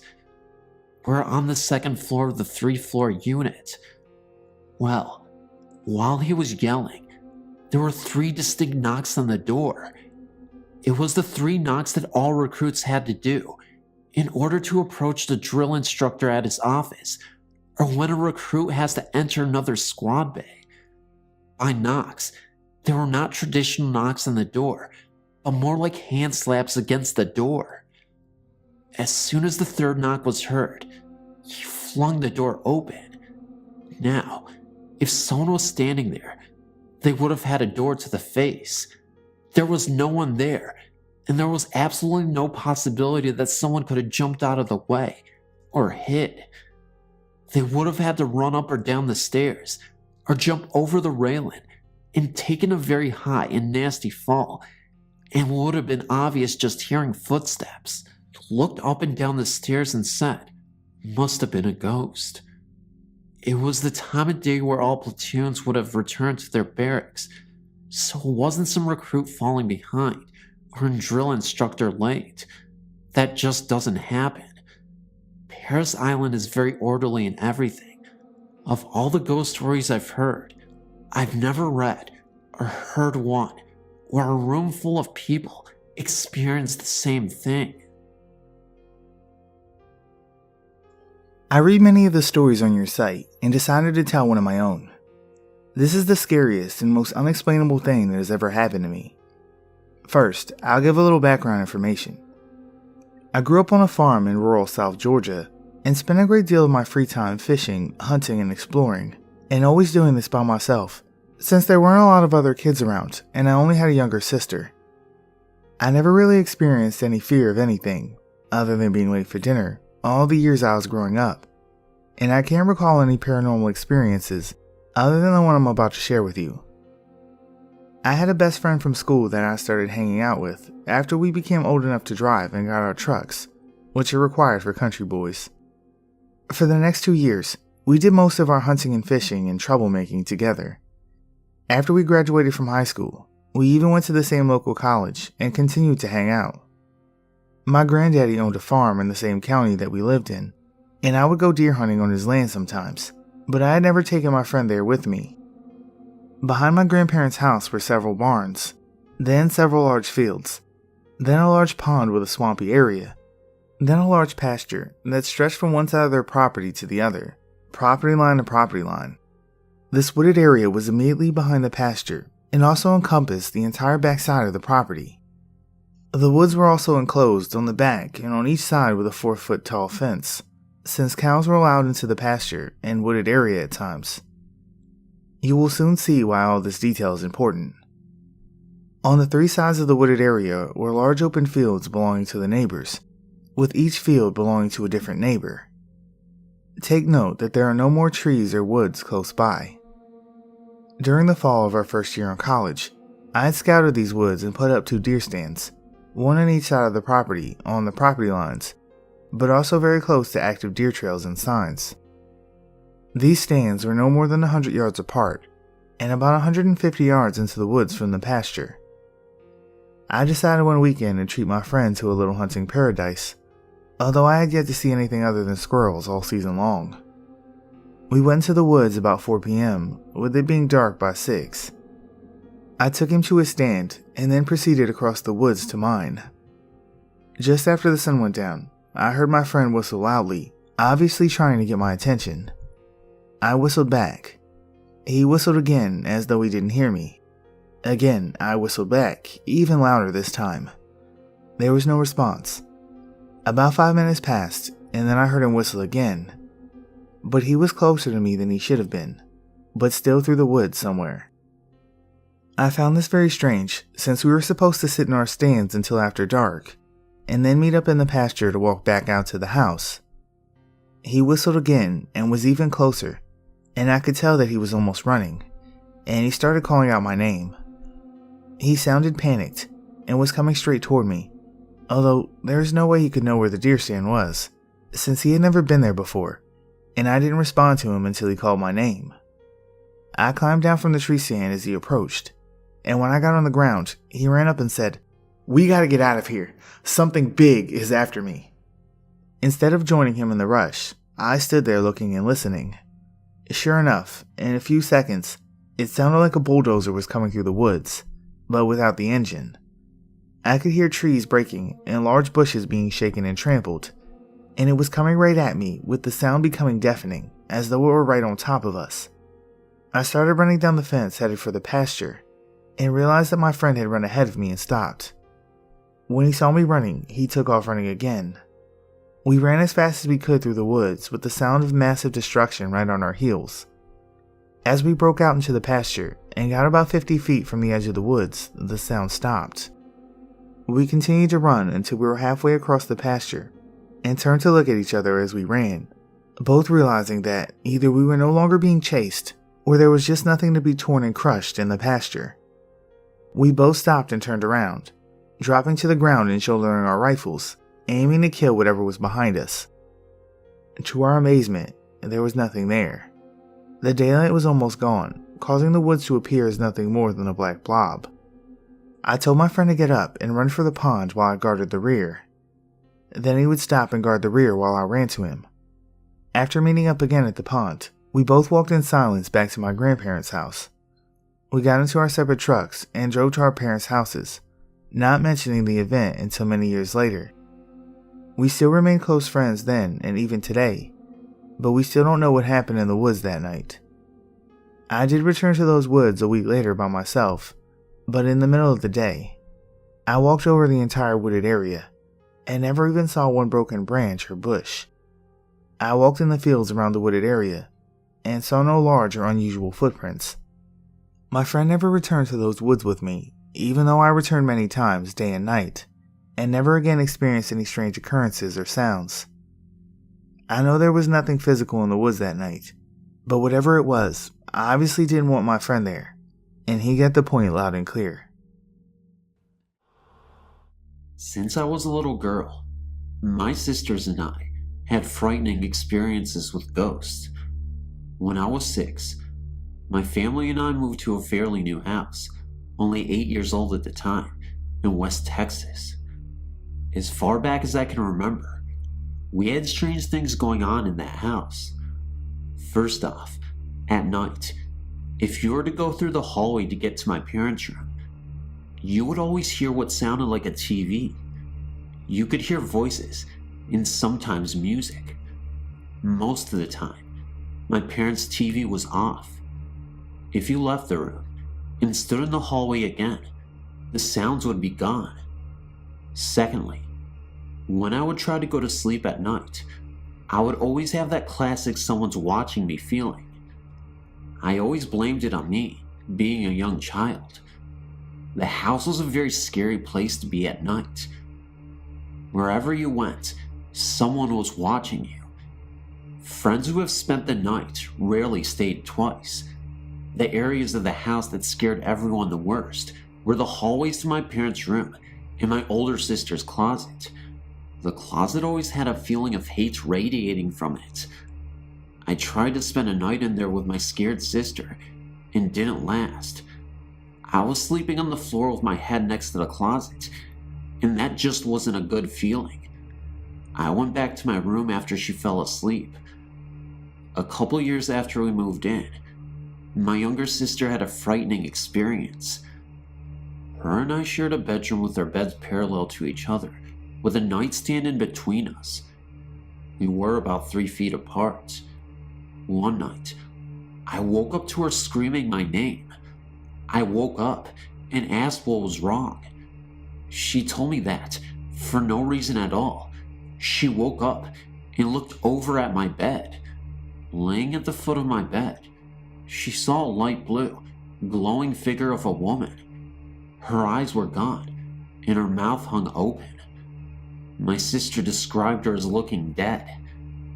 My sister also added that she couldn't see me anywhere on the bed, so she started screaming my name and closed her eyes. When she opened them, I was awake, asking her what was wrong. She told me, and I looked down at the foot of my bed, and my huge stuffed animal that I had there every night was sparking like it had really bad static electricity. I took it off my bed and threw it in my bathroom sink and ran water over it. Being young, I thought it would help.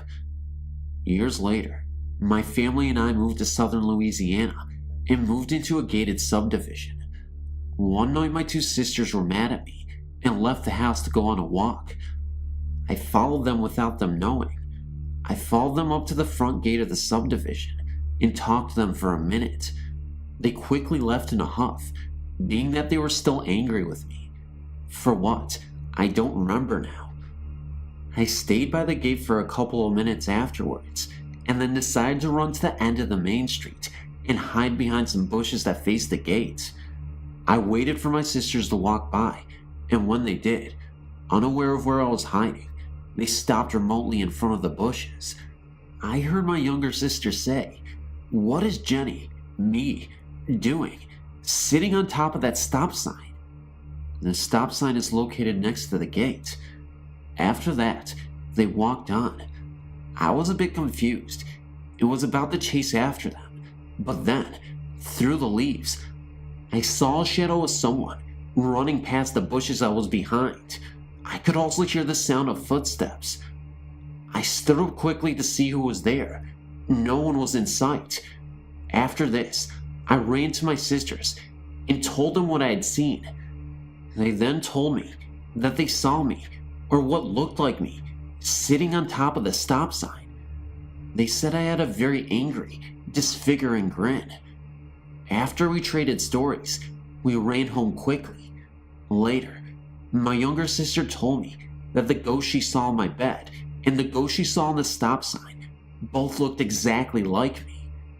Possible doppelganger? I don't know. It all began around the 1st of June, this very year. This incident took place in my grandmother and grandfather's house. My grandfather had been diagnosed with cancer in the summer of 1998, and I didn't know that these last few months would be the last time I would ever see him alive. During that period of time, I'd spent a whole lot of time with my grandparents, and had felt like I actually gotten a little closer to them both, but especially my grandfather. At the end of the summer, I left and went back home. Subsequently, about 5 months later, our family received a disturbing phone call. It was from my grandmother. Unfortunately, she informed us about the passing of our grandfather. He had passed away in the hospital. We went back to our grandmother's home, which was the very last place that our grandfather lived in before his passing, a month and a half after we had been staying there. I noticed that something just didn't feel right. The whole atmosphere had changed. I decided to take the guest room. For some reason, I always got the feeling that I was being watched in the guest room. Then, other little occurrences started to evolve. The very first was, I always felt like somebody was standing over my shoulder.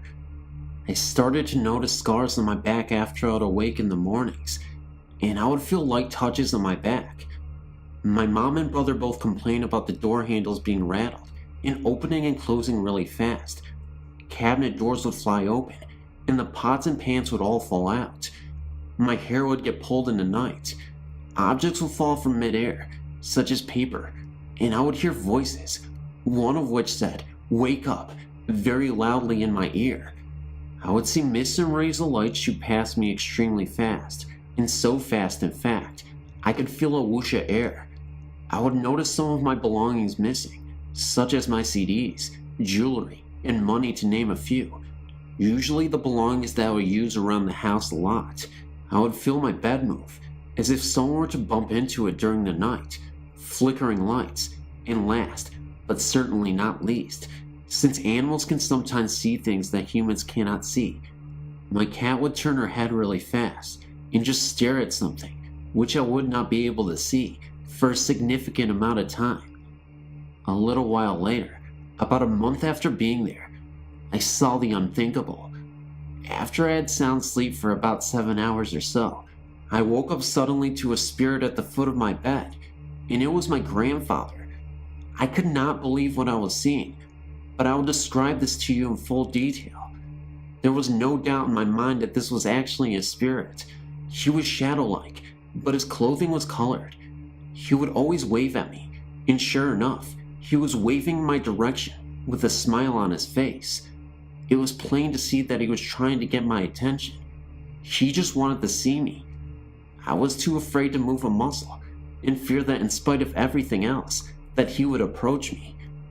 I had never seen anything like this before in my entire life. I didn't want to tell this to anyone though. I thought that nobody would believe me, or even listen. About a week later, I was in the kitchen with my mom, and she told me that the guest room was where our grandpa had stayed before he died, because he was too ill. That explains the reason why that very room felt like the most eerie room in the house. I almost fainted whenever I discovered that, but I knew that a spirit can travel anywhere in the home, even outside or in back of the house. But it wasn't until a month later that I decided to come out with the news. I first confided in my mom and brother, and my mother believed me, because she said that before I brought up anything that I had said. Our grandmother had experienced the exact same thing, that he was at the foot of the bed watching over her and smiling. I had a phone conversation with her, and I let her do all the talking fast, and everything that she told me measured up with my experience. And it only happened to my grandmother and I, whom he was the closest with, before he passed away. Everyone was wondering why I didn't scream or attempt to run out of the guest room as soon as I saw him, but I was too afraid. Whenever you're that close to something like that, it just takes your breath away completely. I was in my own little calm. I felt very uncomfortable. It wasn't until I started sleeping in the living room sofa that I felt appeased. Albeit, this has not been my first experience. Ever since I was the age of 5, my family and I started traveling around a lot, and we would move here and there. I've went to 9 different schools total. I'm 17 now. In previous homes, I've experienced a whole lot.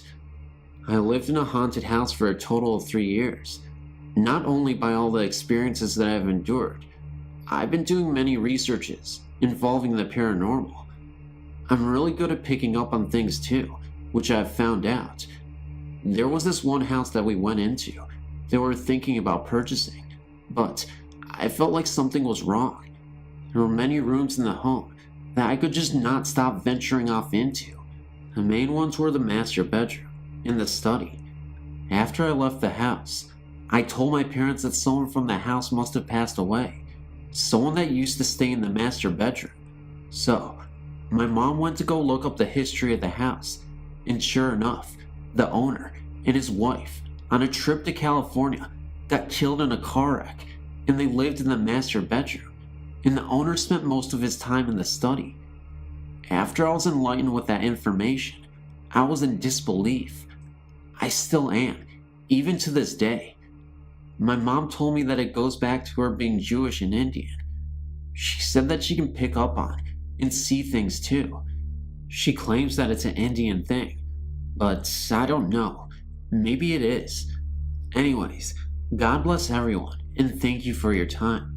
Great website, by the way. I'm a current visitor.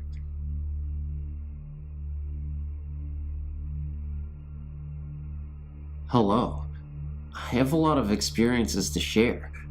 I've been told that I'm more in tune with the spiritual world, and that's why a lot of stuff happens to me. Anyways, I'll just share some that I can remember. One night, my friend Amanda was having a sleepover with 3 other girls, and someone brought along a Ouija to play. We were playing and having fun because it was spooky.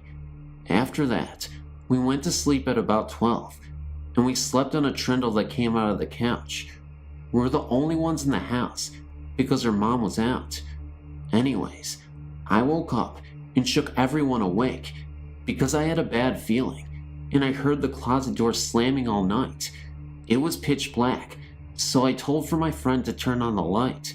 She did, but it blew out.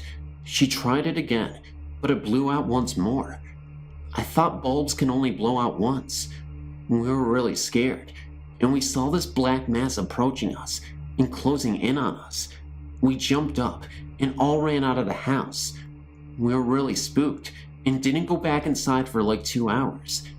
One time, when I was about 7, I'd been staying at my grandparents' house for Easter vacation. I'd got up to sleep in this one room, but for some reason, I didn't like it. Well, one night, I woke up because I felt someone watching me. There's a door that leads to my room, and right next to it is a door that leads to the backyard. I sat up in bed, and right in front of the back door was this figure. It was about 6 foot, and they appeared to have armor on. I was afraid because I knew it was bad, but I wasn't able to run away because the door to get out of the room was right next to where the spirit was. I just looked at it, and it wouldn't let me go. Finally, after like 2 minutes, it faded away, and I ran out of the room and refused to sleep in there again.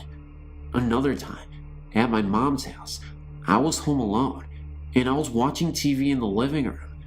I heard the bath water running, and so I ran to the bathroom to turn it off.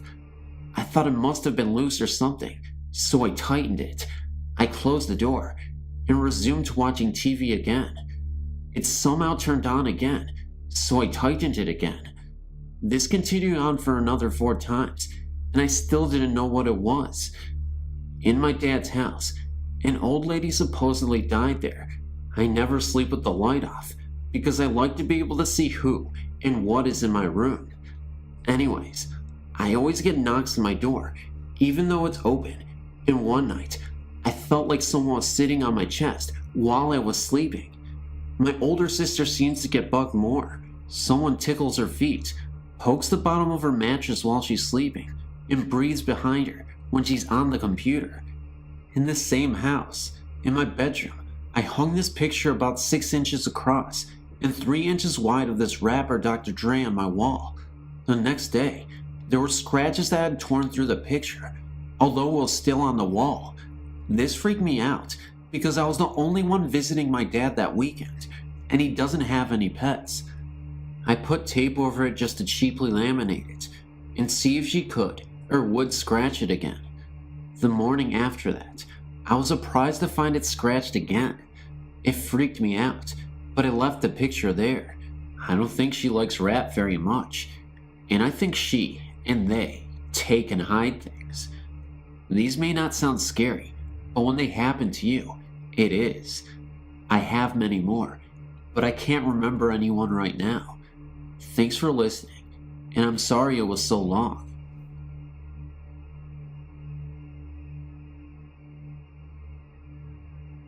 Hello, my name is Annie, and I live in Southern California, just outside of Los Angeles. I've been reading over the stories posted here, and they sound a lot like my own story. First of all, my mom, oldest brother, and myself all have some degree of ESP, which I think makes us sensitive to paranormal activity and might even attract spirits to us. I'm sure my house has been haunted ever since I was a baby, and here's what happened. In 1979, the year before I was born, my parents and 2 older brothers moved into a brand new house. My mom said the second day in that house, she knew weird things were going on. Footsteps, voices, odd sounds, things like that. All she knew was that our house and all the others in the street were built on farmland. It seemed that strange things would happen in our house for a few days, and then would stop, but then the neighbor would complain of odd things in our house. It seemed like the ghost was going up and down the block to all the houses. I was born in 1980, and ever since I can remember, I've noticed strange things myself. I would hear heavy footsteps downstairs when everyone was asleep upstairs. Sometimes, I would hear chairs dragging across the floor, pots and pans banging, things like that. One day, when I was about 5 years old, I heard a woman's voice call my name from the 2nd-story window, although my mom was making dinner in the downstairs kitchen. My 2 older brothers would constantly ask my mom, "Who was that lady in the white nightgown that was walking in the hallway last night?" Sometime later, a child spirit came to our house also. He liked to go running up the stairs in the middle of the night and generally cause mischief, like hiding things and moving objects around. His footsteps sounded like a toddler scuffing around in a sleeper jumpsuit. My mom confronted the ghost lady one time, and all the ghost said was that I love your baby. I only remember seeing the ghost only once, when I was 14, as a dark shadowy figure moving down the staircase. My best friend even witnessed the curtains in my room swinging back and forth rapidly when the window and door were shut tight, and I was awoken one night with my bed shaking pretty hard. In 1999, we moved to another house across town, and either the ghost followed us or there's other spirits here anyways. The first night here, I watched a book move itself from the middle of a table and fall onto the floor. Every night in my new room, just after I shut off the lights to go to bed, my bedroom door would open. I'd hear some footsteps on the carpet, my guinea pigs would squeal, and then the entity would leave my room and shut the door again. My mom has seen her many times. She's an elderly lady named Helen that often goes out the large window in the den. Sometimes I felt cold spots in the house, usually in the hallway by the bedrooms. My younger brother, sister, and myself all feel like somebody is watching us if we stay up late at night. My sister says that sometimes the light fixture on the ceiling in her room will swing back and forth by itself. Oh, and sometimes my TV, stereo, and VCR will flip on and off when nobody is around. Here's another creepy event. I have a rabbit that lives in the den, and she begs for food whenever humans walk into the room. A few days ago, I was watching TV in the den, and the rabbit ran to the edge of the carpet, turned around, and stood on her hind legs, begging for food at thin air. She ran into the middle of the room and did the same thing again. Finally, she ran to the other side of the room and begged some more, and then she sat, looking at that part of the room for a while, with her ears turned forward in an alert manner. I've heard that dogs and cats are sensitive to spirits, and I guess my rabbit is too. By the way, I've had several dogs in my house that I've watched for neighbors and family for a few days at a time, and each one has done that stare at the empty corner and bark thing. Since my schedule is usually different than everyone else's here, I often get home very late at night when everyone else is asleep.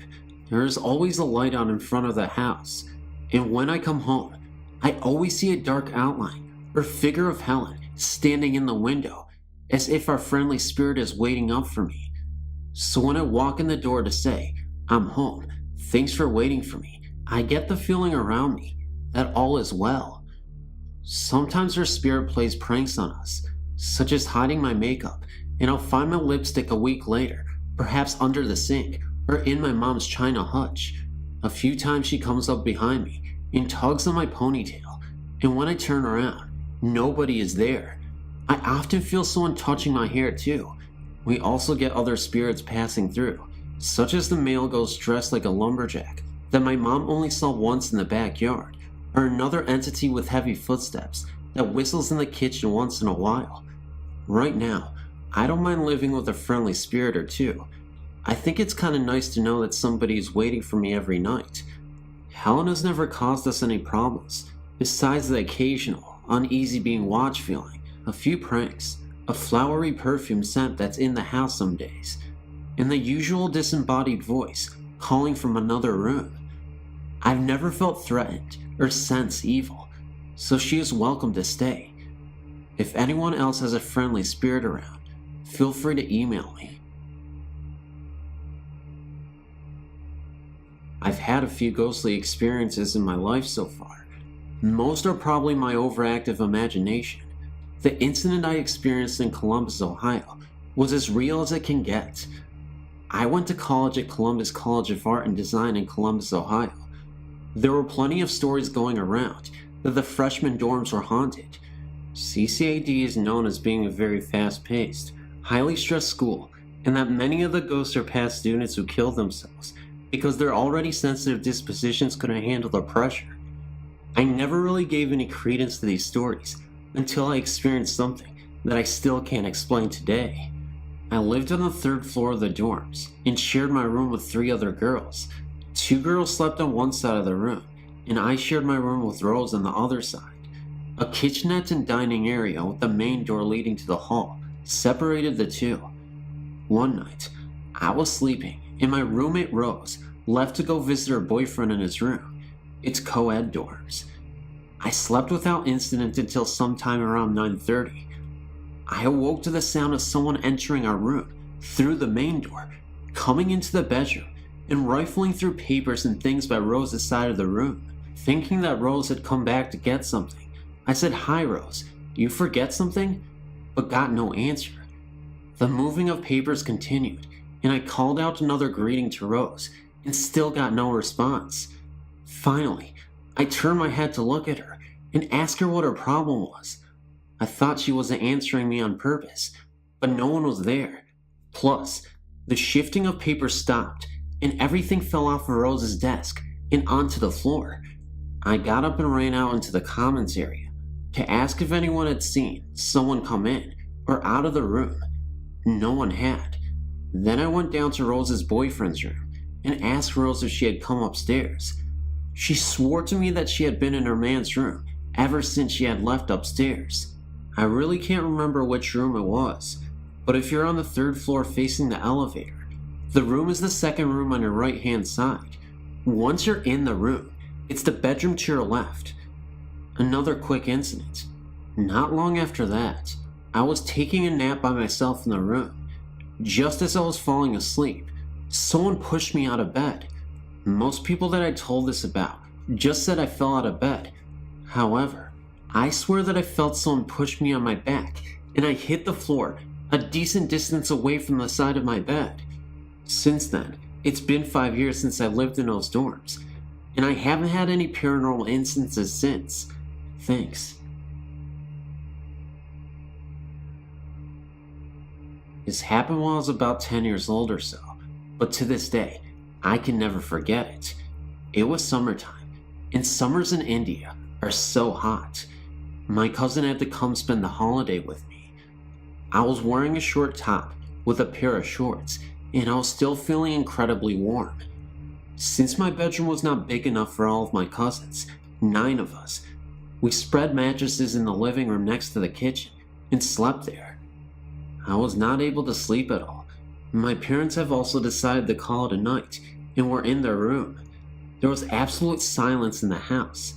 Suddenly, almost out of nowhere, on that hot night, an ice-cold jet of air rushed past me, making me throw my blankets on, but within seconds, it was gone. I forgot about it and went back to trying to go to sleep, but I was disturbed by the sounds from the kitchen. They were the most odd sounds to hear at night. The clatter of vessels, or pouring of water or juice. It sounded almost as if someone was cooking a meal right in our kitchen. It then occurred to me that if a meal was being cooked, who was cooking it? I could not understand this, and since I was afraid to go in the kitchen, I called out to my mother. I heard the sounds of vessels being dropped, and the cold jet of air passed by once again. Within seconds, it was gone. I could not sleep that night for many nights afterwards, even though I've never heard anything after that night. To this day, I've not told anyone about it, and have never clearly explained it to myself.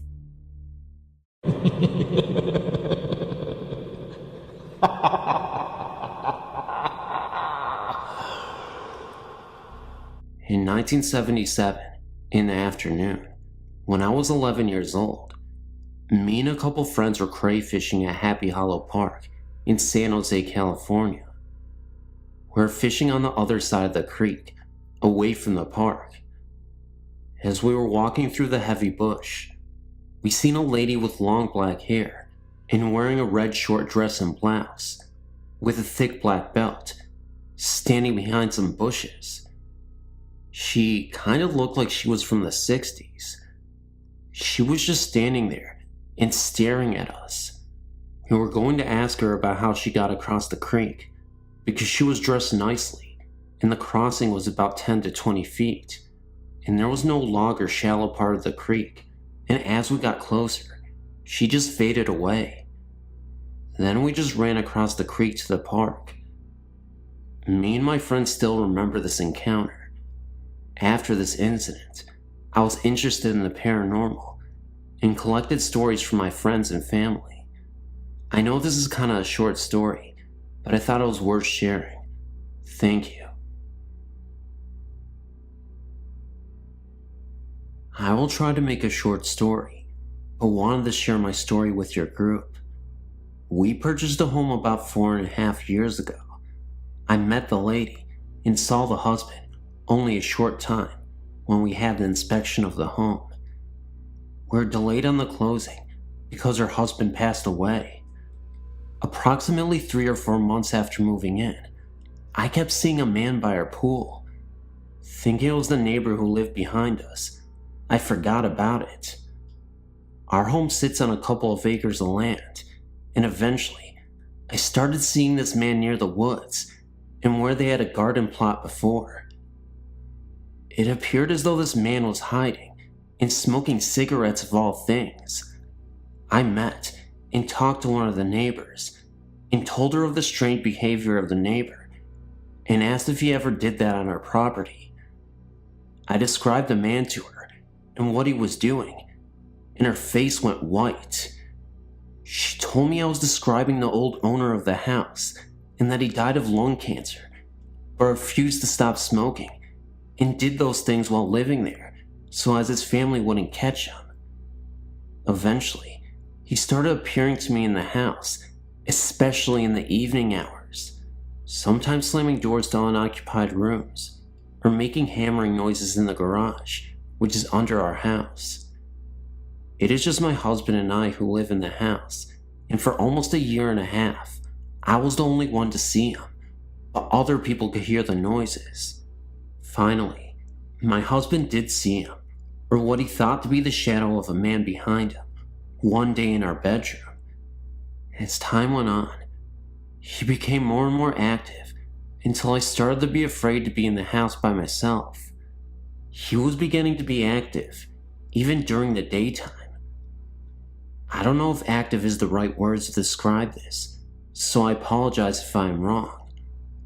I finally was able to track down the previous owners and tell them what was going on. These people were wonderful and believed everything I was trying to tell them because of the things I was able to tell them about Dave that I couldn't have possibly known. They contacted us and agreed to come over to our house. They went through the whole house and talked to Dave as if he was there and telling him he had died. They told him we were the owners of the house now and he no longer lived there and he had to leave.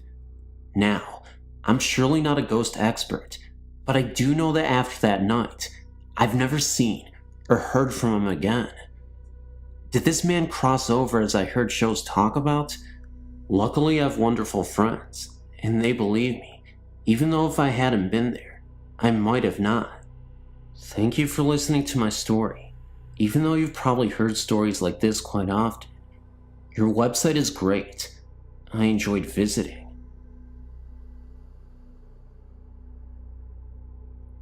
When I was younger, I often despised sleeping in our basement, especially alone, so oftentimes, I would stay in my sister's room whenever my brother, who I shared a room with, was on a scouting adventure or something of that nature. But one night, I was out of luck when it came to the blessing of having someone to sleep with, when they were all either gone at a friend's house or attending girls' camp or a fishing trip. And of course, being 10 years of age, my mother, although loving and magnificent, believed I was a little too old to sleep with her. So I came up with a plan. I would invite my best friend over. Ever since Kristen and I were 4 years old, she has always hated that there were bars over our basement windows. Well, finally, it was off to bed. We scurried about brushing our teeth and giggling before Mom came to tuck us in.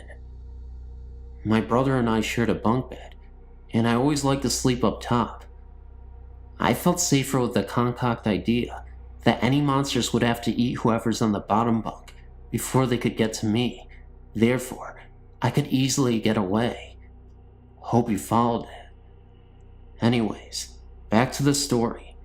So we were laying there and talking, and slowly drifted off to sleep, when I was suddenly awakened by a strange noise outside of the barred window. I glanced over to see what appeared to be a woman in white, staring with no expression at all at Kristen and I from outside the window. My heart began to race. I'd never seen her before. She has dark brown hair that seemed to be ratted, and a long-stained, torn and tattered dress. She looked so pale, and like I said, she was merely staring with no expression. I was officially freaked out. I thought I should calm down. It's my imagination running wildly, because I'm not with anybody or anyone. So I closed my eyes, praying that when I opened them again, she would be gone. So then I opened them, and she was still there. This time, she reached out her hands to me, as though she wanted to hold me. I screamed, and then noticed she wasn't looking at me anymore, merely placing her focus on Kristen. Then I saw Kristen get up. She started walking towards the window. I called her name and said, "What are you thinking?" Kristen ignored me and continued walking. She crawled up on top of her toy box and began to unlatch the window. I screamed for her to stop. She seemed as though she was in a trance or daze and couldn't even hear me. I struggled between staying in bed and not moving, or getting up and latching the window and saving Kristen. My heart was racing. I felt nauseated. Then, all of a sudden, everything returned to normal. Then, all of a sudden, she woke up. She was awake from her trance. It turns out that she was sleepwalking. Curiously enough, I looked outside the window again, and the woman that I once saw had completely vanished. I was completely confused and dumbfounded. So I went over to Kristen to see if she was alright. At this point, Kristen was in my arms. She was shaking uncontrollably, and she regained consciousness. I asked her what she was thinking, why she ignored me, and she said all she could recall was an angelic voice singing to her, begging her to come with her. I said, "What?" She said she had some sort of dream or vision, and this is what happened. At that point, that's when I told Kristen that she got up and walked towards the window. I also let her know that there was a woman right outside the barred window, and she couldn't even believe it. Maybe this was the angelic person that she was talking about, the woman. Maybe she telepathically communicated, and as a result, ended up infiltrating her dreams, and then Kristen started sleepwalking. I know you might think I'm crazy, but this story did actually happen. I can vouch for two people being there, me, and of course her side of the story. Immediately when it happened, we were both so frozen that we didn't know what to do after that. I looked at Christy, and she was so delirious, but also very shocked at everything that happened. I asked her if she wanted to go to sleep again, and she replied, "But I can barely even move." So I said, "We can sleep here right on the floor." The next day, when we were at breakfast, we both just knew that this isn't a story many would believe, so we mostly just kept to ourselves. Until, of course, I actually wrote this story here today. Thank you guys for listening. I really appreciate you letting me tell this tale. And believe me, this is not something anyone would want to experience, but I guess we have a good story now.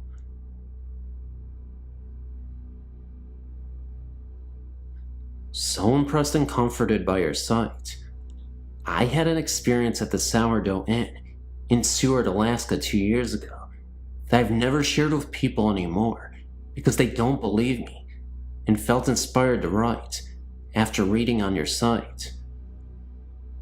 The hotel was a brothel at the turn of the century, and the innkeeper will happily tell you that the upper rooms are haunted by the spirits of the girls who lived there. The most prevalent is the lady in white, who was the madam. I may be remembering the name wrong, but there are a few rooms downstairs in the basement as well, and that is where I had my encounter.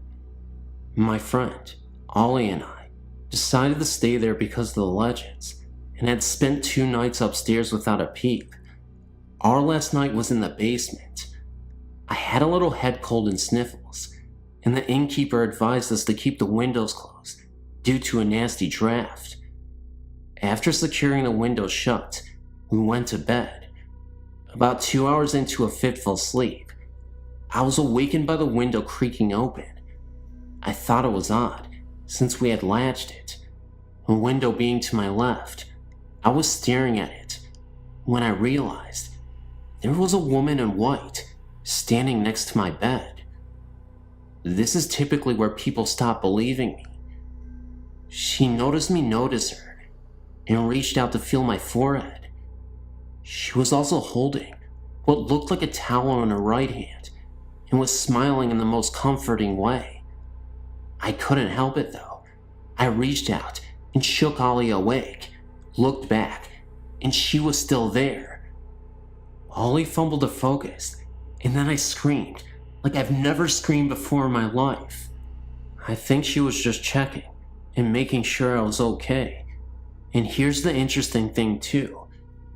When we finally woke up and got our bearings, we realized the room was way too hot and even smelled a little funny. We had left our propane lantern on.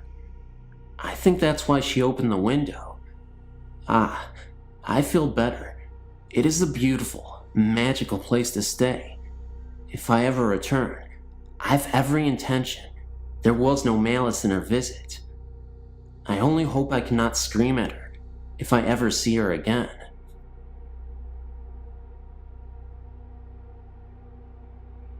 I just wanted to write and say that I had a scary experience at Banks, Ohio, House of Nightmares haunted house. Well, I was on the volunteer fire department for Centerburg, and we went there to work and to inspect the house. Well, one night, they had me working the spider, which I had to go up on the staircase by myself. The house once was an orphanage, mental hospital, and a Bible college. While I was working the spider, I had to look down to watch when the people were coming. Well, once, I just felt like someone was watching me, so I looked up and saw this little girl. She was see-through and was wearing a white tattered nightgown, had blonde hair, and was dragging a brown teddy bear. She was looking towards the ground, so I just started to freak out. So I shut my eyes and opened them again, and she was gone. Another experience I had at this house of nightmares. I was working the spider, and up on the staircase there was no door or anything, and I heard this man's voice ask if I was okay. Yes, up on the staircase, at the top, where there is no door, just completely alone and isolated from the rest of the people. And since there is no door, there is no way anyone could have gotten up there. Another time, when I was working on the spider, again, I saw something out of the corner of my eye. It almost looked like a floating head coming straight towards me. Because I was looking at it in the corner of my eye, I couldn't get a clear look of what it looked like. But it could have been an orb as well. I'm not sure though, but I had a feeling that it was a head. Anyway, thanks for allowing me to share my story. I know it sounds kinda weird, but all of these events are true.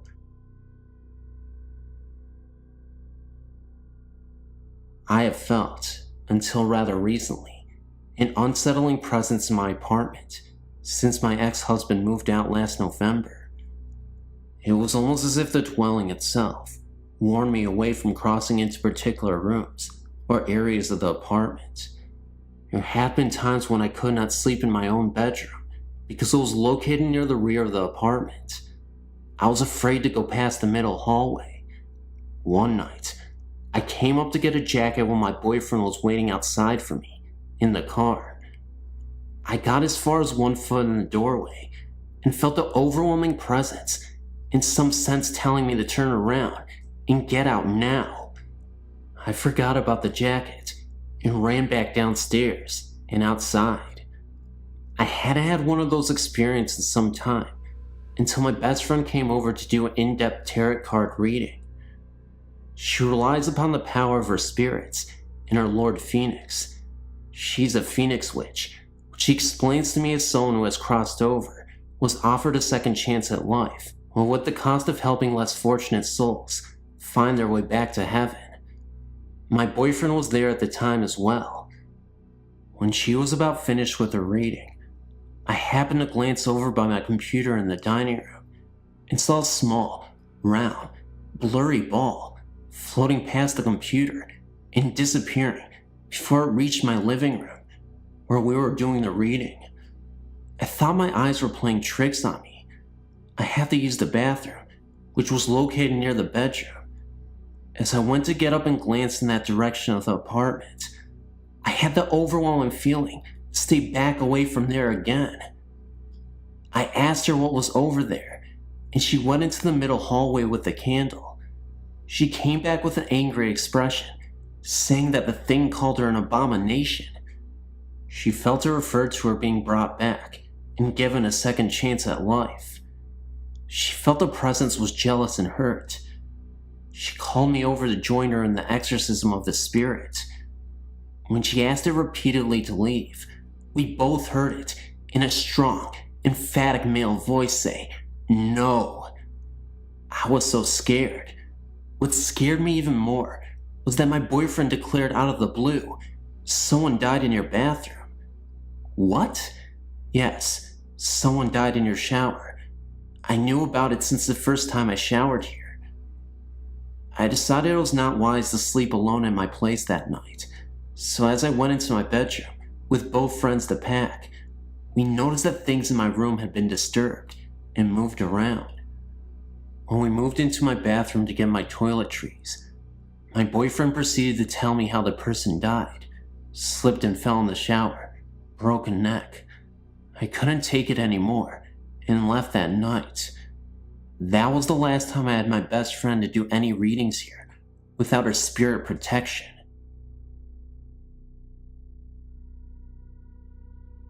This event is true and happened when I was 9 years old. It was the night of November 12th, my birthday. Me and my friends were walking back from the bowling alley to my house for a sleepover. The bowling alley was only 10 minutes away. Anyway, on the way back, my friend Matt dared me to go to the middle of the woods without my flashlight. I went in and came out 10 minutes later. All my friends had terrified looks on their faces. "What?" I asked. Matt pointed behind me. When I turned around, a 5-foot-tall woman in a white dress with black hair was standing there. She looked really mad. We ran as fast as we could. We finally got to the house and jumped in our sleeping bags. No one moved, and we eventually all fell asleep. I awoke at 3 a.m. in the morning to go get a glass of water. I had totally forgot about the incident until I stopped and heard very, very heavy breathing behind me. I thought it was my dog, but when I turned around, it was her. She had the same look on her face. I screamed as loud as I could, and my friends came running down the hall, asking me what happened. I told them, and we all went back in the room and stayed up until the next day. I told my mom what happened, but she didn't believe me. That is, until she found my pet snake dead, and she started seeing the strands of long black hair all over the house. We moved out shortly after that, and I will never go back to the house again, let alone look at it. I still find black hair in my bed sometimes, even though we're at our new house, and there's no one in my family with black hair. I think she is following me, maybe trying to tell me something.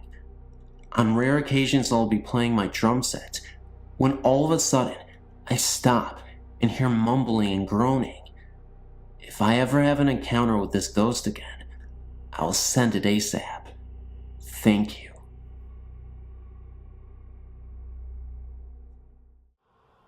You ever just get the feeling that when you step into a building, an area, or other place, that you aren't alone?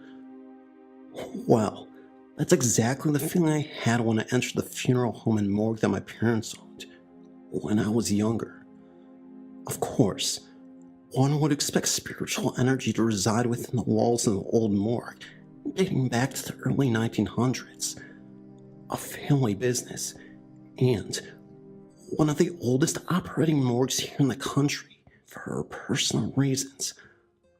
I won't be disclosing the name of the morgue, but I've multiple stories of this place that'll terrify you. They sure terrified me. The funeral home morgue is everything you would expect it to be when walking in. Barely illuminated, but light enough that you can see each room. Red concrete walls, red carpeting on the ground, curtains, etc. It almost feels as though you're stepping into a vampire's mansion. You have the lobby area and desk where clients are greeted for the first time, the fridge and freezer where all the bodies are stored, the viewing area where recently departed loved ones are awaiting family to visit, and just an overwhelming feeling of spirits and ghosts haunting the entire building. Oftentimes, I'd find myself alone working for my parents from the ages of 18 to 21. Little things here and there, managing paperwork, applications, etc. So, I'd often find myself there at night, some nights completely alone. I'll never forget one night I was there. We had a new departed client arrive.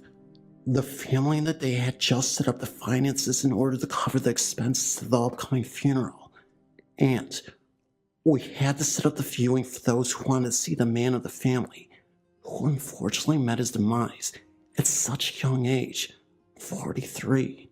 Working at a funeral home, you get some hysterical people who have a difficulty coping with the loss. Many choose to express themselves differently.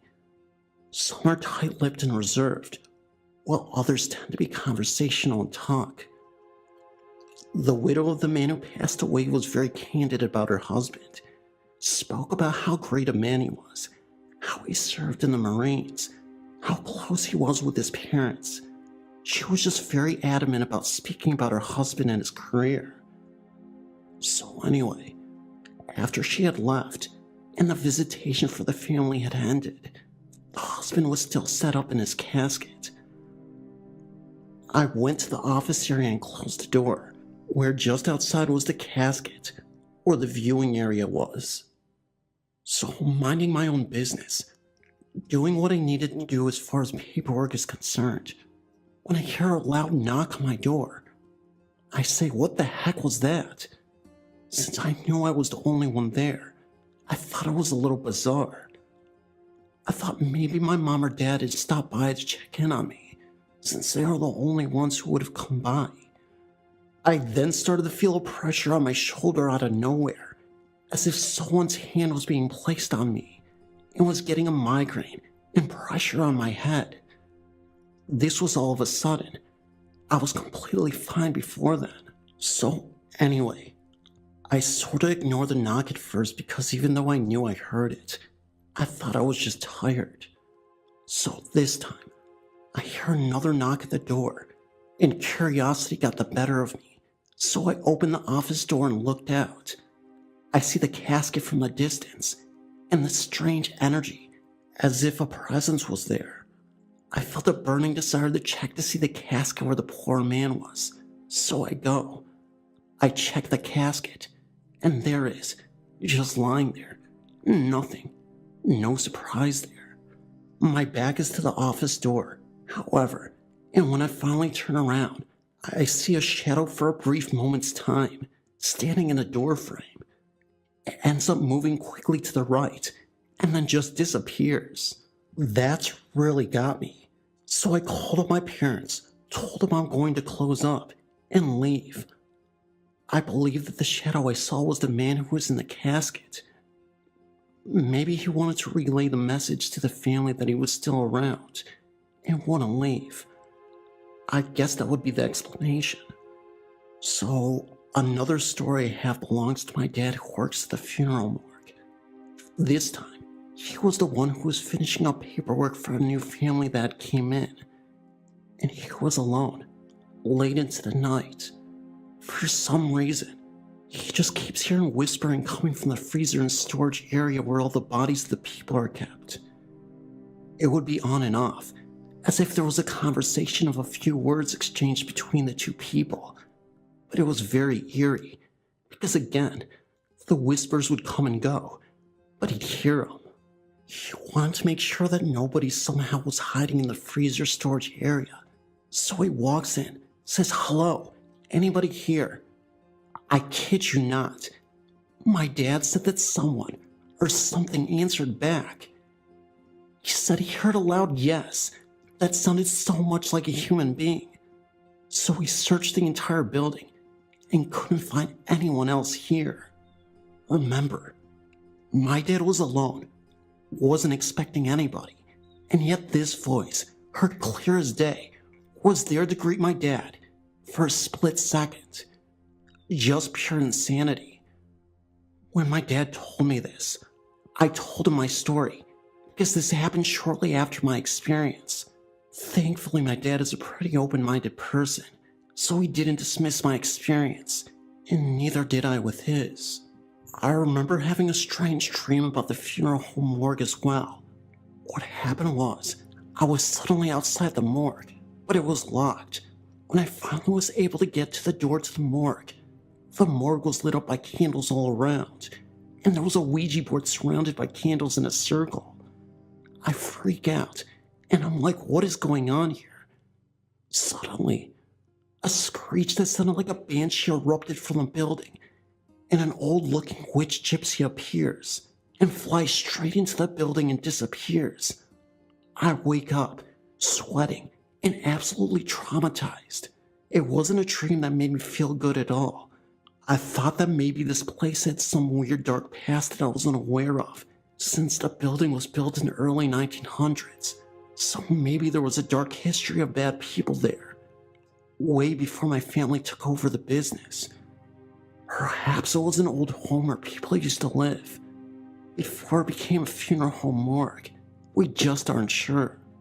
Lastly, I remember going with my dad to ghost hunt and investigate, because I really wanted to uncover the secrets and mysteries of this place.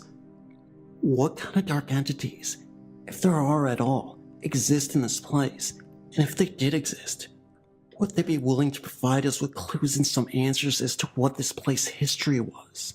So my dad and I did some EVP recordings, in hopes that we could capture some ghosts speaking about themselves, or the place they lived. The only EVP that was captured was a man's voice saying "never bad" after we asked it into the EVP if there were spirits there who were trying to do any harm. That really put us at ease.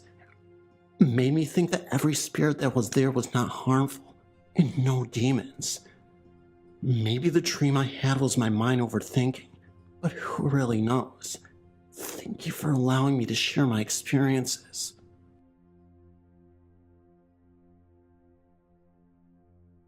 I used to often take little drives around town in the middle of the night to clear my mind.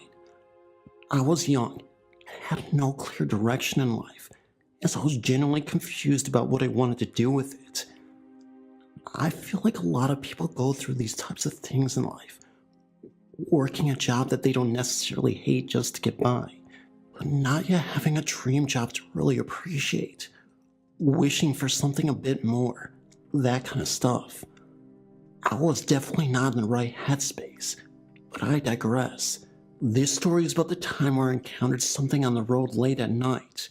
To this day, I still can't put my finger on it, but it was very creepy, and will stick with me for the rest of my life.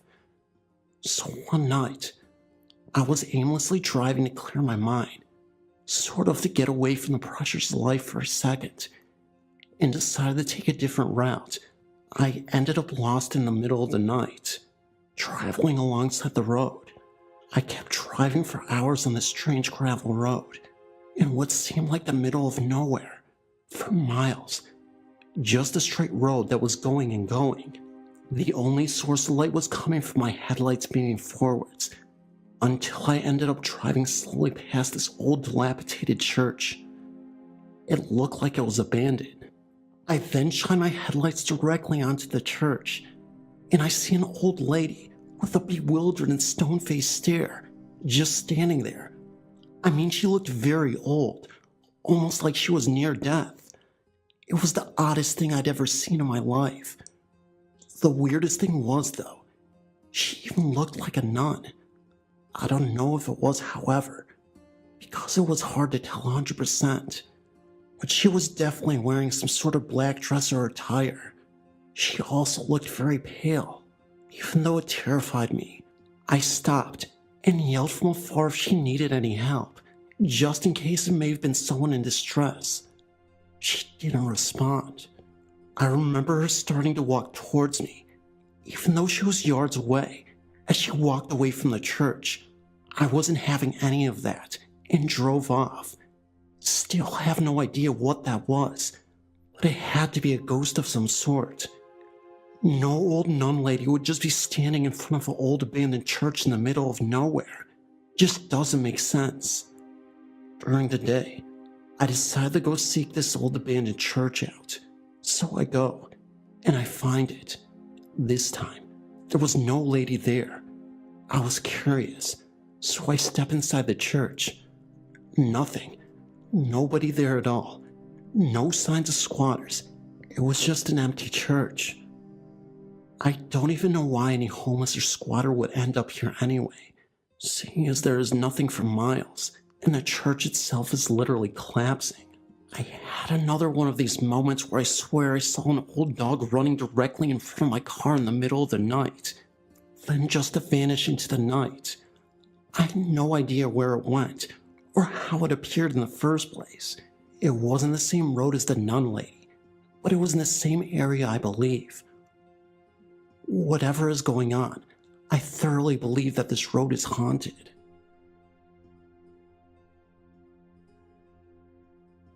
This experience was in the morgue. I was getting a tour of the morgue. At the very end of the tour, when the ghost tour guide was trying to contact a young man, I stood at the very edge of the freezer, and my friend stood right next to me with her back to an empty hall that we all just came through. While the guide was trying to communicate, my friend whispered to me asking if he heard that. I turned to her and let her know that I only heard a child say something that I couldn't even make out. I then turned back around to listen to the guide. A few moments had only passed. My friend asked me again if I could hear that. I asked her what she had heard, and she stated she was hearing breathing in her ear right between us.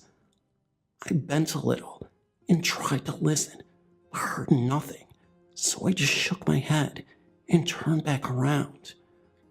She then told me to hold my breath so she could listen, and I did for about 20 seconds. After a few more moments had passed, she told me again, "You don't hear that." This time, the look on her face was of horror, and her eyes were teary. I then shook my head, then turned back to listen to the guide. Suddenly, it felt as if someone took both their hands and slowly expanded their fingertips widely on the back of my head. I turned around, but nothing was there. Plus, my head was against a freezer, so no one could have done that.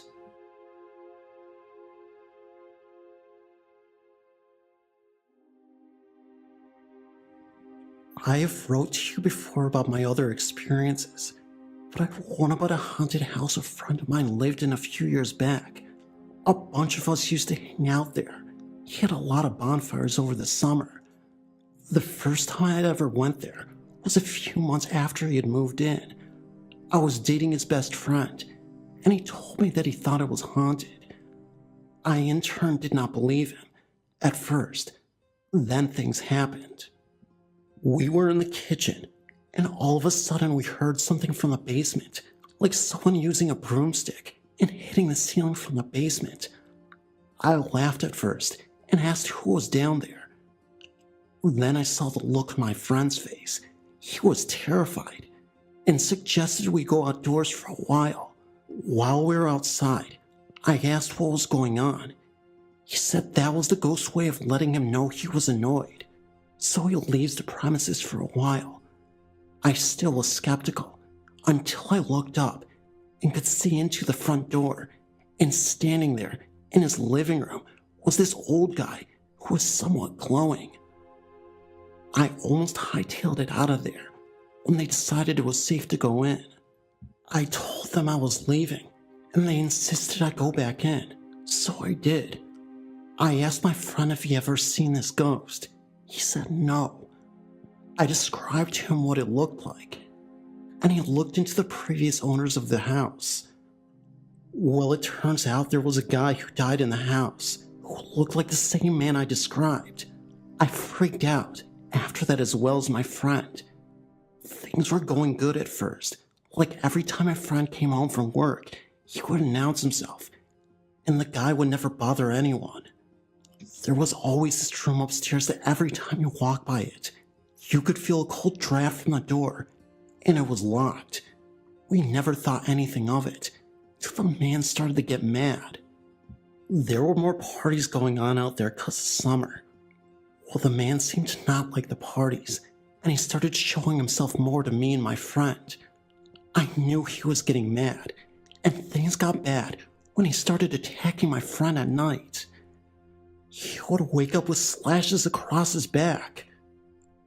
We checked into the history more and found out that the man was not friendly when he was alive, and worse when he was dead. It did not take long for my friend to move. The beatings were worse by the time he left. Although he never attacked me, I always felt threatened by him. I would wake up to him right in my face, and he would disappear when I would scream. I still think about the horrors that the man would do to everyone, and how my friend survived actually being attacked by a ghost. Sometimes, I still have dreams about this man, and how he chases people out of his house. To this day, the house is still empty. In the late 1970s, I attended college in New York State around the Finger Lakes. The building I described was built in the 1890s. Since we were in the middle of the first oil crisis, students who remained on campus spent the short winter term in the old main dorm to conserve energy. As it happened, some friends and I were assigned a large empty room on the top floor. It was 4 floors up and 1 floor below the attic, and one end slanted along the roofline. The room had primarily been used for storage. The gloomy winter sun had a hard time shining through the one iced-up window facing the lake.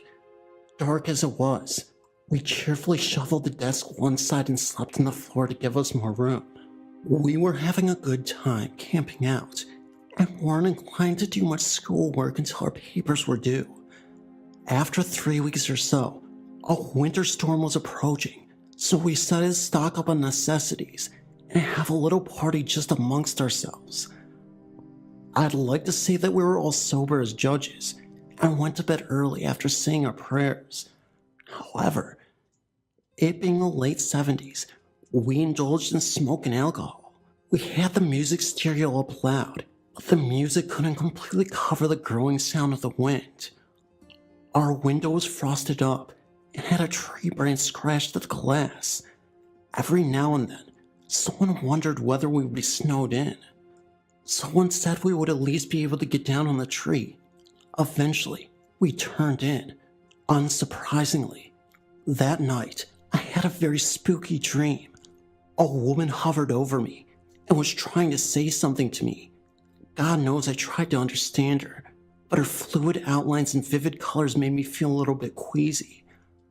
I woke up, certain she was still in the room. I saw nothing. Just the shadow of the tree limbs swaying outside. Too much party, I thought, and went back to sleep. We were quiet the next morning. I supposed it was due to too much of a good thing the night before. The snowdrifts were impressive, as the wind had been so wicked. The sun was out, and the sky was clear, and the snow was pristine. It was so different than the storm that I felt up to sharing my spooky dream. It seems that 2 of the others had a strange dream as well. Since we all dreamed different things, I was certain nothing occult had happened. I was very relieved, since we still had 3 weeks to live in that room. Being a Florida girl, I was still curious about snow still, and wanted to have a look around. I dragged a willing soul with me, and we make a quick trek around the yard. Finally, I wanted to see about our tree. My companion was crying about the cold as she ran into my back. When she saw why I had stopped, she said, "Son of a crap." You may have guessed by now that there was no branch, no tree, no vegetation within 15 yards of our window, and nothing was 4 stories high. We dug in the snow a bit to see whether it had fallen. Nope. No trunk, no hidden limbs in the snow. We ran up to the room to look out and make certain we had the right window. When we heated off the frost with a hairdryer and we looked down and saw nothing but our tracks. Every one of us marched back down to try and find our tree. Nothing. We went back upstairs and talked a bit to get over our shock. We're all skittish, but I managed to sleep in the room, but with our mattresses shoved much closer together. After that, we never mentioned much. Why bother? There was no rational explanation. I'm just glad I wasn't the only witness. That would have been crazy making.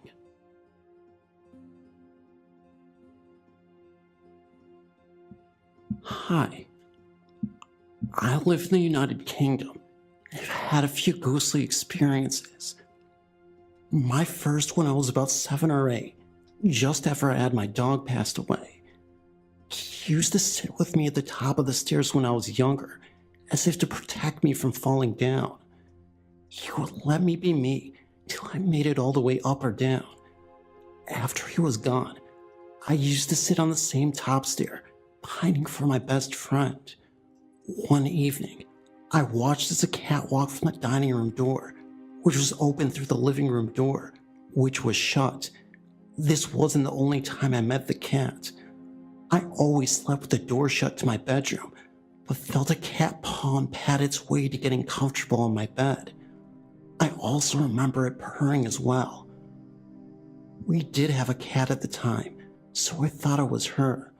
I reached down to stroke what I thought was my cat. Instead, there was a small indent in my mattress. When I turned the light on, there was nothing there. My door was still shut, and my cat wasn't in the room. During my teens a few times, I woke up to find my light on and television turned on. This stopped when I moved out of the family home, when I went to college. I suppose more disturbingly is what has been happening to me for the last few years. And 3 different properties I've lived in, my bed was shaken. First couple of times it happened, I was really scared, but I've gotten used to it now and have accepted it. If I had the courage, I would ask it what it wants, but it has never hurt me, and I believe it is there just to let me know it's looking out for me.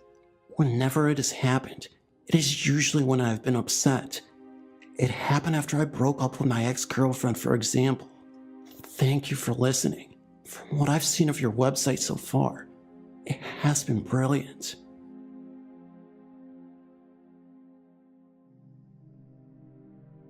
I'm really not a big believer in ghost stories, and usually believe that there's a reasonable explanation for just about any paranormal encounter.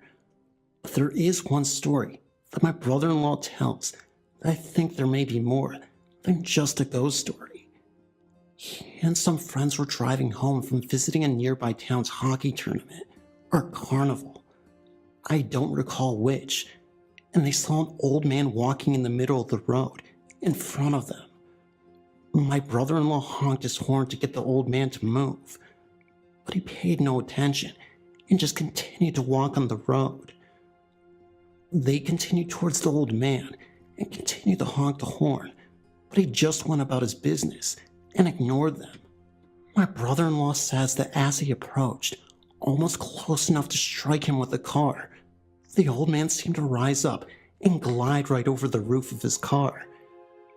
Needless to say, they were all pretty freaked out. They thought they might have struck him or something. They still weren't prepared to admit that it might have been something more than just a man walking, so they stopped and got out to search the roadside to see if they indeed struck him. But they searched all around the area and found nothing to indicate that anyone else had been there. They still get creeped out by this story when they tell it to this day, because they all swear that they saw the old man, and I know these people. They are the last people that would make up a half-cocked ghost story. At my church, when I was the age to be in the choir, my choir director was very religious, so of course, she believed in demons. She used to live in this old house that was built in the early 1900s. As the usual setting for a ghost story, it was a dark and stormy night. She was a single mom at the time and lived in the woods. Her kids were very young, so during the storm they got scared and came to sleep in bed with her. When they fell asleep, she went to the bathroom. While she was in the bathroom, she kept hearing strange noises. She rushed herself so she could get back to the bed with her kids. When she was going to her room, she walked past her broom closet. When she did, the air got cold and she felt a presence. That's when she looked into the closet as she went back to see what was going on in there, and she saw a face staring at her from the closet. She slammed the closet door, ran back to her room, and fell asleep. When she awoke the next morning, she had a huge slash on her back. It was more like scratches, but it looked deep and scary. Well, that's the story I have. I hope you enjoyed it. About 2 years ago, my family had our first experience with our ghost when one night, my older brother got up to go to the bathroom. While he was there, he heard a screeching noise from behind the shower curtain. It got louder and faster as it continued, and he ran out of the bathroom and into my room with his trousers around his ankles. He called for me to come into the bathroom. Drowsily, I got up and we started down the hallway. We never did enter the bathroom because we were both much too freaked out when a shampoo bottle came hurling out of the bathroom door, hitting the wall opposite it and rolling down the hallway. I slept in his room that night. After that, we had many encounters with the ghost that we began to call Christine, after the famous Stephen King novel. Though I personally never witnessed her, both of my parents and my friend did. My mom was the first. One night, my friend Midge and I were asleep on the living room floor when the alarm on Midge's cell phone went off at about 3 a.m. It didn't wake up Midge or I, but my mom got up and came out into the living room to turn it off. She saw who she thought was me standing in the hallway on the other side of the room. She ignored me to retrieve the phone and silence it. That's when she noticed I was asleep on the floor beside Midge. Scared, she went back to bed. Later that night, Midge woke me up crying and insisted that I just shaken her awake, then ran into the kitchen. But when she looked over, I was asleep next to her. Several weeks later, my dad was pulling into the driveway late one night and thought he saw me sitting on the couch, pulling back the blinds and staring out the window. As he pulled close to the house, I put the curtains back and got off the couch. But when he came into the house, he discovered that I wasn't even home. I was spending the night with a friend. In between these experiences, eerie things occurred around our house. The silverware dresser would fly open and slam shut. Doors would open, close, and lock by themselves. Lights would turn on and off. Then, a very strange event occurred when I made a collage on my wall of pictures of my friends. I had about 200 or so pictures completely covering one of my walls, which took me a very long time to do. I went to bed and awoke the next morning to find that every last picture containing Midge had been taken off the wall and was in a pile across the room with all the other pictures. And that is the end of my story.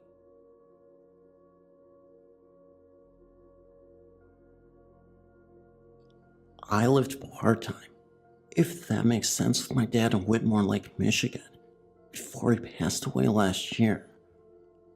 One night, it was about 2 a.m., my dad was out somewhere, and my brother and sister were asleep in the other room.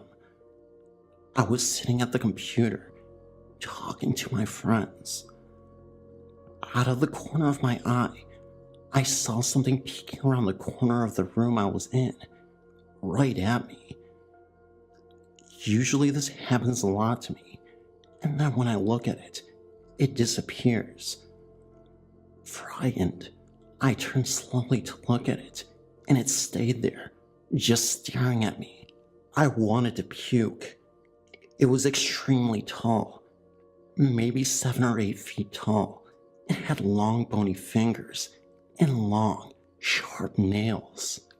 It had long gray hair, and its face wasn't that of a person's, but looked decayed or like a monster.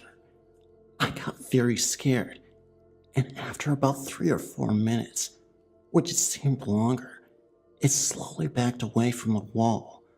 I told the person I was talking to on the computer what was happening, but for some reason, I was too scared to get up to call my dad. I ran upstairs, and when I turned the corner to go up the stairs, I saw it again, standing at the top of the steps. I'm a huge scaredy cat, so I was freaking out, and I had tears in my eyes. I ran up the steps with my eyes closed and ran into my room. I turned on my light and checked in the closet and under my bed. Then I slammed my door and locked and laid in my bed until I fell asleep. The next day I woke up and went downstairs and saw my dad in the kitchen. I told him about the previous night, and before I could even describe what the creature looked like, he already knew. He told me that he saw it all the time. He told me just to ignore it. My dad was definitely not a religious person, so it bothered me that he was okay with the crazy thing just staring at me, or anybody. To this day, that was the scariest thing that has ever happened to me. I don't like to tell too many people, because they just look at me like I'm crazy. And now I wonder if the thing had any connection to my dad and his death. About a year later, he got me heavily into drugs, and it was going downhill. And even after he lost his huge house in the lake, that he spent his time and money and energy building, he still wouldn't leave the home. He lived in between the home and his neighbor's house, in his camper. In July of 2004, my dad intentionally decided to leave the world. It makes me want to go back and investigate. That's my story. Anyway.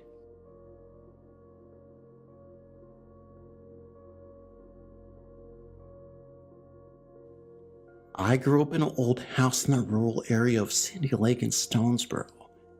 It was built around 1847. On the bottom floor, the walls were 16-inch stone. The top floor was built during the time the brick builders traveled through Mercer Company. Our kitchen was on the top floor, and outside the door was this large lilac bush.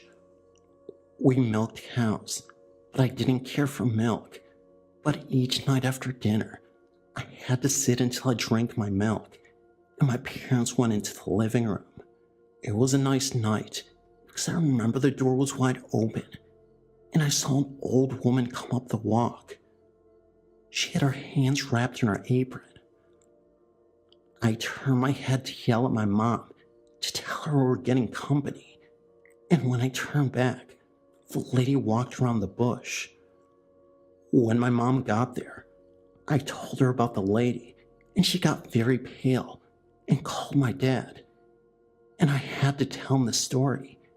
And being 6, I didn't understand their looks. Dad went on to prove to me that there was nothing there, but I saw her. As I grew, she stayed and often just stood there outside my closet door. Even as a teen, she caught me from falling out of bed one night. I never enjoyed her being there, but tolerated her presence. Dad later told me it was probably my grandmother, who lived down the road and passed before my birth, and she always folded her hands in her apron when not busy, as idle hands were the devil's plaything. The house is still there, and I wonder if Grandma's there too.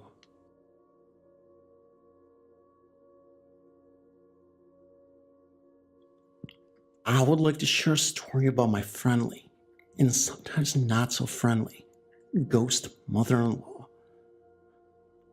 I moved in with my boyfriend, now my husband, shortly after I left my last husband in Colorado. He had a son who lived in the basement of the home he inherited from his mother. My boyfriend lived upstairs, and he and his son had established a rather bachelor existence, coming and going with no notice, dishes everywhere, etc. My arrival was not met with joy and friendship from his son, because I brought structure and responsibility into the home, as well as rules. Family was very important to my then boyfriend. His son tried to emulate him as much as possible. My mother-in-law made herself known to me right away that she did not like the disagreements and bad feelings in the home by removing items from the kitchen and around the home, some that have never resurfaced. I spent a great deal of time in the home alone, so I think I was aware of it the most.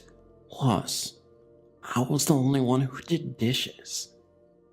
Anyway, time went on, and things disappeared, only to reappear in the weirdest places. Wooden spoons, which were obviously favorites due to their worn condition, disappeared and reappeared and disappeared completely, never to return.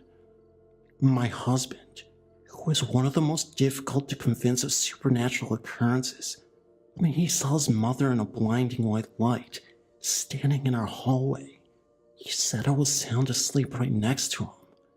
She then faded to nothing. The last occurrence was when I was thinking really bad and evil thoughts about a coworker of mine while doing the dishes. The dishes were many and stacked all over the counter. I was concentrating on what I was doing in the sink, washing dishes, when all of a sudden a landslide occurred, sending several sharp knives flying, as well as a cobalt glass globe tea light holder my girlfriend had just given me, crashing to the floor. I was thrilled to see it hadn't been broken, except for one large piece that could have been glued back. As I was crouching, looking at the glass globe without picking it up, bad and evil thoughts all ran rushing through my mind.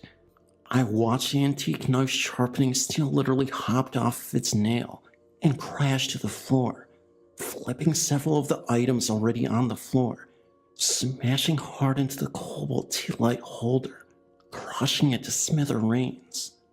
Since the nail had a large head, and the circular hook on the end of the steel was somewhat ornate, you had to lift it off the nail, over the head to lift it off the nail.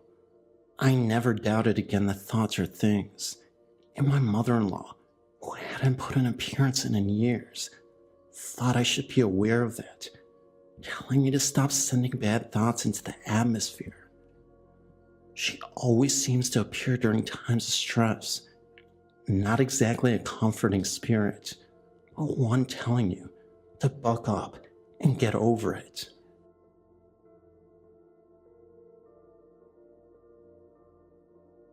I was staying at a friend's house a couple of years ago, and she did warn us that it was haunted. Of course, I didn't believe her, but after seeing this, I do now. Unfortunately, there is no evidence or photos, but I swear that I've seen a ghost. Anyway, there were the three of us sleeping in my friend's bed. They were asleep. I was not. I looked to my left at a blank space in the wall, right above my head. And to my absolute shock, a hand began to move through the wall. I thought it was just my imagination and woke my friends and just pointed at the hand coming out of the wall. We jumped out of the bed and ran to the opposite side of the room and waited. The hand began moving out of the wall, and attached to the hand was the body of a woman. Now, it wasn't what I imagined a ghost would look like, all floaty and transparent. It just looked like a woman standing there. She was about 5'2", which was about my height, and she was dressed in black jeans and a button-up white shirt. She was barefoot, long brown hair. She stood there for what seemed like ages. It was only about 2 minutes, but that's all she did. She just stood there, and then she turned, and she walked back through the wall.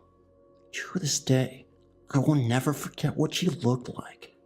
Unfortunately, as I've said, there was no evidence that would make you believe me.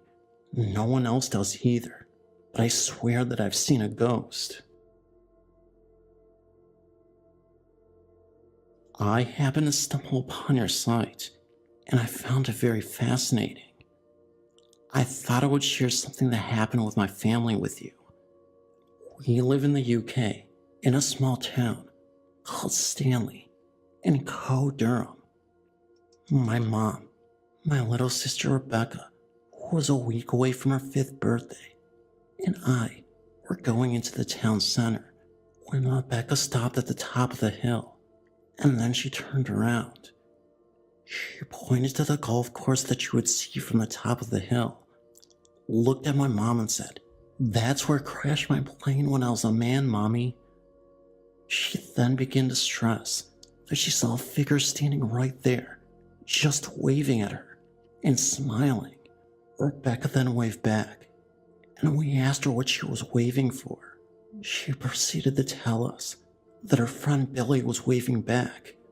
We didn't see anything and shrugged it off. We both laughed it off and said, "Come on, don't be silly."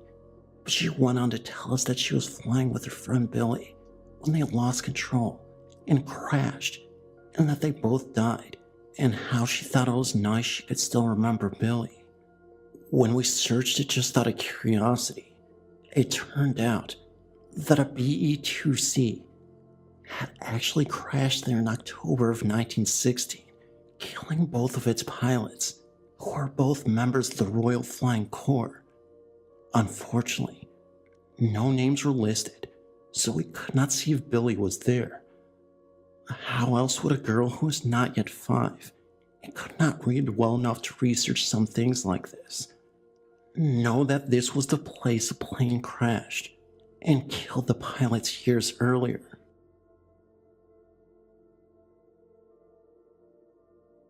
I recently returned from a visit to my boyfriend in the beautiful state of Pennsylvania. On one of our day trips, he took me to Pithole, a large oil boom town with a lifespan of 500 days. Since it was fall and late afternoon, we were afraid the visitor center wouldn't be open, but we were jovially greeted by 3 members of the staff who told us we were just in time for the movie. Entering the small theater, we joined a couple and their 2 giggling girls. 20 minutes later, my boyfriend and I started down the hill to what was once Pithole. In the meadow, you'll find descripting markers of the buildings and the streets, a few old wells, and holes in the ground, which were once cellars. We were reading the markers and snapping pictures when I saw my boyfriend stop in his tracks and shake his head. I asked him if he was okay, and he said he was, so we continued walking. I kept hearing a conversation between a man and a woman and assumed it was the couple with the girls, so I kept looking up the hill to spot them. We got to the end of the street and were talking about French Kate, a brothel manager, when it got really cold. I could still hear the man and woman talking, but my teeth were actually chattering, and I was having trouble breathing. I grabbed my boyfriend's hand and started up the hill, thinking we might be having an experience, but not wanting to say anything. He asked me if I was okay. I told him I was, but it was so cold down there, I was having trouble breathing. As we walked up the hall, the temperature rose, and I was breathing easier. Once we got home, we talked about what we both experienced. My brother stopped in his tracks because he saw the back of a woman in a dress walking behind a tree. We both heard the conversation and felt a drastic temperature drop. I was the only one who felt breathless, but I guess we all have different reactions to experiences. I kick myself now for not taking any pictures, but I guess I was trying to rationalize everything.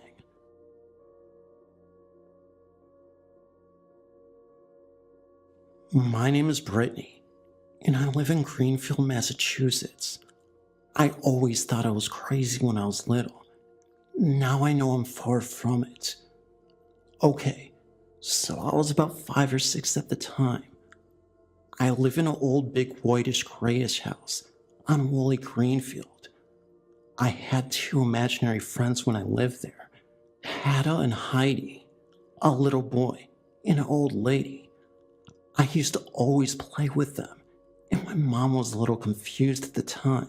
Like, is it normal for a little girl to have an old lady as an imaginary friend? But they were my best friends.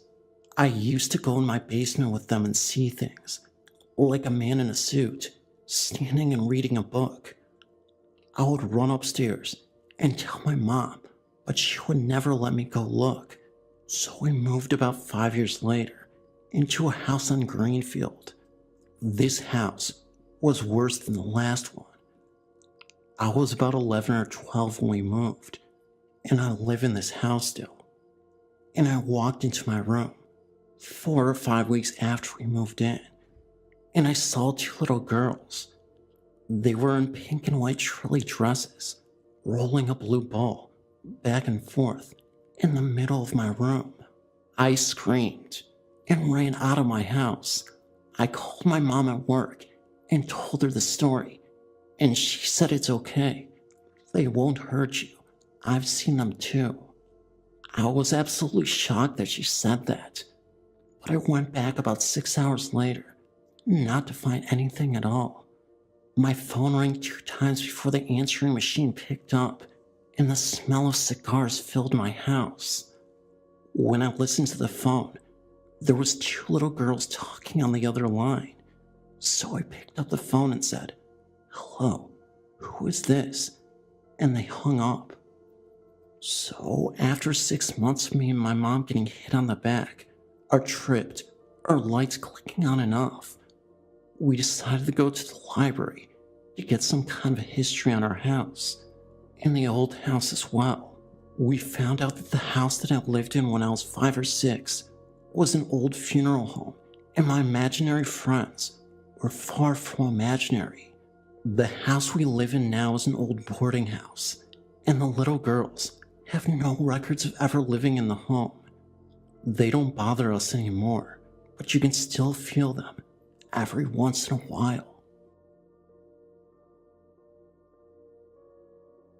Once, when I was around 5 years old, we were visiting my grandfather. He lived in a small town near the northeast corner of Colorado. My grandfather's house was very old. The only indoor plumbing that it had was a kitchen sink, but even that was somewhat antiquated. The water would come out of the faucet, but it had to drain into a little pot that sat on the floor underneath it, which then had to be tossed out of the door. To go to the bathroom, we had to go to the outhouse in the backyard, which in itself was rather scary.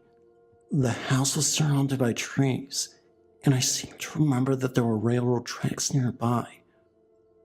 One night, during the particular visit while everyone was in bed, my brother in the front room on the couch, my grandpa in his room, and my mom, dad, and me in the second bedroom. A strange occurrence was about to happen. It was pitch dark, and I was lying in the middle of my mom and dad, which made me feel very safe and secure. I was wide awake and happened to be looking in the bedroom door. That's when I noticed that someone was walking through it. My mom and dad were both still in bed, and this did not look like my brother or my grandpa. It looked like a very small woman wearing a veil, with her head slightly bowed. Anyway, she, or whatever it was, walked past the brass footboard of the bed, went to the window, turned around, walked past the foot of the bed again, and then out of the door. The image was extremely bright in the otherwise dark room, and I did not feel frightened by it at all. Now, the next story scared the living daylights out of me. I was around 10 years old, at home, in a very unassuming bi-level brick house. My grandfather's house looked the part for a haunting, but this one, not even close. It was just your average everyday home. However, something not so average was about to take place in it. It was in the middle of the night, and for some reason, I woke up. From where my bed was, I could look straight out into the living room, which I just happened to be doing. And that's when I noticed the dark image walking out of the kitchen. It walked into the stairs and stood there for a few seconds. I concluded that this was my dad, about to go downstairs to check on my brother, who was a teenager at the time, to make sure he had come after being out with his friends. But he seemed to change his mind about doing this as he turned and started walking towards my room, which was nothing out of the ordinary, because he had to walk past my bedroom to get to his and my mom's room. He stopped at my door and stood there looking at me. I finally said, "Hi, Dad." I got no response. I looked at this dark image more closely and noticed that it was staring at me with big, dark, hollow eyes. No, this was not my dad. And in spite of the fact it was not threatening me in any way, I lost it and started screaming. This screeching woke my mom, who rushed into my room, running right through the dark figure, and it vanished. I slept on the floor in my mom and dad's room for about a week after that.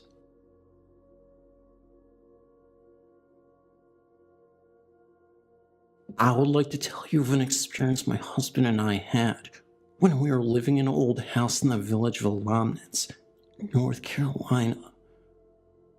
We lived in this house for 2 years and discovered we had another child in our house other than our 2 children.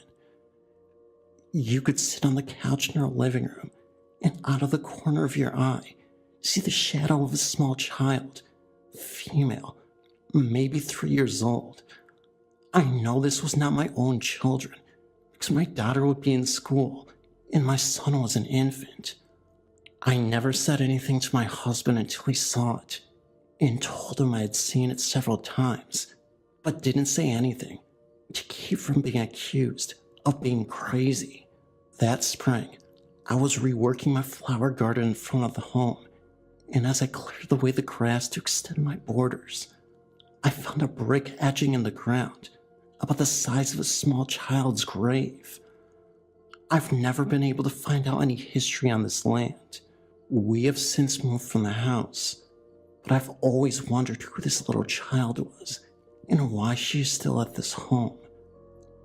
We never felt uneasy in this home.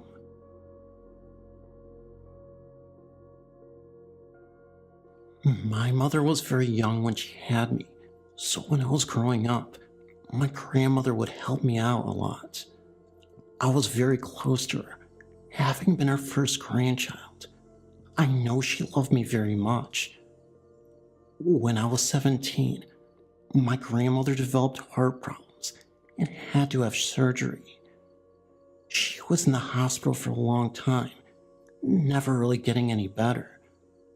Then one cold night, my mom was going to the hospital to see her. I really wanted to go, but I was very sick with a high fever, so I didn't think it was a good idea for me to visit her.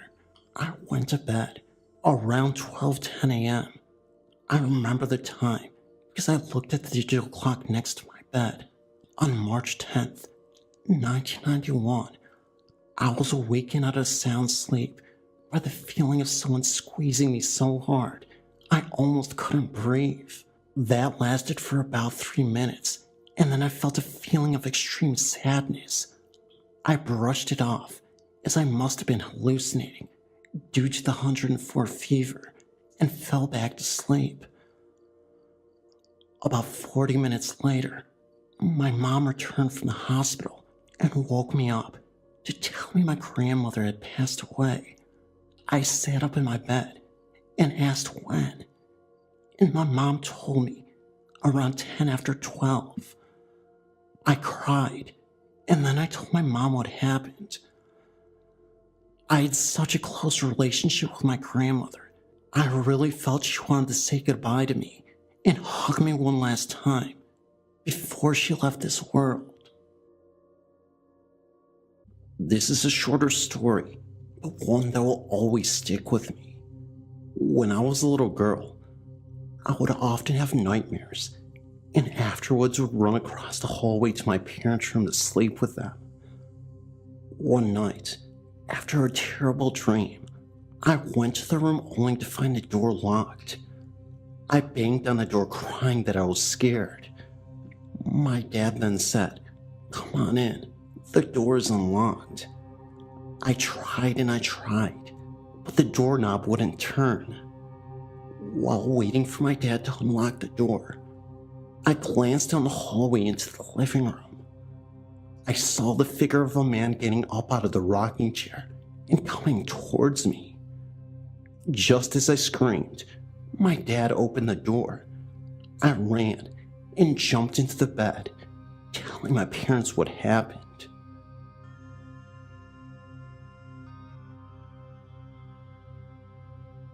I've been around ghosts my entire life, for as long as I can remember.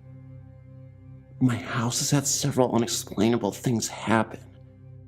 Doors open and close on their own when no windows are open.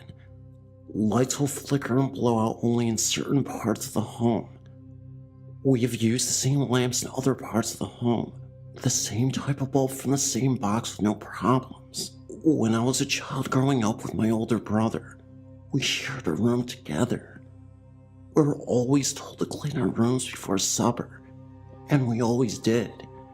Every night when we went to bed, our rooms were nearly spotless, but every morning, when we woke up, our rooms would be a mess. When my parents asked me about it, I told them I was a ninja, big Ninja Turtles fan, and they asked what I was talking about. I told them it was a man dressed in black, and he was messing everything up. After my older brother moved out, we switched rooms since ours was bigger. In the room I have now, arguing can be heard from the restroom, which was never repaired when we got the home. The arguing goes on for about 3 or 4 minutes, getting louder and softer at times, which always ends with a muffled shout and scream. After about 15 minutes afterwards, you can hear sobbing.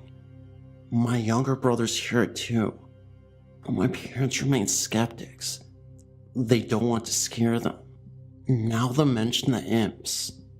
My friends and I have heard about the Jewish graveyard on Sand Ridge Road in Ferguson Valley, Lewistown, Pennsylvania, which is only a few miles away from where we live.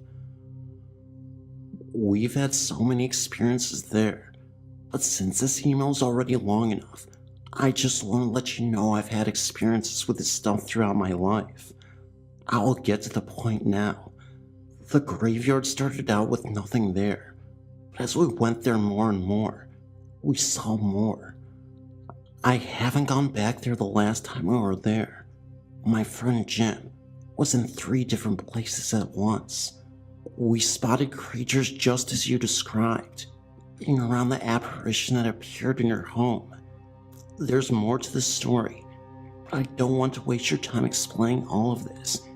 If you heard about the graveyard before, the last time we were there is the last time I'll go there at night. My girlfriend and I drove past it 2 weeks ago, about 2 months since the last time we were there, and we saw a young boy dressed in early 1900s style clothes with a brown shirt, a brown vest, and a brown hat. I've been over there over a dozen times, and never have I seen anything outside of the gates.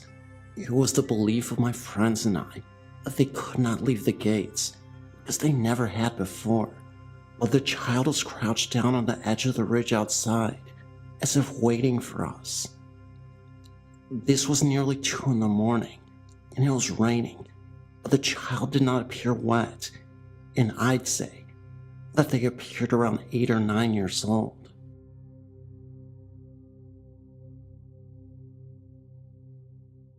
My husband and I lived at the house for 1 year and had several experiences. Our apartment covered 2 floors, the 3rd and the 4th. The living area, kitchen, etc. was on the 3rd floor, bathroom and 2nd bedrooms on the 4th floor. It started slowly, like after I had gone to bed. My husband would think that I was awake because he had heard someone walking out of the bedroom. The TV and clock radio would turn on and off by itself, sometimes change stations. The bathroom door would sometimes open by itself. One time, after getting out of the shower, there was a 3-dimensional image in the mirror of a man in a sports coat.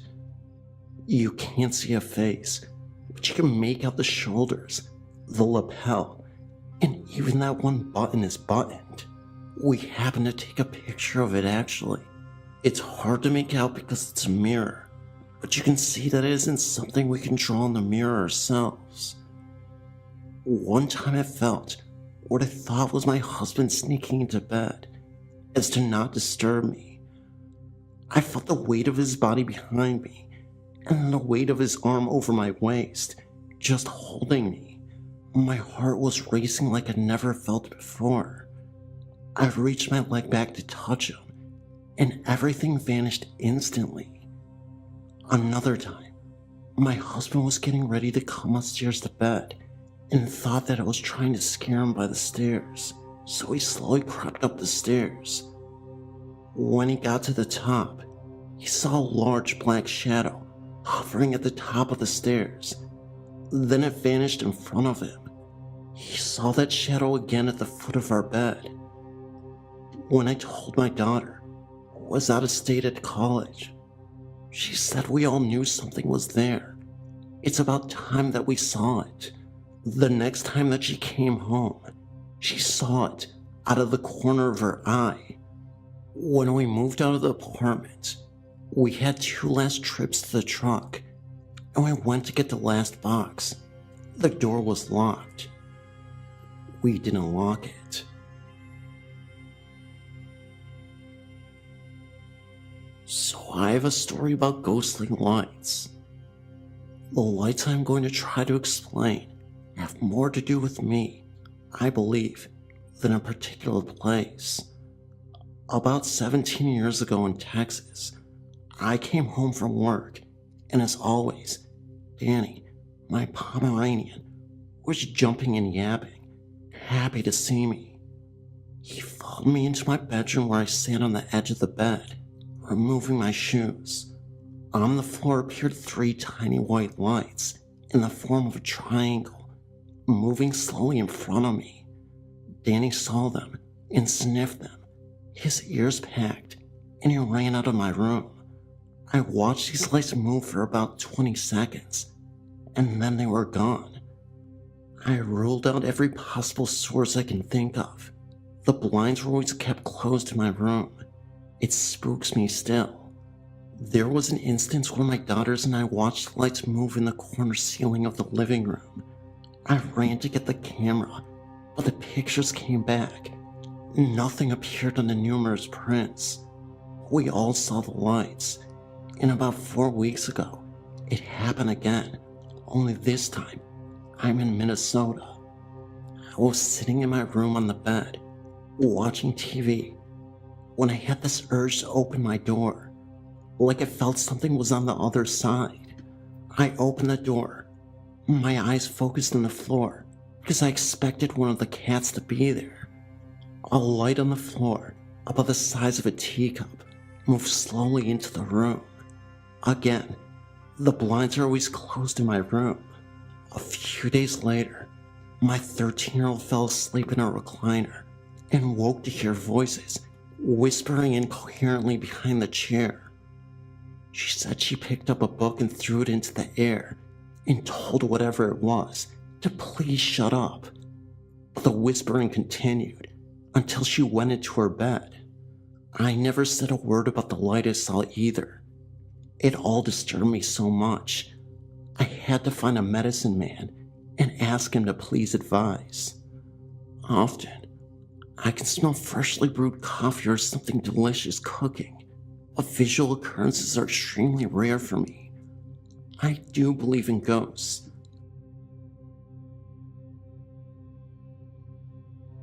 Black Forest, Colorado. It isn't just a Lee residence. I just wanted to say that I'm enjoying your website.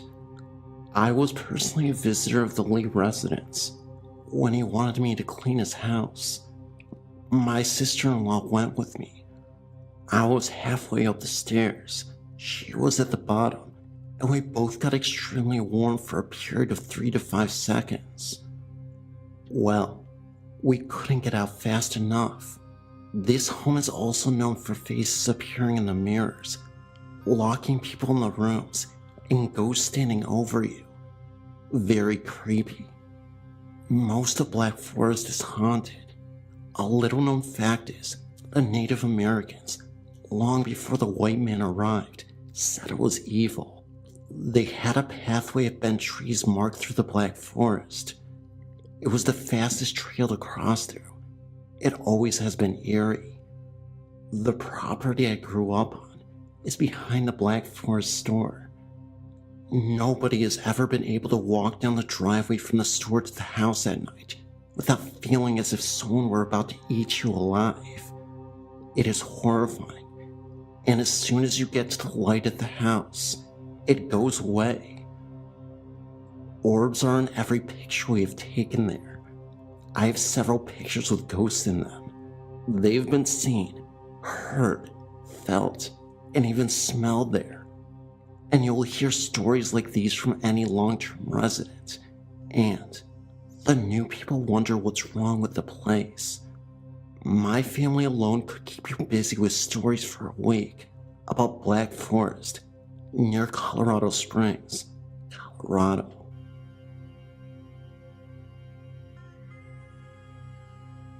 I grew up in suburban Illinois and have had a great many experiences throughout my life. Currently 24. As a child, 5 through 10, I've had many experiences seeing floating faces and heads in my parents' home. One night, I woke up around 1 a.m. Whenever I wake up in the middle of the night, I would walk over to my parents' bedroom to get back to sleep. I felt safer there. Our bedrooms were all on the second floor.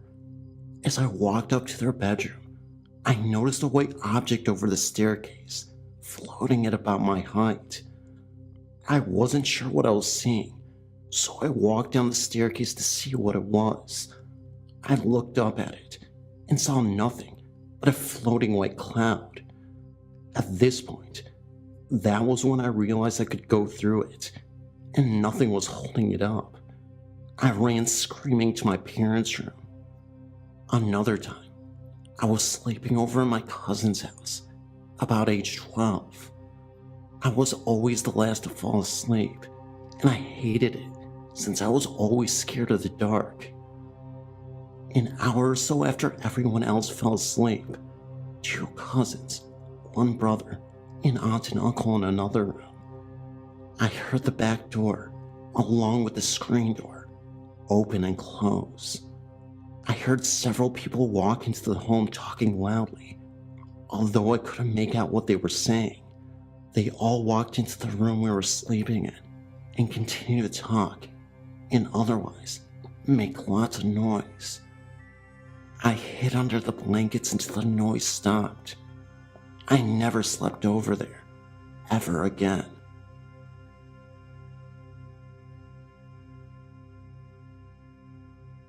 My name is Karen, and I live in a small town on the coast of North Carolina. I've always been sensitive to paranormal occurrences. It began when I was small, and my imaginary friend was actually my mother's cousin, who had died nearly 12 or more years earlier. I told her his name, what he looked like, how he died, everything.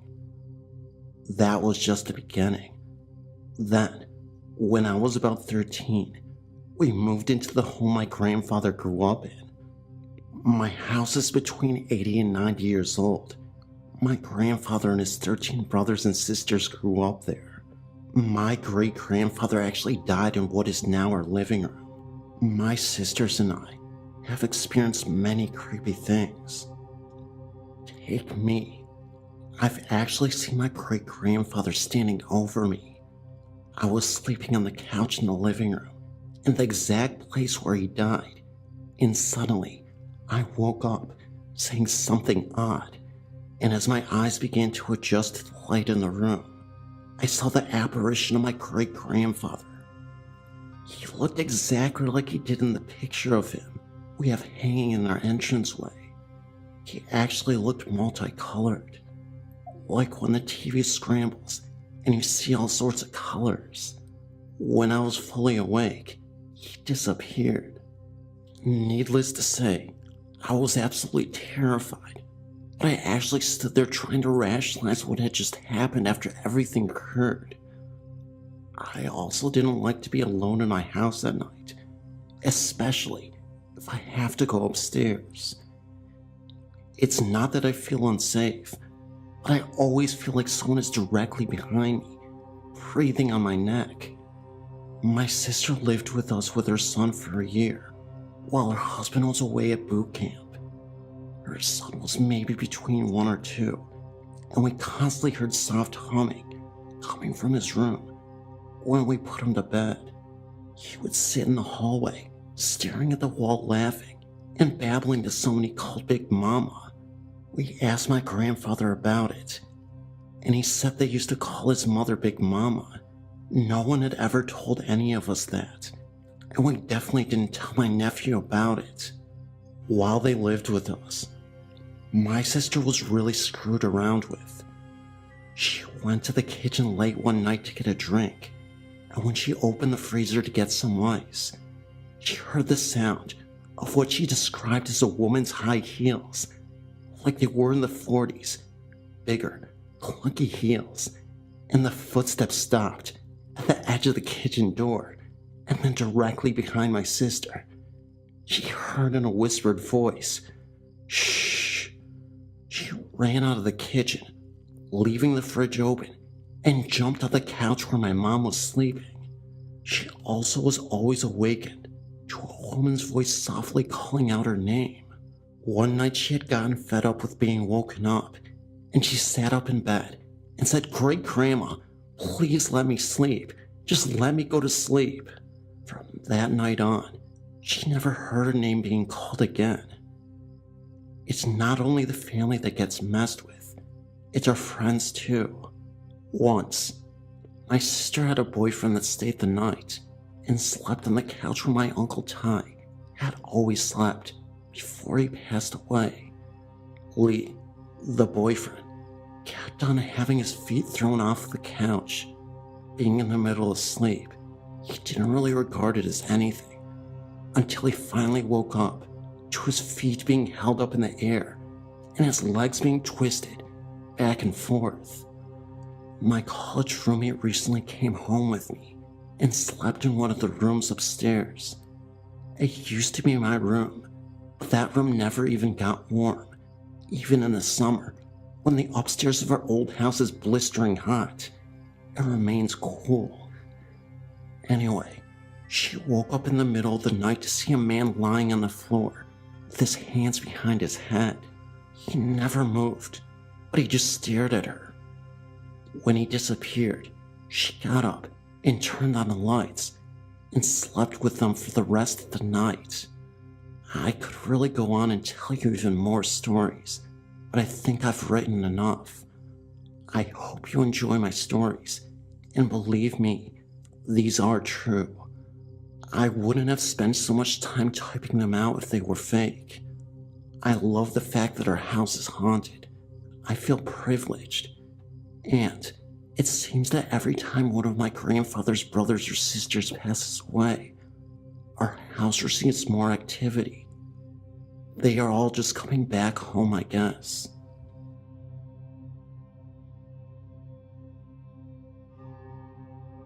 Pretty short story, but I think it's worth mentioning. Our family moved to this old house about 5 years ago. It is located in Ray, Michigan, a small town, of course. The house itself had some very scary and bizarre occurrences. Pictures fell off walls, objects and small items were constantly moved around, and we somehow managed to get ourselves locked out of the house for about 45 minutes. The odd thing about that moment was, we had never locked the doors previously, and even if we did, we had the keys. My family and I were trying to open the door with the keys, but somehow, the keys wouldn't even work right. So eventually, we were able to get into the house via an open window. Other things also happened, such as money would mysteriously just vanish and then go missing. It would then appear in another place shortly afterwards. Pretty bizarre. Of course, all these instances forced us to have a priest come bless the home. We also came out to find out some disturbing details about ghosts who live here.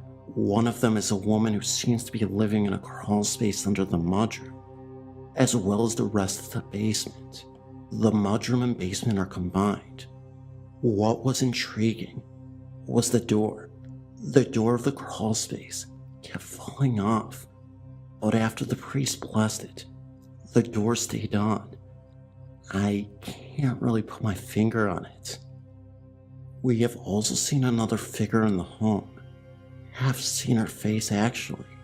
She's a young girl, dressed from the 1950s, hair like the 50s. This house was built in 1928, but I'm not too sure about what was here before, or who did even live here in the past. I know that this house used to be a part of a farm. Don't know any of the history around here either. I know this sounds crazy, and at first, I was a little nervous about all the creepy things going on in here. But this young girl doesn't seem to be doing anything real harmful. She's more prone to being a prankster and playing tricks. The other woman in the mudroom, I can't say for sure. I try to stay as far away as I can. That's the story. Ancient Hawaii had a feudal system of government. Each island had one chief Ali. Each village had lesser Ali. Each island also had a city of refuge where the soldiers of the Ali couldn't enter. Laws were harsh at this time. One could be clubbed to death by merely stepping on the shadow of the Ali or eating one of the many forbidden foods. To escape the king's wrath, the criminals would flee to the city of refuge. The city of refuge on Oahu is now La'i. 3 ancient temple markets extend. These are the only temples on Oahu where human sacrifice wasn't performed. After a sufficiently long stay in the city of refuge, criminals would try to sneak out. The Ali had a special troop of soldiers who patrolled the outer limits of the city of refuge, ready to carry out punishment. Today, the spirits of these soldiers still patrol the ancient boundaries of the city of refuge. 2 in front beat drums, followed by 4 pipers. 1,000 warriors marched behind, looking for anyone trying to sneak in or out of the village. This ghost story became real to me on a camping trip at Hokkaido Beach. As is the custom, we used tarps to create a roof and wind block. We didn't bother with regular tents. Our shelters open up to Hokkaido River and the beach. We told all sorts of wild tales and stayed up until a little past midnight, then turned in. About 2 o'clock, I was woken up by the sounds of distant drums. My tent mate also was awake. We looked around, but couldn't see anything. The drums were louder now, and the sound of the flute floated through the air. Scared, we ran back to our sleeping bags. More noises played on our ears, marching feet. As we gazed out towards the river, we saw a long column of mist advancing. It hugged the river down to the beach, then turned right. The sounds grew stronger as the mist got closer. After the mist passed, all was quiet again. That morning, we found thousands of footprints following the same path the mist traversed during the night. Never again will I camp so close to the boundaries of the city of refuge.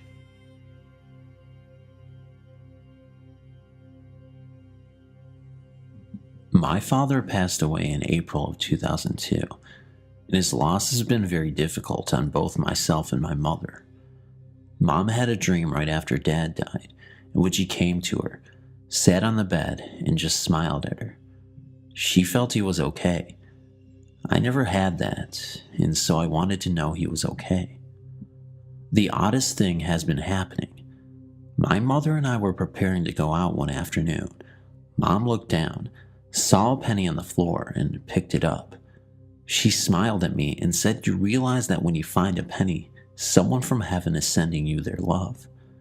She held up the penny and said, "I love you" to Richard, my father's name. I simply just smiled at the thought, and off we went. I didn't think any more about it. Well, since that day, almost every day, I find a penny on the ground in various locations. Home, work, on the street, you name it. They are always heads up. The first few times I didn't pay attention, I would pick them up and go on. Then it struck me that it was happening an awful lot. Maybe my mother is right and Daddy is sending me love. So now each time I see yet another penny, I smile and say, "I love you too, Daddy. I hope you keep sending me pennies from heaven."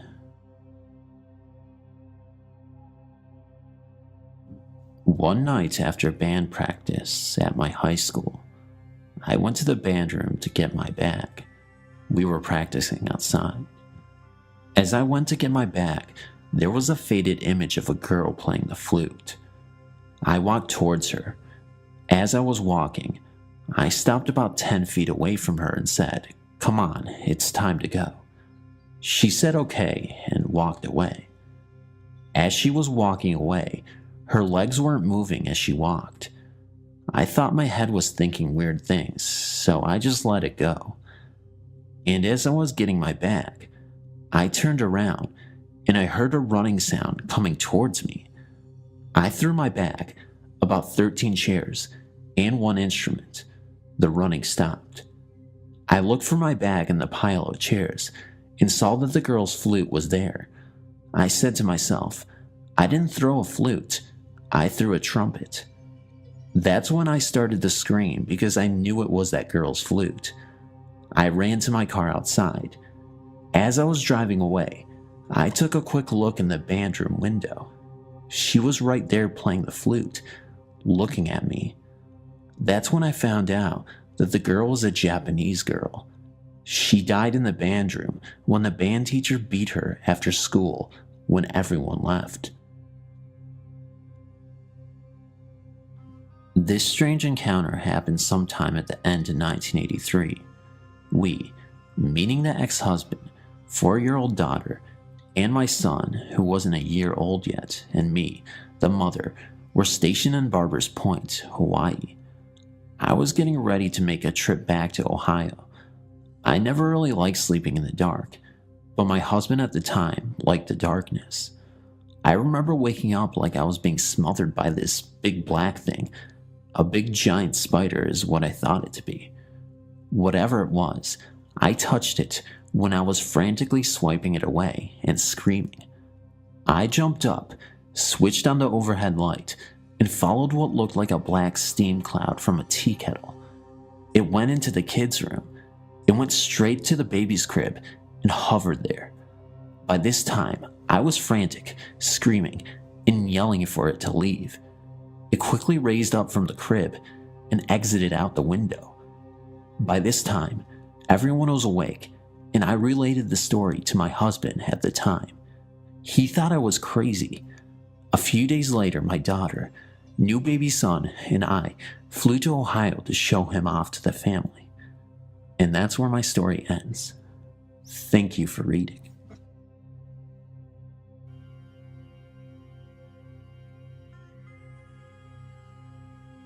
My daughter came for a one-night visit with some of her coworkers, and she spent the night with me while the others went to a hotel. The next morning, she dropped me off at work and did the tourist thing with her friends, and they were scheduled to leave that night, April 21st. I got home from work around 5 p.m. and did my usual routine. I walked into the bathroom to turn on the small oscillating fan on the counter, and I noticed a battery pack sitting in front of the fan. I looked at it and wasn't sure what it was, then walked into the living area to open windows, etc. Around 6 p.m., I called my daughter on her cell phone to check on where they were. They were checking out the hotel and had to hurry to return the rental car. Then she asked, "By the way, Mom, did you see my battery pack?" So I told her it was on the counter in the bathroom. She sighed, and I told her I would mail it to her the next morning. After we hung up, I went to the bathroom to get the pack so I could put it in my bag, but there was no battery pack on the counter. I stood there, pretty stunned, and I knew I hadn't touched the pack or moved it. I looked everywhere and finally decided I would have to let her know something happened to it. The next day, April 22nd, I called her in Dallas and blurted out, "I don't know what happened to the battery pack. I couldn't find it anywhere." She said, "I found it, Mom. It was at the bottom of my carry-on bag." She said she must have put it in there early in the morning and forgot about it. I told her it couldn't be because I saw it and even described it to her. Well, this was a strange encounter. Now I'm wondering about the holographic universe and dimensions. Thanks for letting me share my experience. It's never a dull moment.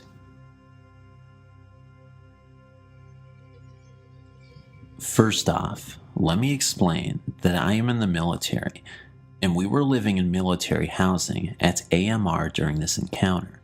I was married at the time. I don't recall the exact date, though I know it was early in 2000.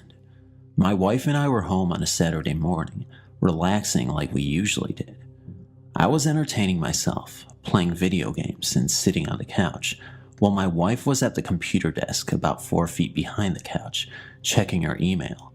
All of a sudden, I felt what I thought was a hand pat me on my left shoulder, as if to say what's up. For a second, I thought I could feel someone standing behind me. Figuring it was my wife, since we were the only ones in the house, I turned to greet her, and there was no one there. And then I also noticed that my wife had not moved and was still typing at the computer. My next thought was that it must have been our cat, China, playing around. So I asked my wife where the cat was. She turned her chair to face me a little, showing me that the cat was laying in her lap. Obviously, I was a little freaked out, so I told my wife what had just happened.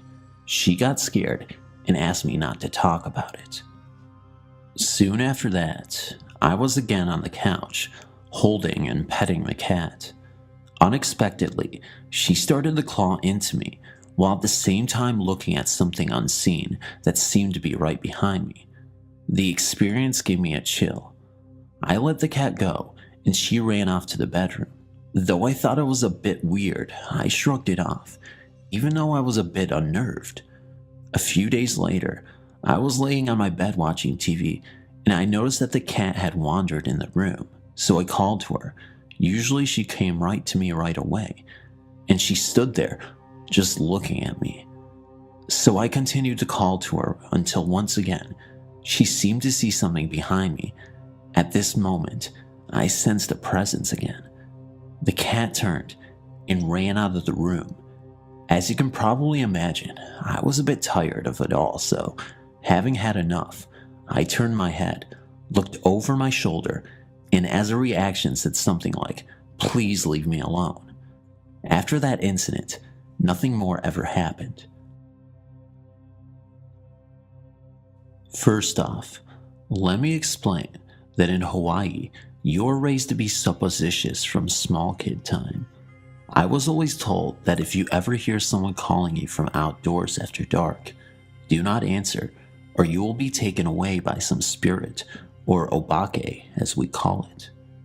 When I was about 11 years old and quite obsessed with supernatural powers, witchcraft, ghosts, and such, day after day, I would hold up in my room and read every ghost book I could get my hands on. In our backyard, we had 2 big mango trees, which for some reason would scare the bejesus out of me. You could not get me to go back there in the dark, even if my life depended on it. One night, while in my room reading, I kept hearing my dad call me from the backyard. Being an obedient child, I answered him. When he called me again, I got scared, remembering what I was taught when I was younger. I went into my parents' room to check and see if my dad was outside, and if not, and to see if indeed it was him calling me. To my surprise, he was on his bed watching TV and asked me why I was yelling for him. I explained to him what happened, that I heard him calling for me from the backyard. He told me to never answer a call from outside, unless I know for sure who it is I am answering, and that he did not call for me. Needless to say, I was scared to death and did not want to go back there, even during the day. All the neighborhood kids would want to go back there and climb the trees, pick mangoes, or play hide and seek, but day after day, I would refuse. Like all kids though, I eventually forgot that night and went to play with my friends in the backyard. We must have been playing back there all day. I didn't realize until around sundown that it was getting late. I remember the night someone called me from the backyard. The mango trees make good shade during the day, but at night, they make it even more dark. As I was walking very quickly around to the front of the house, I heard my baby brother calling me, sounding really scared. For fear of getting in trouble, I am the oldest with 2 younger brothers. I ran back to go get him. When I got to the corner of our house where I could see the backyard, something made me look up in the mango tree. To my horror, I saw a pair of glowing red eyes. I ran into the house as fast as I could. I just opened the front door and saw my brother there at the kitchen table waiting for my mom to bring him his plate. After telling the story of my encounter in the backyard, my mom tried to convince me I suffer from an overactive imagination. I am positive what I saw was not of this dimension and most certainly was a supernatural being. It's what we in Hawaii call chicken skin.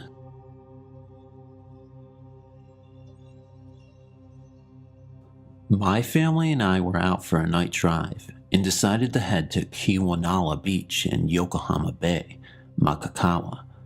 It is a drive we took many times to watch the sunsets or to gaze at the stars. On this night, we really didn't notice how dark the night seemed. As we entered the park, it seemed as though we were the only ones there. My sister needed to use the bathroom, which is located near the entrance of the park. When we stopped, we noticed 3 lights at the end of the park, about a quarter mile away. Most locals tend to park there to avoid police patrols who most times won't go that far into the park. We assume that some locals attracted the attention of some officers. As we were getting back into the car, we noticed that these lights way at the end of the park changed from blue to green. Soon these lights started towards us.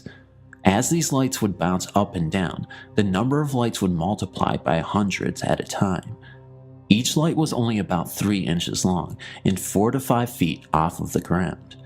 This covered the whole beach from the mountain to ocean, which is about 2 to 3 football fields wide.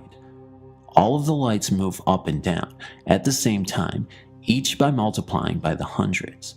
It soon gained on us near the entrance in a matter of 30 seconds. We all got back into the car and quickly left. These lights were about 40 feet away from our car, but we couldn't make out what it was. As we left the park, we passed another car. We were so frightened that we drove as fast as we could to the nearest convenience store and stopped to talk about what we had just seen. As we did this, the car who passed us before heading to the park drove right past us at a high rate of speed. It was later that I found out that it was the Hawaii Po, or Night Marchers. Thanks for reading. Today I have a story for you that is very scary for me, but might be a bit sad. Also, this is fairly recent in memory. I'd say it was about a month ago now. I was chilling at my grandparents' house, which is quite large. I hated, and still do, going up the stairs alone when nobody else is in the house. Alright, so now I'm getting to the point. So me and my brother Tasman had stayed over the night, but during the night, it seemed that I would get woken up constantly to the sound of someone digging their heel into their wooden floor and then dragging it as if they were limping. This was very creepy, as neither my grandparents nor Tasman own a pair of hard shoes. Then I thought back to my great-grandmother. She had a broken leg, and since she was so old, she died because of it. She always wore those wooden-type shoes, so ones that look like clogs, but have a buckle and a heel. Then I have one more strange event that happened to me and my friend Katie. When we were about 12, we were about to watch a small movie. Nobody else was upstairs, and this is really important information. When we heard a little human sigh, it sounded like it was from an old lady as well. We sprinted out of there without even thinking, but it gets even weirder. Me and Katie both sat down to watch that same video again when out of nowhere, the whole room just went white. Like a blinding white, but just for a split second though. There wasn't any cars around, and it was most certainly not the sun. So how? From now on, I'm not going upstairs by myself or with a friend to watch movies, and I haven't stayed the night since. This was all very strange, and I hope that it will not happen anymore if I go back to my normal ways. Thanks for reading. The following story involves a house that is literally across the street from my best friend David. By the way, David's house is haunted. You can hear the story in Hell Freezer's channel. This story takes place in my city and neighborhood of Silver Spring, Maryland. Anyway, one day, David and I were building a patio for his backyard. I decided to take a break and headed out front. I sat on his rocking bench and lit my cigarette. That's when I noticed a disturbance coming from that house. As I stood up to take a closer look, I noticed an old Korean woman muttering hysterically in her foreign language while waving around something that was smoking. While she paced back and forth, she was trying to be comforted by 2 family members. I was immediately intrigued by whatever she was holding, but also wanted to see if I could help. I slowly approached the situation. As I got closer, I see the woman with tears in her eyes, holding what is mostly known as a sage smudge stick. A sage smudge stick has many purposes, and one is cleansing a space inhabited by evil spirits. I asked the other woman, her daughter, what was going on. She told me that this was her mother's home and that she couldn't stand the ghost in her house anymore. My mom thinks this place is haunted by an evil spirit. I asked if I can help with anything, but she declines. I wanted to keep asking questions, but this wasn't any of my business. David's neighbor knew a lot about our neighborhood, told me why the house was haunted too. He said that in 1989, a young man who lived there killed his parents and then himself. I found an old article on this story. It stated that a 27-year-old man, armed with a shotgun and a rifle, fatally shot his parents in their bed in their Wheaton home before killing himself. Back to me. His parents didn't live in that house, but he did. His sister was the one to find her dead brother. The police officer asked her whether her brother was mentally disturbed. She nodded yes. I suppose a troubled man can also be a troubled ghost. When I was 17 years old, a group of friends and I decided to check out a haunted place in our state of Maryland. It is known as Crybaby Bridge. As a side note, in the early 70s, my mom actually went to this same exact bridge when she was 17 too. It's pretty cool stuff, to be honest. Now, this bridge is also known as the famous Goatman Bridge. There claims to be a Goatman Bridge all over the country, but through some research, I discovered that this particular bridge was the original, at least for the legend of Crybaby. If you're ever in Maryland, go to Governor's Bridge Road in Bowie. There are some sketchy backwoods characters who live out there, so be very careful. Anyway, let me start this story from the beginning. There were 5 of us: Andy, Hector, Mary, Jessica, and of course myself. We hit the road all excited. Andy was blasting his new subwoofers he installed in his Cadillac, so we were in good spirits. Our GPS was directing us pretty well in the beginning, but once we hit that area of Bowie, it literally stopped and our phones were all disconnected. Jessica was filled with fear and grabbed my shoulder tight. I assured her and Mary, who was also scared, that this is how it is in the boonies. We were getting so close to the bridge, but didn't know which dirt road to take. It started getting dark. That's when we randomly came upon a trailer park spot. It wasn't really a trailer park community, but just 3 isolated shacks that were literally miles and miles away from civilization. I mean, fuck. You see that kind of shit in the movies and know that this would be a good time to leave, but we were so close to the bridge that we couldn't just turn around. Hector decided that we should ask for directions. When they saw our car stop on this dirt road next to their home, this woman and man got up from their rocking bench and walked slowly over to our window. The woman, who was maybe in her 70s, she was missing her 2 front teeth and was holding a Budweiser. And the man, who was maybe in his 30s, was a husky fellow with the most cliche backwoods outfit on. He had it all down to a T, with the dirty overalls, missing teeth, Confederate flag tattoo, shotgun by his side, and a lit marble Lucy hanging from his lip. They were very friendly, almost too friendly. They had already known why we were here. Apparently, a lot of people venture out to this bridge all the time. I asked if the rumors were true. The man with his slight southern twang said they used to hang goats from nooses back there. I asked about the Crybaby Bridge. He said he didn't believe in that one, but the woman did. She told me her version of its origin. Keep in mind that there are once again many variations of this legend's origin. The origin I was told was that legend states that in the early 20th century, a young woman was impregnated, but not married. In order to avoid judgment by family and peers, she drowned her baby in the river. Days later, with all of her guilt, she was trying to find her baby, which of course would have been impossible, so she too jumped off the bridge to her death. Time for the fun part. The urban legend rules were to first cut the car lights, get out, stand right in front of the bridge and shout, "I have your baby." What's supposed to happen is first you'll hear the faint sound of a baby crying.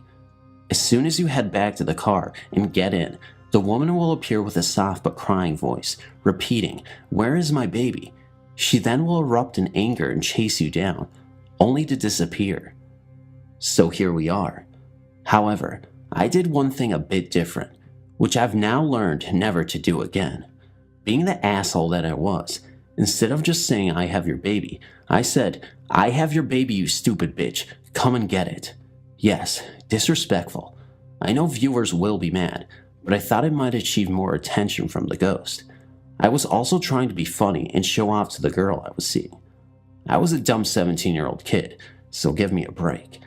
Anyway, nothing happened, although I did feel a bit strange, but I figured it was all in my head.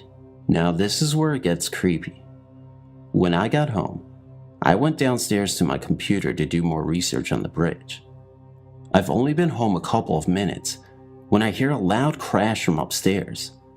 I thought it was my grandpa, who would occasionally drop something off his bed or even fall, so I rushed upstairs to his aid. I run down the hallway and reach my grandpa's room, and he was sound asleep. I look around his floor and nothing was on the ground. I shrugged and turned back around. That's when I see it. I must have missed it while I was running. I stand there shook and see that 3 framed pictures off both sides of the hallway walls had fallen off the wall and shattered on the wooden floor. As I look at each picture, I notice that every single photo was of me as a baby. One was even my mom holding me as an infant. I put 2 and 2 together and thought, oh shit, did this ghost follow me home? I must have really pissed her off. I thought this had to be a coincidence. I pick one broken picture up and notice that my dog is acting strange. She was staring at the front door. It was so intense. I was calling her, offered treats, and even tried to move her, but she wouldn't budge. This bugged me out because she always, and I mean always, loyally listened to me. I do believe animals can see things we can't, and my dog was aware of some sort of presence. I was starting to get really nervous, but kept my composure and remembered my dad telling me a story about a ghost experience of his. I'll make it quick.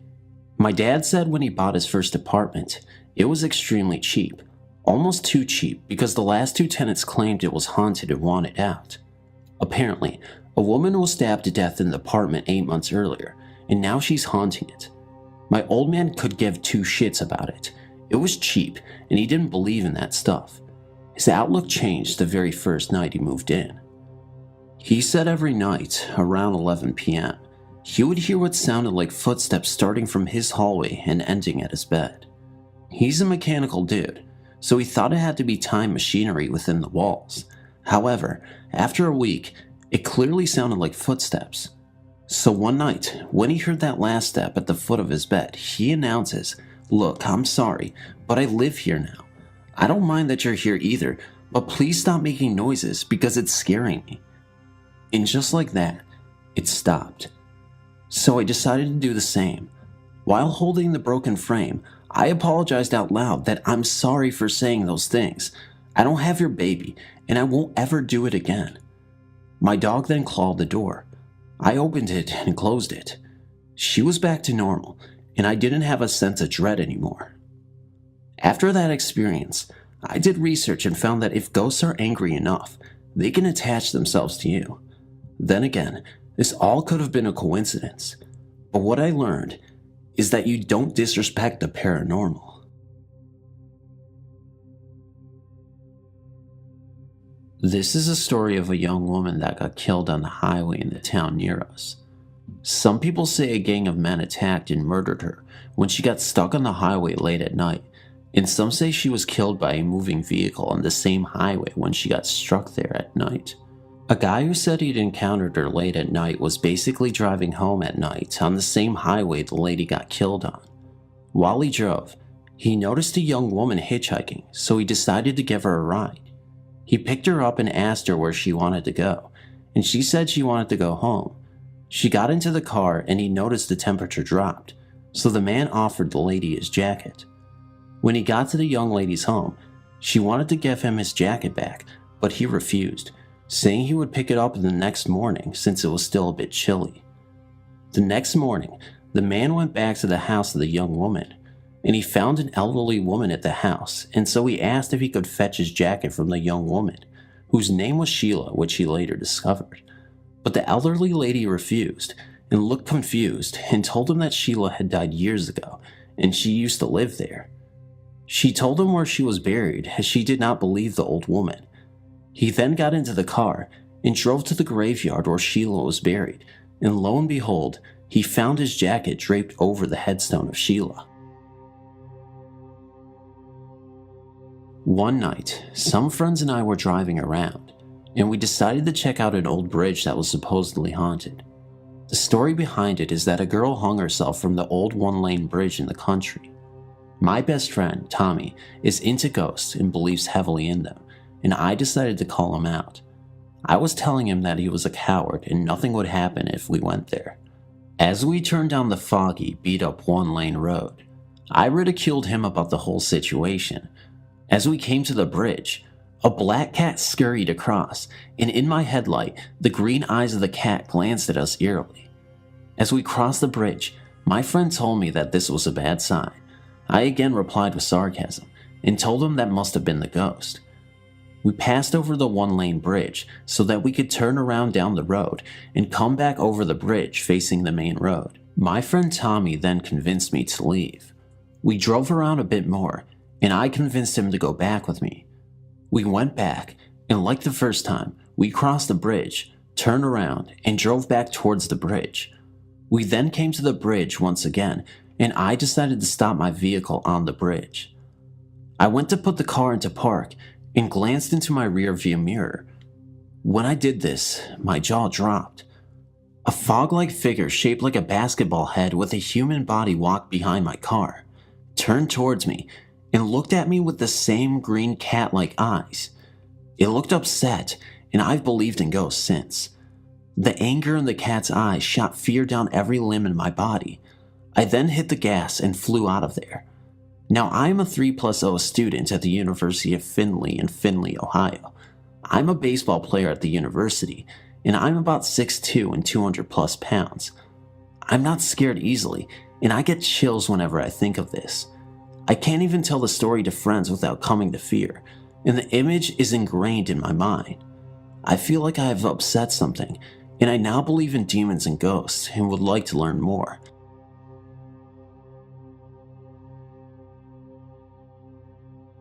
On January 8th, I was hanging out at a local shopping complex with a couple of friends of mine. My friend, Mary, turns to me and begins telling me a story of a bridge just over the North Carolina and South Carolina state line called Catswoman Bridge. She was telling me that a number of years ago, a woman was driving home one night, and just before she was about to cross the bridge, a cat ran out in front of her. Trying to miss the animal, the woman swerved and wrecked her car in the woods just before the bridge. The next morning, local police found her car sitting, upside down, underneath the bridge. Upon investigation, police found the woman's body being beaten by a group of cats.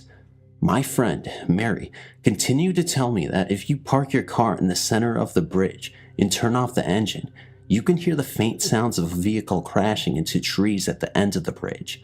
I'm in total disbelief. She continues to tell me that if I go to start my car to drive away, then my engine will not start unless it is pushed to the end of the bridge. I decide, okay, let's test this.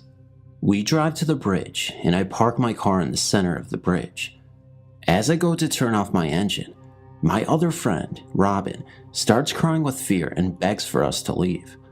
Not wanting to upset a close friend any further, I put the car in drive and began to drive away. As I drive away, there was a very thick fog that completely obscures my vision momentarily, and I decide that it's time to go home.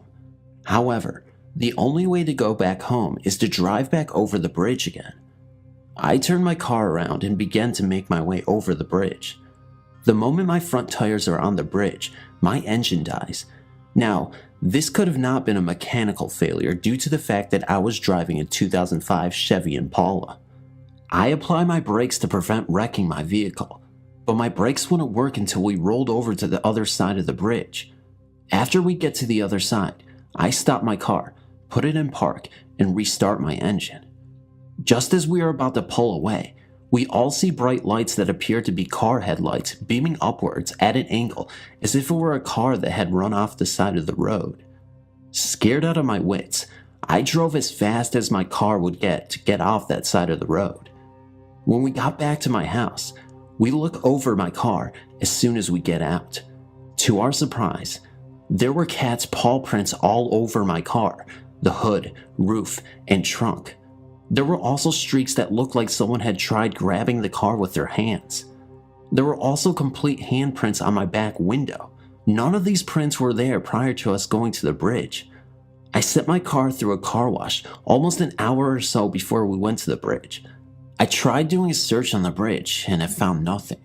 At first I was skeptical about the validity of the bridge, but after this, I will never drive over that bridge again. Thanks for reading.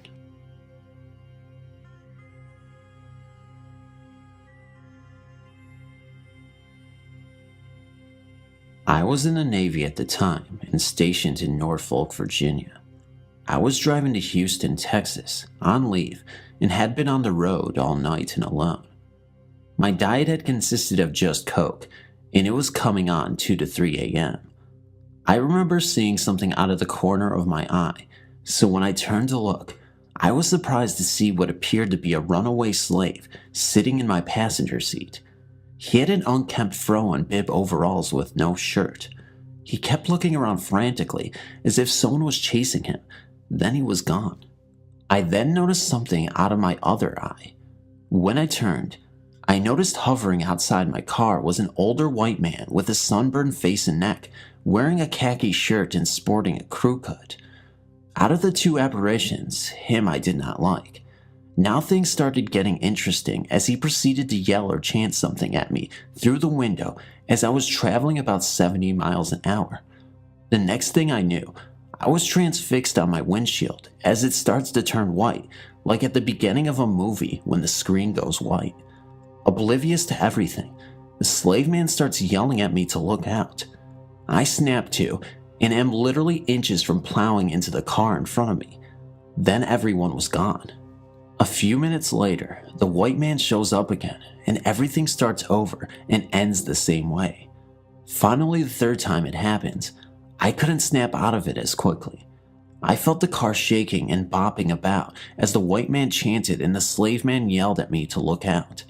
When I did snap out of it, I was in the median between the two roads headed for a bridge. Of course, there was no bridge for people on the median, so I slammed on my brakes, took the keys out of the ignition, covered my head with my jacket and prayed. I fell asleep for a couple of hours, and when I woke up, I drove home without incident. That was trip 1 of 2. I never really believed in the paranormal. I consider myself a skeptic and wholeheartedly believe that it is rational to question experiences without substantial evidence to back it up with. I do not believe in a higher power and consider myself to be an atheist, but after these accounts I had, I now believe that the afterlife does exist. Firstly, I wanted to reassure you all that I am not crazy. I'm not on any medication that causes me to hallucinate. I consider myself to be a competent human being, and during this experience, I was completely awake and alert. I was inexplicably looking out my bathroom window from upstairs. I say inexplicably because I can't even begin to explain why I felt the sudden urge to look outside my window. It was almost as if I felt some intense energy force me to look outside my window, and I couldn't resist it.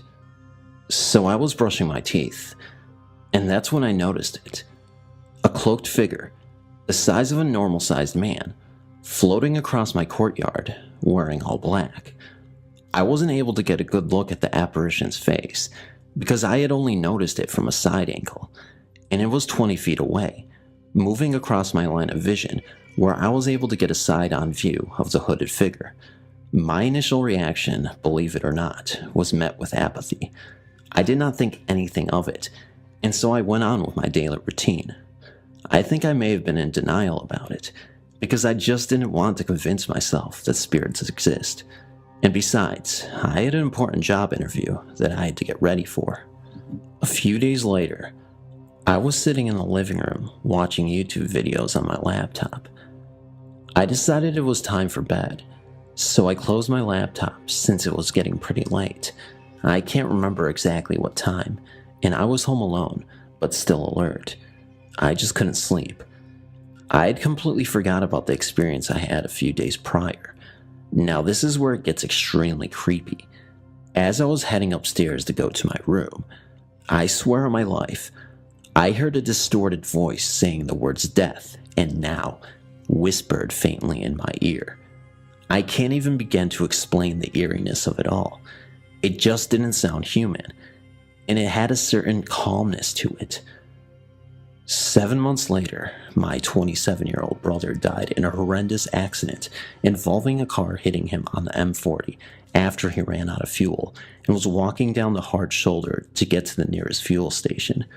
Could this have been some sort of warning? I can't seem to find the answer I'm looking for on Google, so I've signed up on here in hope of finding some expert help. Again, I consider myself a logical human being, but after these experiences, it seems there's much more to this universe that I can't truly ever explain. This is one of the scariest experiences I've ever had, so I'm going to tell it to you right now. My friend and I were heading home from a friend of ours in a nearby town or village, I should say, because I live in a really remote location. It is at least 15 miles from my house, and there are a lot of alternative roads to use. The best roads are the longest, so we figured we could check the GPS to see if there was a quick route, and we saw an alternative road we decided to use, which to all of our surprise, we never heard of because both of us have a very good knowledge of this part of the county. We started the drive, and the first part, we're on a road we knew well, but as we seen on the GPS earlier, the left turn into the unknown was coming ahead.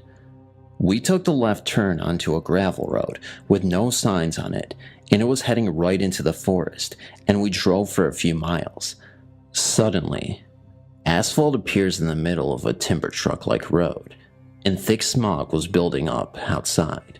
So I was fighting to see the road, and it was getting really cold in the car. We kept on driving longer into the woods, and then, out of nowhere, a lady all dressed in white was standing by the side of the road.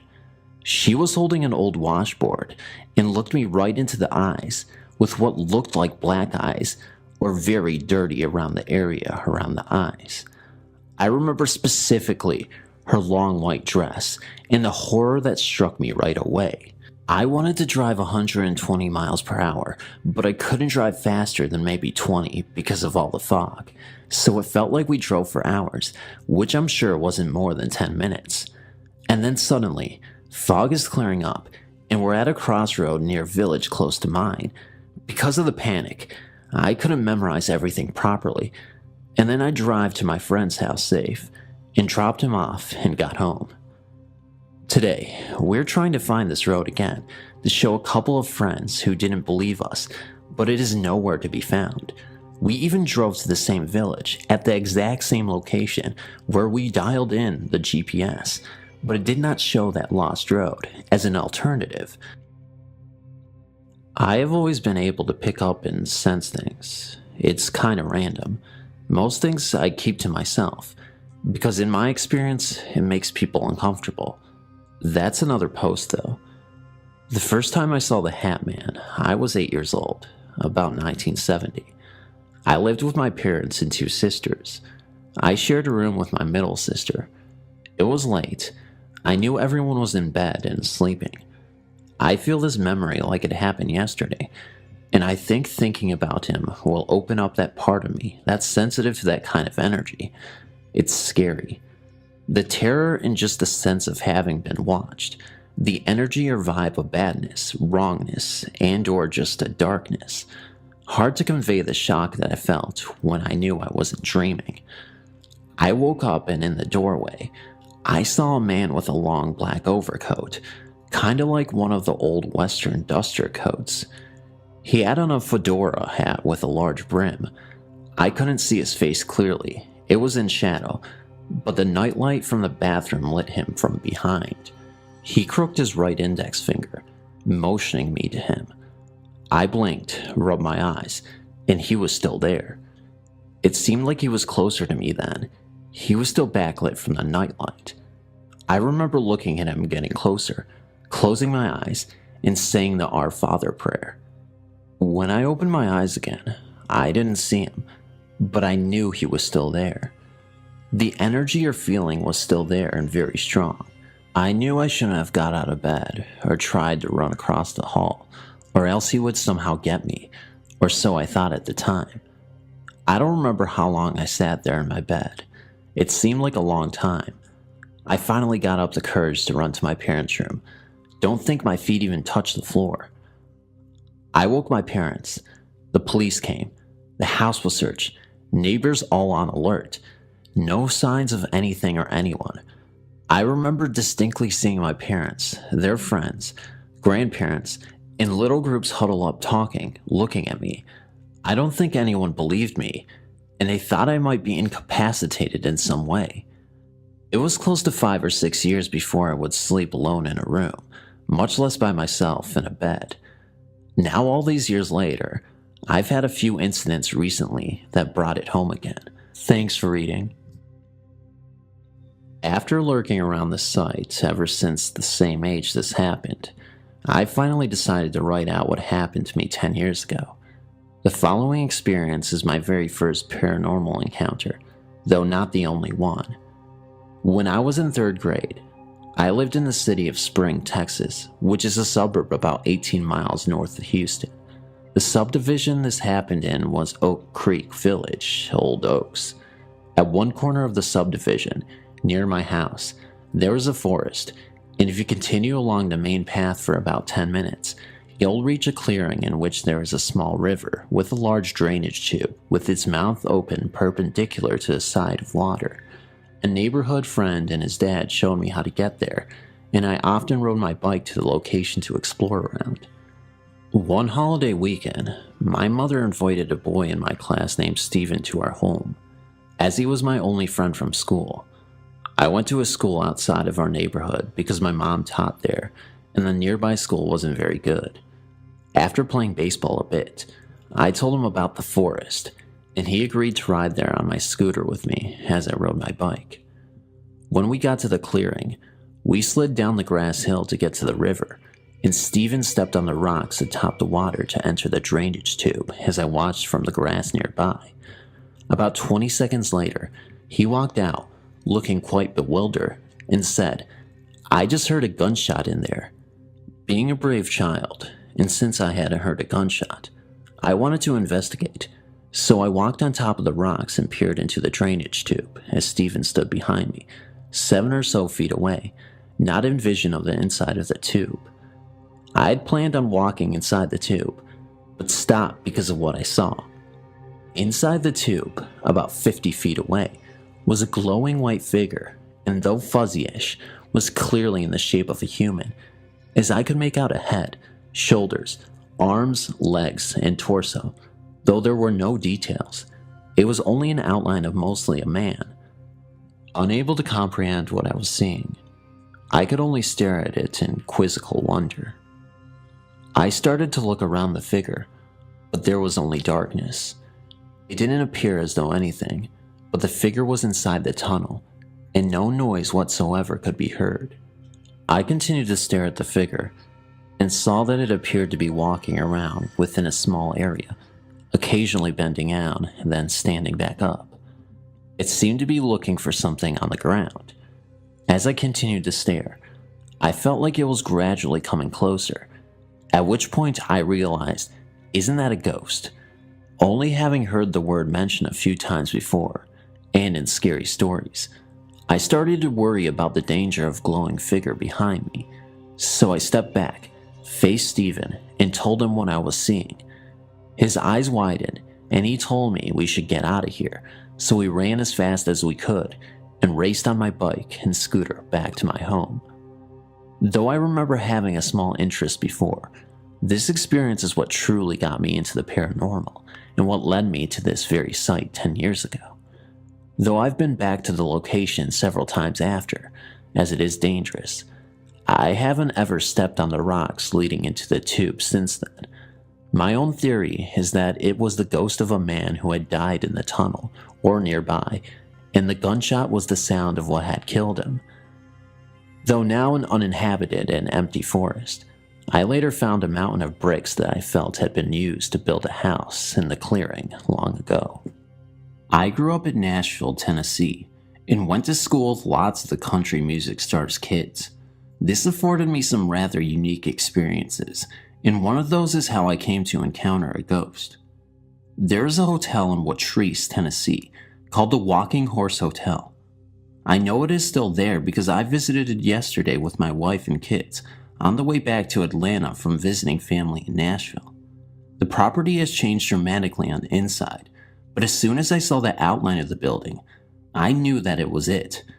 It was in the early 1980s, and I was invited to go with some of my friends and one adult, the wife of a very prominent country music star, to stay New Year's Eve as the guest of the manager of a unique hotel located in Tennessee, walking horse country. We were to be the only people in the hotel, as it was closed that evening. My friends had stayed there in the recent past and had some interesting experiences. This particular hotel was the resting place of Strutting Jim, one of the most famous Tennessee walking horses of all time. His trainer Floyd had lived in the hotel, and sometime after the horse's passing had died himself in his room on the 3rd floor of the 3-story hotel. Floyd was still said to be wandering the grounds in the halls of the hotel, but our host George, the manager of the property, assured us that he was always friendly and had not harmed anyone. We arrived mid-evening after stopping for dinner on the way and enjoyed a nice quiet evening. We spent most of the evening looking at the amazing walking horse artwork that hung on almost every square inch of the lobby and main staircase. It was shortly after midnight. We had been listening to George's tales of encounters from other guests when everyone started settling down to sleep. I was feeling a bit brave and still wasn't as sold as the others on the authenticity of Floyd the Ghost, so we decided to go up and sit in his room on the 3rd floor to see if anything would happen. I sat on the bed in almost total darkness and waited for Floyd. When I opened my eyes, I was laying on the bed, still fully dressed in clothes and shoes, and day was just breaking. I knew that I had fallen asleep and that there had been no visit from Floyd. I went downstairs to find George, starting to put together breakfast, and the others were just starting to mill about. George suggested we go out and see Strutting Jim's grave marker and stretch our legs before breakfast. As we headed out to the back pasture to visit the stables and grave, it all seemed strangely familiar. As we approached a fenced-in area on the side of the pasture, I stopped George and asked how long the English sheepdogs had lived there. He looked rather surprised, as we had not been out there the night before, and there had been no mention of the dogs, but sure enough, they came running up to the fence and started barking and looking directly at me. We then proceeded to the stables where the grave marker was, and there were a few horses kept. As we approached one of the stables, George told us all to stay clear of the big black one as he bit anyone he didn't know. The black horse immediately came to me and started nuzzling my head and stamping his feet in excitement. We then walked over to the grave marker and I led the way as if I had been going there for years. By now, even George was blown away with all of this, and when asked, I responded that I slept in Floyd's room but didn't remember leaving the bed all night. We all walked back to the hotel, talking about the strange events, and without asking, I walked directly in the rear kitchen door like I owned the place. We had not been anywhere near this area of the hotel for our visit, but I knew exactly where to go. We all sat down in the dining room, and George asked who would like biscuits with honey to start. I jumped up and stated that these were the best biscuits in the world, and everyone should have some. George asked how I knew this since this was my first visit, and we had arrived after dinner the night before. I walked straight into the kitchen, opened a pantry, reached up to a tin on the 3rd shelf, and opened it up to reveal a tin full of the very biscuits. That pretty much sealed the deal. It is my assumption that Floyd took me for a little spin the night before, using my body as a vehicle to get to his favorite places and get some of his favorite food. I'm still not quite sure what to make of this incredible event, but I know that I now believe that there are some people who just aren't ready to go on to heaven or whatever awaits them, and they are still here on earth with us. On my visit yesterday, it was so disappointing to learn that the new proprietor had gutted the hotel, changed the entire layout, losing the lobby and grand staircase, and didn't believe that any of the tales about Floyd were anything more than poppycock. The entire feel of the place was different, and I hope Floyd has moved on to his eternal resting place. I know the memory of that incredible day will always be with me.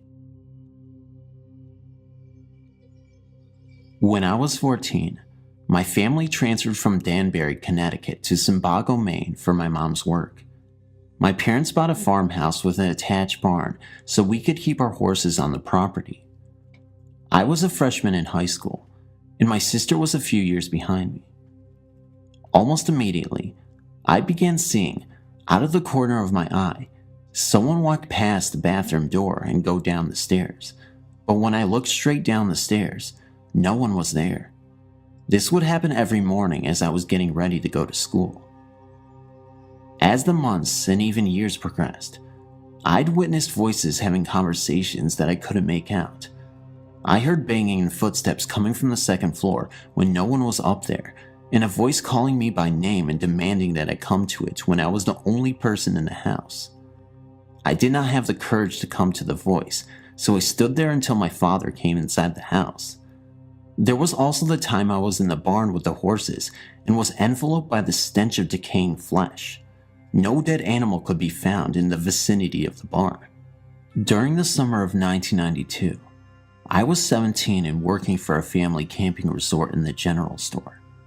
I remember being asleep and being woken up by a man's voice in my ear. He said, "Wake up and hear the storm." I can still remember feeling the vibration of his words in my ear and being puzzled by what I had just heard. I sat up in my bed and was afraid that there was someone in my room with me. My father was the only man in the house, and I was positive that it was not his voice that I heard. Beside the fact that I didn't hear my door open or close, so I was sure that whoever had spoken to me hadn't left yet. Lightning was coming down outside, and I could hear the horses whining, so I got out of bed and tried for the light, but the power was out. I stumbled down the stairs and saw that my father was in bed sleeping.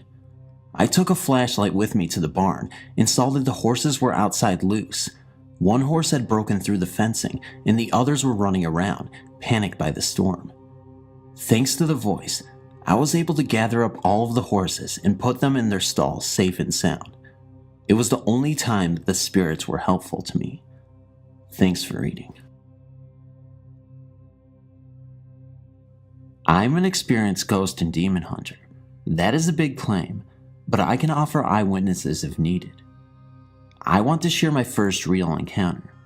I was 15 and my family saved for months to rent a vacation home on Cape Cod. It was in the little village of Warham near Onset, and the whole area was made up of vacation homes. When we got there, I was excited and immediately ran into the house, only to run through a wall of cold. The cold got in and took over my mind. I was pushed to the back of my mind, and this other being thought through me and touched things with my body. The entity actually held a conversation with me about what she'd remember things being like in her day. The strangest part of this was that my vision changed. I wear glasses, but she took them off. Also, all colors paled into a weird black and white vision. I was terrified. No matter how I squirmed, I could not break loose. My mother called me outside, and as she went to see who my mother was, my body crossed the threshold of the door and the entity was popped out. I was panicked, but what could I do? Saying nothing, I built a wall up in my head that said simply no. When my little brother and sister went upstairs, they soon came down screaming that a dead hand had reached into the open window. I had not told anyone about my encounter, but my no strategy was working, so I cradled them in my arms and said no to the ghost for them as well. My baby sister was stationed in a crib in my room. She often woke up about 2 or 3 a.m. screaming. I got good at waking up when the presence got near and throwing my proactive no over the baby too. We had so much poltergeist activity in that house. Like the salt and pepper shakers would fly off the fridge and onto the table. My mom would put things away, turn around, and they would be back. We also experienced knocks, footsteps, and bad smells. And when my cousin came to visit, he stuck his head through the open window that led from the TV room to the porch, a window that was jammed all 3 of us could not budge it, and it slammed down on his head. At the end of the week, I finally told my mom about the encounter I had. She believed me and went to see the realtor we had leased the house from. He casually told us that the reason we got the house so cheap was because it was haunted. A woman had been murdered there 20 years ago. We rented that house out a couple more times. Since we knew it was haunted, we would say hello to the ghost. My mom felt bad for her when we got there. It was never an easy thing for me, as she often tried to get into my head or talk to me. I built up my auric protection from that experience, but I was very afraid of ghosts for a long time afterwards. As will happen, ghosts were very interested in me. Then demons started being put in my path. It is one thing to believe in ghosts, but it took much convincing and hand wriggling to accept that there are demons. For every encounter with the demonic, I've had to reach deeper into old myths and religious writings to tease out what the ancients knew. I am not a devoted Catholic, although I was raised to be. That path never held answers for me, or I should not say enough answers. Yet I became an ordained minister of universal light. I know there is a great spiritual mind, a great source, and sometimes that source appears to me as female, sometimes male, sometimes both, or neither. I died a few times as a child, due to what I now know was demonic attacks. When I gave birth to my daughter, I had complications and bled to death. That journey took me to the great source, in a word, to love. But not love as an attachment to a person, idea, or pet. Love as an infinite ocean of creation. I was immersed in this oceanic experience while the Great One spoke to me. It was really more like receiving direct knowing. She said it was my choice to go back on or move on, that I had a hard life in addition to my nonstop illnesses. I had been abused in every sense of the word, and it was fine to let go. My children would do fine without me. I was needed, but not necessary. If I chose to go back, however, I would be sent teachers and would fulfill certain duties for the balance. I would be a teacher and healer and have the tools and gifts I needed as such. In this place, I had no ego, no desire. I was awish in love. I looked down at my daughter, not 3 minutes old, and chose to go back for her and my son.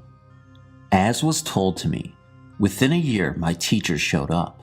Also, the demons showed up. Those first few years were dedicated to clearing out my mind and personal history. As I came to know my personal demons, a correlating world demon would make itself known. At first I did nothing but observe and clear myself.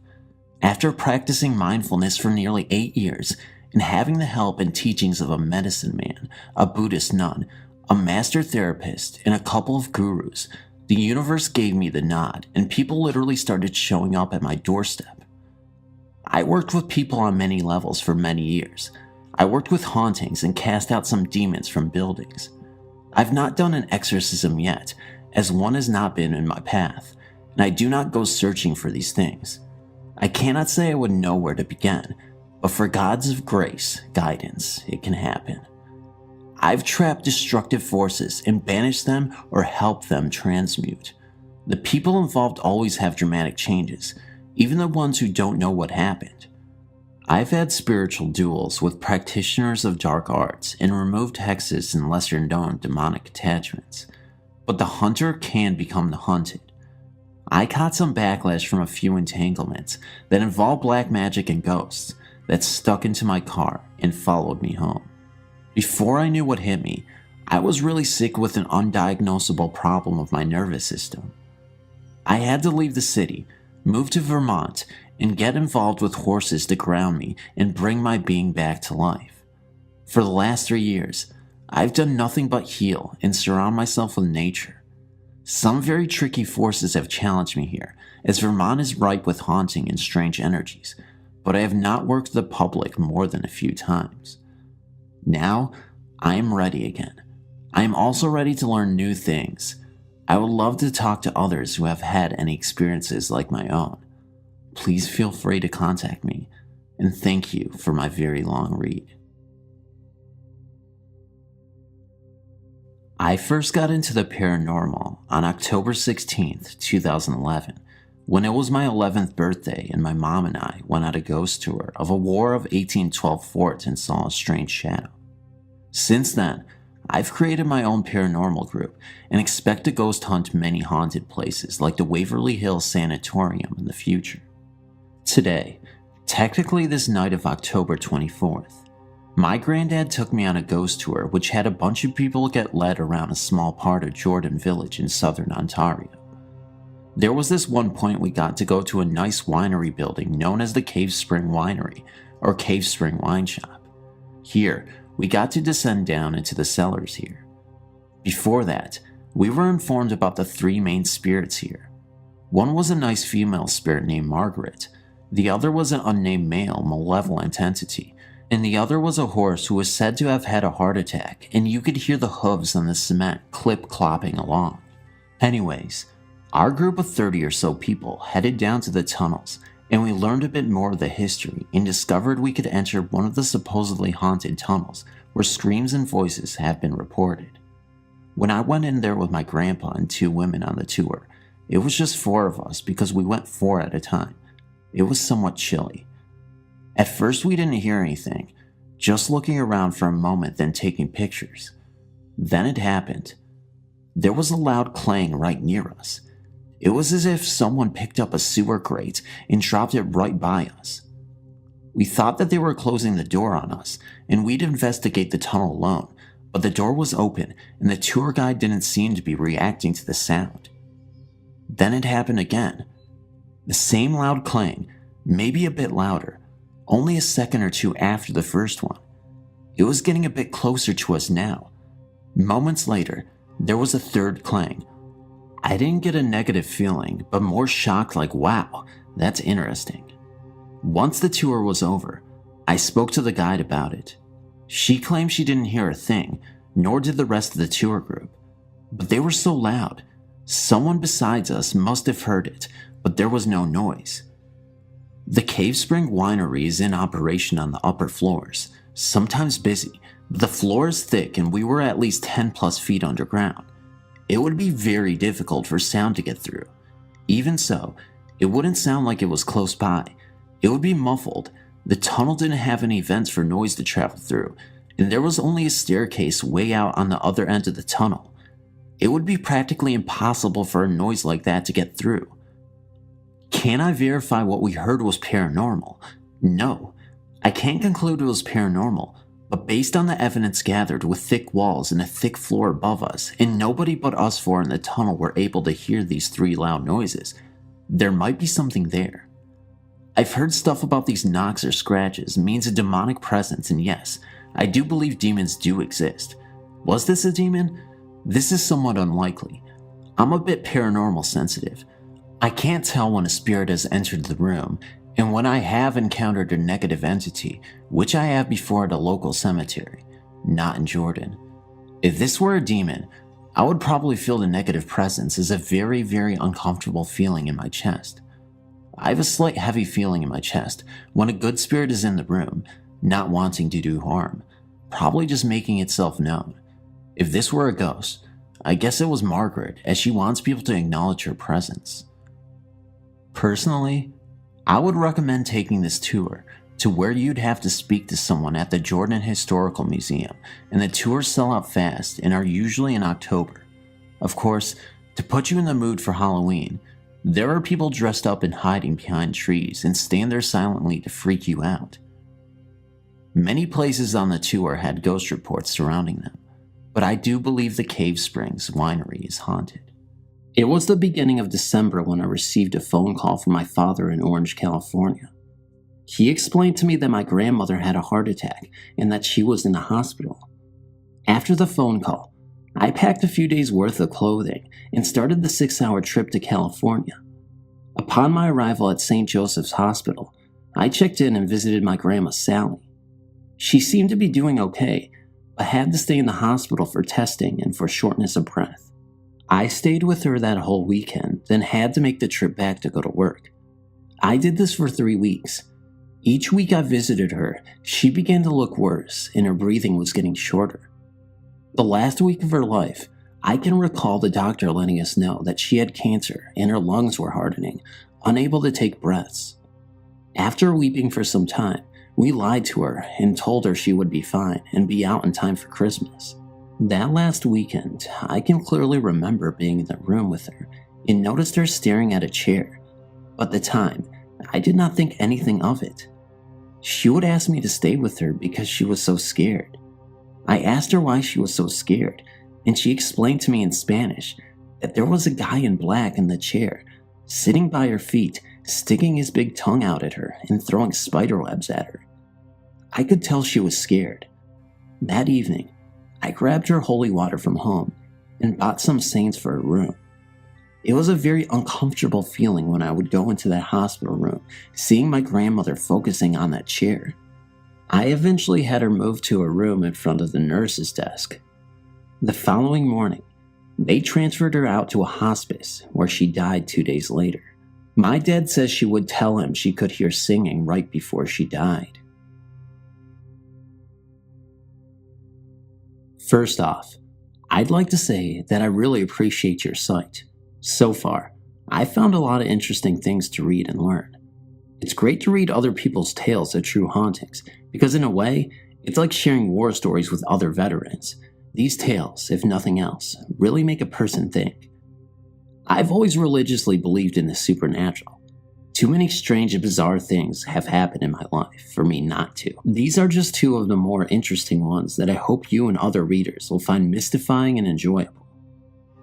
During the summer of 1995, I lived in Washington, D.C., where my father had rented an apartment suite at the Watergate.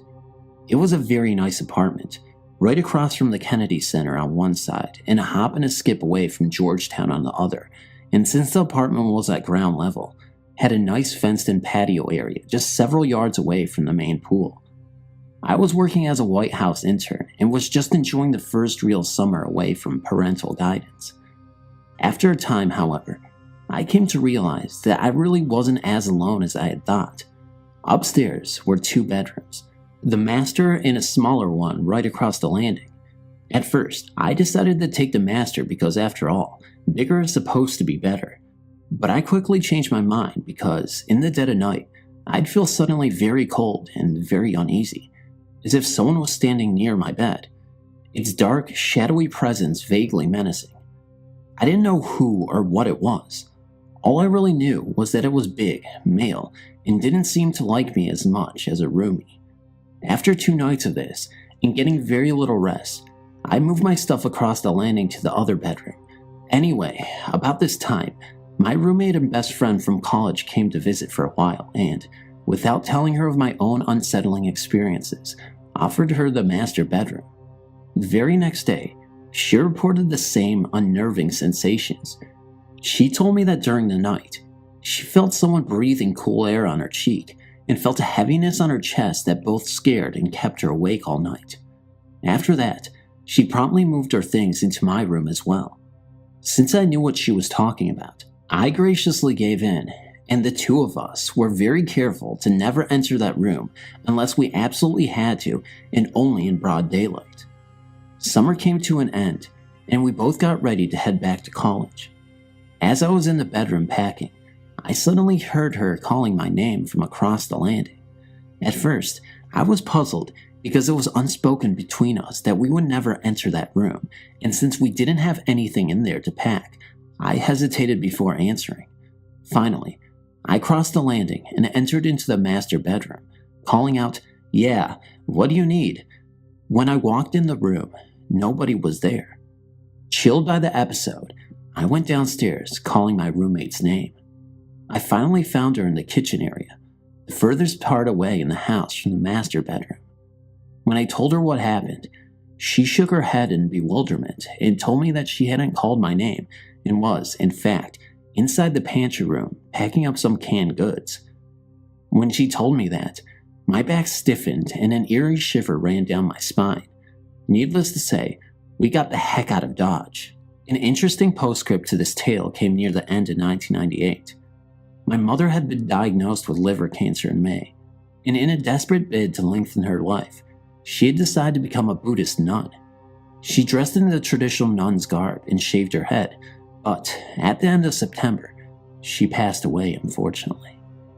During this time, a close friend of hers was in DC, and so stayed at the Watergate apartment. She had not seen my mother in over a year, and in fact, did not even know that my mother had just died less than a week ago. She unpacked and fell asleep in the master bedroom. Around midnight, she awoke because, as she told my father later on, she felt and saw an enormous shadow sitting on her chest, cutting off her breath. She couldn't scream because of the weight, and for a second, thought she was dying. She struggled and fought, but the shadow wouldn't budge, and she finally drew in one breath and cried out for help. Immediately, She said she was blinded by a light coming from the closet door, and as the light drew closer and nearer to the bed, she felt the weight suddenly dissipate, the shadow fleeing from the unearthly glow. She opened her eyes and saw a woman standing next to her, brown robes flowing to the ground. Instantly, she said she knew it was my mother, but the only thing that made her wonder was the fact that this woman, this friend she had known for years, was shaved bald. The glowing woman then smiled gently at her and slowly disappeared. Only after this friend of my mother's had told my father about this incident did she learn that, indeed, the day my mother died, she had died with a clean-shaven head, dressed in brown robes. The second place I experienced a haunting was when I lived in a 2-story house in the south side of Las Vegas. The house was owned by a chief in one of the casinos near the Strip and was completely furnished as advertised. As I came from a traditional Asian household, my grandmother also lived with me and my father, and since he was frequently away on business, it was just the two of us there most of the time. The first week we moved in, my grandmother discovered very fine, very black sand would accumulate near the tiled fireplace, and since we didn't ever use the fireplace, we thought it was rather strange. She would sweep it up, throw it away, but the next day it would appear again. This happened for about 4 days in a row. My grandmother, bless her heart, is a Capricorn, and thus rather anal about things. She was forever checking doors and windows, making sure they were locked and secured whenever we left the house. So when we came home one day from shopping, we were shocked to see the front door standing wide opened. We always came through the garage door, so it was very unsettling to see that door open, knowing we had locked it before leaving. And since the front entrance is protected on one side by the garage, we knew the wind could not have done this. Nothing had been stolen or otherwise disturbed. We ended up not talking about it because really, what was there to talk about? And put it down to a freak of nature. During this time, my father came home from his trip and stayed in the master bedroom. Now, my father is not a man that is given to sudden wild and unexplained imaginings. He's 6'2", weighs nearly 200 pounds, and is perhaps one of the most self-assured men I have ever known. But after a week in that room, he abruptly confessed to me one day that there was something else staying in that bedroom with him. He said that whenever he closed his eyes to sleep, he would feel as if someone or something was staring at him through the darkness, and he would then have to get up and sleep with the lights on. At first, I just thought that was ridiculous. I mean, the man had faced down a robber at gunpoint, and he had to sleep with the light on? I smiled and nodded, but didn't think much of it because this was Vegas, not some creepy little Stephen King town filled with outlaw boogeyman. But after he left again, and I decided to stay in the master bedroom, it had cable, I quickly changed my mind, because as I snapped off the light, I too felt something peering at me through the shadows. It wasn't the same as it was in DC. This one was just as unsettling, to be sure, but it wasn't as menacing, just very disturbing. It was almost like it wanted me to notice it, had something it wanted to tell me, and as I turned on the light, I couldn't help but feel that it also needed to do something. Finally, one night, I sat up in bed and asked it, "Okay, what do you want?" I've had some prior experience with channeling, and this wasn't the first time I had encountered a restless spirit, so I just bluntly asked it what it wanted of me so I could finally get a decent night's sleep. When I closed my eyes in exhausted semi-consciousness, it was around 3 a.m. at this time, I saw behind my closed eyelids the pale figure of a woman dressed in white with long brown hair down her back. To be honest, I didn't really believe what I was seeing, just thought it was a product of first stage REM cycle. I don't really remember what she looked like, just that she was slender and had curious stains on her white dress. She looked to be in her late 20s to mid 30s. She told me that she had been taken out to the desert, raped, strangled, and buried in the sand where the present house stood. Again, I don't know how much of this is true because I was nearly asleep at the time, but what I can say with certainty was that this spirit was obviously distressed by the manner of her demise, and I felt very sad for her. Later on, I told my grandmother about this, and as she burned paper money for my mother, a traditional act in Asian countries, she would be sure to burn some for the woman in white as well. She would burn the paper money and plead at the same time for this nice lady to not come out and frighten her while she was alone in the house.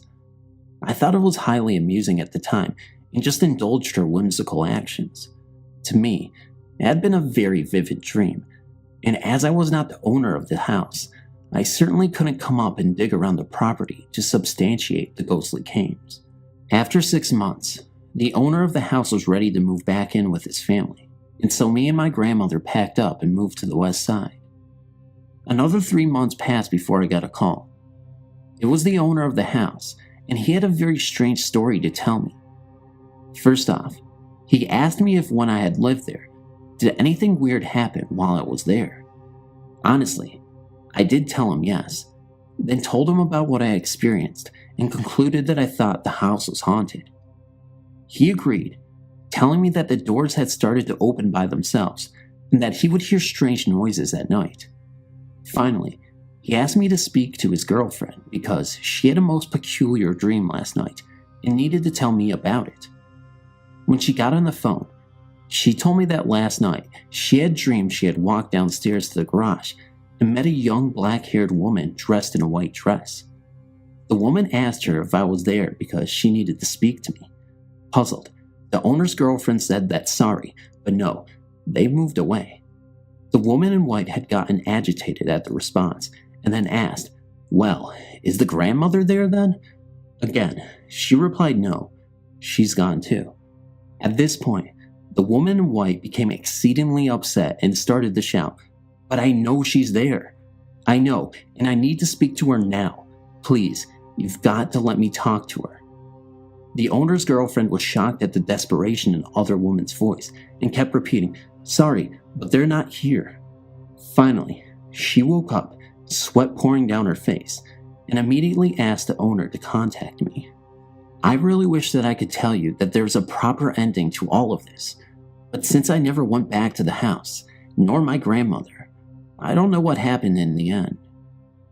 I just thought it was thoroughly bizarre that something which I had convinced myself was just a dream was actually probably based in some reality. Perhaps one day, I'll get the courage to go back there and tell him what the woman in white had told me. I still think about the poor woman at times, wondering if she's still on her quest to find some sort of justice or peace, and I hope that time really will heal all wounds. I just know that I've been blessed in the sense that I've been given opportunities to touch a world seldom seen by rational people, and hopefully this will not be a trend that will soon break. I also wish that I could include father's incidents that have raised my eyebrows a notch or two, but I think that I've taken up enough of your time. Thank you for listening. Oh, and by the way, my grandmother still burns paper money for the lady in white. She's convinced the poor soul will come after her if she doesn't. I was reading through your website, and it gave me the confidence to speak out about what I saw as a child. At age 12, I saw the angel of death, or what have you. I witnessed him come to a woman whom I had no knowledge of or have ever spoken with, take her away by giving her direct eye contact. Here's what happened. It was before summer in 1989. My family was poor, and we were being evicted from an apartment in Washington, D.C. We had to go to court to talk about it with the judge. In the waiting room at the courthouse in D.C., there was a woman sitting beside me with a large oxygen tank and a mask over her mouth. She was really heavy, and she wore a purple flower dress. I sat beside her. I remember I noticed her oxygen tank and wondered what was wrong with her. Then I heard a knock on the glass, which was right behind me. The seating arrangement was like the chairs were facing the waiting area, but your back was to a glass wall that if you looked through, you could see the security guards checking people in through an x-ray machine. I looked up when I heard a knock. 3 knocks. Then I looked up, and so did the other woman with the oxygen tank. We looked up at the same time. The angel of death looked at me with eye contact, then looked directly at her. He stared for about 3 seconds at both of us, me first and then her. When he looked at her, she wheezed a big then she fell on the ground in front of her chair. People, adults, started running to her and they said, "Get those kids out of here." And I just kept saying, "You did not see that man scare her?" Then I looked down the long hallway. He walked down and only saw his long black coat that looks like what judges wear. A black hat, black cape or cloak, and black shoes from the back.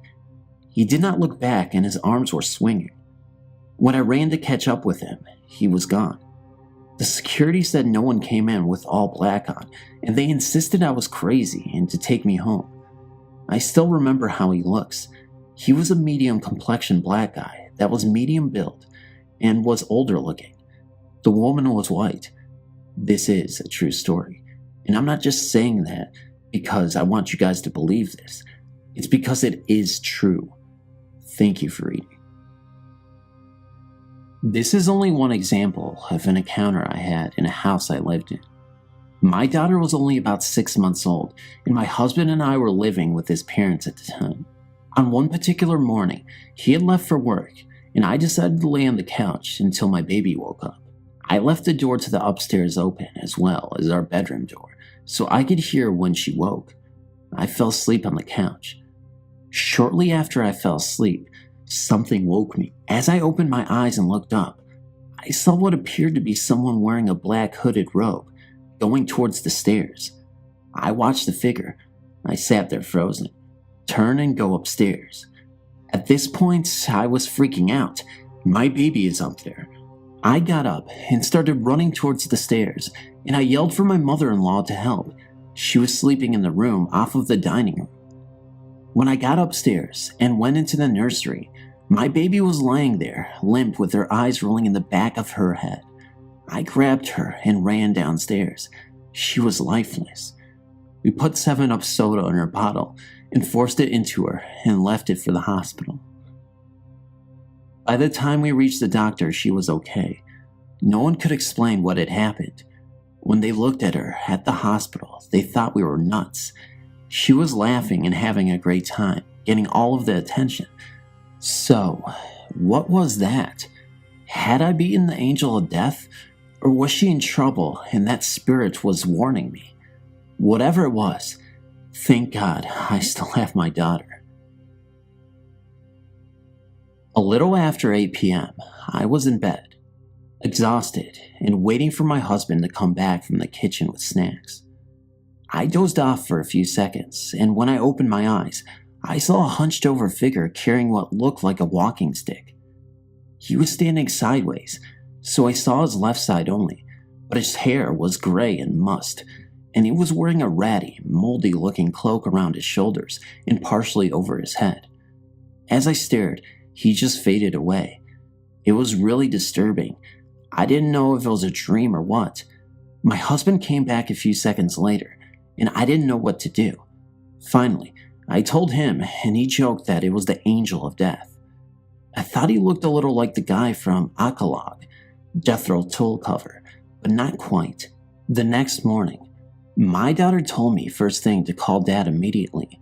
His older brother in Italy passed away that morning. I asked what time, his time and our time. I saw him about 4 hours before he passed. The strange thing is that even though there are 11 children, the only other sibling, another brother, passed away 28 years earlier, on the exact same day. I've not seen him again, but I've experienced visits by scent mostly, and he has visited a few times, mostly to tell the other siblings to call Italy and take care of his widow. I had spent time with this man, and he really liked me and even gave me a memento of his. I believe he somehow knew I could see things others couldn't. He knew I could, and did, carry out his message to my husband and for him to make sure his siblings stay in touch with her, too. Oh, and by the way, he did have a stick that he used to carry with him. Upon ever thinking of the paranormal, my initial feeling is fear. I'm not, maybe never will be, comfortable with my encounters with the supernatural. I've always been what you would call overly scared when it comes to the subject of ghosts, but that doesn't stop the supernatural from paying my frightened self many visits. For some odd reason, most of my encounters have been while being just in the midst of falling asleep, or they will wake me out of my sleep. For this reason, I've always tried to convince myself that they were just my imagination, I've come to cope with the fact that they have been happening more frequently. The past homes I've lived in have been older homes, so you would think that if I were having encounters, the history of the home would be to blame. But I now live in a newer home, and I'm recently being visited by a close friend of mine who passed away almost 2 years ago. My first encounter when I was about 13. I was lying in bed, almost asleep, when I heard what I thought was my little sister talking and playing in my room. I told her sternly, "Holly, get out of my room." But when the little voice and rummaging through my belongings in the corner didn't stop, I opened my eyes only to see that the little voice wasn't my sister's. It was a little girl whose face I couldn't really make out, being that she was a little ball of light. Some of her features were distinctive, but I could clearly tell what was happening. I jumped out of my bed and ran for dear life. My mother is a big fan of the supernatural and always says, "Elizabeth, you should try to talk to them if you see them. Ask them what they want." Is she crazy? My first experience made me run, much less strike up a conversation. We eventually moved into a much older home where I experienced a lot of lights turning on and off by themselves and the frequent sounds of someone walking up and down the hardwood stairs. But I grew used to it and never had any more visual experiences until recently. My closest friend, Morgan, passed away in a car accident almost 2 years ago at the young age of 18. I believe that she hasn't crossed over because she is confused. Her life was taken so quickly that I believe she is lost, and she is now visiting me. She has come to me 2 times in the past month, and I have a feeling that she's going to come again. Anytime I have an encounter, it scares the wits out of me. Again, this encounter came in the midst of falling asleep. I was actually having a dream about her, and I don't know if it was a noise that woke me up, but in my groggy state, I opened my eyes and someone was standing in front of me. I know it was her, but couldn't make her out. I heard her talking to me, but it was very muffled. I was scared to death, of course, so I closed my eyes and tried to fall back asleep, blowing it off as my imagination, until I woke up. The same night, I was having yet another dream about her. I'm a very light sleeper, so any noise, touch, etc. will wake me up. While dreaming of her, I popped awake instantly while catching a chill and having something touch my back in the dead darkness of the night. I tried to scream, but nothing came out, so I hugged my infant son closer and went back to sleep. My way of dealing with my encounters is to be very still, if you call that dealing. I would like to not be so fearful of the supernatural, much less my best friend. Please help if you can. My parents found a house to rent in a beautiful location off the Appalachian Trail for an extremely good price. Half of the house was fairly new, and the other half was very old, put together with wooden pegs instead of nails. The first odd thing we noticed was that one area of the lawn, which was enclosed by a stone wall, was constantly sticky and covered in flies. Then we started to hear balls bouncing and what sounded like children running up and down the hallway. Every night the front door would open and close, followed by the door into the kitchen and around the corner to the side door going out.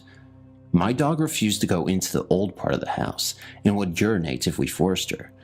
Things continued to escalate to the point where canned goods would fly off the shelves. My brother's closet door would slam open and shut rapidly, and we'd be woken up by faceless children. My father refused to believe anything was going on and always had some rational explanation for it. That is until he was asked by the landlord to replace the floor in the living room. When he opened the hatch to access the crawl space, a fireball of electricity shot out at him, which he ignored. But when we went down the ladder, we found a small dirt room about 4 feet high, and it was a stone slab approximately 6 feet long, with a groove carved around the edge and forming a sort of stone spout at one end. The next day we came home to find 4 of our birds with their necks snapped in their cage, and a mirror flew off the wall at my brother. My parents packed what would fit in the car, and we moved to a campground until we found another place to live. Whatever was in that house, I don't believe was a ghost, but something evil and dangerous.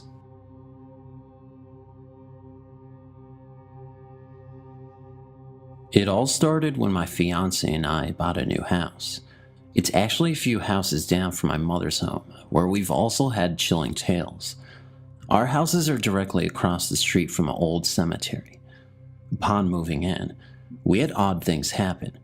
It started off where my dogs would stare into my dark hallway, always around 3 a.m., and growl and raise their fur. It always gave me a sinking feeling. I was taking a shower not long after the dog incident, and something touched my shoulder. I ran out of the shower, soap in my hair and eyes screaming. My fiance said the look of terror on my face made him think someone was in our house and caused him to panic.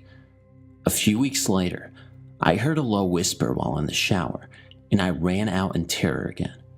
The icing on the cake is about to take place.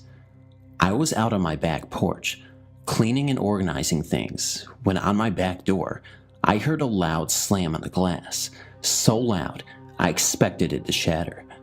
I ran outside, couldn't even speak. I was so horrified, and again, my fiance thought an intruder was inside. There was nobody around. We live on a dead-end street in good neighborhood. I wasn't expecting a human to be the cause. Fast forward to a few weeks later, and we decided to put a fence in the backyard to keep my dogs contained. Upon building said fence, my fiance unearthed a gravestone in our backyard. It was dated from 1851 and appears to be from a young girl. I have a photo on my phone. After finding the gravestone, things escalated. I would be on my treadmill in the bedroom and something would touch my shoulder. I started seeing shadow figures and hearing creepy, low voices. My animals usually picked up on a presence too. I had the majority of the experiences, but I think it's due to the fact that I'm the woman of the house and she's looking for a mother figure. I own a duplex and rent out the other half. My past two tenants and current ones all had their own ghost stories and said it was haunted. I mentioned my mother's house is a few houses away, built along the same cemetery near my house. Well, she called one day after getting home from work at 11:30 at night. She was almost in tears, saying she entered her kitchen and said she's heard the creepiest voice that sent chills down her spine. She's lived on her own for 20 years and wouldn't even enter her own house. She was horrified. My fiance and I came right over and went through her entire house, but nobody was there. When I was a child and we had just moved into that house, she called the police before because it would sound like someone had a baseball bat and was beating on the outside of the house. But of course, nobody was ever there. I still live in my house with the gravestone we unearthed. The gravestone is still leaning against my house. I wasn't sure what to do with it. I didn't want to just desecrate it, so it's leaned against my house in my fenced-in dog pen. We also dug all around looking for a body, but I suppose didn't dig that deep, and we didn't dig the whole yard up. For all I know, there could have been a body in my yard. It was from 1851. It's quite possible the family buried their child in their yard. It's also possible the graveyard expanded to where my house is. Athol used to be a hotspot back in the 1800s. That pesky graveyard was taking up prime land, and folks wanted to build here. Just another thought of mine for why I have a gravestone in my yard, and all these creepy experiences.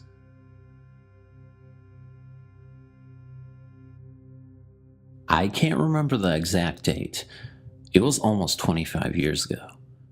I do remember it being in the summer though. I was about the age of 8 years old. My parents had a family friend pass away, and since they didn't have a sitter for me, I had to go along. I was afraid of dead bodies at the time, understandably since I was a child. I just sat at my seat and waited until my parents decided it was time to leave. I distinctly remember a brunette woman coming up and talking with me. She was wearing red heels, black tights, a black dress about down to her knees, a red and black suit-looking shirt, and she had on earrings and a necklace. I cannot recall what they were exactly. I don't know why I can remember this woman so well, or why I can almost perfectly recall her exact outfit. She just stuck out in the crowd. She asked me what my name was. I told her Josh. She then asked me a few more questions about how I knew the deceased. I told her he was a family friend. She then proceeds to tell me that she is his wife.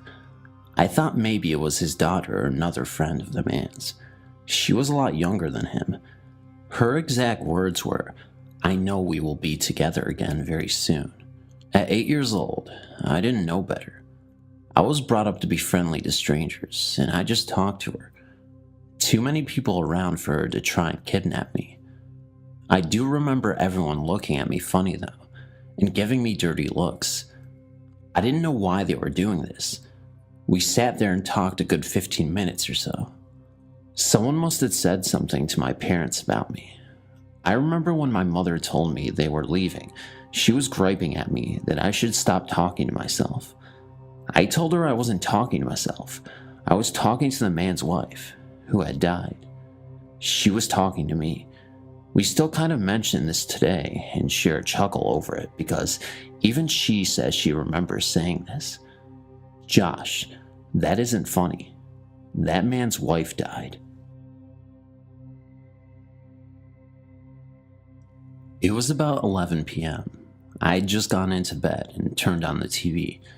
And after about 5 minutes, the TV turned off by itself and the telephone rang one time.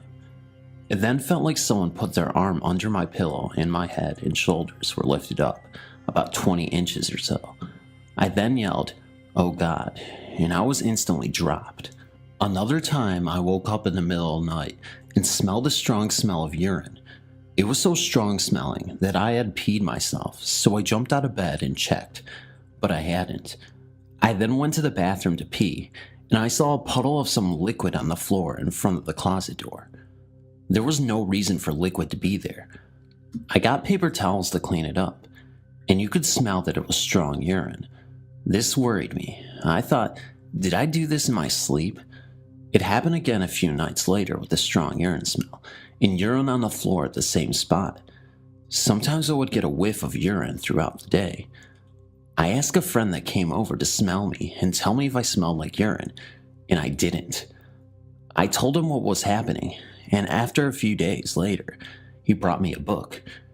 He said he read the back of it, and when I did, I started crying because it said, if you smell urine in your house for no reason, that you have a demon in your house. Some people told me they saw a black shadow in my dining room, and some other weird stuff would go on from time to time. What got me was this was a new house that I had built. I sold it after living there for 5 years. I was very careful not to talk about moving because I did not want this thing coming with me. At one time, I did demand it to leave, and things did settle down somewhat after that, but I always felt like someone was watching me. It creeped me out when I would take a bath. Thanks for reading.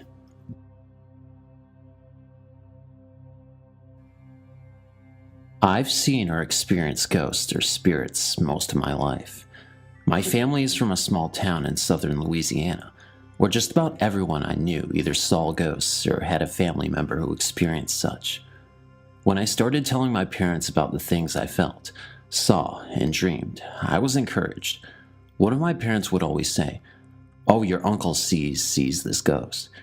And don't forget about your Aunt E. She lives in a haunted house and talks to spirits all the time." So when my most recent experience happened, I was not surprised. My aunt died on January 18th, 2016. She was 96 years old. And although it was sudden, I was happy that she didn't suffer and had lived on her own up until 2 weeks before her death. She was the last relative of my parents' generation, both having crossed over many years ago themselves. I'd been feeling rather blue to say the least, but I returned to my daily routine within a matter of days. On Friday, January 29th, I was driving home after a long week. I was on a very wide and busy street.